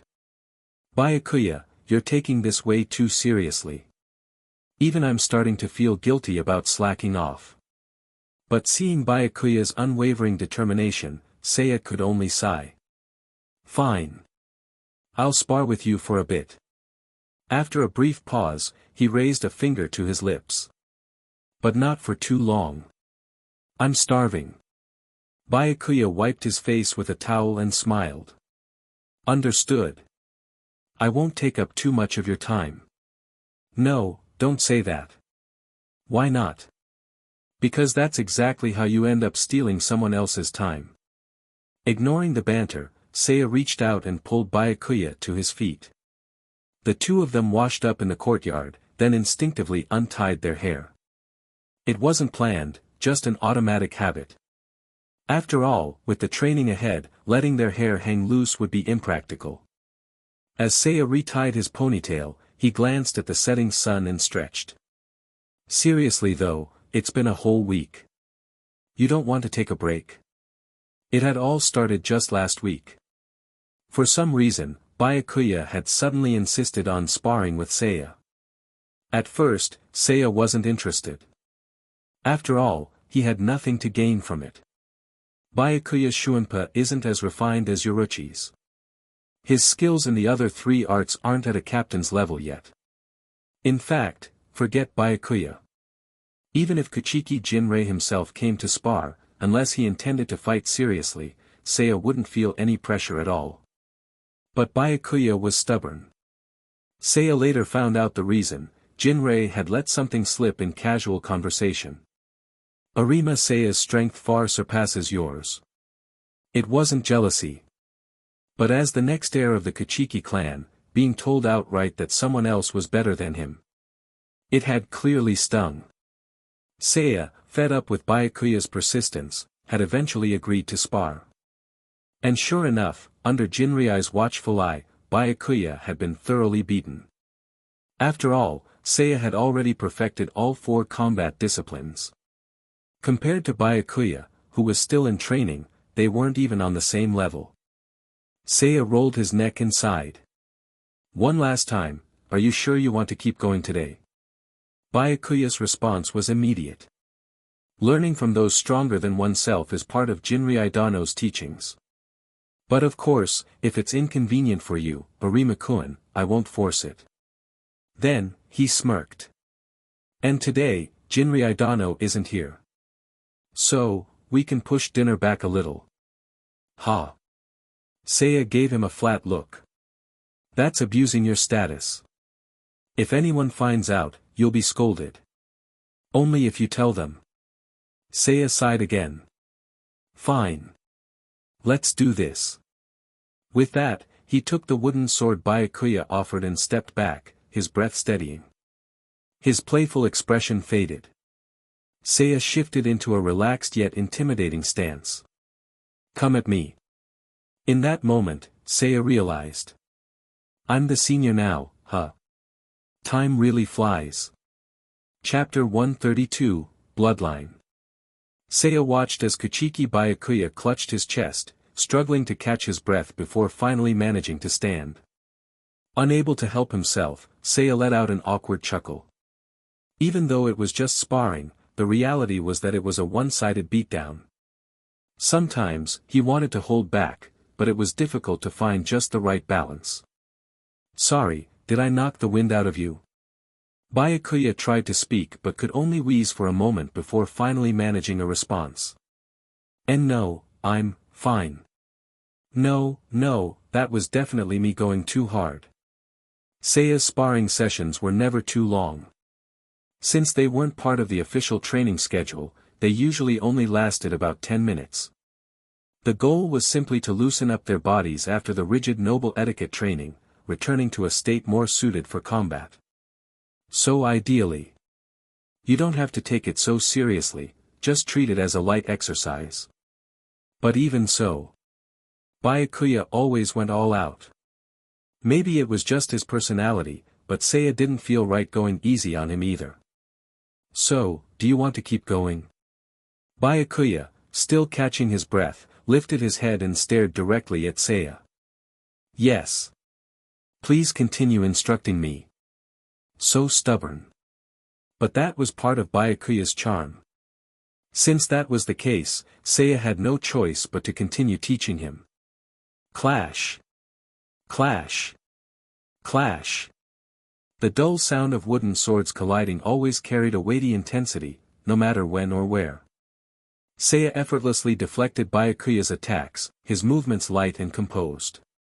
It was obvious, he wasn't feeling any pressure. Their skill levels weren't even in the same league. Your movements and intentions are too easy to read. Don't be so rigid. This kind of simple baiting, like what happened earlier, could have been completely avoided. Oh, and this too. Giving advice was something Seiya did casually. There was no strict order to it, he just pointed things out as they came to mind. Stepping to the side to avoid Byakuya's strike, Seiya twisted his wooden sword around and lightly tapped Byakuya's wrist while his arms were slightly raised. Thwack. It wasn't a hard hit. But even so, Byakuya's face contorted slightly in pain, and he instinctively took a half-step back. His right hand suddenly felt weak. Quickly switching to his left, he maintained his stance and stole a glance at his wrist. A red welt was already forming, numbness and pain intertwined, but it wasn't enough to immobilize him. Gritting his teeth, Byakuya reset his stance, cautiously watching Seiya.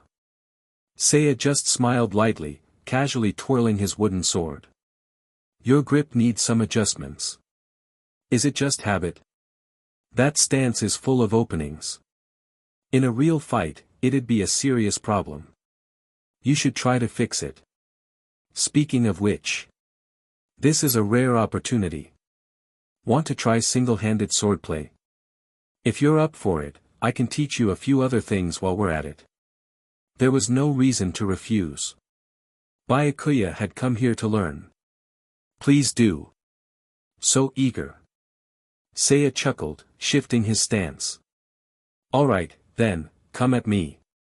Byakuya surged forward. Even with only one good hand, he didn't hesitate for a second.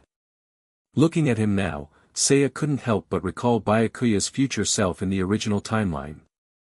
Always getting injured, struggling in fights, constantly at a disadvantage. But still managing to keep a straight face, as if saying, ha. Not even a scratch. Admirable, but at the same time. A little pitiful. Proud, talented, yet always just short of standing among the very best. That must have been frustrating. Since I have the chance, I might as well teach him properly. After all, Byakuya was definitely on the right side. He was cold on the outside but warm-hearted underneath. And Seiya liked characters like that. Effortlessly deflecting Byakuya's vertical slash, Seiya shifted sideways and reached out, grabbing at Byakuya's collar. Alright, pay close attention. You're about to learn something important. Byakuya's expression turned serious. Close quarters control. It wasn't unheard of, but it was still a surprising tactic. But Seiya wasn't going to take him down so easily. At this range, their fight wasn't just about swordplay anymore. It was hand-to-hand combat, Hakuta. Byakuya took a sharp breath and threw his wooden sword away.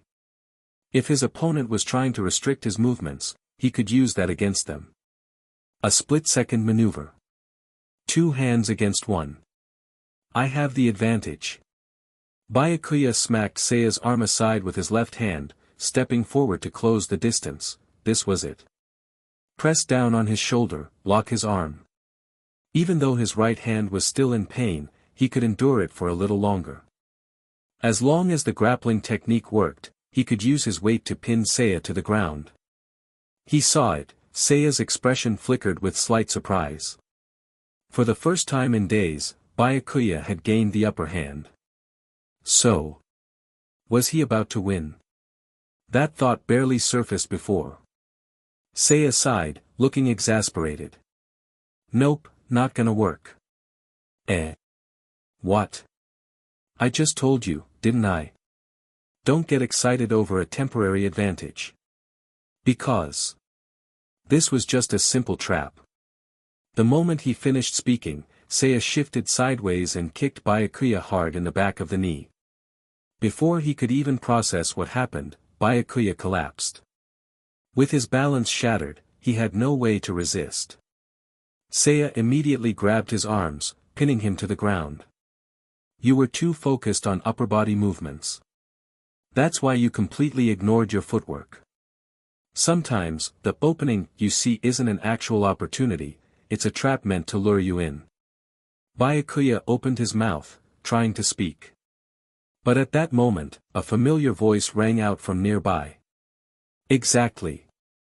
Byakuya, you are worthy as a noble. But if you intend to become the next head of the Kachiki clan, your skills still require refinement. That voice.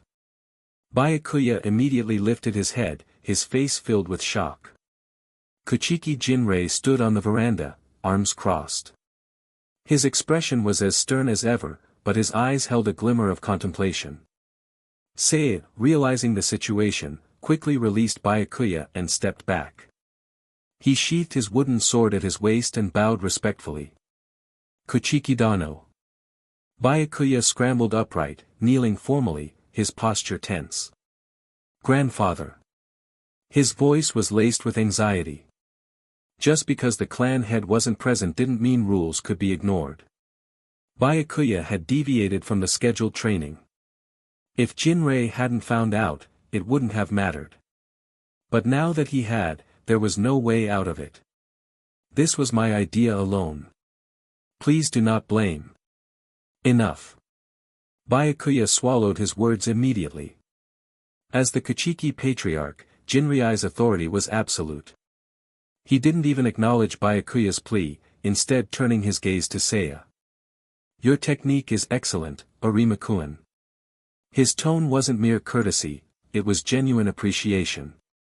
Jinrei's eyes gleamed with admiration. My grandson may be inexperienced, but he is a disciple of mine.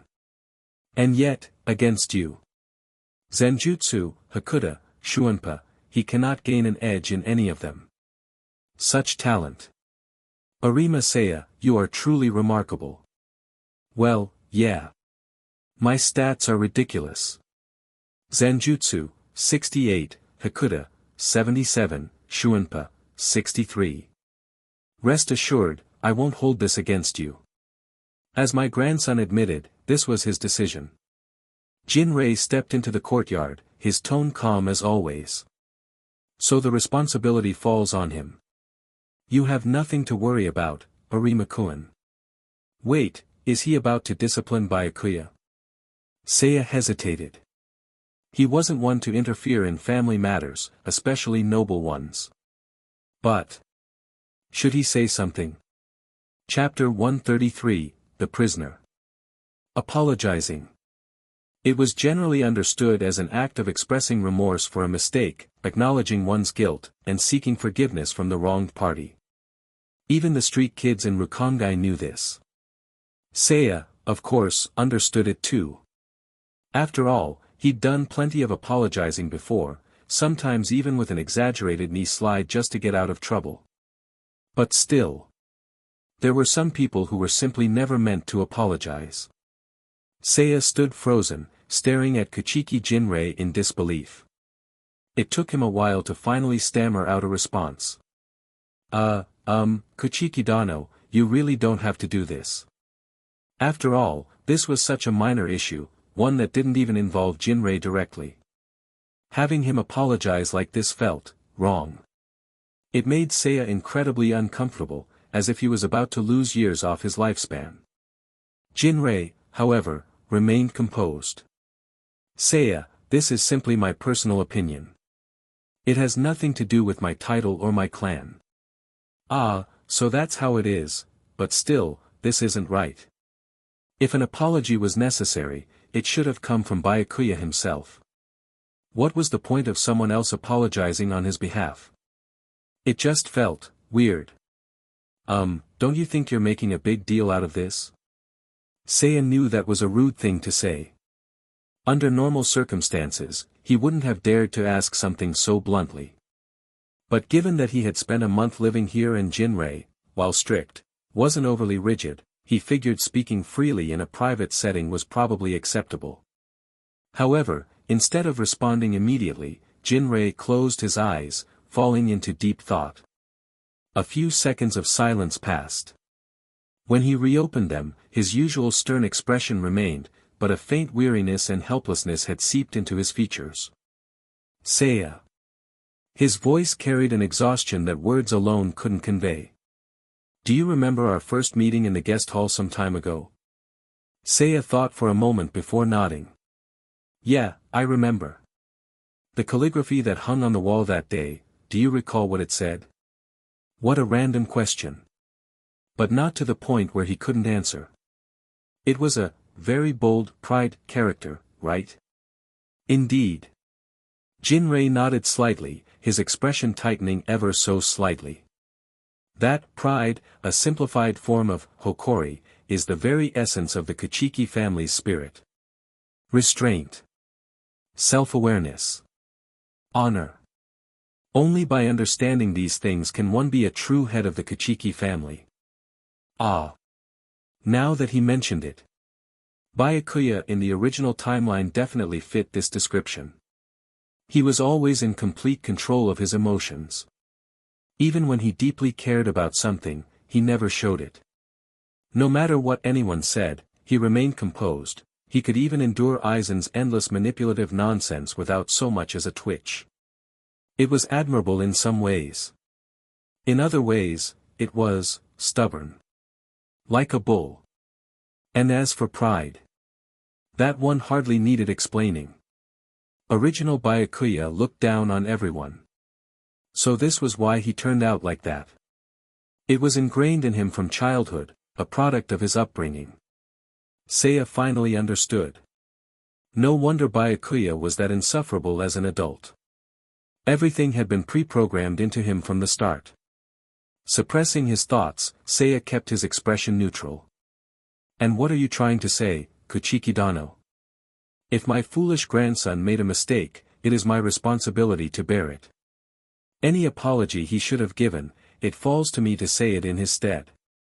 Because Byakuya is the future head of the Kachiki family. Even if he is in the wrong, it is not his place to apologize. No matter how strong I may seem now, in the end, I am merely an old relic waiting to be replaced. My dignity is irrelevant. Byakuya's, however, is not. In other words, the next head of the Kachiki family is never wrong. Whoa! Hearing Jinrei say this in such a steady, emotionless tone made Seiya inwardly shudder. So this is why Byakuya turned out the way he did. Seiya was staring at the source of the problem. I suppose, from your perspective, my reasoning must be difficult to understand. Jinryui's sudden statement caught Seiya off guard. You don't have to force an answer. Jinrei took a sip of tea, his gaze shifting toward the window. What is dignity? What is the point of preserving something so intangible? Aren't people supposed to live for themselves? Why should we care so much about the opinions of others? What value is there in such a constrained, burdensome existence? Wait. Seiya's eyes widened slightly in surprise. Jinrei, Kachiki Jinrei, had once thought like this? He had once questioned everything. Seeing Seiya's stunned expression, Jinrei smirked slightly. No need to look so shocked. I was young once. The same thoughts that you have now, I had them centuries ago. Right. Time gives people answers. It wasn't until I became head of the Kachiki family that I truly understood. Dignity, if left unguarded, will be trampled upon. A noble family, if careless, will be slandered and ridiculed. It is like an ancient bronze statue, weathered by time, fragile, rusting away. But as its descendants, we cannot simply watch as it crumbles into dust. We must polish it, maintain it, and protect its legacy. As the head of the Kachiki family, it is my duty to uphold this burden, fully and without hesitation. In the distant future, perhaps the Kachiki name will fade. Perhaps no one will respect us anymore. But that time is not now. And as long as we hold this title, it is our duty to uphold its meaning. Jinrei spoke with unwavering conviction. But after he finished, a faint, bitter smile formed on his lips. I once believed I could see through the hypocrisy of it all, but in the end, I have become accustomed to it. For a moment, Seiya had no idea what to say. Jinryui's words contradicted themselves. He knew that these things were ultimately meaningless. But at the same time, as the leader of the Kachiki family, he chose to uphold them regardless. It was tragic. Perhaps Yoruichi had the right idea, her way of living seemed freer. Or maybe not. After all, Yoruichi was different. Her talent was extraordinary. By merging the Onmitsukido and the Second Division, she expanded her clan's influence rather than restricting it. Even in an era of relative peace, that was a remarkable achievement. She was exceptional. So maybe it wasn't fair to compare her to Jinrei. Still. Seiya set his teacup down and asked cautiously. Wouldn't it be better if you just explained this to Byakuya? Jinrei sighed deeply. You do not understand, Seiya. I have already made too many mistakes in my life. I had a proud but arrogant son-in-law. I wanted to guide him away from reliance on power, but in the end, I failed, and he fell into darkness. I had a gentle, kind-hearted son. He disliked conflict, yet I pushed him to use his talents. He died as a result. I have always made the wrong choices. Seiya suddenly understood. Jinrei was speaking of Kachiki Sojin, Byakuya's father. A soft-spoken man, unsuited for battle. And yet, forced onto the path of a warrior, he died. Jinrei, despite all his wisdom and strength, had always failed as a father. So now. He had given up on guiding Byakuya directly. Instead. Seiya, I have a request. Jinryui's eyes locked onto Seiya's, filled with a rare sense of hope. Please, guide Byakuya. As a friend. As a mentor. As his senior. Teach him what is right. Seiya inhaled deeply. Then, slowly, he nodded. Understood. Chapter 134, Change starts with small steps. After finishing his conversation with Kachiki Jinrei, Seiya returned to his quarters. Lying on his futon, he realized he was struggling to fall asleep. There was only one reason for it. A sudden sense of responsibility. Up until now, Seiya had always been in the position of learning. But now, thanks to Jinrei, he had to start thinking about teaching. And that was a completely different matter. When you were learning, you only had to focus on absorbing information and adjusting your own understanding. But when you were teaching, you had to consider how to make others understand. Wow! The more he thought about it, the more he felt uneasy. Was someone like him really cut out to teach? His thoughts swirled in his mind, and his expression gradually became more and more complicated. The more he reflected, the more he realized, he might not be suited for this role at all. Maybe I agreed too hastily. He found himself reassessing his own capabilities. But then again, had Aizen felt like this when he first started teaching him? Would he fail to meet Jinrei's expectations? What if he ended up guiding Byakuya in the wrong direction? The more he thought about it, the heavier the mental burden became, and Seiya found himself unconsciously clenching his jaw. But there was nothing to be done about it now. He could only do his best. He needed to figure out how to approach Byakuya starting tomorrow. Aizen-sensei, watch over me. Please don't let me screw this up. Muttering to himself, Seiya eventually drifted off to sleep. At the same time, in the 5th Division headquarters, Aizen sat at his desk, scanning a report. A thoughtful expression crossed his face. Not good enough. With a quiet sigh, he set the paper down on his desk. Right now, he needed to expand his forces, ensuring his plans had proper support. But that didn't mean anyone was worthy of his attention. Mediocre talents, forgettable personalities. Even among those who were highly regarded by others, none of them piqued his interest. Yes. If he had to describe it, it was like comparing amoebas to ants. Small, insignificant creatures, so beneath him that he couldn't even pretend to care. Even if they joined his ranks, he wouldn't feel the slightest bit of satisfaction. So this year's recruits are only this level? How disappointing.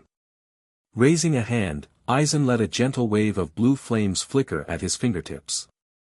With a mere thought, the paper disintegrated into nothing.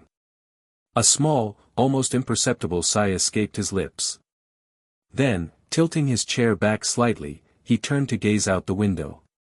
The moon was high. Unmoving. Unchanging. A celestial body that had presided over the world for eons. Such tranquility. Such certainty. No one was born at the top. To reach the heavens, one had to climb. And for that, time was an absolute necessity. Smiling faintly to himself, Aizen closed his eyes for a moment. This year may be a loss. But next year remains a possibility. Perhaps he wouldn't encounter another genius like Seiya. But such opportunities were always rare. Finding a true ally. That was a once-in-a-lifetime fortune. So, I'll wait a little longer. Seiya-sama, please teach me. Let's not with the formalities. Seriously, cut that out. Apparently, Jinrei had spoken with Byakuya last night. Because today, the kid was practically radiating enthusiasm. The way he was looking at Seiya. It was like he was staring at some kind of legendary artifact. Why the hell was he this excited? Ahem. Jinrei-sama has already informed me that, starting today, my etiquette lessons will be cut in half, and the remaining time will be spent training under you. Excuse me? Seiya blinked in disbelief. Wasn't that way too much free time? And more importantly, what the hell was he even supposed to teach? Byakuya, seemingly aware of Seiya's hesitation, bowed respectfully. Jinrei-sama also told me that you don't need to be overly formal. We can simply interact as friends. Seiya let out a long sigh. Even that old man is micromanaging this. Jinrei must really care about Byakuya. Or maybe he was just being overprotective. Alright. Let's just get through today's etiquette lessons first. As per the schedule, Seiya's training didn't start until the afternoon. By the time etiquette practice was over, his back was aching, and his legs were sore. He groaned dramatically all the way back to his room, then immediately took a quick bath. Previously, he hadn't paid much attention to this kind of thing, since he had more training afterward anyway. But now that he had more free time, might as well clean up a bit. Besides, he had to admit, 6th Division's accommodations were fantastic. Unlike their rigid traditions, their living conditions were incredibly modern. They even had hot water 24 hours a day. Seiya nearly cried. Back in the 1st Division, he'd had to wash in cold water. And worse, Yamamoto had made him scrub himself down with a dry cloth. It was a horrifying experience. Unfortunately, 6th Division didn't believe in hair dryers. So Seiya had to go old school. He took a comb and carefully ran it through his damp hair, getting as much water out as possible. Then he applied a bit of scented oil, twisted his hair into a simple bun, and tied it at the back. Neat and practical. Still, maybe I should just cut it short. Fashion trends in Seoul society weren't exactly strict. Just look at Tosen's giant afro. Clearly, no one was that concerned with tradition. So, yeah. Getting a new hairstyle might not be a bad idea. Lost in thought, Seiya made his way to the main hall, where Byakuya was already waiting. Dressed neatly, hair combed, practically glowing with determination. Seiya gave him a lazy wave. Yo. Byakuya bowed deeply. Seiya-sama. This is going to take a while to fix. Jinrei wasn't around during lunch, so the atmosphere was much more relaxed. The food, as expected of a noble house, was incredibly refined. Even compared to the 1st Division, everything here felt more deliberate. Picking up a piece of dried mackerel, Seiya chewed thoughtfully before leaning toward Byakuya. Hey. Let's go out later. Training could wait. Right now, there was something more important to take care of. Byakuya, in the middle of drinking his soup, froze. Then, quickly composing himself, he nodded. I have no objections. I will follow your lead, Seiya-sama. Great. It's settled, then. After lunch, the two of them left the Kachiki estate. Seiya had been planning to make small talk, but when he saw Byakuya looking a little tense, he changed course. Byakuya, do you not go out much? Byakuya gave a slightly sheepish smile. Not really. There's always something to study. And Jinrei-sama has always said that I'll have plenty of chances to go out in the future. Seiya hummed in thought. Right. That was how he ended up meeting his Anna. So. Should I interfere? After a moment of consideration, he made a decision. I need to find a damn good doctor for his Anna. She and Byakuya deserved a happy ending. And speaking of gifts. Byakuya, Seiya said, smiling slyly, you've never bought Jinrei a birthday present before, have you? Chapter 135, The Kachiki Family Lineage. A birthday gift. The very idea symbolized care and appreciation between family and friends. Even for someone who struggles to express themselves, a gift is a perfect way to convey their feelings. So, I think this would be a good choice for you, Byakuya. Not good at speaking. A natural-born introvert. No problem, just shove a gift in their hands, and all your emotions will be perfectly understood. Though technically an outsider, Seiya had spent enough time with the Kachiki family to understand their dynamics. If you can't bring yourself to say anything, just let the gift do the talking. As long as they receive it, your message will get through.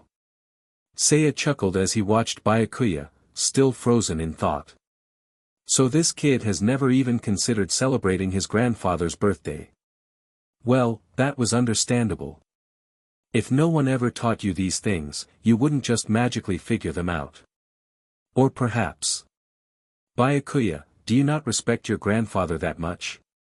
Byakuya snapped back to attention, quickly shaking his head. And no. That's not it. Thank you, Seiya-sama, I understand now. A bit slow, a bit stubborn. But still a good kid at heart. Since Jinrei had given him full freedom to act, Seiya had no reservations about stepping in. Lesson 1, How to mend your relationship with your family. Watching Byakuya carefully selecting the shape, material, and scheduling the production time for his gift, Seiya smiled in satisfaction. Then, unexpectedly, Byakuya turned to him with a determined look. Seiya-sama, allow me to buy you a gift as well. Huh? Why am I included in this? No need for that, Seiya waved his hand. This shop wasn't cheap. By his own financial standards, he could barely afford to breathe the air in here. But Byakuya was relentless. You've helped me so much. If I'm giving a gift, then of course, I must include you as well. Man, this guy really doesn't budge once he decides something. Seeing no way to refuse, Seiya sighed and accepted. He was not expecting Byakuya to go all out. The kid bought him a handcrafted sandalwood incense pendant. It was a small, finely carved piece with a hollow interior, designed to hold scented herbs. Compact and practical, it could be discreetly tucked into the folds of a shihakusho. The shopkeeper even pre-filled it with crushed aromatic leaves. Seiya fastened it to his belt, near his sword sheath. Not used to accessories, he fiddled with it for a while before awkwardly turning to Byakuya. How does it look? Byakuya, ever blunt, paused to evaluate. Jinrei-sama used to wear something similar when he was young. I've never seen it myself, but I imagine it looked like this. It suits you, Seiya-sama. Really? Well, that's kind of flattering. Before Seiya could reply, Byakuya had already paid. Noble kids sure were generous. With everything settled, they were about to leave. But suddenly, Seiya stopped in his tracks. Byakuya, counting his remaining money, noticed and turned back. Seiya-sama? Is something wrong? Seiya hesitated for a moment, then spoke. Byakuya, could I borrow some money? Huh? Oh, of course. No way he'd refuse. If Seiya of all people was asking, he'd agree even without knowing the reason. Still. Seiya-sama, is there something you wish to buy? Seiya smiled faintly. Yeah. Talking to you earlier reminded me. There's someone I need to thank as well. With a quiet nod of gratitude, Seiya turned and walked back into the shop. A month passed in the blink of an eye. During this time, Seiya never once slacked off in Byakuya's training. Since Byakuya was naturally hardworking, Seiya saw no reason to hold back. In terms of swordsmanship, he gave him everything he had. He also provided targeted guidance based on Byakuya's fighting style. Your Zanpakuto, Senbonzakura, splits into countless blades and attacks from multiple angles, right? Byakuya nodded, gripping his sword. Yes. Then why aren't you leaning into that strength? Seiya sighed. It's fluid and versatile. You can adjust the speed and precision of the fragments with your hand movements. That means Senbonzakura isn't meant for brute force. It's best suited for harassment tactics and secondary attacks. Why the hell are you just dumping all the petals in one place and smashing them at your enemies? Sure, it looked flashy. And against weaker opponents, it worked.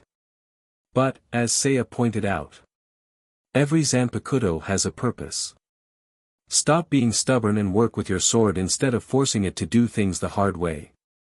Byakuya's movements were naturally bold and direct. Even after training with the Shihoin family, that hadn't changed. He clearly preferred honorable, face-to-face combat.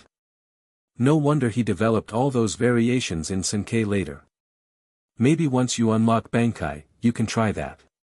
But for now, take my advice.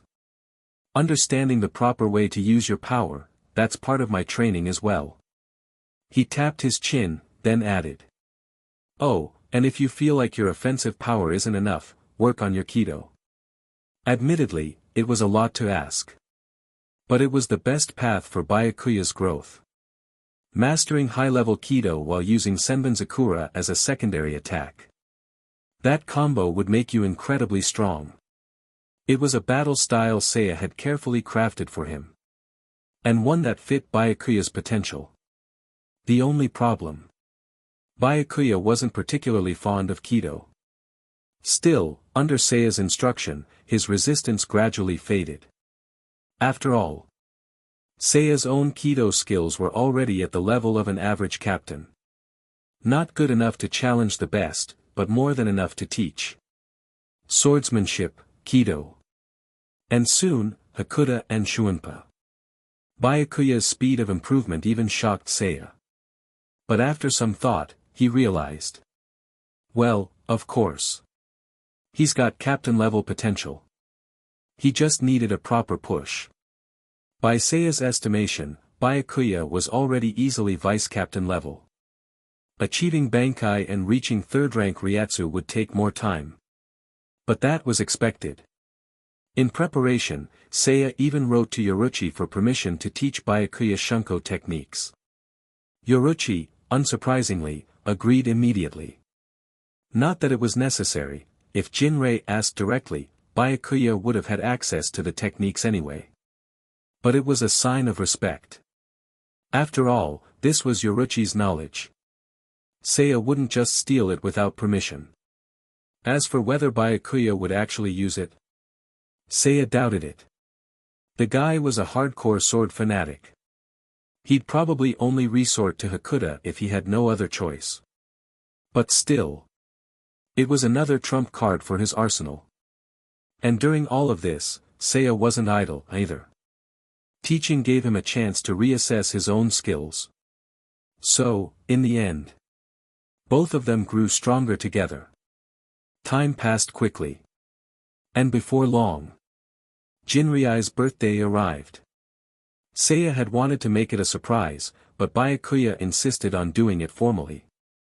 After dinner, Byakuya presented his gift. Grandfather. Thank you for everything. Still calling him Jinryai-sama even now. Seiya clicked his tongue. Man, this kid is so stiff. But Jinrei didn't seem to mind. He accepted the gift, his usually rigid expression softening just slightly. The tension between them eased, if only a little. Looks like there's still a long road ahead for these two. That night, Seiya was summoned to Jinryai's chambers. As expected. But when he arrived, Jinrei handed him an envelope. It bore the Kachiki crest. Seiya, have you considered joining the 6th Division? And then, in a calm, almost casual voice. Or, perhaps you'd be interested in becoming part of the Kachiki family. Chapter 136, Like Scattered Ashes. Aizen-sama, this is the summary of my recent work. Kneeling on one knee, Tosen and Aizen lowered his head deeply, his tone devout and reverent. Please provide further instructions as you see fit.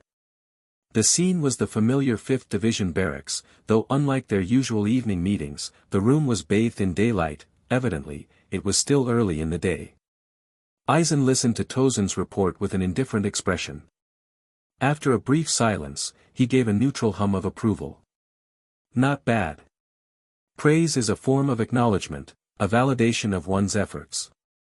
Clearly, Aizen had no dissatisfaction with Tosen's work. So, at most, he could only offer some mild suggestions.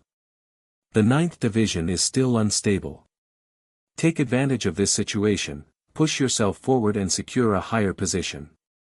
Hearing Aizen's advice, Tosen lowered his head even further in obedience. Understood. Good. That will be all for now. Then, if you'll excuse. Thud. Before Tosen could finish his sentence, the door swung open. Before the figure even stepped inside, a head of golden hair peeked through the doorway. Yo, sorry, Aizen, but I need your help again, huh? There's someone here. Hirako Shinjiro raised an eyebrow in surprise as he looked at Tosen. His gaze lingered for a moment before his expression tightened. Have we met somewhere before? Tosen's face remained unchanged as he calmly shook his head. I'm merely a new recruit in the 5th Division, Captain Hirako. It's understandable that you wouldn't recognize me. Is that so? An odd sense of familiarity gnawed at Hirako's mind, but before he could dwell on it further, Aizen spoke up at just the right moment. Captain, there's no need to make things difficult for the new recruits. Training them is part of my duty. I'd appreciate it if you didn't put too much pressure on them. Logical. Reasonable. Convincing. Hirako had no choice but to turn his attention back to Aizen. Tosen, sensing the opportunity, took a discreet step back and carefully exited the room. The moment he was outside, his once calm expression stiffened into tension.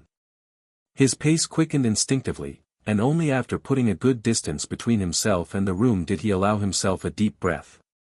That had been too close. After all, he wasn't actually a 5th Division recruit. Facing a captain under those circumstances had been suffocating.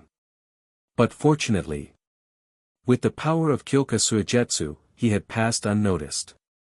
Still, why have our meetings shifted to daylight all of a sudden? Is this another test of our abilities? Tosen couldn't think of any other explanation.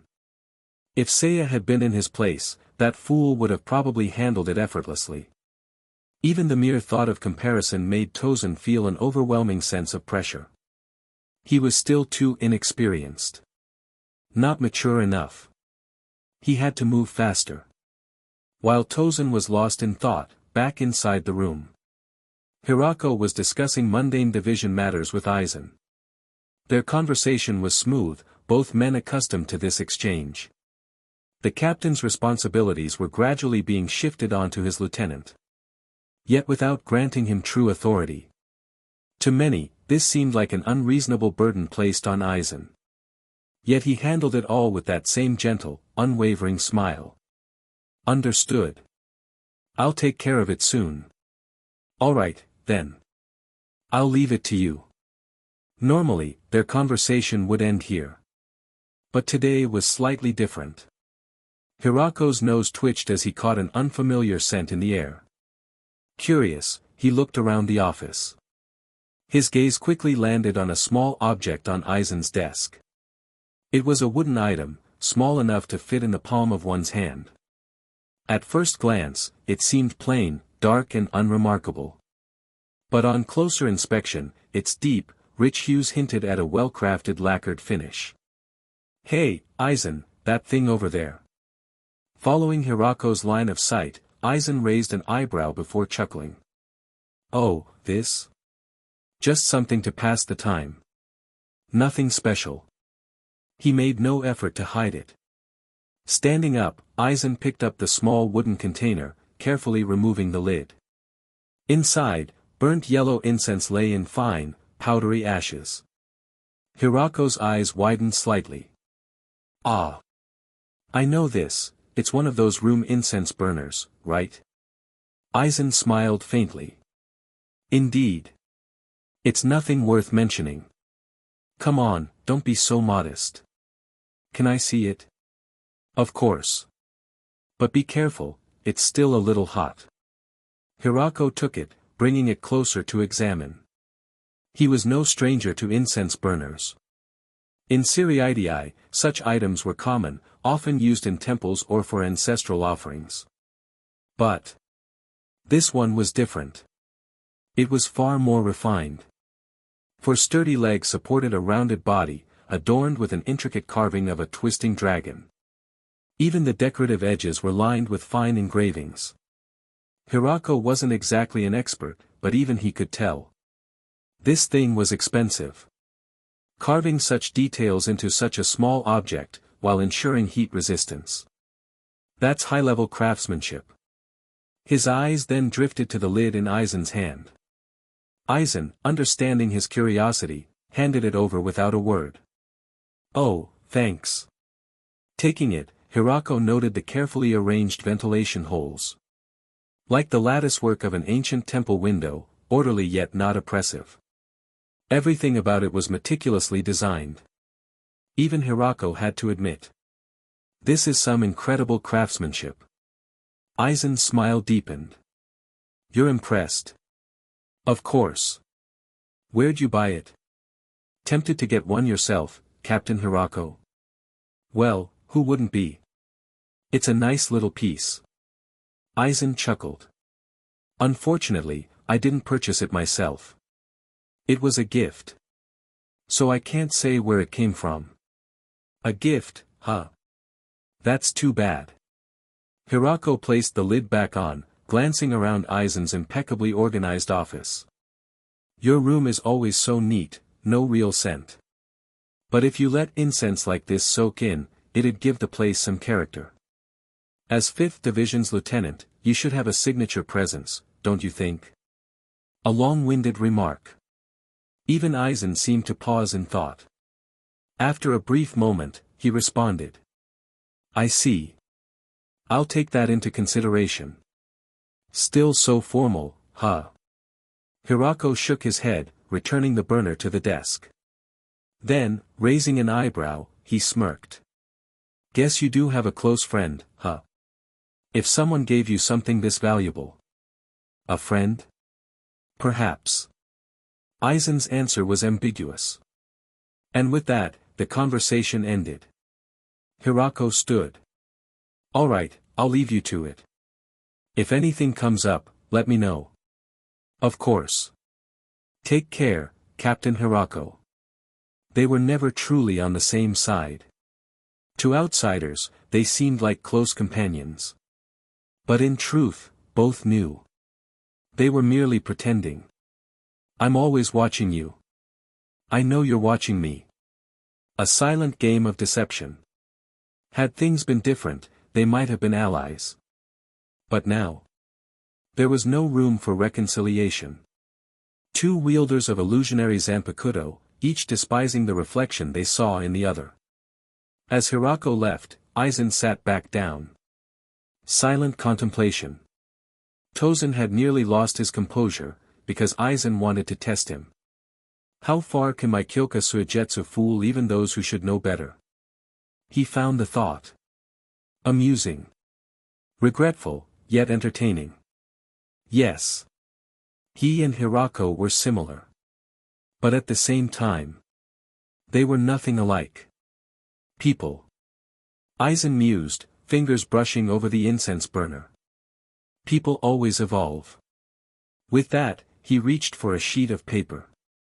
A letter. A simple act. Yet one that signified a decision. Dipping his brush, he paused briefly before writing. Outside, gray skies loomed as soft snowflakes began to fall.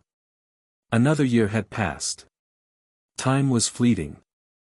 And so, the first words formed. Winter is coming. How have you been, Seiya-kun? Chapter 137, Jin Ikamaru. Arima-senpai. Arima-senpai. A voice from nearby pulled Seiya out of his thoughts. Did you just fall asleep? Ah, sorry, no. I was just distracted for a moment.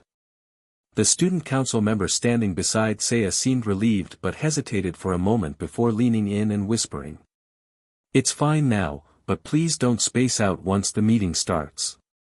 After all, this was the annual welcome ceremony for the new students of Shin'ō Academy. As the top-ranking student, Seiya had already attended this event the previous year. So, this wasn't unfamiliar to him. Not a big deal. Just a routine speech. Seiya stepped onto the stage, said a few words of encouragement, and returned to his seat, once again sinking into deep thought. It was Aizen's recent letter that was bothering him. Find promising recruits and bring them into our fold. Since when did I become a talent scout? Ugh. Where was he even supposed to find these so-called promising individuals? If it was someone Aizen deemed worthy, they had to at least be on the level of Hinamori Momo, Shin'ō Academy's top graduate, handpicked by Aizen himself. Sure, in the grand scheme, she didn't seem that impressive. But considering her reputation and abilities, it was clear she wasn't just some weakling. She was just, a bit emotionally unstable. She literally tried to attack a captain after Aizen faked his death. Talk about a passionate personality. People just assume she's gentle because of her demeanor. But with a Zanpakuto like Tobium? No way. Lost in his thoughts, Seiya furrowed his brow. And the real problem was, Abarai Renji's generation wouldn't enter the academy for another few decades. If Aizen really had his eye on someone in this batch of students, Seiya would have remembered. But he didn't. Which meant, there was probably no one worth scouting this year. So what was he supposed to do? Just go back and tell Aizen, no one special this time. Just imagining Aizen's disappointed expression made Seiya's stomach ache. Wait. Was Aizen deliberately using his thin skin against him? Damn it. That manipulative bastard. While Seiya was mentally cursing his predicament, the ceremony was wrapping up. He stood up, ready to leave. But then. Please, wait. It took him a moment to realize someone was calling him. Two female students, dressed in standard academy uniforms, stood anxiously in front of him. The moment they met his gaze, they bowed their heads in embarrassment. The one on the left nudged her friend forward. The other girl hesitated, then, stiffly, extended her hands. This is for you, senpai. Seiya instinctively took the item. A pink envelope. Thin. Clearly just a letter. But even before opening it, Seiya sighed. Ah. This again. It wasn't the first time. He had received so many of these letters that he had lost count. The contents were always the same, self-introductions, confessions of admiration, and requests to please go out with me. He had read too many. At this point, it was almost nauseating. And honestly, I'm not even that good looking, right? Seiya rubbed his chin thoughtfully. Before he could dwell on it, a familiar voice cut in. Ah, so youthful. The moment he heard that tone, he knew exactly who it was. Without even turning around, he sighed. You're awfully free today, Kion. Kion Kotetsu, now a second-year student, grinned proudly. Humph. I am one of the top 10 first years. You should be proud of me. Yeah, good job. Keep it up. Seiya patted her head absent-mindedly. At first, she looked pleased, but then. Don't try to change the subject, Seiya. I saw that letter. Seiya clicked his tongue. Thought I could sneak past you. What? Are you treating me like a child? Ignoring the minor distraction, the two walked side by side toward the dorms. Kion's expression turned sly. That was your second letter since New Year, right? Seiya sighed. No. Fourth. At some point, this had become a thing. He just kept receiving them. And he didn't understand why. Was he really that popular? Seiya frowned. Seeing his reaction, Kion smirked. Senpai, you still don't get it, huh? You're basically a celebrity here. I am. Of course. Kion raised a finger, listing off reasons. First place every year, leaving the second place student in the dust. That's because I'm literally at a captain's level already. You get to wear a shihakusho instead of the academy uniform. That's just for convenience since I keep getting dragged into official events. And your incense charm and gloves. Obvious gifts from the Kachiki family. Okay, the first part was true. But the second part. Seiya glanced down at his right hand. A half-fingered white glove, neatly wrapping his palm and the back of his hand. After he declined Kachiki Jinryai's offer to join the clan, the old man hadn't seemed particularly upset. Instead, as a farewell gift, he had given Seiya this glove. Back then, Seiya hadn't thought much of it. He had accepted it out of politeness. It was only after returning to school that he realized. This thing was worth 20 luxury houses in Siriidii. He had nearly passed out when he found out. Siriidi's noble spending habits were insane. At first, he had wanted to return it. But every time he tried, the Kachiki estate turned him away. In the end, he had no choice but to keep it. And admittedly, it was useful. The fabric absorbed sweat and provided extra grip, reducing the risk of dropping his sword. Even if it felt excessive, he had to admit, the Kachiki family had good taste. Still, Kaion's conclusion made him pause. So, that's why people like me? Obviously.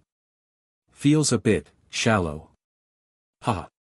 That's why you're my brother-in-law, you always say the coolest things. This girl really knew how to flatter him. Seiya shook his head, then changed the topic. Anyway, how's the list I asked for? Of course, I finished it. Kaion handed him a scroll. This has the names of all the new students from branch 1, 2, and 4, excluding your own branch 3. Thanks. Kaion puffed out her chest proudly. Heh, working in the student council makes this kind of thing easy. Seiya unrolled the scroll, scanning the names. Because of recent expansions, the academy had opened 2 new branches. More students. More talent. This was good news. More trained Shinigami meant fewer untrained souls left wandering in Rukongai. Seiya had no memory of this happening in the original timeline. So it was a surprise. But when he exchanged letters with Yamamoto, the old man had explained. Talents like you emerged from the lower districts. I see now that our current system is flawed. Thus, I have invested in Shin'ō Academy's expansion, so that more promising souls may be discovered. Seiya had to admit. That was impressive. Had his presence alone caused this reform? Would this change affect who enrolled in the future? There was no way to know. But the thought was intriguing. For now, he focused on the list. Beside him, Kaion peeked over his shoulder. So, what are you looking for? Potential. Talent. Can you really tell just from names? Of course. I have psychic powers. Ha. Kaion nearly punched him. But then. Seiya stopped walking. His eyes locked onto a single name. His breath hitched slightly. Oh. Kaion noticed the shift in his expression. Senpai. What's wrong? Seiya blinked. Then, he smiled. Nothing. Then, did you see something? Yeah. He exhaled. A familiar name. Branch 4. Shin'ō Academy. First year student.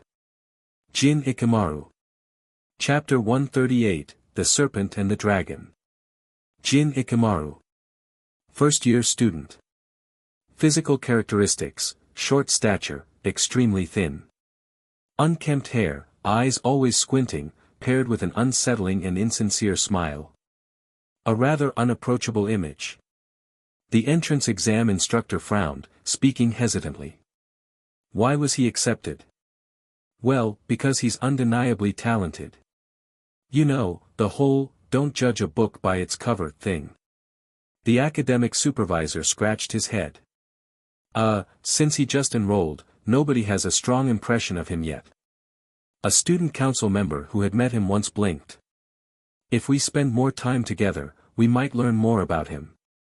A top-ranked first-year student crossed his arms and nodded.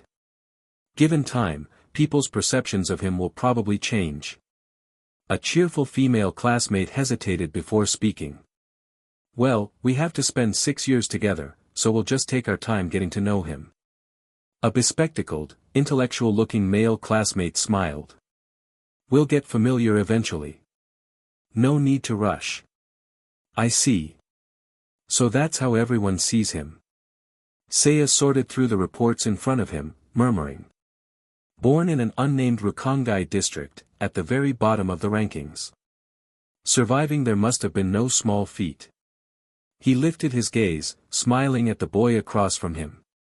What do you think, Ikamaru? As long as you're careful, even a snail can survive in a beast's den. Oh. That was an interesting response. Seiya raised an eyebrow, carefully observing the boy before him. A strange-looking child. Calling a Shin'ō Academy student a child felt odd, almost disrespectful. But there was no better word for it. Jin's appearance was youthful to an unnatural degree. Short, wispy lilac-colored hair. Narrow, slit-like eyes. Barely over 160 centimeters tall, and even the smallest academy uniform looked loose on him. Seriously? Was he really this small? Aizen was already slim, but Jin was practically a stick figure. Was he just severely malnourished? Or had he simply not hit his growth spurt yet?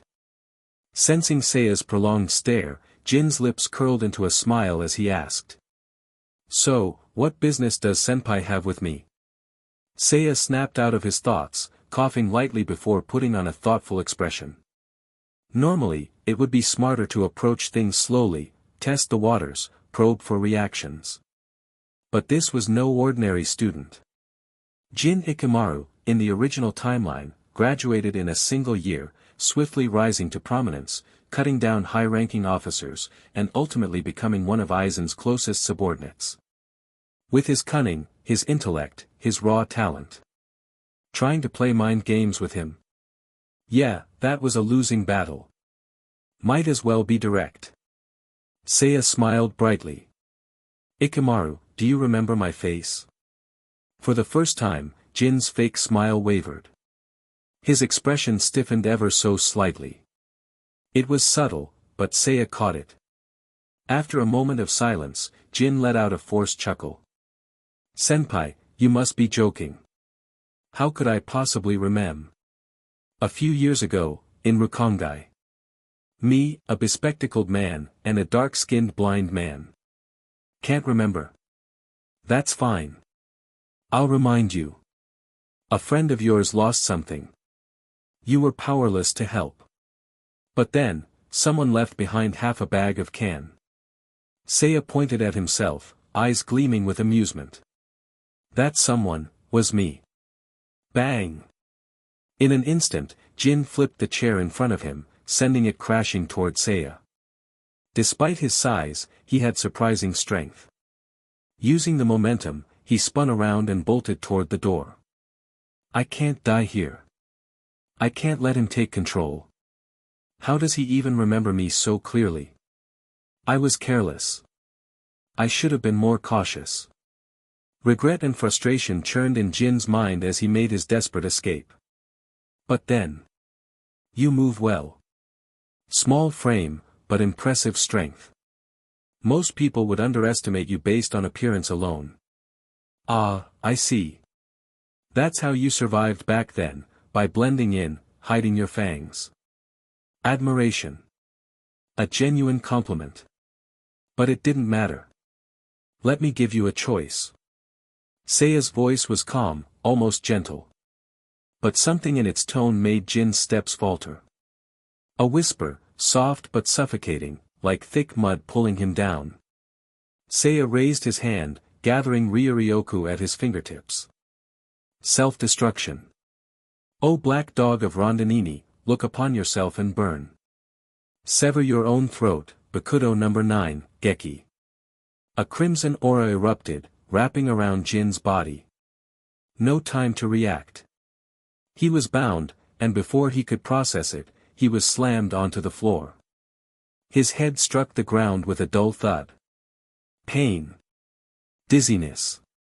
And the creeping realization. I can't escape. Gh. Jin gritted his teeth, twisting his body in vain. Give up. With your current strength, breaking free is impossible. Seiya stood, walking toward him at a leisurely pace. His expression was unreadable. You'll need to think of a better plan. What the hell do you want? His voice was raw, desperate. This wasn't some schoolyard scuffle. This was a death sentence. His captor was a renowned prodigy of the Godai 13. Jin. A mere first-year student. He was trapped. And he knew it. You're not going to scream for help, are you? Seiya smiled, crouching beside him. Even if you did, it'd be pointless. Classes are in session. There's no one around. The realization sank in. Jin fell silent, his lips pressing into a thin line. Just kill me. He gave up. Seiya chuckled. Not yet. He tilted his head, amused. I told you. I'm giving you a choice. What choice? Seiya held up 2 fingers. Option 1, you resist, and I kill you. I have enough connections to erase you from the records. Not a bluff. Seiya knew people, high-ranking captains. If needed, he could make Jin disappear with just a few words. Jin understood this. His eyes narrowed. So, what's option 2? Seiya grinned. Simple.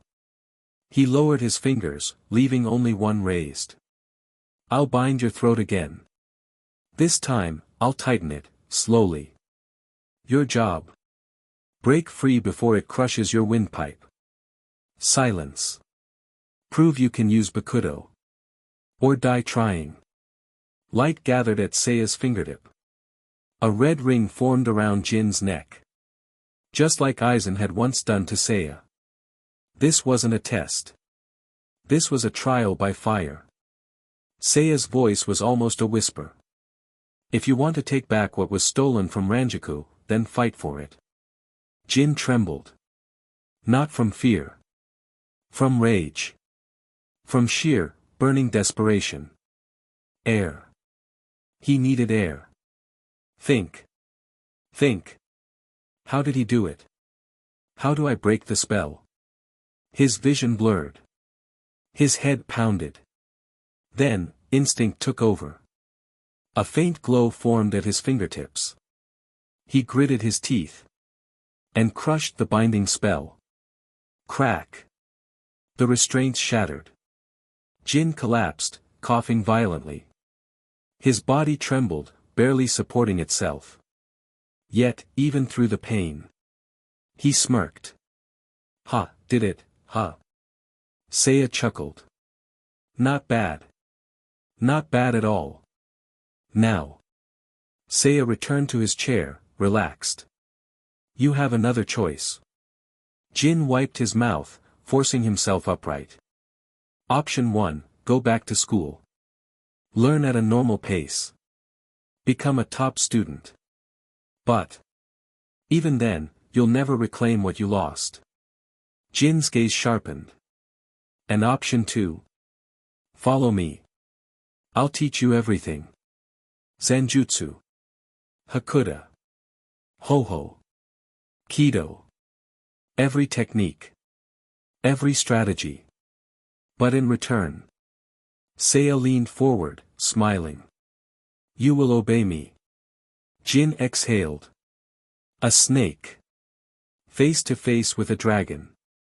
Well. Want to see if you can devour me? Chapter 139, 6 months of time. Bang. Bang. Bang. The rhythmic clash of wooden swords echoed through the spacious dojo, each impact reverberating like the chime of a distant bell. 2 figures darted across the floor, their movements swift and precise. Don't let your guard down. If you're forced to defend, put all your focus into predicting your opponent's every move. Crack. Seiya's wooden sword struck Jin's hand, leaving a fresh red welt. Tighten your grip. The more you're attacked, the firmer you need to hold on. Otherwise, your last chance at survival will slip away, and you'll be left with nothing but defeat. To emphasize his point, Seiya stepped forward with effortless speed and struck the same spot again. Crack. The skin on Jin's hand swelled visibly, a deepening purple hue spreading beneath the redness. Your defense is too soft. Don't rely only on your arms, engage your waist. If you don't, your stance has no meaning. Seiya advanced 2 more steps, lifting his wooden sword high before slashing downward. Having already suffered multiple blows, Jin clenched his teeth, raising his own sword in an attempt to block. This was exactly what Seiya had anticipated. Shifting his weight slightly, Seiya turned his downward slash into a diagonal feint. The swords met. But rather than a solid block, Jin felt his weapon slip. The angle was off, Seiya's strike had redirected his guard. His grip loosened. This is bad. If he took that hit directly, it wouldn't be something he could just endure. No choice. He let go of his sword. With his primary weapon gone, it seemed like the match was over. But that was far from the truth. His loose-fitting training uniform hid subtle movements as his left hand slipped into the folds of his sleeve. A thin wisp of spiritual energy coiled around his fingers like a serpent. Heido number 31, Shikaho. Whoosh! A gust of wind roared as a crimson sphere of energy erupted from his sleeve, streaking toward Seiya's face. A mere 4 meters away. A blind spot attack, carefully planned. A true killing move. Even if I skipped the incantation, I poured enough Ryatsu into this shot. Even for someone like you, taking a direct hit from this at close range. No way you walk away unscathed. So, what now? Faced with the incoming fireball, Seiya's expression remained unchanged. As if everything was proceeding exactly as expected. There was no surprise. No hesitation. Instead, he simply raised 2 fingers before him. Bakuto number 39, Enkozen. A pale yellow light shimmered into existence, forming a translucent barrier between them. The 2 opposing energies met, Shikaho's violent red flames twisting against the defensive Kido. They clashed, tangled, gnawed at each other. And then, the Shikaho dissipated into nothing. Jin's brow furrowed. His strongest move had been blocked as if it were nothing. That was bad. Without time to gather more Ryatsu, he had no choice but to retrieve his wooden sword. But never stop moving, even while thinking. A break in your footwork is a fatal weakness. For example, a voice whispered directly into his ear. Goosebumps prickled along his skin. Instinctively, Jin tried to escape. Too late. A strike to the inside of his knee shattered his balance. His body lurched forward uncontrollably.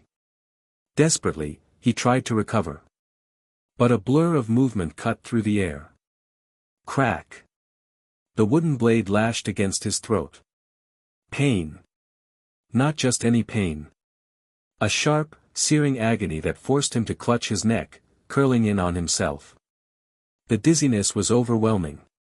And when he finally managed to lift his head, Seiya's wooden sword was already pressed lightly against his forehead. Panting heavily, Jin stared up at his opponent. Not a single bead of sweat on Seiya's face. Not even a slight shift in expression. As if all of this had been inevitable from the start. Irritating. Just looking at that smug face made Jin want to punch him. But right now, he could barely lift a finger. Want to keep going? The tone was almost teasing. Jin's breath came in ragged bursts as he glared. Every fiber of his being screamed to keep fighting. But after a few moments, his body sagged. Then, with a long sigh. Thud. He flopped onto the floor, utterly drained. That's enough. I give up. At those words, Seiya grinned. Not bad. You lasted quite a few moves today. He stepped forward, crouching beside Jin and extending a hand. Your sword arm got taken out early. Your throat got crushed. But that Heido was well played. Against anyone else, it would've. Heido number 63, Raikoho. A sudden flash of golden light exploded from Jin's outstretched left hand. A last-ditch ambush. A perfect, calculated counterattack. But Seiya didn't move. Didn't flinch. Didn't even blink. Instead, Bakuto number 73, Tozenkyo. A transparent, sapphire-hued crystal formed around Seiya, absorbing the full brunt of the lightning blast. The attack fizzled out, leaving nothing but faint sparks crackling in the air. Jin exhaled heavily, lips twitching as Seiya's unimpressed face came back into view. TCH. He hated this. This view. Looking up at Seiya. That smug expression. That damn left hand, raised ever so casually. Like a god's decree, rendering all resistance meaningless. Give up now. Jin let out a long, drawn-out sigh and turned his head away. How the hell did you see that coming? Seiya chuckled. Oh, it was just a gut feeling. Jin's eye twitched. What kind of bullshit answer is that? Still, all he could do was lie there as Seiya continued. I take it back. A Hado number 63 at your level, impressive. Especially since you've only been learning Kido for a few months. Seiya leaned back, stretching slightly. And your timing was flawless. You really do have a talent for exploiting openings. He smirked. Not bad, for someone who was completely clueless half a year ago. Jin grumbled under his breath. This had been going on for months. He had worked harder than ever before, pushing himself beyond limits. And yet, no matter how hard he tried, Seiya was always just a few steps ahead. No matter how much he improved, Seiya never seemed to get any closer. It was infuriating. Exhaling sharply, Jin covered his face with a hand. Are you even teaching me properly? Seiya stood up, walked away for a moment. Then returned, tossing a bottle at him. Jin caught it automatically. Of course. I've been teaching you everything I know. Zenjutsu, Hakuda, Ho-Ho, Kido. Not a single lesson held back. I'm giving you all the tools. You just haven't figured out how to use them together yet. Jin remained silent as Seiya sat beside him. This isn't just about mastering each skill individually. It's about integrating them. Finding the perfect moment to strike, just like you did today. Jin stared at his drink, deep in thought. How much longer is this going to last? Already getting tired? No. Just wondering how long until I finally beat you. Seiya laughed. Big words. Jin scoffed but didn't argue. 6 months had passed. For all that time, Seiya had stayed at the academy instead of taking another squad internship. He had even begun his own research on the Hogyoku, using this period to deepen his understanding. But Jin saw it differently. You really haven't left, huh? Noticed that, did you? Jin's expression darkened. You sure you're not wasting your time on me? A pause. Then. A bag landed in his lap. Jin blinked. What's this? Persimmons. Jin stiffened. Seiya smirked. You like them, right? Jin hesitated. But. Just take them, idiot. For the first time, Jin had no words. Seiya grinned. By the way, training is cancelled the day after tomorrow. Why? Because I'm taking you to meet 2 important people. Chapter 140, Time begins to accelerate. I should have been a snake. No one had ever described me that way, but after countless times of self-reflection, I, Ikamaru Jin, had reached that conclusion. Cold. Detached. My blood flows, yet it has no warmth. My heart beats, yet it carries no life. I have no interest in being a so-called Shinigami. Protection, duty, honor, none of it matters. I understood that a long time ago, back when I was starving to death, on the brink of losing my life, emotions are useless, and the strong prey upon the weak. So. All that's left to do is devour. Killing is nothing to me. I came here for one reason, to take back what was stolen from Ranjaku. Absorb knowledge. Consume strength. Grow endlessly, until I'm strong enough to stand on my own. Until I can reach my goal, no matter how distant it seems. That's all. No need for emotions. No room for pity. If I must pretend, I will. Just like I am now. As per my agreement with Seiya, I made sure to clean up and look somewhat presentable before leaving the dormitory. Then I left.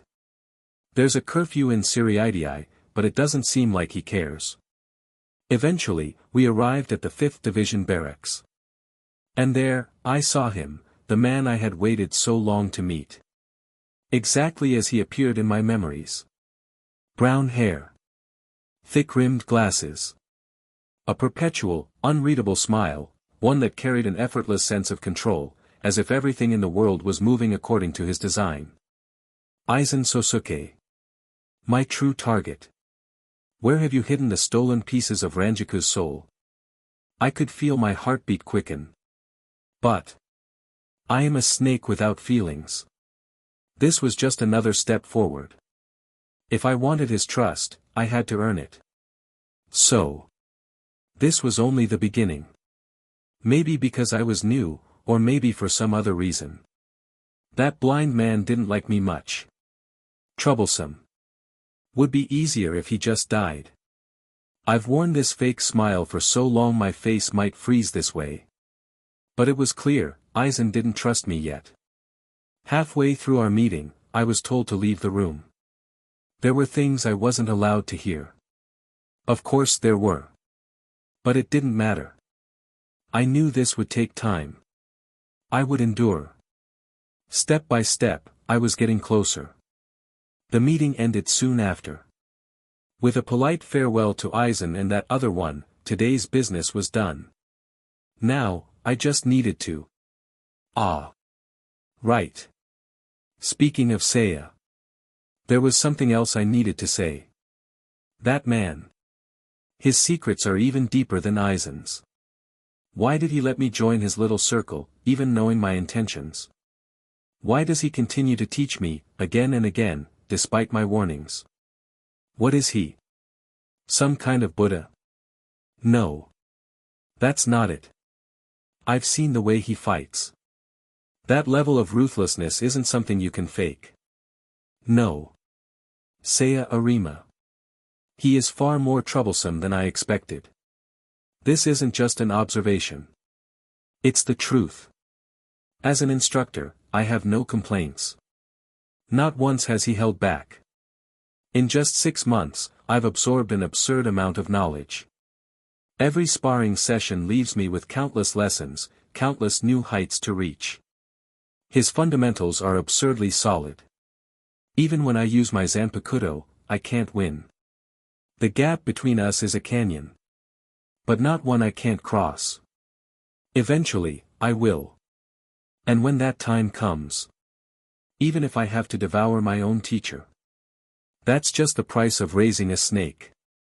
But more than anything, the real problem is his unnecessary kindness. The meaningless concern. The fact that he keeps giving me persimmons.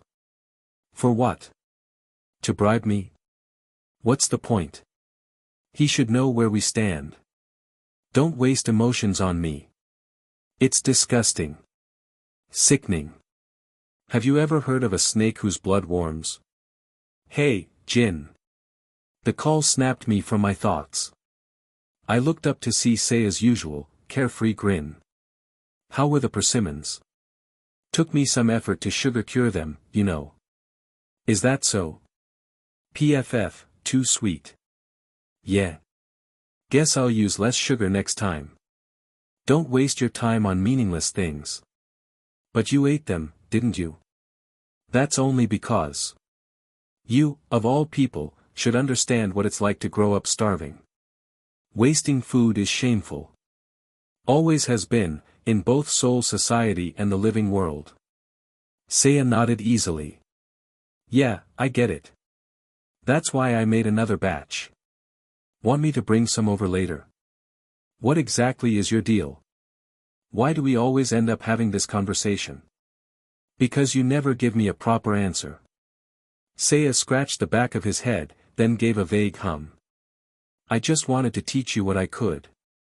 You're a rare case, after all. As for what comes next. He smirked. We'll see. I scowled. For some reason, it was especially hard to keep my usual mask on around this guy. Can you speak in a way that actually makes sense? Maybe next time. We reached the academy dorms. Usually, this was where we split up. But since tonight's meeting had been important, Seiya insisted on reviewing things one more time, because of course he did. Leaning casually against a wall, arms crossed, he gazed up at the sliver of moonlight.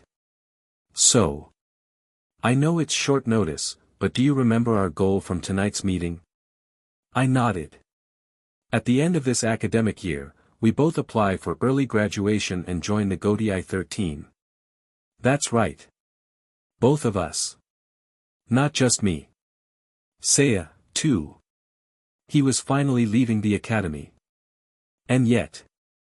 You seem uneasy. Seiya blinked. That obvious? Somewhat. He sighed, rubbing his face. Well, yeah. I am a little worried. Why? He hesitated. You already have captain-level strength. You've just been waiting for Aizen's orders. This should be simple for you. Yeah, mostly. That was only part of it. Yes, he'd been waiting for Aizen's signal. But he was also trying to predict the major events to come. This early graduation. It meant Aizen was setting his plan into motion. Soon, the true betrayals would begin. The real war would take shape. But all of that was secondary to Seiya's main concern. The real problem was. After graduation, which squad would he even join? More importantly. Would he even get a choice? Some captains wouldn't just let him go wherever he wanted. This was going to be a mess. And beyond that. Time itself was beginning to accelerate. The peaceful days of the academy were coming to an end. Well, whatever. You wouldn't get it anyway. Just go rest. I wasn't about to argue. As I turned to leave, he called out again. Oh, one more thing, Jin. What? I hid 2 disguised yams in your persimmons. Enjoy. The silence was deafening. Right. Any guilt I felt toward this idiot was clearly misplaced. You really are annoying. Seiya just laughed. See you in 3 days. A new season. A new year. A new chapter of history. And with it. The Gotei 13's captains gathered for their annual meeting. But this time. One voice broke the routine silence. All right. If no one else is gonna speak up, then I will. 2nd Division Captain, Yoruichi. Everyone's heard, right? This year's top 4th year, Arima Seiya, is applying for early graduation. She grinned. So, I'm claiming him. He'll train under me to be the next 2nd Division Captain, and he'll be working with the Onmitsukido. That's all. A bold declaration. One that left no room for argument. But then. I find that unacceptable. A deep, steady voice. 6th Division Captain. Kachiki Jinrei. Chapter 141, The Opinion of the Person in Question. The Captain's Meeting. Given the participants and its nature, the seriousness of this assembly was undeniable. Even someone as carefree and nonchalant as Yoruichi would choose her words carefully, ensuring she did not offend anyone present. But today. Things were different. Yoruichi's brow arched slightly as she leaned forward, her gaze crossing the seated captains until it landed on the elder man. Old man, your squad is a noble exclusive division, isn't it? Her tone was exceedingly polite. Yet, considering the current topic, her words carried an unmistakable implication. Arima Seiya, who neither possessed noble blood nor had any ties to the Kachiki family, had no logical reason to serve in the 6th Division. Unless. Was Seiya planning to marry into the Kachiki family? Oh. If that were the case, Yoruichi might just explode on the spot. What the hell, kid?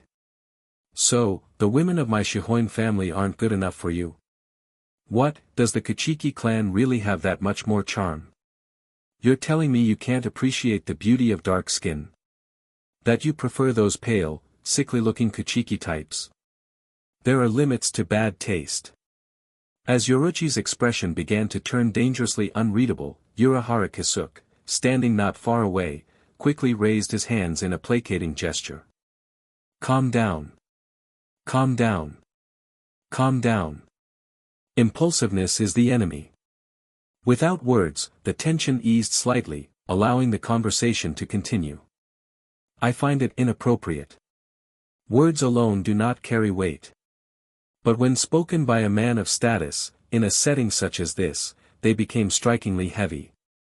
Even Yamamoto Genryusai, who had been resting his eyes as if in meditation, now turned his attention to the speaker. Kachiki Jinrei. A noble who embodied restraint and composure, he had always carried himself with the quiet dignity befitting his lineage. Unlike Yoruichi, he had never demonstrated ambition, nor sought to change anything. In battle and in thought, he was steadfast. A guardian, not a reformer. A man who preserved rather than pushed forward. And perhaps that was not a flaw, but a virtue in itself. After all, maintaining tradition is no easy task. Jinrei did not speak immediately. He allowed time for the weight of his words to settle before he continued. To speak plainly, during Seiya's time training in the 6th Division, he formed a close bond with my grandson. I will not hold this position forever. However, my grandson is still too young to bear the full responsibility of leadership. Thus, I wish for Seiya to serve as his vice-captain, guiding him through the difficult years ahead. Jinrei paused. 3 to 5 years would suffice. With that, he turned slightly toward Yoruichi. Once Byakuya is prepared to assume full responsibility, you may take Seiya then. That, at least, is my request. A slight nod accompanied his words. But the reactions of the captains varied widely.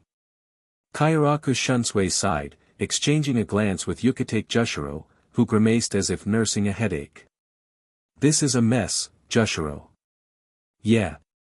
I never thought I'd see Lord Kachiki lower his head to the Shihoin family in a public setting. Among the noble houses, friendships existed, but there were limits. One noble should never bow to another. Pride demanded it. Tradition required it. Even among aristocrats, certain lines were never crossed. The last family that attempted such a misstep had long since been erased from Siriidi's history. Tension filled the room. Kairaku glanced around at the other captains and sighed. I was planning to recruit Seiya into my squad, but I guess that's not happening now. Yukitake coughed, averting his gaze. Don't start trouble at a time like this, idiot. Fair enough. The other captains had their own thoughts. Urahara's brows furrowed slightly, lost in contemplation. Muguruma Kensei and the others were visibly taken aback. Odoribashi Rojuro, covering his mouth, murmured in mild amusement. I never thought I'd see such a solemn man lower his head to someone else. Beside him, Love Kawa remained still, but he muttered. Stay out of it. This is a noble affair. Even Hirako Shinjiro, who usually looked half asleep, seemed surprised. Man, this doesn't happen often. At this point, even if he had planned to recruit Seiya himself, it was clear that interfering would be unwise. It was amusing, though. The kid hadn't even officially joined the Godai 13 yet, and already he was at the center of a political storm. If this continued for a few more centuries, would he be competing for Yamamoto's position next? But despite Jinriai's insistence, Yoruichi did not immediately respond. She slowly crossed her arms, her brows furrowing slightly. The room held its breath. Even without words, everyone felt the shift in atmosphere. Then. Kachiki Dano. Her voice was steady, but her question was razor-sharp. Are you making this request as the head of your clan, or as an individual? Silence. Pure, unfiltered tension. Kairaku let out a long whistle, adjusting his straw hat. Not good. Not good. This is starting to feel like a full-blown courtroom drama. As a noble himself, Kairaku had a keen sense for these matters. Yukitake looked as if he wanted to interrupt, but before he could open his mouth, Kairaku subtly tugged at his sleeve. Don't get involved. You'll regret it. But someone needs to de-escalate this. TCH. Since when did you get such a strong sense of duty? Yukitake ignored him, glancing toward Unohana Retsu. Among the captains, she had the standing to intervene. Even though she wasn't from a noble family, her tenure and influence within the Gotei 13 commanded deep respect. But just as she was about to speak. Enough. Yamamoto's voice cut through the room. Even a single word was enough to command complete attention. Sasuke Chojiro, standing beside him, quietly stepped back, fading into the background. How pitiful. His tone was calm, yet carried an unmistakable weight. To think nobles would lower themselves to this over a mere youth. Tell me, does this not shame your ancestors? Silence. With both Yoruichi and Jinrei subdued, Yamamoto continued. I understand that capable men are scarce, and that each division seeks strength. But the Soul Society is vast. Even a so-called genius is merely a product of time and circumstance. As nobles, you should know shame. Do not speak so lightly of matters that should never be spoken. His words landed like heavy stones. Tension dissipated, and some captains exhaled in relief. At least we avoided a full-blown disaster, Yukitake murmured. Kairaku shrugged. Sure, but the actual problem isn't solved yet. What do you mean? We still don't know which division Seiya's actually going to. That was the problem, wasn't it? Yoruichi and Jinrei had stopped fighting. But the decision hadn't been made. Seiya's placement was the issue. It needed to be handled carefully. And yet. After a long silence, Yamamoto exhaled. If it is such a concern, why not ask the boy himself? The room stilled. No one had considered that. New recruits usually had no say in their placement. But then again. Normal graduates filled out applications, didn't they? This entire situation had spiraled out of control. Perhaps it was only natural to let the person in question decide. And so. At that very moment, oblivious to the debate unfolding among the captains. Seiya sat before the assignment form. With steady hands, he wrote down his choice. 5th Division. Chapter 142, The False Mask. A week had passed since the captain's meeting. With the squad assignments finalized and the new recruits settling into their roles, the process had moved into a more detailed stage. As planned, Seiya had officially moved out of the Shin'ō Academy.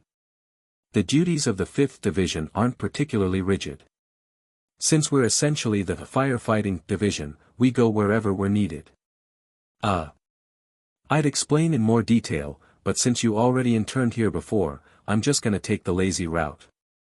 Raising a hand, Shinji Hirako pressed his fingers against his stiff neck, sighing as though burdened by exhaustion. His gaze, however, was complex as he looked at Seiya standing before him. Since you just joined, I won't give you any specific assignments yet. We'll keep it simple. For the next 3 or 4 months, you'll stick by my side and familiarize yourself with how the squad operates. After that, I'll assign you a specific role. At first, Seiya nodded along, indicating his understanding. Then he paused. I'll be following you personally. Still scratching his head over his paperwork, Shinji lazily let out an "ah" before glancing up. What? You got a problem with that? With a slightly awkward chuckle, Seiya explained. No, not at all. I'm just a little surprised. After all, captains don't usually do this sort of thing, right? As if reading Seiya's mind, Shinji tossed the stack of papers onto his desk with a careless flick, his expression slipping into one of pure exasperation. You think I want to? It's just that this year's recruitment numbers for the 5th division were insanely high, so we had to split them into separate training batches. Normally, this firefighting division barely got any volunteers. Yet suddenly, this year, everyone wanted in. What the hell kind of illusion was this? Or maybe, was it because of someone that this change had occurred? Shinji gave Seiya an unreadable look. This brat caused way too much trouble. Not only had he turned Shinji into a walking target during the captain's meeting, but he'd also increased his workload. TCH. He was starting to regret letting this kid in. You see, because we had so many applicants, I asked Aizen to lead a group for off-site training. They'll be gone for about 6 months. Since we technically take all assignments, some people have the wrong idea about our job. This training will help them understand what they're getting into. If they end up regretting it, at least they'll have a way out. And among them, especially those dumb kids who joined just because of you. Ah. Hearing that, Seiya could only smile bitterly. Even though he tried to keep a low profile, he'd still been the top student for years. He'd even received his fair share of confessions, though he preferred not to acknowledge that part. Like it or not, he was a well-known figure. Even Ikemura Jin, who'd graduated in just 1 year, hadn't overshadowed him. Now that he thought about it, Seiya recalled where the others had ended up. Tosen and Aizen had joined the 9th division as planned and was settling in well. He seemed to be getting along with Kensei Mutiroma. As for Jin, that snake had applied for the 5th division as well. Now, thanks to Shinji's arrangements, Jin had been sent off with Aizen for training. Seiya supposed that was convenient, in a way. Aizen and Jin needed time to get to know each other, after all.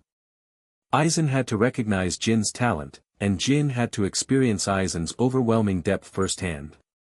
In that sense, this was perfect. But his own placement was unexpected. So I'm the only one training directly under you? Yup. Feels real special, doesn't it? Other people would kill for this kind of opportunity. Ha. Funny guy. Ahaha. If I had a choice, I'd probably go with Aizen instead. This feels a bit stressful. Oi, I'm not that hard to get along with. After exchanging a few light-hearted jabs, the tension between them eased. This wasn't their first meeting, after all. Though they weren't exactly close, they'd known each other for years. That familiarity made this conversation feel a little less formal. All right. Back to business. Shinji adjusted his posture, clasping his hands together atop the desk, and leveled a serious gaze at Seiya. I should have asked you this earlier, but better late than never. Seiya. I'm here. Why did you apply for the 5th division? Though it was phrased as a standard question, Shinji's shift in demeanor carried a clear weight. Seiya took a moment to compose himself. Because I don't think I have any particularly outstanding skills. Rather than specializing, I believe my talents are best suited for a division that requires versatility. That's why I chose the 5th division. I see. Shinji nodded. Then why not the 3rd division? A tricky question. Because in theory, the 3rd and 5th divisions shared similar roles, support and rescue. To the average observer, the distinction between them wasn't obvious. But Seiya wasn't an average observer. He barely hesitated before answering. While they might seem similar, a closer look reveals their differences. For example, their squad emblems, their flowers. The 3RD division's flower is the marigold. In the language of flowers, it symbolizes assistance, endurance, and suffering. But it also represents sorrow and pain. Which means the 3rd division leans more toward combat support. As seen in the original timeline. Izuru Kira had once said, fighting shouldn't be glorified. It shouldn't be treated as something noble or exhilarating. Combat should be viewed as cruel, grim, and terrifying, only then will people learn to fear it and avoid it altogether. There was meaning in every choice made when structuring the divisions. Seiya rubbed his chin thoughtfully as he continued. Meanwhile, the 5th Division's flower is the purus. Its meaning is sacrifice, danger, and pure love. That suggests our division is more general in its support capabilities. His reasoning wasn't perfect, but it was backed by subtle truths. Like the absurdly high death rate of the 3rd Division. In the Thousand-Year Blood War, nearly every single officer of the 3rd Division had been wiped out. Sure, part of that was due to individual strength, but the fact remained. The 3rd Division threw themselves into death's embrace. They weren't just a support unit. They were fighters.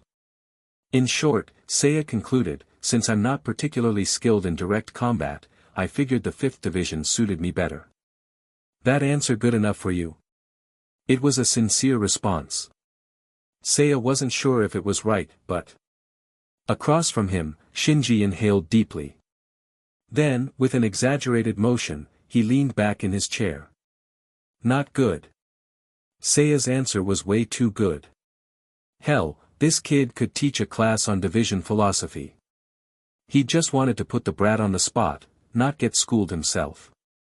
Shinji didn't even know half of that nonsense about squad flowers. Who the hell memorized that stuff? He coughed awkwardly and averted his gaze. It's alright, I guess. That's it? Seiya couldn't help but feel a little cheated. Shinji cleared his throat again, forcing himself to move forward. Alright, let's cut to the chase. Seiya. You joined the 5th Division. Because of Aizen, didn't you? The question came with sharp scrutiny. Shinji's eyes bore into Seiya's face, searching for any flicker of reaction. But Seiya had expected this. Of course. There's no avoiding Shinji Hirako. He had already prepared his answer. And so, with practiced ease, he smiled and responded. Yes. It was because of Aizen-sensei. Chapter 143, My 5th Division. After yesterday's conversation, Seiya returned to the 5th Division's barracks. Since he had previously interned here, nothing about the place felt unfamiliar. Even the room he was assigned was the same as before. Looking at the old tatami mats and the familiar layout, Seiya couldn't help but sigh. So, after everything, he had ended up right back where he started. Thinking back on his recent experiences, he realized he had visited more than half of the Godei 13 divisions. The luxury of the 6th Division, the grandeur of the 2nd Division, he had seen it all. In comparison, the 5th Division's quarters could only be described as modest. But as the saying goes, a dog never resents its home for being poor. Seiya, who had struggled to survive in the Rukongai, certainly didn't mind. This was nothing compared to what he had been through. As he explored the small, traditional-style room, he slid open the closet doors. Inside, he found neatly folded bedding and a set of toiletries. Though he could have brought his own, the division-provided items were of decent quality. Might as well save the trouble. After all, he still hadn't finished paying off the debt he had racked up buying gifts for Aizen. So, this was what they meant by the trap of consumerism, huh? Tactical lean back. Just as Seiya was about to start organizing, he heard a short knock at the door. His first day on the job, who would be looking for him already? Curious, he opened the door. Outside stood a respectful-looking squad member who greeted him with a polite smile. Mr. Arima, it's a pleasure to meet you. My name is Ryota Shinigen. Nice to meet you as well. I just received permission from Captain Hirako. There's been a slight change to your assigned quarters. If it's not too much trouble, may I show you to your new room? Huh? A room reassignment? It seemed a bit sudden, but it wasn't a big deal. He was officially part of the 5th Division now. Following orders was just part of the job. Please, lead the way. Ryota stepped aside with a polite gesture. Right this way. Seiya slung his bag over one shoulder, grabbed the rest of his belongings, and followed. The barracks were a rather old complex with rooms scattered around the courtyard rather than connected in a single building. As they walked, Seiya noticed the area becoming less crowded. The architecture also seemed more refined. Wait, this place looked way too nice. Before he could fully process it, a familiar figure appeared. Yo, what took you so long?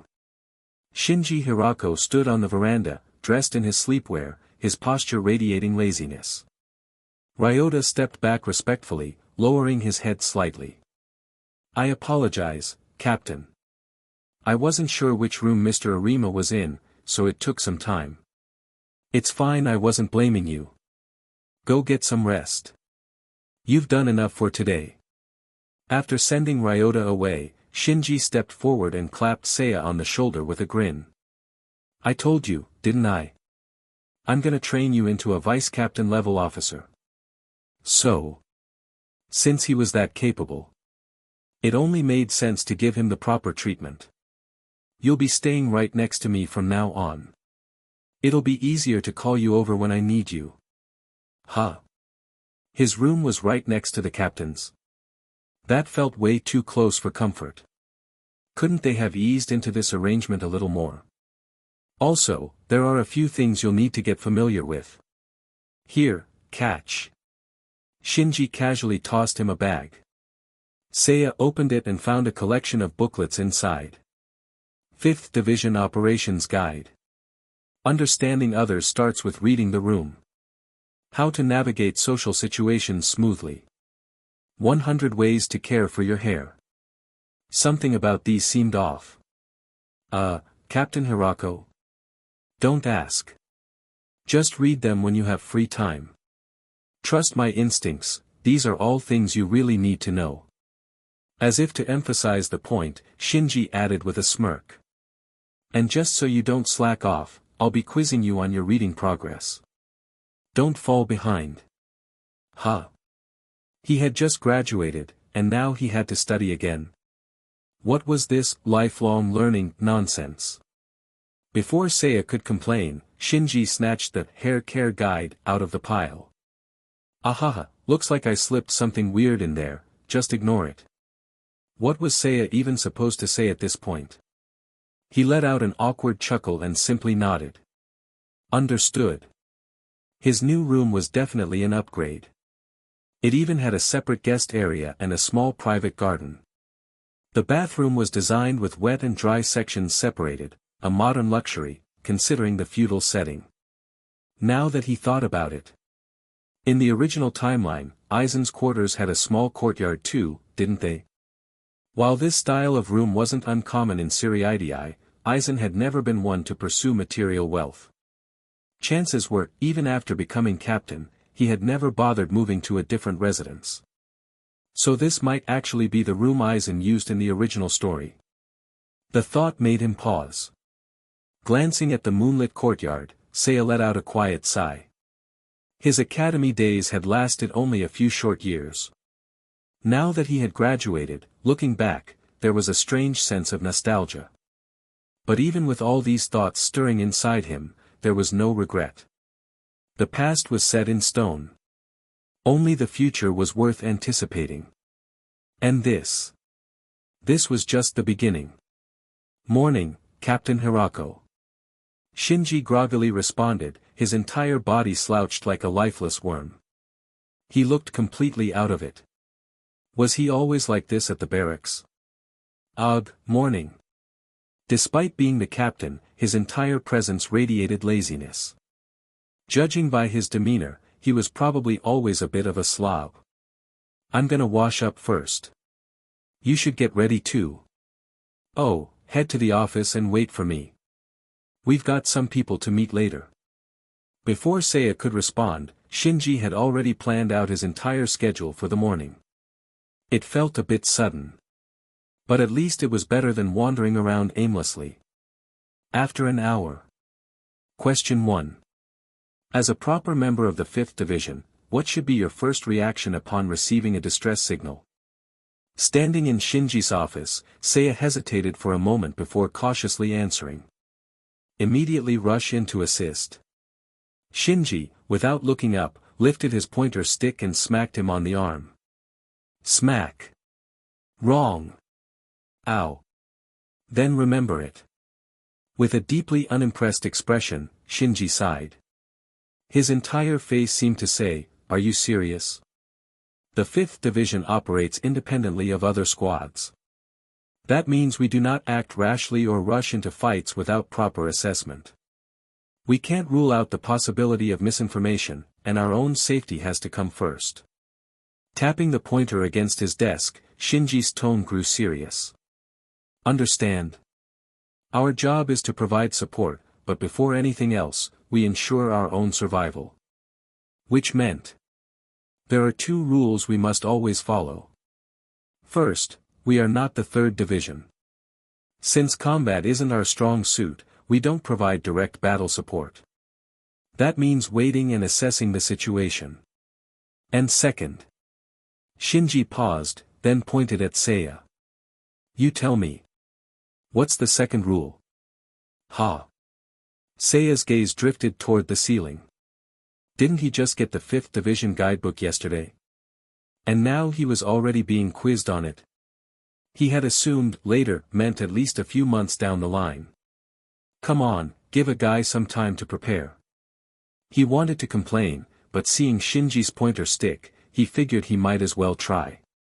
The second rule is to base our actions on the combat style of the requesting party. And then provide assistance accordingly. A moment of silence. Shinji simply stared at him. After a couple of breaths, he smirked. Not bad. You actually did read it. Phew. Though, something felt off. Wait. Actually read it? Yeah. I figured you wouldn't remember a damn thing. Shinji twirled the pointer between his fingers with an amused grin. I was all set to whack you 10 times for failing. What kind of sick hobby was that? Seiya sighed. This was going to be a long 6 months. Chapter 144, Zanpakuto Ability. This isn't something I say just for your sake. In fact, I remind every new member of the 5th Division the same thing. Your life takes precedence over your duty and responsibilities. Don't let the atmosphere or public opinion push you to a senseless death, always keep a clear head. Of course, this advice is mainly for newcomers. And why was that? Shinji Hirako grinned, flashing his teeth. Because having actual skill is rare. The more capable someone is, the more they're relied upon. The weak should be focused on protecting themselves, not rushing headfirst into battle just to get killed. On the other hand, those of us who are seated officers, vice captains, captains, even the captain commander. We're the ones who should be taking responsibility. It was almost like stepping back in time to Seiya's academy days, seeing Shinji at the podium, giving his lectures. Same attitude. Same sarcastic tone. Same lazy air. Not a single thing had changed. So, if you ever find yourself in a situation you can't handle, and the conditions are right to escape, don't hesitate. Take the chance and get the hell out of there. Leave the rest to us, reliable adults. Honestly. This was the first time Seiya had heard something like this, and it caught him off guard. You look surprised. Seiya paused, then nodded. Yeah, a little. I didn't expect to hear something like this. Shinji smirked, looking pleased with himself. Then make sure you remember it. This is one of the core values of the 5th Division, so don't go forgetting it. Seiya nodded calmly. Understood. Cherish your life. Don't throw it away for meaningless things. Shinji Hirako's philosophy. No need to pity the weak. Soul Reapers are not created equal. A summer insect can never understand ice. The common masses will never be like us. Sōsuke Aizen's philosophy. A fleeting image of Aizen surfaced in Seiya's mind, and for a moment, his expression grew complex. So similar, yet fundamentally different. Was this the strange bond between them? When reading the original story, he had felt this contrast, but hearing it firsthand made it even clearer. His thoughts wandered, but before they could settle, Shinji stood up. "Alright, that's enough studying for today. Just don't slack on the manuals I gave you, make sure you read all of them." At least there wouldn't be any more quizzes for now, which was a relief. But where were they headed next? Shinji waved him forward. "Just meeting a friend. Relax." "A friend of Shinji's?" Seiya thought for a moment, and soon, a certain someone came to mind. "Ahaha. So you really did end up in the 5th division, huh?" Watching Hiyori Saragaki cackle and point at him, Seiya could only look on in mild confusion. What's so funny? They were in a rural area about 3 hours outside the 5th division barracks. It wasn't quite Rukongai, but the buildings were sparse, making it clear this wasn't a place where people typically gathered. Still, perhaps because there weren't many visitors, the scenery here was well preserved. Beneath the shade of a large tree, a group of figures sat around on a spread-out mat, chatting idly. And Seiya, led here by Shinji, was now faced with quite a crowd. Hiyori, still laughing, turned her back to him and reached toward a man wearing sunglasses. "I told you, didn't I? I knew this bald brat was gonna end up in the 5th division. Y'all doubted me, so how about it now, huh? Feeling dumb yet? Time to pay up. Hand it over." Seiya followed the motion of her hand. And landed on the current 7th division captain, Love Kawa. With a sigh, Love removed his sunglasses and rubbed the bridge of his nose. Yeah. Wait, this is all you're giving me? That should be plenty for a good kid to buy some sweets. Ha!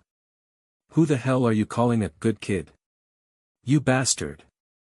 Ignoring her outburst, Love casually placed a firm hand on her head, stopping her in her tracks. Then, he turned to Seiya. "First time we've met, huh?" Before Seiya could answer, another voice cut in. "Of course. Even though this rising star has been floating all around the Godii 13, he's never come to our divisions." The speaker, putting down a porcelain sake cup, was none other than the current 3rd division captain, Rojuro Rose Otoribashi. He glanced at Seiya with interest. "Can't lie, I've been curious about you for a while. But before I knew it, graduation season had already rolled around." He tilted his head back with a wistful sigh. "Time sure is cruel." A man reclining against a tree trunk opened one eye, looking at him with a deadpan expression. "Don't talk like you're an old man." While he wasn't that old. Rose shrugged. "But we aren't exactly young anymore, are we, Kensei?" The one scowling, looking like someone owed him money, was none other than the current 9th division captain, Kensei Mugiruma. And the first official captain-level opponent Seiya had ever beaten. Originally, he had been uninterested in this whole gathering. But now that he had been mentioned, Kensei straightened his posture. His sharp, assessing gaze locked onto Seiya. And he stared. Long. And hard. Seiya, having once treated this man like a training dummy, suddenly found himself feeling awkward. Could he stop looking? It was making him nervous. Even Shinji had to step in. "Oi, Kensei. Could you not glare at my subordinate like that? You're gonna scare him." As if snapping out of a daze, Kensei blinked, then exhaled. "Sorry. Didn't realize I was doing that." He rubbed the back of his head. "It's just, for a second there, I thought I saw something really damn unpleasant in you." Damn. That intuition was spot on. Shinji chuckled, unimpressed. "Since when do you put stock in that gut feeling nonsense?" Kensei hesitated, then sighed, looking a little guilty. "Guess you're right. Maybe I'm just being too sensitive. Sorry, kid." Seeing the other captain offer a somewhat awkward but genuine apology, Seiya quickly responded. No problem, no problem. Surprisingly, Kensei was a lot easier to deal with than expected. Maybe he just had a scary resting face. Still, this whole situation was unexpected. Shinji, still smirking, clapped a hand on Seiya's shoulder and dragged him forward. You're sitting way too far back. I brought you here to introduce you to everyone properly. You could have told me that beforehand. After all, there were 4 captains here, plus a few others he didn't recognize. Maybe lieutenants. So what was this gathering for? Shinji, almost reading his mind, chuckled and leaned in. A little nervous, huh? This is the first time you've been surrounded by this many captains, right? No. The captains' meeting had way more people. But don't worry, everyone here is on our side. They're our allies. Seiya narrowed his eyes slightly. So this was an introduction. A way of formally bringing him into their circle. Like Aizen had his network, Shinji had his own. It wasn't as overwhelming, but it was still a force to be reckoned with. This was likely the foundation of what would later become the Vizards. So they had all known each other for years, huh? As if sensing his realization, Shinji tightened his grip and grinned. Anyway, it's simple. This kid's gonna be my vice captain. So I'll be counting on you all to help him out. Though his tone was casual, their responses carried real weight. Love chuckled. Rising star, huh? A bit intimidating, honestly. Rose, amused, brushed his hair back. I am curious. If we get along well, maybe I can convince him to switch divisions. Shinji scoffed. Not a chance, he belongs in the 5th division. Kensei, despite his usual scowl, gave a small nod. I've heard of you before, Seiya Arima. Shinji raised an eyebrow. Oh. And from where, exactly? Kensei thought for a moment. Some blind squad member. He mentioned him a lot. Seiya sighed internally. Kaname, you're still thinking about me from your prison cell? But before he could reflect too much, Hiyori suddenly grinned.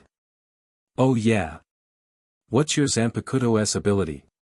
That question. Immediately, the entire group focused on him. What is your Zanpakuto's power? Chapter 145, The Curtain Rises. The abilities of a Zanpakuto are typically a private matter.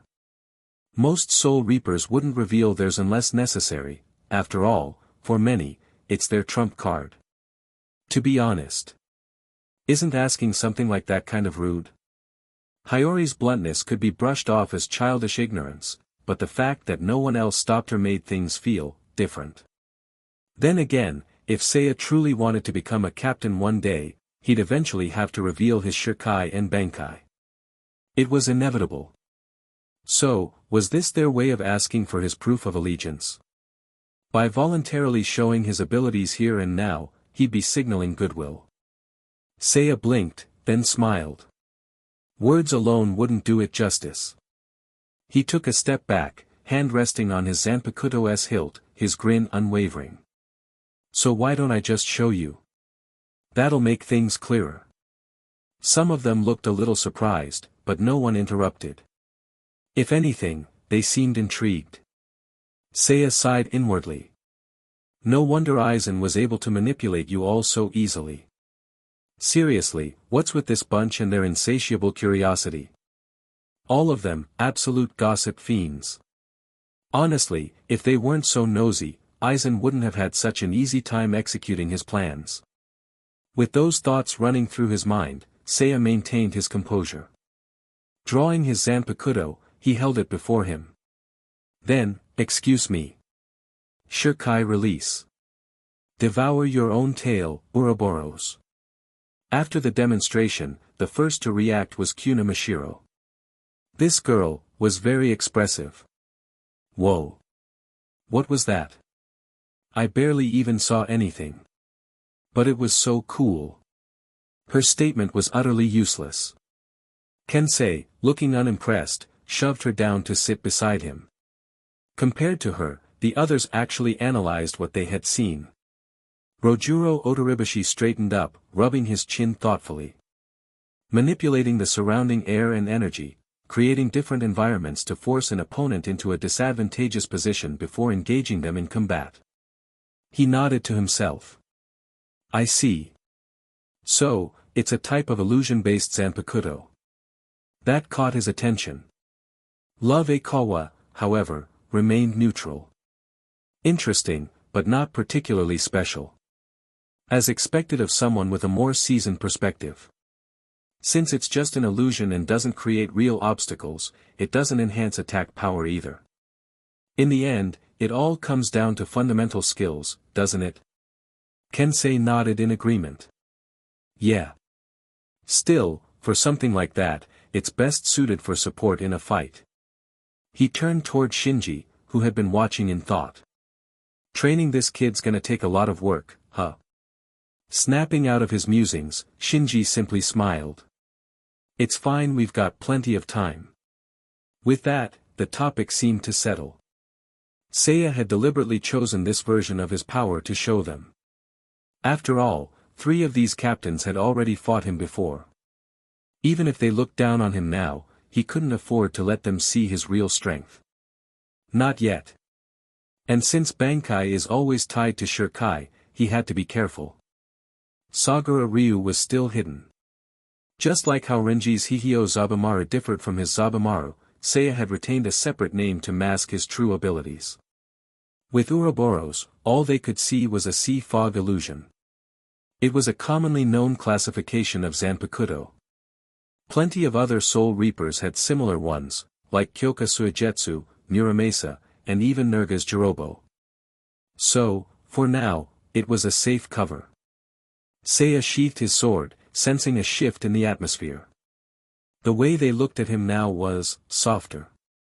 It was almost amusing. People fear the unknown.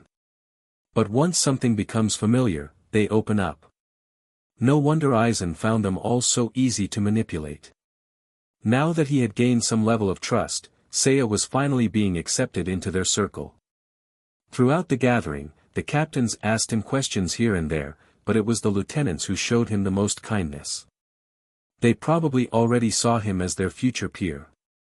Mashiro, despite her chaotic energy, mostly just ranted about Kensei not doing his paperwork. Being a lieutenant is so much work. Kensei, for his part, looked utterly exhausted. He clearly hated administrative duties. As for Hiyori, she was drunk. Her face was red, her voice raspy from shouting. If you don't get something, just come to me. I gotcha covered. Considering her personality, Seiya would take that offer with a grain of salt. While it was a bit overwhelming to be around so many new people, the gathering didn't last too long. By sundown, everyone was dispersing. As Seiya followed Shinji back, he noticed the captain was very unsteady.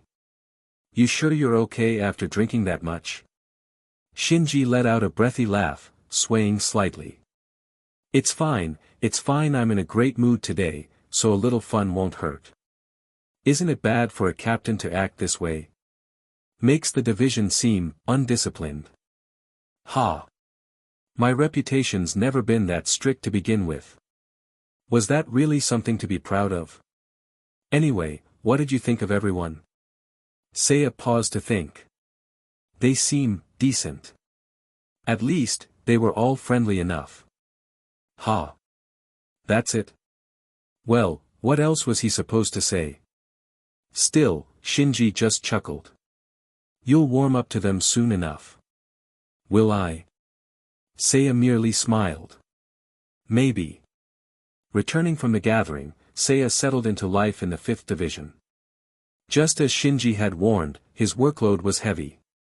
But thanks to his prior internships in other divisions, he wasn't completely clueless. Shinji trained him personally, and over the course of 6 months, Seiya gained invaluable experience in management and decision-making. By the end of it, he had improved so much that even Shinji admitted. Honestly? I could probably just hand the division to you now. Late one night, after finishing his reports, Seiya stretched his arms. Alright, I'll leave the rest to you. If you have any trouble, don't hesitate to ask me for help. Thank you, Vice Captain Arima. The 5th Division member bowed deeply. Seiya gave a patient smile. That's too formal. Technically, Aizen is still the vice captain. The man just grinned. But isn't everyone already assuming you'll take the position soon? Aizen hasn't even been around lately. He lowered his voice conspiratorially. Honestly, most of us are expecting you to take over any day now. Seiya rubbed his temple. You should probably stop saying that out loud. Despite agreeing, the guy clearly wasn't going to stop. With a sigh, Seiya locked up the files and prepared to leave for the night. But he paused. A familiar set of footsteps approached. Click. The door unlocked. The latch clicked. And as the door slowly opened, moonlight spilled into the dimly lit room. Standing in its glow. Calm. Collected. Wearing the same unreadable smile. Aizen Sōsuke. It had been 6 months. Yet, he looked exactly the same. As Seiya stood to greet him, Aizen spoke first. Please, remain seated, Seiya-kun. After all, you're practically the new vice captain now. Ouch. Seiya sighed. Must you say things like that, sensei? Aizen simply smiled, adjusting his glasses. Half in jest, of course. But there was no need for further words. His presence alone was enough. The game had resumed. Seiya-kun, how has your time here been? Seiya, ever composed, responded smoothly. As you instructed, I've dedicated myself to mastering administrative work. I may not be perfect, but I understand the procedures well enough now. Aizen chuckled. Good. That's very good. He lifted a hand, pushing his glasses into place. Tomorrow, I'll be removed from my position. Hirako's plan is unfolding perfectly, he'll transfer authority to you, ensuring a seamless transition. Flawless.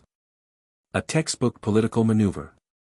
Yet, Aizen had his own plans. So, Seiya-kun, how are things progressing? Seiya answered steadily. All preparations in Rukongai are complete. According to reports, Kensei Mugiuruma and Mashiro Kuna have already arrived at the designated location. The curtain had risen. Aizen's gaze deepened. And tell me, Seiya-kun, do you find it cruel to strike down these comrades? Seiya was silent for a moment. Then, he murmured. They're good people. So let's make it quick.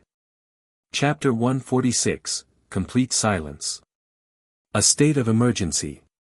This term was typically reserved for incidents beyond control, unforeseen events with unknown causes and outcomes. Under normal circumstances, such cases required the head captain's involvement, a formal vote among the captains, and a structured plan before execution.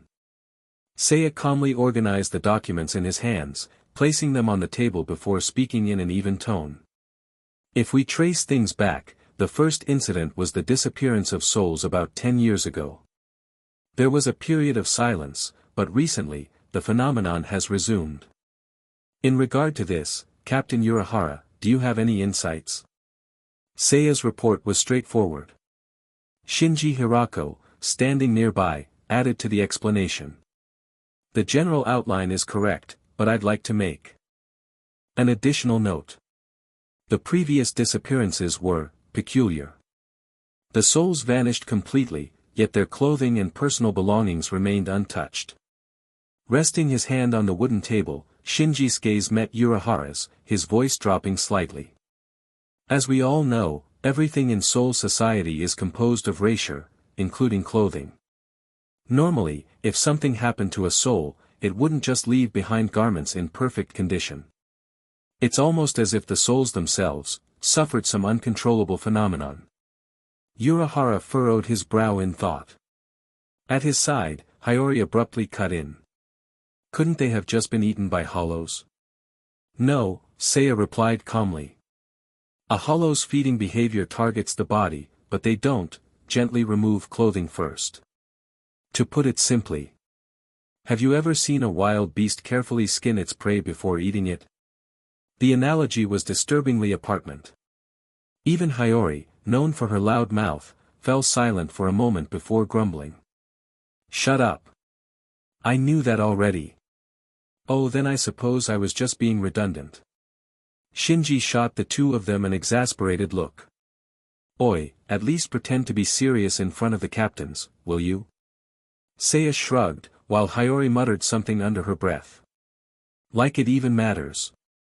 You're all just bald freaks anyway. She really had no filter.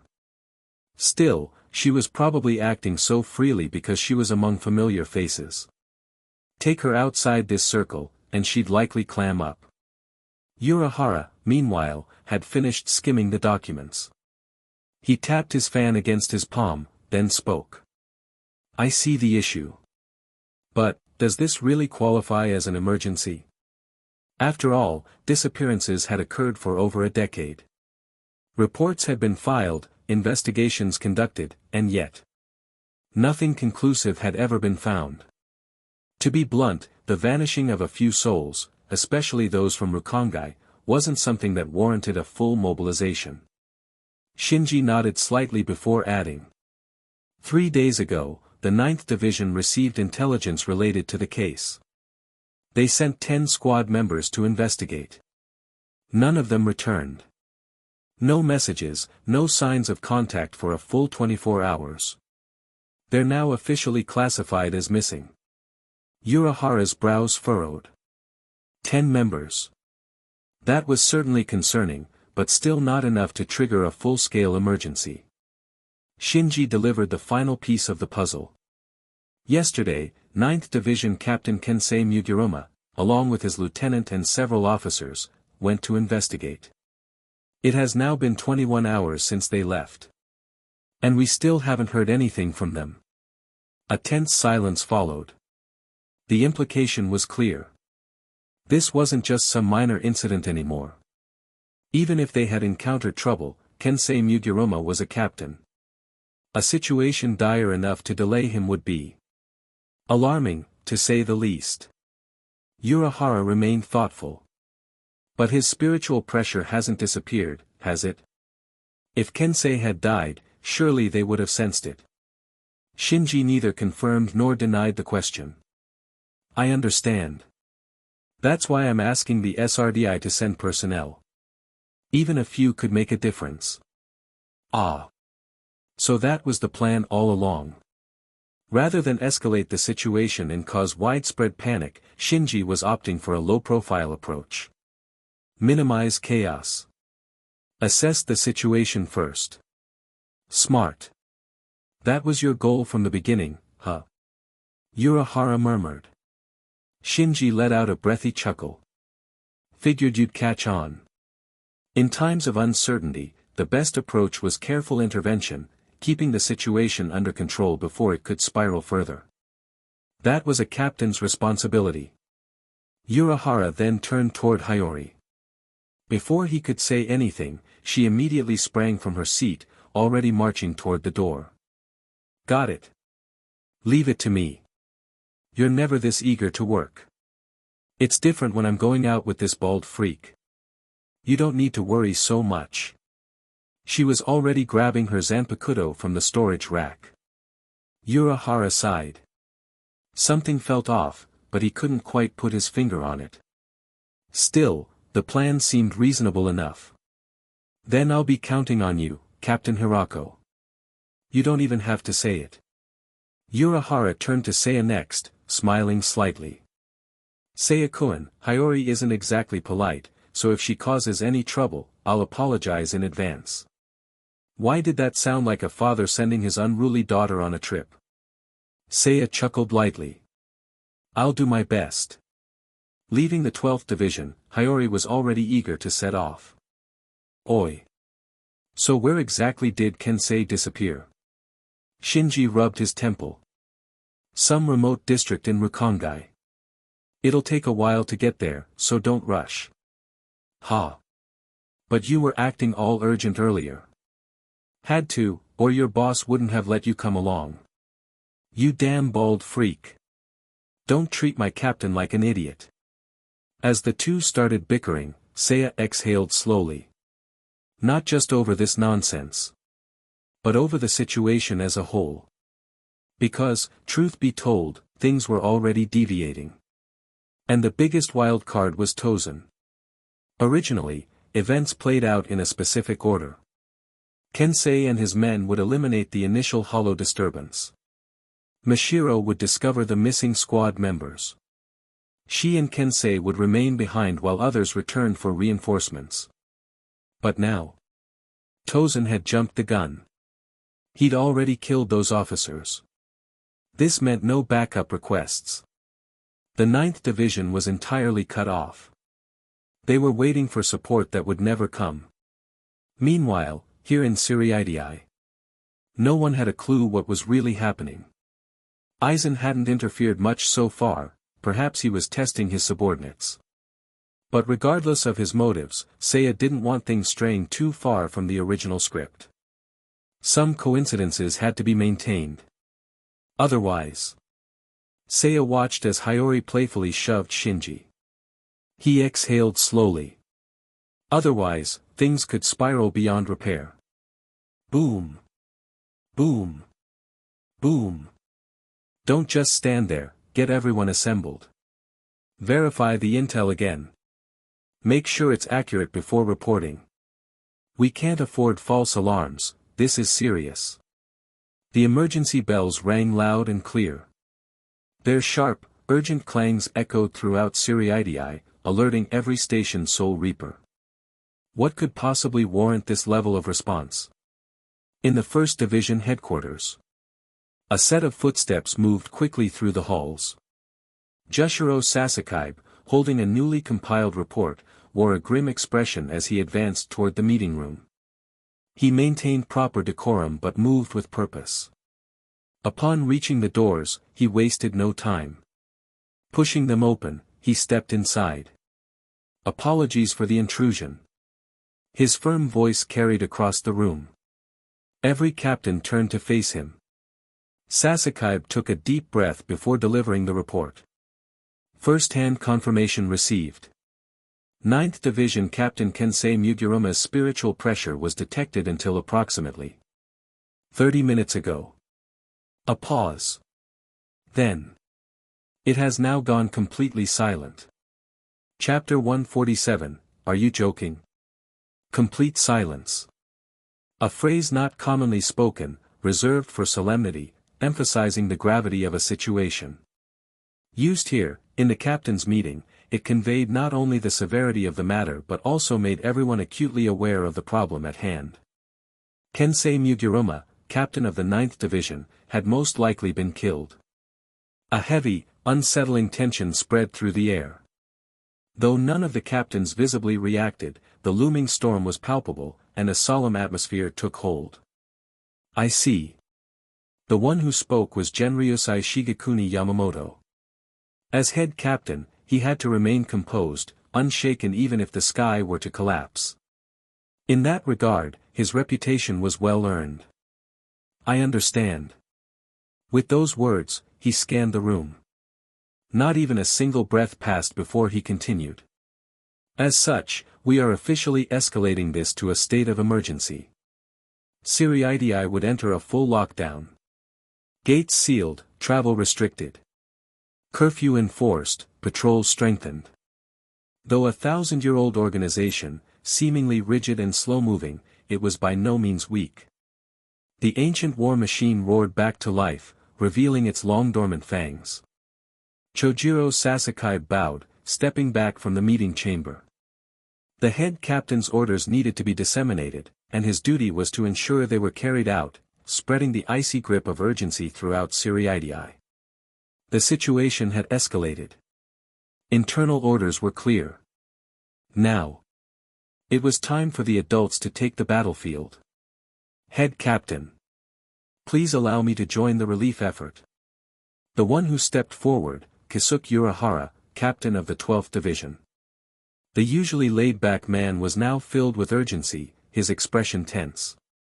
Forcing a rare mistake from him, a miscalculation. He had let Hiyori Saragaki join the mission. And judging by the timeline, she might already be in danger. Did he regret it? Perhaps.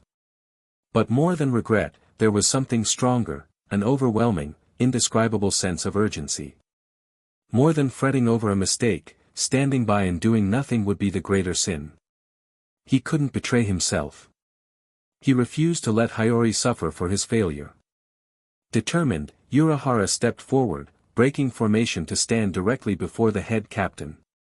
"Please, head captain. I implore you, let me go." Silence. "I have already decided on the personnel for this mission. But if volunteers could dictate operations at will, how would we differ from mere barbarians?" Urgency did not negate procedure. Order was paramount. "I have already chosen who will be deployed. Captain Urahara, return to your place." His words were final. As if to further solidify them, Yamamoto's gaze swept across the room. "The following captains will lead the response team. 3rd Division Captain, Rojuro Odoribashi. 5th Division Captain, Shinji Hirako. 7th Division Captain, Love Ikawa.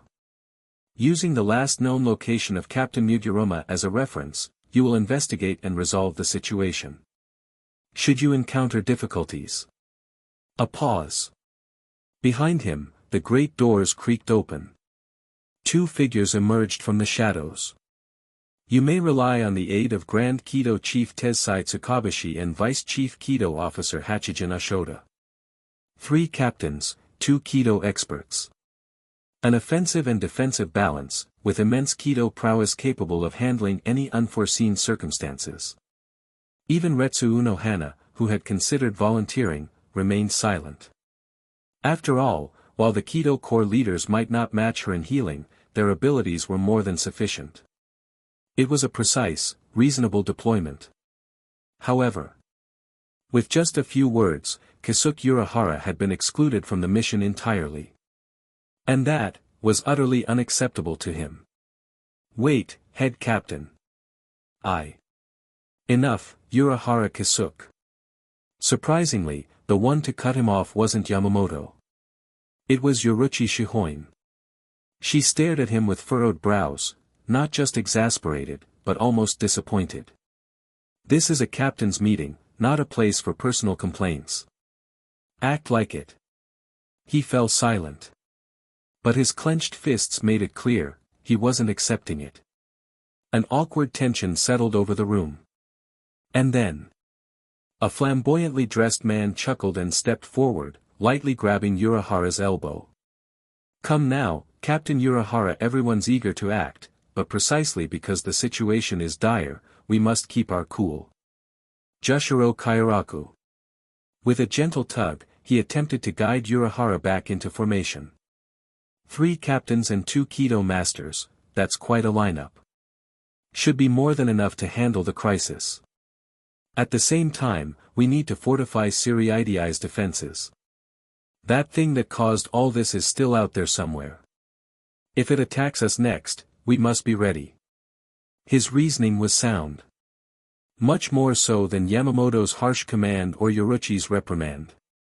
But even so, Urahara's expression remained tense, lips pressed into a tight line. "Not good." Kairaku exchanged a quick glance with Jushiro Yukitake, who gave a subtle nod. Years of friendship meant no words were needed. Lowering his straw hat slightly, Kairaku casually added. "Head captain, since our priority is Siriidi's security, perhaps the Kido Corps should remain stationed here. Instead, my vice captain could be sent in their place. She'd be quite useful for communications, don't you think? Lisa, how about it?" From the window, a voice responded. A young woman with glasses and tied-back hair gave a playful thumbs up. Lisa Yadamaru, vice captain of the 8th Division, making a surprise appearance. The atmosphere turned, strange. Yamamoto finally broke the silence. How did you enter the inner chamber? Before Lisa could answer, another voice chimed in. About that. Everyone turned. Beyond the meeting chamber, near the entrance, stood a young man with white hair. Seiya. Scratching his cheek awkwardly, he explained. When Lieutenant Sasuke stepped out earlier, he mentioned it was a state of emergency. So I took the liberty of gathering all the vice captains to stand by in the inner court. A short pause. Then. That wasn't a mistake, was it? Kairaku chuckled. Far from it, Seiya-kun, you actually saved us quite a bit of trouble. After all. Not just Siriidii, but all of Seoul society needed to maintain order. 13 captains alone weren't enough. Which was why. You vice captains, entrusted by us with great responsibility, need to step up as well. Turning back to Yamamoto, he smiled. Head captain, Lisa is my subordinate. With 3 captains already deployed, sending her as the relay officer would be a more efficient use of resources. Should an emergency arise, she can instantly report back. A logical alternative, reducing personnel without compromising efficiency. And as a final touch. Kairaku patted Urahara's shoulder. Urahara Taicho, while you can't go, you'll get immediate updates from Lisa. At the end of the day, isn't her safety what matters most? Urahara clenched his jaw. But finally, he exhaled sharply.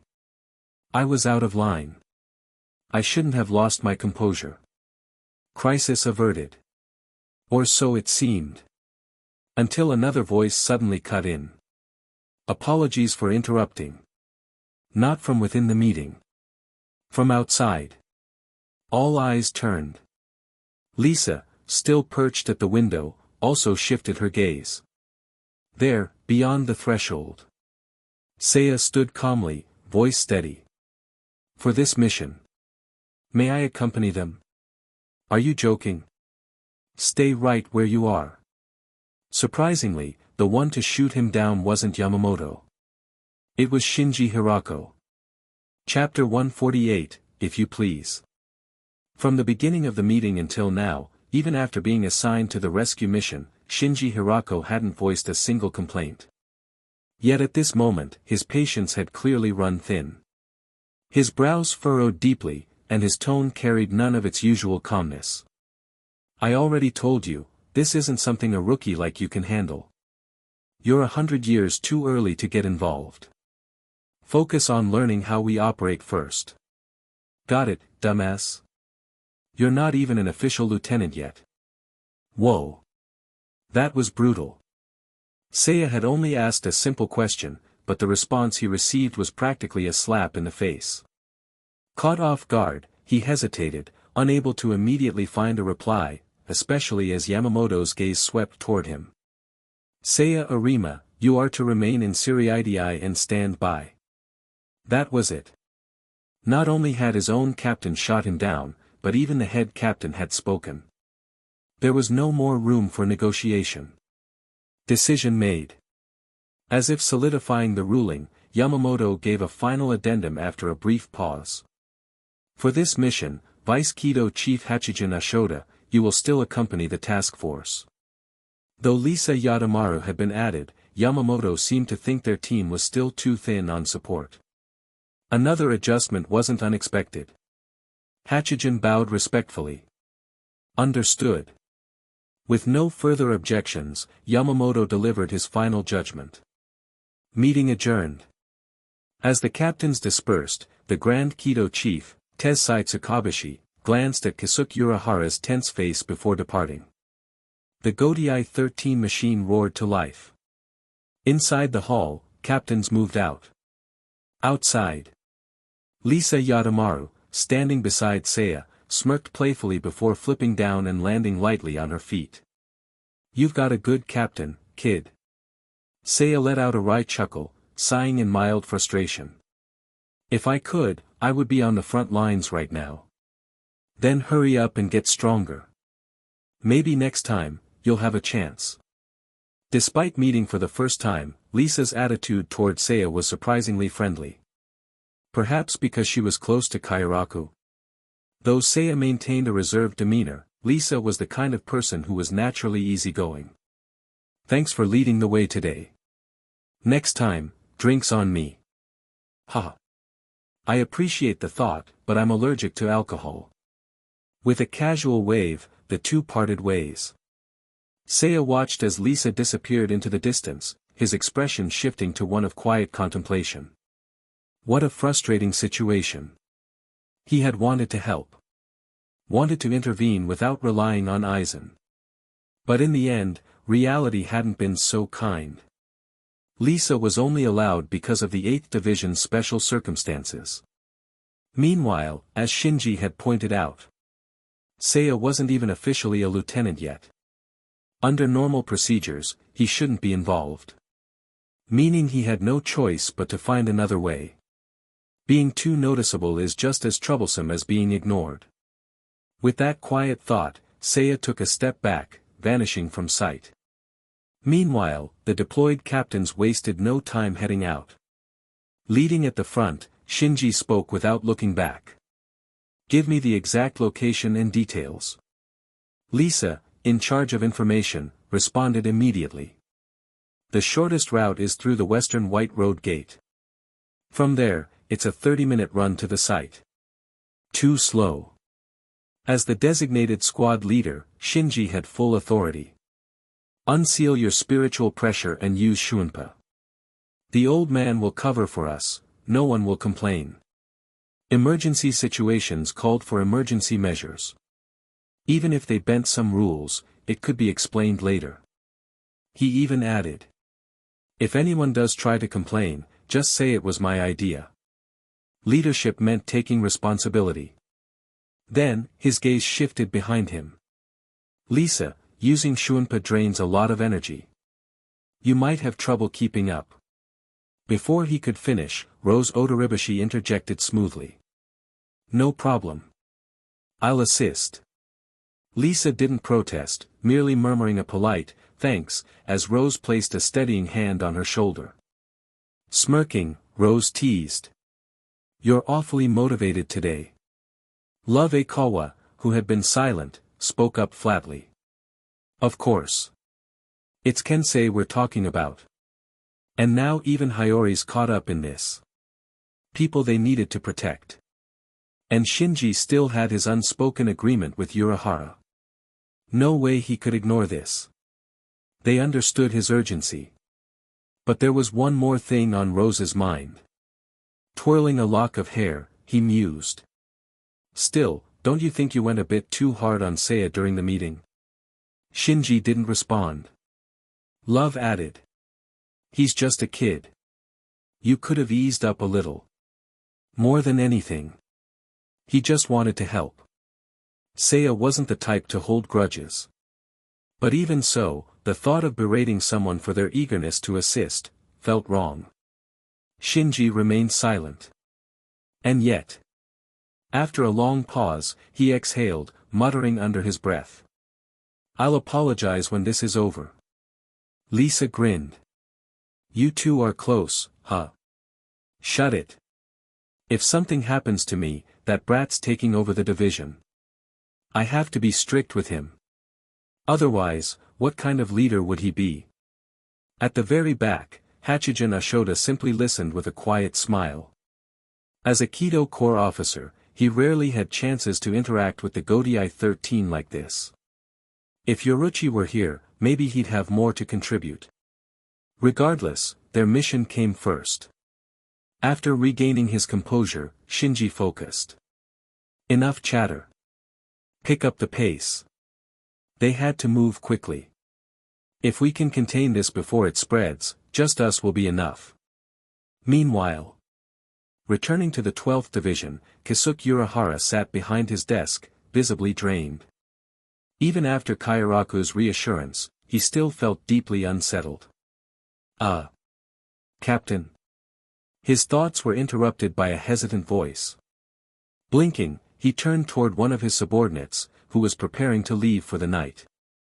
With a forced smile, he said. Go on. Get some rest. You too, sir. Don't overwork yourself. Watching the last of his staff depart, Urahara was left alone in silence. 1 hour had passed since the mission began. No updates. No information. Siriidii remained in lockdown. By all logic, he should stay put. After all, he had no authorization to leave. It was the rational thing to do. But now isn't the time for rationality. Standing abruptly, Urahara's expression hardened. He was done waiting. Retrieving a special cloak designed to mask spiritual pressure, he donned it swiftly. Avoiding patrol routes, he maneuvered toward the exit of the research bureau. A few more steps, and he'd be outside. Impressive. A voice rang out from the shadows. Emerging from the darkness. Tessai Tsukabushi. Holding his staff, his glasses glinting under the dim light. So this is the famed technology that completely conceals spiritual energy. I had heard about it before, but witnessing it firsthand is something else. Adjusting his glasses, he spoke with admiration. Truly, science is remarkable. But you agree, don't you, young man? Beside him, Seiya Arima stepped forward, smiling pleasantly. His voice was utterly calm. Kisukitaicho, if you please. May I come along? There was no point in arguing. Urahara knew when he had been caught. Even if he refused, Seiya's presence here meant his intentions were already obvious. After a moment of silence, Urahara let out a long sigh. Fine. He pulled up his hood. Then let's go. Chapter 149, A Narrow Escape. This might not be the best time for idle curiosity, but I can't help wondering. Hachijin Ashoda tugged at the dark cloak draped over him, his tone full of intrigue. How exactly did you manage to suppress spiritual pressure this thoroughly? Even while rushing forward, he couldn't resist asking. And while curiosity was commendable, there was something unsettling about discussing this now, under these circumstances. In other words, unless his curiosity was overwhelming enough to justify such an interruption, he wouldn't have brought it up at this moment. And, taking advantage of the topic, Seiya also adjusted his cloak slightly and asked. I apologize if this is rude, but if possible, I'd also like to understand the reasoning behind it. After all, even Aizen had praised this invention. It was this very cloak that had allowed Kisuke to wound Isshin Shiba, setting off a cascade of events that ultimately led to Ichigo's birth. In a way, this thing played a monumental role in history. Reflecting on that for a moment, Seiya scrutinized the fabric more closely. It was semi-transparent, like a plastic raincoat.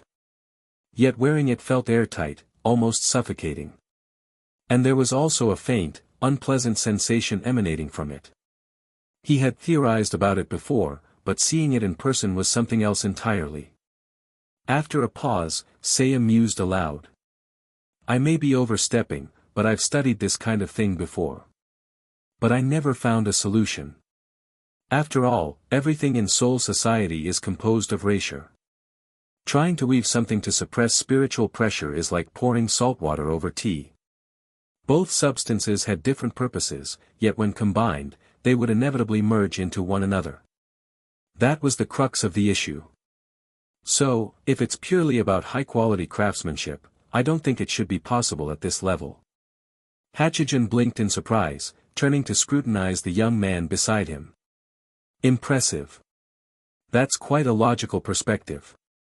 I wouldn't have expected you to have such insight, Seiya. After all, he hadn't known Seiya for long. Up until now, his impression of the boy had been limited to the fact that he was allowed to sit in on captain's meetings, a potential future lieutenant at best. Seiya merely gave a wry chuckle and replied lightly. It's just useless trivia. Nothing special. Back to the main point. What exactly was this cloak made of? Even with all his knowledge, Seiya couldn't quite determine its true nature. Kisuke fell silent for a moment before exhaling softly, as if resigning himself to the conversation. With a hint of helplessness, he said.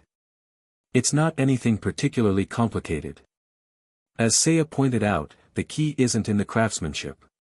He paused briefly, then continued. It's the material. Material? That single word lingered in Seiya's mind.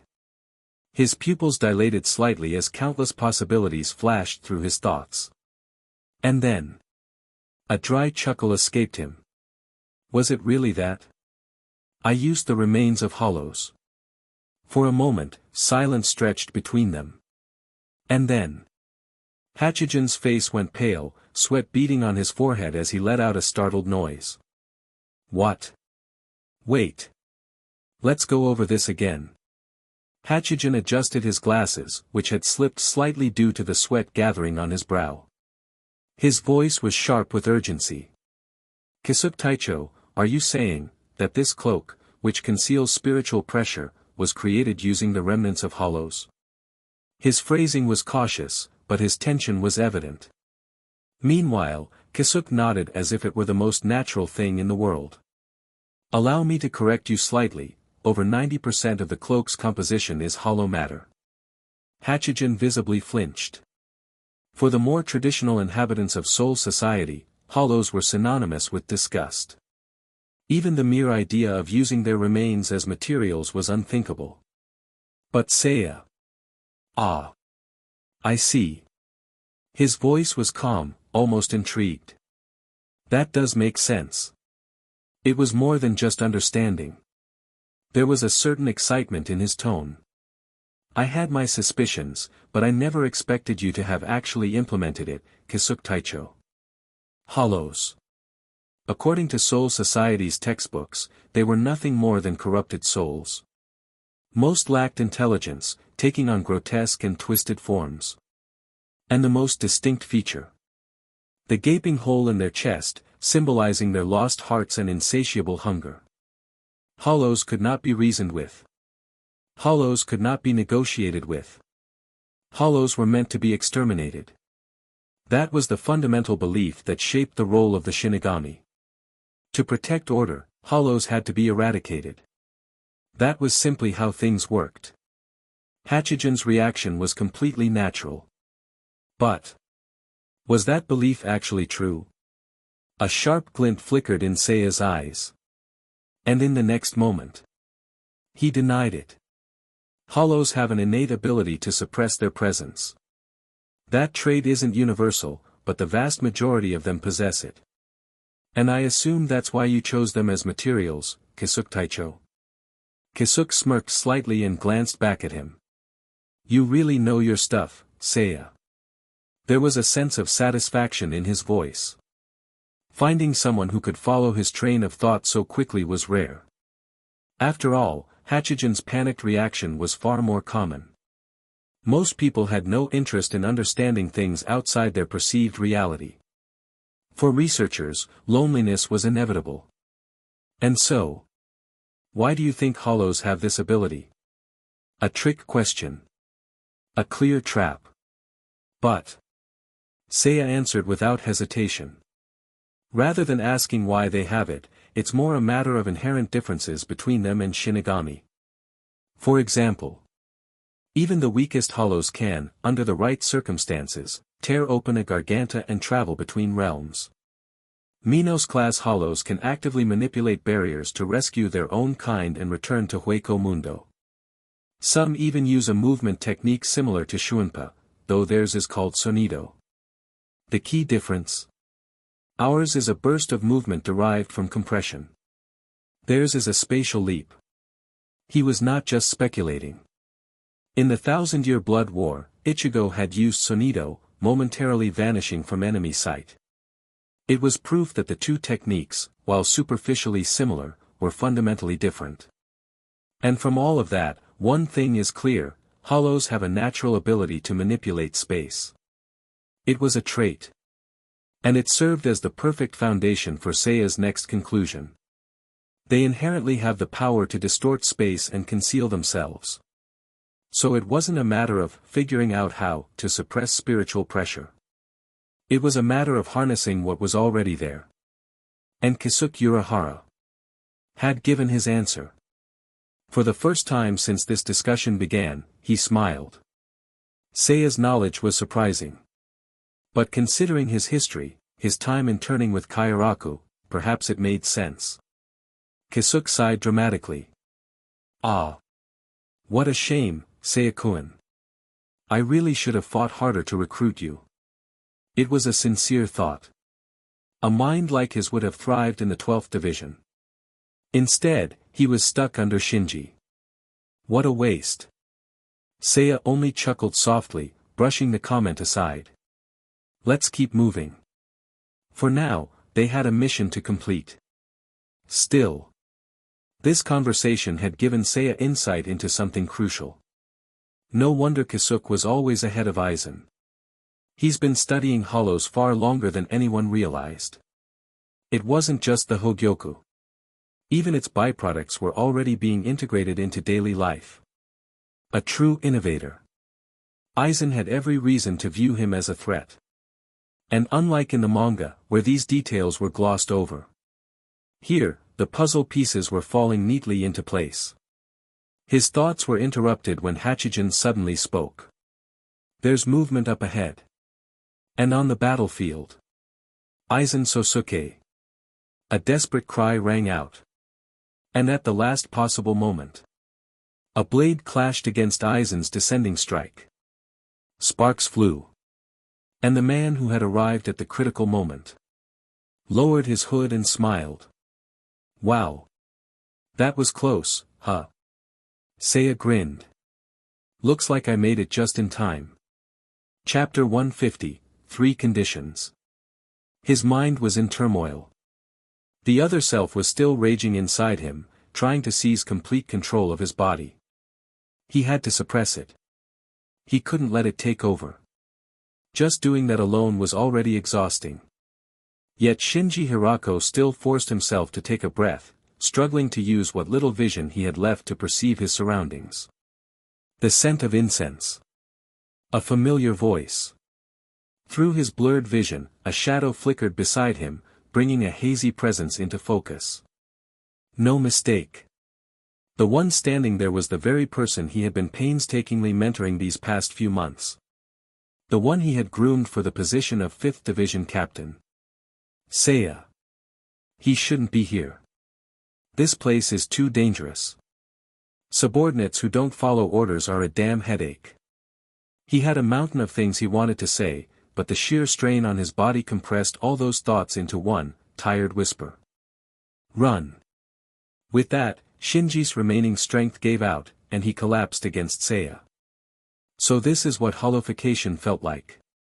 The second self awakened by the process would fight for control over the body, tearing at the boundaries between Hollow and Shinigami. The power it granted was undeniable, worth delving deeper into. But, most people could never accept it. It was invasive, unnatural. More than that, after centuries of being raised with the Shinigami doctrine, the idea of a second self lurking within them was anathema. Maybe that internal conflict, that resistance, was why the wizard's power had always remained incomplete. In the end, true strength comes from accepting your full self. With that passing thought, Seiya remained silent. He took a few steps back, positioning himself next to Kisuke and Hachijin. The two of them removed their hoods, stepping forward with him. Their presence alone made their stance clear. Ahaha, well, this is quite the mess. Jin Ikamaru's trademark amused tone only made the air feel heavier. Beside him, Kaname Tosen remained silent but visibly tense, as if debating something internally. So, what now? You've really caused quite a scene, Kisuke remarked flatly, stepping forward. His expression betrayed no emotion as he locked eyes with the man standing at the center of it all. Aizen Fukutaicho. The addressed man responded without a flicker of emotion. That would be me. What exactly are you doing here? As you can see, I rushed here due to the disappearance of Captain Mugiruma's spiritual pressure, only to find wounded allies in need of aid. Aid? Using your Zanpakuto? Spare them the blatant lies. You were experimenting with hollowification, weren't you? Aizen neither confirmed nor denied the accusation. Instead, his gaze shifted. And for the first time, his voice carried something close to familiarity. Seiya. I'm here, Aizen-sensei. Everyone around them fell away. In this moment, there was only the two of them. Once, I was your mentor, your correspondent, and your friend. Are you sure you want to stand over there? Aizen extended his hand, palm open in invitation. A final offer. Come to my side. Let's fight together. Seiya-kun. The words hung in the air.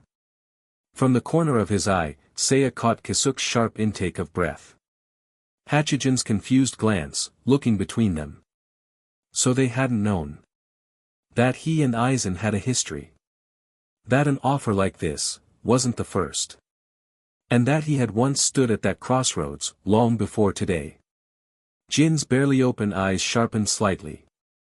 An unnatural gleam in those icy blue irises. And then. Shoot to kill, Shin'ō.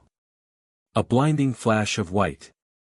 Like a coiled viper striking at its prey, the blade extended, aiming straight between Seiya and Kisuke. The attack was nearly instant. Seiya. Kisuke barely had time to turn. It was too late. The blade shot forward, carving through the space between them. A split second before impact. Seiya exhaled. And vanished. Jin's eyes opened fully, momentarily stunned. TCH. Should have known. Kisuke Taicho, take Seiya an. Hachigen's warning came too late. Another voice cut through the air. Bankai. Suzumushi Tsuishiki, Enma Kurogi. Darkness exploded outward. What? Kisuke's voice was swallowed whole. Every sense, sight, sound, smell, spiritual awareness, was erased. All that remained was touch. A suffocating void. Aizen watched without concern as his subordinates enacted their roles. Tosen's Bankai, despite its limitations, was perfect for neutralizing an enemy's coordination. And Jin. Well, Jin had his own role to play. The two most troublesome opponents were now contained. That just left Seiya, who was already getting to his feet. He dusted off his robes and let out a slow breath. That was close, he admitted. Jin tilted his head, smiling. But you're still standin', aren't ya? Or maybe you just weren't aiming properly. The two exchanged an unreadable look. But Seiya's focus had already returned to Aizen. His true opponent. Their battle had started long before this night. Let's begin, Aizen-sensei. A pause. And then. The corner of Aizen's mouth curled. As you wish. In that moment, two identical movements unfolded. Their right hands rose simultaneously, fingers pointing skyward. Heido number 63, Raikoho. Twin surges of golden energy erupted. Two streaks of lightning twisted together in a dazzling collision. The resulting explosion painted the night in gold. Jin instinctively stepped back, shielding his eyes. Damn! The sheer force of the spell had twisted the landscape itself. Trees, buildings, everything in the vicinity had been distorted by the clash. Jin lowered his arm, exhaling. Two monsters. They weren't done. Not yet. Two more hands lifted. Heido number 73, Soren Sokatsui. Twin blue flames roared to life. Sky and earth warped under the heat. The very air seemed to shatter. Jin took another step back. But what unnerved him most was that both of them were laughing. Aizen's expression was calm, but his eyes gleamed with exhilaration. And Seiya, the ever-calm Seiya, was grinning. Not just in amusement, but in pure, unrestrained joy. They were speaking the same language. A battle of equals.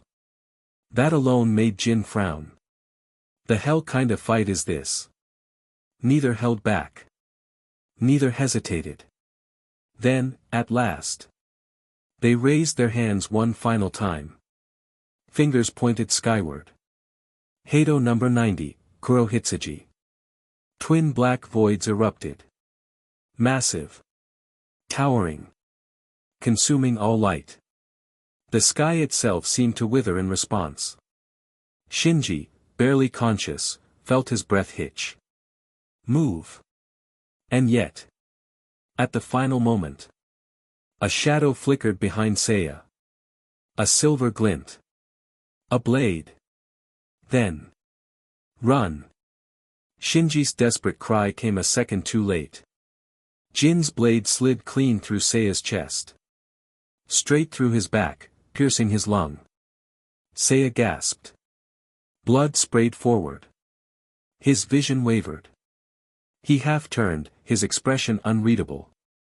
You avoided my heart. Jin said nothing. Then, without a word, he withdrew the blade. More blood spilled. Seiya crumpled to his knees. The Kurohitsuji collapsed. And the battle was over. Seiya's body trembled uncontrollably. A deep, sharp pain burned through his chest, every breath rattling, as if his lungs were being shredded with every inhale. The sudden loss of pressure from the withdrawn blade caused his wounds to rupture further. 2 streams of blood gushed out, one from the entry wound in his back, the other from the gaping hole in his chest. The once sturdy posture collapsed entirely. With a dull thud, Seiya fell to his knees. His vision blurred, his hearing distorted. But through the haze, he could still make out the presence of the others. Someone shouting his name. Someone rushing toward him. He barely had the strength to lift his head. His eyes flickered toward Jin. His lips parted slightly, forming a soundless whisper. You, hesitated. Jin, still holding his bloodied blade, said nothing. He simply looked down at him, his usual lazy smile absent. The air between them was thick with unsaid words. Then. A voice cut through the tension. That should be enough. Aizen's tone was casual, as if merely commenting on the weather. Jin slowly lowered his sword, taking a step back. Aizen turned, glancing at the approaching figures. Hachijin and Kisuke had broken free from Tosen's Bankai and were closing in fast. There was no longer any reason to linger. Let's go, Jin. Can aim. Without hesitation, Tosen moved to his side. Jin hesitated for the briefest of moments, his gaze lingering on Seiya, before silently following. As the 3 turned to leave, a weak, hoarse voice called out. Aizen, sensei. Aizen paused but did not turn back. From where he knelt, barely clinging to consciousness, Seiya spoke. Even with blood dripping from his lips, his tone was eerily calm. You trust Jin, but do you trust him completely? Jin's eyes narrowed slightly. Aizen let out a quiet chuckle. Seiya-kun, always so perceptive. He tilted his head slightly, just enough for his profile to be visible. I suppose we'll see, won't we? And with that, they vanished into the darkness. Their departure left an eerie silence in their wake. For a few moments, no one spoke. Then. Seiya. Kisuke was the first to reach him. He dropped to one knee, quickly assessing the damage. Stay with me, Seiya, he muttered, pressing a hand against the wound in his chest to slow the bleeding. Hachijin arrived a moment later, already forming a Kido barrier to stabilize him. Seiya blinked slowly, his body swaying. His mind was already drifting. But as his vision darkened, a single thought repeated in his fading consciousness. The final condition has been fulfilled. And then. Everything went black. Seiya's consciousness drifted in and out. Even as darkness swallowed his vision, his mind clung to fragments of thought, details of his plan falling into place. He had accomplished his 3 conditions. First, to openly stand against Aizen, solidifying his position as an enemy in the eyes of everyone present. Second, to be struck down with the intent to kill, forcing himself into a state of near death where his ability could activate. And finally, to come into direct contact with the other half of the Hogyoku. Chapter 151, Hogyoku, Part 1. Aya. Aya. It was unclear whether the screams were due to pain or some more intense sensation. At this moment, Shinji Hirako lay sprawled on the ground, screaming so loudly that it made one's eardrums ache. Just hearing it was enough to send chills down one's spine. Tensai watched Shinji's condition, and cold sweat immediately formed on his forehead. This was bad. Or rather, it was terrible. After all, he had no solution for this situation. Watching the milky white, fluid-like substance creeping over Shinji's face, spreading and flowing. Until it had already covered more than half of his upper body. Although he didn't fully understand the situation, the injured should be calmed down. Captain Hirako, pull yourself together. It sounded like an empty plea, but at this moment, Tensai had no other choice but verbal reassurance. However, the moment he touched Shinji, he immediately realized something was wrong. The strength was overwhelming. With just a casual swing of his hand, Shinji nearly sent Tensai flying sideways. Even in terms of raw power alone, his current strength had already reached monstrous levels. This situation made even the experienced Kido master adopt a more serious expression. Was this still the injured man they knew? Or rather, was Shinji Hirako still the same person they once knew? Thoughts raced through his mind, but there was no time for hesitation. They couldn't wait any longer. He didn't know the details, but if that white mask spread to cover Shinji's entire body, something terrifying might happen. With that thought, Tensai couldn't help but call out. Captain Urahara, do something. It was said that within 5 steps, an antidote must exist. When people encounter crises, they often struggle to think calmly. But if they could force themselves to settle down, perhaps they could find a way to survive. Captain Urahara. Since you know about this so-called hollowification, you must know a way to counter it. It was a logical assumption. At this moment, Urahara Kisuke was examining Seiya's injuries, his face just as tense. If you're asking for a method, I might have one. Then please act quickly. No more words were needed. The unconscious individuals nearby had already begun to develop more detailed, thicker mask-like formations. Even if it can't be fully resolved, at the very least, their lives must be preserved. Cold sweat dripped down his face. Urahara's lips parted slightly as his gaze flickered between Seiya's face and the surrounding chaos. Indecision clung to him like a suffocating veil. He had vowed never to touch that thing again, had forbidden any further research into it. But now, to solve this crisis, he had to break his self-imposed restriction. What should he do?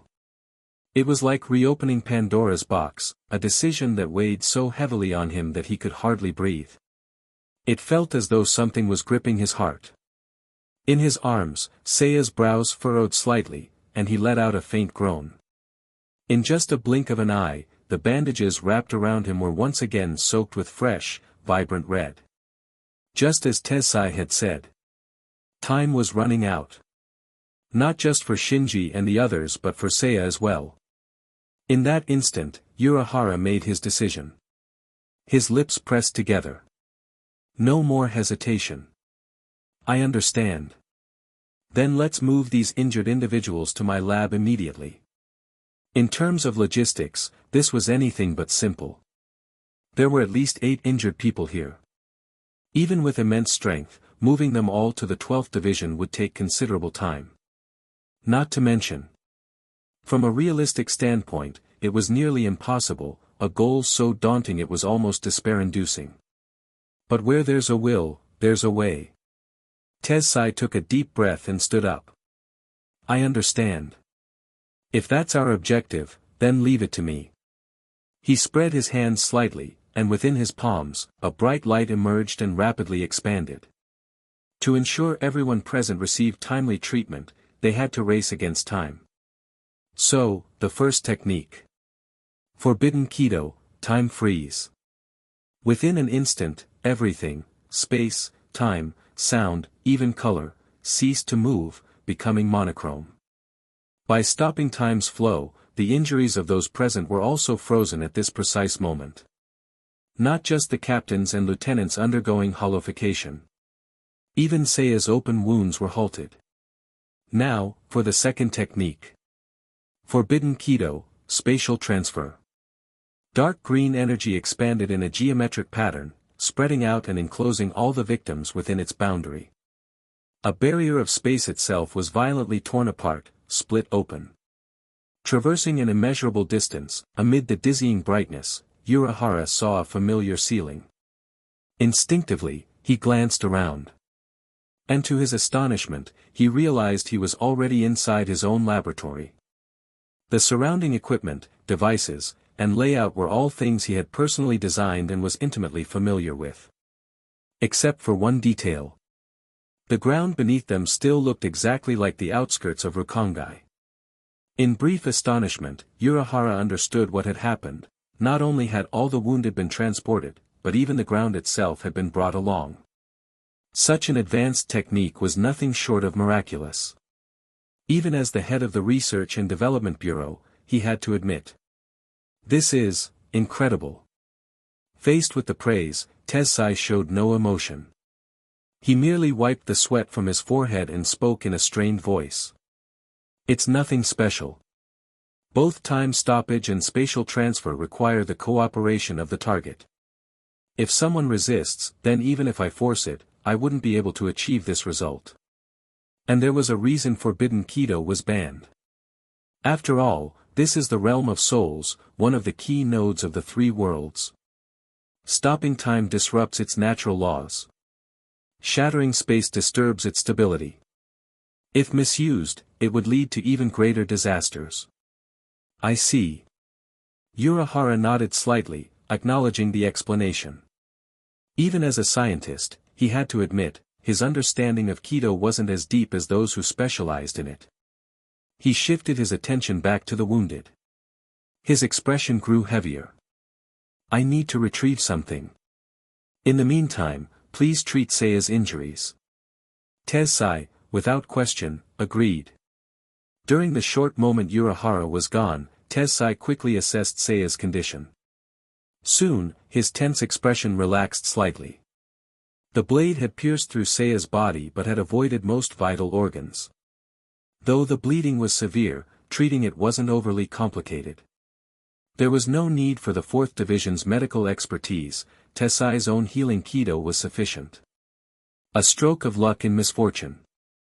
During treatment, Seiya's consciousness gradually returned. No words were needed. Just glancing around, he understood the situation. Most of it had proceeded as he expected. He had successfully earned Urahara's trust and infiltrated the opposing faction. Now, would the long-awaited fragment of the Hogyoku finally appear? Seiya, are you awake? Tessai's voice prompted Seiya to open his eyes and force a weak smile. Yeah. It still hurts like hell, but thanks. At least I'm alive. Seeing the sweat on Tessai's forehead, Seiya's mind raced. In the original story, Kido practitioners were rarely emphasized, but they clearly weren't to be underestimated. Now, having witnessed their abilities firsthand, he realized, he had been underestimating them. He needed to correct that mistake. At that moment, Urahara returned, carrying something wrapped in white cloth. Although it might seem like hindsight at this point, I think it's worth reviewing. Hollowification, it was the result of my research into strengthening a Soul Reaper's essence. In essence, this thing shatters the boundary between Soul Reapers and Hollows, enabling a process of recreation. Urahara took a deep breath and pulled away the cloth. Its name is Hogyoku. A translucent crystalline orb lay in his hands. It wasn't a single, smooth sphere but rather a structure formed by countless smaller square crystals fused together. Roughly the size of a baby's fist, within its clear casing was a deep, dark blue gem. If it were merely a decorative object, it would be considered exquisite craftsmanship. But this moment was not about aesthetics. Because this small, delicate artifact radiated an overwhelming presence. Its aura. Its pressure. Or something more sinister, perhaps a sense of absolute disdain. Words were meaningless. Even Tensai, upon seeing it, instinctively took half a step back. Just witnessing it filled him with indescribable dread. This thing is terrifying. Unquestionably beyond his comprehension. Urahara simply sighed. Impressive? Maybe. But even with the Hogyoku, I'm not sure I can save them. Because everything remained uncertain. But for now, this was the only option. Seiya also felt the oppressive aura of the Hogyoku. The overwhelming pressure made him instinctively furrow his brows. It was an unbearable sensation, like having a blade pressed against his throat. There was no doubt about it. This half of the Hogyoku possessed an incredibly strong will of its own. After confirming this, Seiya reaffirmed his thoughts internally. He was in the right place. Urahara Kisuke's half of the Hogyoku is completely different from the one in Aizen's possession. Perhaps, having been split in two at its inception, neither fragment was truly complete. Urahara's Hogyoku is clearly more active. By contrast, the one in Aizen's possession seemed lazier. Seiya. A sudden call snapped Seiya out of his thoughts. He slowly lifted his gaze, meeting Urahara's eyes. The next part might not be easy to watch. Just being caught up in this is already regrettable enough. If possible, you can leave now and avoid witnessing what happens next. His tone could have been taken as cold. But Tensai understood, this wasn't rejection. It was a form of protection. Chapter 152, The Essence of Hollowification. Urahara Kisuke's proposal was not made on a whim. In truth, the moment he retrieved the Hogyoku, his mind had already settled on a more concrete conclusion. Aizen Sōsuke may have left, but judging by his confident demeanor, he must have more plans in place. I suspect he has already set up his next move, though he has yet to act on it. Traveling with us will undoubtedly be dangerous. For your own safety, Seiya, it's best if you leave now. Raising a question is easy, but finding a solution with real value takes thought. And Urahara had clearly considered everything carefully. Seiya, once you leave here, go to the second division. In just a few moments of contemplation, he had already formulated a solution and developed a further plan. Even if Aizen wants to eliminate you, Yoruichi's domain should be safe. That's a place Aizen can't reach for now. With the protection of nobility, he won't be able to make a move in the open. After that, withdraw from the 5th division and seek refuge with Yoruichi. Given her abilities, she can definitely protect you. Given the current situation, Urahara's reasoning was nearly flawless. Even in the original events, despite Yoruichi's defection, the Shihoin clan remained a formidable force, never falling from its noble standing. Its accumulated influence, power, and network of connections were not to be underestimated. However, despite all his calculations, Urahara could never have anticipated the true nature of Aizen's Kyoka Suigetsu. A single miscalculation, and the entire game would be lost. After all, at this stage, both sides were operating with asymmetric information, making it inevitable for this side to fall into disadvantage. Seiya raised a hand, pressing lightly against the barely healed wound on his torso. His lips, still pale from blood loss, trembled slightly as he whispered. Then, what about you, Captain Urahara? Tensai and Urahara exchanged glances, their expressions subtly shifting. There was no doubt about it, whether they wanted to expose Aizen or warn others, now was the perfect time. By tomorrow, the traitors might have already fled. Yet, just as the two had said before, their priority had never wavered. Saving lives came first. After a brief moment of silence, Tensai finally spoke. I need to maintain the barrier's stability. I can't afford to let my guard down, so I won't be leaving. Urahara, gripping the Hogyoku tightly, replied in a calm voice. Same here, but Seiya, your situation is unique, so you don't need to stay here with us.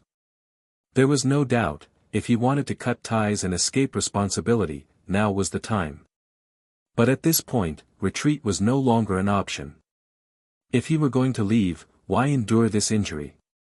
Wouldn't that make this stab wound pointless?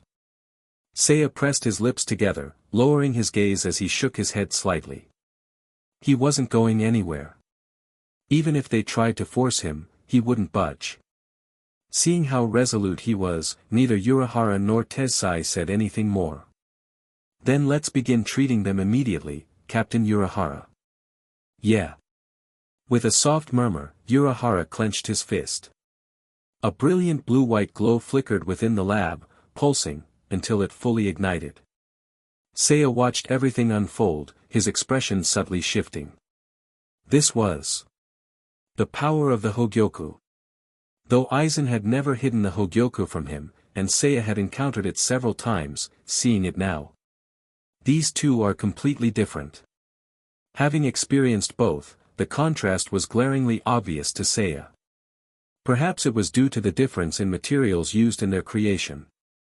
Aizen's version had been cultivated using the souls of Shinigami, nurtured into an extraordinary entity. Urahara's, however, had been forged by extracting and refining the souls of hollows. The light rippled like waves, expanding outward, enveloping everything and everyone within its reach. As the cool glow washed over him, Seiya's expression grew contemplative. He felt nothing. Meanwhile, Tessai had already lifted the time-freezing Kido. Yet, even with that restriction removed, the progression of Hollowification among the afflicted had ceased. It's working. It's really working. The mighty Grand Kido Chief, at this moment, lost all composure, reacting with childlike excitement. The reason was clear, what had just occurred was beyond his comprehension. However, while the situation had been stabilized, it was still too early to relax. Urahara maintained his position, his gaze locked onto Shinji Hirako, who lay closest to him. It's not enough. Like trying to seal a leaking barrel. Patching the holes was only a temporary measure. If they wanted to halt the process entirely, they needed a permanent fix. But how? Truthfully, even Urahara wasn't sure. But since the Hogyoku had been constructed using hollow souls, it should theoretically be able to resolve Hollowification as well. Like tides surging in waves. Energy swept across the room, cascading outward in rippling pulses. At the center of it all, Urahara furrowed his brows, his expression growing heavier with each passing second. For now, one thing had become painfully clear. Sealing the Hogyoku had never been the right decision. Avoidance out of fear had been an act of weakness. If he had acknowledged the truth earlier and learned to harness the Hogyoku's power, he wouldn't be in such a desperate position now. I was too hesitant. I lacked foresight. Indecisive, wavering. Yoruichi, what you said was right. A person can never truly escape their responsibilities. Even if they try to run, they will eventually have to face the weight of their choices. Neglect leads to decay. Abandonment breeds ruin. Since he was the one who created this, it was his duty to understand, analyze, and master it. Hogyoku. I was late in realizing it, but now. I need your power. Help me remove this affliction that torments them all. That's impossible. Seiya observed everything, taking in Urahara's every expression. Although he couldn't hear Urahara's inner thoughts, it wasn't difficult to guess his struggle. Hollowification. Though Urahara had been the first to uncover its existence, he had never fully delved into it, perhaps due to his personal ethics, interests, or worldview. On this subject, Aizen's research had been far more systematic. Seiya even recalled a moment in the lab when Aizen had smirked at him and said, "It's fascinating, isn't it, Seiya?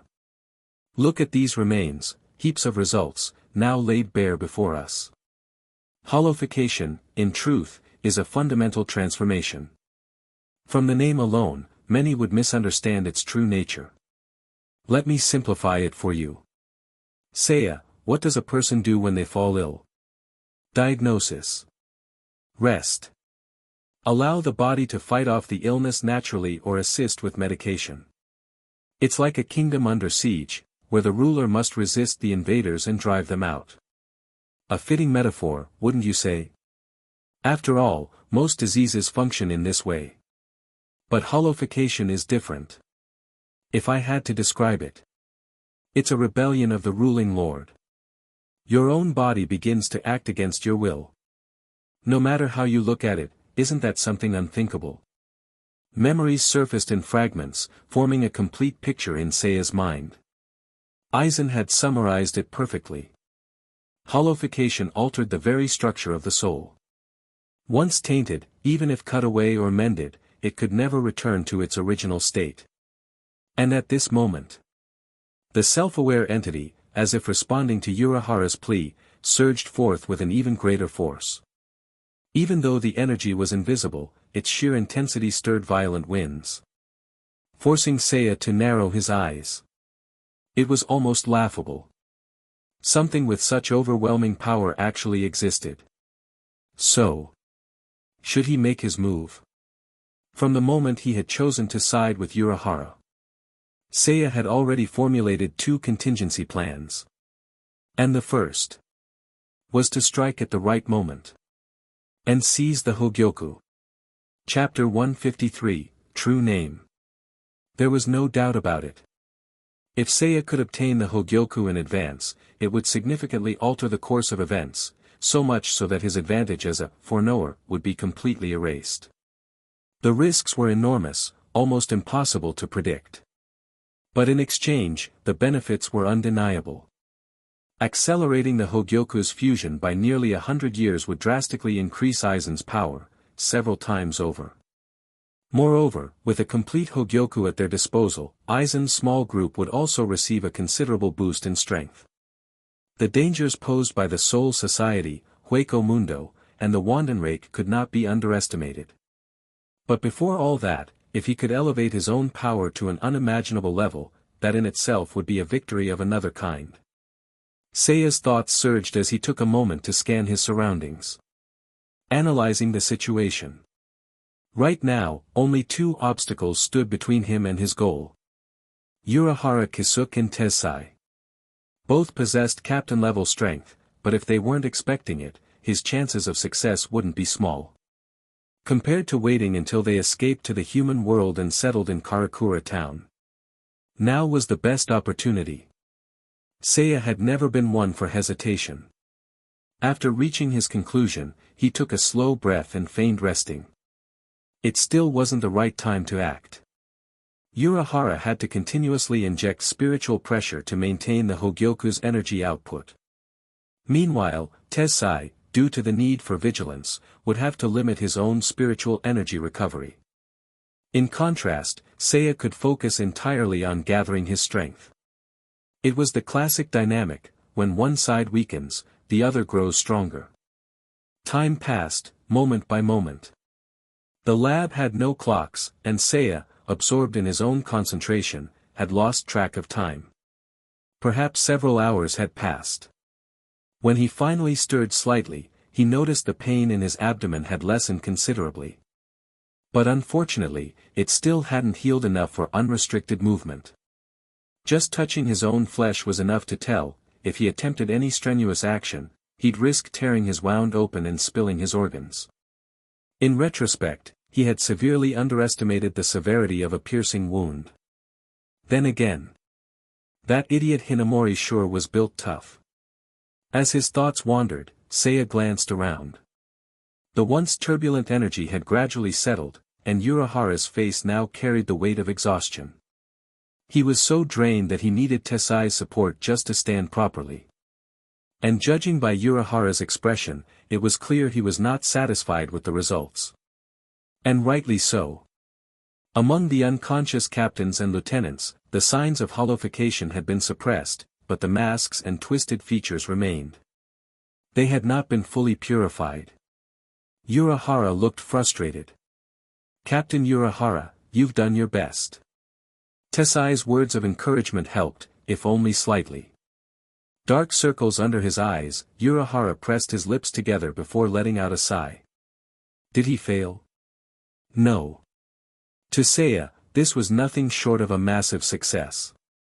As he had said before, Hollowification wasn't something that could be removed. It had fused with the Shinigami's souls, making separation impossible. Yet, Urahara had managed to halt its progress and contain it within specific areas. To put it simply, it was like a skilled surgeon excising infected tissue while preserving everything else. Was this the level of genius that Aizen had recognized in him? Such meticulous scientific precision. If not for his moral compass, Urahara could have easily been a terrifying villain in his own right. Captain Urahara, you've done well. Regardless of the outcome, Seiya's words were sincere. As long as their lives are saved, that's all that matters. Captain Urahara, please rest for a while. As Tessai helped Urahara to a chair, Seiya closed his eyes once more. Breathing. Adjusting his state. Heart, liver, spleen, lungs, kidneys. After a night of waiting, his body was ready.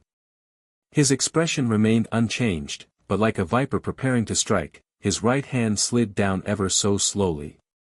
Though his condition was far from ideal and his wound had yet to heal, he knew one thing.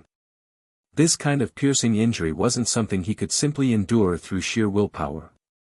In this state, my abilities will be restricted. For instance, his use of Ikka's mimicry would be greatly diminished due to his current weakened condition. Theoretically, victory was still possible. But it would be like trying to counter a cannon with a twig, he'd be gambling on the incredibly slim chance of a misfire. Just thinking about it was a headache. But fortunately, Seiya's trump card wasn't something that could be so easily countered. This was a moment of all or nothing. The moment his half-lidded eyes caught the faintest glimmer of light, Seiya was fully prepared to strike. But then, a sudden thud echoed from the distance. The abrupt and urgent sound made all three of them instinctively turn their heads. The figure in the doorway stood with piercing eyes. Against the moonlight, clad in stealth attire, a woman strode into the room with purpose. Oi, Kisuke, what the hell is going on? Seiya's movements came to an immediate halt. Because this person's appearance was completely unexpected. Shihoin Yoruichi. Why was this woman here? Even Tessai and Urahara looked equally surprised. Lady Yoruichi, what are you doing here? Does it matter where I go? Is there anywhere in the Siriidii that's off limits to me? She reached up and pulled off her hood. With her face now fully visible, Yoruichi frowned, scanning the surroundings. The real question is, what the hell did you guys do? And what happened here? Last night, I already thought something felt off. I mean, all these captains were sent out, and then, nothing. No news at all. I searched all over Rukongai, but I didn't find any traces of them. Seiya had been thoroughly stunned at first. But upon hearing this, he suddenly understood. So that's why. No wonder, in the original timeline, Yoruichi was assigned as a backup rescue unit. Yet she never actually showed up. Aizen must have used Kyoka Suigetsu on her as well. Otherwise, there was no way she, of all people, would be slower to react than Tessai. She had probably tried to intervene in the original events, only to be deceived, forcing her to storm Central 46 later to rescue Urahara. But if that was the case, something else became clear. Why had she been able to find them now, in this timeline? As Seiya pondered, Yoruichi's gaze flicked toward him. If it weren't for the old man telling me to keep an eye on you after yesterday's meeting, I wouldn't have even thought to track you down. Seiya raised an eyebrow, slightly opening his mouth in confusion.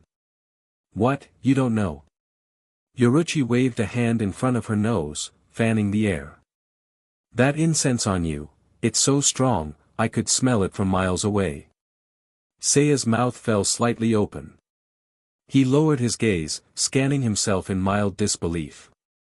No one knew what he was thinking. Until, a few seconds later, he let out a short, bitter laugh.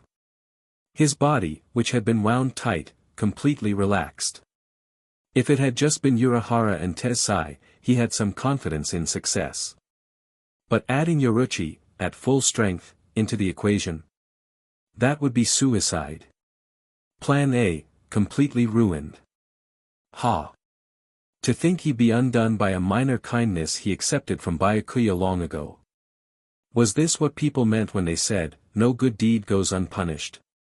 For a moment, he wallowed in frustration. But Seiya was never one to dwell. With a few steady breaths, he refocused. Time to move on to Plan B. As he adjusted his strategy, Urahara had already begun explaining everything to Yoruichi.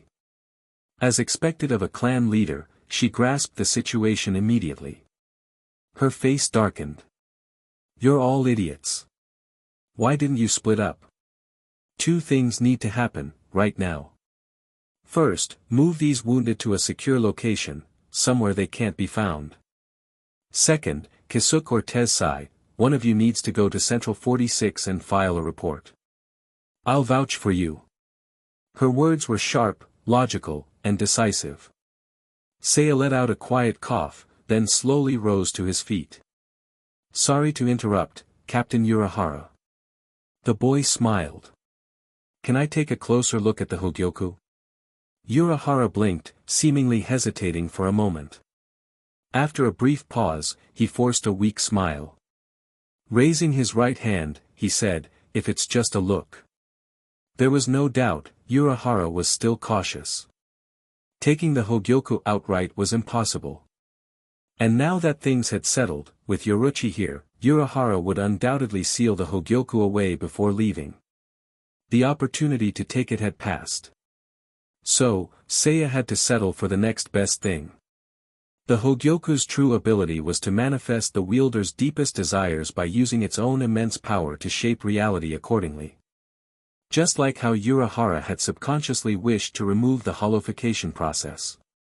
Even though he hadn't been able to fully accomplish it, the Hogyoku had done everything in its power to try. With this in mind, Seiya formed a new plan. During this brief moment, mere seconds, he would use its properties to fulfill a small yet critical wish. Of course, there were limits. If he tried to wish for something like, becoming a transcendent being, the Hogyoku would likely respond by starting the Hollowification process on him as well.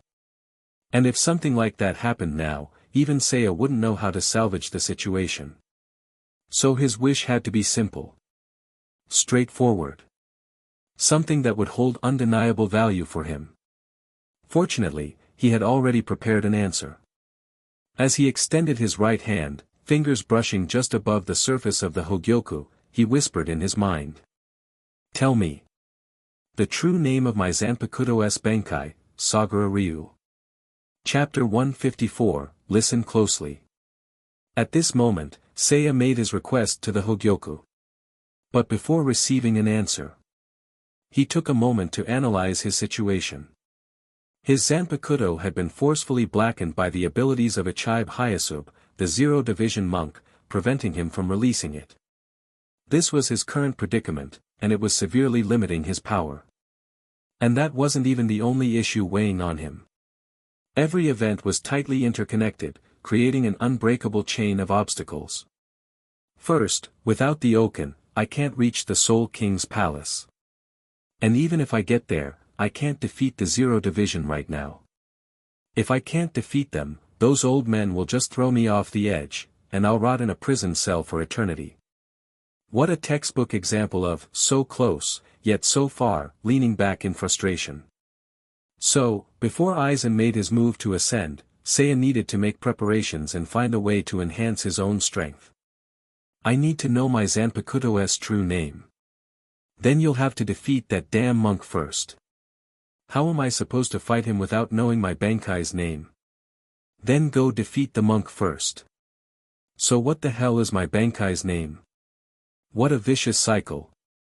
With this deadlock, Seiya needed an alternative approach to break free. And he found it. By using the Hogyoku. As a longtime follower of the original events, Seiya's biggest advantage right now was knowing what this artifact was truly capable of. It absorbed the strongest wills of those around it and materialized them using its own power. Of course, it wasn't an all-powerful wish-granting machine. Just like how it couldn't manifest something out of thin air, if someone wished for eternal life, the Hogyoku wouldn't simply grant immortality. It would probably offer a healthier lifestyle as an answer. If a wish cannot be granted directly, the Hogyoku will take a roundabout approach to achieve the wisher's goal as best it can. Seiya had confirmed this observation the night before. Hollowification couldn't be reversed, but the Hogyoku had managed to suppress it to its lowest possible level. Even if it had to strain itself, the Hogyoku would always try to fulfill a wish. Honestly, it was really dedicated to its job. Hard to believe this thing was created by fusing souls and fragments of the Soul King's fingertips. He could have tried using Aizen's half of the Hogyoku for this experiment instead. But after considering all factors, Seiya decided to proceed with his plan now. I have no idea how the Hogyoku will react. After all, he wasn't its rightful wielder. And the artifact had a will of its own. If it outright rejected him or did something unpredictable. Well, if that happened while he was near Aizen, he might not even be able to keep his head. Talk about embarrassing. By comparison, even if something went wrong here, it was still within an acceptable range of consequences. With that, Seiya set aside his thoughts on the Hogyoku for the time being. Planning and prediction were always complicated processes prone to failure. He didn't dwell on short-term setbacks, just like how he hadn't been discouraged when he realized he couldn't steal the Hogyoku outright. And judging by the current results, his gamble was already paying off. Because at this very moment, Seiya saw it. The Hogyoku in Urahara's grasp began to glow faintly. Not as bright as before. But the energy rippling from it was enough to make everyone in the room take notice. What? Yoruichi, who had been heading for the exit, suddenly stopped. She turned her head slightly, her expression filled with surprise. She had heard Urahara mention this artifact before, but this was the first time she had felt its power up close. Urahara, the Hogyoku's holder, furrowed his brows. Due to the difference in information, he had no idea what was happening, just a vague and unsettling feeling of losing control. Seiya, though keeping a neutral expression, inwardly let out a breath of relief. Good. My hypothesis was correct. His wish wasn't something simple. Because right before his eyes, the Hogyoku's power had entered a state of tension, caught in an unseen tug-of-war. Taking advantage of this brief moment, he carefully considered his next thoughts. Where exactly did the Hogyoku's power come from? The fusion of souls. The remnants of the Soul King.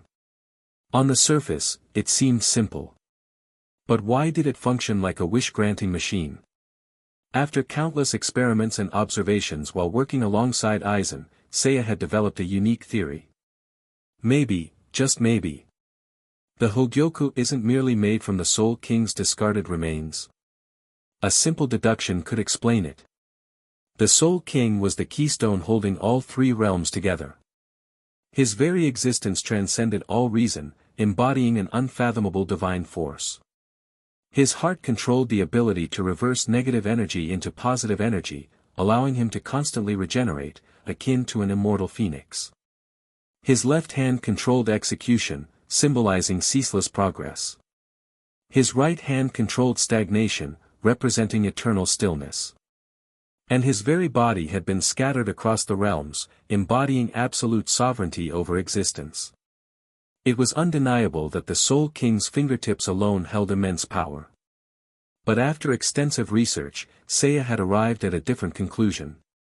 What if the Hogyoku actually carries a fragment of the Soul King's will? Only a creator. Only a sovereign.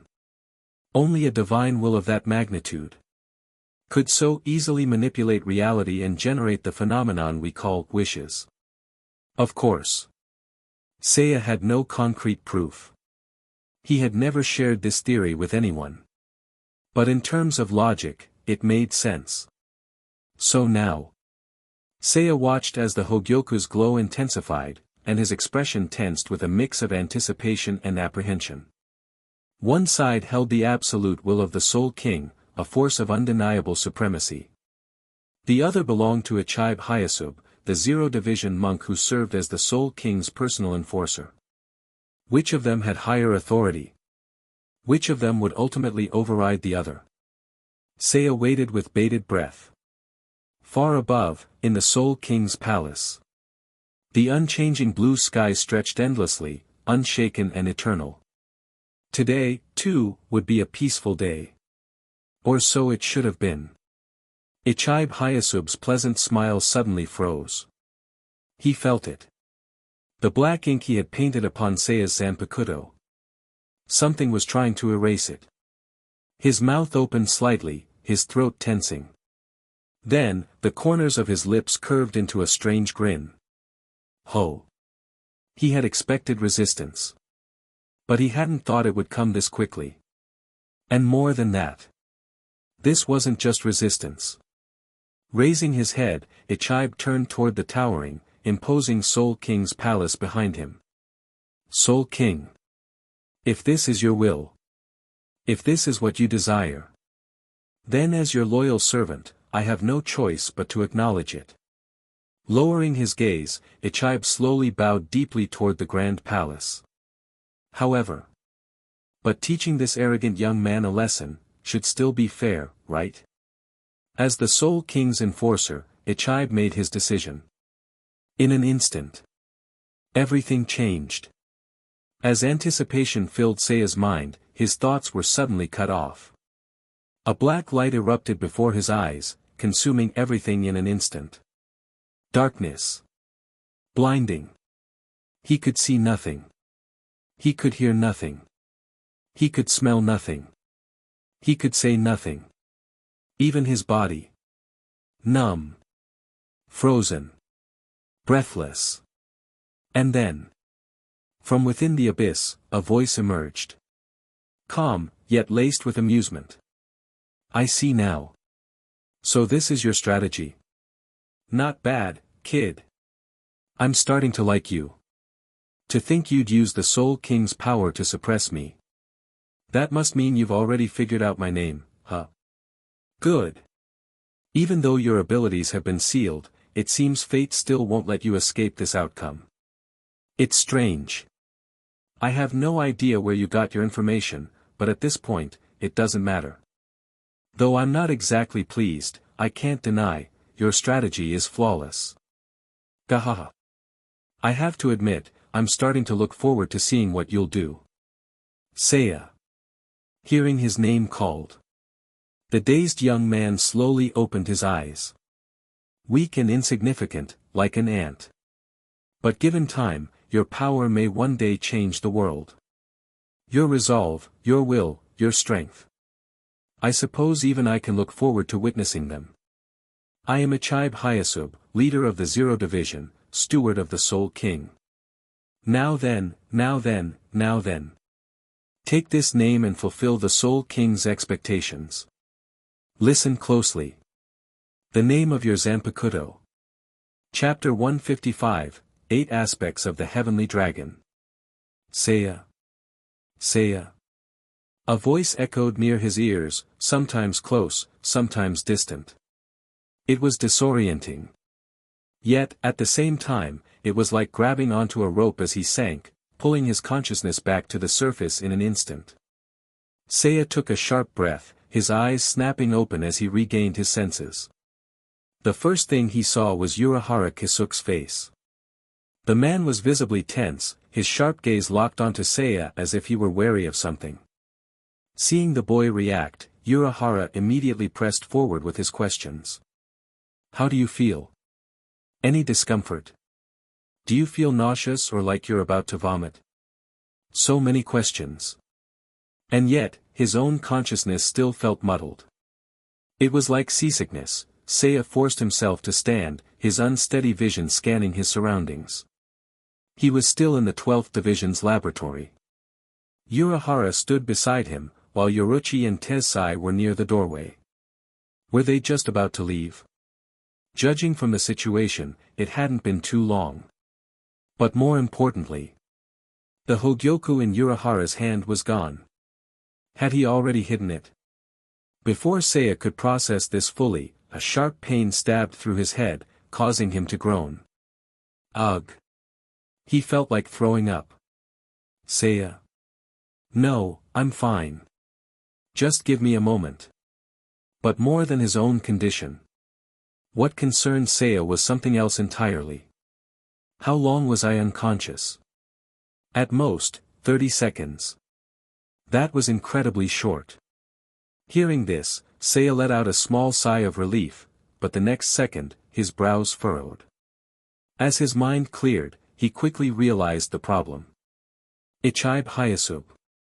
That damn monk had directly forced information into his mind using the power of black. Honestly, Seiya had considered the possibility that his actions might alert Ichibe. He had even entertained the idea that the monk might get pissed and come rocketing down from the heavens with his squad to crush him on the spot. But he hadn't expected this. In fact, this method makes it even scarier.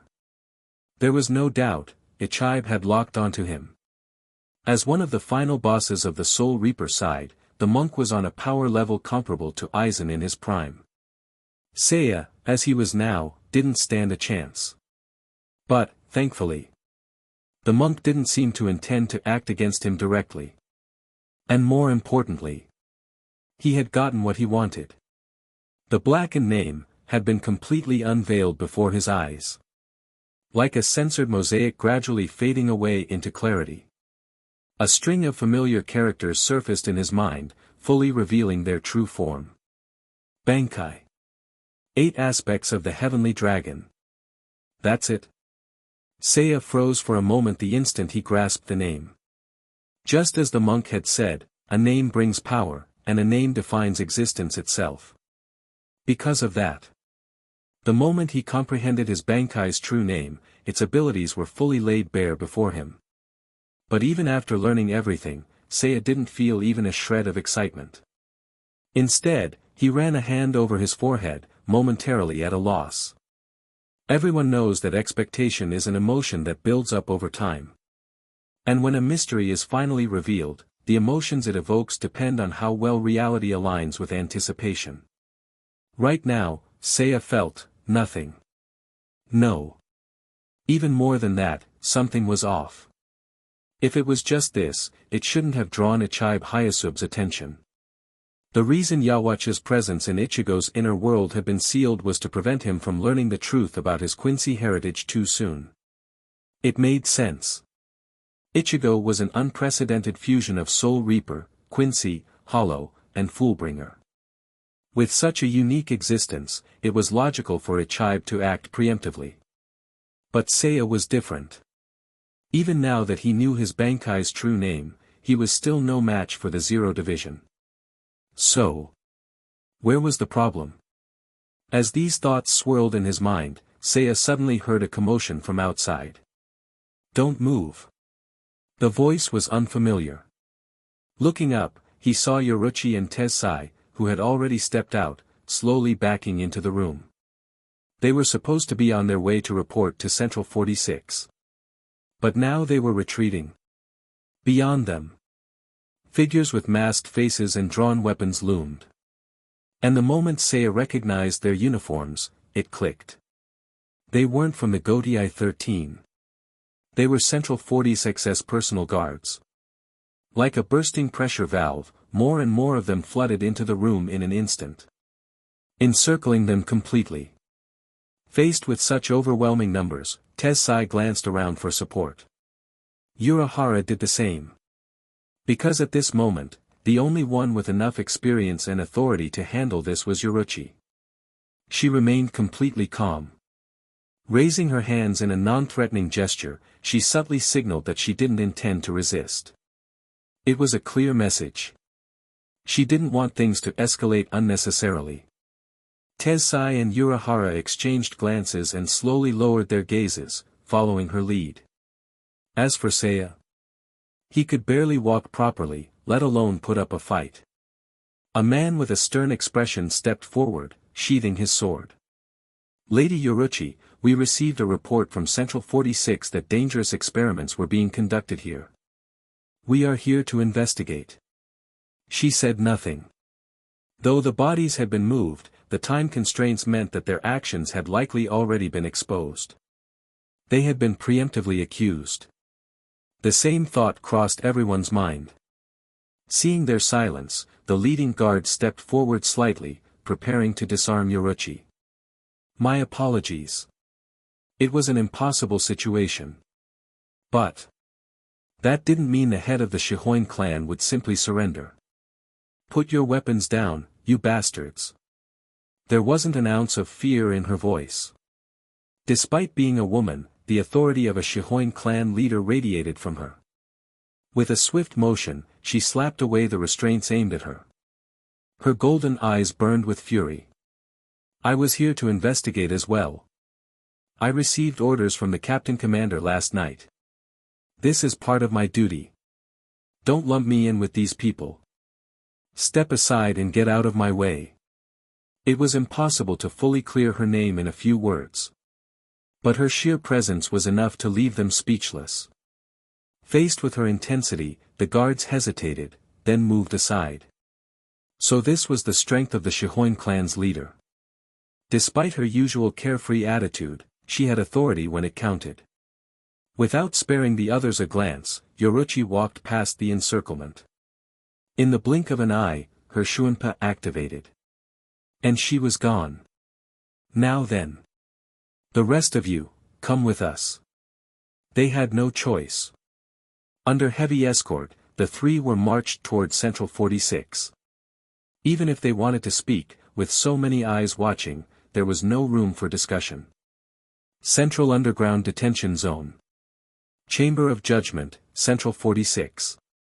With their hands bound and their spiritual pressure suppressed by iron restraints, Seiya stood to Urahara's right, facing the circular council chamber.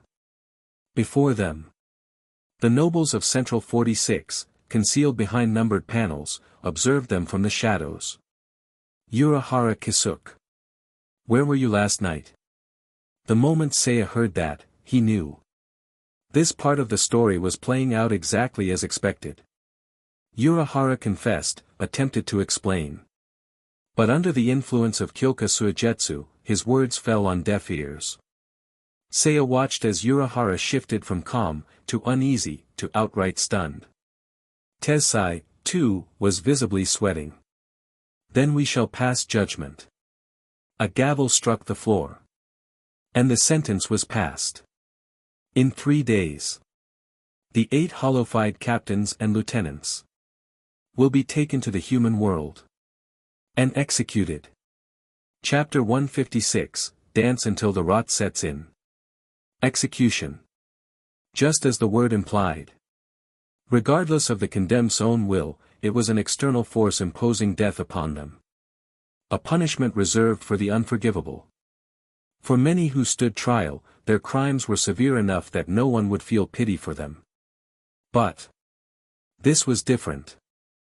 Urahara Kisuke, who had been strangely composed before, almost as if he had resigned himself to his fate, suddenly snapped his head up, eyes wide. Wait. Thud. The wooden stalks binding his hands jerked tight. Iron chains rattled, pulling taut. The restraints bit deeper into his wrists, clamping down with relentless force, completely severing his connection to his spiritual energy.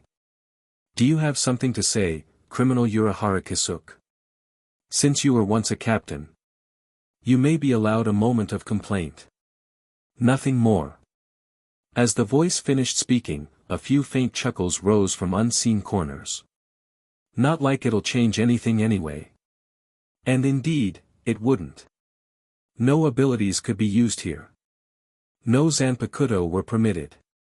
This was Central 46's guarantee of absolute control. Power held no meaning here. Only status did. The mockery was blatant, but Urahara didn't care. That wasn't the point. Please revoke the execution order.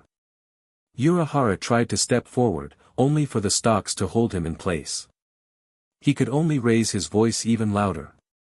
Those people are innocent victims. They did nothing wrong. They never betrayed Soul Society. They are captains and lieutenants. Just ask them. Find out the truth. They are proud members of the Gotei 13, they should not be. Before he could finish. Behind the screen marked with the number 1, an aged voice cut him off. And so what? Right. So what? What they were in the past no longer matters. We have respected, honored, and sincerely appreciated everything the Gotei 13 has done to protect Soul Society. But that gratitude was for those who once possessed pure and noble souls, those who shared the same origins as us. Now, when faced with these tainted abominations. A pause. Then, in a voice cold as a blade. Can you still call them our brethren? Urahara's breath caught in his throat. His eyes widened, but he had no words left. Seiya had silently observed everything. Though his expression didn't change, he sighed internally. So that's how it is. No wonder Aizen had looked down on the so-called high-ranking officials. A vast web of bloodline ties, nepotism, and self-serving alliances. People who rose through the ranks not by merit, but by connections. Just look at them. All the sacrifices made for Soul Society, reduced to nothing. Not even the victims themselves were given the chance to speak. Everything was dictated by a self-righteous, narrow worldview. And just like that, it was over. Seiya lowered his gaze, pressing his lips together before closing his eyes. Until now, he hadn't interacted much with nobility. The only aristocrats he had encountered were members of the Gotei 13. But this was his first direct encounter with the true ruling class. Arrogant. Vain. And in this moment, he finally understood why Aizen had wiped out all of Central 46. A pack of useless fools, unworthy of life. His thoughts settled. From behind the screen, the aged voice spoke again. Nothing more to say. Then let us proceed. Do any of the council members have objections? Central 46. A political body made up of high-ranking nobles. A gathering of individuals who deliberated, debated, and ultimately reached a verdict that satisfied the majority. But the truth was. Agreed. No objections. Let's get this over with. This was never about justice. With spirits that lived for centuries, generations had passed. The original purpose of Central 46 had long rotted away. What remained was nothing more than a clique of self-serving elites. And for matters as insignificant as this. Of course, there was no room for discussion. Then we shall now pass sentence. Bang! A massive impact shook the room. Behind the council, the doors burst open. In the dimly lit underground chamber, a flood of light poured in. Like the first break of dawn piercing through the gloom. Who dares to cause such disruption? It was an instinctive shout of outrage. Their authority was absolute. This was the most sacred of courtrooms, one that wielded the ultimate power over life and death. And yet, the intruder did not cower before their authority. Like a predator provoked, she responded with an even louder, fiercer roar. Shut up, all of you. The three condemned turned their heads. Standing at the entrance, clad in battle gear instead of her captain's haori. A woman stood tall, her face partially obscured. Wind surged from behind her, sending the long cloak wrapped around her billowing wildly. It was a crude disguise. Laughably simple. But there was no mistaking her identity. Shihoin Yoruichi. Her attempt at concealment was almost laughable. Dark skin. Agile form. A woman. Who else in all of Soul Society matched those exact traits? Seiya doubted there was even a second possibility. So, really? Did she honestly think this disguise was going to fool anyone? Stop her. Guards were present, of course. But against the second division captain? They might as well have been standing still. Within moments, she had knocked out an entire squad. With a casual leap, she landed atop the trial platform. No words were needed. A single knife hand strike. The supposedly indestructible stocks shattered instantly. Shards of wood and iron scattered, freed from their purpose. Yoruichi's expression was grim. "Let's go." Her voice left no room for argument. Urahara and Tessai still looked shocked. In contrast, Seiya remained calm. Because to him, this was just a live reenactment of a scene he had already watched unfold. Nothing had changed. But that was fine. Because he never intended to alter this outcome. And besides, there was something worth noting. As Yoruichi turned to leave, Seiya cast one last glance around the chamber. In the original story, Central 46's reaction had never been shown. Back then, he had assumed it was simply due to time constraints. But now, he understood the real reason. These people were simply cowards. With Yoruichi's sudden entrance, their entire facade of superiority had collapsed. If they truly cared about noble honor, they would have at least argued back. But, they didn't. Because that would mean risking their own lives. So they chose silence. Pretended nothing had happened. It didn't matter. They had stirred up a storm. And in due time, their insult today would be repaid in full. Not even the Shihoin clan would be spared. Seiya's gaze lingered on the trembling nobles, and then he let out a soft chuckle. They were already about to leave. Yet still, not a single one of them spoke a word in protest. There was no doubt about it. These people were rotten to the core. Seiya turned his back to them. Flexing his numb wrists, he found himself smirking. A faint, knowing smile, one that Aizen himself might have worn. There was no need to lament. This was inevitable. So let them dance, until they finally rot away.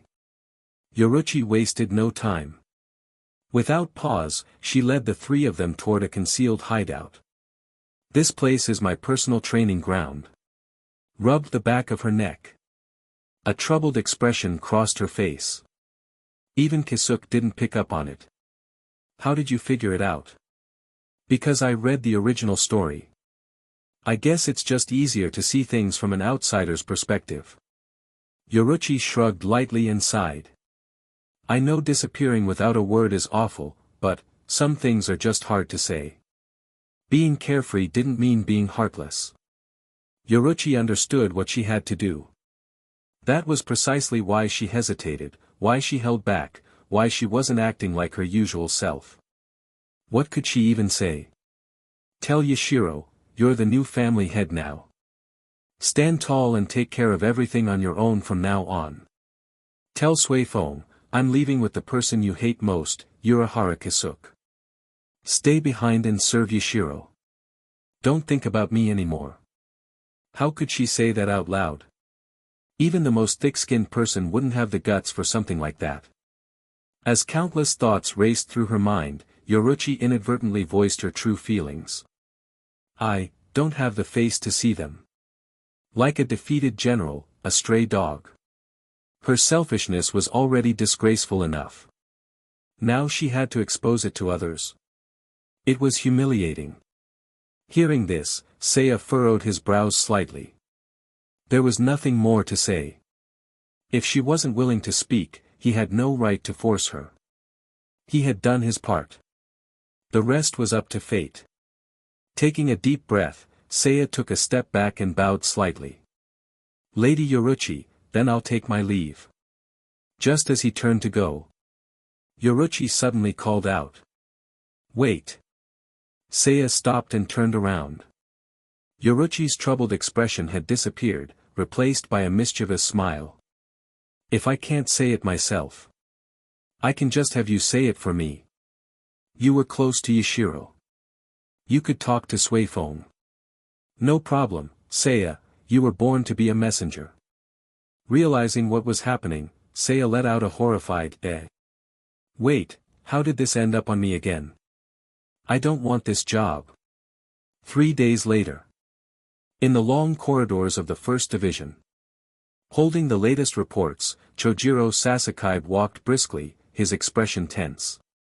Pushing open the paper doors, he immediately lowered himself to one knee. With his right hand clenched into a fist and pressed against the tatami, he spoke in a respectful and steady tone. Captain Commander, we have received new information. The spacious hall was eerily empty. Only one person stood at its center. Yamamoto Genryusai Shigekuni. Clad in his captain's haori, he leaned slightly on his long staff, his gaze fixed on the enormous kanji character, kokoro, meaning heart, written on the wall. Speak. As you command. Spreading the documents before him, Chojiro began his report. Although he had already read them countless times. This was something that could never be taken lightly. Because this was his duty. The following individuals have been confirmed to have fled. Former 3rd Division Captain, Kensei Mutiruma. Former 5th Division Captain, Shinji Hirako. Former 7th Division Captain, Lave Kawa. Former 9th Division Captain, Kensei Mutiruma. Former 12th Division Captain, Urahara Kisuke. Former Grand Kido Chief, Tessai.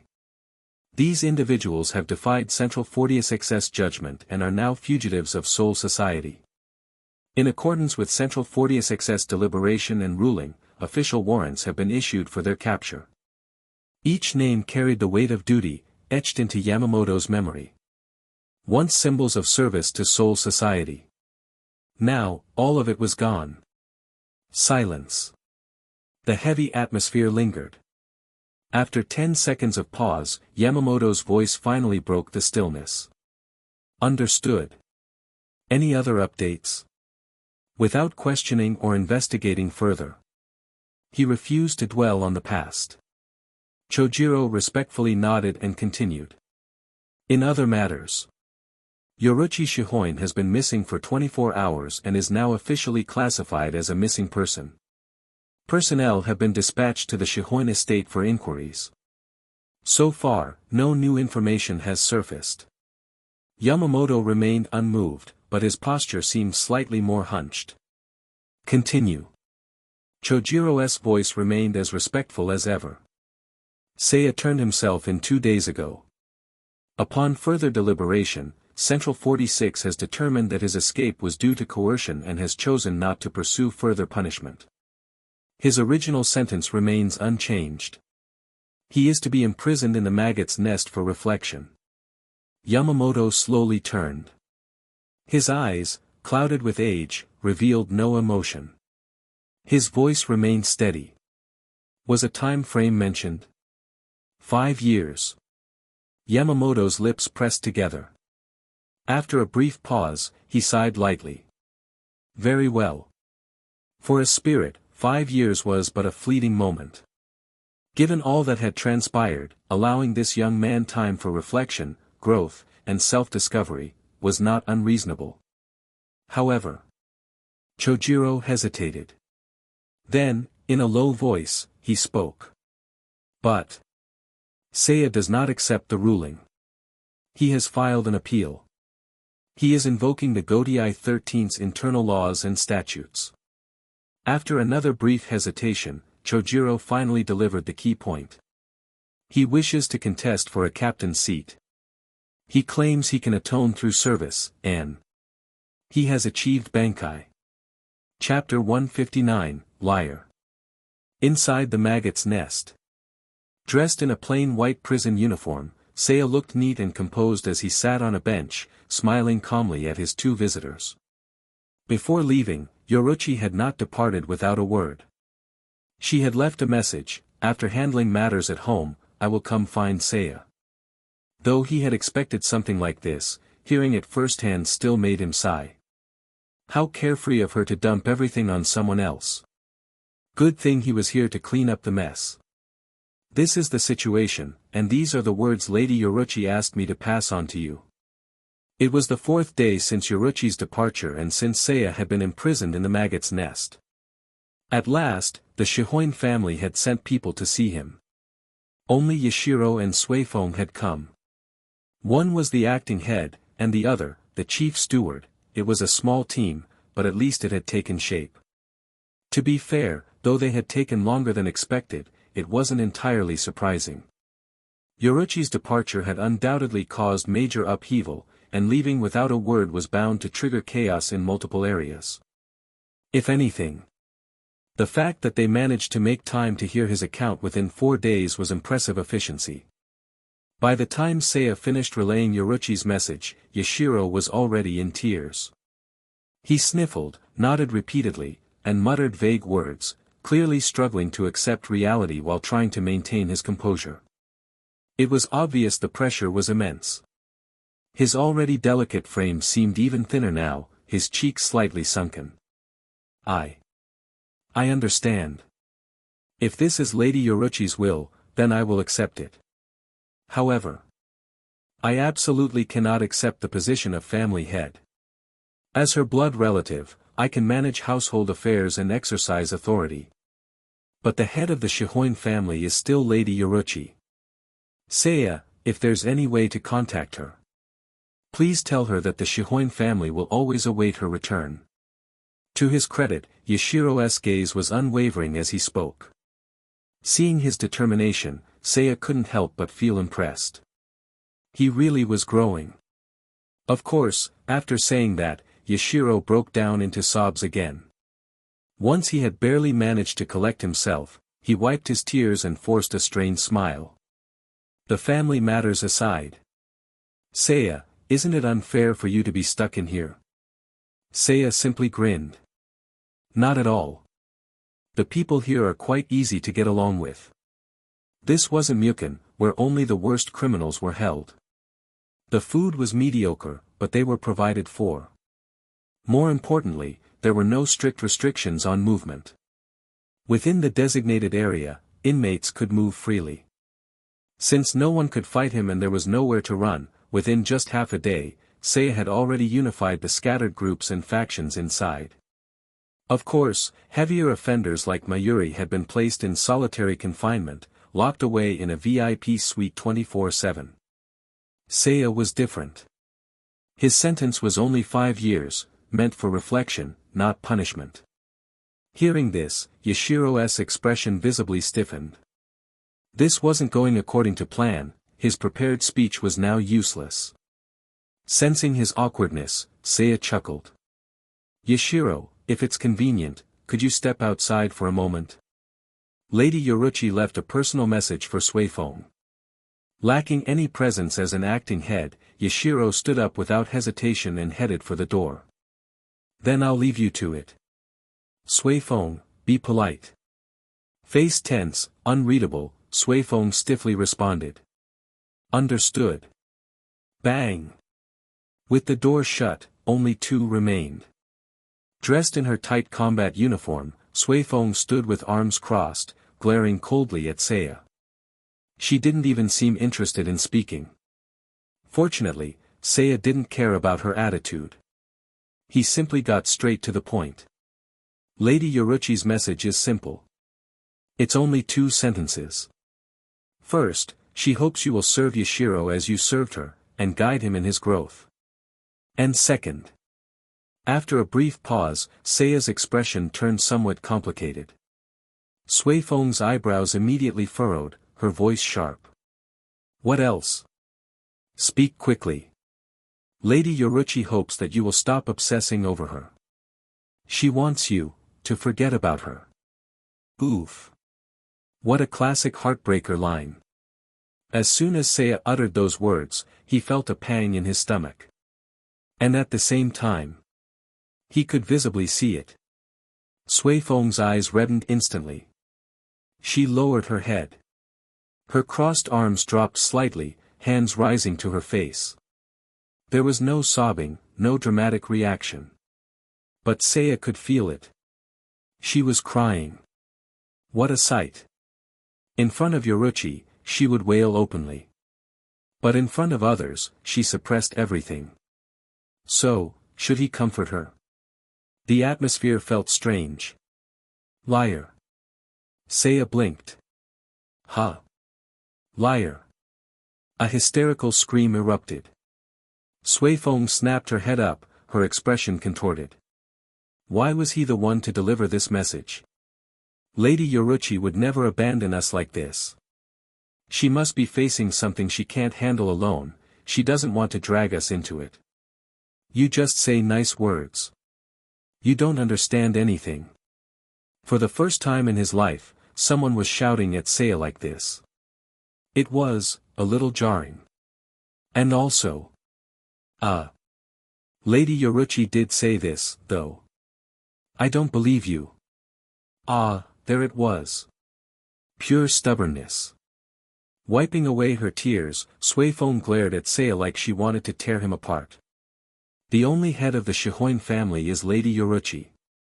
I'll help you, Shiro, but nothing more. I will never stop searching for her. And you better not get in my way. Like I have time for that.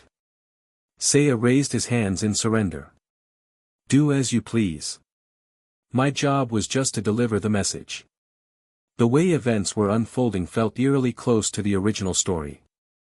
Yoruichi refused to show herself, making Seiya the messenger. In the end, it was nothing but an escape. And for those affected, Seiya had thought he might be able to change something. But the truth was disappointing. Without Yoruichi in front of them, he had no way of persuading these two. Suifeng hesitated, momentarily surprised by Seiya's indifference. Then came something else, disdain. She felt disgusted. She really couldn't trust this guy. She couldn't understand. Why did Lady Yoruichi acknowledge someone like him? What does he have that I don't? I don't understand at all. Taking a deep breath, Suifeng stepped back. Her gaze was filled with resentment. You're really unpleasant. Seiya simply smiled. She had said the same thing before, hadn't she? But this time, there was venom behind her words. No doubt. She truly hated him now. Not that it mattered. It wasn't like he expected her to like him. In a flat voice, he replied. I'll take that as a compliment. Suifeng clenched her fists, glaring at him. Don't waste your time while you're in here. What was she suddenly on about? When you get out, I'll defeat you in a proper fight. I'll prove that I'm far superior to you. I'll show Lady Yoruichi that she was wrong about you. Oh. She was already going full Yandere. Seiya smirked. Is that so? I look forward to it. After all, he wouldn't be here much longer. The day wasn't over yet. A new visitor arrived. The moment Seiya saw him, he sat up straight. The man before him smoothed out his uniform and spoke in a gentle tone. Seiya-kun, you've worked hard. You flatter me, Aizen-sensei. Aizen Sōsuke. Smiling as always, he regarded Seiya with a look of quiet admiration. There was much he wanted to say, words that couldn't be summed up in mere pleasantries. But this was neither the time nor place. So, he got straight to the point. Seiya-kun, time is short, so I'll be direct. Regarding your application for captaincy. How confident are you? Chapter 160, Competing for Captaincy. How confident are you? Hearing this, Seiya did not respond immediately. Instead, he cast a quick glance to the side. Aizen seemed to understand his cautious gesture perfectly and smiled. I wouldn't make such a careless mistake. This conversation will remain private, and this visit is merely a routine matter within the 5th Division. As he spoke, Aizen crossed his arms and added with a playful tone. Therefore, if anyone else is present later, please do me a favor and refer to me as Watanabe Taro. What a stylish alias. Seiya couldn't help but chuckle and shake his head. After a brief pause, he finally answered. In terms of certainty, 10 out of 10. So confident? Aizen lifted his right hand, adjusting his glasses, his expression turning somewhat intrigued. Seiya-kun, while I acknowledge your strength, I believe this decision might be somewhat hasty. Given the current situation, I personally think, our group could afford to remain in the shadows a little longer.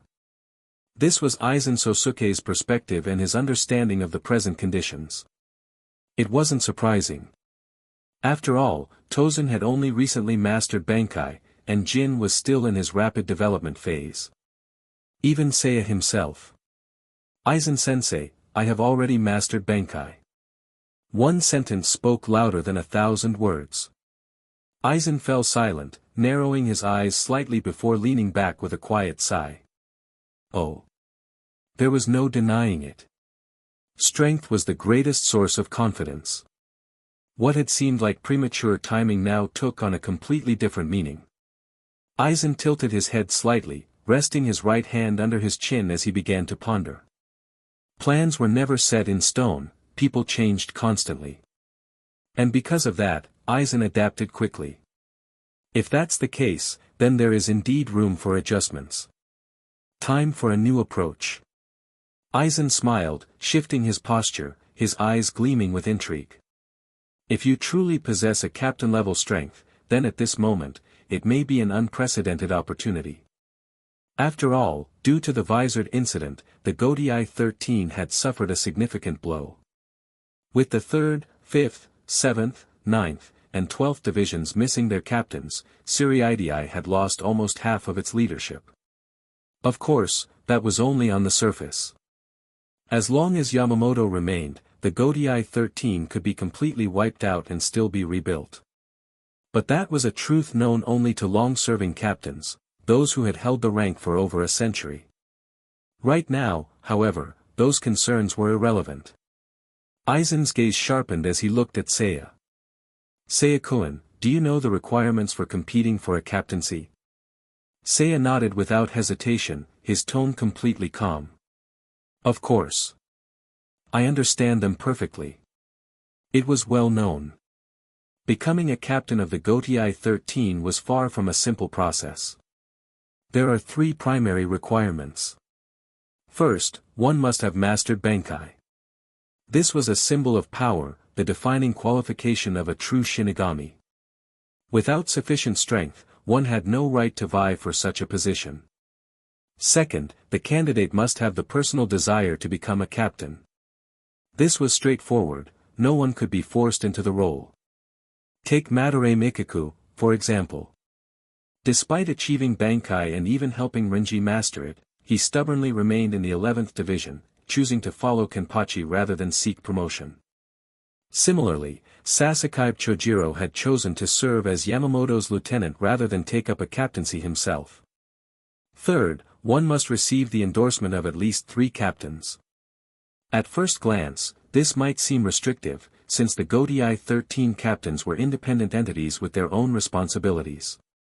However, in practice, it was relatively easy to obtain. The divisions were filled with smaller factions, and securing recommendations was often a matter of socializing and making connections. After all, anyone worthy of being recommended for a captaincy would already have demonstrated their abilities. After listing the 3 conditions, Seiya took a moment to reflect before adding. Additionally, these requirements are not set in stone. If necessary, they can be loosened or even bypassed entirely. In fact, even without Bankai, it is possible to attain a captaincy. Take Kiganjo, for example. He had taken the position by overpowering the previous lieutenant rather than through the traditional process. The Gotei 13's special nature meant that at certain times, its rigid rules could be adjusted as needed, making the system much more flexible than it appeared. After all, it had evolved from an assassination force, the expectations couldn't be too high. Aizen understood all of this well and showed no surprise. I see. Knowing all these details so thoroughly, it seems you truly are fully prepared. Then. A final question. For this captaincy contest, which division are you aiming for? Seiya grinned and answered without hesitation. The 3rd division, of course. It was a carefully thought-out decision. First, the other vacancies are not ideal. The 7th Division serves as an internal security force, with little freedom. The 9th Division is essentially a prison guard unit, which is even more restrictive. And I have no interest in research, so the 12th Division is out of the question. Second, the 3rd Division and 5th Division have similar operational philosophies. Though there may be some initial adjustment, it shouldn't be too difficult to adapt. Third. Seiya paused briefly, then smiled. If I compete for the 3rd Division, I have a 100% chance of success. The reasoning was simple. When a captain was removed, the vice-captain was typically the first candidate for succession, unless they refused or lacked sufficient strength. With 5 captaincies currently vacant, the Central 40th XS top priority was refilling those positions. The current 3rd Division lieutenant is Iba Tetsuziman. He's experienced, but his ambitions lie elsewhere. Iba had served under Kensei Mudiruma, and his loyalty leaned toward a more traditional Yakuza-style leadership rather than any artistic ideology. As a result, he had always maintained professional respect for Kensei but never fully adopted his philosophy. And from what I've heard, he's been considering stepping down. In the original story, he received little focus, and after Kensei's disappearance, he quietly resigned from his position. While the Godai 13 rarely had formal retirements, this decision reflected his personal stance. I see. Aizen nodded thoughtfully, clearly impressed by Seiya's meticulous planning. The fact that Seiya had already mapped out his approach so thoroughly showed that he had been preparing for this for quite some time. Compared to someone who acted impulsively, Aizen naturally preferred a disciple who planned ahead. Using strength, connections, and a vacant position. You're leveraging all 3 to secure the captaincy. I must say, it is a well-calculated move. If everything aligns, there should be no uncertainty. It was rare for Aizen to offer such direct praise. Seiya couldn't help but let out a satisfied chuckle. Does this count as graduation? But at that moment, Aizen's expression took on a slightly different nuance. Seiya-kun, while I have no issues with your approach or reasoning, I believe there are certain details that need adjusting. Seiya couldn't imagine where the flaw might be. Aizen's lips curled slightly. His glasses reflected the light as he smiled meaningfully. I believe, the 3rd Division is not the most suitable place for you. Time passed. 4 days later. Inside the 1st Division headquarters. The atmosphere in the meeting room was unusually quiet. Kairaku Shunsui adjusted his straw hat, slipping his left hand into his haori as he lazily remarked. We expected this, but seeing it in person really drives it home. The mighty Godai 13. Now nearly half empty. Well, these things happen. It's part of our duty, cough, cough. Jushiro Yukitake doubled over with a fit of coughing, his sunken eyes making him look even more frail. Kairaku frowned. Did you take your medicine before coming? Waving a hand dismissively, Yukitake steadied his breath. That's not important. What matters now is how we fill these vacant positions. About that. Kairaku smirked and leaned in slightly. I've got a little insider info. Chapter 161, My Recommended Candidates. If we're discussing this topic, please allow me to listen in as well. Uno Hanaretsu, who had been sitting quietly with a calm expression, suddenly spoke, smiling at Kairaku Shunsui. After all, these will be our future colleagues. Knowing a little in advance will help us prepare accordingly. At the same time, Kachiki Jinrei, who usually refrained from speaking and maintained a detached stance, also chimed in. That's true. If there is relevant information on this matter, please do share it with me. Not far away, Kenpachi remained indifferent, turning his head slightly as if uninterested in the discussion. Kairaku Shunsui, the scheming old fox, let out a nervous chuckle as cold sweat trickled down his forehead. Are you kidding me? Even the silent types are suddenly getting involved. He had only intended to share some private gossip with Yukitake. But with so many captain seats vacant, even idle conversation easily attracted attention. Behind him, Yukitake Jushiro was clearly stifling a laugh. With a sigh, Kairaku removed his straw hat and began fiddling with the strands of hair hanging over his forehead. It's not exactly top-secret intel. Just bits and pieces of chatter, really. To summarize, it's actually quite simple. The 2nd, 5th, 9th, and 12th divisions will be appointing their captains through internal selection, voting, and final evaluation within their ranks. Despite his usual carefree attitude, when it came to business, he could be surprisingly reliable. Hearing this, everyone immediately grasped the significance of the information. Kachiki Jinrei mused thoughtfully. I see. So there's a possibility that these appointments are merely emergency measures?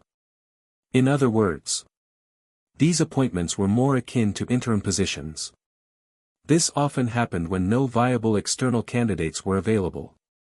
A classic example was the 11th Division, when a captain was chosen internally, they gained the squad's approval but lacked a formal selection process.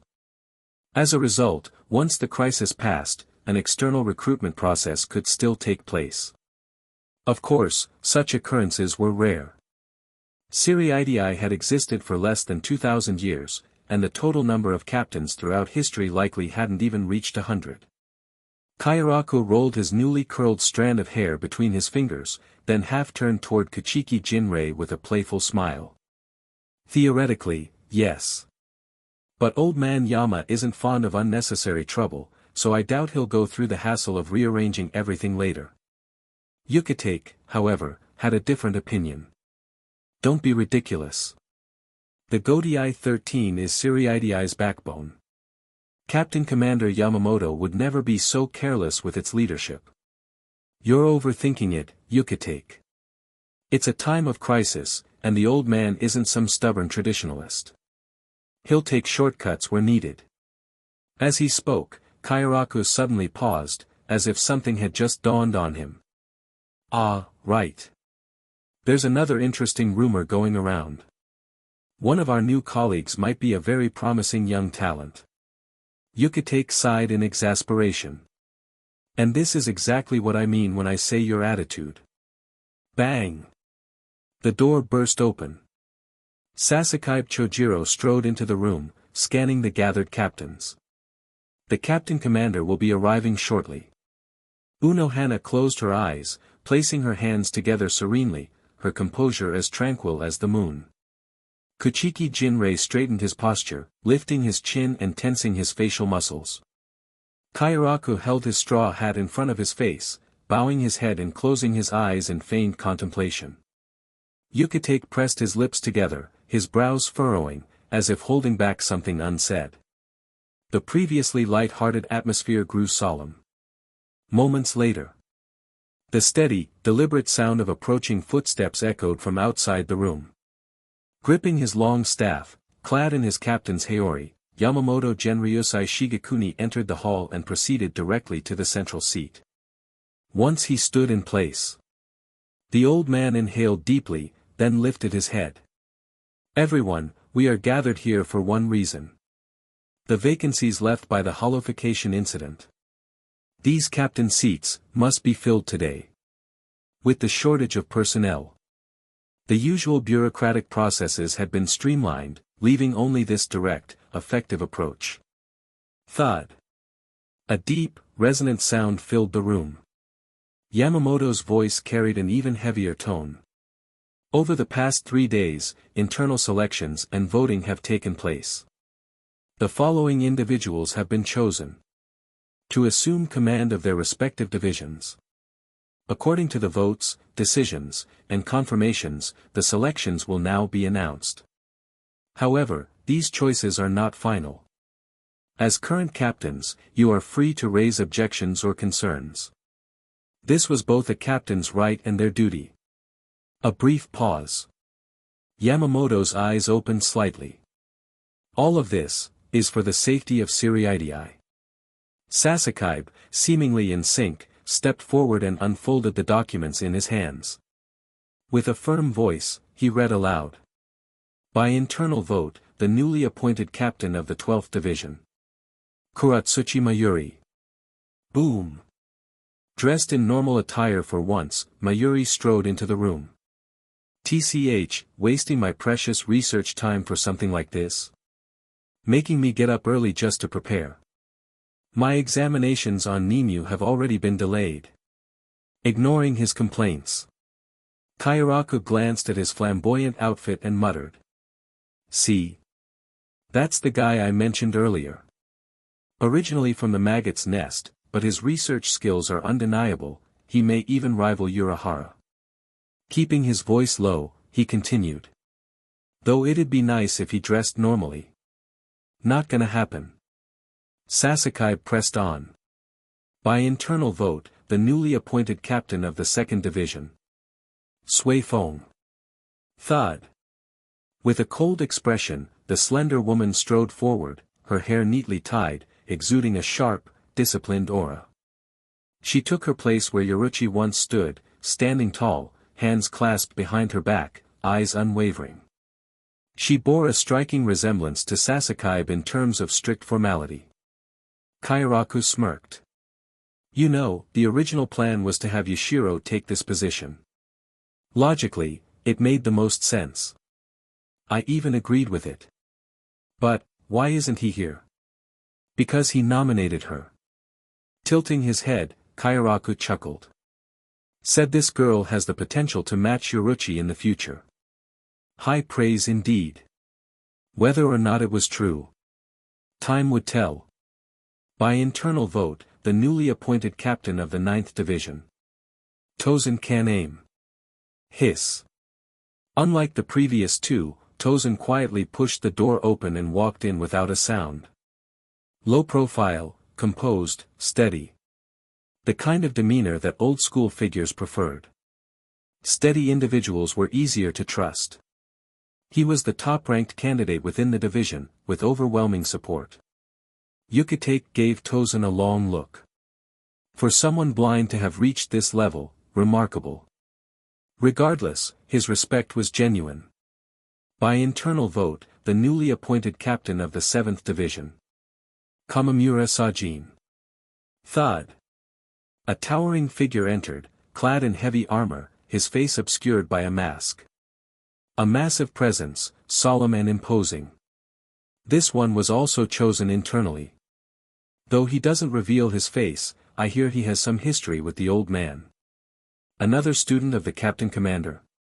Not quite, just someone he looked after in the past. Note, while Kamamura's entry into the Godai 13 remains unclear, even Shinji acknowledged him, suggesting he was already in the division. By internal vote, the newly appointed captain of the 3rd Division. Aizen Sōsuke. Russell. As the doors swung open, a composed, gentle-looking man entered, flashing a warm smile. There was no need for words, he would have plenty of time for introductions later. For now, taking his seat was the priority. And Kairaku's commentary continued. He was the 5th Division's lieutenant, but unexpectedly transferred to the 3rd Division. No one knows why, but he was very insistent about it. Beyond that, there was little additional information. Yukitake frowned slightly, as if something had dawned on him. Wait. If Aizen left, then the only person remaining in the 5th Division is... Exactly. Me. Without a hint of emotion, Sasuke made the final announcement. By internal vote, the newly appointed captain of the 5th Division. Arima Seiya. Clap. The door was thrown open. Dressed in his shihakusho, Zanpakuto at his side, Seiya strode in, his high ponytail swaying as he flashed a bright, confident smile. What should he say? There wasn't much time. So he kept it simple, but meaningful. Long time no see. Chapter 162, Settle It with Strength. Regarding the captain selection. I believe, Seiya-kun, that you should compete for the captaincy of the 5th Division instead. Recalling the discussion from a few days prior, Aizen's faint smile surfaced in Seiya's mind. There are many reasons for this. First, you are too young. Even with the necessary strength, it would be difficult for members of other divisions to trust and follow you. That made sense. Strictly speaking, he was an outsider. Did they really expect a fresh graduate to simply waltz in, rely solely on power, and command respect from an entirely new squad? Maybe it would work in the 11th division. But that was an exception, not the rule. Second, compared to you, I am more suited to transferring to another division. Aizen had the experience. After years as a lieutenant, he was well versed in handling division affairs. Since the 3rd and 5th divisions operated similarly, the logic was sound. Third, you were born into the 5th division. If you assume command there, you will have the easiest time managing internal affairs.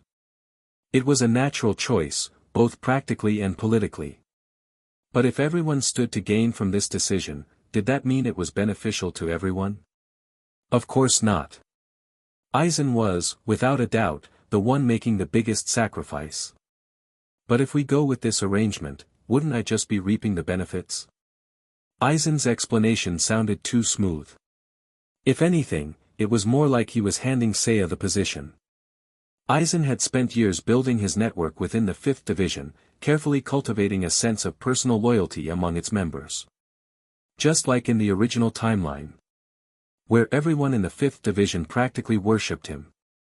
Hinamori, despite being stabbed straight through, still couldn't bring herself to hate him. If Aizen hadn't put effort into his influence, that level of devotion wouldn't have existed. And now, Seiya was expected to step in and take over. It felt inappropriate. Seiya had initially refused. But, in the end, he couldn't argue against Aizen's reasoning. His words were simply too persuasive. In the end, Seiya had agreed. No helping it. Some people were just built for smooth talking. Returning to the present. As the final candidate to be introduced, Seiya's arrival subtly shifted the atmosphere. Yukitake Jushiro smiled, clearly pleased. Mayuri Kuratsuchi lazily glanced over, his posture hunched, his expression indifferent. Kenpachi didn't care about anything. He was already yawning. Tosen Kaname turned his head slightly, as if listening. Kairaku Shunsui, looking unsurprised, simply let out a casual chuckle. Kamamura Sajin remained motionless, his imposing figure as still as a statue. Kachiki Jinrei lifted his chin slightly, a faint smirk forming at the corners of his mouth. Unohana Retsu kept her gaze lowered, showing no visible interest. Aizen, already seated, crossed his arms and maintained his usual gentle smile. Sui Feng. Her expression betrayed nothing. But beneath the table, her fists clenched tightly. Yamamoto Genryusai Shigekuni spoke in an unwavering tone. Do not waste time with unnecessary theatrics. Take your seat. The old man had spoken. No need to be disrespectful. Nodding, Seiya quickly made his way through the gathering and took his place among the captains. At last, Sasuke Chojiro gathered his papers, folded them neatly, and took a step back. With all names accounted for, these individuals have been formally selected as captain candidates. If there are any objections, this is the time to raise them. This concludes the announcement. This was an official procedure. Each candidate had to face scrutiny, address concerns, and prove they were fit for their role. It was akin to a public review period, meant to ensure transparency and prevent unresolved grievances. If no one objected, all was well. If anyone had lingering doubts, this was the best time to address them. Because once the appointments were finalized, it would be too late. Yamamoto surveyed the room. His gaze swept over the old and new faces alike. Then, in a barely audible sigh, he exhaled. How many from my generation are even left? Old comrades gone, new blood replacing them. This cycle continued endlessly. How much longer would he remain in this seat? One day, his time would come too. And when it did, which of these captains would be the one to carry the weight of the Godii 13? Lost in thought, Yamamoto was about to finalize the appointments. But then, a clear, sharp voice rang out. I object. Who? At first, the question was reflexive. Even Sasuke had been preparing for the next procedural step. No one had truly expected someone to actually object. The room subtly shifted. Most turned toward the source of the voice. The one who had spoken was none other than Suifeng. Standing in the second division seat, having succeeded Yoruichi Shihoin. She raised her chin high, utterly unfazed by the gazes upon her. Her expression was resolute. With deliberate movement, she raised her right hand and pointed toward one person. I object. I do not believe this man is fit to be a captain. A public declaration was, in itself, a statement of intent. And combined with her words, her thoughts were made very clear. Her expression held nothing but disgust. Her movement was sharp, confident. As if she had rehearsed this moment countless times. And as eyes followed her gesture, they all landed on a single person. Seiya Arima. Step forward. Ha. Seiya blinked. Wait. Why am I involved in this? He even raised a hand, pointing to himself in confusion. Just to be sure. You, object to me? That's right. Suifeng's hostility was palpable. You lack the skill and dignity to be a captain. Just like how you shamelessly flattered Lady Yoruichi. You must have used similar tricks to manipulate your division into voting for you. So what if you got the votes? You fooled them, didn't you? She spoke with such conviction. As if she had witnessed it all firsthand. For a moment, even Seiya started to wonder if he had somehow done something shady. But of course, he hadn't. Considering the situation, Seiya tried to clarify. Actually, the voting process was fair and transparent. Silence. Clearly, any attempt at explanation was seen as an excuse. Suifeng's voice rose. You're full of lies. A manipulative fraud. And I will expose you right here and now.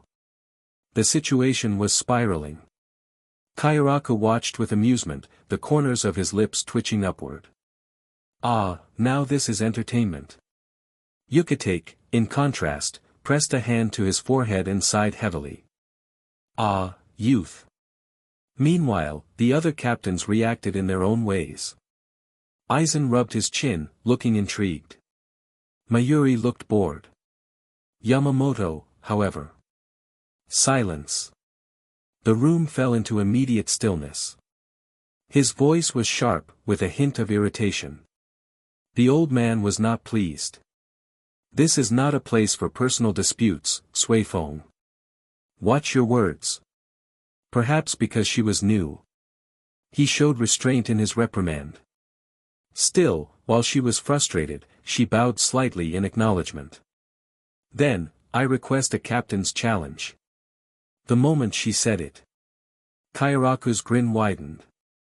Yukitake sighed even heavier. Ah, youth. X2. The captain's challenge.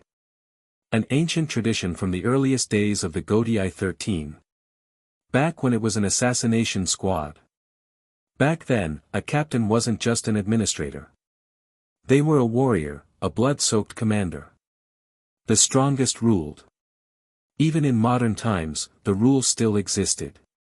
But it was rarely invoked. For obvious reasons. If two captains clashed at full power, they could destroy Siriidii. Suifeng's challenge was impulsive, driven by emotion. Seiya, watching her furious expression, understood completely. She hated him. For Yoruichi's disappearance. For his mere existence. How childish. Seiya sighed, closed his eyes for a moment. Then reopened them. Very well. I accept. Words wouldn't reach her. Only action would. Smirking, Seiya turned to face her directly. If Lady Yoruichi didn't explain things to you, that was her mistake. But since she isn't here, I'll discipline you myself. Suifeng's fury exploded. You dare. Seiya Arima, fight me. Yamamoto frowned. Sasuke started to intervene. But seeing their determination, he stepped back. There was no stopping this. Yamamoto let out a heavy sigh. So be it. I approve the challenge. Chapter 163, Necessary Socialization. A Captain's Duel. By nature, it was meant to serve as a fair and equal battleground for two equally qualified candidates of similar strength. Since both parties sought the same goal. Further words, schemes, and calculations were meaningless. Stripped of all formalities, at this point, only the most direct form of confrontation, battle or slaughter, could determine the one true strongest. However, a contest meant to define power was now being used as an outlet for personal emotions. This gave Yamamoto reason to hesitate. How did Soul Society end up like this? Was he being too particular about details, or had he simply fallen behind the times? The 1,000-year-old captain pondered in silence. Meanwhile, the gathered captains surveyed their surroundings. Kairaku Shunsui and Yukitake Jushiro arrived together, glancing around before the former smirked. Didn't expect the fight to be held here of all places. It wasn't an unreasonable thought. The chosen location was an exceptionally remote part of Siriidii. Perched atop a high elevation, reaching this place required climbing a long series of stair-like corridors. Upon arriving at the platform, one would find a vast, oval-shaped area. From its edges, one could overlook nearly 3/4 of Siriidii. It was an open, empty expanse. Large enough to accommodate 1,000 people, yet eerily desolate. The last time we were here, that was a long time ago. Yukitake's words carried a weight of nostalgia. His gaze fixed on a particular structure standing in the distance. Following his line of sight, one would see an ancient, simplistic monument. Standing over 10 meters tall, silent and unchanged, as if it had existed since the dawn of time. Kairaku's expression deepened. That must have been over 200 years ago. That long already. After a brief pause, Yukitake's gaze softened, sorrow creeping into his voice. It seems Siriidii has been at peace for quite some time. It certainly has. Not far away, Unohana Retsu stepped forward. The ever-composed captain, usually reserved in conversation, displayed a rare hint of emotion. She gazed at the distant monument, lips moving slightly. Before offering a quiet, knowing smile. Time flowed, seasons changed. Everything in the world was ever-shifting, like a ceaseless river. Never forced, but far more enduring than steel. As we grow older, we can't help but feel nostalgic when seeing relics of the past. Kairaku and Yukitake exchanged a glance, both caught off guard. What a loaded statement. Were they supposed to agree? Disagree? Luckily, they didn't have to answer. Because soon after, Aizen Sōsuke, Tosen and Aizen, and Kamamura Sajin approached, greeting them. Good afternoon, fellow captains. With his warm demeanor and gentle tone, Aizen embodied the definition of refinement. Kairaku adjusted his hat, taking half a step forward with a smile. Oh, Aizen Fuku, my mistake, Aizen Taicho now. Having someone as talented as you take on the role of captain is truly a blessing for Siriidii. But I must admit, I didn't expect you to transfer to the 3rd division. After a brief pause, the older captain's smile turned slightly mischievous. Any particular reason? His tone was casual, but the question was bold. Yukitake coughed twice in warning. Don't make things awkward, you lazy old man. But did Aizen really see this as an intrusion? Not at all. Pausing briefly, the refined captain appeared to reflect for a moment. If I had to explain. Kairaku subtly tilted his head. Ah, no need to overthink it, Aizen Taicho. I was just making small talk. Perhaps, but it isn't a difficult topic to discuss. Aizen's lips curved slightly, his expression remaining gentle. Remaining in the 5th Division would have constantly reminded me of Captain Hirako. As his lieutenant, I was powerless to prevent what happened. Even now, just thinking about it brings me pain. The air grew heavier. Even Kairaku, normally so carefree, sobered up. The Hollowification incident had left a profound scar on Soul Society. In terms of losses, it was one of the greatest tragedies in history. History could not be treated as entertainment. If it lost its gravity, there would be no lessons learned. In this era, no one would support the notion of laughing away the past. After all, would anyone watch a geisha perform and suddenly feel the urge to reflect on history? Kairaku lowered his head, eyes cast downward. I see. Then, I offer my condolences. Thank you for your concern, Kairaku Taicho. The heaviness in the air lingered. Dwelling on the past was pointless. But it was impossible to ignore entirely. Seeking to shift the mood, Yukitake coughed and raised a hand, pointing toward the monument in the distance. On a different note, Aizen Taicho, Kamamura Taicho, Tosen Taicho, do you know what that is?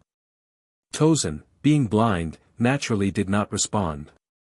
Kamamura, hidden beneath his helmet, answered in a firm, measured tone. I do not. There was something amusing about his excessively formal way of speaking. Aizen, by contrast, lightly stroked his chin, looking thoughtful. If I recall correctly, I may have some knowledge of it. Kairaku's curiosity sparked. Then, Aizen Taicho, what is it called? And what purpose does it serve? Aizen chuckled. Are you testing me, Kairaku Taicho? Come now, don't put it that way, let's just call it friendly banter. A little playfulness can help keep the mind young, after all. Aizen smiled, appearing slightly amused. Just as he was about to answer, a cold, detached voice cut in. That is the je, isn't it? Kuratsuchi Mayuri stepped forward.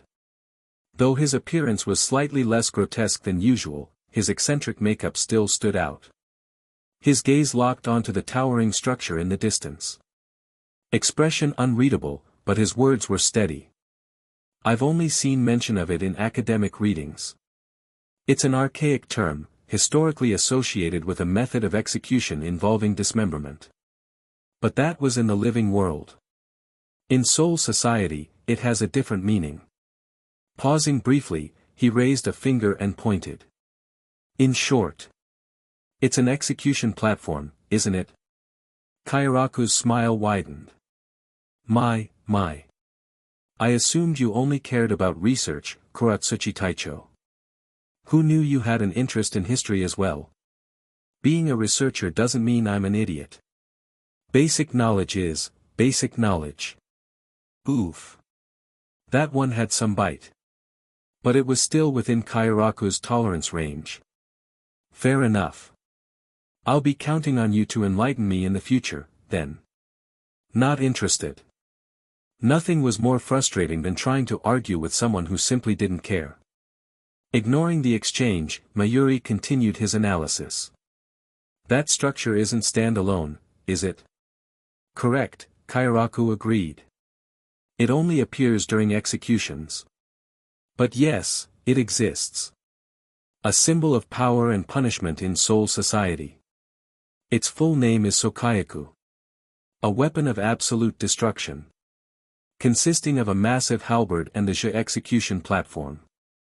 Under the force of Sokayaku, any soul would be completely erased. No reincarnation, no cycle of rebirth. Not even lingering spirit particles would remain.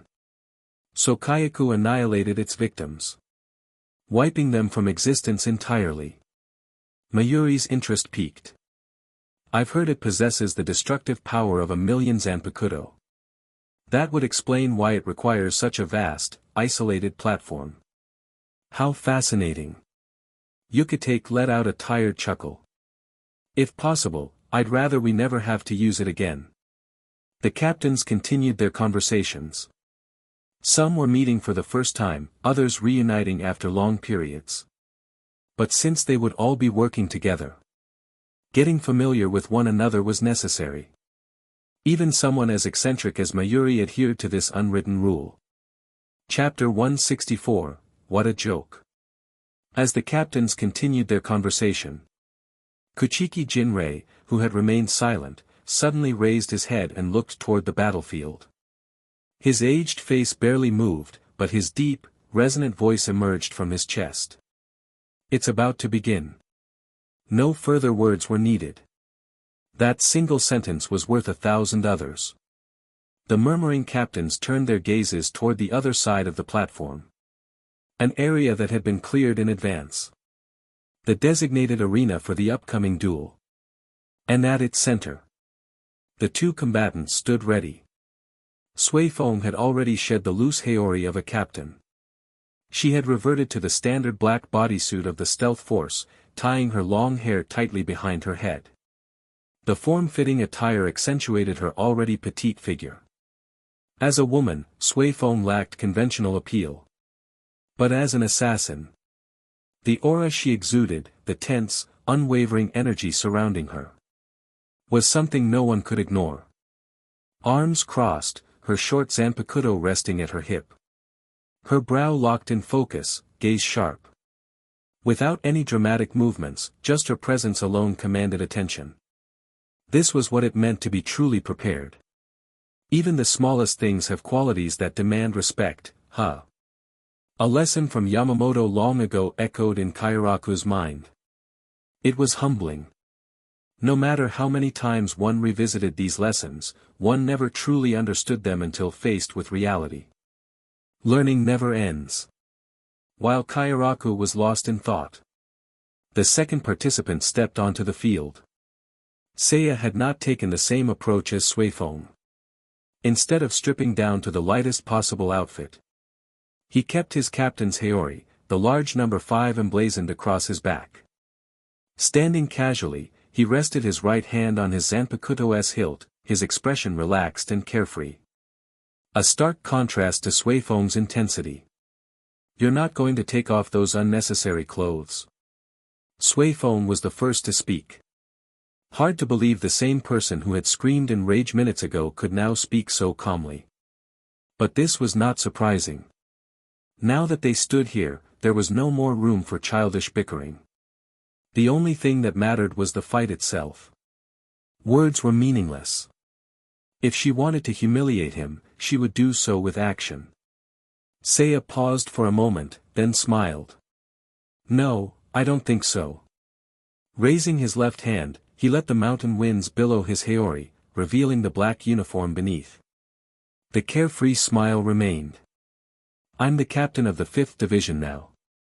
And I'll fight you as the captain of the 5th Division. This is a captain's duel, isn't it? Wouldn't it seem odd if I didn't represent my squad properly? Such a pointless conviction. As if this fight was about status rather than power. Just another reason to find him utterly irritating. Sui Feng turned to the 1st Division's representatives. I'm ready. Seiya nodded. Same here. Since this was an internal dispute, the conditions were relatively simple. Sasuke let out a long sigh, whether out of frustration or resignation was unclear. You two may begin whenever you like. As for the only restriction, just don't kill each other. With that, the last limitation was removed. Yamamoto and Sasuke stepped back. Sui Feng turned her focus forward, exhaling deeply. There was no longer a need to justify her actions. Sui Feng took a single step forward. Her body rotated slightly. Right arm bent, fingers resting lightly on her sword's hilt. It's hard to believe, Seiya. The sudden remark was unexpected. But at the same time, the coldness in Sui Feng's eyes deepened. I never imagined there would be someone I despised this much. Her knee bent. Every time we speak, it's never more than 3 sentences.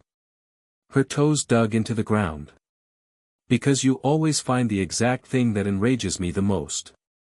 Her weight shifted entirely onto the tips of her feet. I tried to understand Yoruichi-sama's teachings. I tried to find something worthwhile in you. But in the end. Like a drawn bowstring. Poised. Tense. Lethal. You are simply infuriating.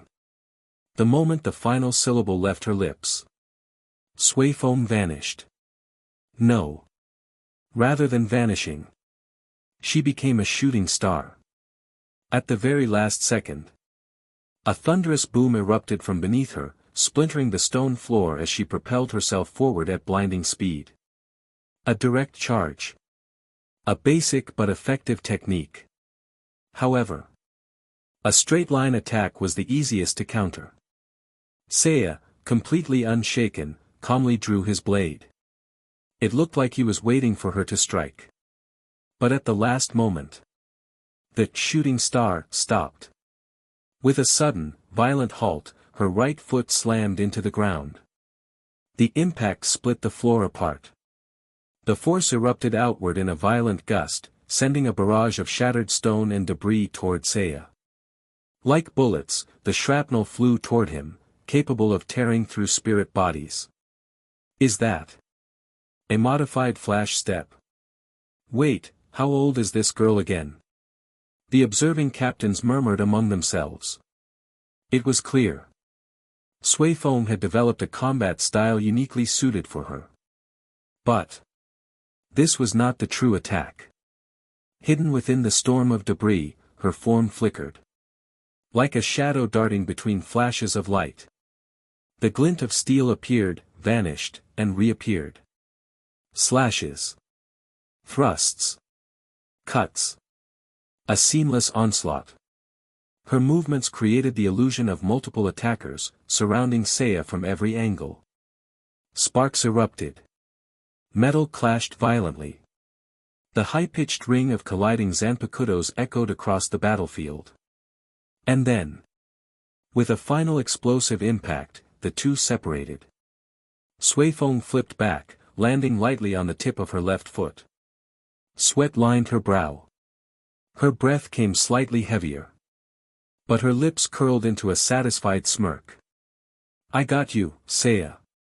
Silence. Instead of answering. Seiya slowly lowered his gaze. To his left arm. A single, black, butterfly-shaped mark rested on his wrist. Dark. Elegant. Like ink, as if it had seeped into his very skin. Seiya raised an eyebrow. The entire sequence, the debris, the speed, the ambush. All of it had been a distraction. The real goal had been to place this mark on him. A targeted assault, carefully tailored to counter him. A well-structured strategy. But Seiya was more interested in something else. His eyes shifted to Suifeng's right hand. A sleek, golden gauntlet adorned her fingers. Shaped like the lethal stinger of a hornet. A weapon both elegant and deadly. Suifeng raised her hand with pride. This is my Zanpakuto. Its name is Suzumabachi. One strike leaves a mark. The second in the same spot. Means certain death. Scared yet, Seiya? After all, I could kill you before you even noticed. She waited. For panic. For fear. For anything. But instead. Seiya just smiled. Is that so? It is rather pretty. Why was he still so calm? Before Suifeng could process it. Rip. The fabric of her bodysuit split open. From her waist to her navel. Eyes widening, she instinctively clutched at her stomach. And in that instant. A horrifying realization struck her. He could have cut her in half. But he chose not to. Seiya exhaled, sheathing his sword. A two-strike kill. What a joke. But interesting. He tilted his head. Smirked. All right then. Enough playing around. Show me what you really got. Chapter 165, Bankai, 8 Heavenly Dragons, Devas. Tell me. For a Shinigami, what is the ultimate form of humiliation? Being publicly insulted? Suffering a crushing defeat? Constantly being outmatched, left with no advantage? Each of these factors plays a role. But for Sui Feng, what she was experiencing now was true humiliation. Her pride, her unparalleled Shuanpa, had been effortlessly read and countered. Her trump card, her Zanpakuto's ability, was openly mocked. Yet, if that were all, perhaps she could have swallowed her pride. But what made her blood boil, what truly shattered her composure, was his mocking words. Show me your real strength. Ha! Did she not make herself clear? Did her hatred and disgust not reach him? Was he mocking her? Was this some act of composure, or was he truly looking down on her? It no longer mattered. None of it mattered anymore. Something snapped inside Sui Feng. Her face remained blank, but her right hand rose slightly. She had no intention of speaking further. She had no intention of explaining herself. Right now, there was only one thought left in her mind. Smash that infuriating face into the ground. Her Ryatsu surged, turning tangible. Azure light ribbons coiled around her like snakes. Her hair, caught in the rising gale, twisted upward. As if a storm were brewing within her. The observing captains felt it immediately. For ordinary spectators, this might be nothing more than an exciting match. But for those standing at the pinnacle of Soul Society, this pressure was impossible to ignore. Kairaku glanced at Yamamoto. Seeing that the old man remained expressionless, he chuckled softly. Lowering his hat slightly, he muttered. It's coming. The final trump card of a Shinigami. Sui Feng inhaled deeply, then raised her right hand high. Her sharp, commanding voice rang through the arena. Bankai. Boom. A shockwave burst outward. Was it air pressure? Or raw, condensed Ryatsu? It didn't matter. The sheer force of it caused several captains to instinctively raise their arms, shielding themselves from the blast. TCH. What a mess. Yukitake sighed. At a time when Soul Society is already in turmoil, now they want to resolve their personal grudges. And at the level of Bankai, no less. Had this been a battle against an enemy, it might have been acceptable. But to unleash such destructive power over something so petty? Even Yukitake couldn't help but frown in disapproval. Deep down, he still harbored the naive hope that this kind of dispute could have been settled diplomatically. That's too idealistic. Unohana spoke quietly. Her usually soft voice was uncharacteristically firm. Rising to match the roaring Ryatsu in the air. People are animals. No matter how much you shackle them with rules and morality, their true nature never changes. Thus, when words fail, swords must speak. When tempers rise, blood is the only teacher. Pain is the best lesson one can learn. Hearing this, Yukitake fell silent. Though he didn't agree, he found himself unable to argue. In the distance, Aizen adjusted his glasses, his voice calm. It's coming. And then, through the swirling dust and wind, a streak of brilliant gold gleamed in the air. Its fangs bared. A gust of wind swept through the arena, fully revealing Sui Feng's Bankai. It was nothing like her Shirkai. A massive object, nearly 5 meters long, coiled around her arm. The color was a gleaming, burnished gold, its surface sleek but dull in texture. Its sheer weight alone made it clear. This was not a weapon meant for stealth. Kairaku rubbed his chin. Something's off. Beside him, Yukitake nodded. Yes. Something strange about this. Nearby, Tosen, though blind, felt it too. A sharp, piercing pressure filled the air. Like countless tiny needles pressing against his skin. Dangerous. He instinctively reached for his sword. Before catching himself. The target wasn't him. Aizen Taicho. He turned toward Aizen, unsure why he even spoke. The answer came before he could ask. Yes. It's quite unusual, isn't it? Aizen's smile was unreadable. Stealth Force captain or not, this Bankai is anything but subtle. Indeed. Unlike her Shirkai, which was designed for precision and assassination. Her Bankai was pure, unrestrained destruction. It wasn't meant for assassins. It was a declaration of war. So then. Had she abandoned her stealthy nature?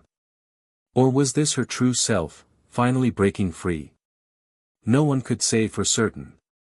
But one thing was clear. This girl is far less honest with herself than she thinks. Aizen smirked. For the experienced captains, it was already obvious. They're all staring. Suifeng hated being the center of attention. Yoruichi had always said. A true assassin never reveals themselves.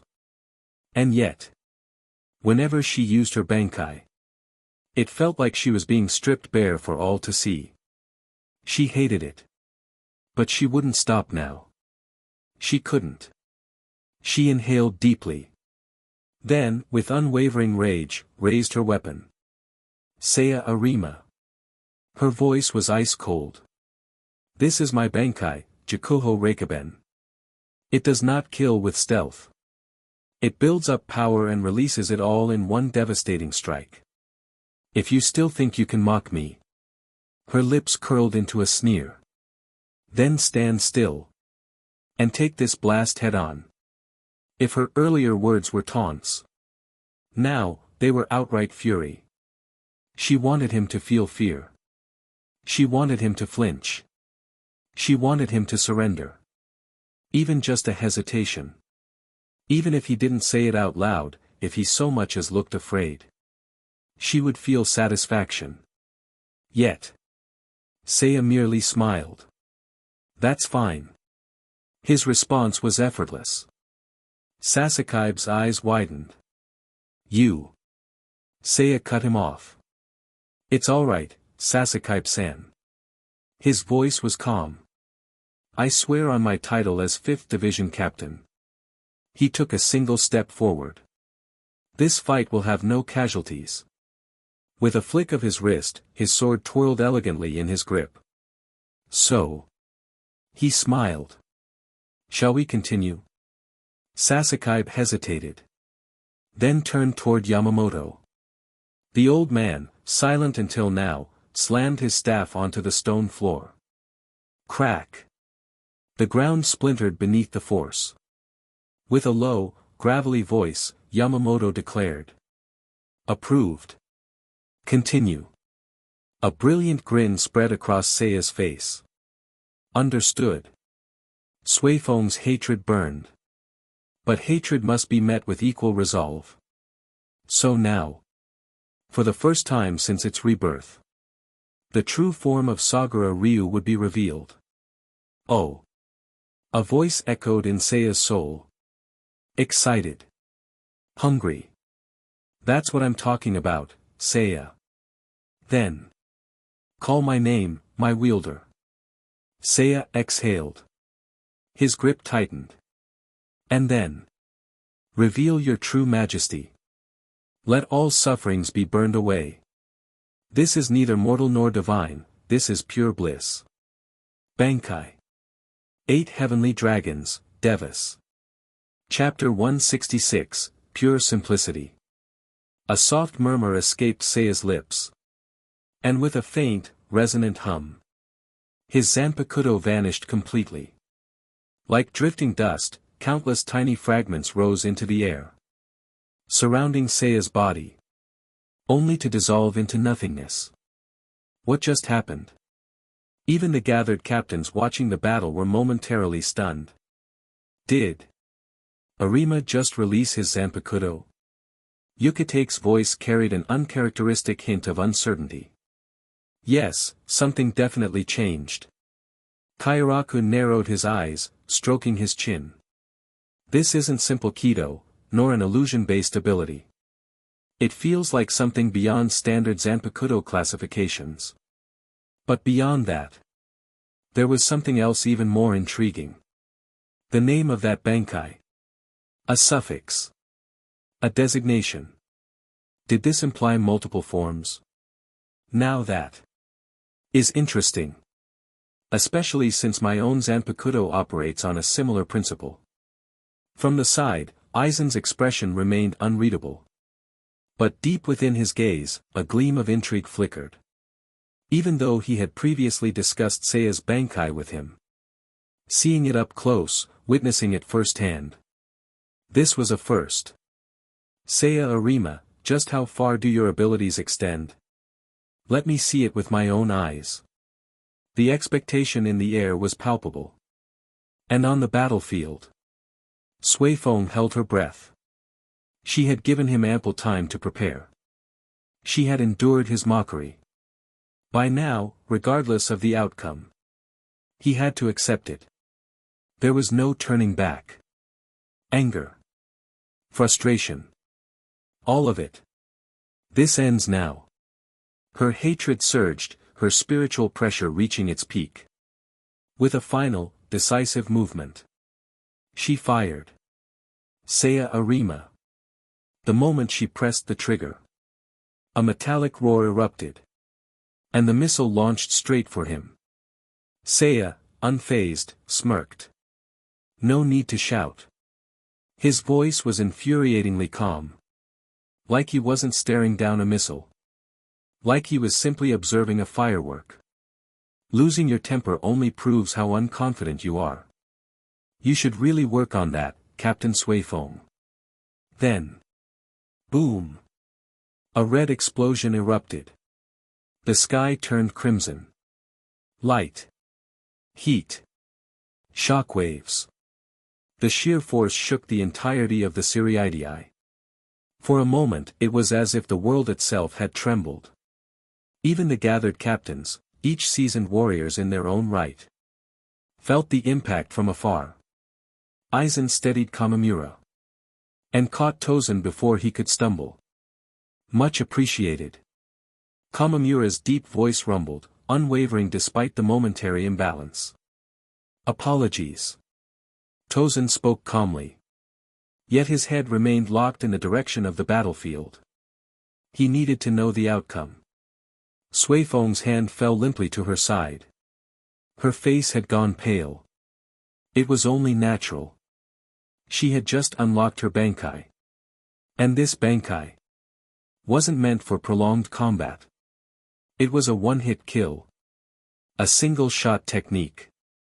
And now, with her spiritual energy nearly depleted, she could not fire another. But she didn't need to. Suifeng knew her own power. She had sacrificed stealth for raw destruction. The trade-off was worth it. Even if it were Yoruichi-sama. Even she couldn't have taken that head-on unscathed. And this bastard, this arrogant, insufferable bastard.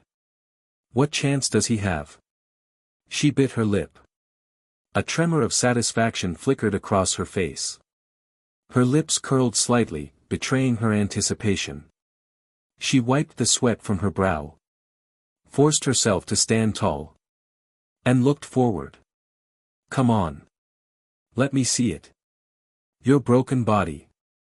Your pathetic, defeated expression. Your desperate cries for mercy. Let me enjoy it. But then. From within the thick, suffocating smoke. A voice. A voice clear as day. Unbothered. Unscathed. Mocking. Ah, what a spectacular fireworks show. A figure emerged. Seiya Arima. Untouched. His arms were crossed, his expression calm. Not a speck of dirt on him. Not a single burn. Not even a scratch. The very image of effortless defiance. Standing tall. With his white captain's haori billowing in the breeze. Seiya Arima smirked. Suifeng's world stopped. Her smile froze. Her breath hitched. How? How is this possible? For a split second, she genuinely wondered if she had fallen into an illusion. There's no way. It should be impossible. And she wasn't the only one. This is. Even Kamamura, who had remained silent this whole time, let out a voice of genuine shock. Tosen, however, remained calm. If it had been anyone else, he might have doubted reality itself. But if it's Seiya Arima, then miracles are merely expectations. Aizen said nothing. He merely watched. Eyes locked onto Seiya. It was as if he were engraving the sight into his very soul. Then, finally, a soft chuckle. Aizen smiled. I see. So that's the nature of your power. How fascinating. Kairaku remained unreadable. Yukitake furrowed his brows. And Yamamoto. For the first time, his ancient eyes slightly widened. You've grown, Seiya Arima. This doesn't make sense. Jakuho Reikaben had hit. It had hit directly. Suifeng's lips parted slightly. Her fingers trembled. She had to understand. She needed to make sense of it. Her mind raced. But she found no answer. Then what the hell happened? Captain Suifeng. A voice. She snapped her head up. And he was there. Seiya Arima was already in front of her. 5 steps away. His boots crushed the rubble beneath him. Did you think I dodged? 10 steps away. His smile grew wider. But then you remembered. Even Yoruichi-sama wouldn't have been able to avoid that. 20 steps. So you're confused. Because no matter how you think about it, this outcome is impossible. He stopped. Just half a meter in front of her. Close enough to smell. His voice dropped. Soft. Almost gentle. People fear what they don't understand. It's human nature. He tilted his head slightly. But as a captain, shouldn't you at least try to control that fear? He took one more step forward. Suifeng flinched. Her knees buckled. She collapsed onto the ground. Why you, what the hell did you do? Her voice was filled with desperation. Seiya chuckled. The sight. The panic in her eyes. It was almost cute. A captain, reduced to this. How pitiful. He exhaled softly. Honestly, I didn't do anything complicated. His smirk widened. I simply walked out. Chapter 167, What you see is what you get. 8 aspects of the Heavenly Dragon. This is the true name of Seiya's Bankai. And its ability, just like its name, possesses an extremely unique power. As is well known, in Buddhism, the 8 aspects of the Heavenly Dragon are non-human entities, 8 kinds of divine beings. 1. Tenbu. 2. Ryubu. 3. Yiksha. 4. Gandharv. 5. Ajura. 6. Garuda. 7. Kinara. 8. Maharaga. Among them, Tenbu and Ryubu hold the utmost significance. In fact, Seiya's Zanpakuto, Sagara Ryu, can also be categorized under the Ryubu. Many Mahayana Buddhist scriptures mention the existence of these 8 beings, often portraying them as silent observers in various Buddhist discussions. Each of the 8 aspects symbolizes a distinct ability. So, what kind of power does this grant Seiya? Back to just a few seconds ago. The roaring Jakuho Reikaben streaked through the air, surging toward Seiya with an overwhelming force. Just as Suifeng had said. This mass, condensed from spiritual pressure through an almost inconceivable compression process, unleashed a force beyond imagination. Without a doubt, Suifeng's Bankai had taken the concept of a powerful assault to the extreme. So, what's the correct way to counter it? The original story already showed various methods. Naturally, one could avoid its devastating explosion, dodging the highly concentrated blast of spiritual pressure. After all, in the end, this attack doesn't have any tracking capability. Even in the original, it only managed to blow half of Barragan's face off because he was trapped inside a barrier. From a brute force perspective, this strategy makes sense. But compared to someone truly ruthless, if your strength isn't enough, the brick isn't heavy enough either. No presence like Yamamoto's, capable of burning down the 3 realms. No absurd fusion of 3 different forces like Ichigo's. Therefore, taking a slight risk and testing a new ability seemed like a reasonable choice. According to Buddhist cosmology, the universe is divided into 3 realms and 6 paths, with the Tenbu residing at the highest, enjoying the longest lifespans. For that reason, the aspect of Tenbu represents a crucial ability. Capture, analyze, and simulate. Seiya's shattered Zanpakuto disintegrated into a powder-like substance, surrounding him. The dispersed fragments, too small to be seen by the naked eye, scattered into the surroundings, immediately analyzing the entire battlefield. A Bankai is an evolution, an enhancement beyond its Shirkai. Seiya's senses sharpened dramatically, amplifying his abilities. I see it. I know it. And then master it. In an instant, Seiya had already analyzed and understood everything about Jakuho Reikaben, its principles, composition, and every detail. Just from witnessing it once, he knew. Even if he took a direct hit, it wouldn't be fatal. All of this happened within a mere moment. Time continued its course, and in a seemingly insignificant instant, Seiya finished deconstructing Suifeng's ability. Now then, let's begin a thrilling experiment. The gears of time interlocked tightly, slowing everything down to an almost comically distorted pace.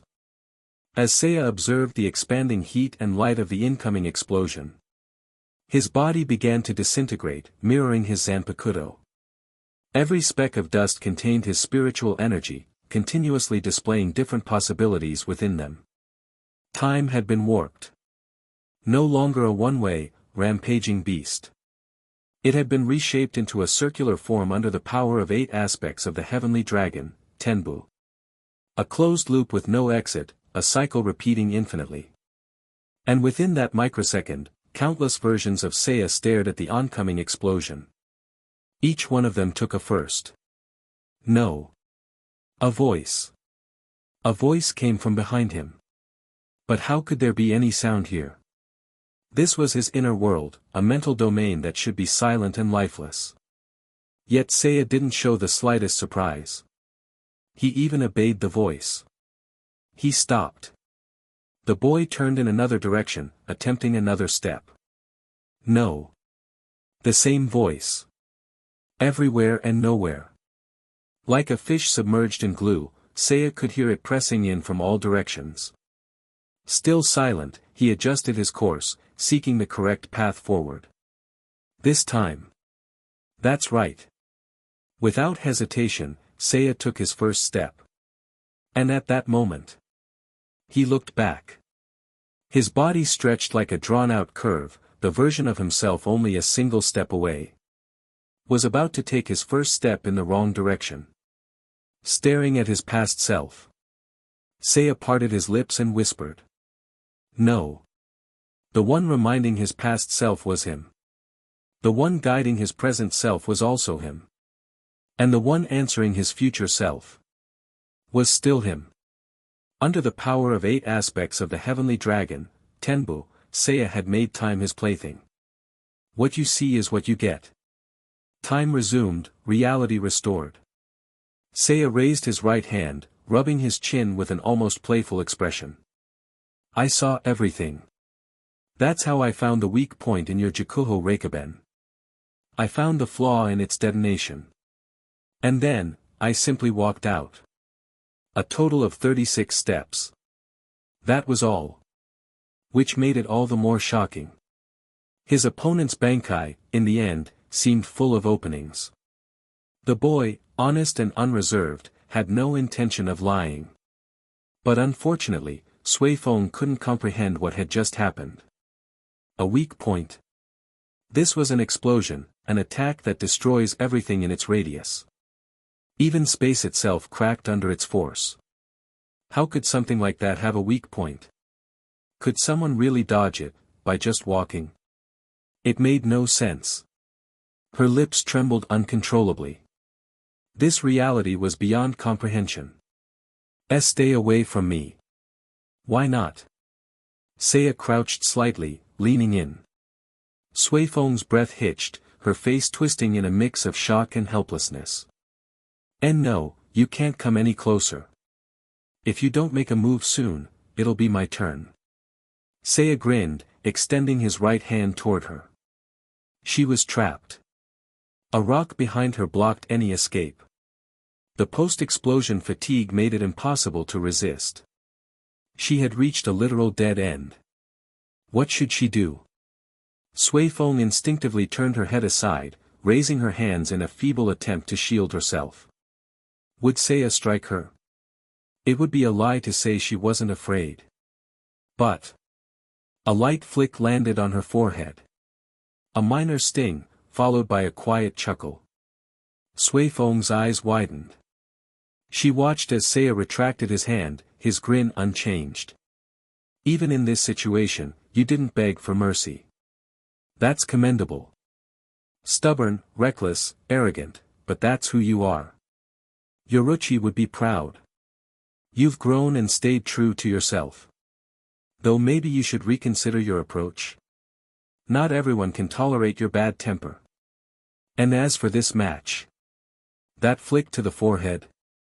Consider that your lesson. Seiya stood up, gazing forward. Chojiro Sasakaibe stepped forward, raising his right hand. The winner of this captaincy duel.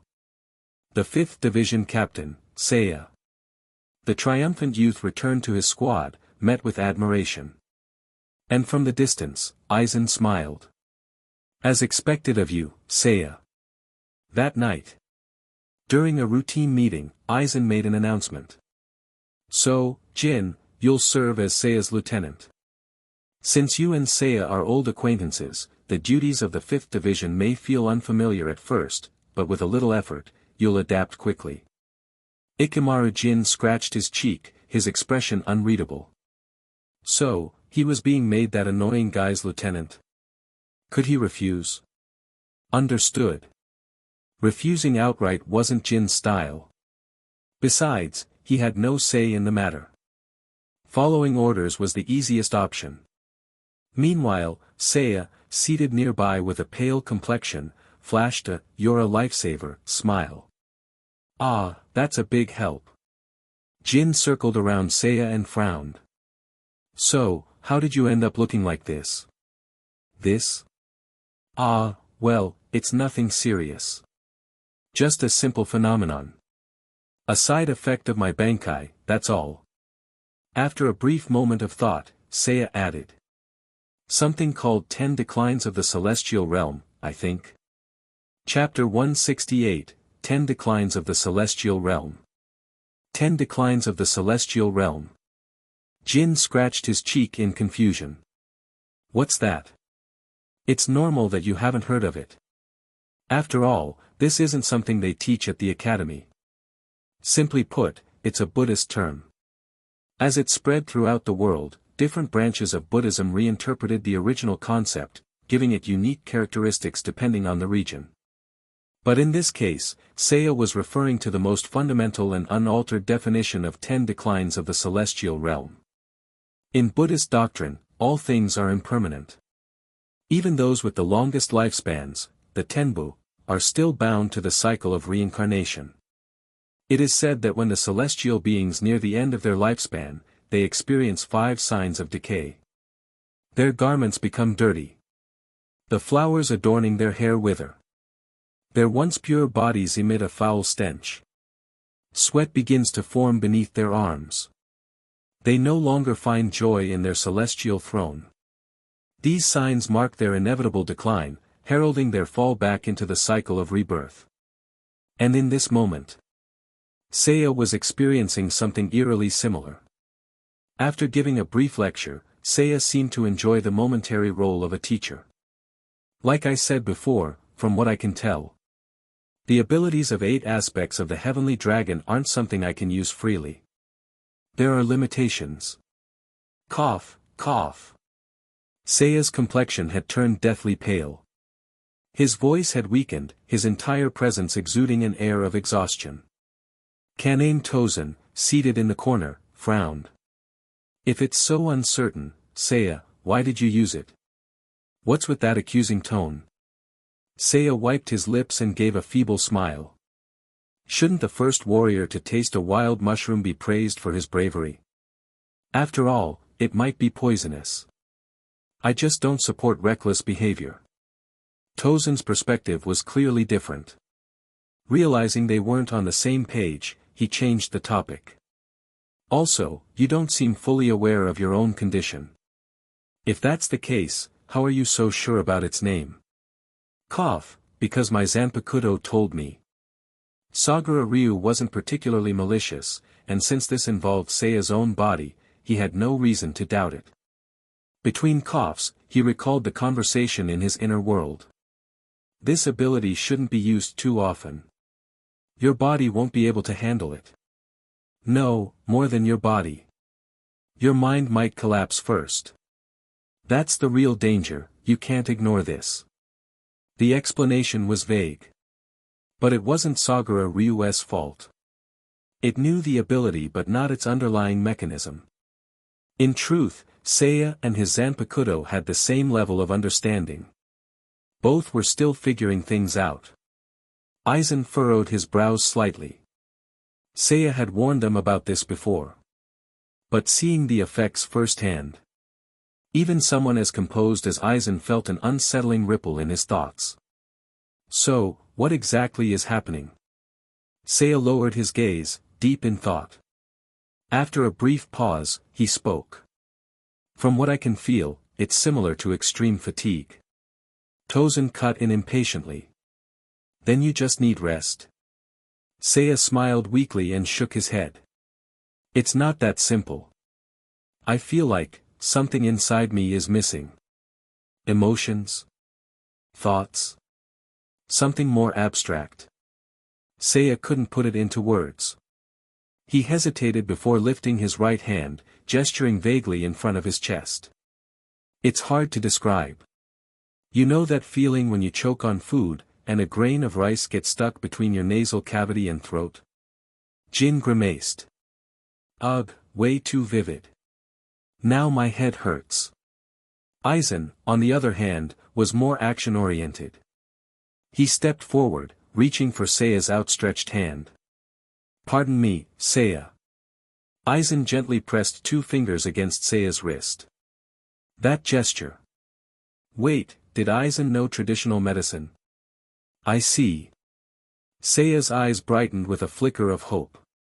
Could Aizen actually diagnose something? Your heart rate is significantly higher than normal. Huh? Really? Aizen hummed in affirmation, rubbing his chin in thought. I've done some research in this area, though not extensively. I can only make an educated guess. Seiya, you mentioned 10 declines of the celestial realm. According to your definition, it describes the gradual decay of a celestial being before death. Following that logic, doesn't it suggest that your ability consumes your lifespan as a price? Silence. Everyone turned to look at Seiya. And Seiya himself was scowling. It sounded a bit alarmist. But it also made sense. Strictly speaking, his Bankai wasn't just about simulation anymore. It was already manipulating time itself. Past, present, and future, linked together by Tenbu, forming a continuous loop. It was thanks to this ability that Seiya had walked out of Jakuho Reikaben unharmed. Seiya, think carefully. Aizen's voice carried a calm intensity. There is no such thing as an invincible ability. Everything follows a set of rules. Finding and utilizing them is the key to control. But your power, allows you, a third-class spiritual pressure wielder, to easily overpower opponents at the same level. Doesn't that seem unbalanced? Seiya mulled over Aizen's words before giving a complicated expression. It was a lot to take in. But if he thought about it, it made sense. As Aizen himself once said, a battle between soul reapers is ultimately a contest of spiritual pressure.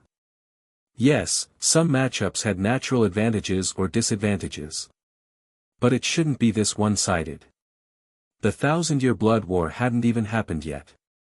By current standards, raw spiritual pressure was still the most important factor.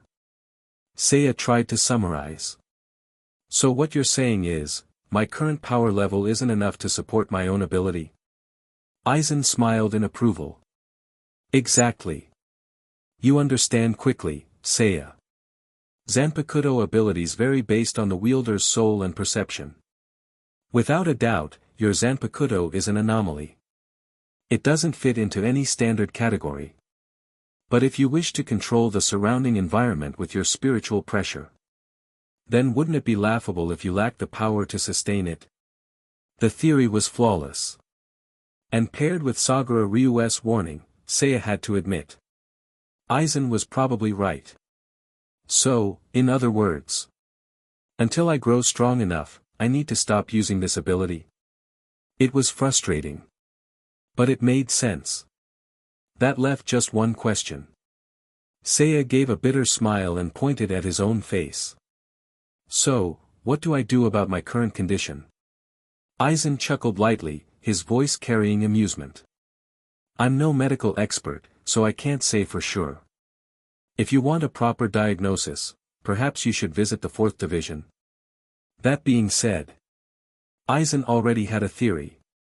However, in my opinion, Seiya, you likely overdrew your soul's energy. While I can't confirm it, such things usually recover with time.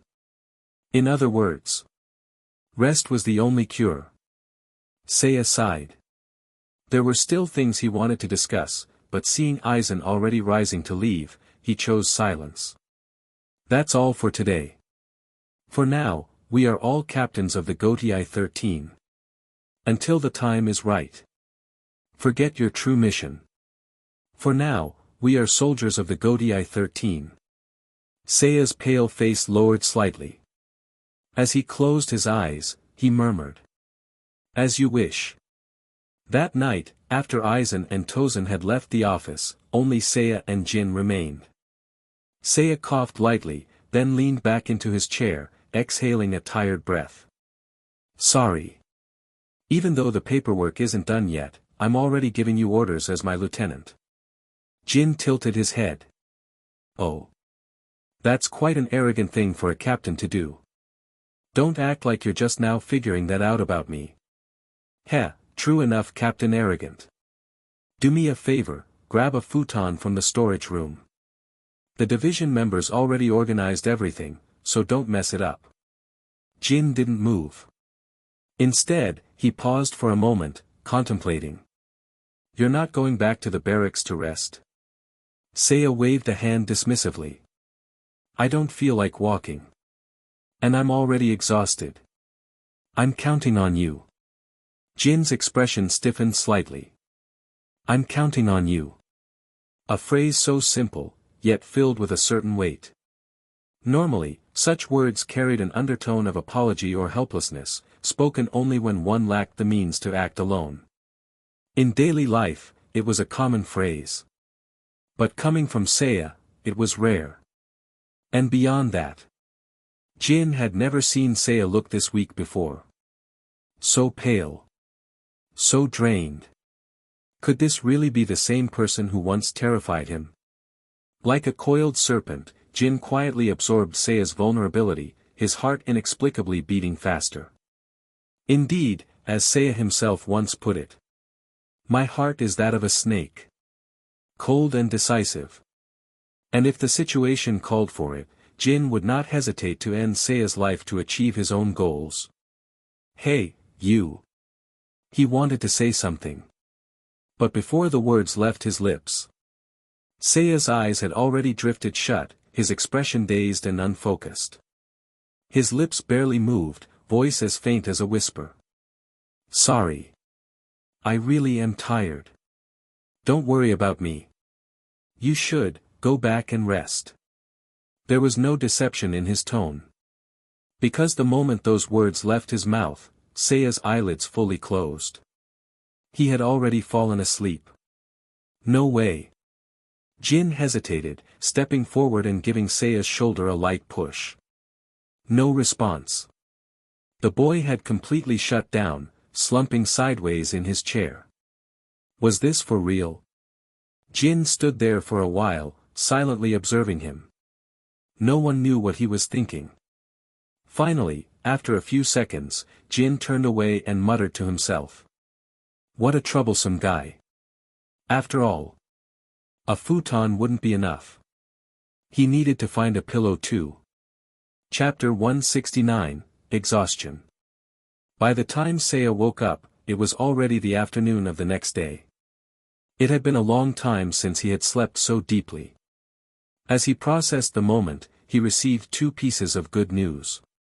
First, his body was indeed recovering with time. Knowing that this internal strain would heal naturally with rest allowed Seiya to breathe a sigh of relief. Second, Jin turned out to be unexpectedly capable. While Seiya was napping, Jin efficiently handled all 5th Division affairs with ease. Because of this, Seiya had been able to rest undisturbed. Still feeling a little groggy, he sat up and glanced at the note on the desk, along with a stack of documents that were beyond a lieutenant's authority to process. Everything was neatly sorted. Aizen had certainly trained Jin well. To steal half a day of leisure. Seiya stretched slightly, adjusting his posture as he prepared to review his recent gains. It had been a while since he had done this. But that was understandable. Between scheming, fighting, and survival, there had been no time to indulge in unnecessary reflection. It was only now. With the injured recovering, the defeated escaping, and the victors settling into their new roles, that Seiya finally had a moment of peace. The end of the Hollowification incident marked a decisive turning point in the plot. And now, there were less than 100 years left until he had to fight Yoruichi. Only 90 years. How the hell could he sleep at night knowing that? Seiya let out a bitter chuckle. Sure, he was free for now. But not really. Might as well go over what I gained from all this. First and foremost, his official position. Seiya was now captain of the 5th Division. And thanks to the Hogyoku, he had learned the full name of his Zanpakuto. He had found the source of his power. That was a huge step forward. Unlike many others, he wasn't some hybrid with foreign forces inside him. He was simply a Shinigami. No bizarre transformations. No inexplicable power surges. His strength would grow naturally. Through constant training and refining his spiritual pressure. But then, Seiya sighed. One good thing, one bad thing. The bad news. His battle with Aizen had done nothing to raise his attributes. From this, he could only conclude two things. Aizen never had the intent to kill him. Fighting familiar opponents didn't yield significant gains. The good news. His fight with Suifeng had actually earned him some improvements. You fought Suifeng, identified a 1 in a million opening in her attack, and effortlessly defeated her. Swordsmanship +1 Hakuta +1 Shunpa +1 Kido +1. Zan, 69, Hakuta, 78, Shunpa, 64, Kido, 74. Seiya was speechless. So after all that effort, I got a measly +1 in everything? Damn, Suifeng, you're really weak. Of course, he only complained internally. The higher his stats got, the harder they were to improve. Even when he had escaped a 4-on-1 ambush, he had only gained +11 total. He found himself reminiscing about his rookie days. Back then, he was constantly getting stronger. Taking massive leaps in progress, day after day. Now, everything required grueling effort. It really was a slow grind. Maybe the best method was the same one he used while training under Yamamoto. Refining all 4 major combat disciplines at once. When he had first mastered Shunko, he had gained plus 20 points in an instant. That kind of growth was what he needed now. Seiya was still deep in thought when he heard a knock at the door. He exhaled lightly, refocused, and spoke. "Come in." Jin peeked his head in. "Finally awake. Oh, thanks for covering for me last night." "Heh, just try to be more careful next time. With you around, there's no problem. Actually, I was just about to ask you for a favor." Formal gratitude aside, work was work. Seiya casually grabbed the captain's official seal and tossed it onto the desk. "Take care of these two. My seal is right here, just stamp away." "Ha." Jin gave him a bewildered look. Seiya remained completely unfazed. "What?" "It's a 5th division tradition. If you're gonna be working here, you'd better get used to it." "What kind of tradition is that?" Seiya didn't care. Not convinced. "Then go ask Shinji, who had already run off to the human world. Or Aizen, his new boss." Seiya grinned mischievously and bolted out the door. Jin, meanwhile, stared at the towering stack of paperwork before him. Is there really a future in following this guy? Meanwhile, Seiya wasn't just goofing off. He had a clear objective. After a quick journey, he arrived at the entrance of the 4th Division barracks. Straightening his uniform, he cleared his throat and politely addressed the guard at the gate. "Excuse me, I'd like to see Captain Unohana. Could you pass along the message?" The guard broke into a nervous sweat. Due to the recent Hollowification crisis, most still weren't familiar with the new captains. But one thing was certain. This was the captain of the 5th Division. Was something big about to happen? Please wait here." The guard practically sprinted back into the barracks. Seiya sighed. Why does the captain's rank intimidate people so much? He had never been sensitive to such things. Even back when he trained under Shinji, he hadn't cared about ranks or formalities. But now, it seemed that to regular soldiers, captains were awe-inspiring figures. Before he could ponder it further, the guard returned, face still pale with anxiety. "Captain Unohana is currently out on duty." Seiya feigned disappointment. "Ah, what a shame." "Not really." That was exactly what he wanted to hear. "Then, is your lieutenant present?" It was standard procedure. If the captain was unavailable, the lieutenant handled visitors. The guard nodded quickly. "Yes. Lieutenant Aizen is inside." After the recent personnel reshuffle, Aizen had been promoted to 4th Division's lieutenant.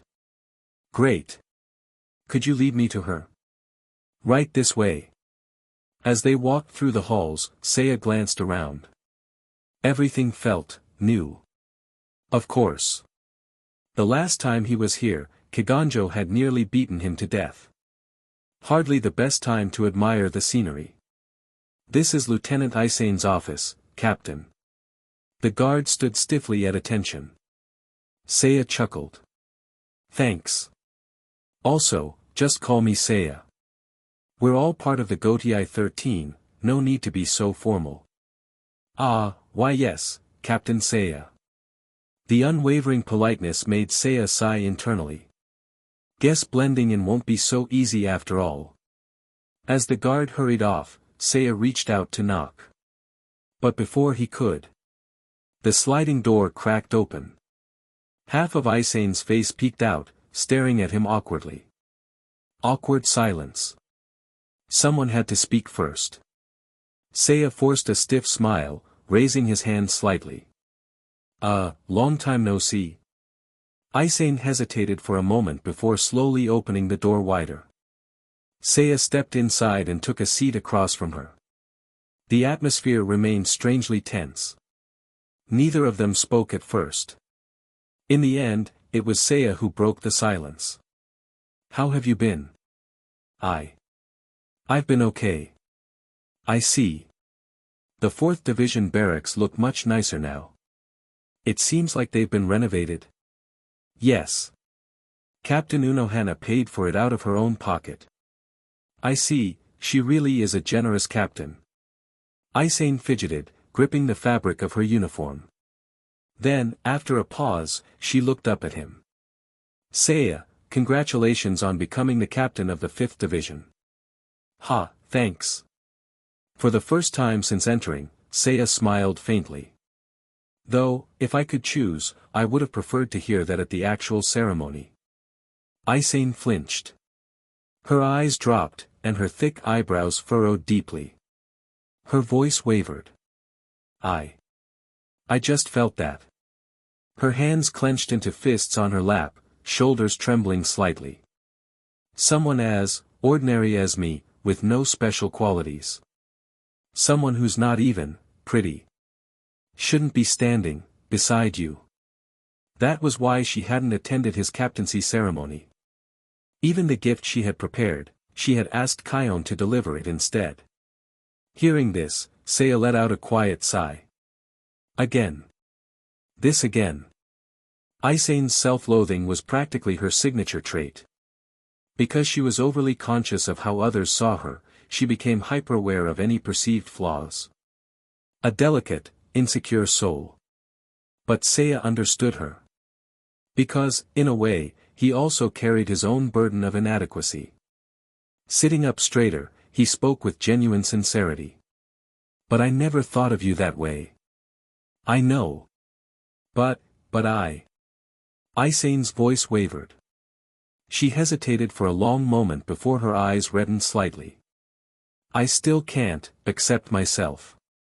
Words alone weren't enough. Seiya realized this. So he decided to show her instead. He stood up from his chair and slowly walked toward her. Aizen's expression shifted to panic, and she instinctively backed away slightly. Seiya. It's okay. I won't do anything inappropriate. So. Can you stand up? His tone was gentle yet firm. For a moment, she hesitated. Then, seeing the sincerity in his gaze, she slowly got to her feet. Following Seiya's quiet instructions, she stood up straight and squared her shoulders. Just like that. Then. Seiya stepped forward and wrapped his arms around her. A firm yet comforting embrace. Resting his head on her shoulder, he closed his eyes. His expression softened as he murmured. I'm really tired. Scheming, fighting, navigating the political web of the Godai 13. Even though he had allied himself with Aizen, his ultimate goal had never changed. To protect as much of the Godai 13's strength as possible. Balancing self-preservation with ensuring others' survival was an exhausting task. Sure, from the outside, it looked like he had everything under control. That he had played his hand perfectly. But inside, he was tired. And there was no one he could really talk to about it. Even with Aizen, there were things he couldn't say. Aizen, however. She was different. Just 5 minutes. Let me stay like this for a bit. Can I? His voice was almost a whisper. Like a plea. A request not for help. But for comfort. Aizen's lips pressed tightly together. For the first time, she saw a different side of him. Behind the sharp wit and unwavering composure. Was someone wounded? Someone exhausted? A lump formed in her throat. She felt regretful. Guilty, even. Had she made things harder for him by keeping her distance? Right now. All he was asking for was a simple embrace. A warmth to ease his burdens. I'm sorry, Seiya. If it was something only she could provide. Then. Aizen gently placed a hand on his back, softly patting in a slow, soothing rhythm. Her gaze softened as she whispered. Stay as long as you need. Chapter 170, The Passage of Time. Seiya's exhaustion was difficult to shake. But at the very least, there was one person who remained outside all the schemes and politics, someone he could rely on. He could keep pretending to be strong and composed elsewhere. But here, in Aizen's arms, he finally let down his guard. So much so that he fell asleep. By the time he woke, it was already early evening. Unohana had returned, leading to the usual exchange of pleasantries. Yet, despite her usual serene demeanor, the former 1,000-year-old slaughter demon apparently harbored a mischievous side. Playing the role of a senior figure, she teased them relentlessly. "Oh my, how bold. Ah, youth is such a wonderful thing." She kept at it until Aizen looked ready to burst into tears, only then did she finally let Seiya leave. Damn it. This woman is dangerous. That being said, it was all in good fun. Feeling both grateful and slightly overwhelmed, Seiya stepped outside the 4th Division barracks. He hadn't even completely exited when a voice called from behind. "Wait a moment, Seiya." He turned around. Standing at the entrance, Unohana Retsu looked at him with a calm, gentle smile. "Seiya, I must apologize for earlier." No, it was just a joke. I really don't mind at all. Though honestly, you should probably say that to Aizen instead. She'd appreciate it more." Unohana chuckled softly and merely shook her head. "That child is much stronger than you think, Seiya. You should have more faith in her resilience." Really? It seemed that Aizen had grown more than he realized. That was good. Seiya nodded, ready to reply. But before he could, Unohana continued. "Also, Seiya, there's something I'd like to ask of you." Unohana, asking him for a favor. "Please, just say the word."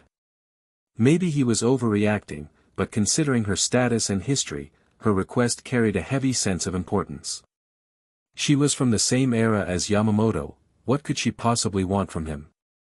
Seeing his nervousness, Unohana simply smiled knowingly. "It's nothing too serious. I just wanted to say. If you have time, please visit 4th Division more often. Aizen is a good child. I hope you'll continue to maintain your connection with her." Huh? Seiya blinked.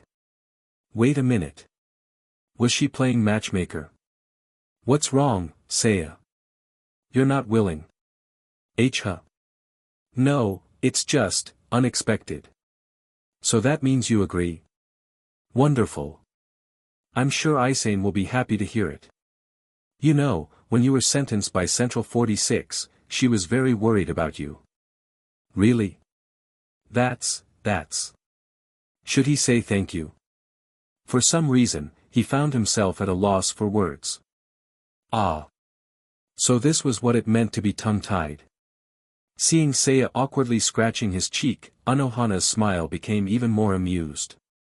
"Not long ago, I simply saw you as a promising newcomer with a bright future. But now, you've already risen to the top of the Godii 13. It's truly remarkable. People like me can't help but feel humbled." No, please, you're being too modest." The same woman who fought Kiganjo for days until his body literally gave out. Seiya was not on her level. "You're exaggerating. I just happened to be in the right place at the right time. That humility of yours is yet another weapon, Seiya. It's quite charming, makes me even more excited to see how you'll grow." Unohana folded her hands before her, her serene expression never wavering.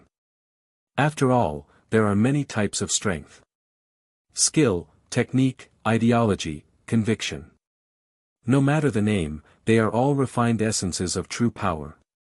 And so, I'm looking forward to it, you know. That ability of yours, to perceive the past, present, and future. If possible, I'd like to experience it firsthand. A chill ran down Seiya's spine. Despite her gentle tone, there was an undeniable intensity in her words. Like a seedling with boundless potential, she had seen through his true nature. And she was simply waiting for it to grow into a towering tree. Unohana tilted her head slightly, her Buddha-like smile unwavering. But her whispering voice sent shivers down Seiya's back. Perhaps the time when I can truly face you in battle, is not so far away. Huh? Wait. Did she just say, she wants to fight me? No way. Absolutely not. Seiya was not about to fight Unohana. He was nowhere near ready for that kind of nightmare. Had she always been this sharp? Or was he just unlucky enough to attract her attention? Sweating profusely, he hurriedly took his leave. As he stepped away, Unohana called out once more. Seiya. One last thing. Stopping in his tracks, he turned back. She raised her right hand, waving at him gently. I was preoccupied with other matters and couldn't attend your ceremony. But even if it's a bit late. Congratulations. On becoming captain of the 5th Division. She stopped him just for that. Seiya stood frozen. For a long moment, he didn't move. Then, with genuine sincerity, he lowered his head in a deep bow. No unnecessary words. No extra comments. Just a simple, heartfelt gesture of gratitude. Thank you. Seriously, thank you. Back at the 5th Division barracks. Returning to his quarters, Seiya sat in quiet contemplation. The Hollowification incident had finally come to an end. As for the future.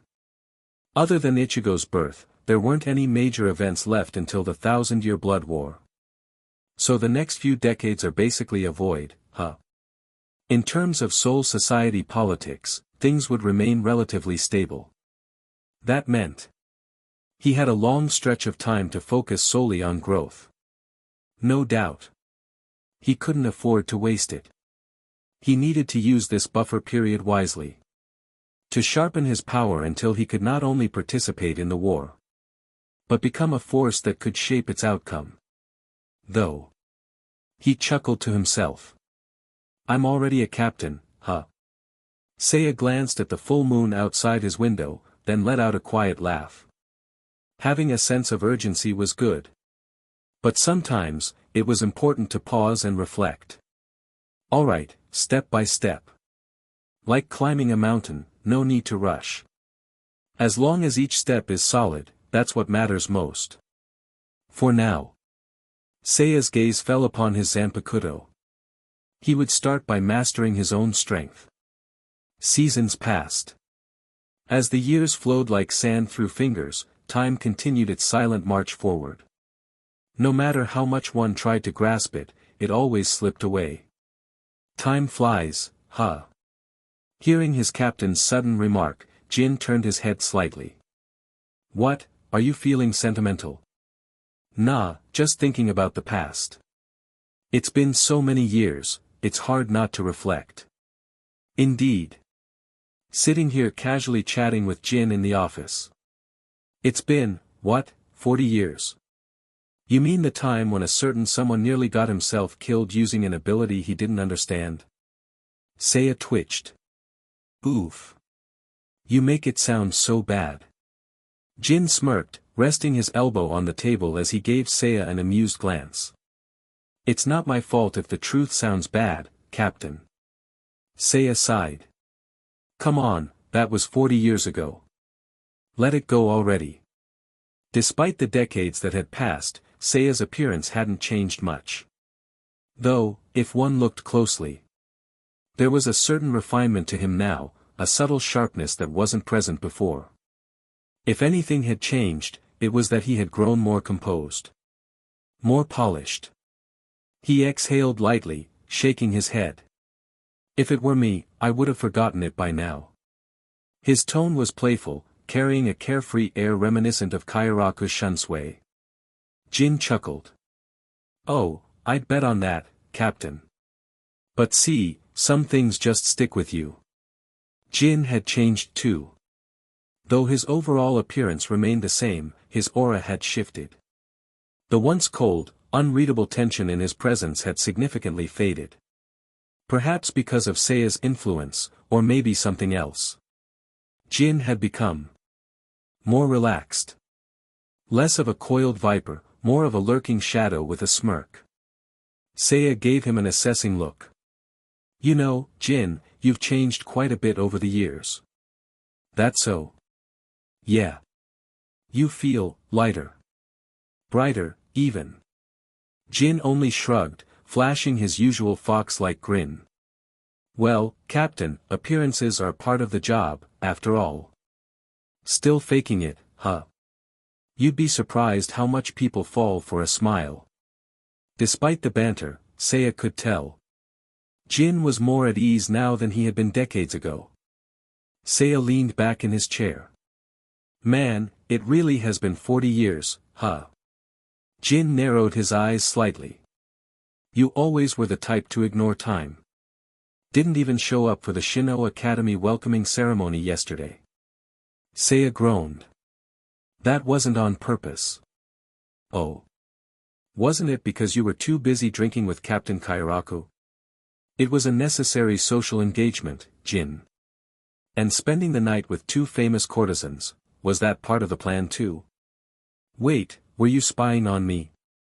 Being a lieutenant means keeping an eye on the captain, doesn't it? You're using that excuse wrong, Jin. Seiya sighed. These kinds of pointless arguments had become routine over the years.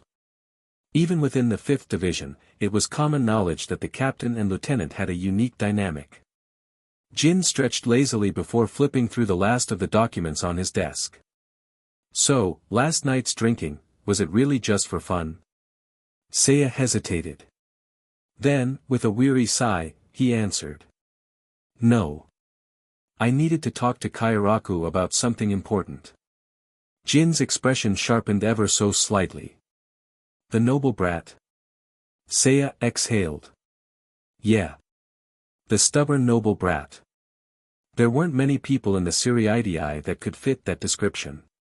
But right now, there was only one who mattered. Kachiki Byakuya. Just as in the original timeline.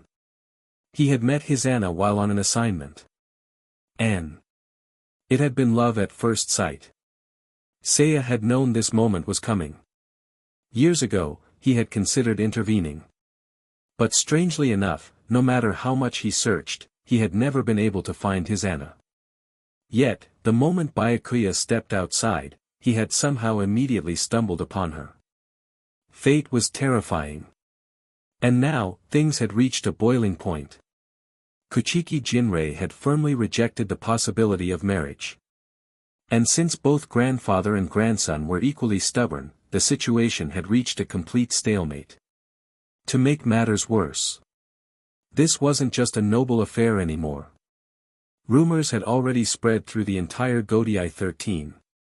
Even regular soldiers were gossiping about Byakuya's forbidden romance. Seiya had approached Kairaku for one reason. So, did he agree? Seiya nodded. He said he'd come with me to visit the Kachiki estate later today. Despite his long-standing ties to the Kachiki family, Seiya knew. This was a delicate situation. There were too many watching eyes.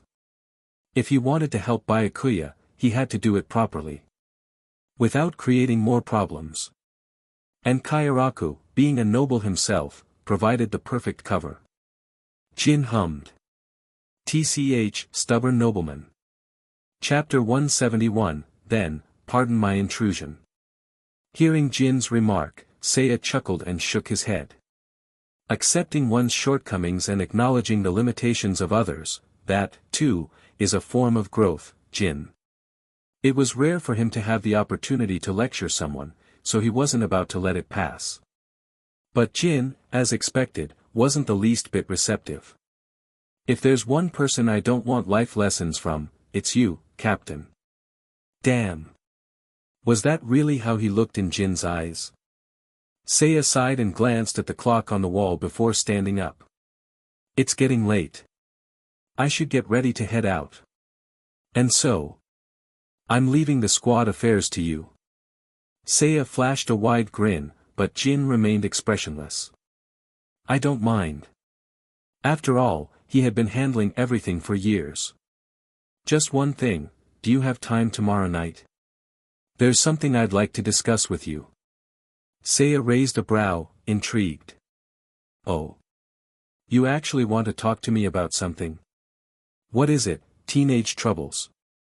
Please be serious. It's nothing major, but I'd like to hear your opinion, Captain.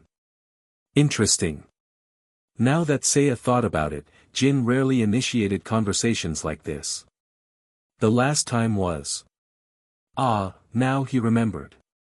Seiya smirked and casually slung an arm around Jin's shoulders. It's about Matsumoto, isn't it? Jin instantly leaned away from him. Silence. But that, too, was its own kind of answer. Whenever the topic involved Matsumoto Ranjaku, Jin would become uncharacteristically hesitant. It was one of his very few weak spots. She said she wanted to thank you for helping her the other day, so she's inviting you to dinner tomorrow night. Oh. How polite of her. Well, that was fine. Seiya wasn't about to turn down free food. Got it, I'll see you tomorrow, then. Later, Jin. Seiya waved as he briskly walked off. As he did, his thoughts drifted to the past 40 years. He had made quite a few changes along the way. Matsumoto had originally joined the Godiai 13 in hopes of keeping an eye on Jin. Although she also wanted to look after Hitsugaya, her ties to Jin remained strong. And their current relationship? It was much closer than in the original timeline. Due to Aizen's transparency and Seiya's interference, Jin had never completely distanced himself from her. As a result, they still had regular contact, even if Jin pretended otherwise. Seiya had overheard Jin complain about it several times. But Matsumoto was someone who never listened to complaints anyway. So, in a way, had he actually helped rekindle their connection? Speaking of which. Seiya had no problem with Matsumoto visiting him during work hours. But bringing sake into the office isn't exactly professional. Then again, some of the aged plum wines she brought were pretty damn good. Eehee. As Seiya walked through the corridors, two female squad members passing by hesitated upon seeing his expression. They had intended to greet him properly. But seeing their captain grinning to himself, they nearly burst out laughing instead. Pfft. Ha. Hearing the sound, Seiya turned his head. Crap. He noticed them. Sorry, Captain. Blushing, the two women quickly scurried off with their documents in hand. Oi, no running in the halls. Wait. Did he lack authority? Now that he thought about it, his squad members seemed way too comfortable around him. But then again, the 5th Division's atmosphere had never been overly strict. Compared to his predecessor, Shinji, Seiya had made significant improvements. At least he actually worked. Unlike Shinji, who had shoved all responsibilities onto Aizen back in the day. Later that evening, the Kachiki estate. Seiya met up with Kairaku Shunsui at the 8th Division, and together, they made their way toward the Kachiki family mansion. Since there were no urgent matters, flash step was not permitted during normal patrol hours. So, they had to walk. Seeing no reason to let time go to waste, Seiya casually brought up his concerns. So, Captain Kairaku, what do you think about this? Kairaku listened attentively before chuckling. He still looked exactly the same, as if he hadn't aged a day. Twirling a lock of hair between his fingers, he smirked. Well, I'd say it's a good thing. Being able to form easy bonds with your squad members, without unnecessary tension, that's something most captains can only dream of. He glanced to his side. Don't you think so, Yukitake? Yukitake Jushiro. The captain of the 13th Division and Kairaku's closest friend. Apparently, he had decided to join them on this visit. This wasn't a coincidence. It was part of Kairaku's arrangement. Since Yukitake was also a noble, having him along added legitimacy to their meeting. Although they weren't the highest-ranking nobles, their presence still carried weight. Upon hearing Kairaku's question, Yukitake chuckled softly. Yes, I'd say there's nothing wrong with that. There are plenty of captains who struggle just to communicate with their subordinates. Seiya, the kind of trust you've built with your squad, it's something others would envy. Kairaku let out a mock sigh. TCH, struggling with subordinates, now who could you possibly be referring to? Yukitake coughed. Talking behind someone's back isn't very nice, Kairaku. Ha, it's just a joke. Seiya smirked. He already knew who they were talking about. It was obviously Suifeng. Lately, the 2nd Division captain had been under a lot of stress. After Omida Marekio's father retired, the lieutenant position remained vacant. Normally, such personnel shifts weren't a big deal. But for Suifeng, this was a major problem. The Kachiki clan and the Shihoin clan were already making headlines. And now, the 2nd Division was attracting attention for all the wrong reasons. To outsiders, it was embarrassing. For Suifeng, it was a failure of leadership. Seiya understood her frustrations. The 2nd Division was unique among the Gotei 13. It wasn't just a combat unit. It also oversaw the Onmitsukido and the Correctional Corps. It was an extremely secretive and highly demanding role. Omida's father, despite his personality, had been a reliable presence. But now that he was gone, the structural imbalance had begun to show. Even though Seiya already knew that Omida Marekio's younger sister would eventually step up. For now, Suifeng was left struggling alone. Seiya pondered this for a moment, then sighed. Too much has happened these past few years. It felt like just yesterday that he had been a new recruit. Now, he was leading an entire division. Shaking his head, he turned to Yukitake. Captain Yukitake, I appreciate your help today. Yukitake smiled warmly. There's no need to be so formal, Seiya. None of us want to see the Kachiki family in turmoil. If we can do something to help, then we should. His words carried a simple sincerity. Not here to mock anyone. Not here to watch from the sidelines. As a noble and a leader, Yukitake simply wanted to do the right thing. With that, they finally arrived at the Kachiki estate. Upon their arrival, a guard hurried inside to announce them. Moments later, they were led into the main hall. As expected, the family elders welcomed them formally and politely. However, Lord Jinriai's condition is quite severe. He can only see one visitor today.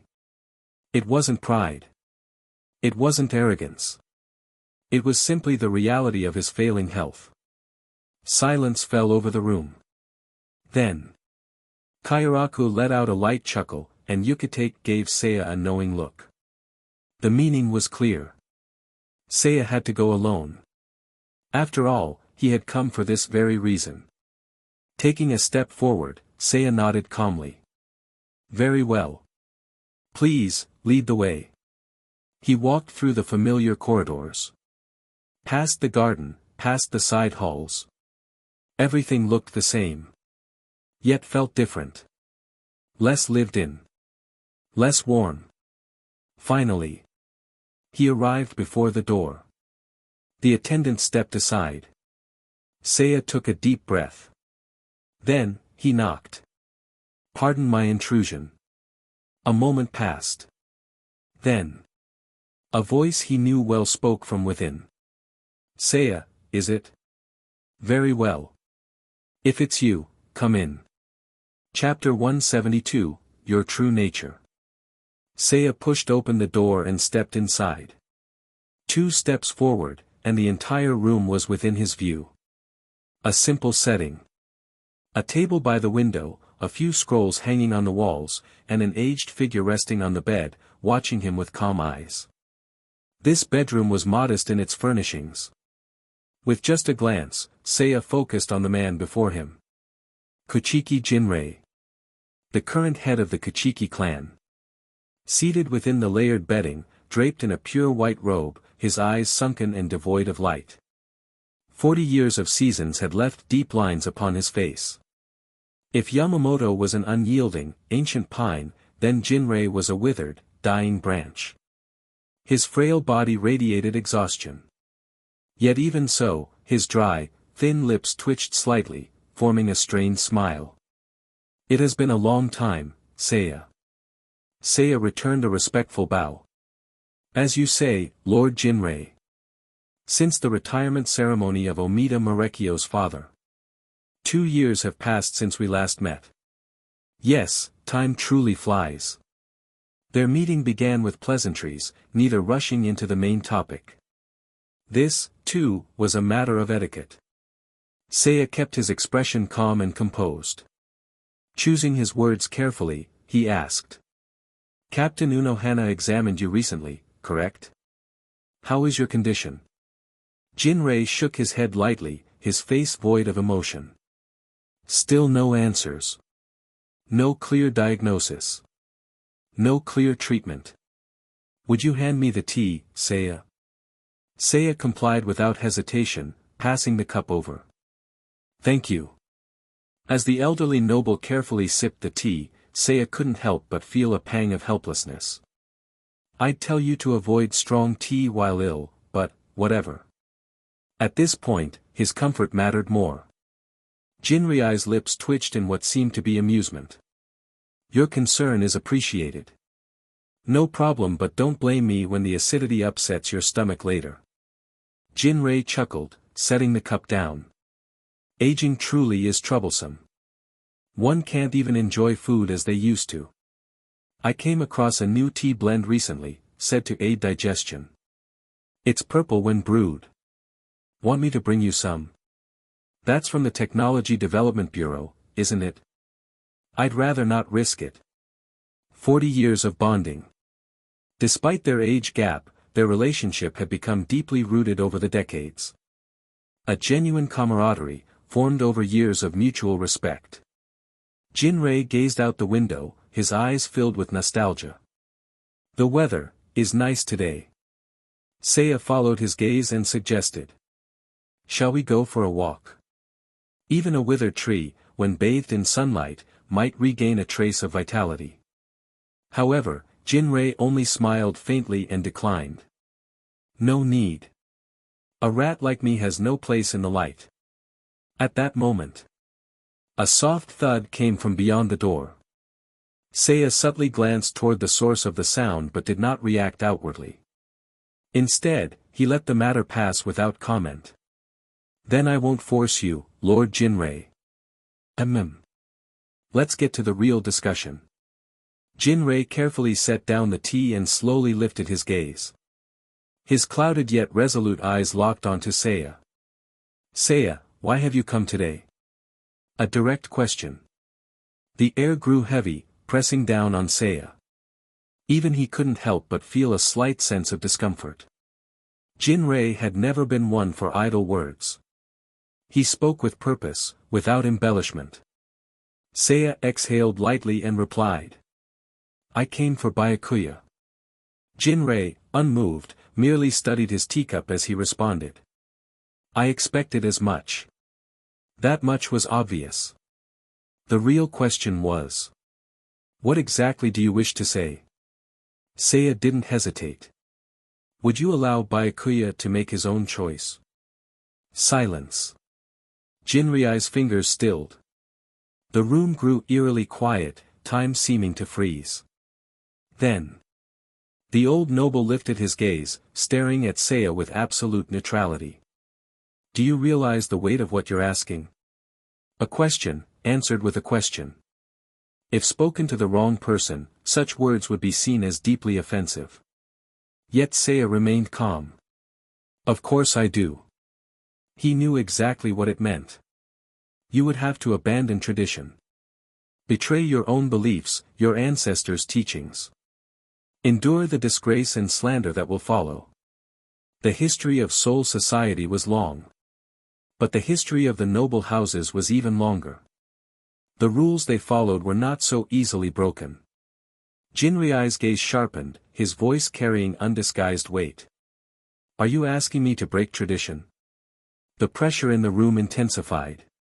But Seiya had faced worse. He exhaled and smiled faintly. Tell me, Lord Jinrei. Do you honestly still care about those traditions? Jinrei's expression shifted almost imperceptibly. What do you mean? Exactly what I said, Lord Jinrei. Seiya turned his gaze toward the sunlit window. Is something truly right just because it is old? Does tradition equal righteousness? Haven't you questioned this yourself? Jinrei remained silent. Because the answer was obvious. 40 years ago, they had a similar conversation. But back then, Jinrei had dismissed it outright. Now, it seemed his perspective had begun to waver. I understand why you cling to these values, Lord Jinrei. Tradition was not inherently evil. In fact, it was often necessary. Your opposition isn't out of cruelty. You are not trying to punish Byakuya. You are trying to protect him. The weight of family reputation, the whispers of nobility, the rivalries that lurked beneath the surface.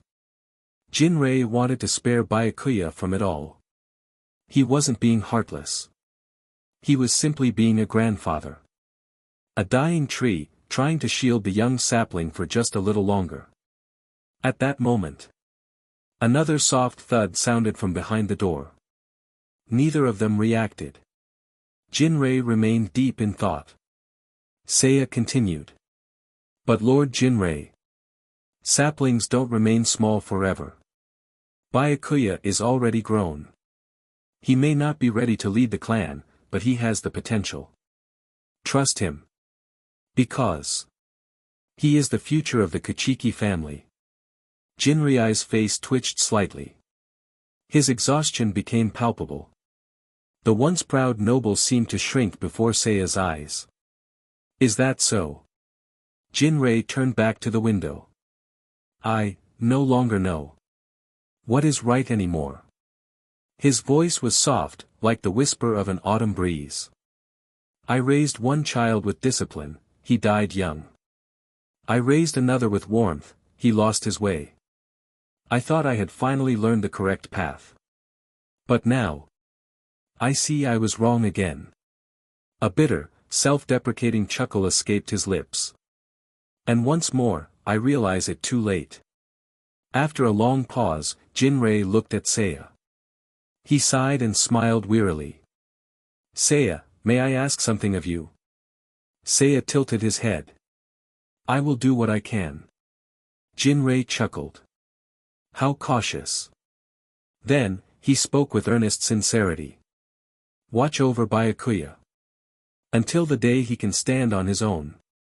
Seiya crossed his arms, tapping his fingers against his sleeve.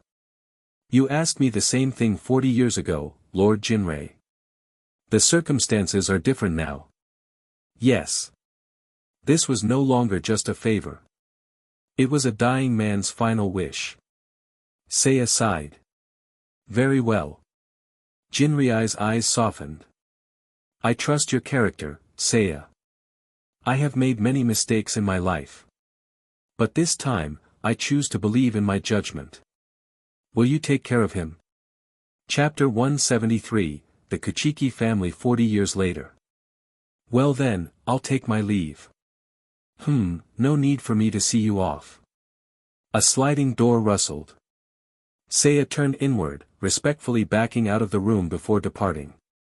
He returned to the hallway, though not in the direction he had entered from. Instead, he had stepped further into the Kachiki estate, withdrawing toward its inner quarters. Without a sound, Seiya slid the door shut and turned slightly. Until his gaze settled on the seated figure beside him. Byakuya Kachiki. Compared to the reckless energy of 40 years ago, he now possessed sharper edges and carried the same cold demeanor as depicted in the original story. However, more than his appearance. At this moment, his brows were tightly furrowed, his entire body bowed low in a kneeling posture. He had likely been sitting like this for a long time. The marks on his forehead made it evident that he had been repeatedly bowing. Seiya sighed softly, gazing at the garden scenery outside the corridor as he spoke in a casual tone. How long have you been sitting here? Not answering. Well, fine. You heard everything I said to the old man just now, right? When I was coming in, I heard the household members mention that, every day after work, you come here to kneel. What is this? Some kind of self-imposed penance for your actions? Did you just bow your head several times because of guilt? Torturing yourself like this is pointless. If you really want to apologize, wouldn't it be more direct to just walk in and say it? Or is this your way of saying, even after all this, I still refuse to admit I was wrong? Say something. Are you mute or what? Seeing Byakuya's unyielding silence, Seiya rubbed his face with his right hand, letting out an exasperated sigh. These two, grandfather and grandson, were both so damn stubborn. The one inside only needed to say a few words of forgiveness. The one outside only needed to soften his stance and offer some reassurance. Yet neither of them would.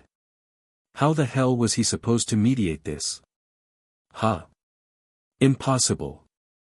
These two were mules in their past lives. Considering Byakuya's current state, he wasn't just being stubborn, he was completely unreceptive.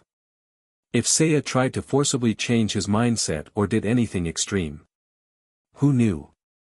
The guy might suddenly jump up and attack him. Not even an exaggeration. Seiya had been in this situation before. Honestly, Byakuya was just like Jinrei Kachiki. Both were impossibly obstinate, utterly committed to their own beliefs. For his own safety, and since today's matters were mostly settled, Seiya decided it was best not to interfere. Just as he was contemplating whether to pretend he hadn't seen anything and simply walk away, Jinrei's voice came from within the room. Byakuya. I'm here.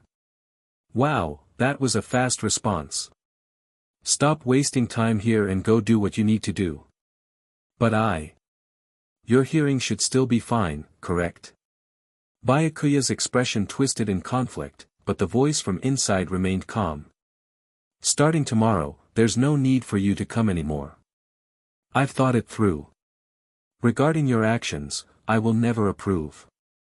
As nobility, as a Kachiki, the gap in status and standing was a chasm. Byakuya's mouth opened slightly, his expression instantly turning to panic. Wait, grandfather, you. But, Byakuya. Interrupting someone wasn't polite. But between grandfather and grandson, that didn't really matter. Cough. I do not approve. However, you truly love that woman, don't you? That is enough. I won't be around much longer, but she will be by your side for the rest of your life. Thus, stop concerning yourself with my feelings. As head of the family, I cannot condone your actions. That was principle. But as your elder, I want you to be happy. That was reason. Go back, Byakuya. In my remaining time, I don't want to keep worrying over your troubles. Humans are like yin and yang. They embody both sides, where there is shadow, there is light. And though Jinrei's words were rigid, from another perspective, this was already a compromise. After all, the old man had just admitted defeat, hadn't he? Seiya cast a deep glance toward the door, his thoughts lingering. So this is your answer, head of the Kachiki family. If that's the case, then I'll respect your wishes. Get up, Byakuya. As the dazed man struggled to stand, Seiya stepped forward just in time, supporting him as his numbed legs faltered. Such an undignified sight. It was embarrassing enough to be seen like this, let alone under these circumstances. Byakuya clenched his teeth, instinctively trying to stand on his own.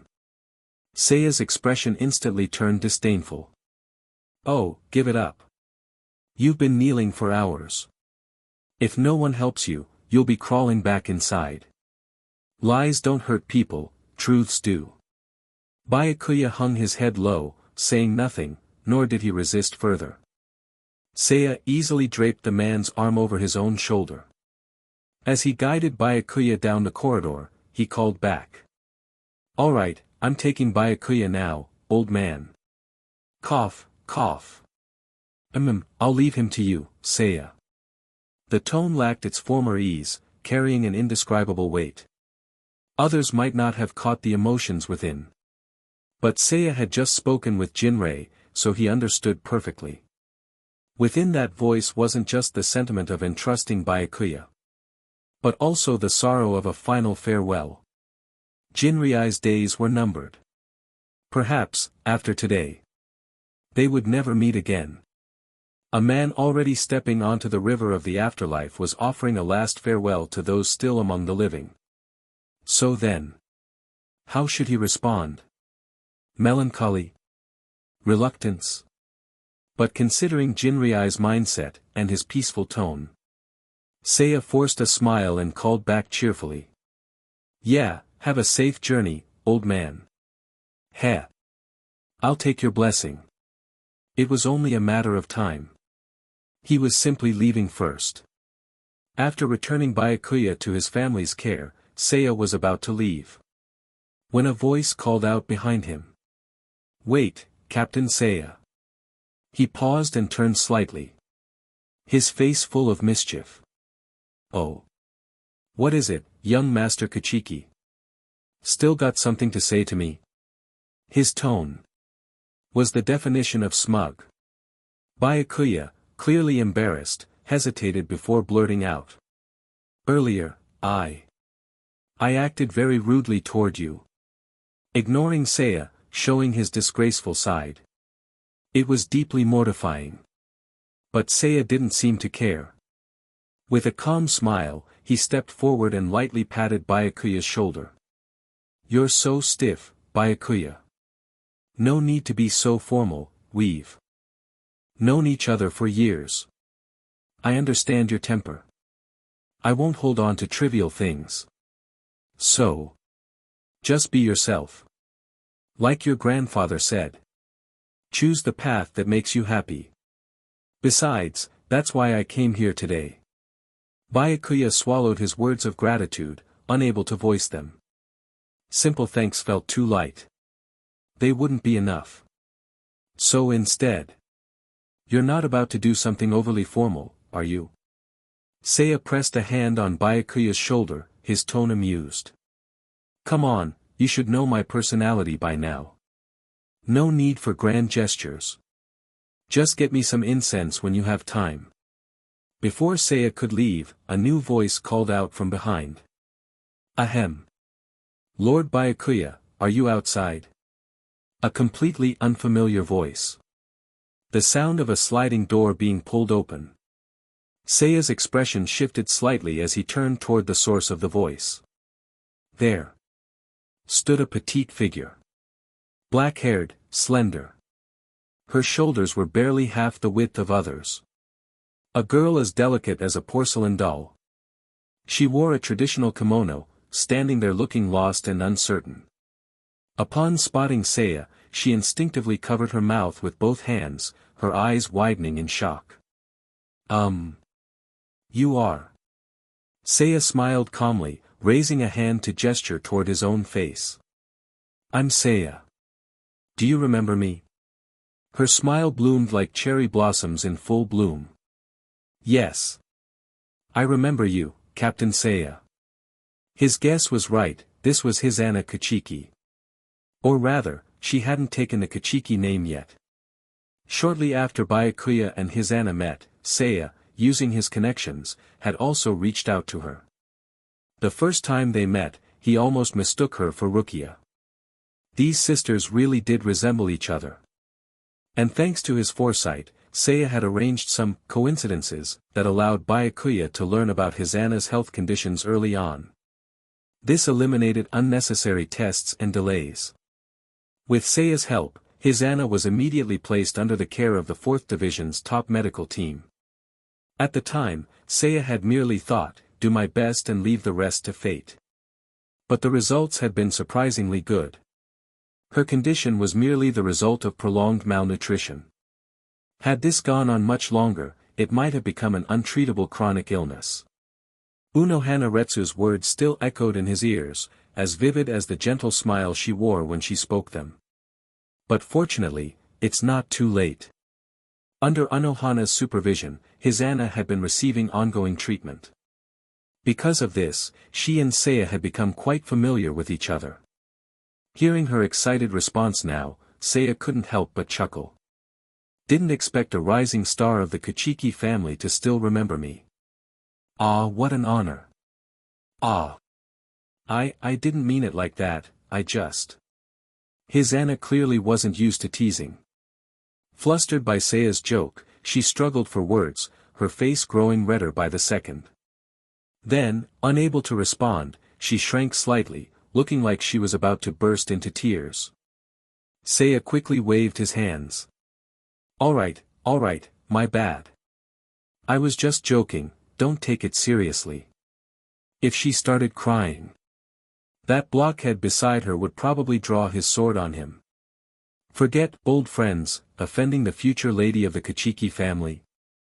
Jinrei would probably jump out of his sickbed to deal with him. After some quick consoling, his Anna's emotions gradually calmed. Looking at her tearful yet lovely expression, Seiya found himself musing. How unexpected. Byakuya really liked this kind of delicate, fragile type. Well, it did match his strong-willed personality in a way. So, have you been keeping up with your medicine? His Anna clasped her hands together at her chest and nodded eagerly. Yes. It's very bitter, but with Lord Byakuya encouraging me, I can manage to swallow it. Oh, so the young master of the Kachiki family even does things like that. How interesting. Beside him, Byakuya's face turned red, while his Anna fidgeted in embarrassment. Ah. Teasing this couple was too much fun. Seiya waved a hand, still grinning. Alright, enough jokes. Just keep taking your medicine properly. I'll take you both to the 4th division for a checkup soon. We should get a more thorough diagnosis and see if any further treatment is needed. Your health is your foundation. After all, I assume our dear young master Kachiki has no intention of taking a concubine. Chapter 174, Vouching with One's Character. It was more than an hour later when Seiya finally left the Kachiki estate. Considering that he had successfully resolved a troublesome matter today, his expression was noticeably relaxed. This sentiment even seemed to affect the two men beside him. Kairaku Shunsui, gazing at Seiya's profile, chuckled. Judging by that look, I'd say things went well. Before Seiya could respond, Yukitake Jushiro smoothly followed up. And even if they didn't, there must have been some progress, right? How do you two always know? Because, Seiya, your emotions are written all over your face, it's as clear as day. Yamamoto-sensei used to say the same thing. Seiya rubbed his cheek thoughtfully before sighing in resignation. So that's the reason. How dull. Is it really that obvious? His self-doubt only made the other two smile. Well, it's not a bad thing, you know. No one dislikes you for it. I'd say it's one of your charming traits. Besides, your 5th division has been quite popular lately. After 40 years of dedicated leadership, Seiya's affable and charismatic reputation had made him a well-known figure at the Shin'ō Academy. Every year, the number of applicants had steadily increased, pushing the 5th division into the ranks of the most sought-after squads. Of course, the old, prestigious divisions, those with high status and minimal duties, remained as untouchable as ever. As the trio departed from the Kachiki estate, Seiya was about to take his leave when Kairaku called out. Since everything's settled, why don't we go have a few drinks? As he spoke, he raised his right hand, gesturing as if tipping a bottle to his lips. Tomorrow's a rest day, after all. Even if we drink until we pass out, it won't matter, and there's a new performance from the most popular courtesan. Seiya, you really shouldn't miss it. A blatant attempt at persuasion. It even made Yukitake frown slightly in disapproval. Shunsui, you should really be more mindful of what you say. But Kairaku simply waved his hand without looking back, his expression completely carefree. Relax, Seiya's lieutenant is a highly capable newcomer. And my own isn't just some ordinary officer either. After all, Kyo Haritku Taicho. The name was enunciated with deliberate emphasis. There was a heavy mix of frustration and strictness in that voice. Even the ever-flippant Kairaku hesitated, his expression turning sheepish. That voice. All three captains turned to see a figure stepping out from the shadows of a nearby alley. Dark hair, glasses. A refined face, slender frame. At this moment, she raised her right hand and adjusted her glasses with her fingertips. Ayase Nanao. Compared to 40 years ago, she now exuded an even greater air of intelligence and composure. The very image of a proper lady, such was the immediate impression she gave. But her expression was too severe. Like an executioner preparing for a beheading, so much so that all three men instinctively held their tongues. Kairaku Taicho. Please repeat what you just said. Ahaha. Nanao-chan, what are you doing here at this hour? A young lady shouldn't be wandering around at dusk. Are you seriously about to abandon all your squad duties just to go drinking again? No, that's not. As a captain, where is your sense of responsibility? Or do you simply not care about your duties? I'm sorry. Like a wilted plant under a heavy frost, Kairaku shrank as he took 2 weak steps forward, finally stopping just behind Ayase Nanao. Despite being a lieutenant, she had completely overpowered her captain in presence. Ayase Nanao, right now. How formidable. Kairaku's surrender seemed to ease her frustration slightly. Her expression visibly softened as she turned to Yukitake, looking apologetic. She clasped her hands in front of her and straightened her posture before giving a slight bow. My apologies, Kairaku Taicho was being inconsiderate. Yukitake, never one to hold grudges, especially over something so trivial, simply laughed. It's fine, really. In fact, I'd say you handled it quite well, Esi-san. There was a clear sense of mutual understanding between the two. But when it came to Seiya, Ayase Nanao did not turn to face him. Instead, she remained slightly angled away, speaking in a calm voice. Seiya Taicho. You as well. Please excuse this display.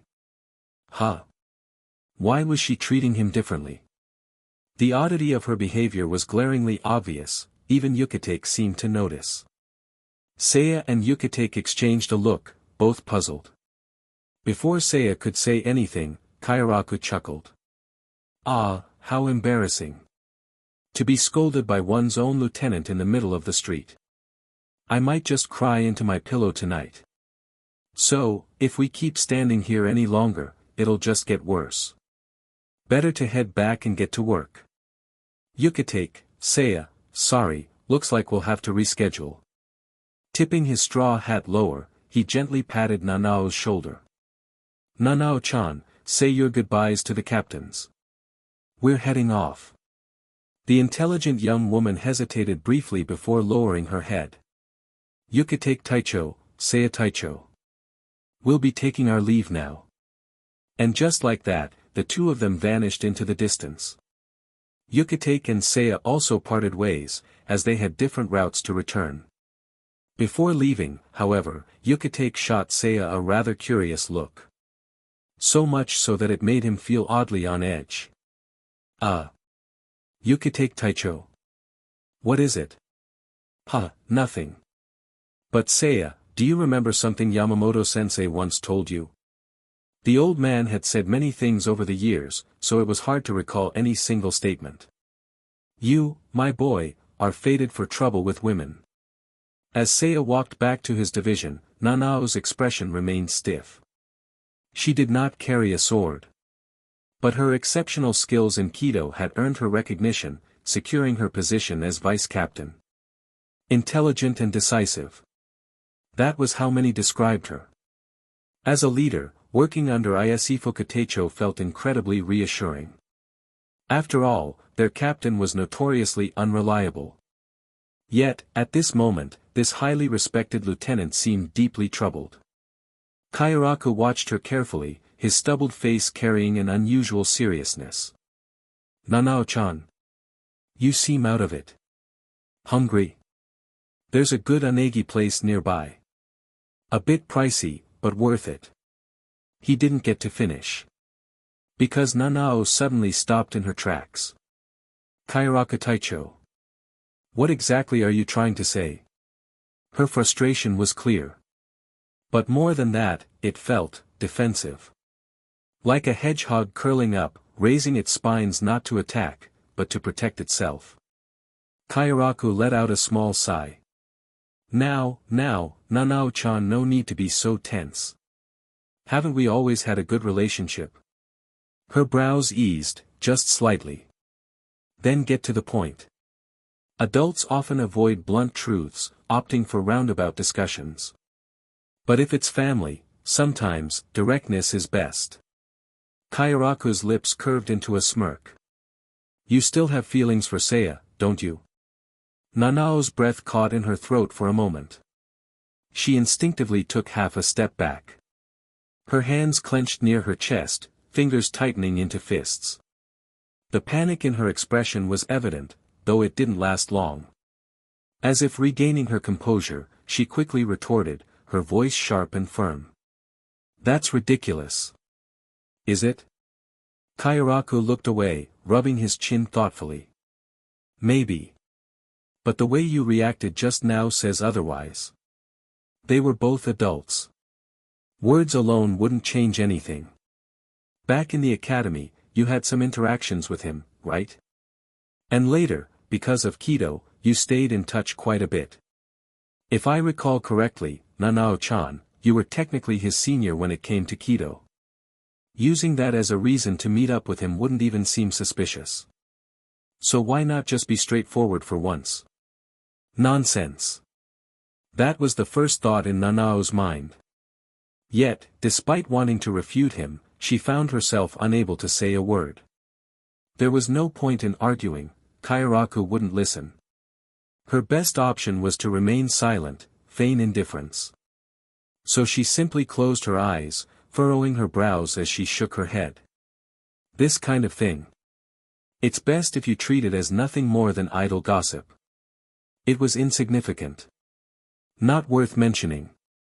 Yes, her feelings were something so trivial. Ah, that won't do, Nanao-chan. Self-denial wasn't the answer. More importantly, there are people who have worked hard, in ways you've never seen, just so you could have a chance at happiness. Things visible and unseen. Like an iceberg, only a fraction of the truth floated above the surface. The deeper, hidden truths, those were what mattered. But, unfortunately, at this moment, Nanao didn't seem to understand that. She bit her lip, instinctively trying to step away, her voice carrying stubborn resistance.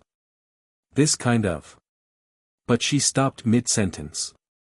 Because Kyoraku's face, for the first time in a long while, bore an expression she had never seen before. Sadness. Pain. Helplessness. Pity. An indescribable look. Kyoraku, who always seemed carefree and unbothered, suddenly looked so somber. Nanao was at a loss. She wanted to speak, to refute, to deny. But a gut feeling told her that doing so would only wound the man in front of her. She didn't want that. That was all. So instead, she averted her gaze, taking a slow breath as she softened her tone. I understand. Sorry, Kyoraku Taicho. Oh, very obedient. Good, that's the Nanao-chan I know, graceful and adaptable.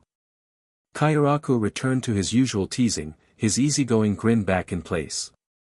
Nanao, however, found herself momentarily dazed. It was hard to believe. This man, usually so carefree and indulgent, had just shown such a fragile expression. So which one was the real Kyoraku? Or perhaps, like his mismatched dual swords, was he meant to exist as two sides of the same whole? She didn't know. And, honestly, she didn't feel the need to pry. Her experiences in the 8th Division, combined with her own observations, had shaped her into someone who valued rationality. If something was unknown, then so be it. Time would eventually strip away the excess, revealing the truth beneath. There was no need to rush. Secrecy and curiosity weren't mutually exclusive, Nanao could afford to be patient. Let's go, Kairaku Taicho. Kairaku glanced at her, his expression shifting slightly. Just a little. But it was noticeable. Compared to before, she had grown, just a bit. It was a strange feeling. Watching over someone as they matured, realizing how much they had changed.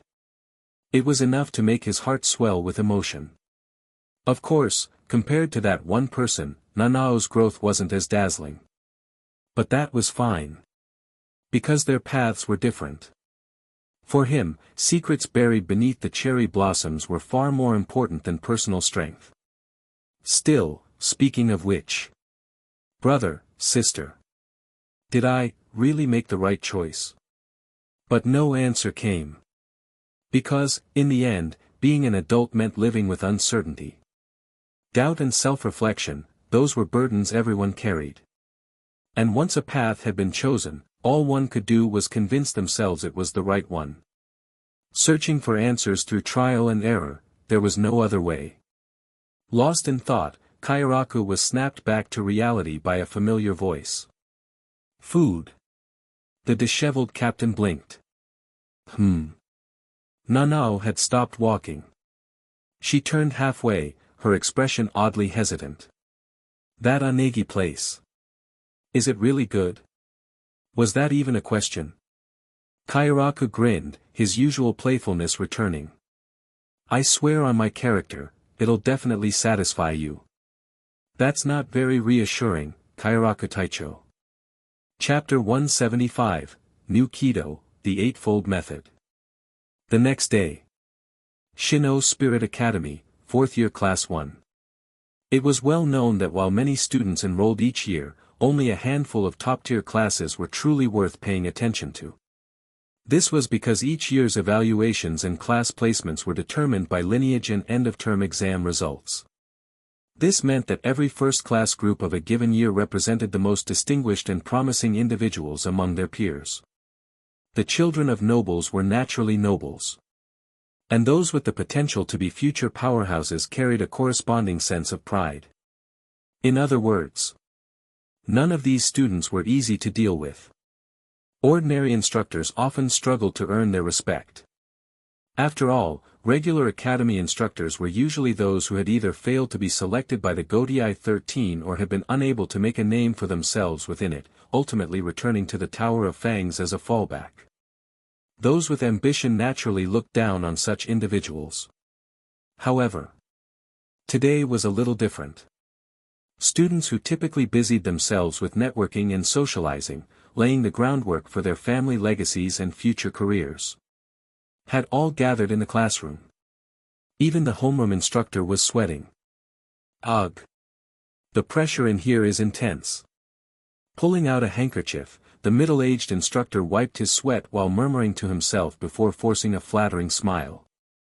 Long-winded speeches weren't his forte, and everyone had clearly come here for a reason. It wasn't to listen to him ramble. So he got straight to the point.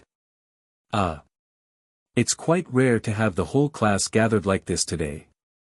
So let's keep things brief. Please welcome our special guest lecturer with a round of applause. A special guest lecturer. As the term implied, these were experts invited from outside the academy to provide specialized training for future members of the Godiai 13 and other key positions. Such lecturers were never just random nobodies. After all, Shin'ō Spirit Academy carried the prestigious name of Yamamoto Genryusai Shigekuni and was the only officially sanctioned school within the Siriidii. And today's guest lecturer, in particular, had an unusual appeal to the students. A certain level of anticipation filled the air. As a short sequence of footsteps echoed from outside. Knock, knock, knock. 3 rhythmic taps on the door. Then, the door was pushed open. Black hair, grown long enough to reach his shoulders. A faint, unreadable smile hung on his face. Beneath the standard black shihakusho, he wore a well-fitted, dignified haori. embroidered on the back. The number stood out strikingly in bold, crimson thread. The man strode forward and stopped beside the podium, flashing a polite smile toward the instructor. "Apologies, I ran into something on the way. Am I late?" The instructor shook his head frantically, his tone unusually deferential. "You must be joking. There's no way you'd be late. The timing is perfect." As if. Even if the guest had been late, so what?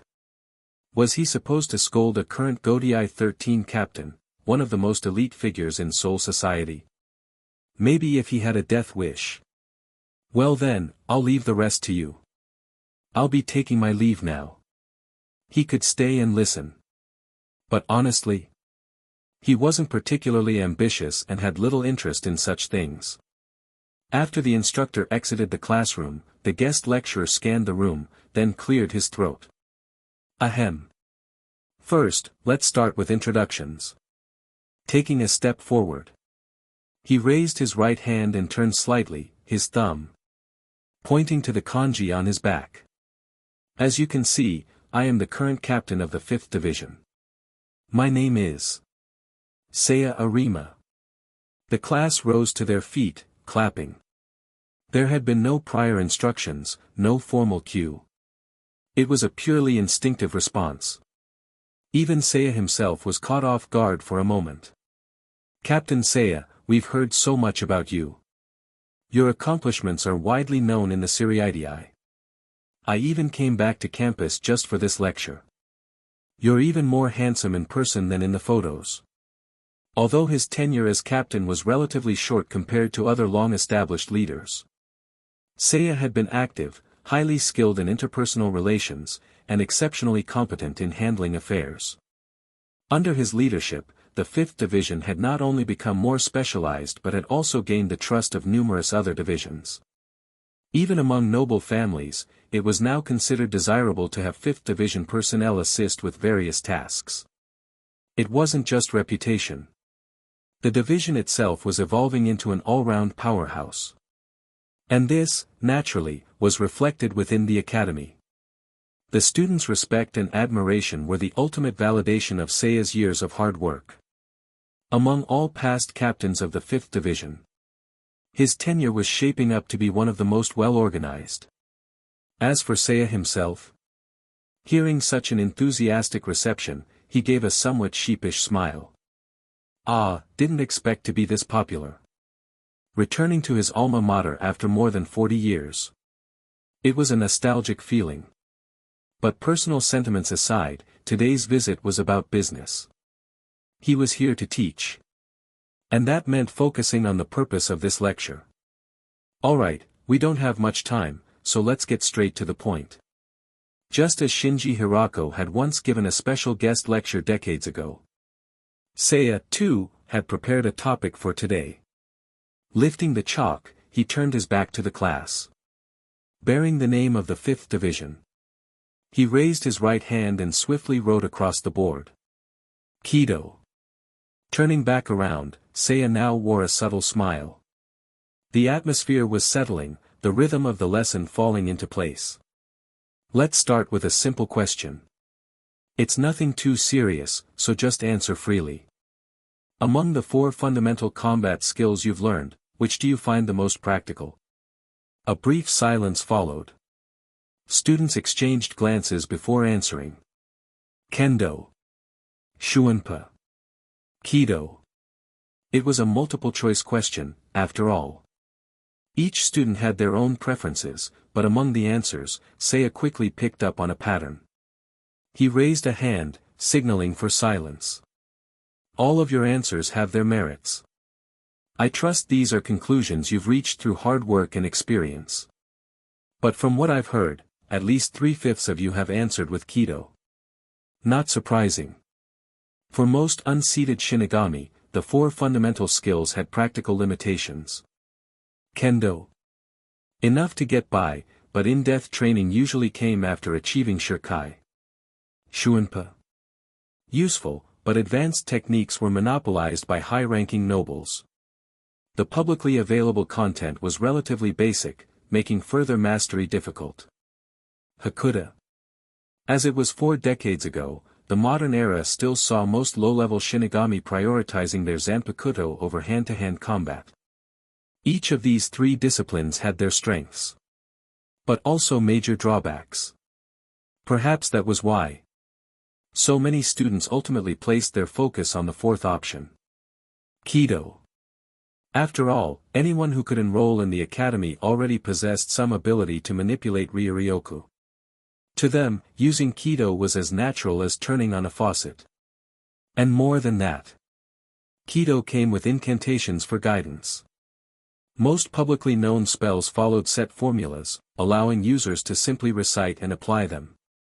Thus, in essence, all Kido practitioners were merely standing on the shoulders of giants, seeking new horizons. It's convenient, isn't it? Seiya's tone was thoughtful. After all, Kido has developed into a highly specialized discipline. Kekai spells for restraining enemies. Healing techniques under the Kaido branch. And Heido, which specializes in destructive force. There were even forbidden techniques capable of manipulating the environment or disrupting the cycle of souls itself. With enough skill, a true Kido expert could handle virtually any situation. Perhaps that was why Kido remained so widely respected among the academy students. Captain Seiya, but how does this relate to today's lecture? Oh, good question. It was something he had planned to explain soon anyway.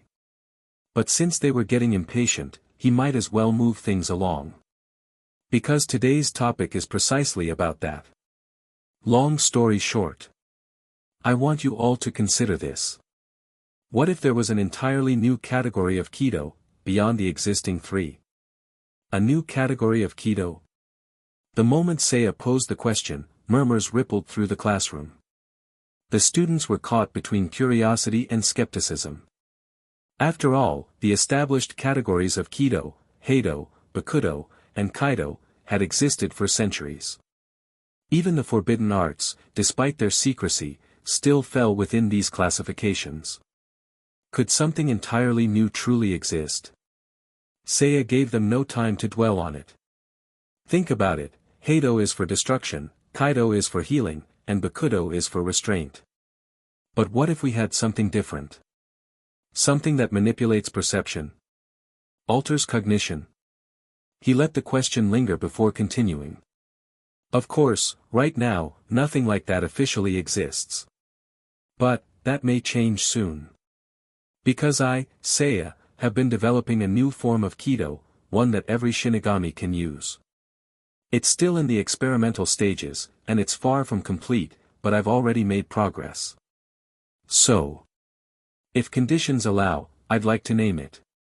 A brief pause. Then, with a calm smile, Seiya spoke. Shin-Kido, the Eightfold Method. Derived from the concept of the 8 aspects of the Heavenly Dragon, this was one of the results of his 40 years of research. Meanwhile, within the 5th Division barracks, Aizen Sōsuke sat at his desk, looking rather exasperated. So this is the reason you caused an uproar at the academy? Seiya, standing across from him, scratched the back of his head sheepishly. Well, that wasn't my intention. Aizen sighed, pressing his fingers against his temple. I see. You only meant to spark their curiosity so they'd take an interest in your research. Yeah. But you didn't expect the response to be so overwhelming that it drew attention from outside the academy? Yeah. To the point that the First Division had to send personnel to suppress the commotion? Clap. Seiya pressed his palms together and bowed slightly. Sorry.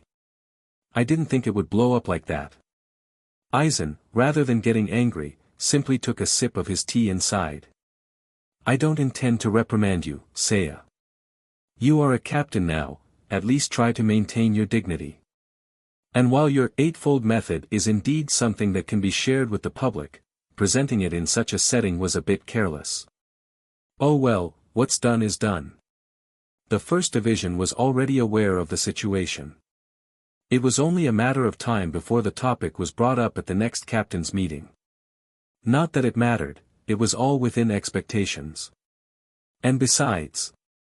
Aizen leaned back slightly, his expression softening with a hint of amusement. You did this for our plan, didn't you? So.